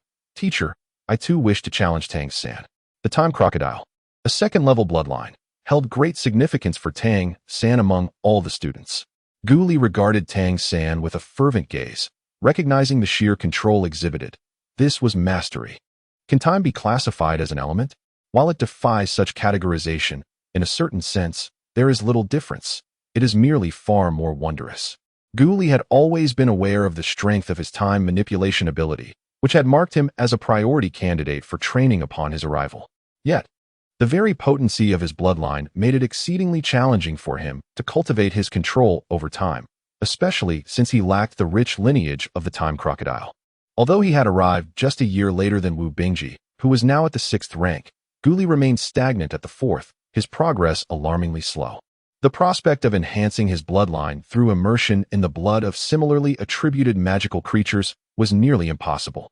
The Time Crocodile clan was not only scarce, but each member was exceptionally formidable, given the resources of the Redemption Organization. Acquiring the blood of a Time Crocodile was utterly out of the question. However, today, witnessing Wu Bingji's evident enhancement in the control of ice elements during his battle with Tang San stirred something within him. Could engaging in combat with Tang San allow him to grasp the essence of elemental mastery? Moreover, he possesses unwavering confidence that he will not be at a disadvantage when battling Tang San.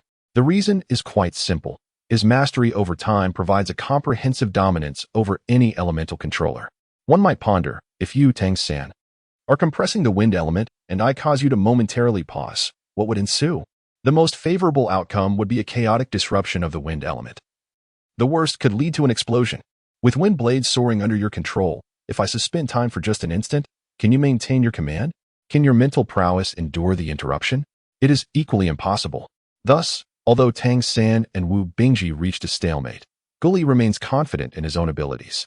He believes that among all, he is the one most capable of restraining Tang San. Tang San gazed at him, and his eyes brimmed with longing. You may rest for a while. I shall await your return, said Guli. Mu Wenqing inquired, Tang San, are you willing to accept Guli's challenge? Tang San remarked, very well, no problem. A warmth surged within his heart. He had coveted the opportunity to confront Guli for several days now. With it being presented to him so readily, he could hardly refuse. Even in the absence of a fusion with the imprint, he could relinquish the heavy armor technique without hesitation. In comparison to the temporal transformation, the heavy armor technique was hardly worth mentioning, almost akin to a mere trifle. Settling into a meditative position, Tang San quietly sought to replenish the mental energy he had just expended. Wu Bingji, having arranged to meet with Tang San, had intended to reflect on his own shortcomings in battle and his mastery over the ice element. However, upon hearing that Guli intended to challenge Tang San, he immediately grasped Guli's intentions. Having faced Guli in combat during their earlier days when they were of equal rank, he had experienced considerable difficulty at Guli's hands. Yet, after acquiring the ice elemental body, Guli had lost all chances, for Guli's attacks could not penetrate his ice elemental form. And Guli's control over time would only serve to disrupt his ice elemental assaults.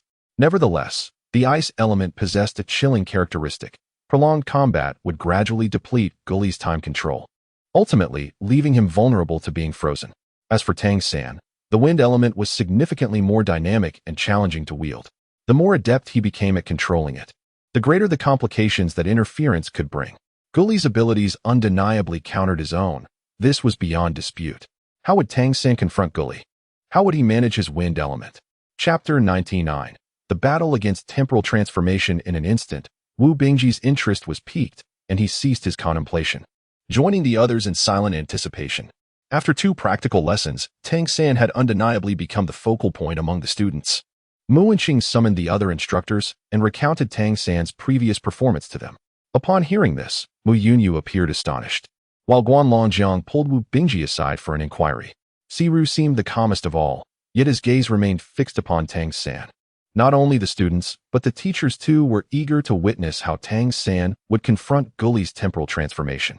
After approximately 15 minutes of rest, Tang San rose once more, his eyes sparkling with renewed vigor. Observing this, Wu Bingji felt a twitch at the corner of his mouth, though he had not meditated. He was far from fully recovering his energy. What is your secret? You recovered in just a quarter of an hour? The unique trait of Tang San's Xiantian skill lies in its perpetual vitality, which did not deplete much of his power during the battle against Wu Bingji. Furthermore, the Lingxi Hard Eye exhibits remarkable efficacy in the restoration of spiritual energy. Thus, he requires little time to recuperate. Guli, my senior brother, we may commence now. Very well. Under the watchful gaze of 4 esteemed teachers and 14 fellow students, Tang San and Gu Li positioned themselves 20 meters apart. Ready. Mu Wenqing continued to preside as the referee. A radiant aura enveloped both contenders, and Gu Li's gaze instantly took on an ethereal quality. In that moment, as Tang San beheld him, he seemed to glimpse both the future and the past. The flow of time is indeed fascinating. Gu Li's physique began to undergo transformation as well, for the passage of time endowed him with formidable defensive capabilities, a manifestation of the time crocodile bloodline's influence. Tang San was enveloped in a natural azure light. Under the stimulation of the bloodline imprint from the wind wolf, an ethereal blue glow swirled around his form. With a commanding call from Mu Wenqing, this extraordinary battle commenced. Tang San, without the slightest hesitation, flicked his hands, sending 2 blades of wind soaring towards his opponent. Gu Li, in turn, charged forward with great strides, his eyes flashing with intensity, causing the surrounding space-time to warp momentarily.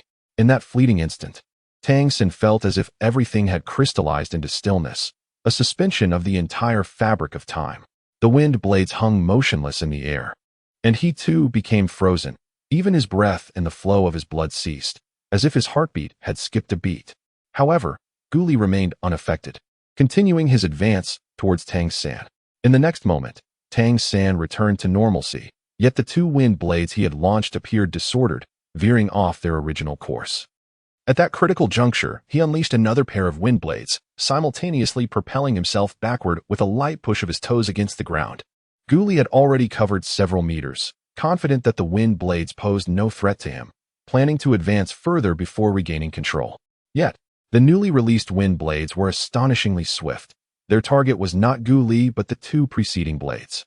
Upon collision, an extraordinary sight unfolded as the 4 blades of wind elements merged into 2, which, propelled by the subsequent blades, surged towards Gu Li. At that moment, having just taken his 4th step after sprinting 5 meters, Gu Li was taken aback and was compelled to activate the time manipulation again, forcibly freezing everything around him. With the support of the wind elements, Tang San had already drifted backward several meters, increasing the distance between them. As the effect of time manipulation waned once more, Gu Li closed the gap again while Tang San retreated sideways. 2 more wind blades shot forth. The 2 formed from the earlier 4 were about to explode. But they were caught up by the new blades, stabilizing once more and even enhancing their power as they pursued Gu Li.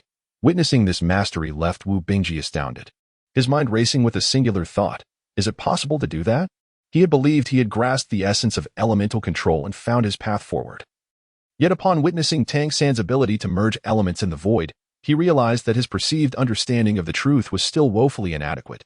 Gu Li, too, was startled, as the recolliding wind blades drew alarmingly closer. Although he had great confidence in his defenses, he had witnessed Tang San cleave through 9 ice shields with the wind god Slash. He dared not meet the powerful wind god Slash head-on. For the students of the Salvation Academy, their perception of Tang San's wind blades was entirely distinct from that of ordinary wind blades. Thus, Gu Li was compelled to activate time manipulation once more, bringing time to a halt again. Tang San's body came to a halt, as did the wind blades. The large tail behind Gu Li struck the ground fiercely, propelling his body forward with remarkable acceleration, as time seemed to freeze for an instant before resuming. Just as Tang San prepared to retreat and unleash another wind blade, a flicker of ethereal light flashed in Gu Li's eyes, allowing him to execute another instance of time suspension consecutively. He did not afford Tang San the opportunity to release his wind blades or to merge with the void. He was willing to expend his own energy in that fleeting moment to rapidly close the distance and deliver a crushing blow to Tang San. This exquisite control caught even Mu Wenqing's attention as he observed the sudden shift in rhythm. Indeed, the second suspension of the wind blade had not received any reinforcement and ultimately dissipated, allowing Gu Li to surge ahead of Tang San. In his haste to save time, he neglected to use his tail for an attack and instead lowered his head to collide directly with Tang San's chest. Simultaneously, he executed a third instance of time suspension, precisely at the moment Tang San had just regained control. This triumphant trifecta of control was the pinnacle of Gu Li's capabilities. However, such rapid consecutive use of his abilities significantly accelerated the depletion of his bloodline power. At last, his head collided with Tang San's chest. In that moment, no matter how formidable Tang San's abilities or control might be, he could not evade the impact. He was inevitably struck. This demonstrated the terrifying control afforded by the powerful second-tier demon transformation. In terms of bloodline strength, Guli still fell short compared to Wu Bingji. He was merely at the 4th tier, while Wu Bingji was at the 6th. Tang Sen was already in the mid-5th tier. Yet, through this continuous control, Guli effectively nullified Tang Sen's advantages, forcing him into close proximity. Bang! Guli's head crashed forcefully against Tang Sen's chest. The teachers were already poised to intervene. To nearly everyone's perception, Tang Sen was the type adept at elemental control but lacking in defensive capabilities, which stemmed from their understanding of the wind element's characteristics. The wind element directly enhances speed, and wind blades possess formidable cutting power. The essence of the wind element is freedom. However, it is notably deficient in defense. Even if he could conjure a wind shield, it would not offer the formidable protection of an ice shield, especially considering Tang Sen had not yet had the time to materialize a wind shield. Yet, at the moment Guli's head collided with Tang Sen's chest, he unexpectedly sensed a pulling force emanating from Tang Sen's chest. Rather than being sent flying, Tang Sen's body remained steadfast. In an instant, Tang Sen's chest and abdomen caved in, giving the impression that he had been struck. Yet, he himself felt that the impact was not as forceful as it appeared. Then, he sensed the surge of an alluring force. It was an overwhelming attraction that sent shivers down his spine, a consequence of repeatedly employing the ability to freeze time. At that moment, his bloodline was in a state of fervent turmoil and considerable depletion. With Tang Sen's pull, Guli felt a sudden darkness enveloping him, his body growing weak as the relentless impact transformed into a fleeting vulnerability. To onlookers, it seemed as though Tang Sen had leapt into the air the moment he was struck, propelled backward by Guli's force. Chapter 100, Victory. Tang Sen was held in a state of temporal suspension until this moment came to an end. In an instant, his hands rested upon Guli's shoulders, and with a flicker of movement, he propelled both of them backwards several paces. With a swift twist of his body, he cast Guli away. Thud! Guli was sent flying 7 or 8 meters, landing on the ground and rolling before he managed to rise unsteadily. However, his complexion had turned as pale as parchment, clearly indicating the excessive depletion of his bloodline power. Tang Sen, however, maintained a calm demeanor as he brushed off the fabric of his attire. Within the palms of his hands, the wind blades had once again coalesced. What could this possibly signify? Why did it seem as though he had emerged unscathed despite the collision? Even Mu Inqing found herself somewhat bewildered, as did the other instructors. 4. At the moment of impact, the bloodlines and vital energies of both parties had undergone a tumultuous upheaval within Tang Sen's being. As the hue of the wind blades in his hands deepened, Guli, without hesitation, declared, "I concede." The recent triple control and the seemingly uncontrollable drain of his bloodline energy had rendered his temporal manipulation increasingly arduous. If he did not yield, would he truly have to endure the Wind God Slash? Guanlong Zhang furrowed his brow, lost in contemplation. Guli's method of attack had been sound.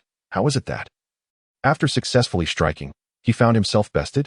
Little did he know that Tang Sen had been prepared the moment Guli sought to close the distance. While he had not employed the heavy armor technique during the impact, he had concentrated the Xiantian skill at his core. With the 5th level of cultivation in Xiantian skill, his protective barrier was formidable. Furthermore, as he flexed his abdominal muscles, he executed the Tang sect's ultimate technique, the crane control and dragon capture. The dragon capture skill ensnared Guli, allowing Tang Sen to absorb a portion of his bloodline energy before launching him away with the crane control. Although Guli's transformation into a demon god was undeniably powerful, his cultivation level paled in comparison to Tang Sen's. Given Tang Sen's extensive combat experience, innate spiritual awareness, and the discerning vision of a divine king, it was nearly impossible for an adversary of equal rank to overcome him. Thus, Guli found himself defeated, and even he felt somewhat perplexed by the manner of his loss. At that moment, Tang Sen's experience was entirely different. Having absorbed a fragment of Guli's temporal bloodline energy, the gradually forming imprint evoked a sensation reminiscent of his past life. Indeed, it was the very essence of that bygone era. The mysteries of time remain among the most profound enigmas in the cosmos, and this fleeting sensation filled him with elation, prompting an immediate and resolute decision to replace the heavy armor technique with the temporal transformation. Once this second-tier temporal transformation was integrated, albeit at a level perhaps only equivalent to the 3rd tier, it would grant him not merely the ability to manipulate time, but also significantly enhance his understanding of this world, allowing him to grasp higher-level principles. This was of far greater consequence than the benefits provided by the Golden Peng transformation. After assimilating the Golden Ping transformation and listening to Guan Longzhang elucidate the tiers of the Demon God transformation, his comprehension of this realm deepened significantly. The various tiers of the Demon God transformation were not merely different manifestations of a single capability, though they shared the same name. The bloodlines of differing tiers resonated with the world in entirely distinct manners. Following the integration of the Golden Ping transformation, his body underwent a profound metamorphosis, accelerating his absorption of the elemental energies from the external world and imparting a sense of increasingly seamless integration into this realm. This dimension yearned for the power of bloodlines at a higher echelon. This ultimately serves as the fundamental reason for the supremacy of bloodlines in this world. The more potent the bloodline he absorbs, the stronger this sensation becomes. Thus, the trajectory of his future enhancement hinges not solely on the elevation of his own cultivation level, but equally on the stature of his bloodline. Undoubtedly, the Redemption Academy affords him this convenience. The transformation of his ancestral lineage and the evolution of Chang Zicheng's Golden Rock both embody formidable bloodline power. Furthermore, there is also. Tang San strolled back to Dubai's side, offering him a gentle smile. Dubai extended his thumb in approval. The transformation of the Celestial Fox. The sole existence of the first tier within the Redemption Academy. Even if it is merely a third rank, it still signifies the pinnacle of the first tier. The match between Tang San and Gully concluded swiftly, appearing far less exhilarating than his battle against Wu Bingji. However, upon reflection, the teachers fell into a contemplative silence. It was nearly universally acknowledged that Tang San possessed an extraordinary wealth of practical experience, despite being merely 9 years old. This led to the consideration that he might be inherently gifted in the realm of combat. Siru felt an increasing pang of jealousy, particularly towards a certain town mayor. The practical lessons continued, yet Mu Wenqing refrained from commenting on Tang San's 2 battles today, as he found himself at a loss for words. Both Wu Bingji and Gully performed admirably, yet they remained, in essence, under Tang San's influence. How to instruct them became a pressing dilemma, even with guidance. Could they truly overcome Tang San?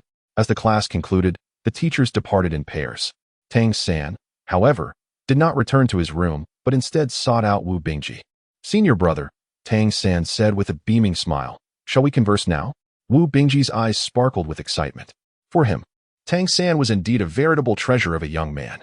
Tang San said, "I wish to accept the task from you. The mayor has already granted his approval. Apart from the sparring duties, I am available for any other assignments." "Very well, let us proceed," replied Wu Bingji, leading Tang San back to his abode.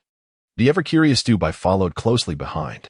In truth, Dubai harbored a deep sense of envy towards Tang San. Despite possessing the unique first-tier bloodline, he was only at the 3rd level in terms of cultivation, lacking prowess in combat and physical abilities. He was even exempted from practical classes. Observing his companions wielding formidable fighting capabilities, it would be a lie to say he felt no envy. Upon arriving at Wu Bingji's residence, he retrieved the task list once more. "What type of task do you wish to undertake?" Wu Bingji inquired. Tang San inquired, "Aside from training tasks, which missions are the most lucrative?" Wu Bingji cast a glance his way and replied, "In truth, the income from various tasks is quite similar. It largely depends on the difficulty of the mission. The higher the task rank, the more challenging it becomes.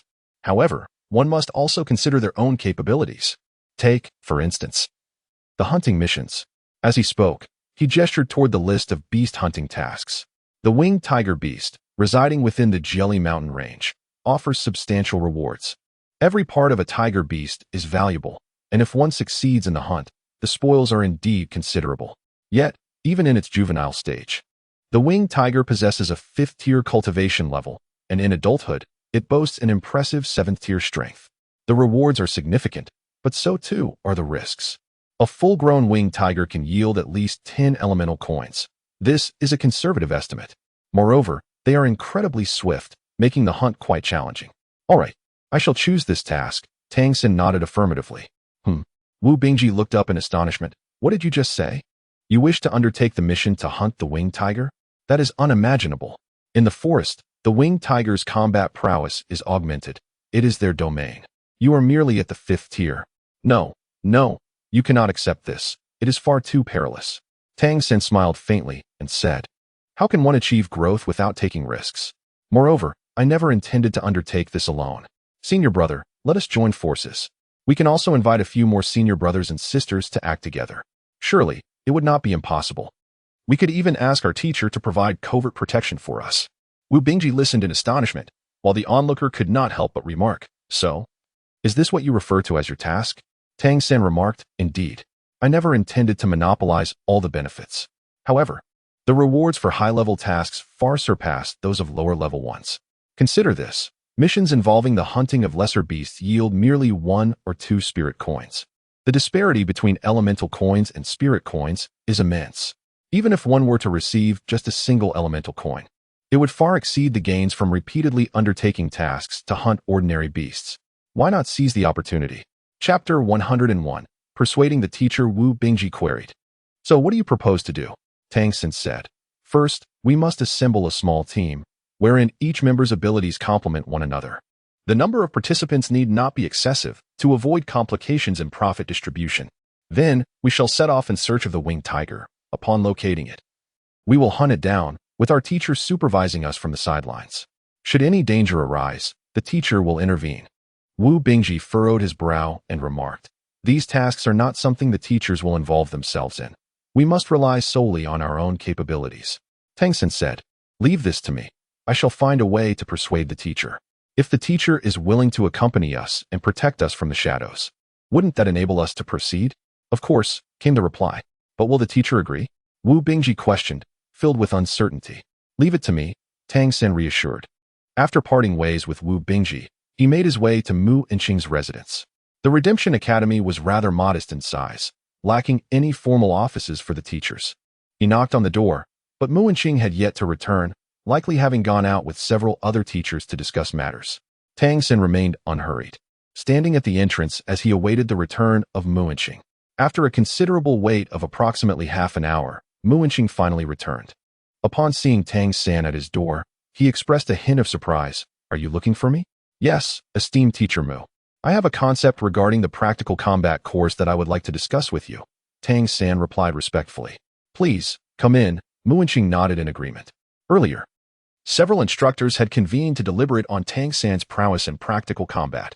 Had it not been for the thorough investigation into Tang San's background, they would have found it nearly impossible to believe that such a remarkably gifted 9-year-old possessed such extraordinary talent in practical combat. It was nothing short of astonishing. Yet, the evidence was irrefutable, compelling their acceptance of the truth. Siru was even contemplating seeking out Zhang Haoxuan once more, as he believed this child held immense potential. However, it was Mu Enqing who felt the most vexed. As a teacher of practical combat, he felt utterly inadequate in the presence of young Tang San. How could he instruct him in combat techniques? Mu Enqing himself was not particularly adept at elemental control, and even Guanlong Yang and Siru found themselves at a loss for how to teach Tang San in this regard. Tang San approached Mu Enqing respectfully, standing before him. "What are your thoughts?" "Please share," Mu Enqing said as he took a seat. Tang San said, "Teacher Mu, I have participated in 2 practical classes and have sparred with my classmates. I believe there are some issues with our practical classes." "Oh?" Mu Enqing looked at the child who had not yet sat down, somewhat surprised. "What issues?" Tang San stated without hesitation. "I believe the crux of the matter lies in the lack of practical combat experience. While mutual sparring can indeed hone our skills, true combat often presents life and death situations. It is under the intense pressure of life-threatening circumstances that a person's latent potential is fully unleashed. For instance, during my time in Wind Wolf Town, I once encountered a fierce attack from the Wind Wolves, which nearly cost me my life. Yet, it was precisely after that experience that my understanding of the wind element deepened significantly.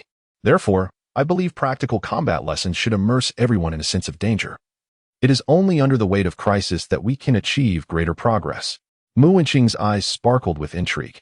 "Are you suggesting that your profound insight into the wind element stems from having faced life and death crises? How many such experiences have you had?" Tang San replied, "I would consider it as 2 instances." Mu En nodded and said, "That is indeed a testament to your exceptional insight. Most individuals, even after experiencing it twice, may not attain the profound understanding that you have." Tang San remarked, "If 2 attempts prove futile, one must endeavor a 3rd time.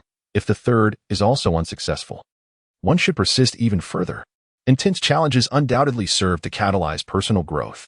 After enduring such fierce battles, I initially returned filled with trepidation, only to be met with a cascade of reflections. The experience of confronting life and death leaves an indelible mark upon my memory. Having traversed such trials, one naturally yearns to avoid repeating those circumstances, thus inspiring a more diligent pursuit of cultivation and the generation of profound insights.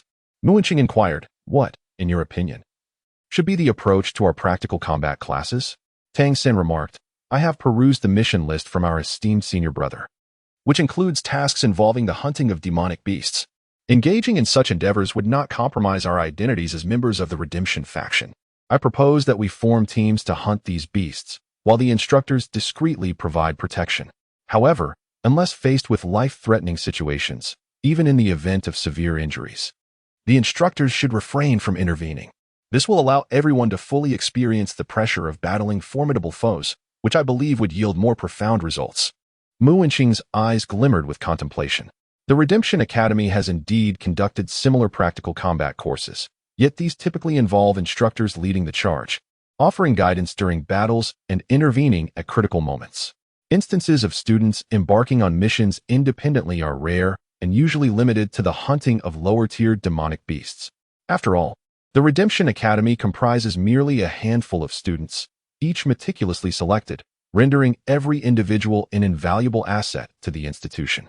The emergence of any life-threatening peril to a student would represent a significant setback for the academy, which is why the instructors remain exceedingly cautious, ever wary of potential dangers.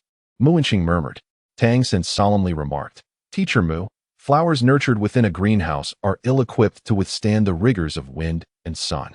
On the very day of my arrival, the mayor conveyed to me that humanity faces a long and arduous journey in securing our rightful space for existence. Given this reality, we must exert ourselves with even greater diligence and effort. Furthermore, it is conceivable for the teachers to discreetly accompany us, ready to protect us in the face of genuine peril." Mu Wenqing replied, "I shall ponder this matter. Do you have any specific thoughts?" Tang Sen remarked, "A moment ago, I conferred with my senior brother, and we concluded that it would be prudent to undertake a relatively challenging task, assembling a small team to embark on a hunt. For the sake of our safety, we hope to have at least one teacher covertly safeguarding us. Within the team, only my senior brother and I are aware of the teacher's presence. The other senior brothers and sisters remain oblivious. As long as we are capable of accomplishing the task independently, the teacher need not intervene, merely observing from the shadows. Furthermore, we can allocate half of the task's reward to the teacher. Should the teacher ultimately choose to intervene for our rescue, we would be willing to bestow 80% of the reward upon them, viewing it as a form of our training." Mu Wenqing responded, "This is indeed a viable approach. I shall confer with Old Guan and inform you tomorrow regarding its feasibility." "Very well, thank you, teacher." Tang Sen then took his leave. Upon reaching the threshold, he paused, turned back, and earnestly expressed to Mu Wenqing, "Teacher Mu, it is through experiencing life and death trials that we shall truly progress." Tang Sen departed, leaving Mu Wenqing ensnared in contemplation. The words that resonated most profoundly with him were those asserting that a flower nurtured in a greenhouse cannot withstand the tempests of wind and rain. For the vast majority of humanity, the reality is far grimmer. Not only do they lack the sanctuary of a greenhouse, but they also face peril even in their very existence. Despite their inherent talents, no amount of effort or external stimulus can elevate them to the ranks of the formidable. Conversely, the children at the Redemption Academy have been meticulously selected for their potential to become powerful. Yet, does this mean they are spared from the burdens of risk? Can their growth truly proceed unimpeded in the absence of danger? This question has persistently troubled several of the instructors. Among this group of children, the most gifted often demonstrate the slowest advancement. This is evident in the transformations of the by reading and the passage of time in their homeland. Nevertheless, such bloodlines are exceedingly precious, and none dare to gamble with their futures. Taking a deep breath, Mu Wenqing rose to seek out Guan Longjiang for a thorough discussion on this matter. As Tang Sen exited Mu Wenqing's chamber, a subtle smile graced his lips, for he was confident that he had a high likelihood of persuading this teacher. This was evident from the disappointment reflected in Mu Wenqing's gaze at the conclusion of the practical class. Chapter 102. The Passage of Time Without Comparison. There is no harm. The children of the Redemption Academy had all been instructed by him during their practical sessions, though Tang San was a newcomer. He had shown brilliantly in the 2 practical classes, almost single-handedly overpowering all other students, including Wu Bingji, the senior brother, who could not best him. The exceptionally gifted Gu Li had also faced defeat. This led the teacher in charge of the practical course to question his own capabilities. At such a juncture, Tang San's suggestions for the practical class struck a chord with the hearts of many. After dinner, Tang San returned to his room to cultivate alone. Today's training was particularly significant for him. Through his continuous understanding of the imprint of the devouring bloodline, Tang San realized that the imprints he had absorbed but not solidified would gradually dissipate. The duration for which different levels of imprints could remain within his body varied. This meant that, aside from the imprints with designated positions, no matter how many types he absorbed, they would inevitably fade away until they vanished completely. He decided to relinquish the heavy armor technique. The allure of the time transformation was simply too profound, and Tang San had an intuitive sense that its arrival would offer him a unique insight into this world. The level of the heavy armor technique was not particularly formidable, nor was it of a high grade. His heart bore no pangs of regret for abandoning it, as it would not detract significantly from his combat prowess, though his defensive capabilities would be somewhat diminished. However, the potential of time transformation in his hands would far surpass that of Gu Li. Tang San's mental acuity was incomparably greater. Although time cannot be described through elemental terms, he retained a clear recollection of the attributes associated with time from his past life. Mastery over time necessitates formidable mental strength. The imprint he had absorbed from Gu Li would provide him with, at most, a 3rd-level time transformation. Yet with his powerful mental prowess, the effectiveness and methods he could employ would certainly eclipse anything Gu Li could achieve. Seated cross-legged upon his bed, he focused inwardly, scrutinizing the 5 imprints he had already manifested. Among these 5, the imprint of the Wind Wolf transformation remained the most resplendent. Despite its lower rank as a 4th-level monster bloodline, after absorbing the entirety of the bloodline power from Feng Xiong, the heir of the Wind Wolf King, it had now reached the pinnacle of the 5th level. With no further ascension possible until Tang San cultivated his Xiantian Gong to the 6th stage and absorbed a 6th-level Wind Wolf. In addition, the remaining 4 imprints comprised a 4th-level Lightning Leopard imprint, a 3rd-level Heavy Armor technique, a 4th-level Lingxi Hard Eye, and a mere 2nd-level Golden Rock transformation. Each of these 5 abilities possessed its unique strengths, yet the levels of the other 4 were somewhat lacking, primarily due to the absence of enhancement opportunities. Tang San now harbors a notion. If the demon gods he brands are the abilities of the gifted students at the Redemption Academy surrounding him, then the evolution of his imprints in the future will not pose a challenge. As long as his peers enhance their prowess, he too shall progress alongside them. This approach is undoubtedly more convenient than seeking out monsters to devour and absorb their essences. Take Cheng Zicheng, for instance. His Golden Peng transformation is at the 4th tier. Although Tang San currently has only assimilated to the 2nd tier, through consistent interaction and gradual absorption, he will eventually reach the 4th tier. Should Cheng Zicheng cultivate to the 5th tier, he will naturally ascend to that level as well. Thus, aiding Cheng Zicheng in his training equates to aiding his own growth. Similarly, in terms of ice elemental control, Wu Bingji's ice spirit transformation has already attained the 6th tier. If Tang San were to absorb the bloodline imprint from him, he could steadily elevate himself to the pinnacle of the 5th tier, and upon breaking through with the Xiantian skill, he might even reach the 6th tier. There exists the possibility of using Wu Bingji's 6th tier bloodline strength to facilitate his own advancement in the Xiantian skill. However, he currently lacks the capacity for such absorption. Among his 5 abilities, the Wind Wolf transformation, being his primary manifestation, cannot be replaced for the time being and must be continued. The Flash Leopard transformation is particularly valued by Tang San for its ability akin to teleportation, despite the Flash Leopard clan's bloodline not being particularly high tier. Akin to the Wind Wolf's 4th tier, the Leopard Flash ability proves exceedingly useful. The Flash Leopard, however, lacks strength in other areas, rendering it less formidable. Previously, the 7th tier Flash Spirit showcased considerable power during the Wind Wolf Town incident, which makes Tang San reluctant to part with the Leopard Flash, at least until a superior option emerges. In the future, he intends to explore the possibility of merging Leopard Flash with other demon god transformations to achieve a beneficial evolution. The heavy armor technique is the least utilized by him, thus it is the candidate he wishes to replace. While its defense is commendable, it currently stands only at the 3rd tier. Given the demands of Tang San's Xiantian skill and the ghostly shadow steps, the defensive requirements are not excessively high. He had initially planned to absorb other defensive bloodlines to enhance the heavy armor technique, but for the sake of time transformation, relinquishing it is undoubtedly worthwhile. As for the Lingxi Hard Eye, its future growth potential is immense. Tang San has resolved to seek out some of the Tianhu transformation bloodline power from Dubai, even if it is merely at the first tier, to attempt a fusion. Should it fail, he must devise a method to reconstitute the Lingxi Hard Eye.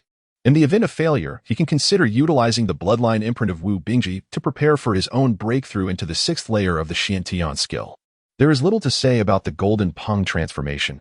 Its ability to fly is of paramount importance. Gradually absorbing bloodline power from Cheng Zicheng will elevate his own Golden Peng transformation to the fourth tier. The arrangement of the 5 bloodline imprints is meticulously planned. Moreover, Tang Sen's thought process is becoming increasingly lucid. He is not solely focused on his own enhancement. He has also resolved to find ways to assist his companions, who have already absorbed their bloodlines, in their own advancements. Wu Bingji's insight is notably high, and under his guidance, the understanding of ice elemental control has evidently reached a new level. The future breakthrough of the 7th rank should be a mere formality. Similarly, others are capable of assistance where needed. Although Tang Sen has been reincarnated as a former God King, his insight is remarkably astute, and his guidance to these students undoubtedly surpasses that of the instructors from the Redemption Academy. Under the influence of Tang Sen's mental prowess, the heavy armor technique was gradually extricated. He then cautiously drew forth the white light orb, which represented the essence of time transformation, imprinting it upon the 3rd position of his Xiantian skill. The intensity of his absorption earlier today was rather vigorous. The opportunity arose due to the robust state of his ancestral bloodline, activated by 3 consecutive uses of the time transformation ability. Thus, his absorption was rather forceful, leading to the integration of time transformation at approximately the 3rd rank. Although he had only just entered the 3rd rank, it was still quite formidable. The essence of time transformation slowly merged, and the white imprint gradually stabilized.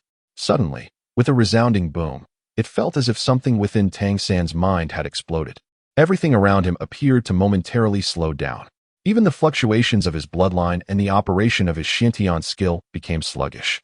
Deep within Tang San's spiritual sea, a tiny point of golden light, akin to a needle's tip, flickered into existence. All sensations of slowness seemed to oscillate, alternating between moments of rapidity and lethargy, causing his mental energy to fluctuate erratically. A myriad of profound insights regarding the nature of time emerged in his mind. Were it anyone else experiencing such a phenomenon, it could lead to a perilous state of mental fragmentation. Yet Tang San remained unperturbed. As a God King in his previous life, he possessed a unique comprehension of the essence of time. His son and grandson in his former life both wielded formidable abilities related to time. In this moment of personal elevation, he quietly embraced the temporal currents washing over him, feeling as though his entire being was being cleansed. Chapter 103, Team Formation. This was the purification of the river of time, cleansing certain aspects of his existence.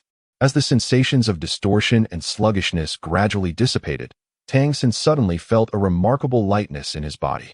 Indeed, it was a sensation of ease. Even his previously somewhat emaciated physique appeared to have regained some fullness. His spirit and vitality were entirely transformed, although his cultivation level and physical strength had not increased. The overall sensation was distinctly different. After silently savoring this feeling for a while, an unusual glimmer appeared in Tang San's eyes. He understood what had transpired within him. Following the integration of time transformation and the gentle washing of the river of time, the essence of his past life had diminished. Due to the presence of that fragment of divine consciousness, his memories could not be erased by the river of time to such a degree. However, after the river's cleansing, this realm subconsciously acknowledged his existence. The reason he felt such lightness was that the oppressive force of this realm against him as an outsider had nearly vanished. It was not that this realm no longer rejected him, but rather that the existence of time transformation had, in a sense, obscured this realm's perceptions. Let the realm remain oblivious to his status as an anomaly. This veil will gradually diminish in efficacy as his future cultivation advances. However, as long as the passage of time can accompany this enhancement, the concealment will endure. Freed from the constraints imposed by the realm, the most significant advantage for Tang San is his enhanced ability to absorb the world's elemental energy, thereby facilitating his cultivation and self-improvement. Undoubtedly, this benefit is immense. As he previously anticipated, the integration of the time transformation will usher in a qualitative change for him. If one were to consider which of the 5 great demon god imprints within him is the least movable, it would undoubtedly be the time transformation in the future. Moreover, the time transformation cannot merge with other bloodlines to produce mutations, as that could potentially dissipate the concealment of his aura from the realm. A smile curved upon his lips. This truly is a judicious choice. Exhaling a long breath, Tang San returned to his meditative state, absorbing the increasingly rich elemental energy in the air, continuing his cultivation of the Xiantian skill. Mu Wenqing's efficiency was remarkable. Early the next morning, he summoned Tang San and Wu Bingji to his office. He informed them that the academy had approved their proposal, allowing them to form a group for practical combat. The specific arrangements were left to their discretion, and confidentiality regarding the other students was imperative. During their mission, they must not be aware of the teachers discreetly following for protection.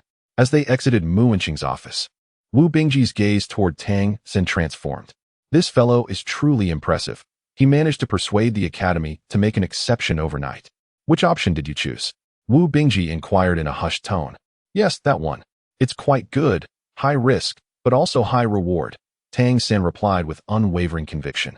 Wu Bingji asked, how did you convince Teacher Mu? Tang San smiled and remarked, I merely informed him that the practical courses at the academy lack the rigors of life and death trials, which makes it challenging for everyone to fully unleash their potential. By the way, why didn't you come to find me last night? Wu Bingji replied, yesterday, I entered a meditative state on my own. I feel that my comprehension of the ice element has deepened significantly.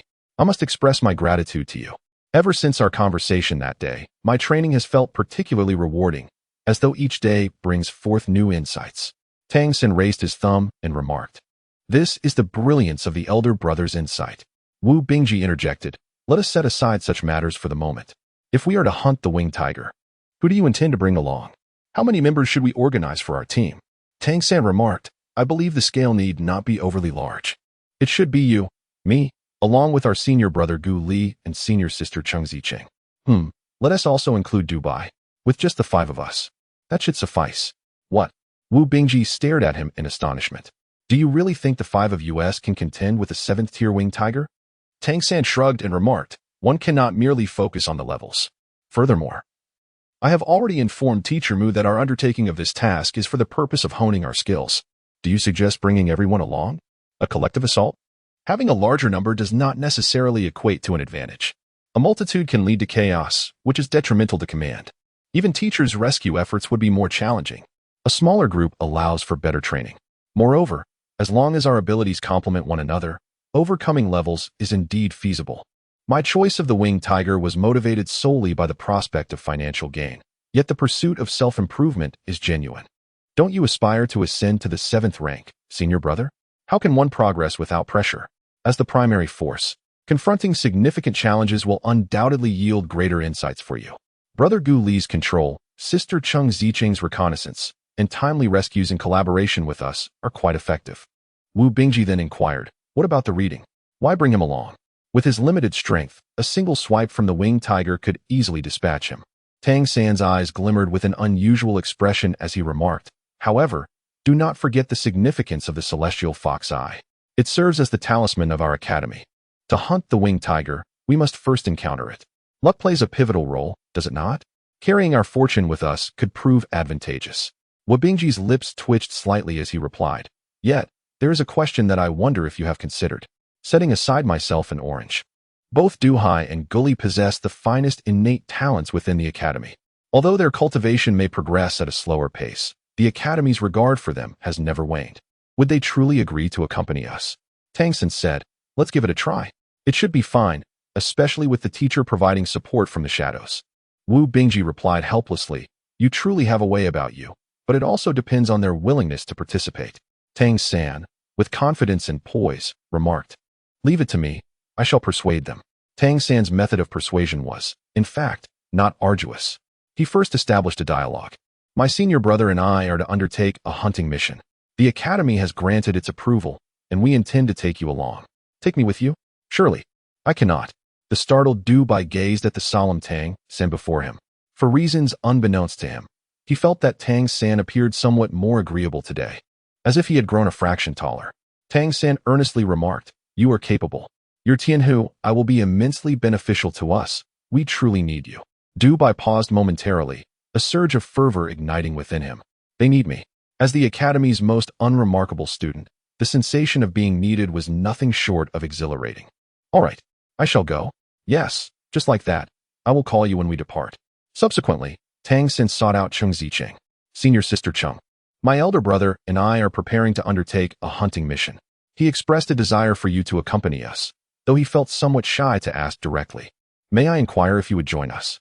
Absolutely. Chung Zicheng's eyes sparkled with excitement. Lastly, Tang Sin approached Gu Li. Greetings, Senior Brother Gu. I wish to discuss something with you. Gu Li regarded Tang San with curiosity, noticing a subtle change in him that made him appear more agreeable. What is it? Class is about to commence. Please be brief. I lost to the junior disciple yesterday, and I am still feeling a bit down about it, Tang San confessed. Tang San said here.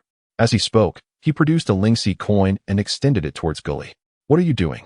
Gu Li inquired, looking at him with a puzzled expression. Refusing to take the coin, Tang San said, Senior Brother, I intend to embark on a hunting mission with the eldest brother and would like to extend an invitation to you. Is this the reward? Gu Li inquired with a hint of confusion.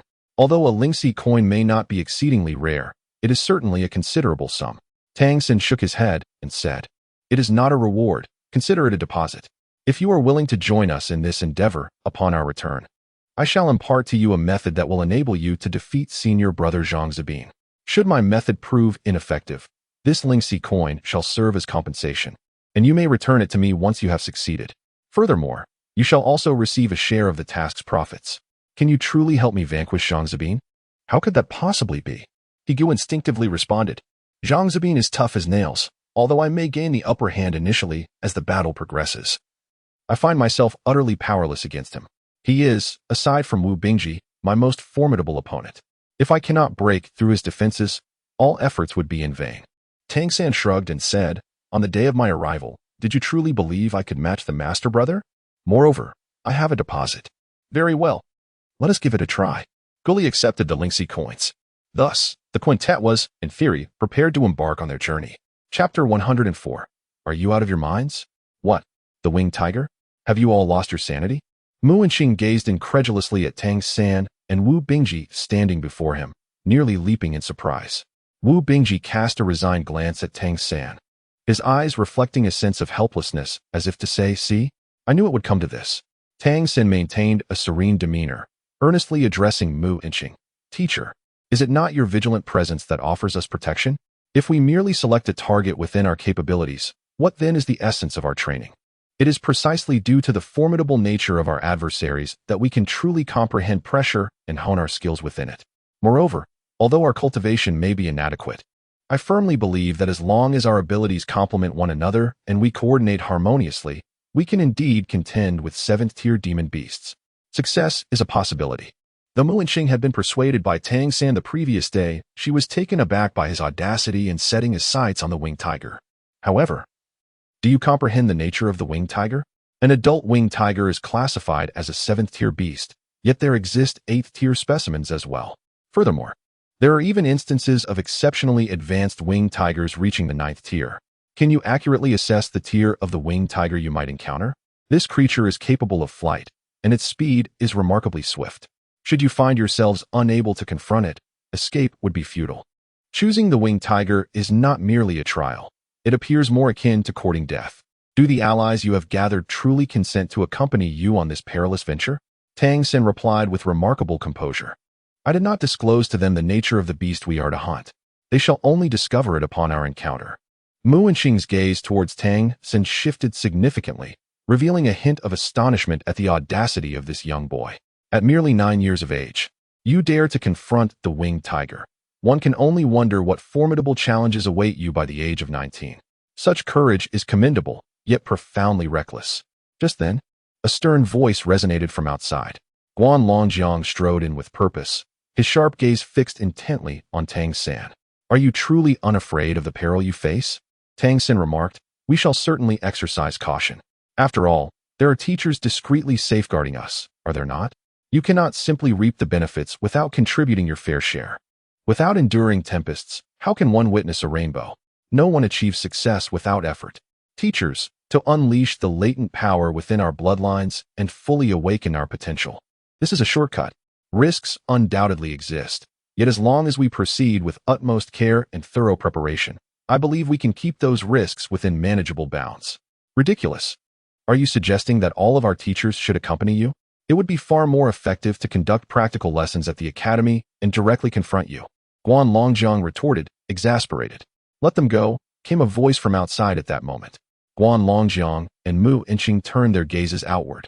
And it was none other than Zhang Haoshuan, the head of the Redemption Academy and the mayor of the academy town. Zhang Haoshuan wore an expression that reflected a hint of peculiarity as he approached Guan Longjiang and Mu Inqing. What little Tang said is not without merit. The necessary pressure is an essential pathway to stimulate the growth of the children. Perhaps our overly cautious approach has contributed to their slow development. Each of them possesses extraordinary talents. How we can harness their gifts to expedite their growth is a matter we have continually deliberated. Over the years, we have accumulated some knowledge, yet we are all aware that the pace of this accumulation remains woefully inadequate. At this rate, it may take a century, or even a millennium, before humanity can secure a viable space for existence. If we, as the forebears, do not take risks, how can we forge a better future for our descendants? Before Tang Sen sought out Mu Inqing, he first visited Zhang Haoshuan to share his thoughts. Unlike Mu Inqing and Guan Longjiang, Zhang Haoshuan recognized Tang San's potential and understood that he possessed multiple abilities. As the presiding figure of the entire academy town, Tang San believed that Zhang's foresight would undoubtedly surpass that of others. Moreover, as his mentor, Zhang would naturally place greater trust in him. However, Guan Longjiang remained hesitant. I will accompany them. Even if we encounter a 9th-tier winged tiger, ensuring their safety will not pose a challenge, he asserted. Zhang Haoshuan waved his hand, signaling him to refrain from continuing. This was a significant endeavor. Should it prove successful, it could establish a precedent for future teaching methodologies within the academy. Tang San had aptly stated that flowers nurtured in a greenhouse cannot withstand the tempest's wrath. In the future, they would all become the backbone of the organization, requiring greater trials to hone their skills. The mayor's word was final. Upon hearing his intention to personally undertake the journey, what more could Mu Inqing and Guan Longjiang say? When do you plan to set out? Zhang Haoshuan inquired, turning his gaze towards Tang San. Tang San remarked, let us set out tomorrow. I have surveyed the habitat of the winged tiger in the mountains with my senior brother, and it is quite a distance from us. It is likely that our search will require a considerable amount of time.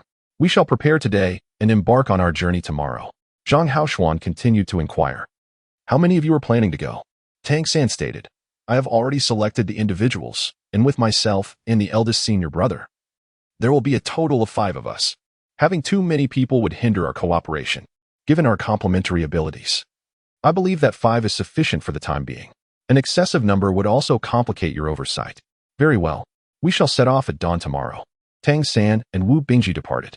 Guan Longjiang observed Zhang Haoshuan, who stood with his hands clasped behind his back, and remarked, You exhibit great tolerance towards this disciple of yours.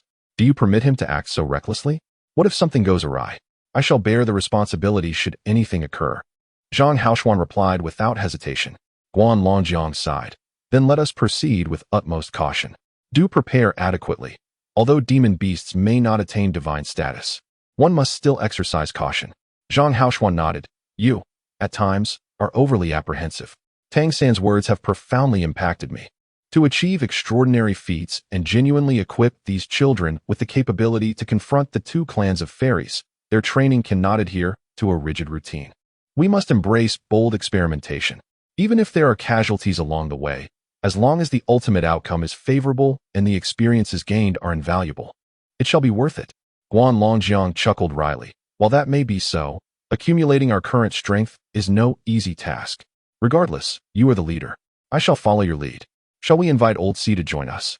Zhang Haoshuan shook his head. No need. We require his presence here to maintain order. He cannot depart lightly. The day passed swiftly with classes, training, meals, and more training. The team members confirmed by Tang Sen quietly left the academy early the next morning, gathering at the mountainside in silence. Wu Bingji, without question, took the role of team leader. The 5 of them stealthily made their way toward the Jelly Mountain range as dawn broke. Wu Bingji led the way, followed closely by Gu Li, with Cheng Zicheng soaring low above them in his demon god transformation, circling in the air, while Du Bai and Tang San brought up the rear. The five adeptly navigated into the mountains, swiftly vanishing into the verdant foliage. What is happening? Du Bai, Gu Li, where are they? When the morning class commenced, Guan Longjiang suddenly realized a significant issue. He had not inquired about who Tang San and Wu Bingji intended to take with them. In his view, his esteemed disciple and the academy's eldest senior brother were typically composed and would not act thoughtlessly. They were going to hunt the winged tiger and would undoubtedly select the strongest students as companions. However, to his astonishment, he discovered that besides the two of them, Cheng Zicheng, Du Bai, and Gu Li had also departed early that morning for the mountains. Chapter 105. Arrangements, whether it be the Golden Rock transformation, time transformation, or the Celestial Fox transformation, these talents rank among the most exceptional in the academy. Yet, they had not even a single fifth-tier combatant among them. Two were at the fourth tier, and one possessed no combat prowess whatsoever, being merely at the third tier. What is going on? What mischief are Tang San and Wu Bingji up to? Do they realize the consequences if Du Bai and Gu Li encounter danger? Can the headquarters dismantle them for this? In terms of talent, Du Bai and Gu Li are among the most elite within the entire Redemption organization, carrying the greatest hopes for the future. Why send them to Jelly City? It is precisely because Jelly City is remote and less prone to issues. Yet, they have chosen to hunt formidable demon beasts beyond their current capabilities. What if they perish? Who will take responsibility? Even Zhang Haoshuan cannot bear such a responsibility. Guolongjiang felt a pang of anxiety at the academy. When the stealthily following Zhang Haoshuan beheld the five little ones quietly ascending the mountain, he was taken aback. He was fully aware that the orchestrator of this mission was Tang San, and his young disciple was indeed reckless, to say the least. Bringing along Cheng Zicheng and Gu Li was somewhat justifiable, as they were both fourth tier and possessed unique abilities. Gu Li's prowess in time manipulation was particularly formidable.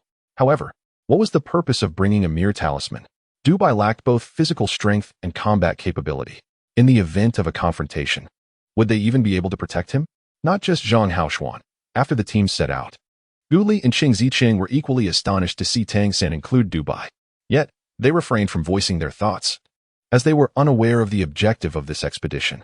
From their perspective, the inclusion of Du Bai suggested that the beasts they were to hunt would not be overly formidable. Wu Bingji led the way, feeling a tightening sensation in his scalp. He could vaguely surmise how his mentor, Teacher Guan, would react upon learning of their team's composition. Little Tang, oh little Tang, had it not been for your promise regarding the manipulation of ice spikes, I would have never consented to such reckless behavior. The only reassurance Wu Bingji held was the covert protection provided by Zhang Haoshuan. The town chief was a ninth-tier powerhouse. With his safeguarding, this mission should be secure, safe. Safe, right? As the group advanced swiftly, this was not a physical training session. Everyone could employ their demon transformations without any burden. Having traversed this initial stretch of the mountain path numerous times, Wu Bingji led them with ease. Before long, they passed through the umbrella-covered area and gradually delved deeper into the Jelly Mountain range. What is our objective this time? Du Bai inquired, breathless. As his physical endurance remained a weakness, Tang San smiled and said, "Let us maintain an air of mystery. You shall understand everything when we meet. As we walk, we can also discuss our strategies for encountering the demonic beasts." Wu Bingji, at the front, turned back and inquired, "What are your plans?" Though still youthful, Tang San has gained the recognition of his companions for his remarkable control over his abilities, demonstrated through 2 real battles with Wu Bingji. Along with his victory over Gu Li, Tang San remarked, "In the event of an encounter with a monstrous beast, my esteemed senior brother, you shall undoubtedly be our mainstay. You must confront the beast head-on, withstanding its assaults while simultaneously harnessing the frigid essence of ice to hinder and disrupt its movements, thereby diminishing its combat efficacy. As for you, senior brother Gu Li, your burden is the heaviest. While my senior brother engages the beast, you must seize the opportune moment to employ your time transformation, immobilizing the creature's actions to create an opening for us. Provided your control over time transformation is adept, even when faced with a beast of greater prowess, we shall prevail. Sister Qingzi, you are tasked with reconnaissance, particularly in detecting any approaching hordes of beasts.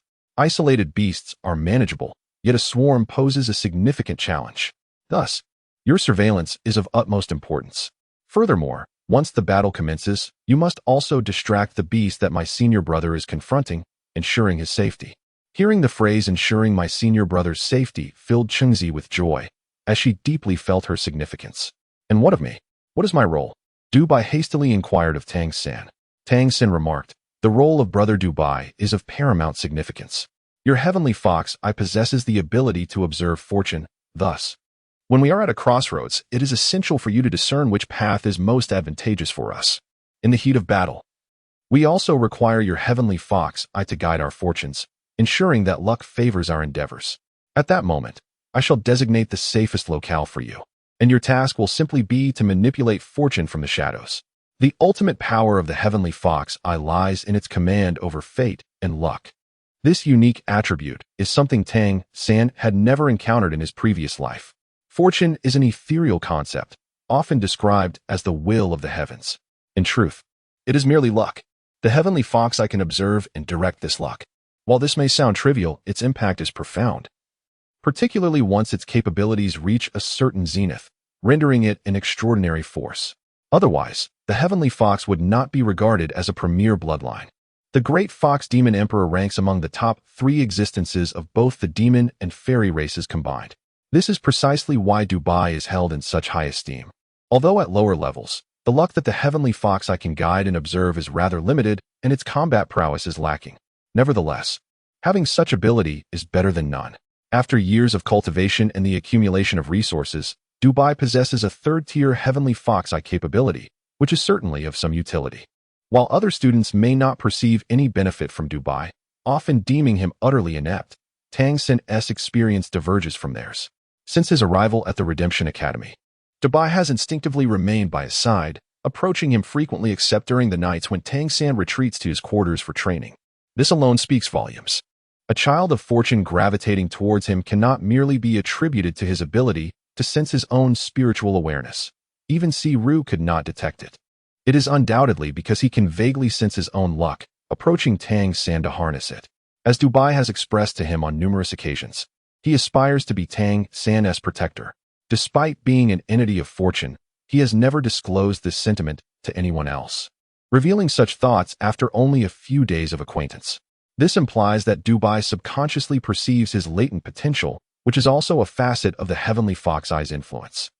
It is possible that Dubai himself is unaware of this, merely feeling a natural affinity towards Tang San.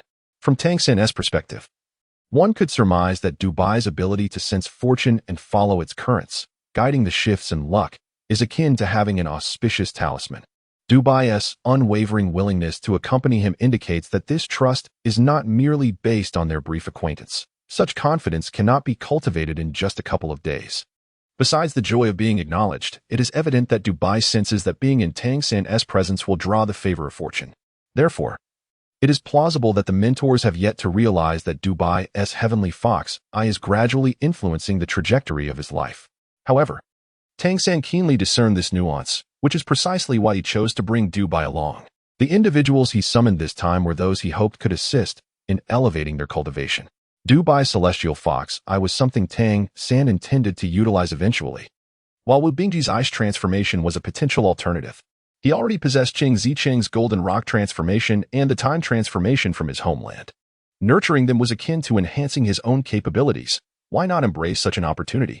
As stability settled in and his own strength grew, Tang San gradually began to experience a semblance of control reminiscent of his past life.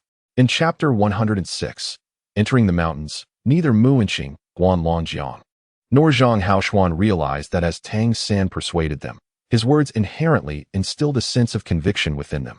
Otherwise, the teachers would not have permitted him to engage recklessly against the formidable winged tiger, fully aware of the dangers involved. This was the influence of his spiritual consciousness.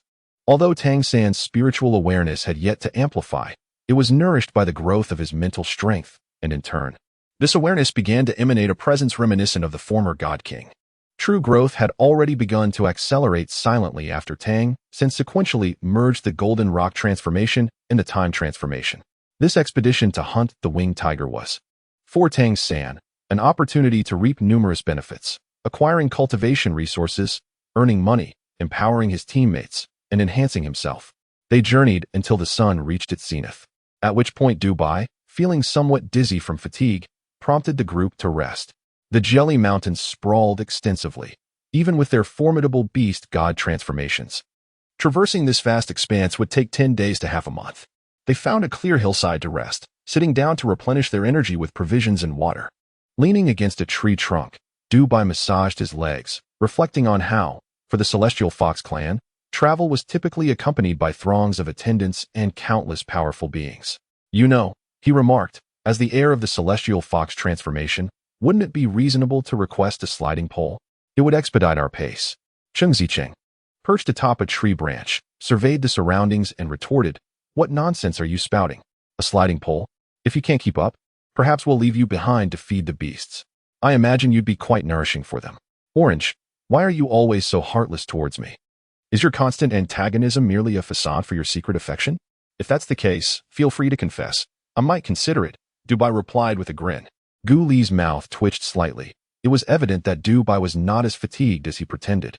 "You still possess the energy for such banter at your young age? Cheng Zicheng is right. You're merely chasing foolish fantasies. Big brother, look at them. They are all picking on me. Aren't you going to intervene?" Dubai complained to Wu Bingji. Wu Bingji, engrossed in studying a map with Tang San, glanced back at him and replied calmly, "Silence." "Understood." Dubai promptly closed his mouth with a serious demeanor. Tang San could not help but chuckle. This fellow was not merely a mascot but also a lively character. If we proceed in this direction from our current position, we shall enter their active territory in approximately a day and a half. However, this area is quite vast. Generally speaking, they prefer to move around the mountain ravines, safeguarding the water sources. Wu Bingji pointed to the rudimentary map in his hand. Tang San nodded slightly and said, "Then let us continue to draw closer to that direction. We shall proceed with caution." Wu Bingji spoke in a low voice. "We have now entered the active domain of the demonic beasts, and the likelihood of encountering them is ever present. We must remain vigilant." Indeed, Tang San gazed at the surrounding mountains, which were lush and verdant, with scarcely a barren patch to be found. Even on the precipices and sheer cliffs, vegetation thrived. The essence of this world was undeniably rich, making it a suitable haven for the proliferation of various life forms. After a brief respite, just as they were about to set forth once more, Dubai suddenly furrowed his brow and began to rub his eyes. Tang San observed him intently. Dubai's current Celestial Fox eye was only at the 3rd tier. At this level, he could not truly perceive the fluctuations of fortune, only experiencing faint sensations. Even the instructors at the academy were uncertain about how to wield the Celestial Fox eye, for this young man was a singular sprout in a vast field, and the Redemption Organization had never encountered anyone like him before. Nevertheless, Tang San had always harbored an acute sense regarding him. Many of Dubai's daily actions were often subconsciously prompted by his own perceptions. "What is it?" Tang San inquired as he approached him. "I feel a bit unwell. Perhaps I am just fatigued," Dubai replied, furrowing his brow. At that moment, all he could sense was a slight dryness in his eyes, accompanied by an inexplicable feeling of heaviness in his heart. Upon hearing the words, Tang San's gaze sharpened. "Eldest senior brother, be on guard." He lifted his head to look at Cheng Zicheng, perched atop the treetops. Instinctively responding to his call for vigilance, Cheng Zicheng began to scan the surroundings with utmost care. At that very moment, an unexpected turn of events transpired. Without any forewarning, a sudden explosion erupted from the ground not far from the homeland. As a yellowish spike shot forth, aimed directly at the heart of the homeland. The swiftness of this change was remarkable. Had it not been for Tang San's timely alert, the group would have surely been caught off guard. However, under the instantaneous surge of caution, both Tang San and Wu Bingji reacted without hesitation. A fierce gust of wind swept against the side of the homeland, causing his body to shift laterally. Simultaneously, an ice shield materialized before the position previously occupied by the homeland. With a resounding crash, the ice shield was pierced by the yellow spike, only to be flung away in the next moment. Accompanying the spike, a figure emerged from the ground. It was a rather peculiar beast, measuring approximately 3 meters in length, adorned with a large yellowish tail. Its entire body was covered in scales, emanating a yellowish glow. The very tail that had attacked the homeland belonged to this creature, the Earth Splitter Lizard. "Be cautious. At least 5th rank." Wu Bingji's voice rang out instantly. In terms of theoretical knowledge, he was undoubtedly the most formidable among them, quickly identifying the origins of the beast. Just then, the Earth Splitter Lizard's massive tail struck the ground with tremendous force, causing its yellowish radiance to intensify as its body seemed to merge into the earth, and the entire slope began to tremble violently. Congeal, the homeland bellowed. The violently shaking mountaintop froze for a moment.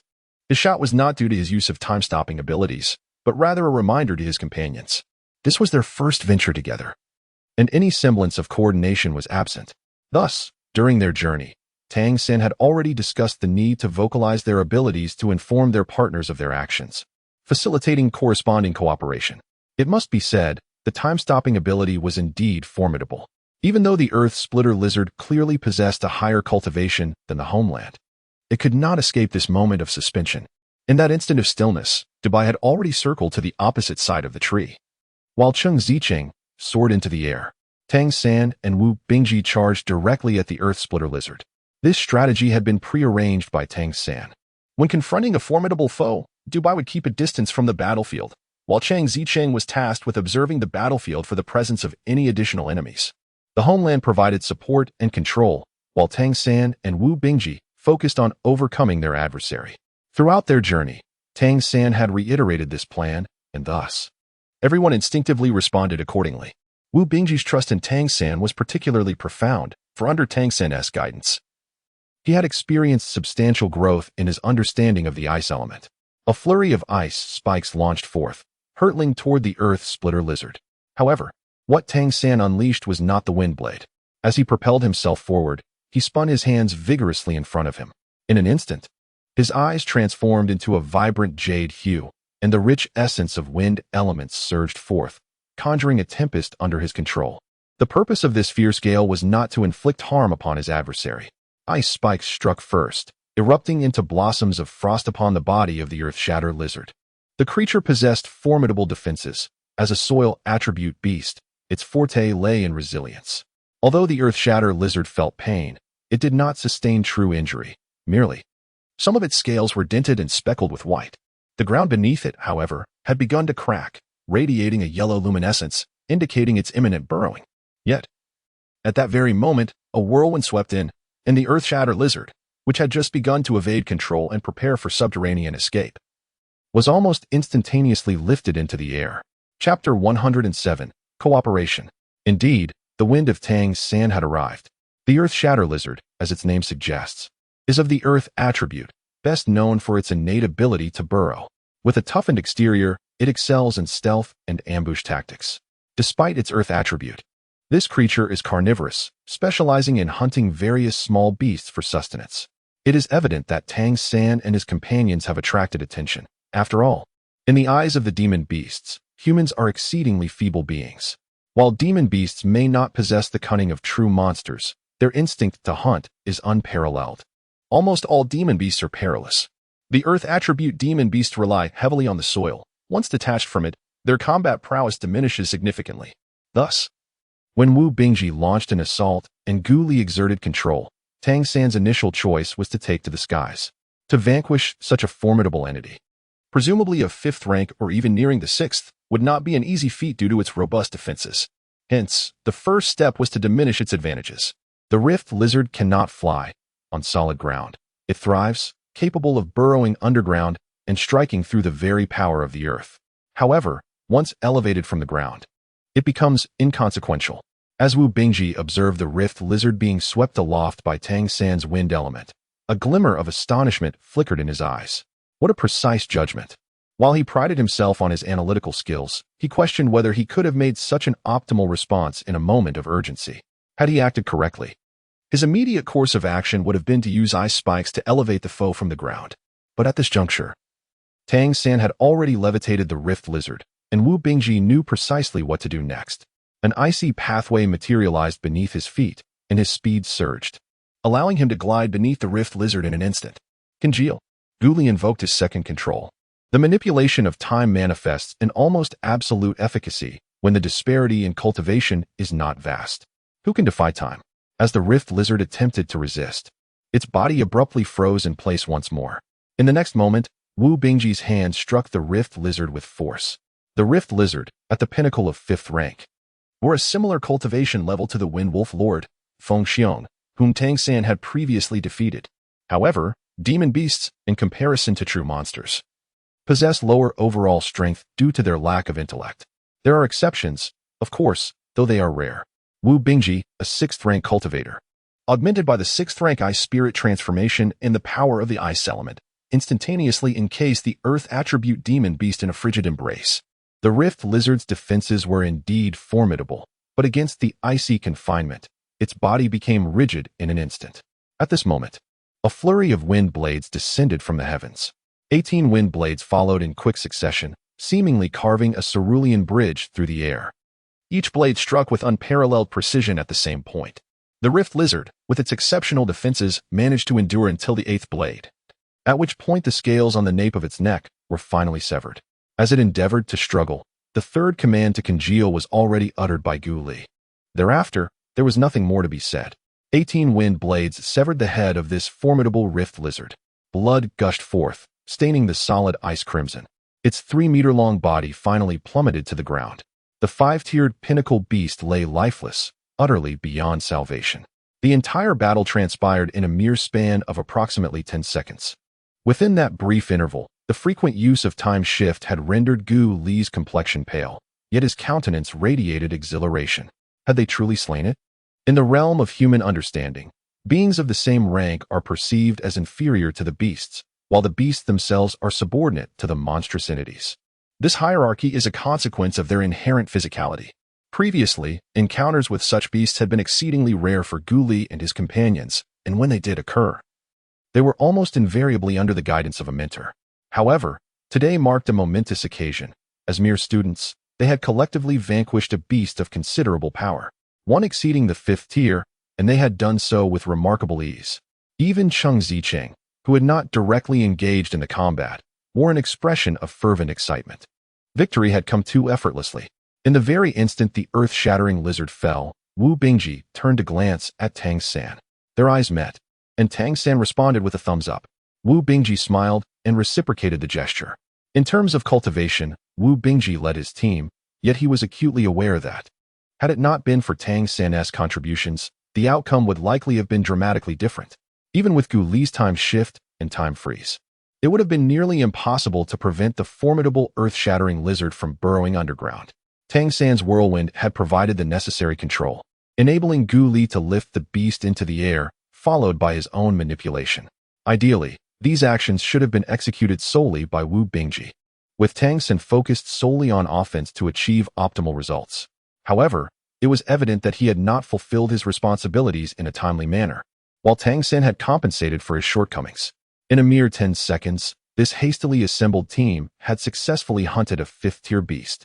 The earth-shattering lizard was indeed listed on the Academy's task board, with substantial rewards attached. A single lizard yielded 1 elemental coin, and its scales were highly valuable. Yet, it was notoriously difficult to slay. Once sensing danger, it would swiftly escape underground, making it a challenge even for the strongest of hunters. Yet today, they had overcome such odds. Remarkable! Dubai had emerged from behind a tree, his face alight with enthusiasm. Having not participated in the battle, he was unaware of the intricate details of the confrontation. To him, it was simply a testament to the prowess of his companions. Almost immediately after Gu Li's 3 resounding shouts, the earth-shattering lizard had been defeated. Impressive. Gu Li had returned to the group, giving Tang San a thumbs up. A discerning observer, he could easily recognize who had played the most pivotal role in the recent battle. Tang San smiled and said, in fact, this time the primary credit should go to Brother Dubai. Him? Why him? Cheng Zicheng retorted somewhat discontentedly, as she had not participated in the battle and still felt a tinge of regret. Tang San remarked, it is he who has disowned the enemy's movements. Brother Duhai's celestial fox eye grants him a certain foresight. However, due to his insufficient cultivation, the signs remain rather subtle. Yet, when he begins to feel discomfort, it signifies that danger is imminent. Thus, we must remain vigilant. Otherwise, should we be caught off guard by a sudden ambush, and if any one of us were to be struck, we would likely sustain grievous injuries. Gully nodded, still haunted by the memory. He had been unable to activate the time transformation in time. If an ordinary human were to be struck by the tail of a rift lizard, it would be a near-fatal encounter. Duhai blinked, pondering whether he held such significance. In truth, he himself was not entirely certain. Tang San addressed Wu Bingji, senior brother. Our team is united as one. How about we equally share all our gains upon our return? Wu Bingji gazed at him intently and, without a hint of hesitation, nodded affirmatively. That is only just. If I recall correctly, the earth-splitting lizard is valued at 1 elemental coin. Wow, we're rich. We're really rich, Dubai exclaimed, his excitement manifesting in animated gestures as he circled around the corpse of the earth-splitting lizard. Wu Bingji shook his head in mild exasperation and turned to Cheng Zicheng. Zicheng, continue to survey the surroundings while I take care of the lizard's remains. As he spoke, Wu Bingji raised his left hand, and at that moment, Tang Xin noticed a broad bracelet, approximately 2 fingers wide, encircling his wrist. The bracelet was adorned with intricate patterns and emitted a faint energy aura. Is that a storage bracelet? Tang Xin instinctively sensed the spatial elemental fluctuations emanating from it. Truly, the senior brother is impressive. Previously, Tang Xin pondered whether to leave the beast's corpse for their teacher to retrieve later, as his own storage bag was not easily exposed. Little did he expect that senior brother had come prepared. Not only did Wu Bingji possess a storage bracelet, but as he activated it, several large vials appeared in a flash of light. He then proceeded with the straightforward task of exsanguination. The blood of a magical beast is one of its most prized components. Soaking one's body in the blood of a magical beast, even when diluted, can greatly assist in the cultivation of those with the same elemental affinity. This holds true for their transformation into demonic beings as well. The blood of a 5th-tier magical beast can fetch a handsome price.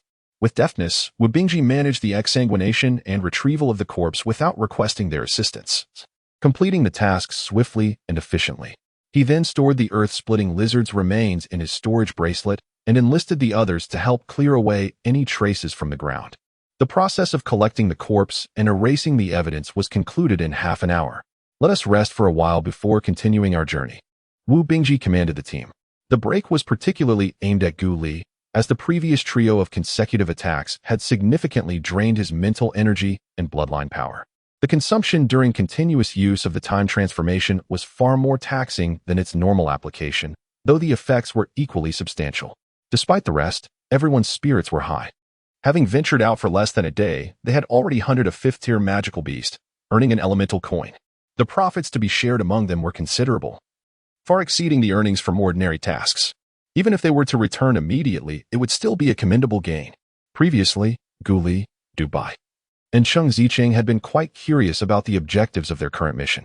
However, neither Tang Xin nor Wu Bingji divulged any details, merely assuring their companions that they would understand upon arrival. Presently, their companions refrained from further inquiries. It was inconceivable for them not to feel a sense of exhilaration after effortlessly vanquishing 5th-tier peak beasts. Dubai even found himself daydreaming about the prospect of hunting 10 or 8 beasts, envisioning the substantial fortune he could amass to procure coveted treasures and rare herbs, hoping to ascertain whether he could transcend to the 4th tier. Cheng Zicheng and Gu Li shared in his enthusiasm, though Tang San and Wu Bingji remained notably composed.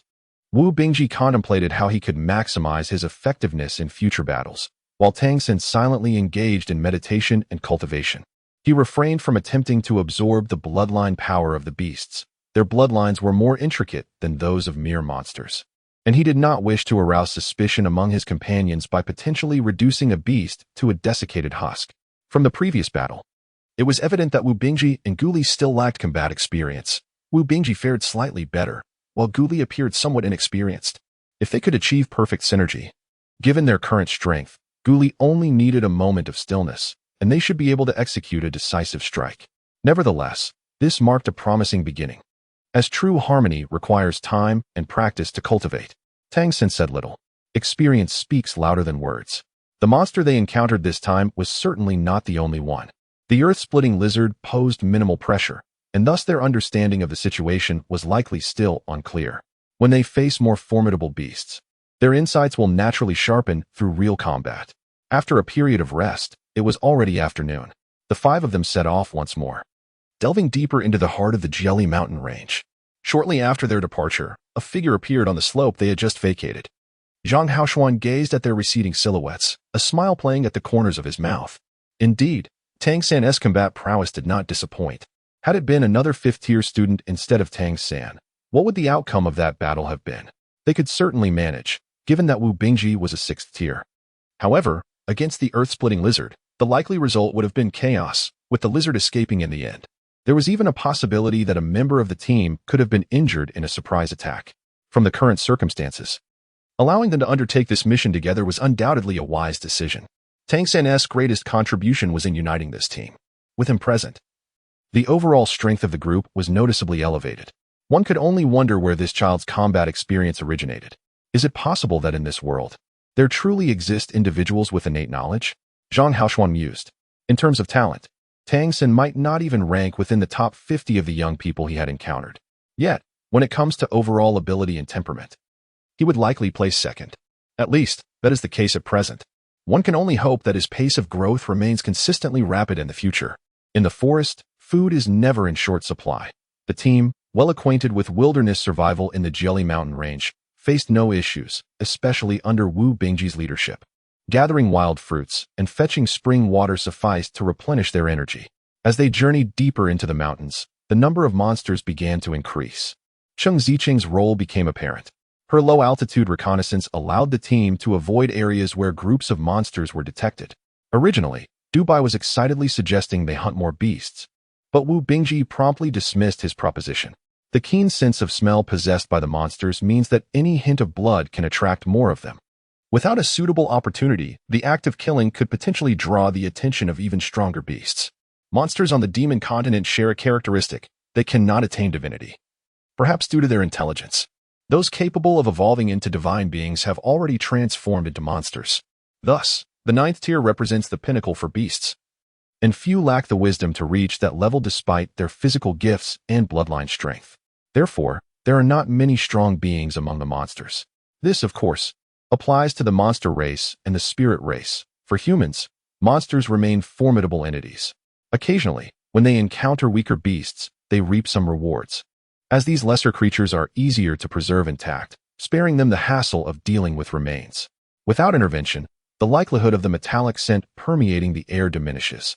As nightfall descended on the first day, they sought refuge on elevated terrain, selecting a grand tree as their sanctuary. Resting aloft in the branches proved far safer than on the ground. Wu Bingji, Tang San, and Gu Li took turns keeping watch, while the sole female, Cheng Zicheng, along with the hapless Dubai, were granted the luxury of rest. By day's end, the most fatigued among them was Dubai, whose physical stamina was notably lacking. Although he merely traversed the path and was spared from combat, his slight frame struggled to cope with the exertion. Tang San secured him to a robust branch with a rope, allowing the lad to drift into slumber. Cheng Zicheng, having spent a significant portion of the day in flight and remaining vigilant to their surroundings, also succumbed to fatigue and fell asleep early.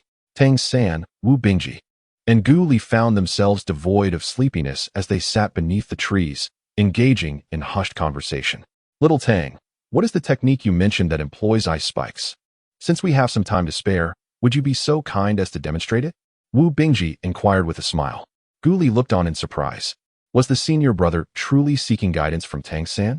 Throughout their journey today, Gu Li's perception of Tang San had undergone a significant transformation. Although it appeared that the leader of the group was the senior brother, Wu Bingji, it was Tang San who had devised their battle strategies from the outset, and he had responded to various situations with remarkable composure and precision. Unbeknownst to them, a sense had emerged among the group that he was indeed the core of their team, a notion that Wu Bingji seemed completely unfazed by. Chapter 109. The flicking arrow. Noticing Gu Li's peculiar gaze, Wu Bingji smiled and said, "You should learn more from little Tang. His insights into cultivation are truly impressive. After conversing with him a few times, my understanding of the ice element has notably evolved. However, your journey has been rather unique." Gu Li nodded in agreement. His recognition of this new junior apprentice was steadily growing. Tang San asked, "Senior brother, what do you think of the ice spike as a means of attack?" Wu Bingji replied, "It is a ranged assault, characterized by speed, penetration, and a wide area of effect." Tang San nodded and remarked, "There exists a remarkable similarity between my wind blade and the ice spike. However, in actuality, due to the tangible nature of the ice spike, its power should surpass that of the wind blade. The wind blade excels in its versatility, capable of striking from the most elusive angles through its rotation and the freedom of the wind element. In contrast, I believe the ice spike's greatest attribute lies in its penetrating ability. So, how can we enhance its penetration? Firstly, it hinges on the hardness of the ice spike. The more densely compacted it is, the greater its hardness. Secondly, speed plays a crucial role. The swifter it travels, the stronger its gravitational potential energy, thereby amplifying its impact and, consequently, its penetrating power. If the ice spike is cultivated to its utmost limit, it should ideally be compressed into an ice needle, as a smaller volume would enhance its penetrative capability. A formidable ice needle should possess the ability to breach various defensive measures. Guli chuckled. That sounds quite chilling. Nevertheless, I presume your senior brother has also taken note of these insights. Wu Bingji sighed. I learned about the compression of ice elements from him. So, Xiao Tang, are you suggesting that in order to strengthen the ice spike, we must compress its volume as much as possible to make it more solid, while also increasing its speed? Tang Xin nodded slightly and remarked, if the weight of an ice cone is 1 pound, then, at the same weight, a smaller volume will undoubtedly yield greater power. As for speed, this is the technique I am about to teach you. When employing this technique, it is essential to effectively merge your physical strength with the power of your bloodline, and then infuse it into the ice cone. You may even imbue it with your mental energy, granting the ice cone enhanced piercing capability, rendering your opponent utterly defenseless. Wu Bingji chuckled. That sounds impressive. Could you demonstrate it for me? As he spoke, he condensed an ice cone in his palm and handed it to Tang San. This was an ordinary ice cone, half a foot long and weighing approximately half a pound. The ice cone felt refreshingly cool in his hand, yet showed no signs of melting. Such stability could only be achieved after mastering the manipulation of ice elements to a significant degree. Senior brother, pay close attention. Tang San's eyes suddenly brightened. But they were not the azure hue characteristic of his wind wolf transformation. As he activated the Xiantian skill, his entire aura transformed in an instant. His gaze was not directed at Wu Bingji or Gu Li, yet both could distinctly sense a weighty presence emanating from him. In this moment, Tang Xin became remarkably focused. The ice cone in his hand seemed to exude a sense of restraint, as if it had vanished or melded entirely with him. In the next instant, Tang San's body pivoted, using his waist to propel his shoulder, which in turn drove his arm, and the ice cone was hurled forth like a bolt of lightning. The ice cone almost instantaneously flickered in the air, vanishing without a sound, as if it had simply ceased to exist. With Wu Bingji's cultivation level, he merely caught a glimpse of the flash before the ice cone disappeared. It was more than twice as fast as the ice cones he typically launched. At the moment of release, both Wu Bingji and Gu Li felt a tightening sensation at the nape of their necks. In that fleeting moment, they distinctly sensed the surging bloodline energy coursing through Tang San's body. Impressive, Wu Bingji had barely uttered those 2 words when, about 30 meters away, a small tree suddenly began to tilt slowly, producing a series of rustling sounds as its branches and leaves collided. Gu Li stood in stunned silence. An ice cone? Was this the work of the ice cone that had just been thrown? A small tree, 30 meters away, had simply been shattered? Wu Bingji was equally astounded, questioning how a mere ice cone could possess such formidable power. Tang Xin turned to Wu Bingji, his face adorned with a gentle smile, and remarked, in remote attacks, one must strive to harmonize spirit, energy, and essence into a singular entity. Only in this manner can one render the adversary utterly exposed. Furthermore, all ranged assaults, regardless of their might, must achieve their mark to unleash their true potential. Otherwise, they hold no significance whatsoever. Swift, precise, and ruthless. Spirit, energy, essence. These are the 6 words that encapsulate the essence of remote attacks. Senior brother, you may wish to experience this for yourself. This technique I call the flicking arrow. It is not overly complex, yet mastering it to perfection is no easy feat. Flicking arrow. What a splendid technique it is. Wu Bingji's eyes sparkled with excitement, momentarily filled with an eagerness to engage. Tang Xin did not shy away from the presence of his companion Gu Li, as he meticulously explained the technique of using the whip arrow and the intricacies of exerting force to Wu Bingji. Wu Bingji listened attentively, while Gu Li also paid close attention. Some of the methods of exerting force opened his eyes to new possibilities, and he gained significant insights. Indeed, this visit was truly worthwhile. Such was Gu Li's sentiment. Tang Xin had just finished speaking when Wu Bingji, feeling somewhat impatient, suggested, "You two should go rest first. I will take the first watch and practice my hand-slinging arrows." With his ice elemental body, the day's exertion felt negligible to him, and in his current state of excitement, he was hardly aware of any fatigue. "All right," Tang Xin replied as he prepared to ascend the tree for rest, only to be halted by Gu Li. "Xiao Tang," Gu Li chuckled. "When will you teach me that method you promised for defeating Zhang Zabin?" Tang Sen smiled and said, "There's no rush. Senior brother, you should rest first. We must maintain our optimal condition to welcome tomorrow. If all goes well, I shall begin teaching you tomorrow evening." "Very well, then it is settled." Through the technique of the wrist flick arrow, Guli had completely placed his trust in Tang San. If even the eldest senior brother could learn skills from him, surely he could as well. Wu Bingji did not inform Tang San to switch until midnight, and even showcased the results of his own practice with the wrist flick arrow. After Tang San provided him with some corrections, the senior brother finally immersed himself in meditation with a sense of satisfaction. Wu Bingji's perceptiveness was indeed remarkable. The flicking arrow was a relatively fundamental technique within the myriad of Tongmen's concealed weapons, making it not particularly difficult to learn. With his profound cultivation, Wu Bingji grasped the essence of the technique overnight. All that remained was practice. The night passed rather peacefully, and when everyone awoke the following morning, they discovered that Du Bai had rolled from the trunk to the side, fortunately secured by a rope, preventing him from falling from the tree. They continued onward. At the pace they had maintained the previous day, it would take them another 2 days to reach the main activity area of the winged tiger.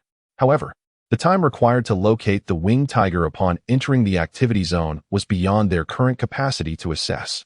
Nonetheless, the sensation of progress was quite gratifying. Wu Bingji was no longer as cautious as he had been on the first day. When encountering certain magical beasts, they proactively engaged in combat, honing their coordination through battles while ensuring they would not confront a horde of beasts. There is no doubt that Tang San has become the cornerstone of their group. Wu Bingji has willingly delegated authority, allowing Tang San to guide everyone in matters of coordination. As they journeyed, frequently stopping and engaging in battles, their pace inevitably slowed. Yet, this effort yielded a bountiful harvest of 6 demon beasts, the strongest being of the 5th rank and the weakest at the 4th. Although individually, their worth may not surpass that of the Rift Lizard, collectively, they represented a significant gain. Being part of the Redemption Academy, everyone was astute, with increased combat. Under Tang San's leadership, they gradually developed a harmonious synergy. Chapter 110, Guidance from the Past. Trust is forged through the crucible of real combat. With Tang San present, everything seemed to flow seamlessly. He emerged as the quintessential connector, always appearing in the most critical moments and demonstrating his requisite abilities, thereby uniting everyone into a cohesive force. In his previous life, Tang San was the Master Soul Master during his youth, the very soul of the team. In this life, while his prowess and control may not match that of his former existence, his combat experience allowed him to effortlessly uplift Wu Bingji and the others. With him around, the group could unleash their abilities to a remarkable 120%. Wu Bingji felt this deeply. As the most accomplished member of the team, he consistently showcased his strength during battles, experiencing an exhilarating sense of combat. He even felt as though his own power had surged. Yet, he understood that it was not his own strength that had increased, but rather, with Tang San's assistance, he was able to perform at a higher level. This realization made it all the more precious. As night fell the following day, the 5 of them sought refuge on elevated ground. After finishing their meal, Guli approached with a playful demeanor. "Little Tang," he chuckled, nudging him with a wink. After 2 days of companionship, Tang San discovered that Gu Li's personality was quite lively. Although he usually appeared grounded, once out of their teacher's sight, his true nature gradually emerged. Both he and Du Bai were under their teacher's high expectations. Du Bai faced immense challenges in his progress, while Gu Li had managed to cultivate to the 4th rank, thus bearing even greater pressure from their mentors. Tang San chuckled and said, "What are you up to, brother Gu Li?" Gu Li grinned and replied, "You know what I mean. Didn't we agree on this last night?" Tang San undoubtedly knew what he desired. Wu Bingji had also gathered around. For although Tang San was offering suggestions to Gu Li, the benefits he derived from Tang San were substantial. Listening to Tang San's guidance for Gu Li might prove advantageous for himself as well. Perched atop a tree was Cheng Zicheng, and the unascended Du Bai had also joined the gathering. During the daytime battle, Wu Bingji had begun to apply the technique of the flicking arrow in real combat to unleash ice cones. The penetrating power of the ice cones had at least doubled, and when combined with the compression of the ice element, their potency had significantly increased, along with an expanded attack range. This was still in the context of his insufficient proficiency. Wu Bingji firmly believed that if he could compress the ice cones into ice needles, it would undoubtedly become a formidable weapon of unparalleled skill. Observing how powerfully Tang San wielded the wind blade, he He felt a surge of confidence in his own flicking arrow technique. Dubai and Cheng Zicheng were also keen observers. They had heard a bit about it last night. With Tang San preparing to instruct Gu Li once more today, their interest was piqued, and they were eager to listen. Cheng Zicheng had received a few pointers from Tang San before, though those were related to practical experience rather than cultivation. Now, she curiously watched as this youngest child was surrounded by his senior brothers, intrigued by how he would guide Gu Li. Tang San addressed his elder brother, Gu Li, remarking on the formidable nature of his time alteration abilities. There was an undeniable sense of absolute efficacy in his powers. Even those of higher cultivation would find themselves affected by the stillness induced by his manipulation of time. The cultivation of time alteration is intrinsically linked to the strength of one's bloodline.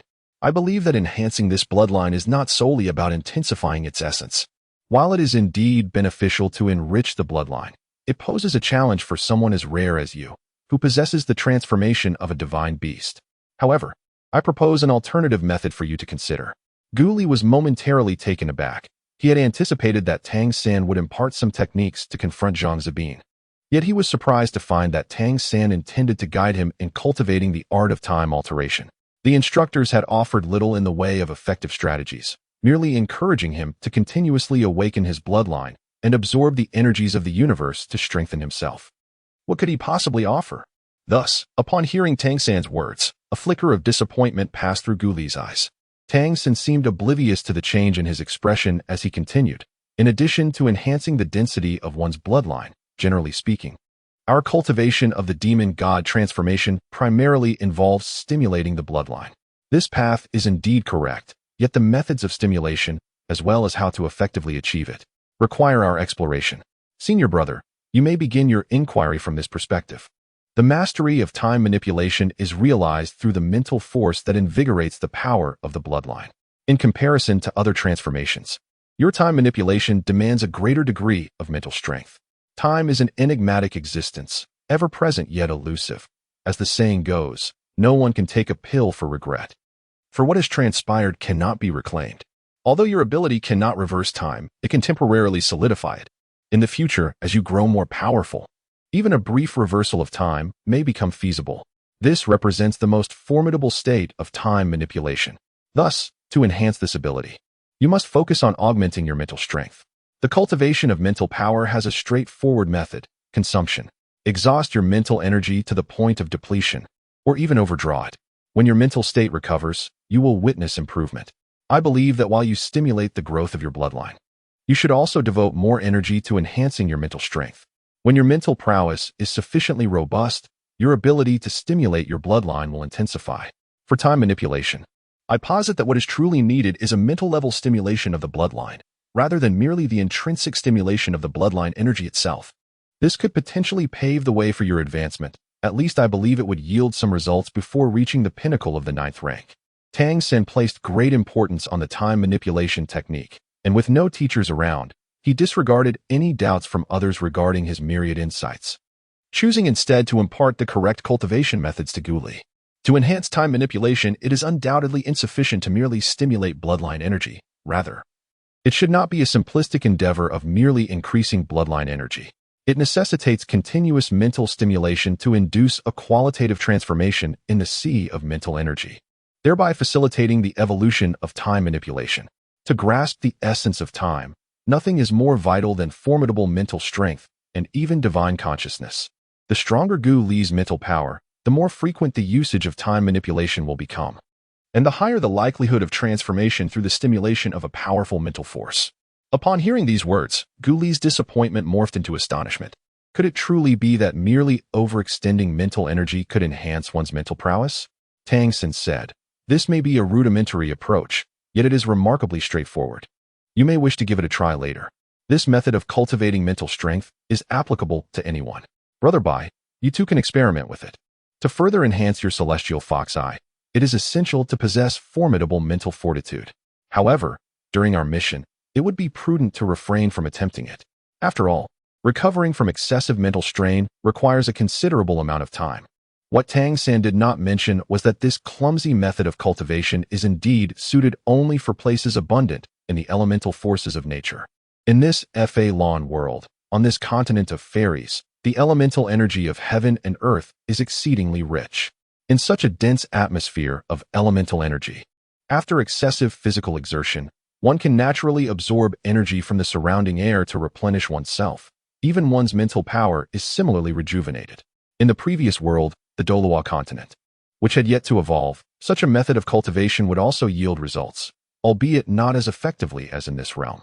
Once I return, I shall give it a try, Wu Bingji said without hesitation. In the past, he had placed greater emphasis on perceiving the ice element, focusing on the development of his ice elemental body, a practice that Guolong Jiang had consistently guided him in. However, following Tang San's advice, he began to experiment with compressing the ice element, during which he started to sense that his mental power was perpetually insufficient. The enhancement of his mental power would undoubtedly provide him with significant advantages in mastering the ice element. Thank you, Xiao Tang. Wooly earnestly nodded in appreciation. Tang San smiled and said, "No need for thanks. It is merely a thought. I have cultivated in this manner myself, which is why my mental strength is quite commendable." Naturally, no one harbored the slightest doubt regarding his mental prowess. To control the wind blades to such an extent, one must possess an exceptionally formidable mental capacity. Tang Sen said, "All right, I shall now begin to impart to you the methods to triumph over senior brother Zhang Zabin." Guli was momentarily taken aback, as he had thought that the earlier mention of mental fortitude cultivation was what Tang San intended to teach him. Tang San paid no heed to his astonishment and continued his descent down the hillside. Before long, he returned with a vine and a seemingly very hard stone in hand. What purpose could this serve? The other four were filled with curiosity. Tang San offered no explanation, simply crouching down on the ground, skillfully entwining the stone with the vine. In no time, the stone was securely bound, leaving approximately 2 meters of excess length. Tang San gestured to the four individuals. "Please step back a bit. Brother Guli, pay close attention to my movements, as well as the trajectory and changes of the stone." Understood, Guli nodded in response, subsequently retreating alongside Wu Bingji and Du Bai to a safer distance. Tang San weighed the stone in his hand, a flicker of reminiscence crossing his eyes. In the next instant, he sprang into action. With a deft tug of the vine in his grasp, the stone lifted off the ground. First, he yanked it sideways with his right hand, causing the stone to soar laterally. Then, with a graceful half-turn of his body, he propelled the vine, which in turn guided the stone, sending it whirling through the air with a piercing whistle. Finally, it crashed down with tremendous force onto the earth, producing a resounding thud. The location they had chosen for today's endeavor was a sloping mound, and the soft soil yielded readily, creating a shallow pit from the impact. The stone itself rebounded in response. Tang San's movements were unceasing. Harnessing the momentum from the stone, he propelled himself into a spin once more. The velocity of the stone's flight markedly increased, and as he completed another rotation, the stone struck the ground with renewed ferocity. Bang! This sound was significantly louder than the previous one. The stone rebounded with greater speed, and without a moment's hesitation, Tang San sent it soaring again, its whistle resonating with even greater intensity as it crashed down once more. The force of the stone's rebound, coupled with Tang San's rotational speed and the stone's aerial velocity, began to escalate in a harmonious crescendo with each successive rotation. Amidst the resounding booms, the soil in the pit below expanded further, and even the surrounding ground began to fissure as the entire hillside trembled. Gradually, as Tang San spun with increasing swiftness, he resembled a top, yet curiously, the stone consistently landed with precision upon a singular point. Accompanied by the thunderous roars and the terrifying shrieks produced by the stone's flight, the other four onlookers widened their eyes in astonishment. They instinctively sensed that this was far more than merely striking the ground. Each collision grew more powerful than the last, and each rotation became swifter. Yet the accuracy remained unwavering. Utilizing leverage, Wu Bingji had already discerned the most crucial aspect of this technique in his mind. How could Tang San possess so many remarkable abilities? This was the thought that lingered in Cheng Zicheng's mind. She gestured with her petite hands, yet soon realized that this technique seemed rather difficult for her to master. Or rather, how should she employ it effectively? Would it suffice to substitute wings? The wings of the golden-winged Great Peng were not merely instruments for flight. They served as formidable weapons as well. The golden wings, indeed, were of unparalleled resilience. At this moment, Guli had fully grasped the reason behind Tang San's demonstration. The stone he wielded mirrored the crocodile tail that had emerged after his transformation through time. The apex of her tail, too, resembled a heavy hammer, serving as her primary means of attack. They lost count of how many rotations Tang Sen made, and suddenly, he released the stone and vines from his grasp. The stone soared into the night sky with a piercing howl, and under their gaze, it traveled a distance of several hundred meters before descending into the forest below. Tang San's body spun like a top for several revolutions before finally stabilizing. As he regained his footing, the pronounced rise and fall of his chest signaled the exertion he had undergone. His complexion flushed. 36, it could only be 36 strikes. His arms now felt a profound ache, and with his current 9-year-old physique, he could barely manage to execute 36 blows. Indeed, this was a hammer technique, one of the extraordinary skills from his past life, known as the chaotic wind hammer method. Utilizing force to amplify force, each strike would become increasingly formidable, culminating in a potential maximum of 81 strikes. In this lifetime, he did not wield a hammer, yet the technique remained vividly etched in his memory. After witnessing the battle between Gu Li and Zhang Zibin, he had already discerned that this hammer technique was exceptionally suited for Gu Li. Before Tang San, the ground had been battered into a substantial pit, as the onlookers gathered around, gazing at the vast chasm and the numerous fissures radiating from it, their expressions displaying a vivid array of emotions. Tang San turned to Gu Li and said, "Gu Li, my senior brother." Gu Li quickly interrupted him. "Please refrain from calling me senior brother from now on. I have just begun to comprehend the meaning of the accomplished R1S teachers. As my elder brother has said, you may simply call me Gu Li. It is more fitting to consider you my senior brother." He was astute and could easily discern the significance of the technique Tang San had just demonstrated for him. Gu Li's time transformation, which allowed him to control his opponents, was undoubtedly the most formidable ability within the entire Redemption Academy. However, he lacked offensive methods. His time crocodile transformation endowed him with remarkable defensive capabilities and formidable strength. Yet, his only means of attack was a simple tail strike. When faced with equally robust opponents, he found himself at a disadvantage, forced into a battle of attrition. Should his adversary possess a higher cultivation level, it would be inevitable that he would succumb. The energy consumption of time transformation was significantly greater than that of an ordinary demon god transformation, rendering him particularly vulnerable against opponents with strong defenses. The technique that Tang San had displayed, without a doubt, could enhance Gu Li's offensive power and explosive potential. If time transformation were to synergize with this technique, his attacking force could unleash devastating damage. Gu Li could hardly fathom the extent to which his strength might escalate, with time transformation expertly controlling his foe, and a relentless barrage of tail strikes. Each blow would surpass the previous one in intensity. Cumulatively, this would constitute an extraordinary strategy, compensating for his most glaring deficiency in explosive power. Tang Sen smiled faintly and said, "This is a technique I inadvertently developed. It utilizes the principle of leveraging strength and the superposition of force.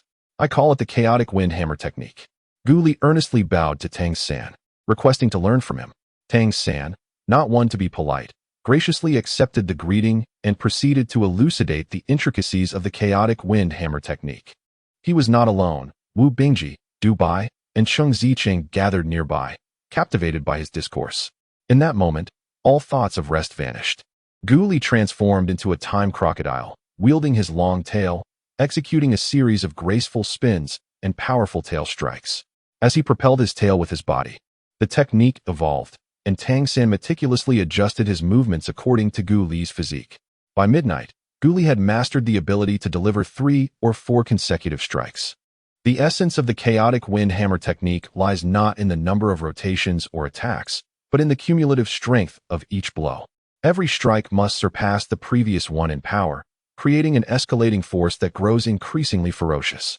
The more Gu Li practiced, the more exhilarated he became, completely oblivious to the fatigue of the previous day. It was not until dawn that he finally succumbed to exhaustion and chose to rest.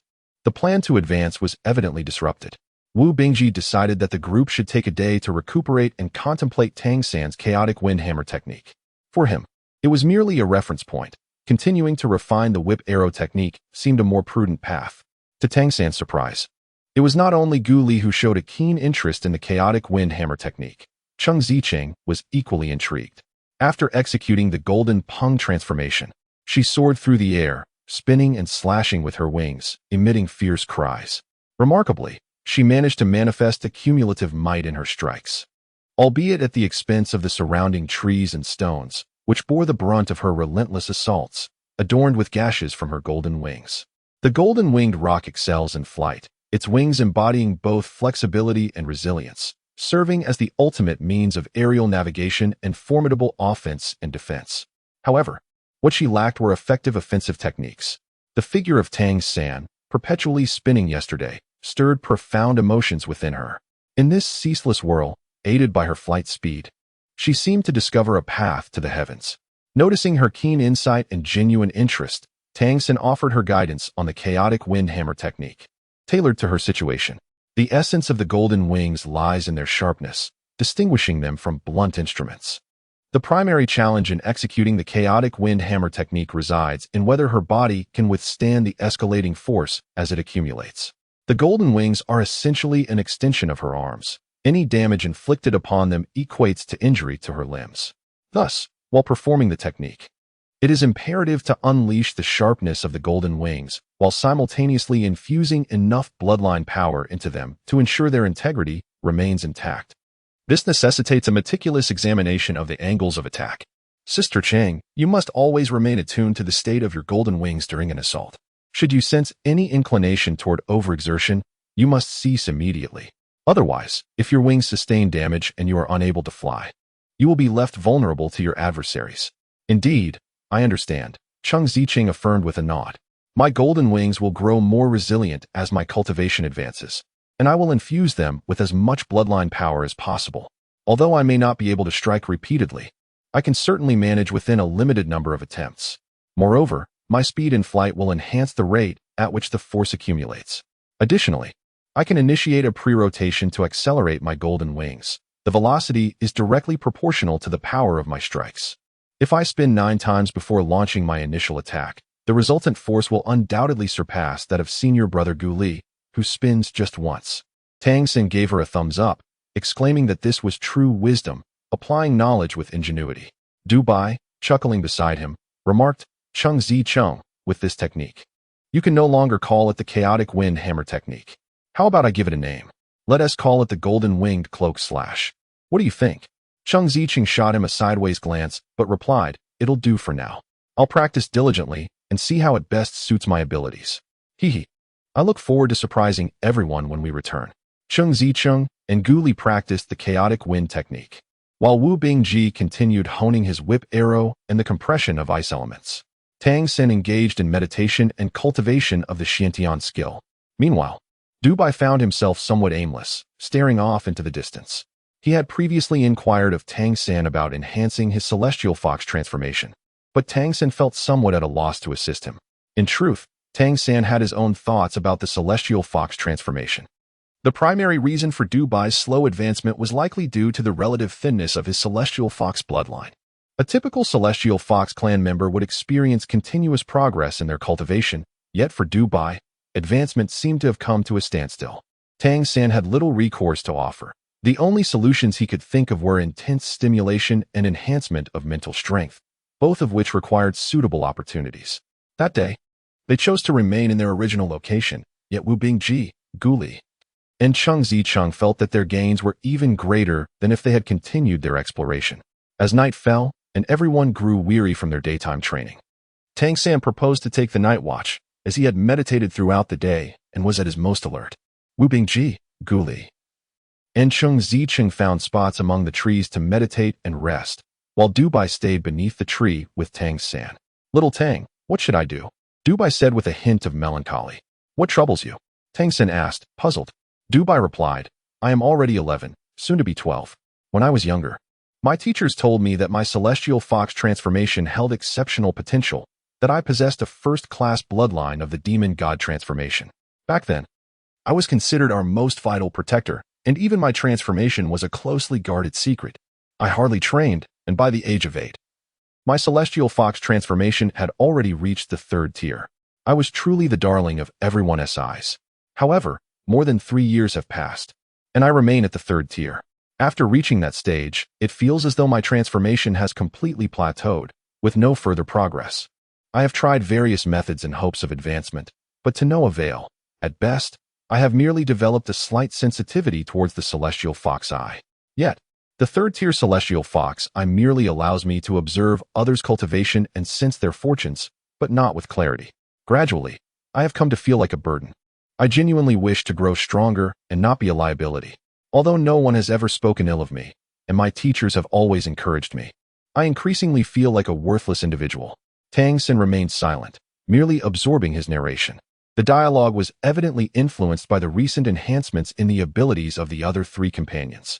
I too yearned to engage in battle, to become an integral part of my comrades. Yet, my physical capabilities fall short, and the eye of the celestial fox proves ineffective. It seems I have reached an impasse in my growth. On one occasion, I inadvertently overheard the mayor mention that, due to the dilution of my bloodline, my eye of the celestial fox may very well be confined to the third tier. If that is the case, my lineage holds little significance. A third-tier eye of the celestial fox is utterly inconsequential. I wish to inquire if your method for enhancing mental fortitude might assist me in transcending this limitation. Tang gazed at him intently and said, "It is quite difficult." Upon hearing this, the expression on Du Bai's face instantly darkened considerably, and he bitterly smiled, saying, "I knew it." Tang remarked, "It is precisely because your transformation into a celestial fox has reached such elevated levels that the requirements for your bloodline have become correspondingly stringent. Each third tier represents a significant milestone, and the transition from the third to the fourth tier will present a formidable threshold. Should you surpass it, the prospect of ascending to the sixth tier would become attainable. If not, you shall remain perpetually at the third tier. The rudimentary methods I refer to for cultivating spiritual power may yield results without transcending major tiers. For instance, these methods would be beneficial to senior brother Gully before he reaches the sixth tier. However, if one is hindered by the bottleneck of major tiers, the effectiveness diminishes drastically. This is because the totality of spiritual power is also constrained by major tiers, no matter how much one exhausts it. It cannot substitute for the evolution of the bloodline necessary for progression. What I speak of is the truth. Previously, when I cultivated the Xiantian skill to the third tier, I experienced this challenge acutely. The difficulty of advancement from the third to the fourth tier is immense.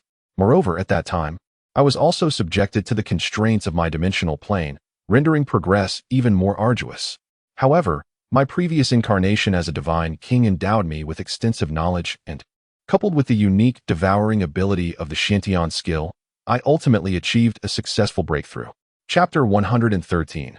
Fusion, Celestial Fox Transformation. Yet, the case of Du Bai is peculiar. Although the Celestial Fox transformation holds limited utility at lower tiers, its bloodline ranking is undeniably exceptional. For a typical Celestial Fox clan member, the formidable power of their bloodline would naturally facilitate a smooth breakthrough. However, Du Bai's bloodline strength is insufficient, making the ascent significantly more challenging. What am I to do? Xiao Tang, you have been able to assist senior brother in his cultivation. Can you lend me your aid as well? I truly wish to be of use and do not wish to hinder everyone any longer. As Du Bai spoke, the whimsical spark that once characterized him faded, and his eyes glimmered with unshed tears. Tang patted him on the shoulder and said, "I have a method we can attempt, though it may entail certain risks. I am uncertain whether your heavenly fox eye will be compatible. I have previously allowed others to try, but the outcomes were unsatisfactory. Your heavenly fox eye is unique. I am eager to try. Rather than languishing in this state of ineffectiveness, what is a little risk?" Du Bai responded, somewhat excitedly. Tang San's lips twitched slightly, aware that his esteemed mentor, the town mayor, was likely observing them from a distance.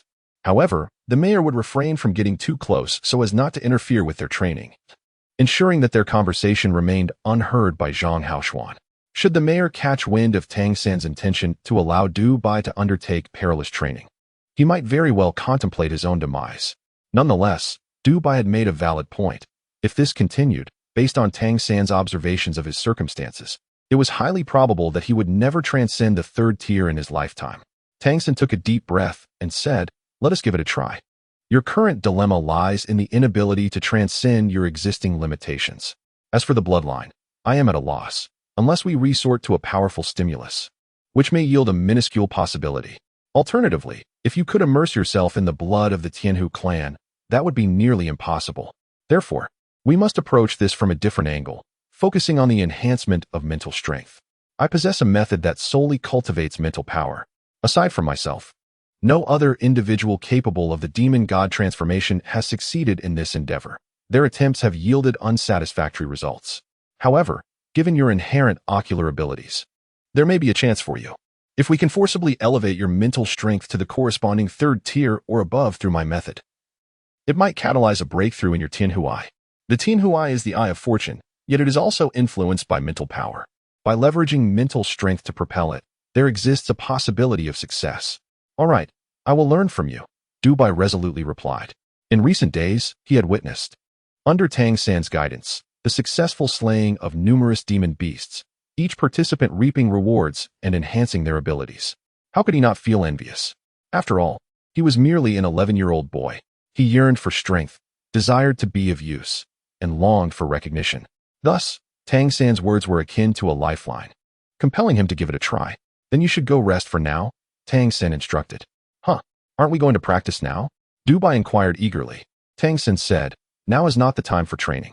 I will call you first thing tomorrow morning. However, this matter must remain a secret. If the teachers find out, I would face dire consequences.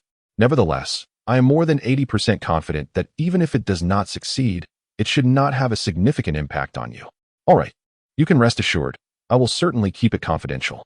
At this moment, all I can do is pray for a successful outcome. Tang San gently patted his shoulder, urging him to take a rest and maintain his spirits, for only then would the probability of success increase. Under Tang San's comforting words, the initially anxious Du Bai found his composure and climbed up a tree to rest. Observing Du Bai's silhouette ascending, Tang San smiled faintly. He sincerely wished to assist Du Bai, for aiding him was akin to aiding himself. The venture into the unknown was not solely Du Bai's to undertake, but his as well. Silently attuned to the faint yet luminous bloodline imprint within him, Tang San felt a warmth ignite in his heart. Indeed, through their interactions over the past few days, he had extracted a measure of the celestial fox bloodline's power from Du Bai. He had not rushed to draw from the others, mindful of the imminent battles they would face. Any weakening of his strength could jeopardize their encounters with formidable beasts, thus rendering his efforts counterproductive. As they were all together, there was no need for haste. Having lingered in this vicinity for over a day, they had thoroughly scrutinized their surroundings, which posed little danger.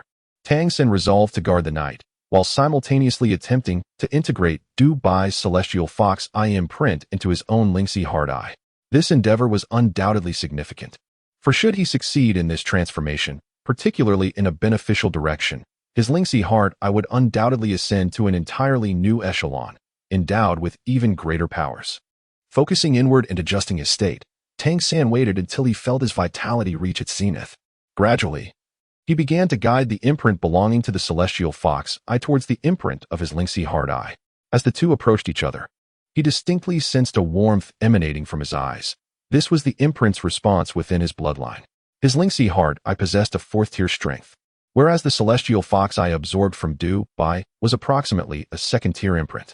With ample time for continuous absorption, reaching a third-tier celestial fox eye would be feasible.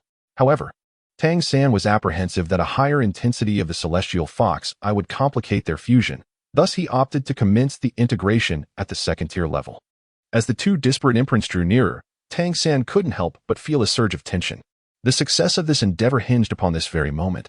Once successful, he would enter an entirely new realm. The lynxy hard eye seemed to sense the aura emanating from the Tianhu Eye and began to radiate a brilliant glow. The nearly incandescent light intensified the heat in Tang San's eyes, allowing him to perceive the elemental fluctuations in the surrounding air without even needing to open his eyes. However, the imprint of the Tianhu Eye showed no signs of change, merely approaching gradually, unhindered throughout the entire process.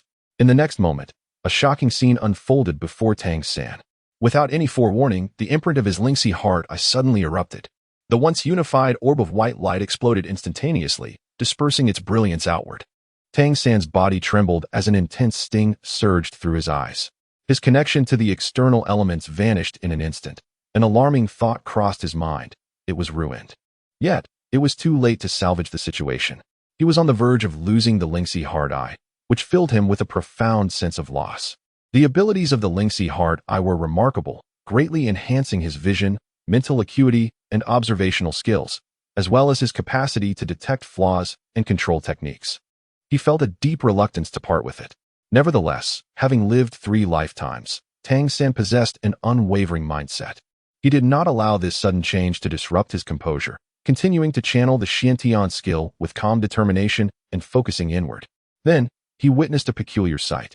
The second-tier Tianhu Eye imprint appeared entirely unaffected by the explosion of the Lingxi Hard Eye, moving steadily to occupy the space once held by the Lingxi Hard Eye, imprinting itself there. Surprisingly, the radiance of the exploded Lingxi Hard Eye did not dissipate. Instead, it formed a halo surrounding the new imprint. Even more astonishing was the next occurrence. After the Tianhu Eye settled into its imprint, it began to move. Within Tang San's body, there exist 5 distinct seals, nestled within his dantian, flowing in synchrony with the circulation of the Xiantian skill. The foremost among them has always been the pinnacle seal of the Wind Wolf transformation, ranking at the 5th tier. However, at this very moment, the seal of the Heavenly Fox's Eye, which had just stabilized, unexpectedly began to shift on its own.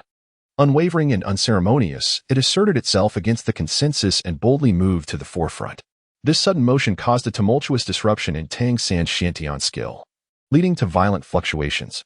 The other 4 seals within him also reacted, as if they were stirred by the Heavenly Fox's Eye, becoming agitated in response. Tang San's Xiantian skill was suddenly thrown into disarray, akin to a disruption in his breath, as it surged chaotically within him. His complexion instantly paled, for the violent agitation of his internal energy and bloodline power alerted him to the emergence of a grave predicament. He was on the verge of going berserk. In his 3 lifetimes, regardless of the era, this perilous state had always been the gravest of concerns. To go berserk meant that even if one did not perish, they would undoubtedly suffer severe repercussions. The higher one's cultivation, the more terrifying this phenomenon became. In such moments, no one could offer him assistance. The Xiantian skill he practiced was unparalleled in this world. Not only could Zhang Haoshuan, from a distance, fail to perceive the changes occurring within him, but even if he did, he would be powerless to aid him. What should he do? Tang San's most remarkable trait lies in his ability to maintain composure amidst significant events. The more critical the situation, the calmer he becomes. He remains unflustered, despite the sudden onset of chaos. His first thought is of the worst possible outcome, the complete disruption of the Xiantian Gong, rendering it uncontrollable. However, if that were indeed the case, his only recourse would be to awaken the fragment of consciousness nurtured within his spiritual sea, employing its formidable power to forcibly disperse all the bloodline imprints within him, thus restoring the Xiantian Gong to its rightful course. In such a scenario, he would exist solely as a practitioner of the Xiantian Gong, devoid of any transformation into a demon god.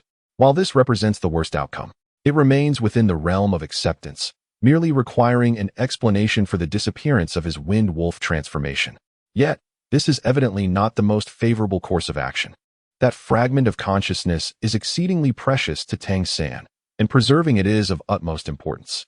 Furthermore, having painstakingly absorbed the imprints of these demon god transformations and become accustomed to their abilities, relinquishing them would be a considerable loss, leading to a significant decline in his strength.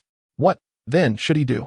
Undoubtedly, the root cause of this turmoil is the Eye of the Celestial Fox.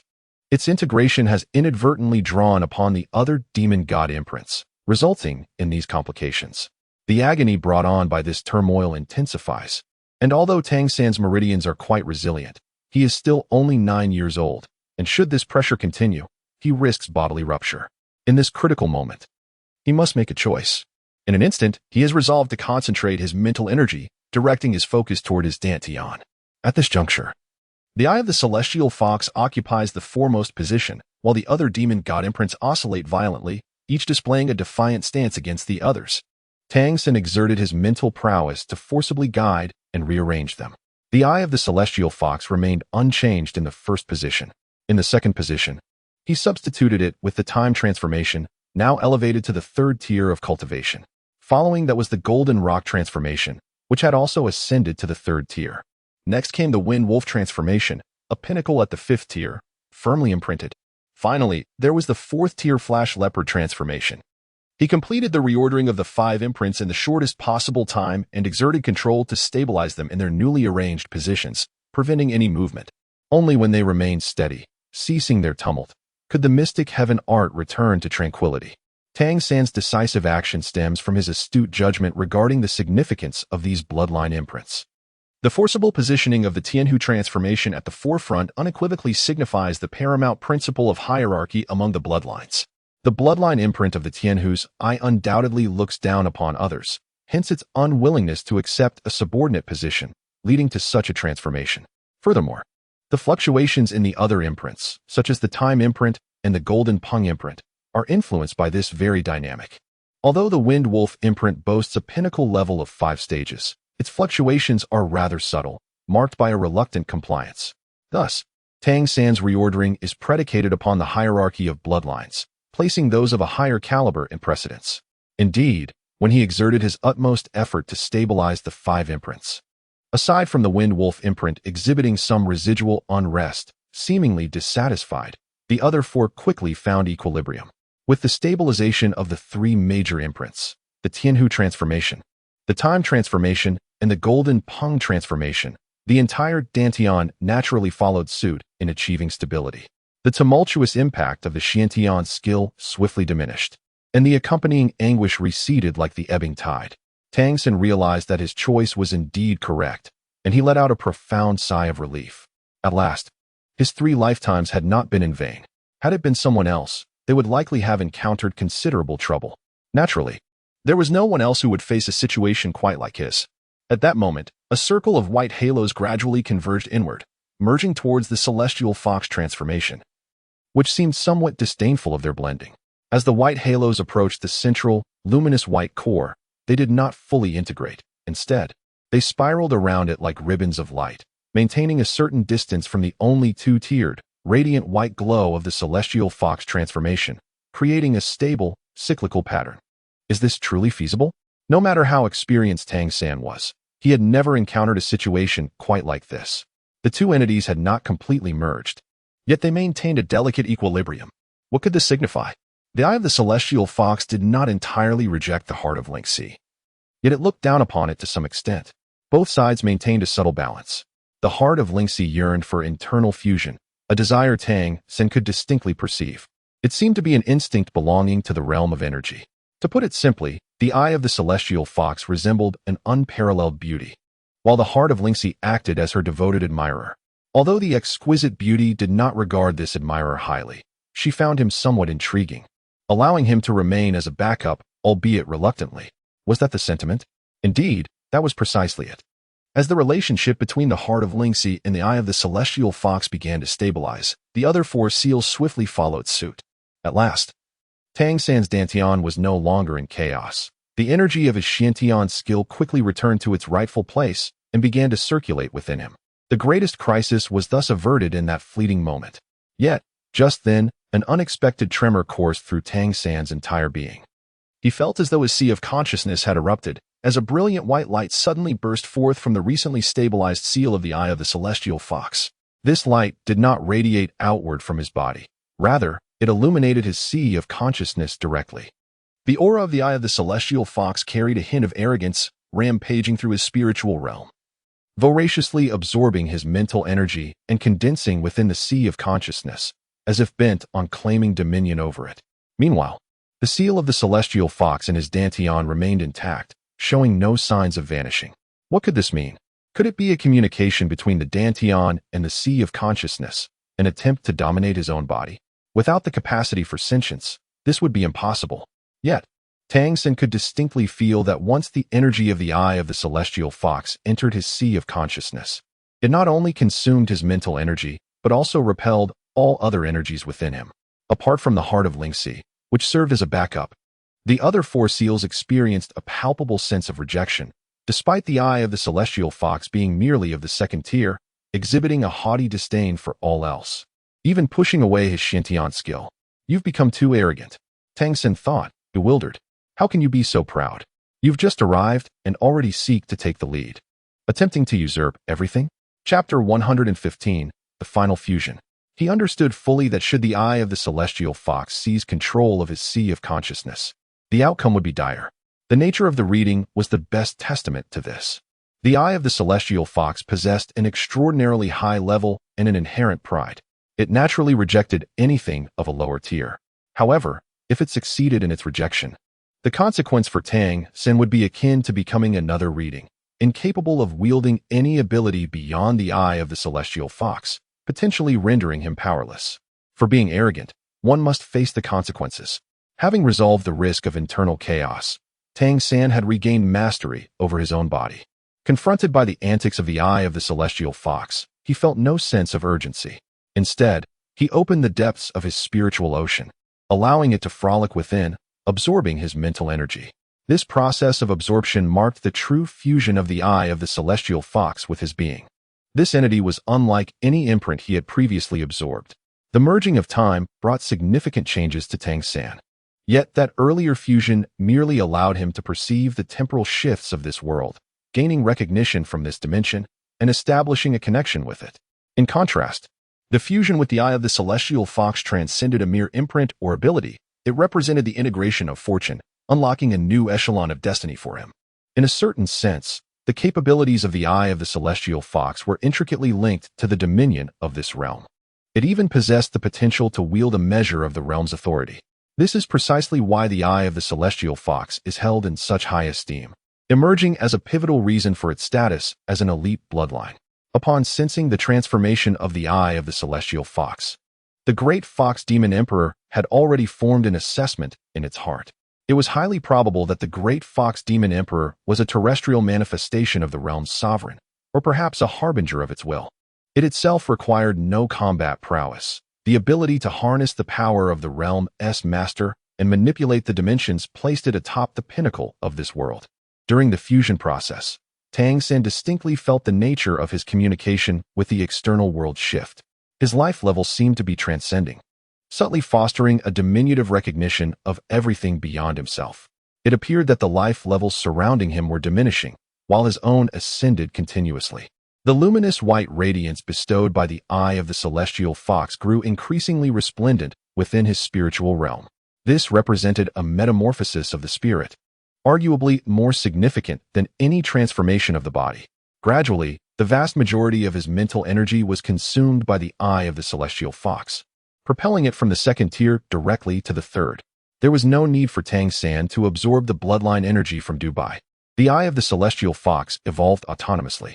This was due to the fact that Tang San's mental energy was inherently far more robust and pure than Dubai's. In addition to his own cultivation, his mental energy received feedback from divine consciousness, akin to how it continuously nourished that fragment of divine awareness within him. It was nearing completion. Should this continue, the entity occupying his spiritual realm might soon actively dispel the Xiantian skill, fully assimilating him with this world. As Tang San's thoughts stirred, a pure golden radiance abruptly emerged from the depths of his spiritual sea. The moment this pure golden light appeared, the previously self-satisfied and haughty white luminescence, which had arrogantly governed everything, instantly froze. In a heartbeat, that golden shimmer descended upon the white glow. In the next instant, the golden light had transformed into a colossal hand within the spiritual sea, seizing the white light orb within its grasp. The once proud white radiance, with its nose held high, suddenly trembled as if it had sensed something profound, and Tang San could even feel a subtle tremor in the outside world. This was a resonance with the energy of the dimension closely tied to the eye of the celestial fox. Fortunately, his power derived from the celestial fox transformation was merely at the third tier, insufficient to genuinely communicate with the master of this realm. The golden hand in the spiritual sea tightened its grip, and in that fleeting moment, Tang San thought he heard a sharp, mournful cry. In the next heartbeat, the white light orb, which had previously devoured nearly all of Tang San's mental energy, was crushed under the grasp of the golden hand. A surge of mental power erupted forth. Compared to before, the overall volume had diminished. Yet this outpouring of mental energy had transmuted from a gaseous state into a pale golden liquid. The spiritual sea erupted in a tumult, and in an instant, Tang San's perception expanded exponentially. Every minute change within a 1,000-meter radius crystallized in his mind.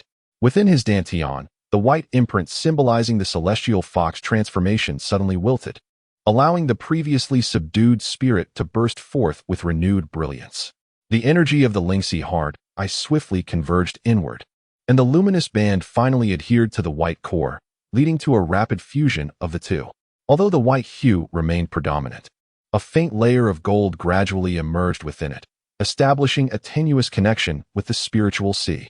The previously expansive white light orb in the spiritual sea had now shrunk into a compact mass, quietly suspended in place. The golden hand that had held it released its grip, shaking off the remnants of its power. That touch of gold instantaneously illuminated every corner of Tang San's body, purifying his entire being in an instant. The elemental energy from the surrounding air surged wildly into him, continuously cleansing his body while filtering and refining both his physical form and spiritual realm. In the distance, atop a mountain peak, Zhang Haoshuan was seated in meditation when he suddenly sensed something amiss. He abruptly opened his eyes and gazed towards the direction he had been intently observing. In his perception, the elemental energy of the world was in disarray, converging towards a singular point like a funnel. What could be happening? Was there trouble on that side? Zhang Haoshuan sprang into action, a flash of crimson light behind him propelling his body forward like an arrow released from a bow. A sense of exhilaration washed over him, an unprecedented feeling of liberation. This was the true essence of rebirth, a profound transformation of body and spirit. At this moment, Tang San felt an unprecedented sense of euphoria. He could sense that he had thoroughly integrated into this world, devoid of the dimensional constraints that accompanied reincarnation. Whether in terms of physical harmony with this realm or mental alignment, at this instant, there was no longer a distinction. He even felt a profound affection from this world. His entire being felt transparent, with his consciousness intricately linked to his very bloodline. In that fleeting moment, his cultivation level ascended directly from the 5th stage of the Xiantian skill to the pinnacle of the 5th stage. Even more astonishing was the enhancement of his 5 seals. Except for the azure seal of the Wind Wolf transformation, which remained at the peak of the 5th stage but had deepened in hue. The other 4 seals all advanced by 1 stage.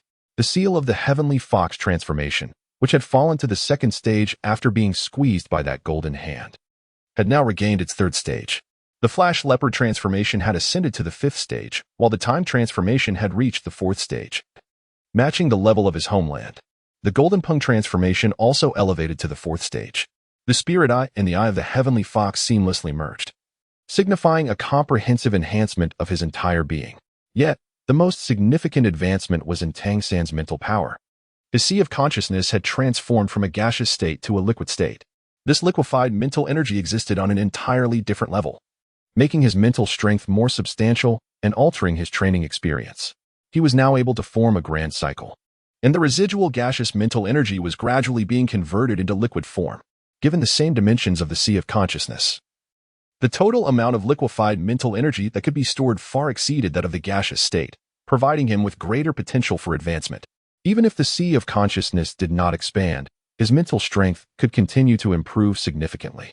Chapter 116. Transformation and Harvest. The changes brought about by the fusion of the Eye of the Heavenly Fox were unexpectedly profound, a realization that took Tang San by surprise. This fusion was merely at the 2nd stage. Its dominance was astounding.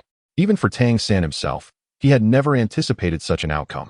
The performance of the 3rd stage Eye of the Heavenly Fox had been so lackluster that he had underestimated the immense power of this foundational bloodline legacy. Initially, Tang San had believed that while the Heavenly Fox transformation was formidable, it would only manifest its true potential at higher levels.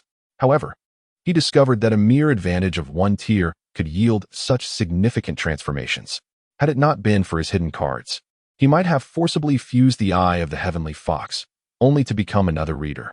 Limited to the 3rd stage while being completely rejected by the Eye of the Heavenly Fox, awaiting fortune alongside the reader, with no other abilities enhanced.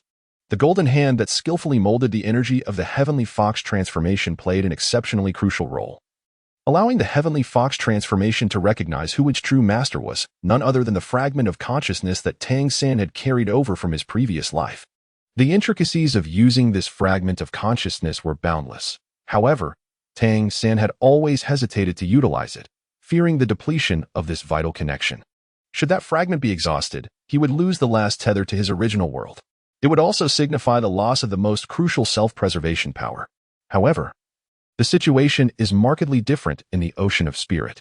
No matter how elevated the level of the Celestial Fox's eye, and even if the Celestial Fox possesses a 1st-tier bloodline, it cannot compare to the realm of the God King. Even a mere fragment of divine consciousness from the God King holds immeasurable weight. The tier of the celestial fox falls far short when juxtaposed with that of the God King. If the celestial fox's eye serves as the representative of this realm, then Tang San's divine consciousness once reigned over the divine realm, controlling an entire universe. In worlds where hierarchy reigns supreme, the effects of hierarchical suppression become increasingly pronounced. Faced with even a sliver of divine consciousness from the God King, the celestial fox's eye cannot even conjure the thought of resistance. Tang San remained remarkably unperturbed by the machinations of the heavenly fox eye within his spiritual sea, primarily due to the presence of his divine consciousness as a safeguard. Indeed, the heavenly fox eye is formidable, having attempted to devour his spiritual power for the purpose of assimilation. However, before it could complete this process, it was decisively crushed by his divine consciousness. One cannot overlook the prowess of the heavenly fox eye. After filtering his spiritual energy, it rendered it into a liquid state. The transformation from vaporization to liquefaction marks a critical metamorphosis in spiritual power. The completion of this liquefaction signifies that Tang San's spiritual level has ascended to an entirely new realm. Ordinarily, such an advancement would necessitate a cultivation level of at least the 7th tier, along with corresponding spiritual power. Yet, through a fortuitous turn of events, he achieved this breakthrough without enduring any arduous trials. Furthermore, having gained the recognition of this realm, the oppressive force exerted upon him has diminished. Tang San can now ascertain with considerable confidence that, at least until he reaches the 9th tier, he is unlikely to encounter significant obstacles. The most formidable challenge will arise when he ascends to divinity. At that juncture, he will likely attract the attention of this realm once more, leading to renewed suppression. However, in light of his present strength, such concerns seem distant and unpressing. From a distance, Zhang Haoxuan observed the situation unfold. His gaze, sharp and penetrating, quickly discerned Tang San practicing beneath the tree, while several others rested, with no apparent danger in sight.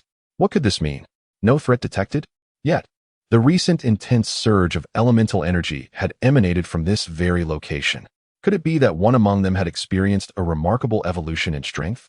He did not focus on Tang San, but instead directed his attention towards Wu Bingji, whose progress had accelerated significantly of late. Although Wu Bingji had recently broken through to the 6th tier, a swift transition to the 7th tier was still improbable, given the substantial threshold that separates the two. If it was not Wu Bingji, then who could it be? Scanning the group with his spiritual awareness, Zhang Haoxuan found no anomalies. The auras of these children appeared entirely normal, leaving him somewhat perplexed. After observing the scene for a while longer, he ultimately departed. Unbeknownst to him, his arrival was entirely within Tang San's perception. In the past, the disparity in their cultivation levels would have rendered Tang San oblivious to Zhang Haoxuan's approach, unless he had employed his divine consciousness. However, the situation had changed. His spiritual power had now liquefied, greatly enhancing his perceptive abilities. Although Zhang Haoxuan stood as a 9th-tier powerhouse, from the perspective of spiritual power, they were on an equal plane, albeit with Zhang's overall capacity being significantly greater. Tang San was exceptionally adept at concealing his own aura, rendering Zhang Haoxuan unable to perceive any alterations in him. Once Zhang Haoxuan departed, Tang San felt an immense sense of relief. As he was tasked with keeping watch, he refrained from entering a meditative state, instead quietly reflecting on the profound gains he had achieved from this recent elevation. The rewards of this night were truly remarkable. He felt immense gratitude for his decision to join the Redemption Academy. In just a few short days here, he had acquired more than he had in many years of cultivation prior. This exemplified the advantage of resources. The support from his companions, each endowed with superior bloodlines, was invaluable to him. Indeed, he resolved to assist their advancement, for aiding them was akin to aiding himself. He had reached the pinnacle of the 5th rank, and it was essential to solidify his realm. Soon, he would contemplate challenging the 6th rank. When the time came for that endeavor, he would likely begin with the Wind Wolf, as it represented his overt capabilities. At dawn, Cheng Ziqing perched on a treetop, stretching her body, invigorated by a restful night. However, her arms still ached slightly from the previous day's practice of the golden-winged cloak slash. Instinctively, she glanced downward and immediately spotted Tang San seated beneath the tree. She was momentarily taken aback. Tang San appeared to have undergone some transformation. He seemed more agreeable to the eye, his physique no longer so gaunt. He appeared more robust and vibrant. Overnight, It was as if his features had blossomed, transitioning from ordinary to possessing a touch of elegance. Beside Tang Sen sat Dubai, who, like him, was seated cross-legged, silently engaged in his cultivation.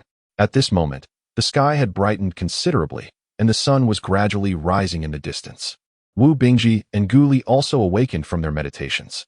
Their day-long stay and dedicated practice had indeed imparted a sense of enhancement to their abilities. Gu Li was the most exhilarated, eager to remain in this place to continue honing his chaotic cloak hammer technique.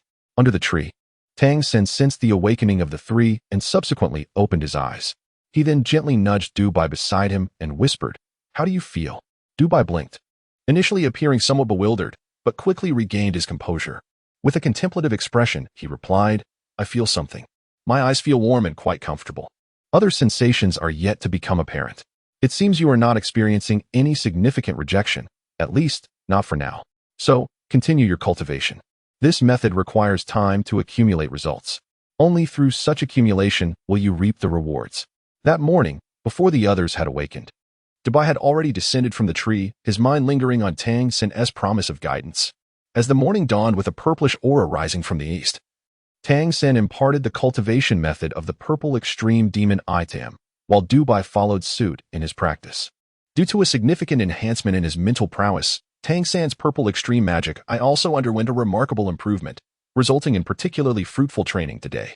To his astonishment, while Dubai may lack in other areas, he seemed to possess an exceptional talent for cultivating the purple extreme magic eye.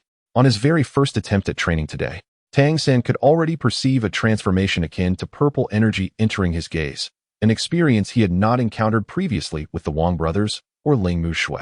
Chapter 117, Approaching the Task Area. Could it be that the inability to cultivate the purple extreme magic eye before was due to insufficient bloodline grade? Whereas the grade of the Heavenly Fox eye is indeed capable of harnessing the purple extreme magic eye. Hence, upon reaching Dubai, the cultivation became feasible. This possibility certainly exists and presents a rather favorable circumstance. If the purple extreme magic eye can assist Dubai in continually enhancing his mental capacity, based on Tang Sen's understanding of the Heavenly Fox eye, there is indeed potential for advancement through the absorption of mental energy. Thus, Dubai's enhancement becomes plausible. After breakfast, it was evident that the group could not linger any longer. Both Wu Bingji and Tang Sen were aware of the mayor's covert following. They resumed their journey, delving deeper into the jungle. According to the map, they had approximately 1 day's travel remaining before entering the habitat of the winged tiger. As they progressed, they encountered a solitary beast, and this time, even Wu Bingji did not exercise caution in advising the others to refrain from engaging. The beast served as excellent training fodder for them.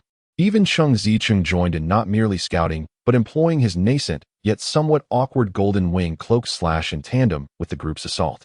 As a novice, facing a 5th-tier beast proved to be somewhat perilous. However, with Tang Sen and Wu Bingji nearby, the danger was mitigated. Moreover, the greatest advantage of their homeland's time was its high margin for error. Should the chaotic cloak hammer technique fail to connect, he could simply immobilize the opponent and attempt anew. That day, their gains surpassed those of the previous day, having hunted 7 or 8 beasts, including one of peak 5th-tier status, akin to the earth-splitting lizard. The best description of the small team's morale was one of sheer elation.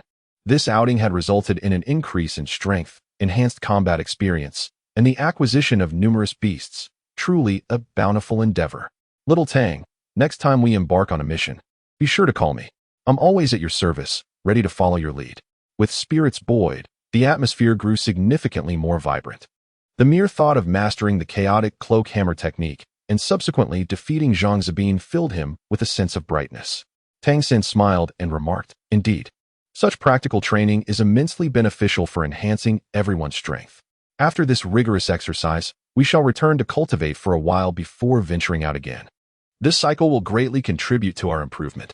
Wu Bingji interjected, "However, we must not be complacent. The Jieli mountain range is exceedingly perilous. According to the Academy's records, the path we have taken to seek the winged tiger is relatively safe, as this area lacks the presence of precious natural resources. The arid environment here is not conducive to the survival of spiritual herbs. Should we pursue other directions, we would encounter far more formidable beasts than these weaker ones. We must remain vigilant, for we are about to enter the territory of the winged tiger, and the dangers will undoubtedly escalate. Caution is paramount. As dusk approached, they discerned from the map and their orientation that they were nearing the fringes of the winged tiger's habitat. Understood, the others affirmed in unison. Wu Bingji solemnly stated, "Let us find a suitable place to rest. We shall conclude our activities early today. Once we have recuperated, we will enter the winged tiger's living area tomorrow. Tonight, Guli, Tang San, and I will take turns keeping watch. It is advisable for the rest of you to refrain from practicing your new abilities and maintain your optimal condition." Understood, they echoed once more. Earlier that morning, Wu Bingji had disclosed their mission's objectives, ensuring the other three were informed. To his surprise, Gu Li, Cheng Zicheng, and Du Bai displayed little reaction to the fact that their adversary might be a 7th-tier winged tiger. Cheng Zicheng even suggested strategies for intercepting the winged tiger mid-flight. At that moment, Wu Bingji sensed that his younger disciples had grown somewhat overconfident due to their earlier successes. The 5th-tier beasts had faltered under their combined strength in no time, while he himself was a 6th tier, and Tang San was even stronger than a typical 6th tier. With their teamwork, facing a 7th-tier beast should pose no insurmountable challenge, or so they believed. Wu Bingji, however, harbored concerns regarding this mindset. While Tang San exhibited no signs of emotional fluctuation, Wu Bingji felt reassured by the knowledge that their town leader was discreetly accompanying them, alleviating his worries somewhat. Tang San's thoughts were rather straightforward. Without the harshness of reality, one could never comprehend the true terrors of society. These young individuals required a firm awakening. Indeed, a more profound impact would greatly benefit their growth. Hence, there was no need for him to issue reminders. When danger loomed, reality would unveil its severity to all. With the experiences of his past life, he understood precisely the circumstances that could most readily unleash potential. Not only did his companions require such motivation, but he himself was in need of it as well. They sought a higher vantage point, where they could simply partake of a modest meal before the group settled down for an early rest. Wu Bingji took the first watch while the other four perched upon the trees. As the twilight deepened, the surroundings grew increasingly dim. Although they were situated on a hillside, the towering trees obscured the light of the stars and moon, casting a shroud of darkness over everything. With each passing second, the four individuals in the trees were enveloped in a meditative state. At that moment, with his eyes closed, Tang San suddenly opened them. A glimmer of light flashing in his gaze. His heightened mental acuity significantly enhanced his perception. There was movement. He glanced down, noticing that Wu Bingji remained oblivious, merely sitting and observing the ambient sounds. Just then, a chilling wind howled through the forest, bringing with it an icy draft. Wu Bingji instinctively shivered, his alertness sharp, and he sprang to his feet almost immediately, his nose twitching as he caught a scent. In an instant, his gaze froze, and he swiftly struck a nearby tree with his palm. The vibrations stirred the resting companions, jolting them awake. Oh no, the control over his body was inadequate. Amidst the tremors, one misstep could send him tumbling down, and he could not help but exclaim in surprise. Tang San swiftly grasped him, securing him against the tree. Cling tightly to the branch. Remain up there, he advised, before leaping down to join Wu Bingji. Gu Li followed closely, descending from the tree. Cheng Zicheng chose to remain aloft, yet she had already unleashed her golden rock transformation, her arms morphing into golden wings, spread wide at her sides. Her gaze sharp and focused downward. "Senior brother, what is amiss?" Gu Li inquired of Wu Bingji. Wu Bingji replied, "There is a scent of blood in the wind. It is likely that a beast is approaching, having caught wind of our presence. Many mystical creatures possess acute olfactory senses, particularly attuned to the smell of blood and unfamiliar scents. To these beasts, the essence of humanity is undoubtedly foreign, perhaps even alluring. Prepare for battle," Tang San murmured, a green luminescence enveloping him. Gu Li had also completed his temporal transformation, his body shrouded in heavy scales, his long tail slightly raised, the tail club swaying gently. In the face of potential beasts, his emotions surged with excitement. After practicing the chaotic wind hammer technique for 2 days, he had begun to grasp its intricacies. The initial 3 strikes had become quite stable for him, allowing him to leverage power effectively, with each blow surpassing the last. He eagerly anticipated an adversary to hone his skills against. A sudden gust of wind swept through, indeed carrying a hint of the metallic scent of blood, affirming Wu Bingji's keen sense of smell. Chapter 118. The wind from the tiger, wings to soar in the woods below. A faint rustling sound emerged. Wu Bingji lowered his voice, Clouds follow the dragon, winds follow the tiger. It could be a winged tiger. We must exercise caution. Just as he spoke, a sudden whoosh echoed, and a robust figure sprang forth from the thicket. With a powerful flap of its wings, it surged towards their hillside position. Under the fusion of Tang San's lynxy heart eye and the heavenly fox eye, complemented by the purple extreme demon eye, his vision was undeniably unparalleled. With a mere glance, he discerned the figure of the approaching entity. It was, astonishingly, a magnificent striped tiger, its entire body adorned with dark yellow fur interspersed with rich brown stripes. A pair of robust wings, broader and more powerful than its body fur, sprouted from its back. Below its lips, two razor-sharp fangs, akin to daggers, protruded menacingly. The creature's physique was formidable, measuring approximately 2.5 meters in length. Its method of progression was rather unique. It propelled itself off the ground with its limbs.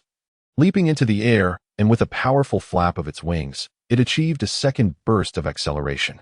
Thus, its speed was astonishingly swift, imbued with an aura of ferocity. Truly, it was a winged tiger. They had yet to enter the realm of the winged tiger.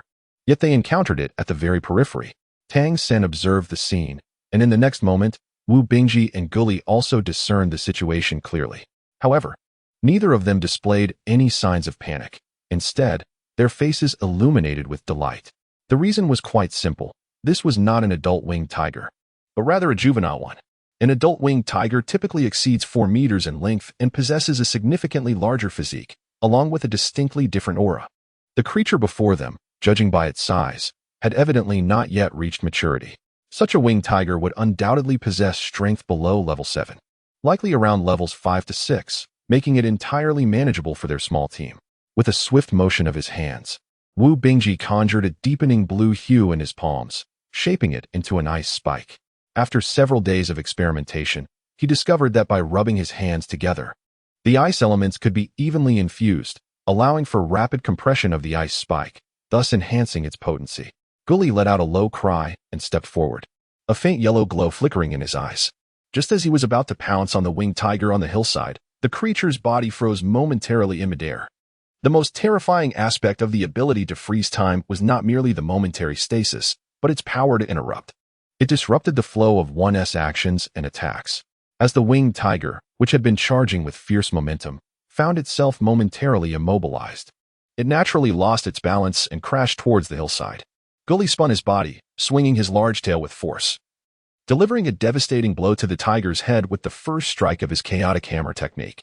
The seamless integration of the time manipulation and the hammer technique, executed in a state of complete exhilaration, was utterly precise. With a resounding thud, the tiger's head was struck, causing it to plummet from the air, effectively intercepted by Guli's aerial assault. In that instant, Wu Bingji unleashed the ice spike from his hand, propelling a deep blue projectile, 1/3 the size of a standard ice spike, directly toward the tiger's eye. Tang San, not one to remain idle, unleashed a flurry of wind blades, 18 in total, reminiscent of a flock of birds diving into the forest. Upon closer inspection, one would discern that the wind blades he now emitted possessed a deeper hue than those he had conjured upon first departing the academy for the Jelly Mountains, indicating a significant augmentation in their offensive power. As the winged tiger was struck down by Gu Li's tail, it swiftly regained its mobility, with a roar escaping its maw. Its fur bristled with intensity. Suddenly, a burst of yellow-green radiance erupted from its body, expanding outward in an explosive display. In that instant, Gu Li's second level of control was almost instantaneous. The blossoming yellow-green light faltered momentarily. It was at this crucial juncture that the ice spear arrived. Through numerous battles, the level of synergy among the group had evolved drastically since their initial entry into the mountains. With a soft thud, the ice spear penetrated the yellow-green illumination, poised to pierce the eye of the winged tiger. Yet, at that very moment, the beast itself erupted with a renewed layer of azure light, more solid and pronounced than before. A sharp clang resonated as the azure radiance intercepted the ice spear, demonstrating formidable defensive capabilities. Nevertheless, after compression and propelled by the 6th-tier martial ice chronicle, the ice spear's potency had surged to an unimaginable degree. Although momentarily halted, the spear's tip still managed to breach the azure light. As Tang Sen had articulated, should he refine the ice spear to the caliber of an ice needle, it would be adept at bypassing defenses, The winged tiger emitted a bone-chilling scream. While the azure glow had mitigated the majority of the ice spear's impact, it nonetheless resulted in the blinding of one of its eyes. Accompanied by its anguished cries, the yellow-green radiance enveloping the winged tiger erupted to its zenith, transforming into a luminous sphere exceeding 3 meters in diameter, encasing its entire form within. The formidable technique of the 100 birds returning to the nest, executed by Tang San, unleashed a barrage of wind blades that descended with great force. However, upon striking the azure-yellow shield, the majority of the azure light dissipated, leaving only a fraction of the impact to resonate against it. Even as 18 wind blades converged upon the same spot, they merely dulled the brilliance of the azure-yellow barrier slightly. Wind Gang, Wu Bingji exclaimed almost instinctively. Indeed, this was the essence of wind energy crystallized into a formidable barrier. Such Wind Gang possesses a remarkable immunity to wind-based assaults, exhibiting extraordinary defensive capabilities while simultaneously serving as an offensive force. The winged tiger, also of the wind attribute, stands as a paragon among wind-type beasts.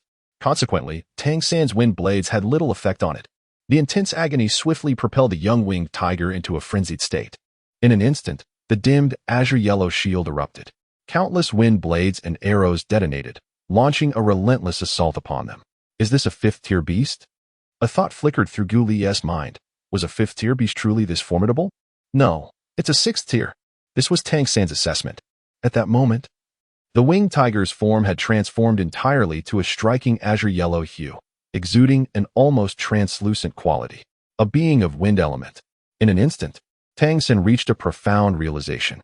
What does the wind element body signify? It implies that this winged tiger possesses a talent akin to the mastery of the wind element. Extraordinarily formidable. With a 6th-rank wind element body, coupled with the beast's inherent extraordinary gifts and robust physique, its strength likely surpasses that of Wu Bingji. Although this thought lingered in his mind, Tang San's actions remained unimpeded. The third invocation of Gu Li had already been uttered. However, his time manipulation could only exert influence within a limited range. At his current cultivation level, he could affect an area with a diameter of approximately 5 meters. At that moment, the trio was positioned rather dispersely and more critically. There was the towering tree behind them where Dubai was located.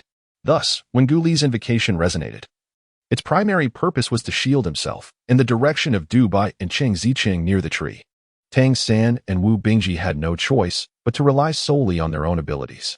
Moreover, this time, the time manipulation did not immobilize the winged tiger. It was still capable of movement. The previous initiative had swiftly transformed into a passive state. Gu Li had utilized the time manipulation thrice consecutively, which took a considerable toll. He had not even been able to execute the second strike of the chaotic wind. In such a critical moment, Tang San's prowess was vividly displayed. With a rhythmic motion of his hands, blades of wind shot forth like lightning, no longer merely 18, but in that instant, over 25 wind blades surged from his palms, precisely intercepting the majority of the wind blades and arrows aimed at him and Wu Bingji. Not only that, but a brilliant azure light radiated from Tang San's body, indicating a distinct trend of absorbing the surrounding wind elements, causing the attacks unleashed by the winged tiger to noticeably diminish in potency. Chapter 119, Battle with the Winged Tiger. However, these attacks, transformed by the wind essence, were substantial in nature and under the enhancement of the wind elements. Their power far exceeded that of Tang San's wind blades. The shattering of the ice shield gathered before Wu Bingji served as a testament to this fact. A peculiar phenomenon unfolded at that moment. The wind blades released by Tang San would rapidly dissipate upon colliding with the wind essence blades, unable to fully withstand the impact. Nevertheless, the wind essence blades, upon collision, would alter their trajectory and strike other wind essence attacks. A cacophony of fierce howls filled the air. Yet not a single attack managed to approach Tang San and Wu Bingji. Wu Bingji effectively blocked the frontal assaults while Tang San's barrage of wind blades thwarted all surrounding wind essence attacks. In terms of mid-range attack control, Tang San was undoubtedly the unrivaled master among his peers. This remarkable control left both Gu Li and Cheng Zicheng, who watched from the sky, utterly astonished. From their brief interactions, Tang San had already discerned that, in terms of cultivation, the formidable winged tiger, with its exceptional physique and innate talent, was undoubtedly superior to Wu Bingji, who was also of the 6th rank. A swift resolution was imperative, Otherwise, casualties would ensue. "Eldest brother, buy me some time," Tang San shouted, simultaneously retreating, his hands forming a dragon shape before him. An azure light rapidly coalesced in his palms, and his eyes transformed into a vivid emerald hue, signifying his elevation to the pinnacle of his powers. At that moment, Wu Bingji erupted into action. With Tang San neutralizing most of the wind essence attacks, he swung his right hand, launching another ice spear with the finesse of a quick-draw arrow. The winged tiger, enraged by the destruction of one of its eyes, charged forward without hesitation, springing towards him in a fierce pounce as the ice spear was shot at close range, and the tiger's claws swiped to deflect the ice projectile. At that moment, the ice spike that had been launched suddenly detonated with a resounding bang. The force of the explosion sent the winged tiger's paw flying as Wu Bingji, with resolute determination, conjured an ice spear in his hand and fiercely thrust it towards the creature's other eye. The winged tiger let out a furious roar, its body once again gathering wind elements, preparing to unleash a torrent of slicing winds centered around itself. At this moment, Guli finally managed to catch his breath. With a powerful shout, he commanded the energies around him, causing the winged tiger to momentarily freeze in place, the wind elements it had just summoned dissipating almost instantaneously, failing to form an attack. Meanwhile, Wu Bingji's ice spear had already reached the creature's eye. This synchrony, under immense pressure, was remarkably harmonious. Just as the ice spear was about to pierce the winged tiger's eye socket, a sudden surge of azure light erupted from the creature, triggering the wind barrier to forcefully deflect the ice spear. However, this reaction was hasty and lacked the ferocity of its prior explosion. The wind barrier, under the full force of the ice spear, began to shatter. The winged tiger flapped its wings violently, conjuring a fierce gale that swept Guli off his feet, propelling him upwards and backwards. The dense wind elements rapidly converged towards the creature with astonishing speed. What a formidable adversary!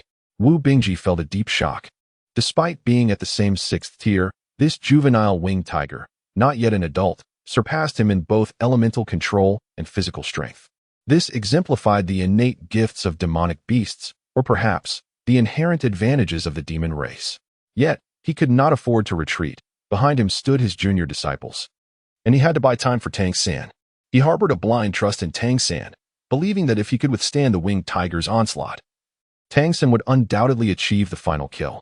Drawing a deep breath, the ice blue radiance enveloped Wu Bingji, causing the surrounding air to grow noticeably colder. In an instant, his entire being transformed into a shimmering ice blue, a manifestation of his utmost mastery over the ice element, showcasing the traits of an ice elemental entity. He thrust the ice spear forcefully into the ground, and in the next moment, ice spikes erupted violently from the earth, centering around him. These ice spikes, once emerged, unleashed a frigid aura that pierced the air. The winged tiger's wind elements finally erupted, a colossal wind sphere transforming into a tornado that swept downward. In that instant, the ice spikes shot forth, targeting the tornado with relentless speed. Each spike exceeded 2 meters in length, whistling through the air as they sped forward. The ice spikes struck the tornado and were instantly enveloped within its swirling vortex, undoubtedly enhancing its ferocity. Yet just then, Wu Bingji bellowed, "Explode!"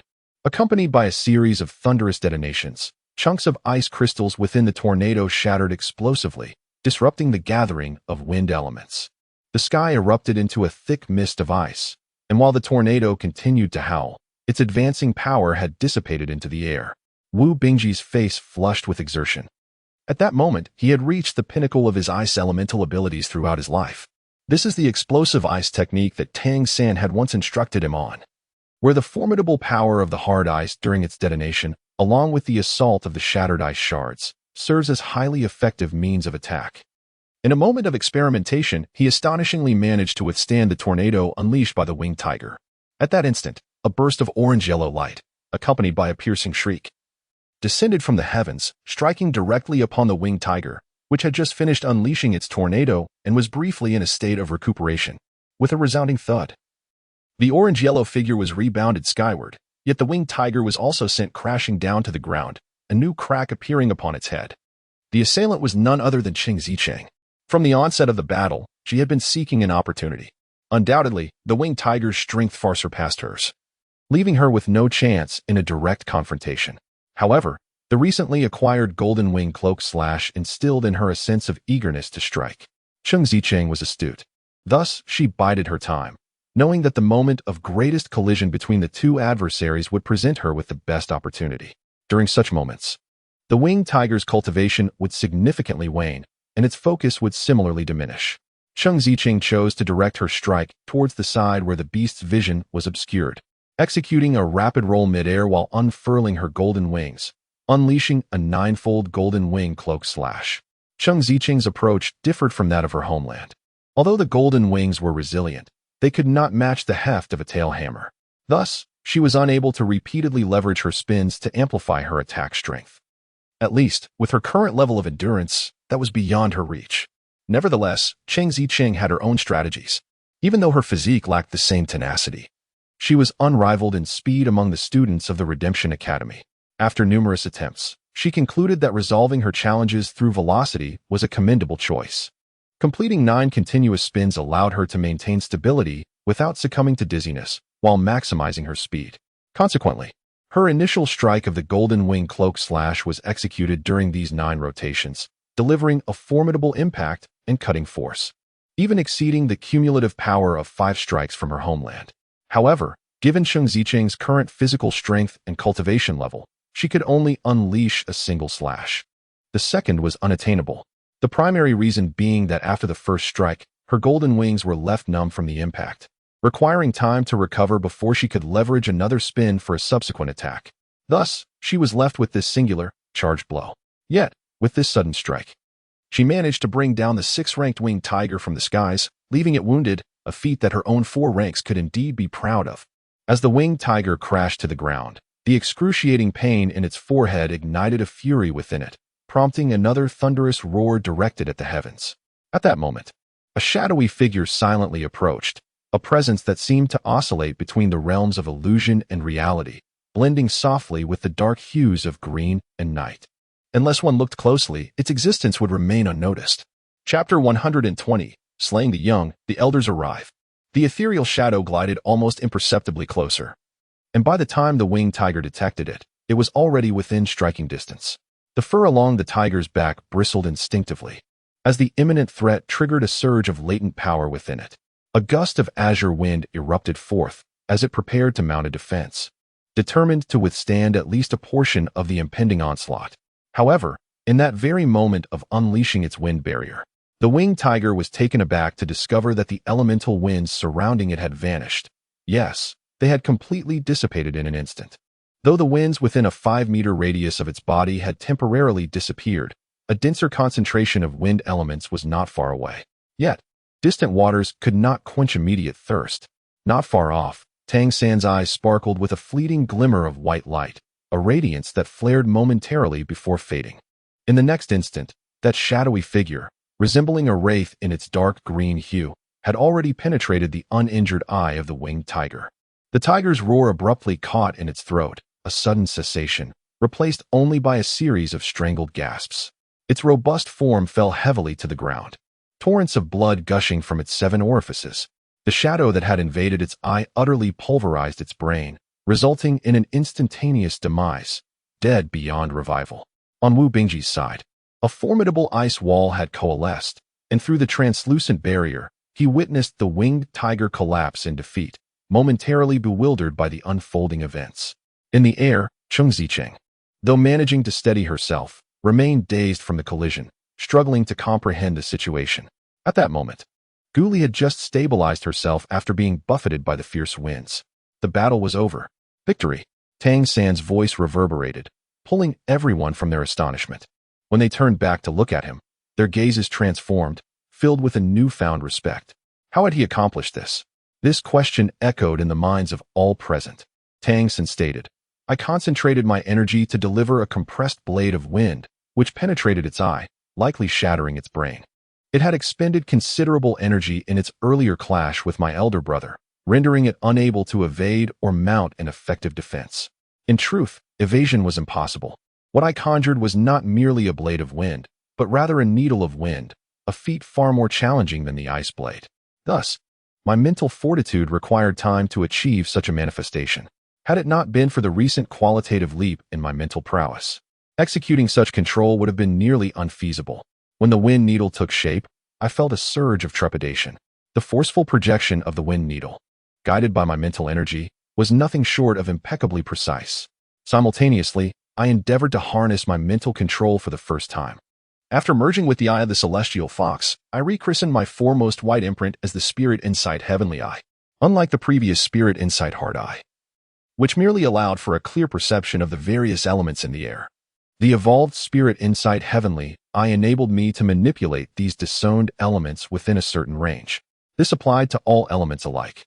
Thus, in that fleeting moment, I utilized the Spirit Insight Heavenly Eye to disperse the wind elements surrounding the winged tiger before the wind needle struck, delivering a fatal blow. Given the penetrating power of the wind needle, even with wind barriers in place, it might not have been able to withstand the assault. Nevertheless, for the sake of precaution and a novel endeavor, I activated the Spirit Insight Heavenly Eye for the first time.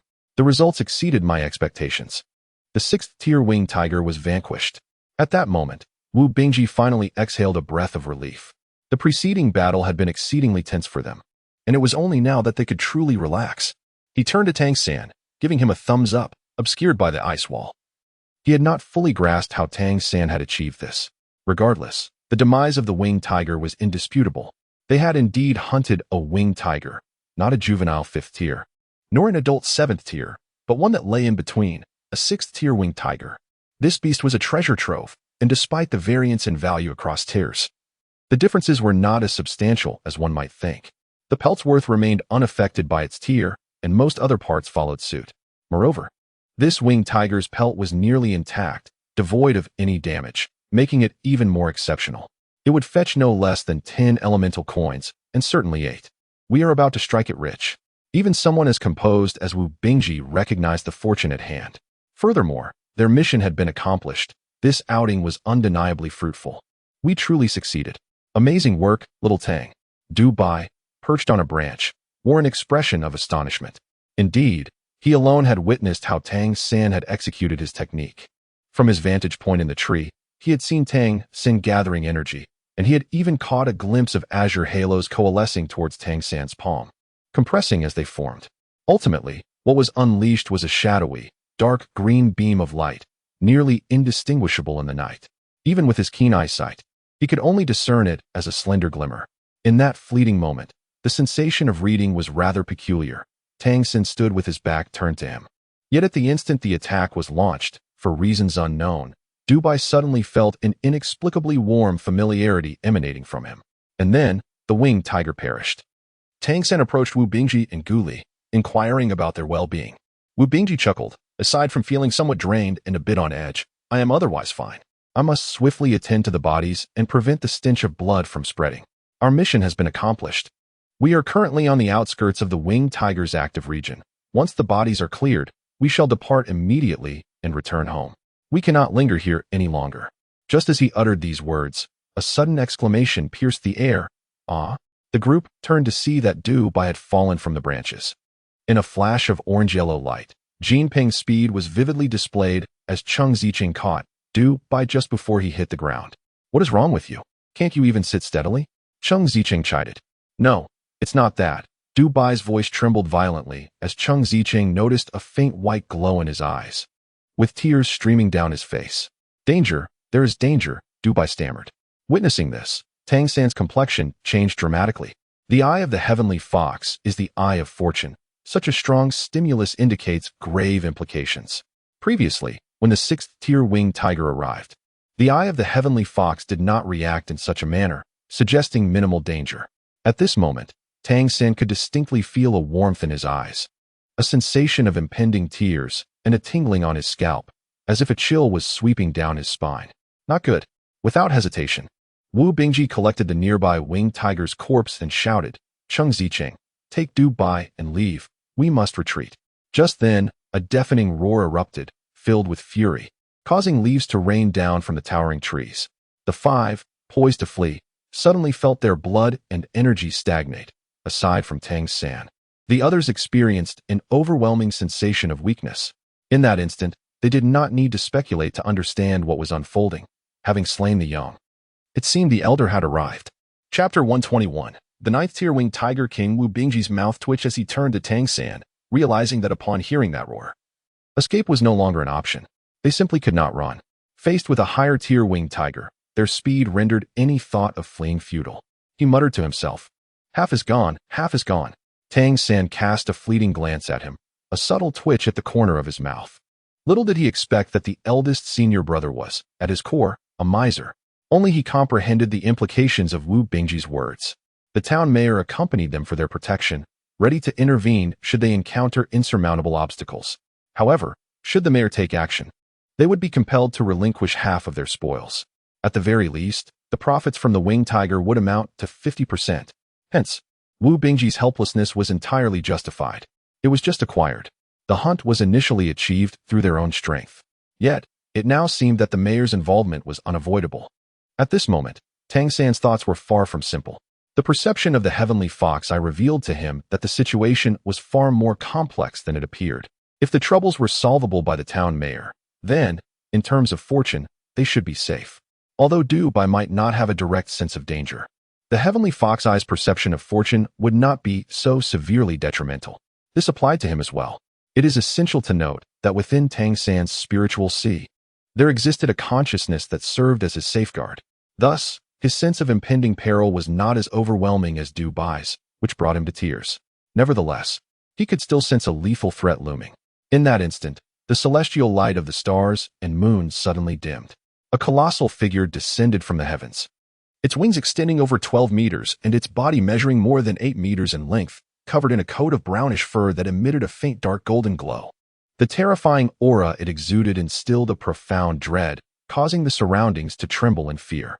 Its crystal yellow eyes were laced with veins of crimson, reflecting a frenzied rage, while the terrifying fluctuations of its life force thickened the very air around it. As Tang San observed, the elemental winds in the atmosphere converged frantically towards the massive creature. The celestial light illuminated its back, creating a swirling halo of dark gold. "What on earth is this?" he murmured in disbelief. From his memories and the teachings of his mentors, the winged tiger should not manifest in such a manner. It was simply too immense, an 8-meter-long beast with a wingspan exceeding 12 meters. Wu Bingji's lips trembled slightly, and in that moment, he could no longer concern himself with the imminent loss of material possessions. "The winged tiger king," he exclaimed. Indeed, this was not a mature winged tiger. The adult winged tiger was a rank 7 creature, and at its zenith, with a stronger bloodline, it could potentially ascend to rank 8. However, the creature before them, filled with madness, fury, and resentment, was neither a rank 7 nor a rank 8 winged tiger. The dark golden sheen radiating from it signified its powerful lineage. The strongest bloodlines among the demon race are referred to as the golden bloodlines, representing the purest lineage of various demon clans. As these beasts lack awakened intelligence, golden bloodlines do not exist among them. Only the mightiest of demon beasts can exhibit a hint of dark gold in their bloodline. Unless they achieve sentience in the future, they will never attain a golden bloodline. Thus, a demon beast possessing a trace of dark golden blood is regarded as a king among beasts, standing at the pinnacle of the demon food chain. Therefore, what they were facing was not merely a winged tiger, but a rank 9 winged tiger king. They were merely at the periphery of the winged tiger's territory. How could this be possible? The winged tiger king. No wonder the juvenile winged tiger was of rank 6 rather than rank 5. It could still wield the power of wind elements and wind blades. It must be a descendant of the winged tiger king. Then, they were met with their demise. At this very moment, they are about to confront the frenzied retaliation of a formidable, 9th-tier beast of unparalleled strength. "Orange, go ahead quickly," Wu Bingji bellowed, desperately channeling his ice elements.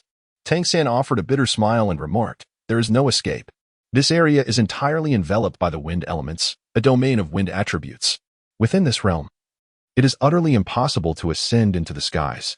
Indeed, Cheng Zicheng, with her fervently flapping wings, could not generate even the slightest airflow. She was unable to take flight." The 9th-order winged tiger king roared furiously, advancing with its robust limbs, each step drawing closer to them. The immense pressure instilled a sense of dread, causing the 5 young individuals present to break into a cold sweat. Faintly, Guli murmured, "Do you think that if we hand over the corpse of its offspring, it might spare us?" Tang San's lips twitched slightly as he remarked, "That would hasten death, wouldn't it?" Just then, a sudden flare of fire surged into the sky. The blinding light instantly illuminated the heavens, casting warmth upon the earth. Within the jungle, every detail was laid bare under its glow. The dark golden hue of the wings of the winged Tiger King became even more pronounced in the radiance. It seemed that the winged Tiger King sensed something, letting out a thunderous roar to the heavens.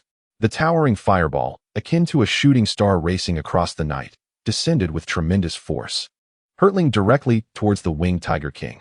"It's here." Wu Bingji exhaled softly, a flicker of relief passing through his eyes. Indeed, the town chief had arrived. The long-awaited savior was finally here. The massive wings of the winged Tiger King suddenly flared, unleashing an overwhelming azure light that shot skyward, spiraling like a luminous dragon. Wherever it passed, the very fabric of reality seemed to shift. The clash of crimson and azure light erupted in the air, visible from the ground as a ring of dual-hued radiance expanded outward. The entire night sky was bathed in a magnificent blend of azure and crimson, a truly spectacular sight. "Are you still waiting here to die?" Zhang Haoshuan's roar echoed through the air. At this moment, Tang San and his companions had also reacted swiftly. Wu Bingji dashed towards Dubai, hoisting him onto his back, while Tang San, Gu Li, and Chang Zicheng followed closely beside him, and the four of them sprinted away. The clash of ninth-tier powerhouses was beyond their capacity to engage. Even the residual waves could effortlessly engulf them. The winged Tiger King roared in fury, its wings unfurling as two azure blades of light, each several dozen meters wide, shot forth, hurtling towards them with lethal intent. Wherever they passed, nothing could withstand their might. A crimson shadow descended from the heavens, accompanied by a tremendous roar. It, too, was a tiger's cry, yet imbued with an intense, fiery essence. As the flames cascaded down, they instantly transformed the surroundings into a sea of fire, the blazing walls surging forth to block the onslaught of wind blades. Zhang Haoshuan's demon god transformation was the fiery tiger transformation, derived from the blazing flames of the tiger. The formidable fiery tiger transformation unveiled an unparalleled aura of power at this moment. Though both were tigers, the fiery tiger actually ranked above the winged tiger. For the winged tiger was merely a beast, not a true demon. However, there existed a disparity between the human demon god transformation and the genuine demon race. Thus, in terms of bloodline, they were relatively equal. Yet, the winged tiger before them was the winged Tiger King, possessing a trace of dark golden bloodline, making its physical prowess far beyond what Zhang Haoshuan could contend with. In a confrontation of ninth-tier beings, he had no confidence whatsoever. With the assault from behind thwarted by the mayor, Tang San and his companions swiftly continued their flight. At this moment, Tang San comprehended the source of his ominous premonition. He stood at the edge of the territory inhabited by the winged tiger, which signified that within that domain, there were undoubtedly more than just one of these formidable beasts. Although the winged tiger does not typically dwell in packs as the winged Tiger King, it surely possesses the authority to command its kin. The winged tiger lives in familial units, and the king undoubtedly serves as the pillar of strength within the family, the most formidable entity. The winged tiger they had slain was but a cub. Thus, one cannot help but wonder if the winged Tiger King had another. Chapter 122. The matriarch tiger arrives. A chilling roar echoed, piercing the air. A tempest swept through, causing the surrounding treetops to wither in an instant. The countenance of Tang San and his companions suddenly changed. It had come. It was indeed real. This was their true, lethal threat. A colossal figure, radiating blinding azure light, descended almost violently onto the ground before them. The immense shockwave it generated instantly sent them hurtling backward. The creature measured approximately 6 meters in length, with a wingspan exceeding 8 meters. A tempest of wind elements swirled around its formidable body, and its furious roars echoed with even greater fervor than those of the previous winged Tiger King. Yes, the mother tiger had arrived. Before them stood what was undoubtedly the spouse of the winged Tiger King, the very mother of the slain creature. This had once been a complete family. Had the young winged tiger not sought to devour Tang San and his companions, they might have remained a harmonious unit. Faced with such a family, Tang San and his group would have chosen to steer clear. However, the greedy young tiger had met its demise due to its insatiable appetite, plunging its parents into a state of furious wrath. The bond of blood compelled the winged Tiger King to sense the tragedy immediately, prompting its swift arrival. The mother tiger followed closely, albeit slightly delayed, effectively blocking their path. Undoubtedly, this was an adult winged tiger. In the realm of felines, female tigers generally possess lesser strength compared to their male counterparts. Yet, to be the mate of the winged Tiger King, this mother tiger was indeed exceptional among her kind. The difference of a mere thread represented an 8th-tier prowess. In that fleeting moment, Tang San discerned that this formidable mother tiger was at the pinnacle of the 7th tier, perilously close to the 8th. Zhang Haoshuan, at the 9th tier, had found it a formidable challenge to withstand the winged tiger king. What had once been regarded as an almost flawless protector in Wu Bingji's eyes was now ensnared. Consequently, what lay before them was the terror of a 7th-tier apex mother-winged tiger, driven by the anguish of having lost her offspring. At this moment, Wu Bingji, though not in peak condition, was still not at his best. Tang San and Qing Zicheng fared slightly better, yet among them, the strongest, Wu Bingji, was merely at the 6th tier. The disparity between the 6th and 7th tiers represented a significant gulf. Moreover, the adversary boasted such overwhelming physical prowess. Wu Bingji slowly lowered the script from his back, murmuring softly, "Run as far as you can. You must not perish. No matter what, find a way to return." In that instant, his emotions calmed. Although he was only 16, he was the eldest disciple of the Redemption Academy, possessing the greatest age and cultivation among them. He bore no resentment, for such feelings served no purpose. No one could have foreseen this turn of events. Yet, at that moment, he had resolved, come what may, to protect his junior brothers and sisters as best as he could. Tang San, take them away. Leave at once. If necessary, scatter and flee. Save whoever you can. I will hold it off. I don't know how long I can last. Hurry. This region remains shrouded within the dominion of the winged tiger king. Hence Qing Zicheng is still unable to take flight. However, once they venture beyond this area and regain the ability to soar, the likelihood of Qing Zicheng's escape becomes markedly high. It's futile. A solitary effort cannot withstand against multiple foes. Tang San's voice resonated with calmness as he approached Wu Bingji, standing shoulder to shoulder with him. Senior brother, it was my suggestion to embark on this expedition. Together, we shall confront our adversaries. Though only 9 years of age and considerably shorter than Wu Bingji, in that moment, standing side by side, he exuded an aura that rendered his stature insignificant. Wasn't our original target the 7th-tier winged tiger? Why hesitate? Let us act decisively. Gu Li positioned himself on the opposite side of Tang San, and the trio formed a cohesive formation resembling a concave shape. Tang San turned to look at Qing Zicheng and Du Bai, saying, "You two are of no use here. You must leave at once." The 7th-tier pinnacle winged tiger, even if it were to reveal its full capabilities without restraint, posed an insurmountable challenge.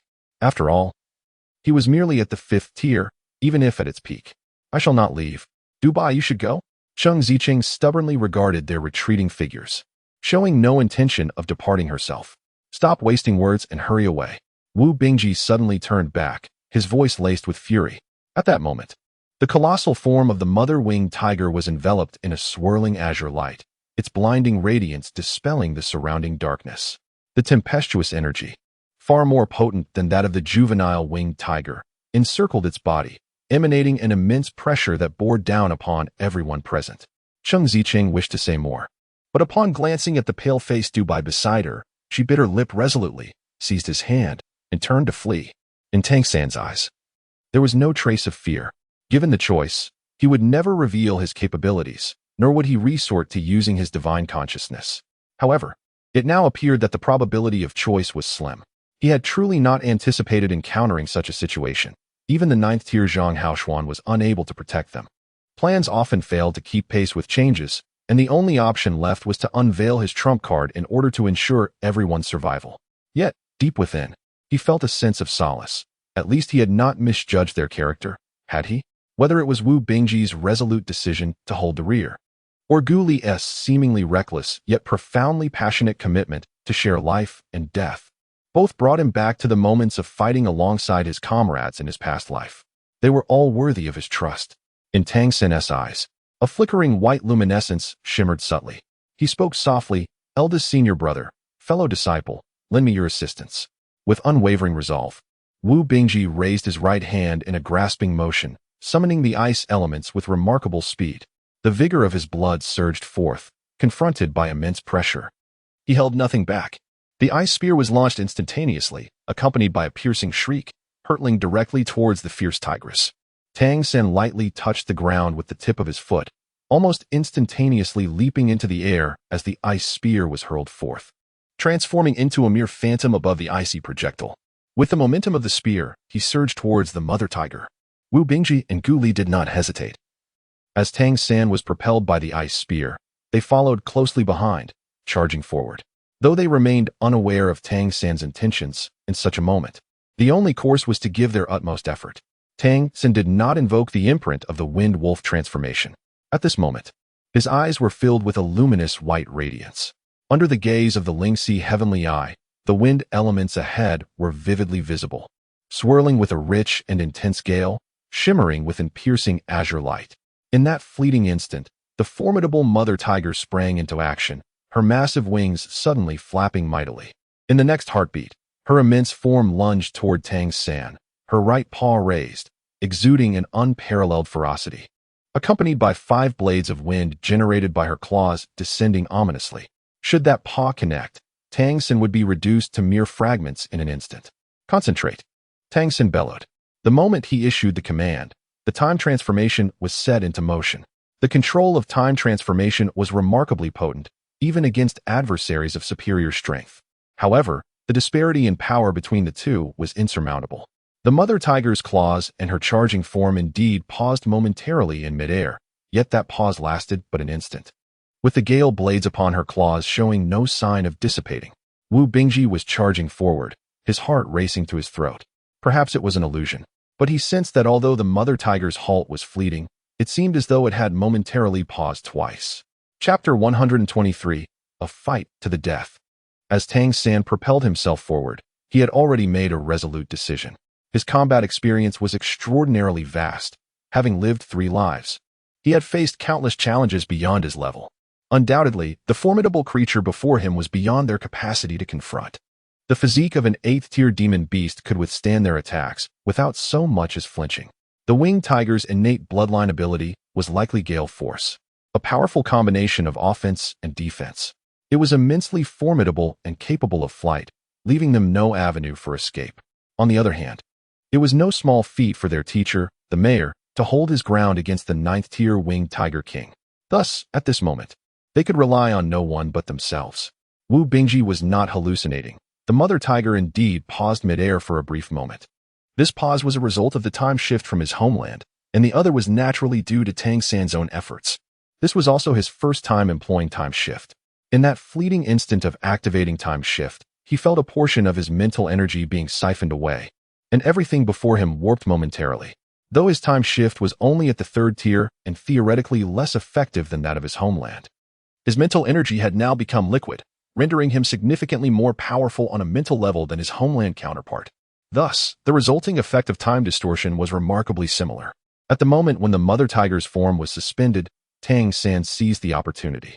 He suddenly sprang from the ice spear, causing it to plummet to the ground beneath him. His figure flickered momentarily in the air, and in the next instant, he had evaded the mother tiger's lethal claws.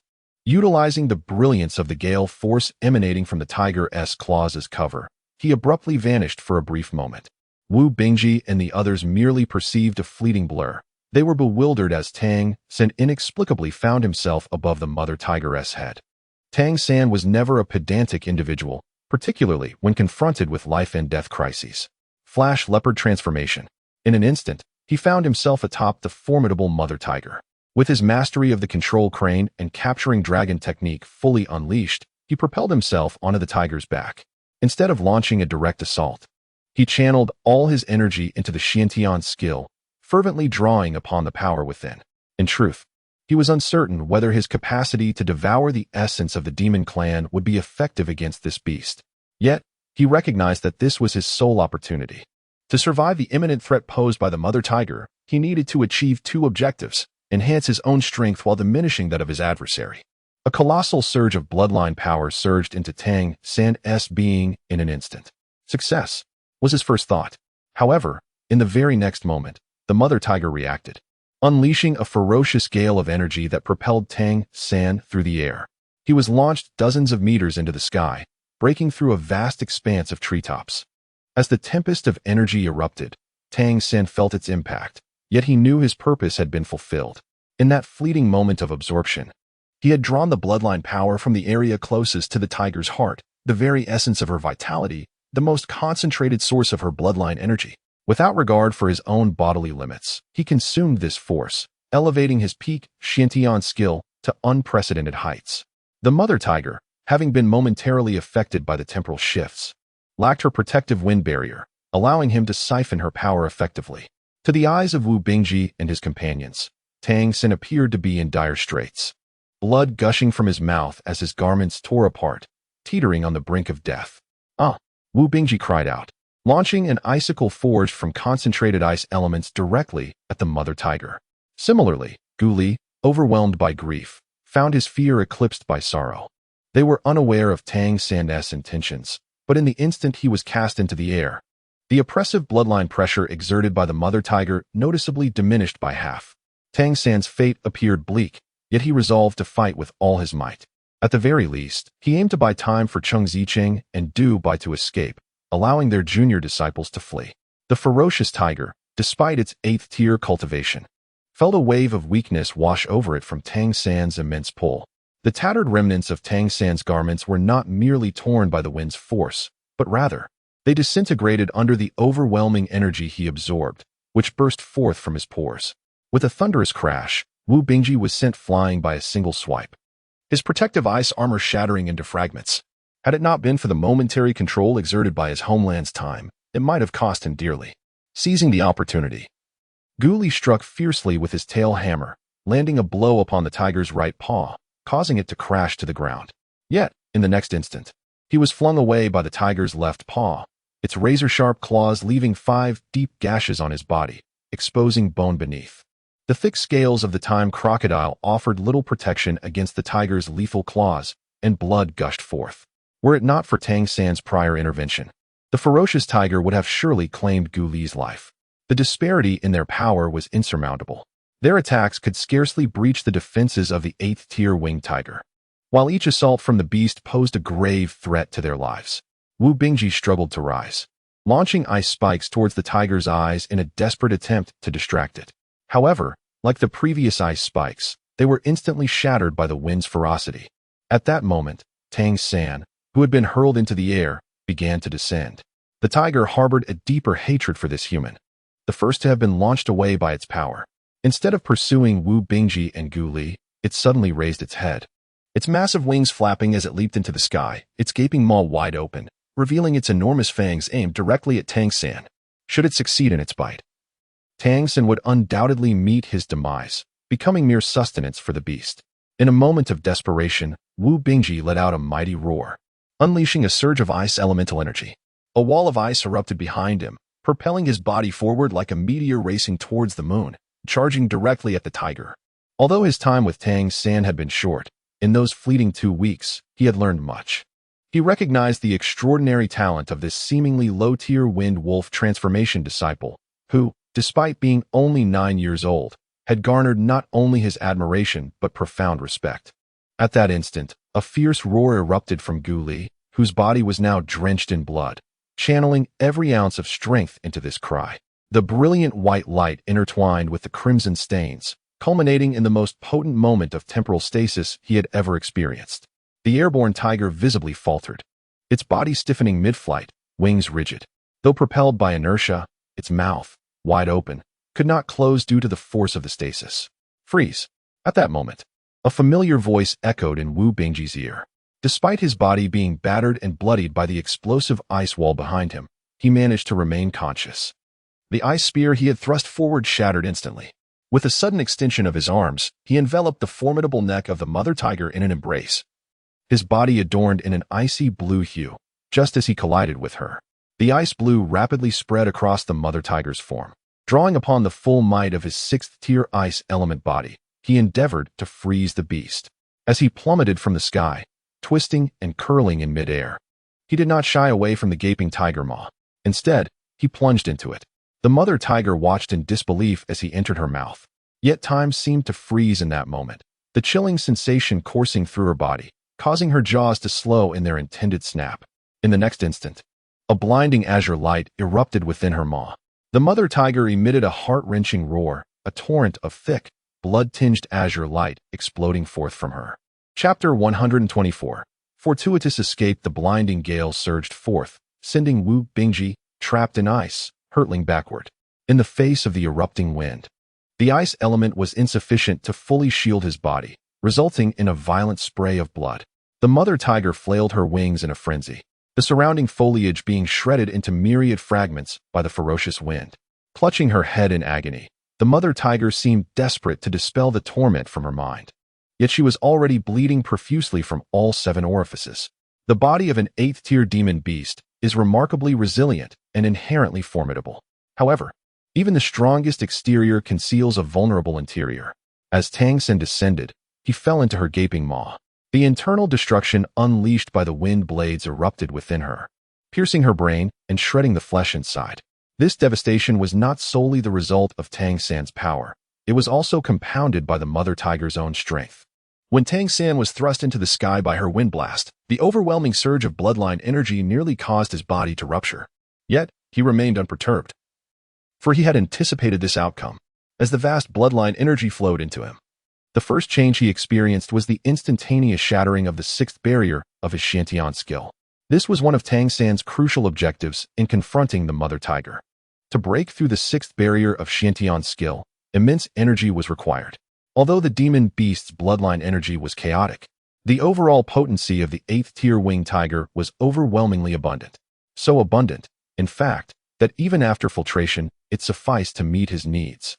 At that moment, the Shantian skill within Tang San was operating at its zenith, forcibly safeguarding his meridians from being overwhelmed by the tumultuous bloodline energy. The blood that Tang San expelled was a manifestation of the excessive energy coursing through his veins, a release that expelled some of the impurities within. As he descended from the heavens, he had already regained control over his body. In this moment, he felt immense gratitude for having previously dared to merge with the transformation of the celestial fox. It was only through the liquefied essence of his mental power that he could execute such precise control over his form. The difficulties he faced in this endeavor were known only to him. Additionally, his experiences across 3 lifetimes, particularly the ability to manipulate various levels of mental energy from his past life, enabled him to harness the tumultuous energy within even under such extreme circumstances. In that fleeting instant, he could not possibly absorb the vast reservoir of energy. Instead, he unleashed it directly. As he fell into the maw of the tiger, he erupted with this power. His initial target had been the eyes of the mother tiger, for they were relatively the most vulnerable. Having just ascended to the 6th rank of cultivation, coupled with the bloodline power siphoned from the mother tiger, he had a considerable chance of breaching her defenses. However, he did not anticipate that at such a critical moment, Wu Bingji and Gu Li would join forces, inadvertently creating an even better opportunity for him to penetrate the tiger's lair. The ferocious energy unleashed by his Xin Yu hand surged forth and almost instantaneously flooded the mother tiger's soft oral cavity. The violent force was so overwhelming that even Tang San's Xin Yu hand struggled to withstand it, causing a mist of blood to erupt from his skin. One can only imagine the intensity of that moment's release. When Tang San was expelled, his body was once again injured. Yet it was evident that the mother tiger was now gravely wounded. The most formidable defenses had been breached from within, a fact that Tang San had undeniably demonstrated. As he landed on the ground, he barely managed to stabilize himself, while in the distance, Gu Li, having exerted every ounce of his strength, and Wu Bingji, who had been thrown back and lay unconscious on the ground, had succumbed to their injuries. Throughout that brief yet intense confrontation, all 3 had poured their utmost efforts into the battle. Had there been even a slight misstep during the process, they would surely have perished at the jaws of the tiger. A mournful roar echoed in the distance as a colossal azure light ascended, shattering the vast swathes of crimson radiance. The terrifying pressure erupted wildly, while the mother tiger lay prostrate on the ground, blood pouring from her maw, her gaze rapidly dimming. Tang San's expression changed dramatically. He was acutely aware of the unfolding tragedy. The winged tiger king, sensing the imminent demise of his beloved, erupted into a frenzy, overwhelming even the mayor and the teacher. The vengeance for a slain son and the hatred for a murdered wife, one can only imagine the terrifying force that a 9th-tier winged tiger king would unleash in such a state. Tang San, with great difficulty, turned to look back. His condition severely deteriorated. His meridians were in chaos, and his breath was disordered, rendering him incapable of continuing the fight. The enormous figure of the winged tiger king loomed in the distant sky, but at that very moment, Tang San beheld a brilliant crimson light soaring into the heavens. This radiant glow was exceptionally bright. As it emerged, it illuminated the entire sky, resplendent like the evening glow. The intense azure light emanating from the winged Tiger King was momentarily subdued. As the red light swept past, the winged Tiger King let out a horrific cry. Its massive body unable to maintain flight, the azure wind vortex surrounding it visibly shattered, causing it to plunge diagonally away. What a formidable strike! Tang San's gaze momentarily froze. Could the town head teacher truly possess such immense power? The winged Tiger King, evidently gravely injured, fled without a care for rescuing its mate. At that moment, the fierce matriarch's final glimmer of light faded, marking her complete demise. This pinnacle 7th tier beast, so close to reaching the 8th tier, fell under the combined efforts of Tang San and his companions. The crimson figure darted through the air like a fleeting luminescence. As Zhang Haoshuan descended swiftly upon seeing Tang San, his eyes widened in an instant. The first thought that crossed his mind was despair. Everything was over. Cheng Zicheng and Dubai had vanished. Wu Bingji and Guli lay on the ground, their fates unknown, leaving only Tang San barely standing. Tang San's attention was drawn to the long knife held by Zhang Haoshuan, which boasted a deep crimson hue. The blade appeared neither metallic nor jade-like, radiating an intense scarlet brilliance. Undoubtedly, the dazzling red light that had just erupted was a manifestation of this very weapon. "Teacher," he coughed, expelling a mouthful of blood before collapsing onto the ground, finally unable to endure any longer. Zhang Haoshuan's voice trembled with concern. These were among the finest students of the current cohort. If anything were to happen to them, how could he ever account to the organization? Tang San shook his head and said, "They are fine." Senior sister Cheng Zicheng and Dubai left first, while the three of us held back and fortunately managed to slay that ferocious beast. Please check on the 2 senior brothers. Upon hearing that Cheng Zicheng and Dubai had already departed, Zhang Haoshuan let out a significant sigh of relief. Dubai's celestial fox eye was of utmost importance, and Cheng Zicheng's golden pung transformation was exceptionally powerful as well. It was truly a stroke of luck that these 2 youths had survived and did not perish at the jaws of the tiger. Zhang Haoshuan wasted no time and swiftly approached Wu Bingji and Gu Li, examining their conditions. Wu Bingji was severely injured, with at least 4 or 5 broken ribs and a faint breath, yet it remained steady enough to indicate he was not in mortal danger. Gu Li, on the other hand, had succumbed to exhaustion and was unconscious, but his vital signs were still relatively stable, albeit with noticeable fluctuations in his mental state. However, the most important thing was that both of these young individuals were still alive. Alive was good. Alive was all that mattered, Zhang Haoshuan murmured to himself. Only then could he finally breathe easy. As he opened his mouth, a spurt of fresh blood escaped. Wiping the blood from the corner of his mouth, he gathered Wu Bingji and Gu Li beside Tang San. The flame-long knife in his hand slowly merged into his right arm and vanished. "Teacher, that strike of yours was truly formidable," Tang San exclaimed in admiration. Zhang Haoshuan furrowed his brow, responding, "Inflicting 1,000 points of damage to the enemy while sacrificing 800 of my own is hardly impressive. That was a strike that required preparation. Otherwise, it would not have taken so long." Cheng Zicheng and Dubai. Chapter 125, Fortunate Circumstances. Tang San said, "You should go find them quickly. If they encounter other demon beasts in the forest, they will be in grave danger. The winged Tiger King has already been driven away by you. Even if there are other winged tigers, they shouldn't arrive here too soon. I will stay here to guard them for now. After a while, I should be able to fight. The 2 of them are not suited for movement and can only rest here for the time being to stabilize their injuries. You guard them here while I go and return swiftly." Zhang Haoshuan no longer hesitated, suppressing his injuries as he leapt into the air, swiftly heading into the distance. He had to find Cheng Zicheng and Dubai. Otherwise, it would be far too perilous in this vast forest. Once he left, Tang San let out a sigh of relief. His physical state was also quite poor, but fortunately, he had just broken through to the 6th level of the Xiantian skill, which possessed a stronger ability to nurture oneself. He silently operated the Xiantian skill, adjusting his chaotic breath and meridians, quietly recovering from his injuries. At the same time, Tang San discovered that within his body, there was yet another bloodline imprint. This imprint, a deep azure hue, was far more translucent and solid than his wind wolf transformation imprint. Undoubtedly, the origin of this imprint was the mother tiger. He had exerted his full strength to devour it, not merely to weaken the mother tiger, but to enhance himself. He had not anticipated that he would indeed acquire a bloodline imprint from this demon beast. Now that the battle had ended, he quietly felt the residual power of the mother tiger's bloodline within him, comparing it with the bloodlines of both demon beasts and monsters.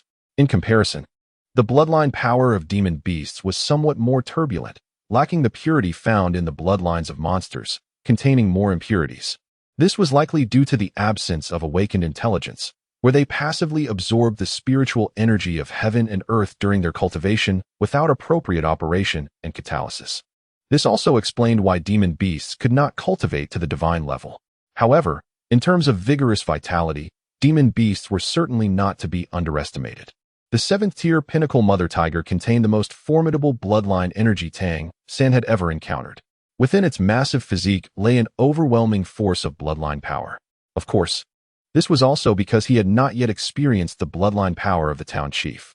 The wind attribute imprint left by the mother tiger should be called wind tiger transformation. After all, the winged tiger is a wind attribute creature. The innate ability of the winged tiger is not flight, that is instinct. Their formidable capability should be wind gale, which can be discerned from the color of this imprint. If wind gale were to merge with the wind blade from his wind wolf transformation, what might it become? Undoubtedly, the bloodline level of wind tiger transformation is superior to that of wind wolf transformation. If the winged tiger were a monster, this bloodline level should reach the 3rd tier. Unfortunately, they are demon beasts, not monsters, and their bloodline purity is somewhat inferior, but it should still be above the pinnacle of the 4th tier. The winged tiger king would undoubtedly be sufficient for the 3rd tier. This wind gale imprint should be able to merge with his wind wolf transformation, allowing it to evolve. The wind blade should possess an additional avenue for derivation, allowing one's offensive techniques to become even more formidable.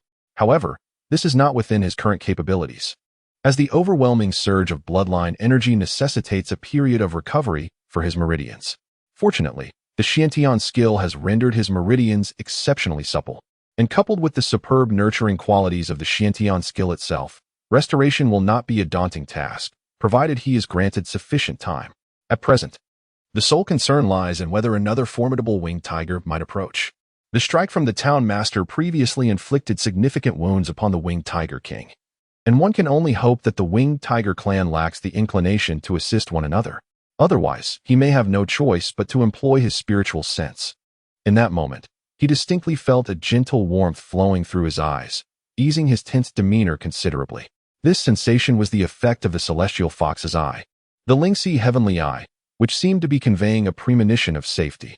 Just as Tang San marveled at the power of the celestial fox's eye, Zhang Haoshuan returned, each hand grasping Cheng Zicheng and Dubai.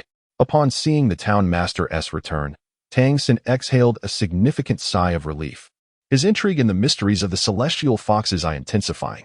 Indeed, there was no danger. This intuition proved to be quite fascinating. Reminiscent of the forewarning he felt regarding the imminent threat posed by the winged tiger king. The intensity of that previous sense of crisis stemmed largely from the maternal figure, which was something they needed to confront themselves. As Zhang Haoshuan descended, Tang San then noticed that while Chang Zicheng appeared to be well, Dubai had succumbed to unconsciousness, his complexion an ashen hue. "Teacher, what has happened to senior brother Dubai?" Tang San inquired, astonished. Before Zhang Haoshuan could respond, Cheng Zicheng interjected, "When we fled, we all felt a deep sense of guilt. I was carrying him, and he kept lamenting his own inadequacies. Then, I suddenly sensed an extraordinarily potent wave of mental energy. After that, he fell unconscious, resting his head against me, motionless, which frightened me greatly. Fortunately, the town master arrived shortly thereafter. I am uncertain about what transpired. A sudden surge of intense mental energy leading to unconsciousness. It must be a case of mental exhaustion," Zhang Haoshuan explained. Tang San immediately comprehended the unfolding events. The monologue should have occurred during the escape with Cheng Zicheng, where he felt a profound sense of helplessness, his heart burdened with guilt.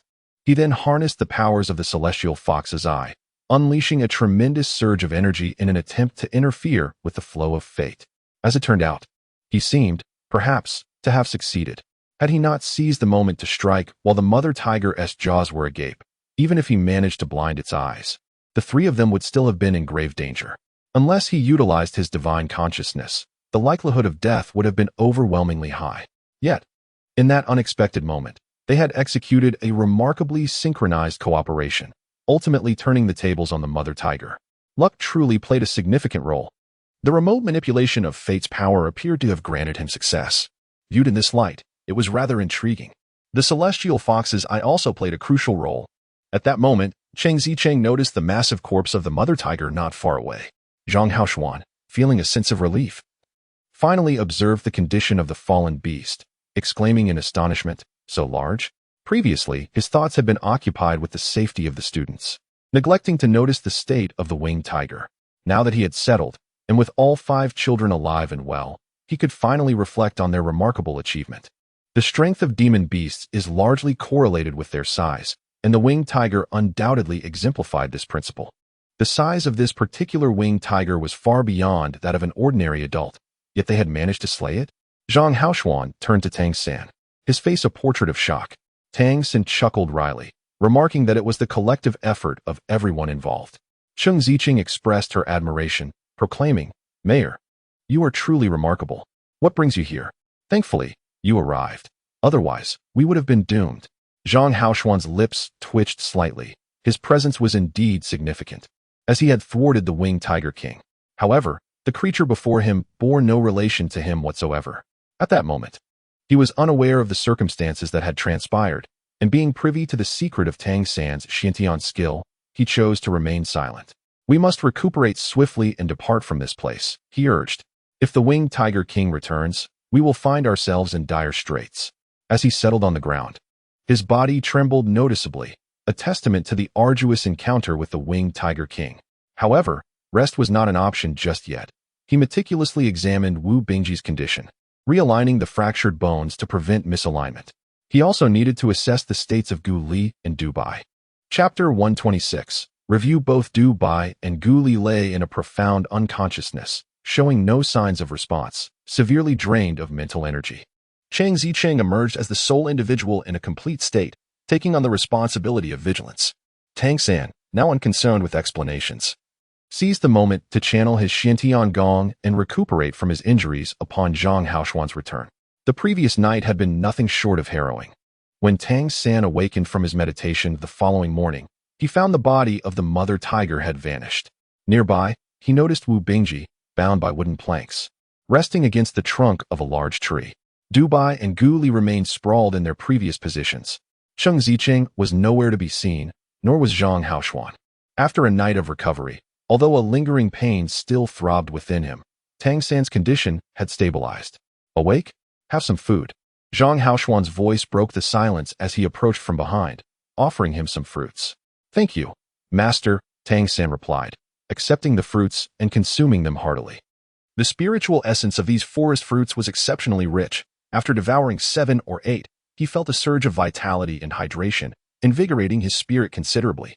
Zhang Haoshuan settled beside him, his complexion slightly pale, yet his aura had regained its steadiness.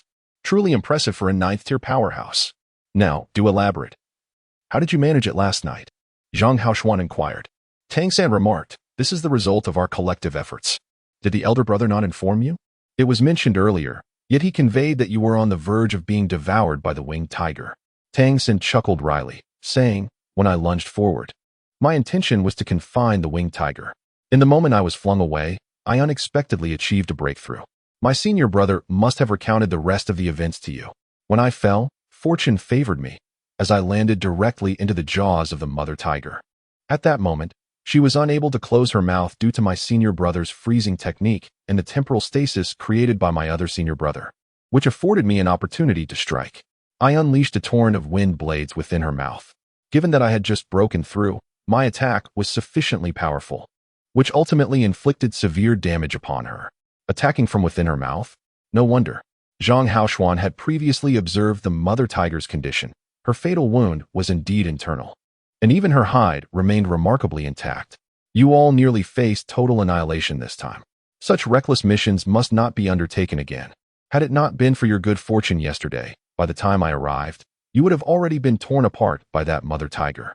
Zhang Haoshuan still feels a wave of trepidation at the thought. Tang San chuckled. "Luck is also an integral part of one's strength. Do not forget the reason I brought along Brother Du Bai. If I am not mistaken, his unconsciousness yesterday was due to his exertion of the celestial fox's eye, which bestowed upon us a fortuitous power. Otherwise, what are the odds that I would directly fall into the lair of the flying tiger to launch an attack?" Zhang Haoshuan was taken aback. "Are you suggesting that as 3rd-tier celestial foxes, I could influence a peak 7th-tier flying tiger? That is utterly impossible." Tang San silently contemplated. "I also possess the 3rd-order Lingxi heavenly eye, which grants me the fortuitous abilities akin to the third-order celestial fox eye. The amalgamation of these two powers, coupled with the strength of two individuals at the sixth order, must surely have contributed to this extraordinary outcome. The disparity between the two sides ought to be assessed in terms of sixth and seventh order, rather than merely through the lens of the third order's narrative. Of course, he would never voice this thought, as he preferred to keep Zhang Haoxuan unaware of his absorption of the celestial fox eye. Regardless, the results stand as they are. Under normal circumstances, how could we possibly triumph over a seventh-order winged tiger? Tang chuckled. Zhang Haoxuan scrutinized him intently. He found himself increasingly perplexed by this newly accepted disciple. Despite being merely 9 years of age, Tang exuded an impression of remarkable maturity. Yet all his origins were evidently transparent. "Little Tang, are you all right?" Wu Bingji's voice, tinged with weakness, echoed through the air. Tang said, "Senior brother, I'm fine. How about you?" Tang Wujing gasped, as he was severely injured both internally and externally. Under Zhang Haoxuan's treatment, he was barely stabilized now. "You deserve it. Who told you to recklessly hunt the winged tiger king?" Zhang Haoxuan replied tersely. Just recalling the events of last night filled him with dread. Tang Wujing twitched his lips and remarked with a bitter smile, "Teacher, shouldn't you be focusing on a child who has already broken through to the 6th rank at just 9 years old? Did you not hear him just now? He is already at the 6th rank. Is he even human? He is 7 years my junior." Zhang Haoxuan paused, realizing that he had not previously considered this aspect. He turned his gaze to Tang San and asked, "You are at the 6th rank?" "Yes," Tang San nodded. Faced with immense pressure and the threat of life and death, he had achieved a breakthrough. Did I not mention to you and Teacher Guan before that the best way to break through is when confronted with overwhelming pressure? Especially during life-threatening crises? It fully awakened my potential. Zhang Haoxuan inhaled sharply. 6th rank, indeed. At just 9 years old. This boy. Among all the students in the Redemption Academy, he was only the second to reach the 6th rank, and he had only been here for a few days. If memory served him right, he had barely just attained the 5th rank upon his arrival. How could he have advanced to the 6th rank so swiftly? Zhang Haoxuan regarded Tang San as if he were an extraordinary creature, making Tang San feel somewhat uncomfortable. "Teacher, please don't look at me like that. It makes me a little anxious." "Afraid? You dared to hunt down a 7th rank winged tiger, yet you still know fear?" Zhang Haoxuan raised his hand, almost wanting to slap Tang San, but considering that the boy was still injured, he refrained. Tang San chuckled softly and said, "This time, it's not just me who has made a breakthrough. I believe everyone will present you with some delightful surprises. Brother Dubai and Brother Guli, upon awakening, should also have the potential for breakthroughs." Upon hearing these words, Zhang Haoxuan felt a jolt throughout his body and exclaimed eagerly, "Are you suggesting that both of them?" Tang San nodded slightly and said, in the final moment, the strike he delivered to the mother tiger, where time seemed to freeze, evidently transcended the limits of his usual capabilities. At that juncture, we were all on the brink of life and death. After that explosive moment, he fell unconscious. It has been quite some time since he reached the pinnacle of the 4th rank, yet he has been unable to break through. I believe that in that instant, he may have indeed surpassed his limits. The situation with Brother Dubai likely mirrors this. As you mentioned, can the 3rd rank's celestial fox eye diminish the fortune of a 7th rank winged tiger? But what if it were at the 4th rank? Zhang Haoxuan's eye sparkled, genuinely illuminated. Undoubtedly, in terms of bloodline hierarchy, the time transformation and celestial fox are the most formidable within the Redemption Academy, and they bear the greatest expectations. If, by chance, both of them could elevate their ranks this time, the mere thought of it transformed Zhang Haoxuan's entire demeanor. "If what you say is true, I shall shoulder the consequences of the dangers you face this time." Zhang Haoxuan clenched his fists. Tang San skillfully shifted the topic regarding his breakthrough to the 6th tier. With a smile he inquired, "Master, what abilities does your flame blade possess? It is truly remarkable, having severely wounded even the 9th tier winged tiger king." Zhang Haoxuan cast a sidelong glance at him and replied, "That is my innate weapon, seamlessly fused with my essence. It originates from the spine of a 9th tier flame tiger, meticulously crafted by a master artisan of the highest caliber from the monster clan. I exchanged it for the merits I accumulated over many years with the organization. Utilizing it requires a considerable buildup of energy, yet it can unleash formidable attacks. Without it, we would have faced significant trouble yesterday. Would you still be able to see the sun today?" Chapter 127, Striking it Rich innate weapon? What does that entail? Tang Xin asked with curiosity. Zhang Haoxuan explained, it signifies a weapon that has become one with one's bloodline, an integral part of the body itself. It is nurtured by one's own essence at all times. This is an endeavor reserved for those at the 7th tier and above, necessitating a robust bloodline power. Generally speaking, it is quite challenging for us vassals to achieve this. I consider myself fortunate. Tang Xin suddenly realized, so it was. The flame blade itself originated from the flame tiger. And Zhang Haoxuan's demon god transformation was the flame tiger transformation. The two complemented each other, enabling them to be forged together. When wielding the flame blade, Zhang Haoxuan should be capable of momentarily reaching the pinnacle of the 9th rank, albeit with some buildup of energy. The combination of the two would unleash a formidable offensive power. In terms of pure strength, he might not surpass the winged Tiger King, but with the flame blade, his innate weapon, he had the potential to severely wound the winged Tiger King. Mayor, I have returned. A melodious voice rang out.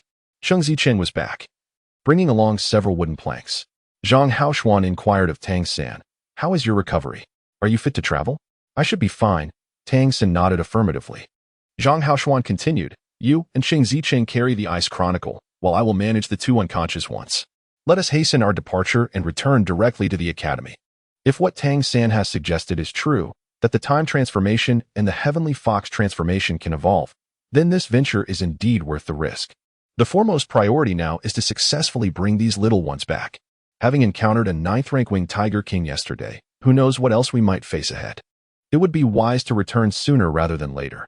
Indeed, Tang San and Cheng Zicheng promptly assembled the wooden planks, binding them with slender vines, ensuring that Wu Bingji was securely placed atop, minimizing any jolting to his body. The two lifted the makeshift stretcher, while Zhang Haoxuan carried the other two, with Gu Li and Du Bai in tow.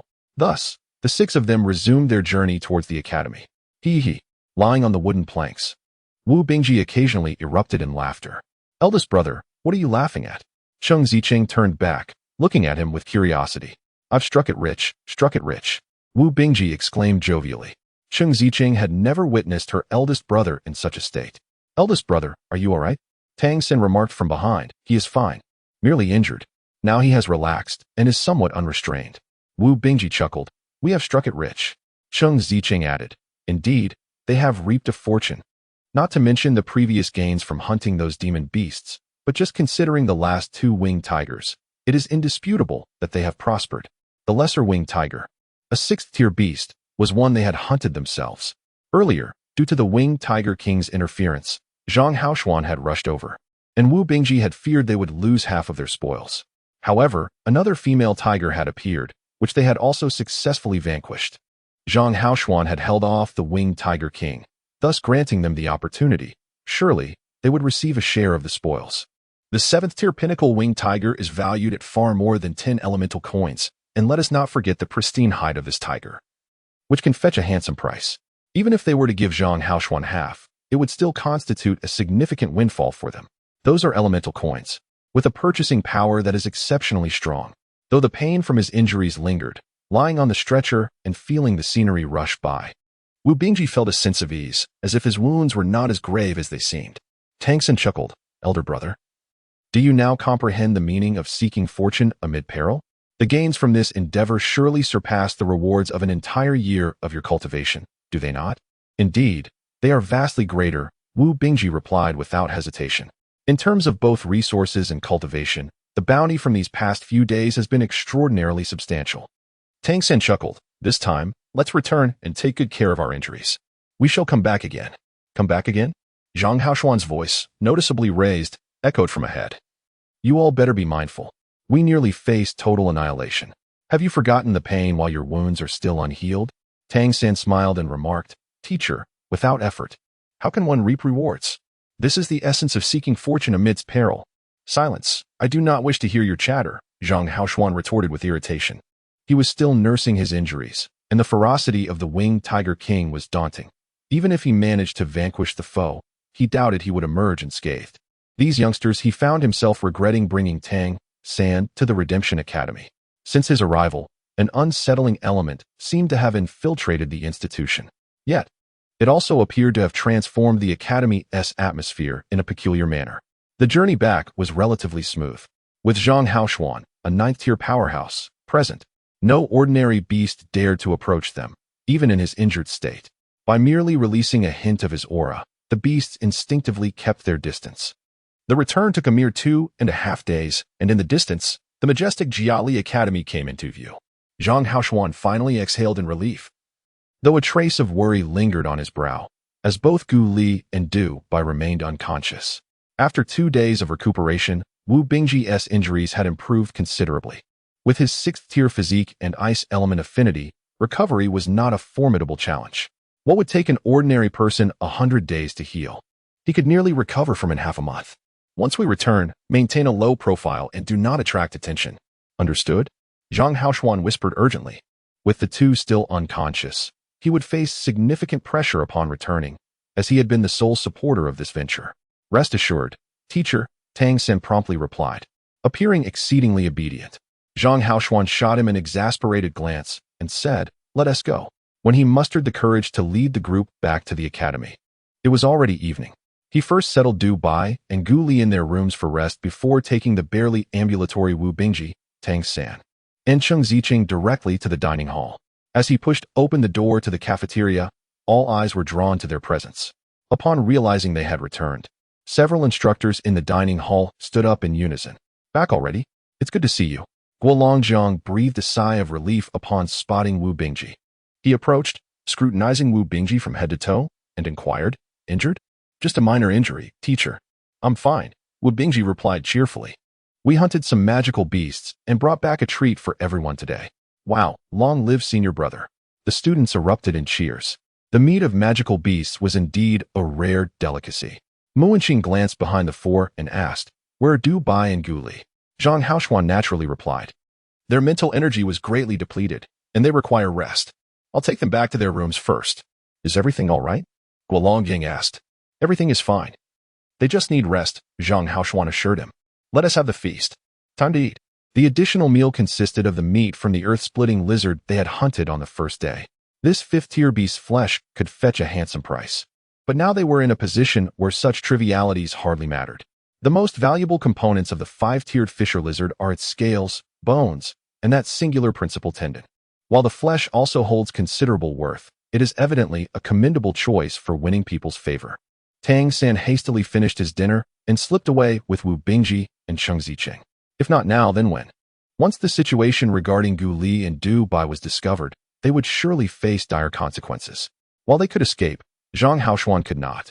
The students had all departed, leaving the teachers behind. Shi Ru's expression darkened as he glanced at Zhang Haoshuan and asked, are you injured? What happened? Could it be that Du Bai and Gu Li are in trouble? Chapter 128. Is there a next time? Zhang Haoshuan replied. It's just a minor issue, but I'm all right. It's merely a depletion of mental energy. I'm resting. Guolongjiang immediately grew anxious, wanting to know the details. Zhang Haoshuan forced a smile and remarked, these youngsters are quite a handful. It's not entirely their fault. Perhaps it's just bad luck. Mu Yunyu frowned and inquired, weren't they accompanied by Du Bai? Although the third-order celestial fox eye lacks direct power, it should at least guide their fortune. How could they have such misfortune? Zhang Haoshuan's lips twitched. Could they truly consider it bad luck to encounter the winged tiger king at the edge of its territory? This time, not just them, I nearly didn't make it back myself. He then recounted the events of their journey, not omitting any details. As the head of the Redemption Academy and the mayor of the town of Jelly, he felt compelled to share the truth. As they listened to his account, Mu Yunyu turned pale, and the others also exhibited grave expressions. It was so close, we nearly faced total annihilation. Guolongjiang stammered. Mu Wenqing remained silent, while Mu Yunyu exclaimed, how could you have agreed to let them go in the first place? Shi Ru snorted, it's primarily due to someone's incompetence. If it were me, even if it were the winged tiger king, I would have brought back its corpse without hesitation. I simply prefer not to expose myself. We cannot handle the body of a 9th-order beast without raising suspicions. He was one of the rare god-level experts within the entire Redemption organization. It was not an exaggeration to say there were no god-level beasts among them. Zhang Haoshuan retorted, then you should go next time. Next time? Guolongjiang's voice turned furious. Zhang Haoshuan, what kind of foolish decision is that? Do you even realize Guolongjiang's roar echoed like a tempest, overwhelming the mayor? Although Zhang Haoshuan's lips twitched in irritation, he could only listen in silence. We should leave, we should leave. Cheng Ziqing stuck out her tongue and turned to Tang San, asking, "Little Tang, do you think senior brother Guli and Dubai will wake up?" They won tea. Tang San shook his head and replied, "There is nothing to worry about. It is merely a case of mental exhaustion. Their demon god transformations incorporate a certain level of mental essence. Overexerting oneself in these transformations, rather than succumbing to external mental assaults, merely drains their own reserves without inflicting harm upon their core essence. Their current slumber is simply a means of self-repair. Have you not noticed how stable their vital signs are? Indeed, it would be wonderful if they could awaken. Let us fervently hope that nothing untoward occurs." Cheng Ziqing clasped her hands together and offered a prayer to the heavens. Tang San remarked, "Praying to the heavens is futile. We as humans are not inherently cherished in this world." Cheng Ziqing was momentarily taken aback, realizing the truth in his words. "So what should we do?" she inquired. Tang San remarked, "In the future, let us seize the opportunity to break through this barrier and reshape these rules." Cheng Ziqing curled her lip. "Your boastful words could surely reach the heavens. I shall take my leave now. I have no desire to be scolded mercilessly by our teacher." With that, she turned and dashed away. Wu Bingji, who had been silent beside them, finally spoke in a hushed tone as she departed. "Little Tang, how shall we manage the spoils from this endeavor? Should we conduct an inventory?" Tang San chuckled. "No need, no need. Senior brother, you can handle it. Simply convert everything into money to distribute among everyone. I believe this is a fair approach. Although we were the ones who vanquished both the winged tigers, we must acknowledge that Master Zhang helped us by holding back the winged tiger king. Without his assistance, our fate would have been sealed. Therefore, he should receive half of the profits from the female tiger. As for the remainder, let us five share it equally." Wu Bingji pondered for a moment and replied, "I concur. Let us proceed in this manner. I will take care of the arrangements over the next few days and ensure a proper division. Furthermore, I believe it is unnecessary to sell everything. We should keep the meat of the winged tigers for our consumption. Tiger meat is exceptionally nourishing. Additionally, the bones can be used to brew medicinal wine or soup to strengthen our bones and muscles, which can benefit everyone. What are your thoughts on this?" Tang San nodded and said, "No problem. We shall all partake in the tiger meat together." Although Wu Bingji was fond of wealth, he was not greedy. As the senior brother, he always considered matters comprehensively. This experience was undoubtedly thrilling, yet it also yielded immense rewards. Among these substantial gains, Tang San undoubtedly bore the greatest responsibility. Not only did he impart techniques such as the whip arrow and chaotic wind during their journey, but it was also he who turned the tide of battle in their direst moments. Besides Tang San, the next most significant contributor was naturally Wu Bingji, who possessed the highest cultivation. Thus, when it came time to divide the spoils, Wu Bingji first sought Tang San's opinion. Witnessing Tang San's generosity, he was quite pleased. Of course, it was not feasible to distribute all their gains among the other students of the academy, as that would be unfair to the five who had fought valiantly together. However, it was only fitting to set aside a portion of the beast's meat and bones to nourish their bodies, allowing everyone to share in the benefits. After all, redemption extends beyond the academy. It encompasses the collective. Humanity stands too feeble before the demon and spirit clans. Only through collective growth can they enhance their chances of survival. After bidding farewell to Wu Bingji, the roars from the cafeteria could still be heard in the distance. "Oh, dear teacher Townhead, how unfortunate you are." Tang San returned to his room, finding the situation rather amusing. Indeed, this encounter was entirely unforeseen. He embraced adventure, primarily to expedite the enhancement of his own strength. However, the simultaneous appearance of an 8th tier and a 9th tier beast was nothing short of coincidental, or perhaps unfortunate. Fortunately, the conclusion was favorable. Through this experience, he had ascended to the 6th tier, progressing from the pinnacle of the 4th tier to his current status. This remarkable advancement was achieved through two daring exploits, the slaying of the Wind Hero and the Winged Tiger. Such a rate of improvement could be likened to a meteoric rise. Nevertheless, Tang San was acutely aware that further elevation to a higher tier would prove challenging for some time.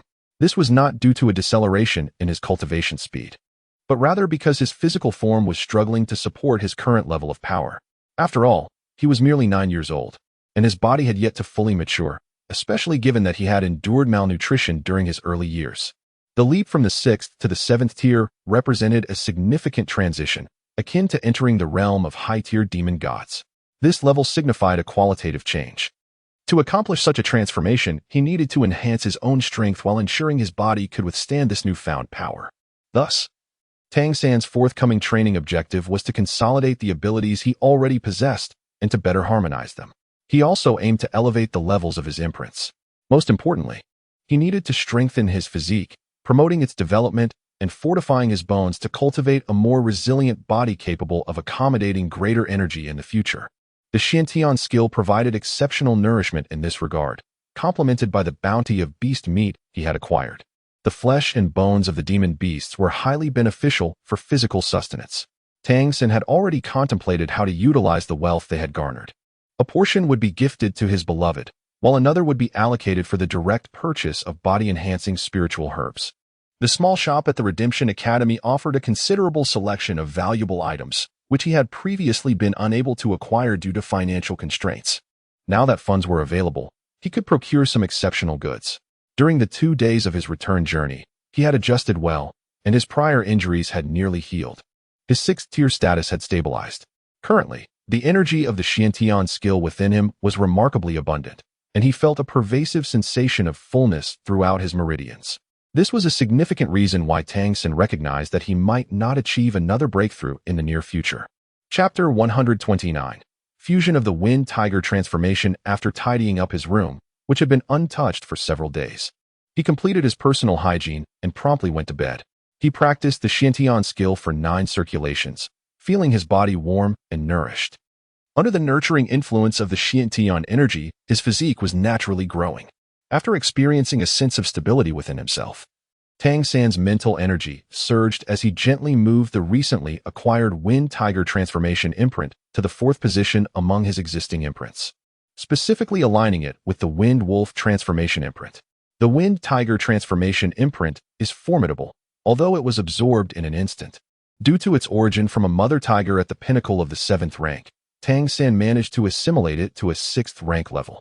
However, given the inherent rank of the Wind Tiger Transformation within the context of the Demon God Transformation, it clearly does not merit occupying the recently acquired 6th imprint position.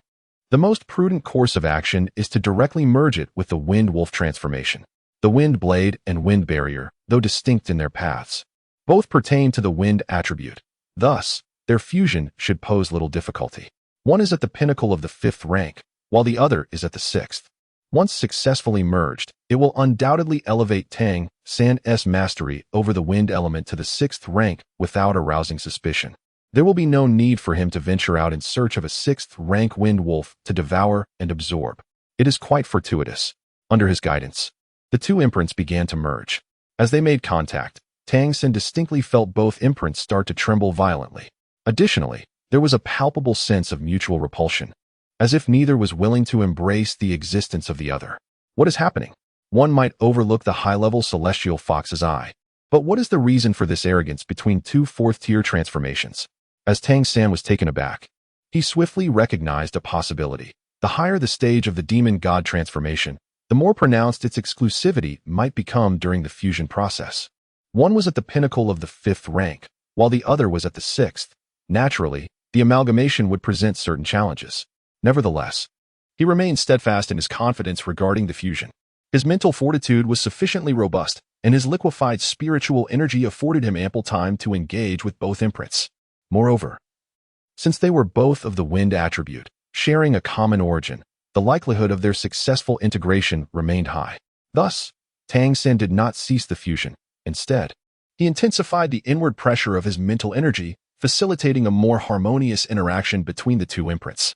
The azure glow illuminated his entire Dantian, and the tremors of the 2 imprints grew increasingly pronounced.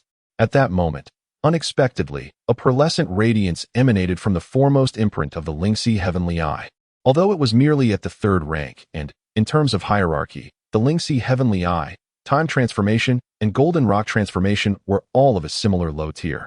The instant that shimmering light appeared, the azure glow within Tang San's Dantian dimmed almost instantaneously.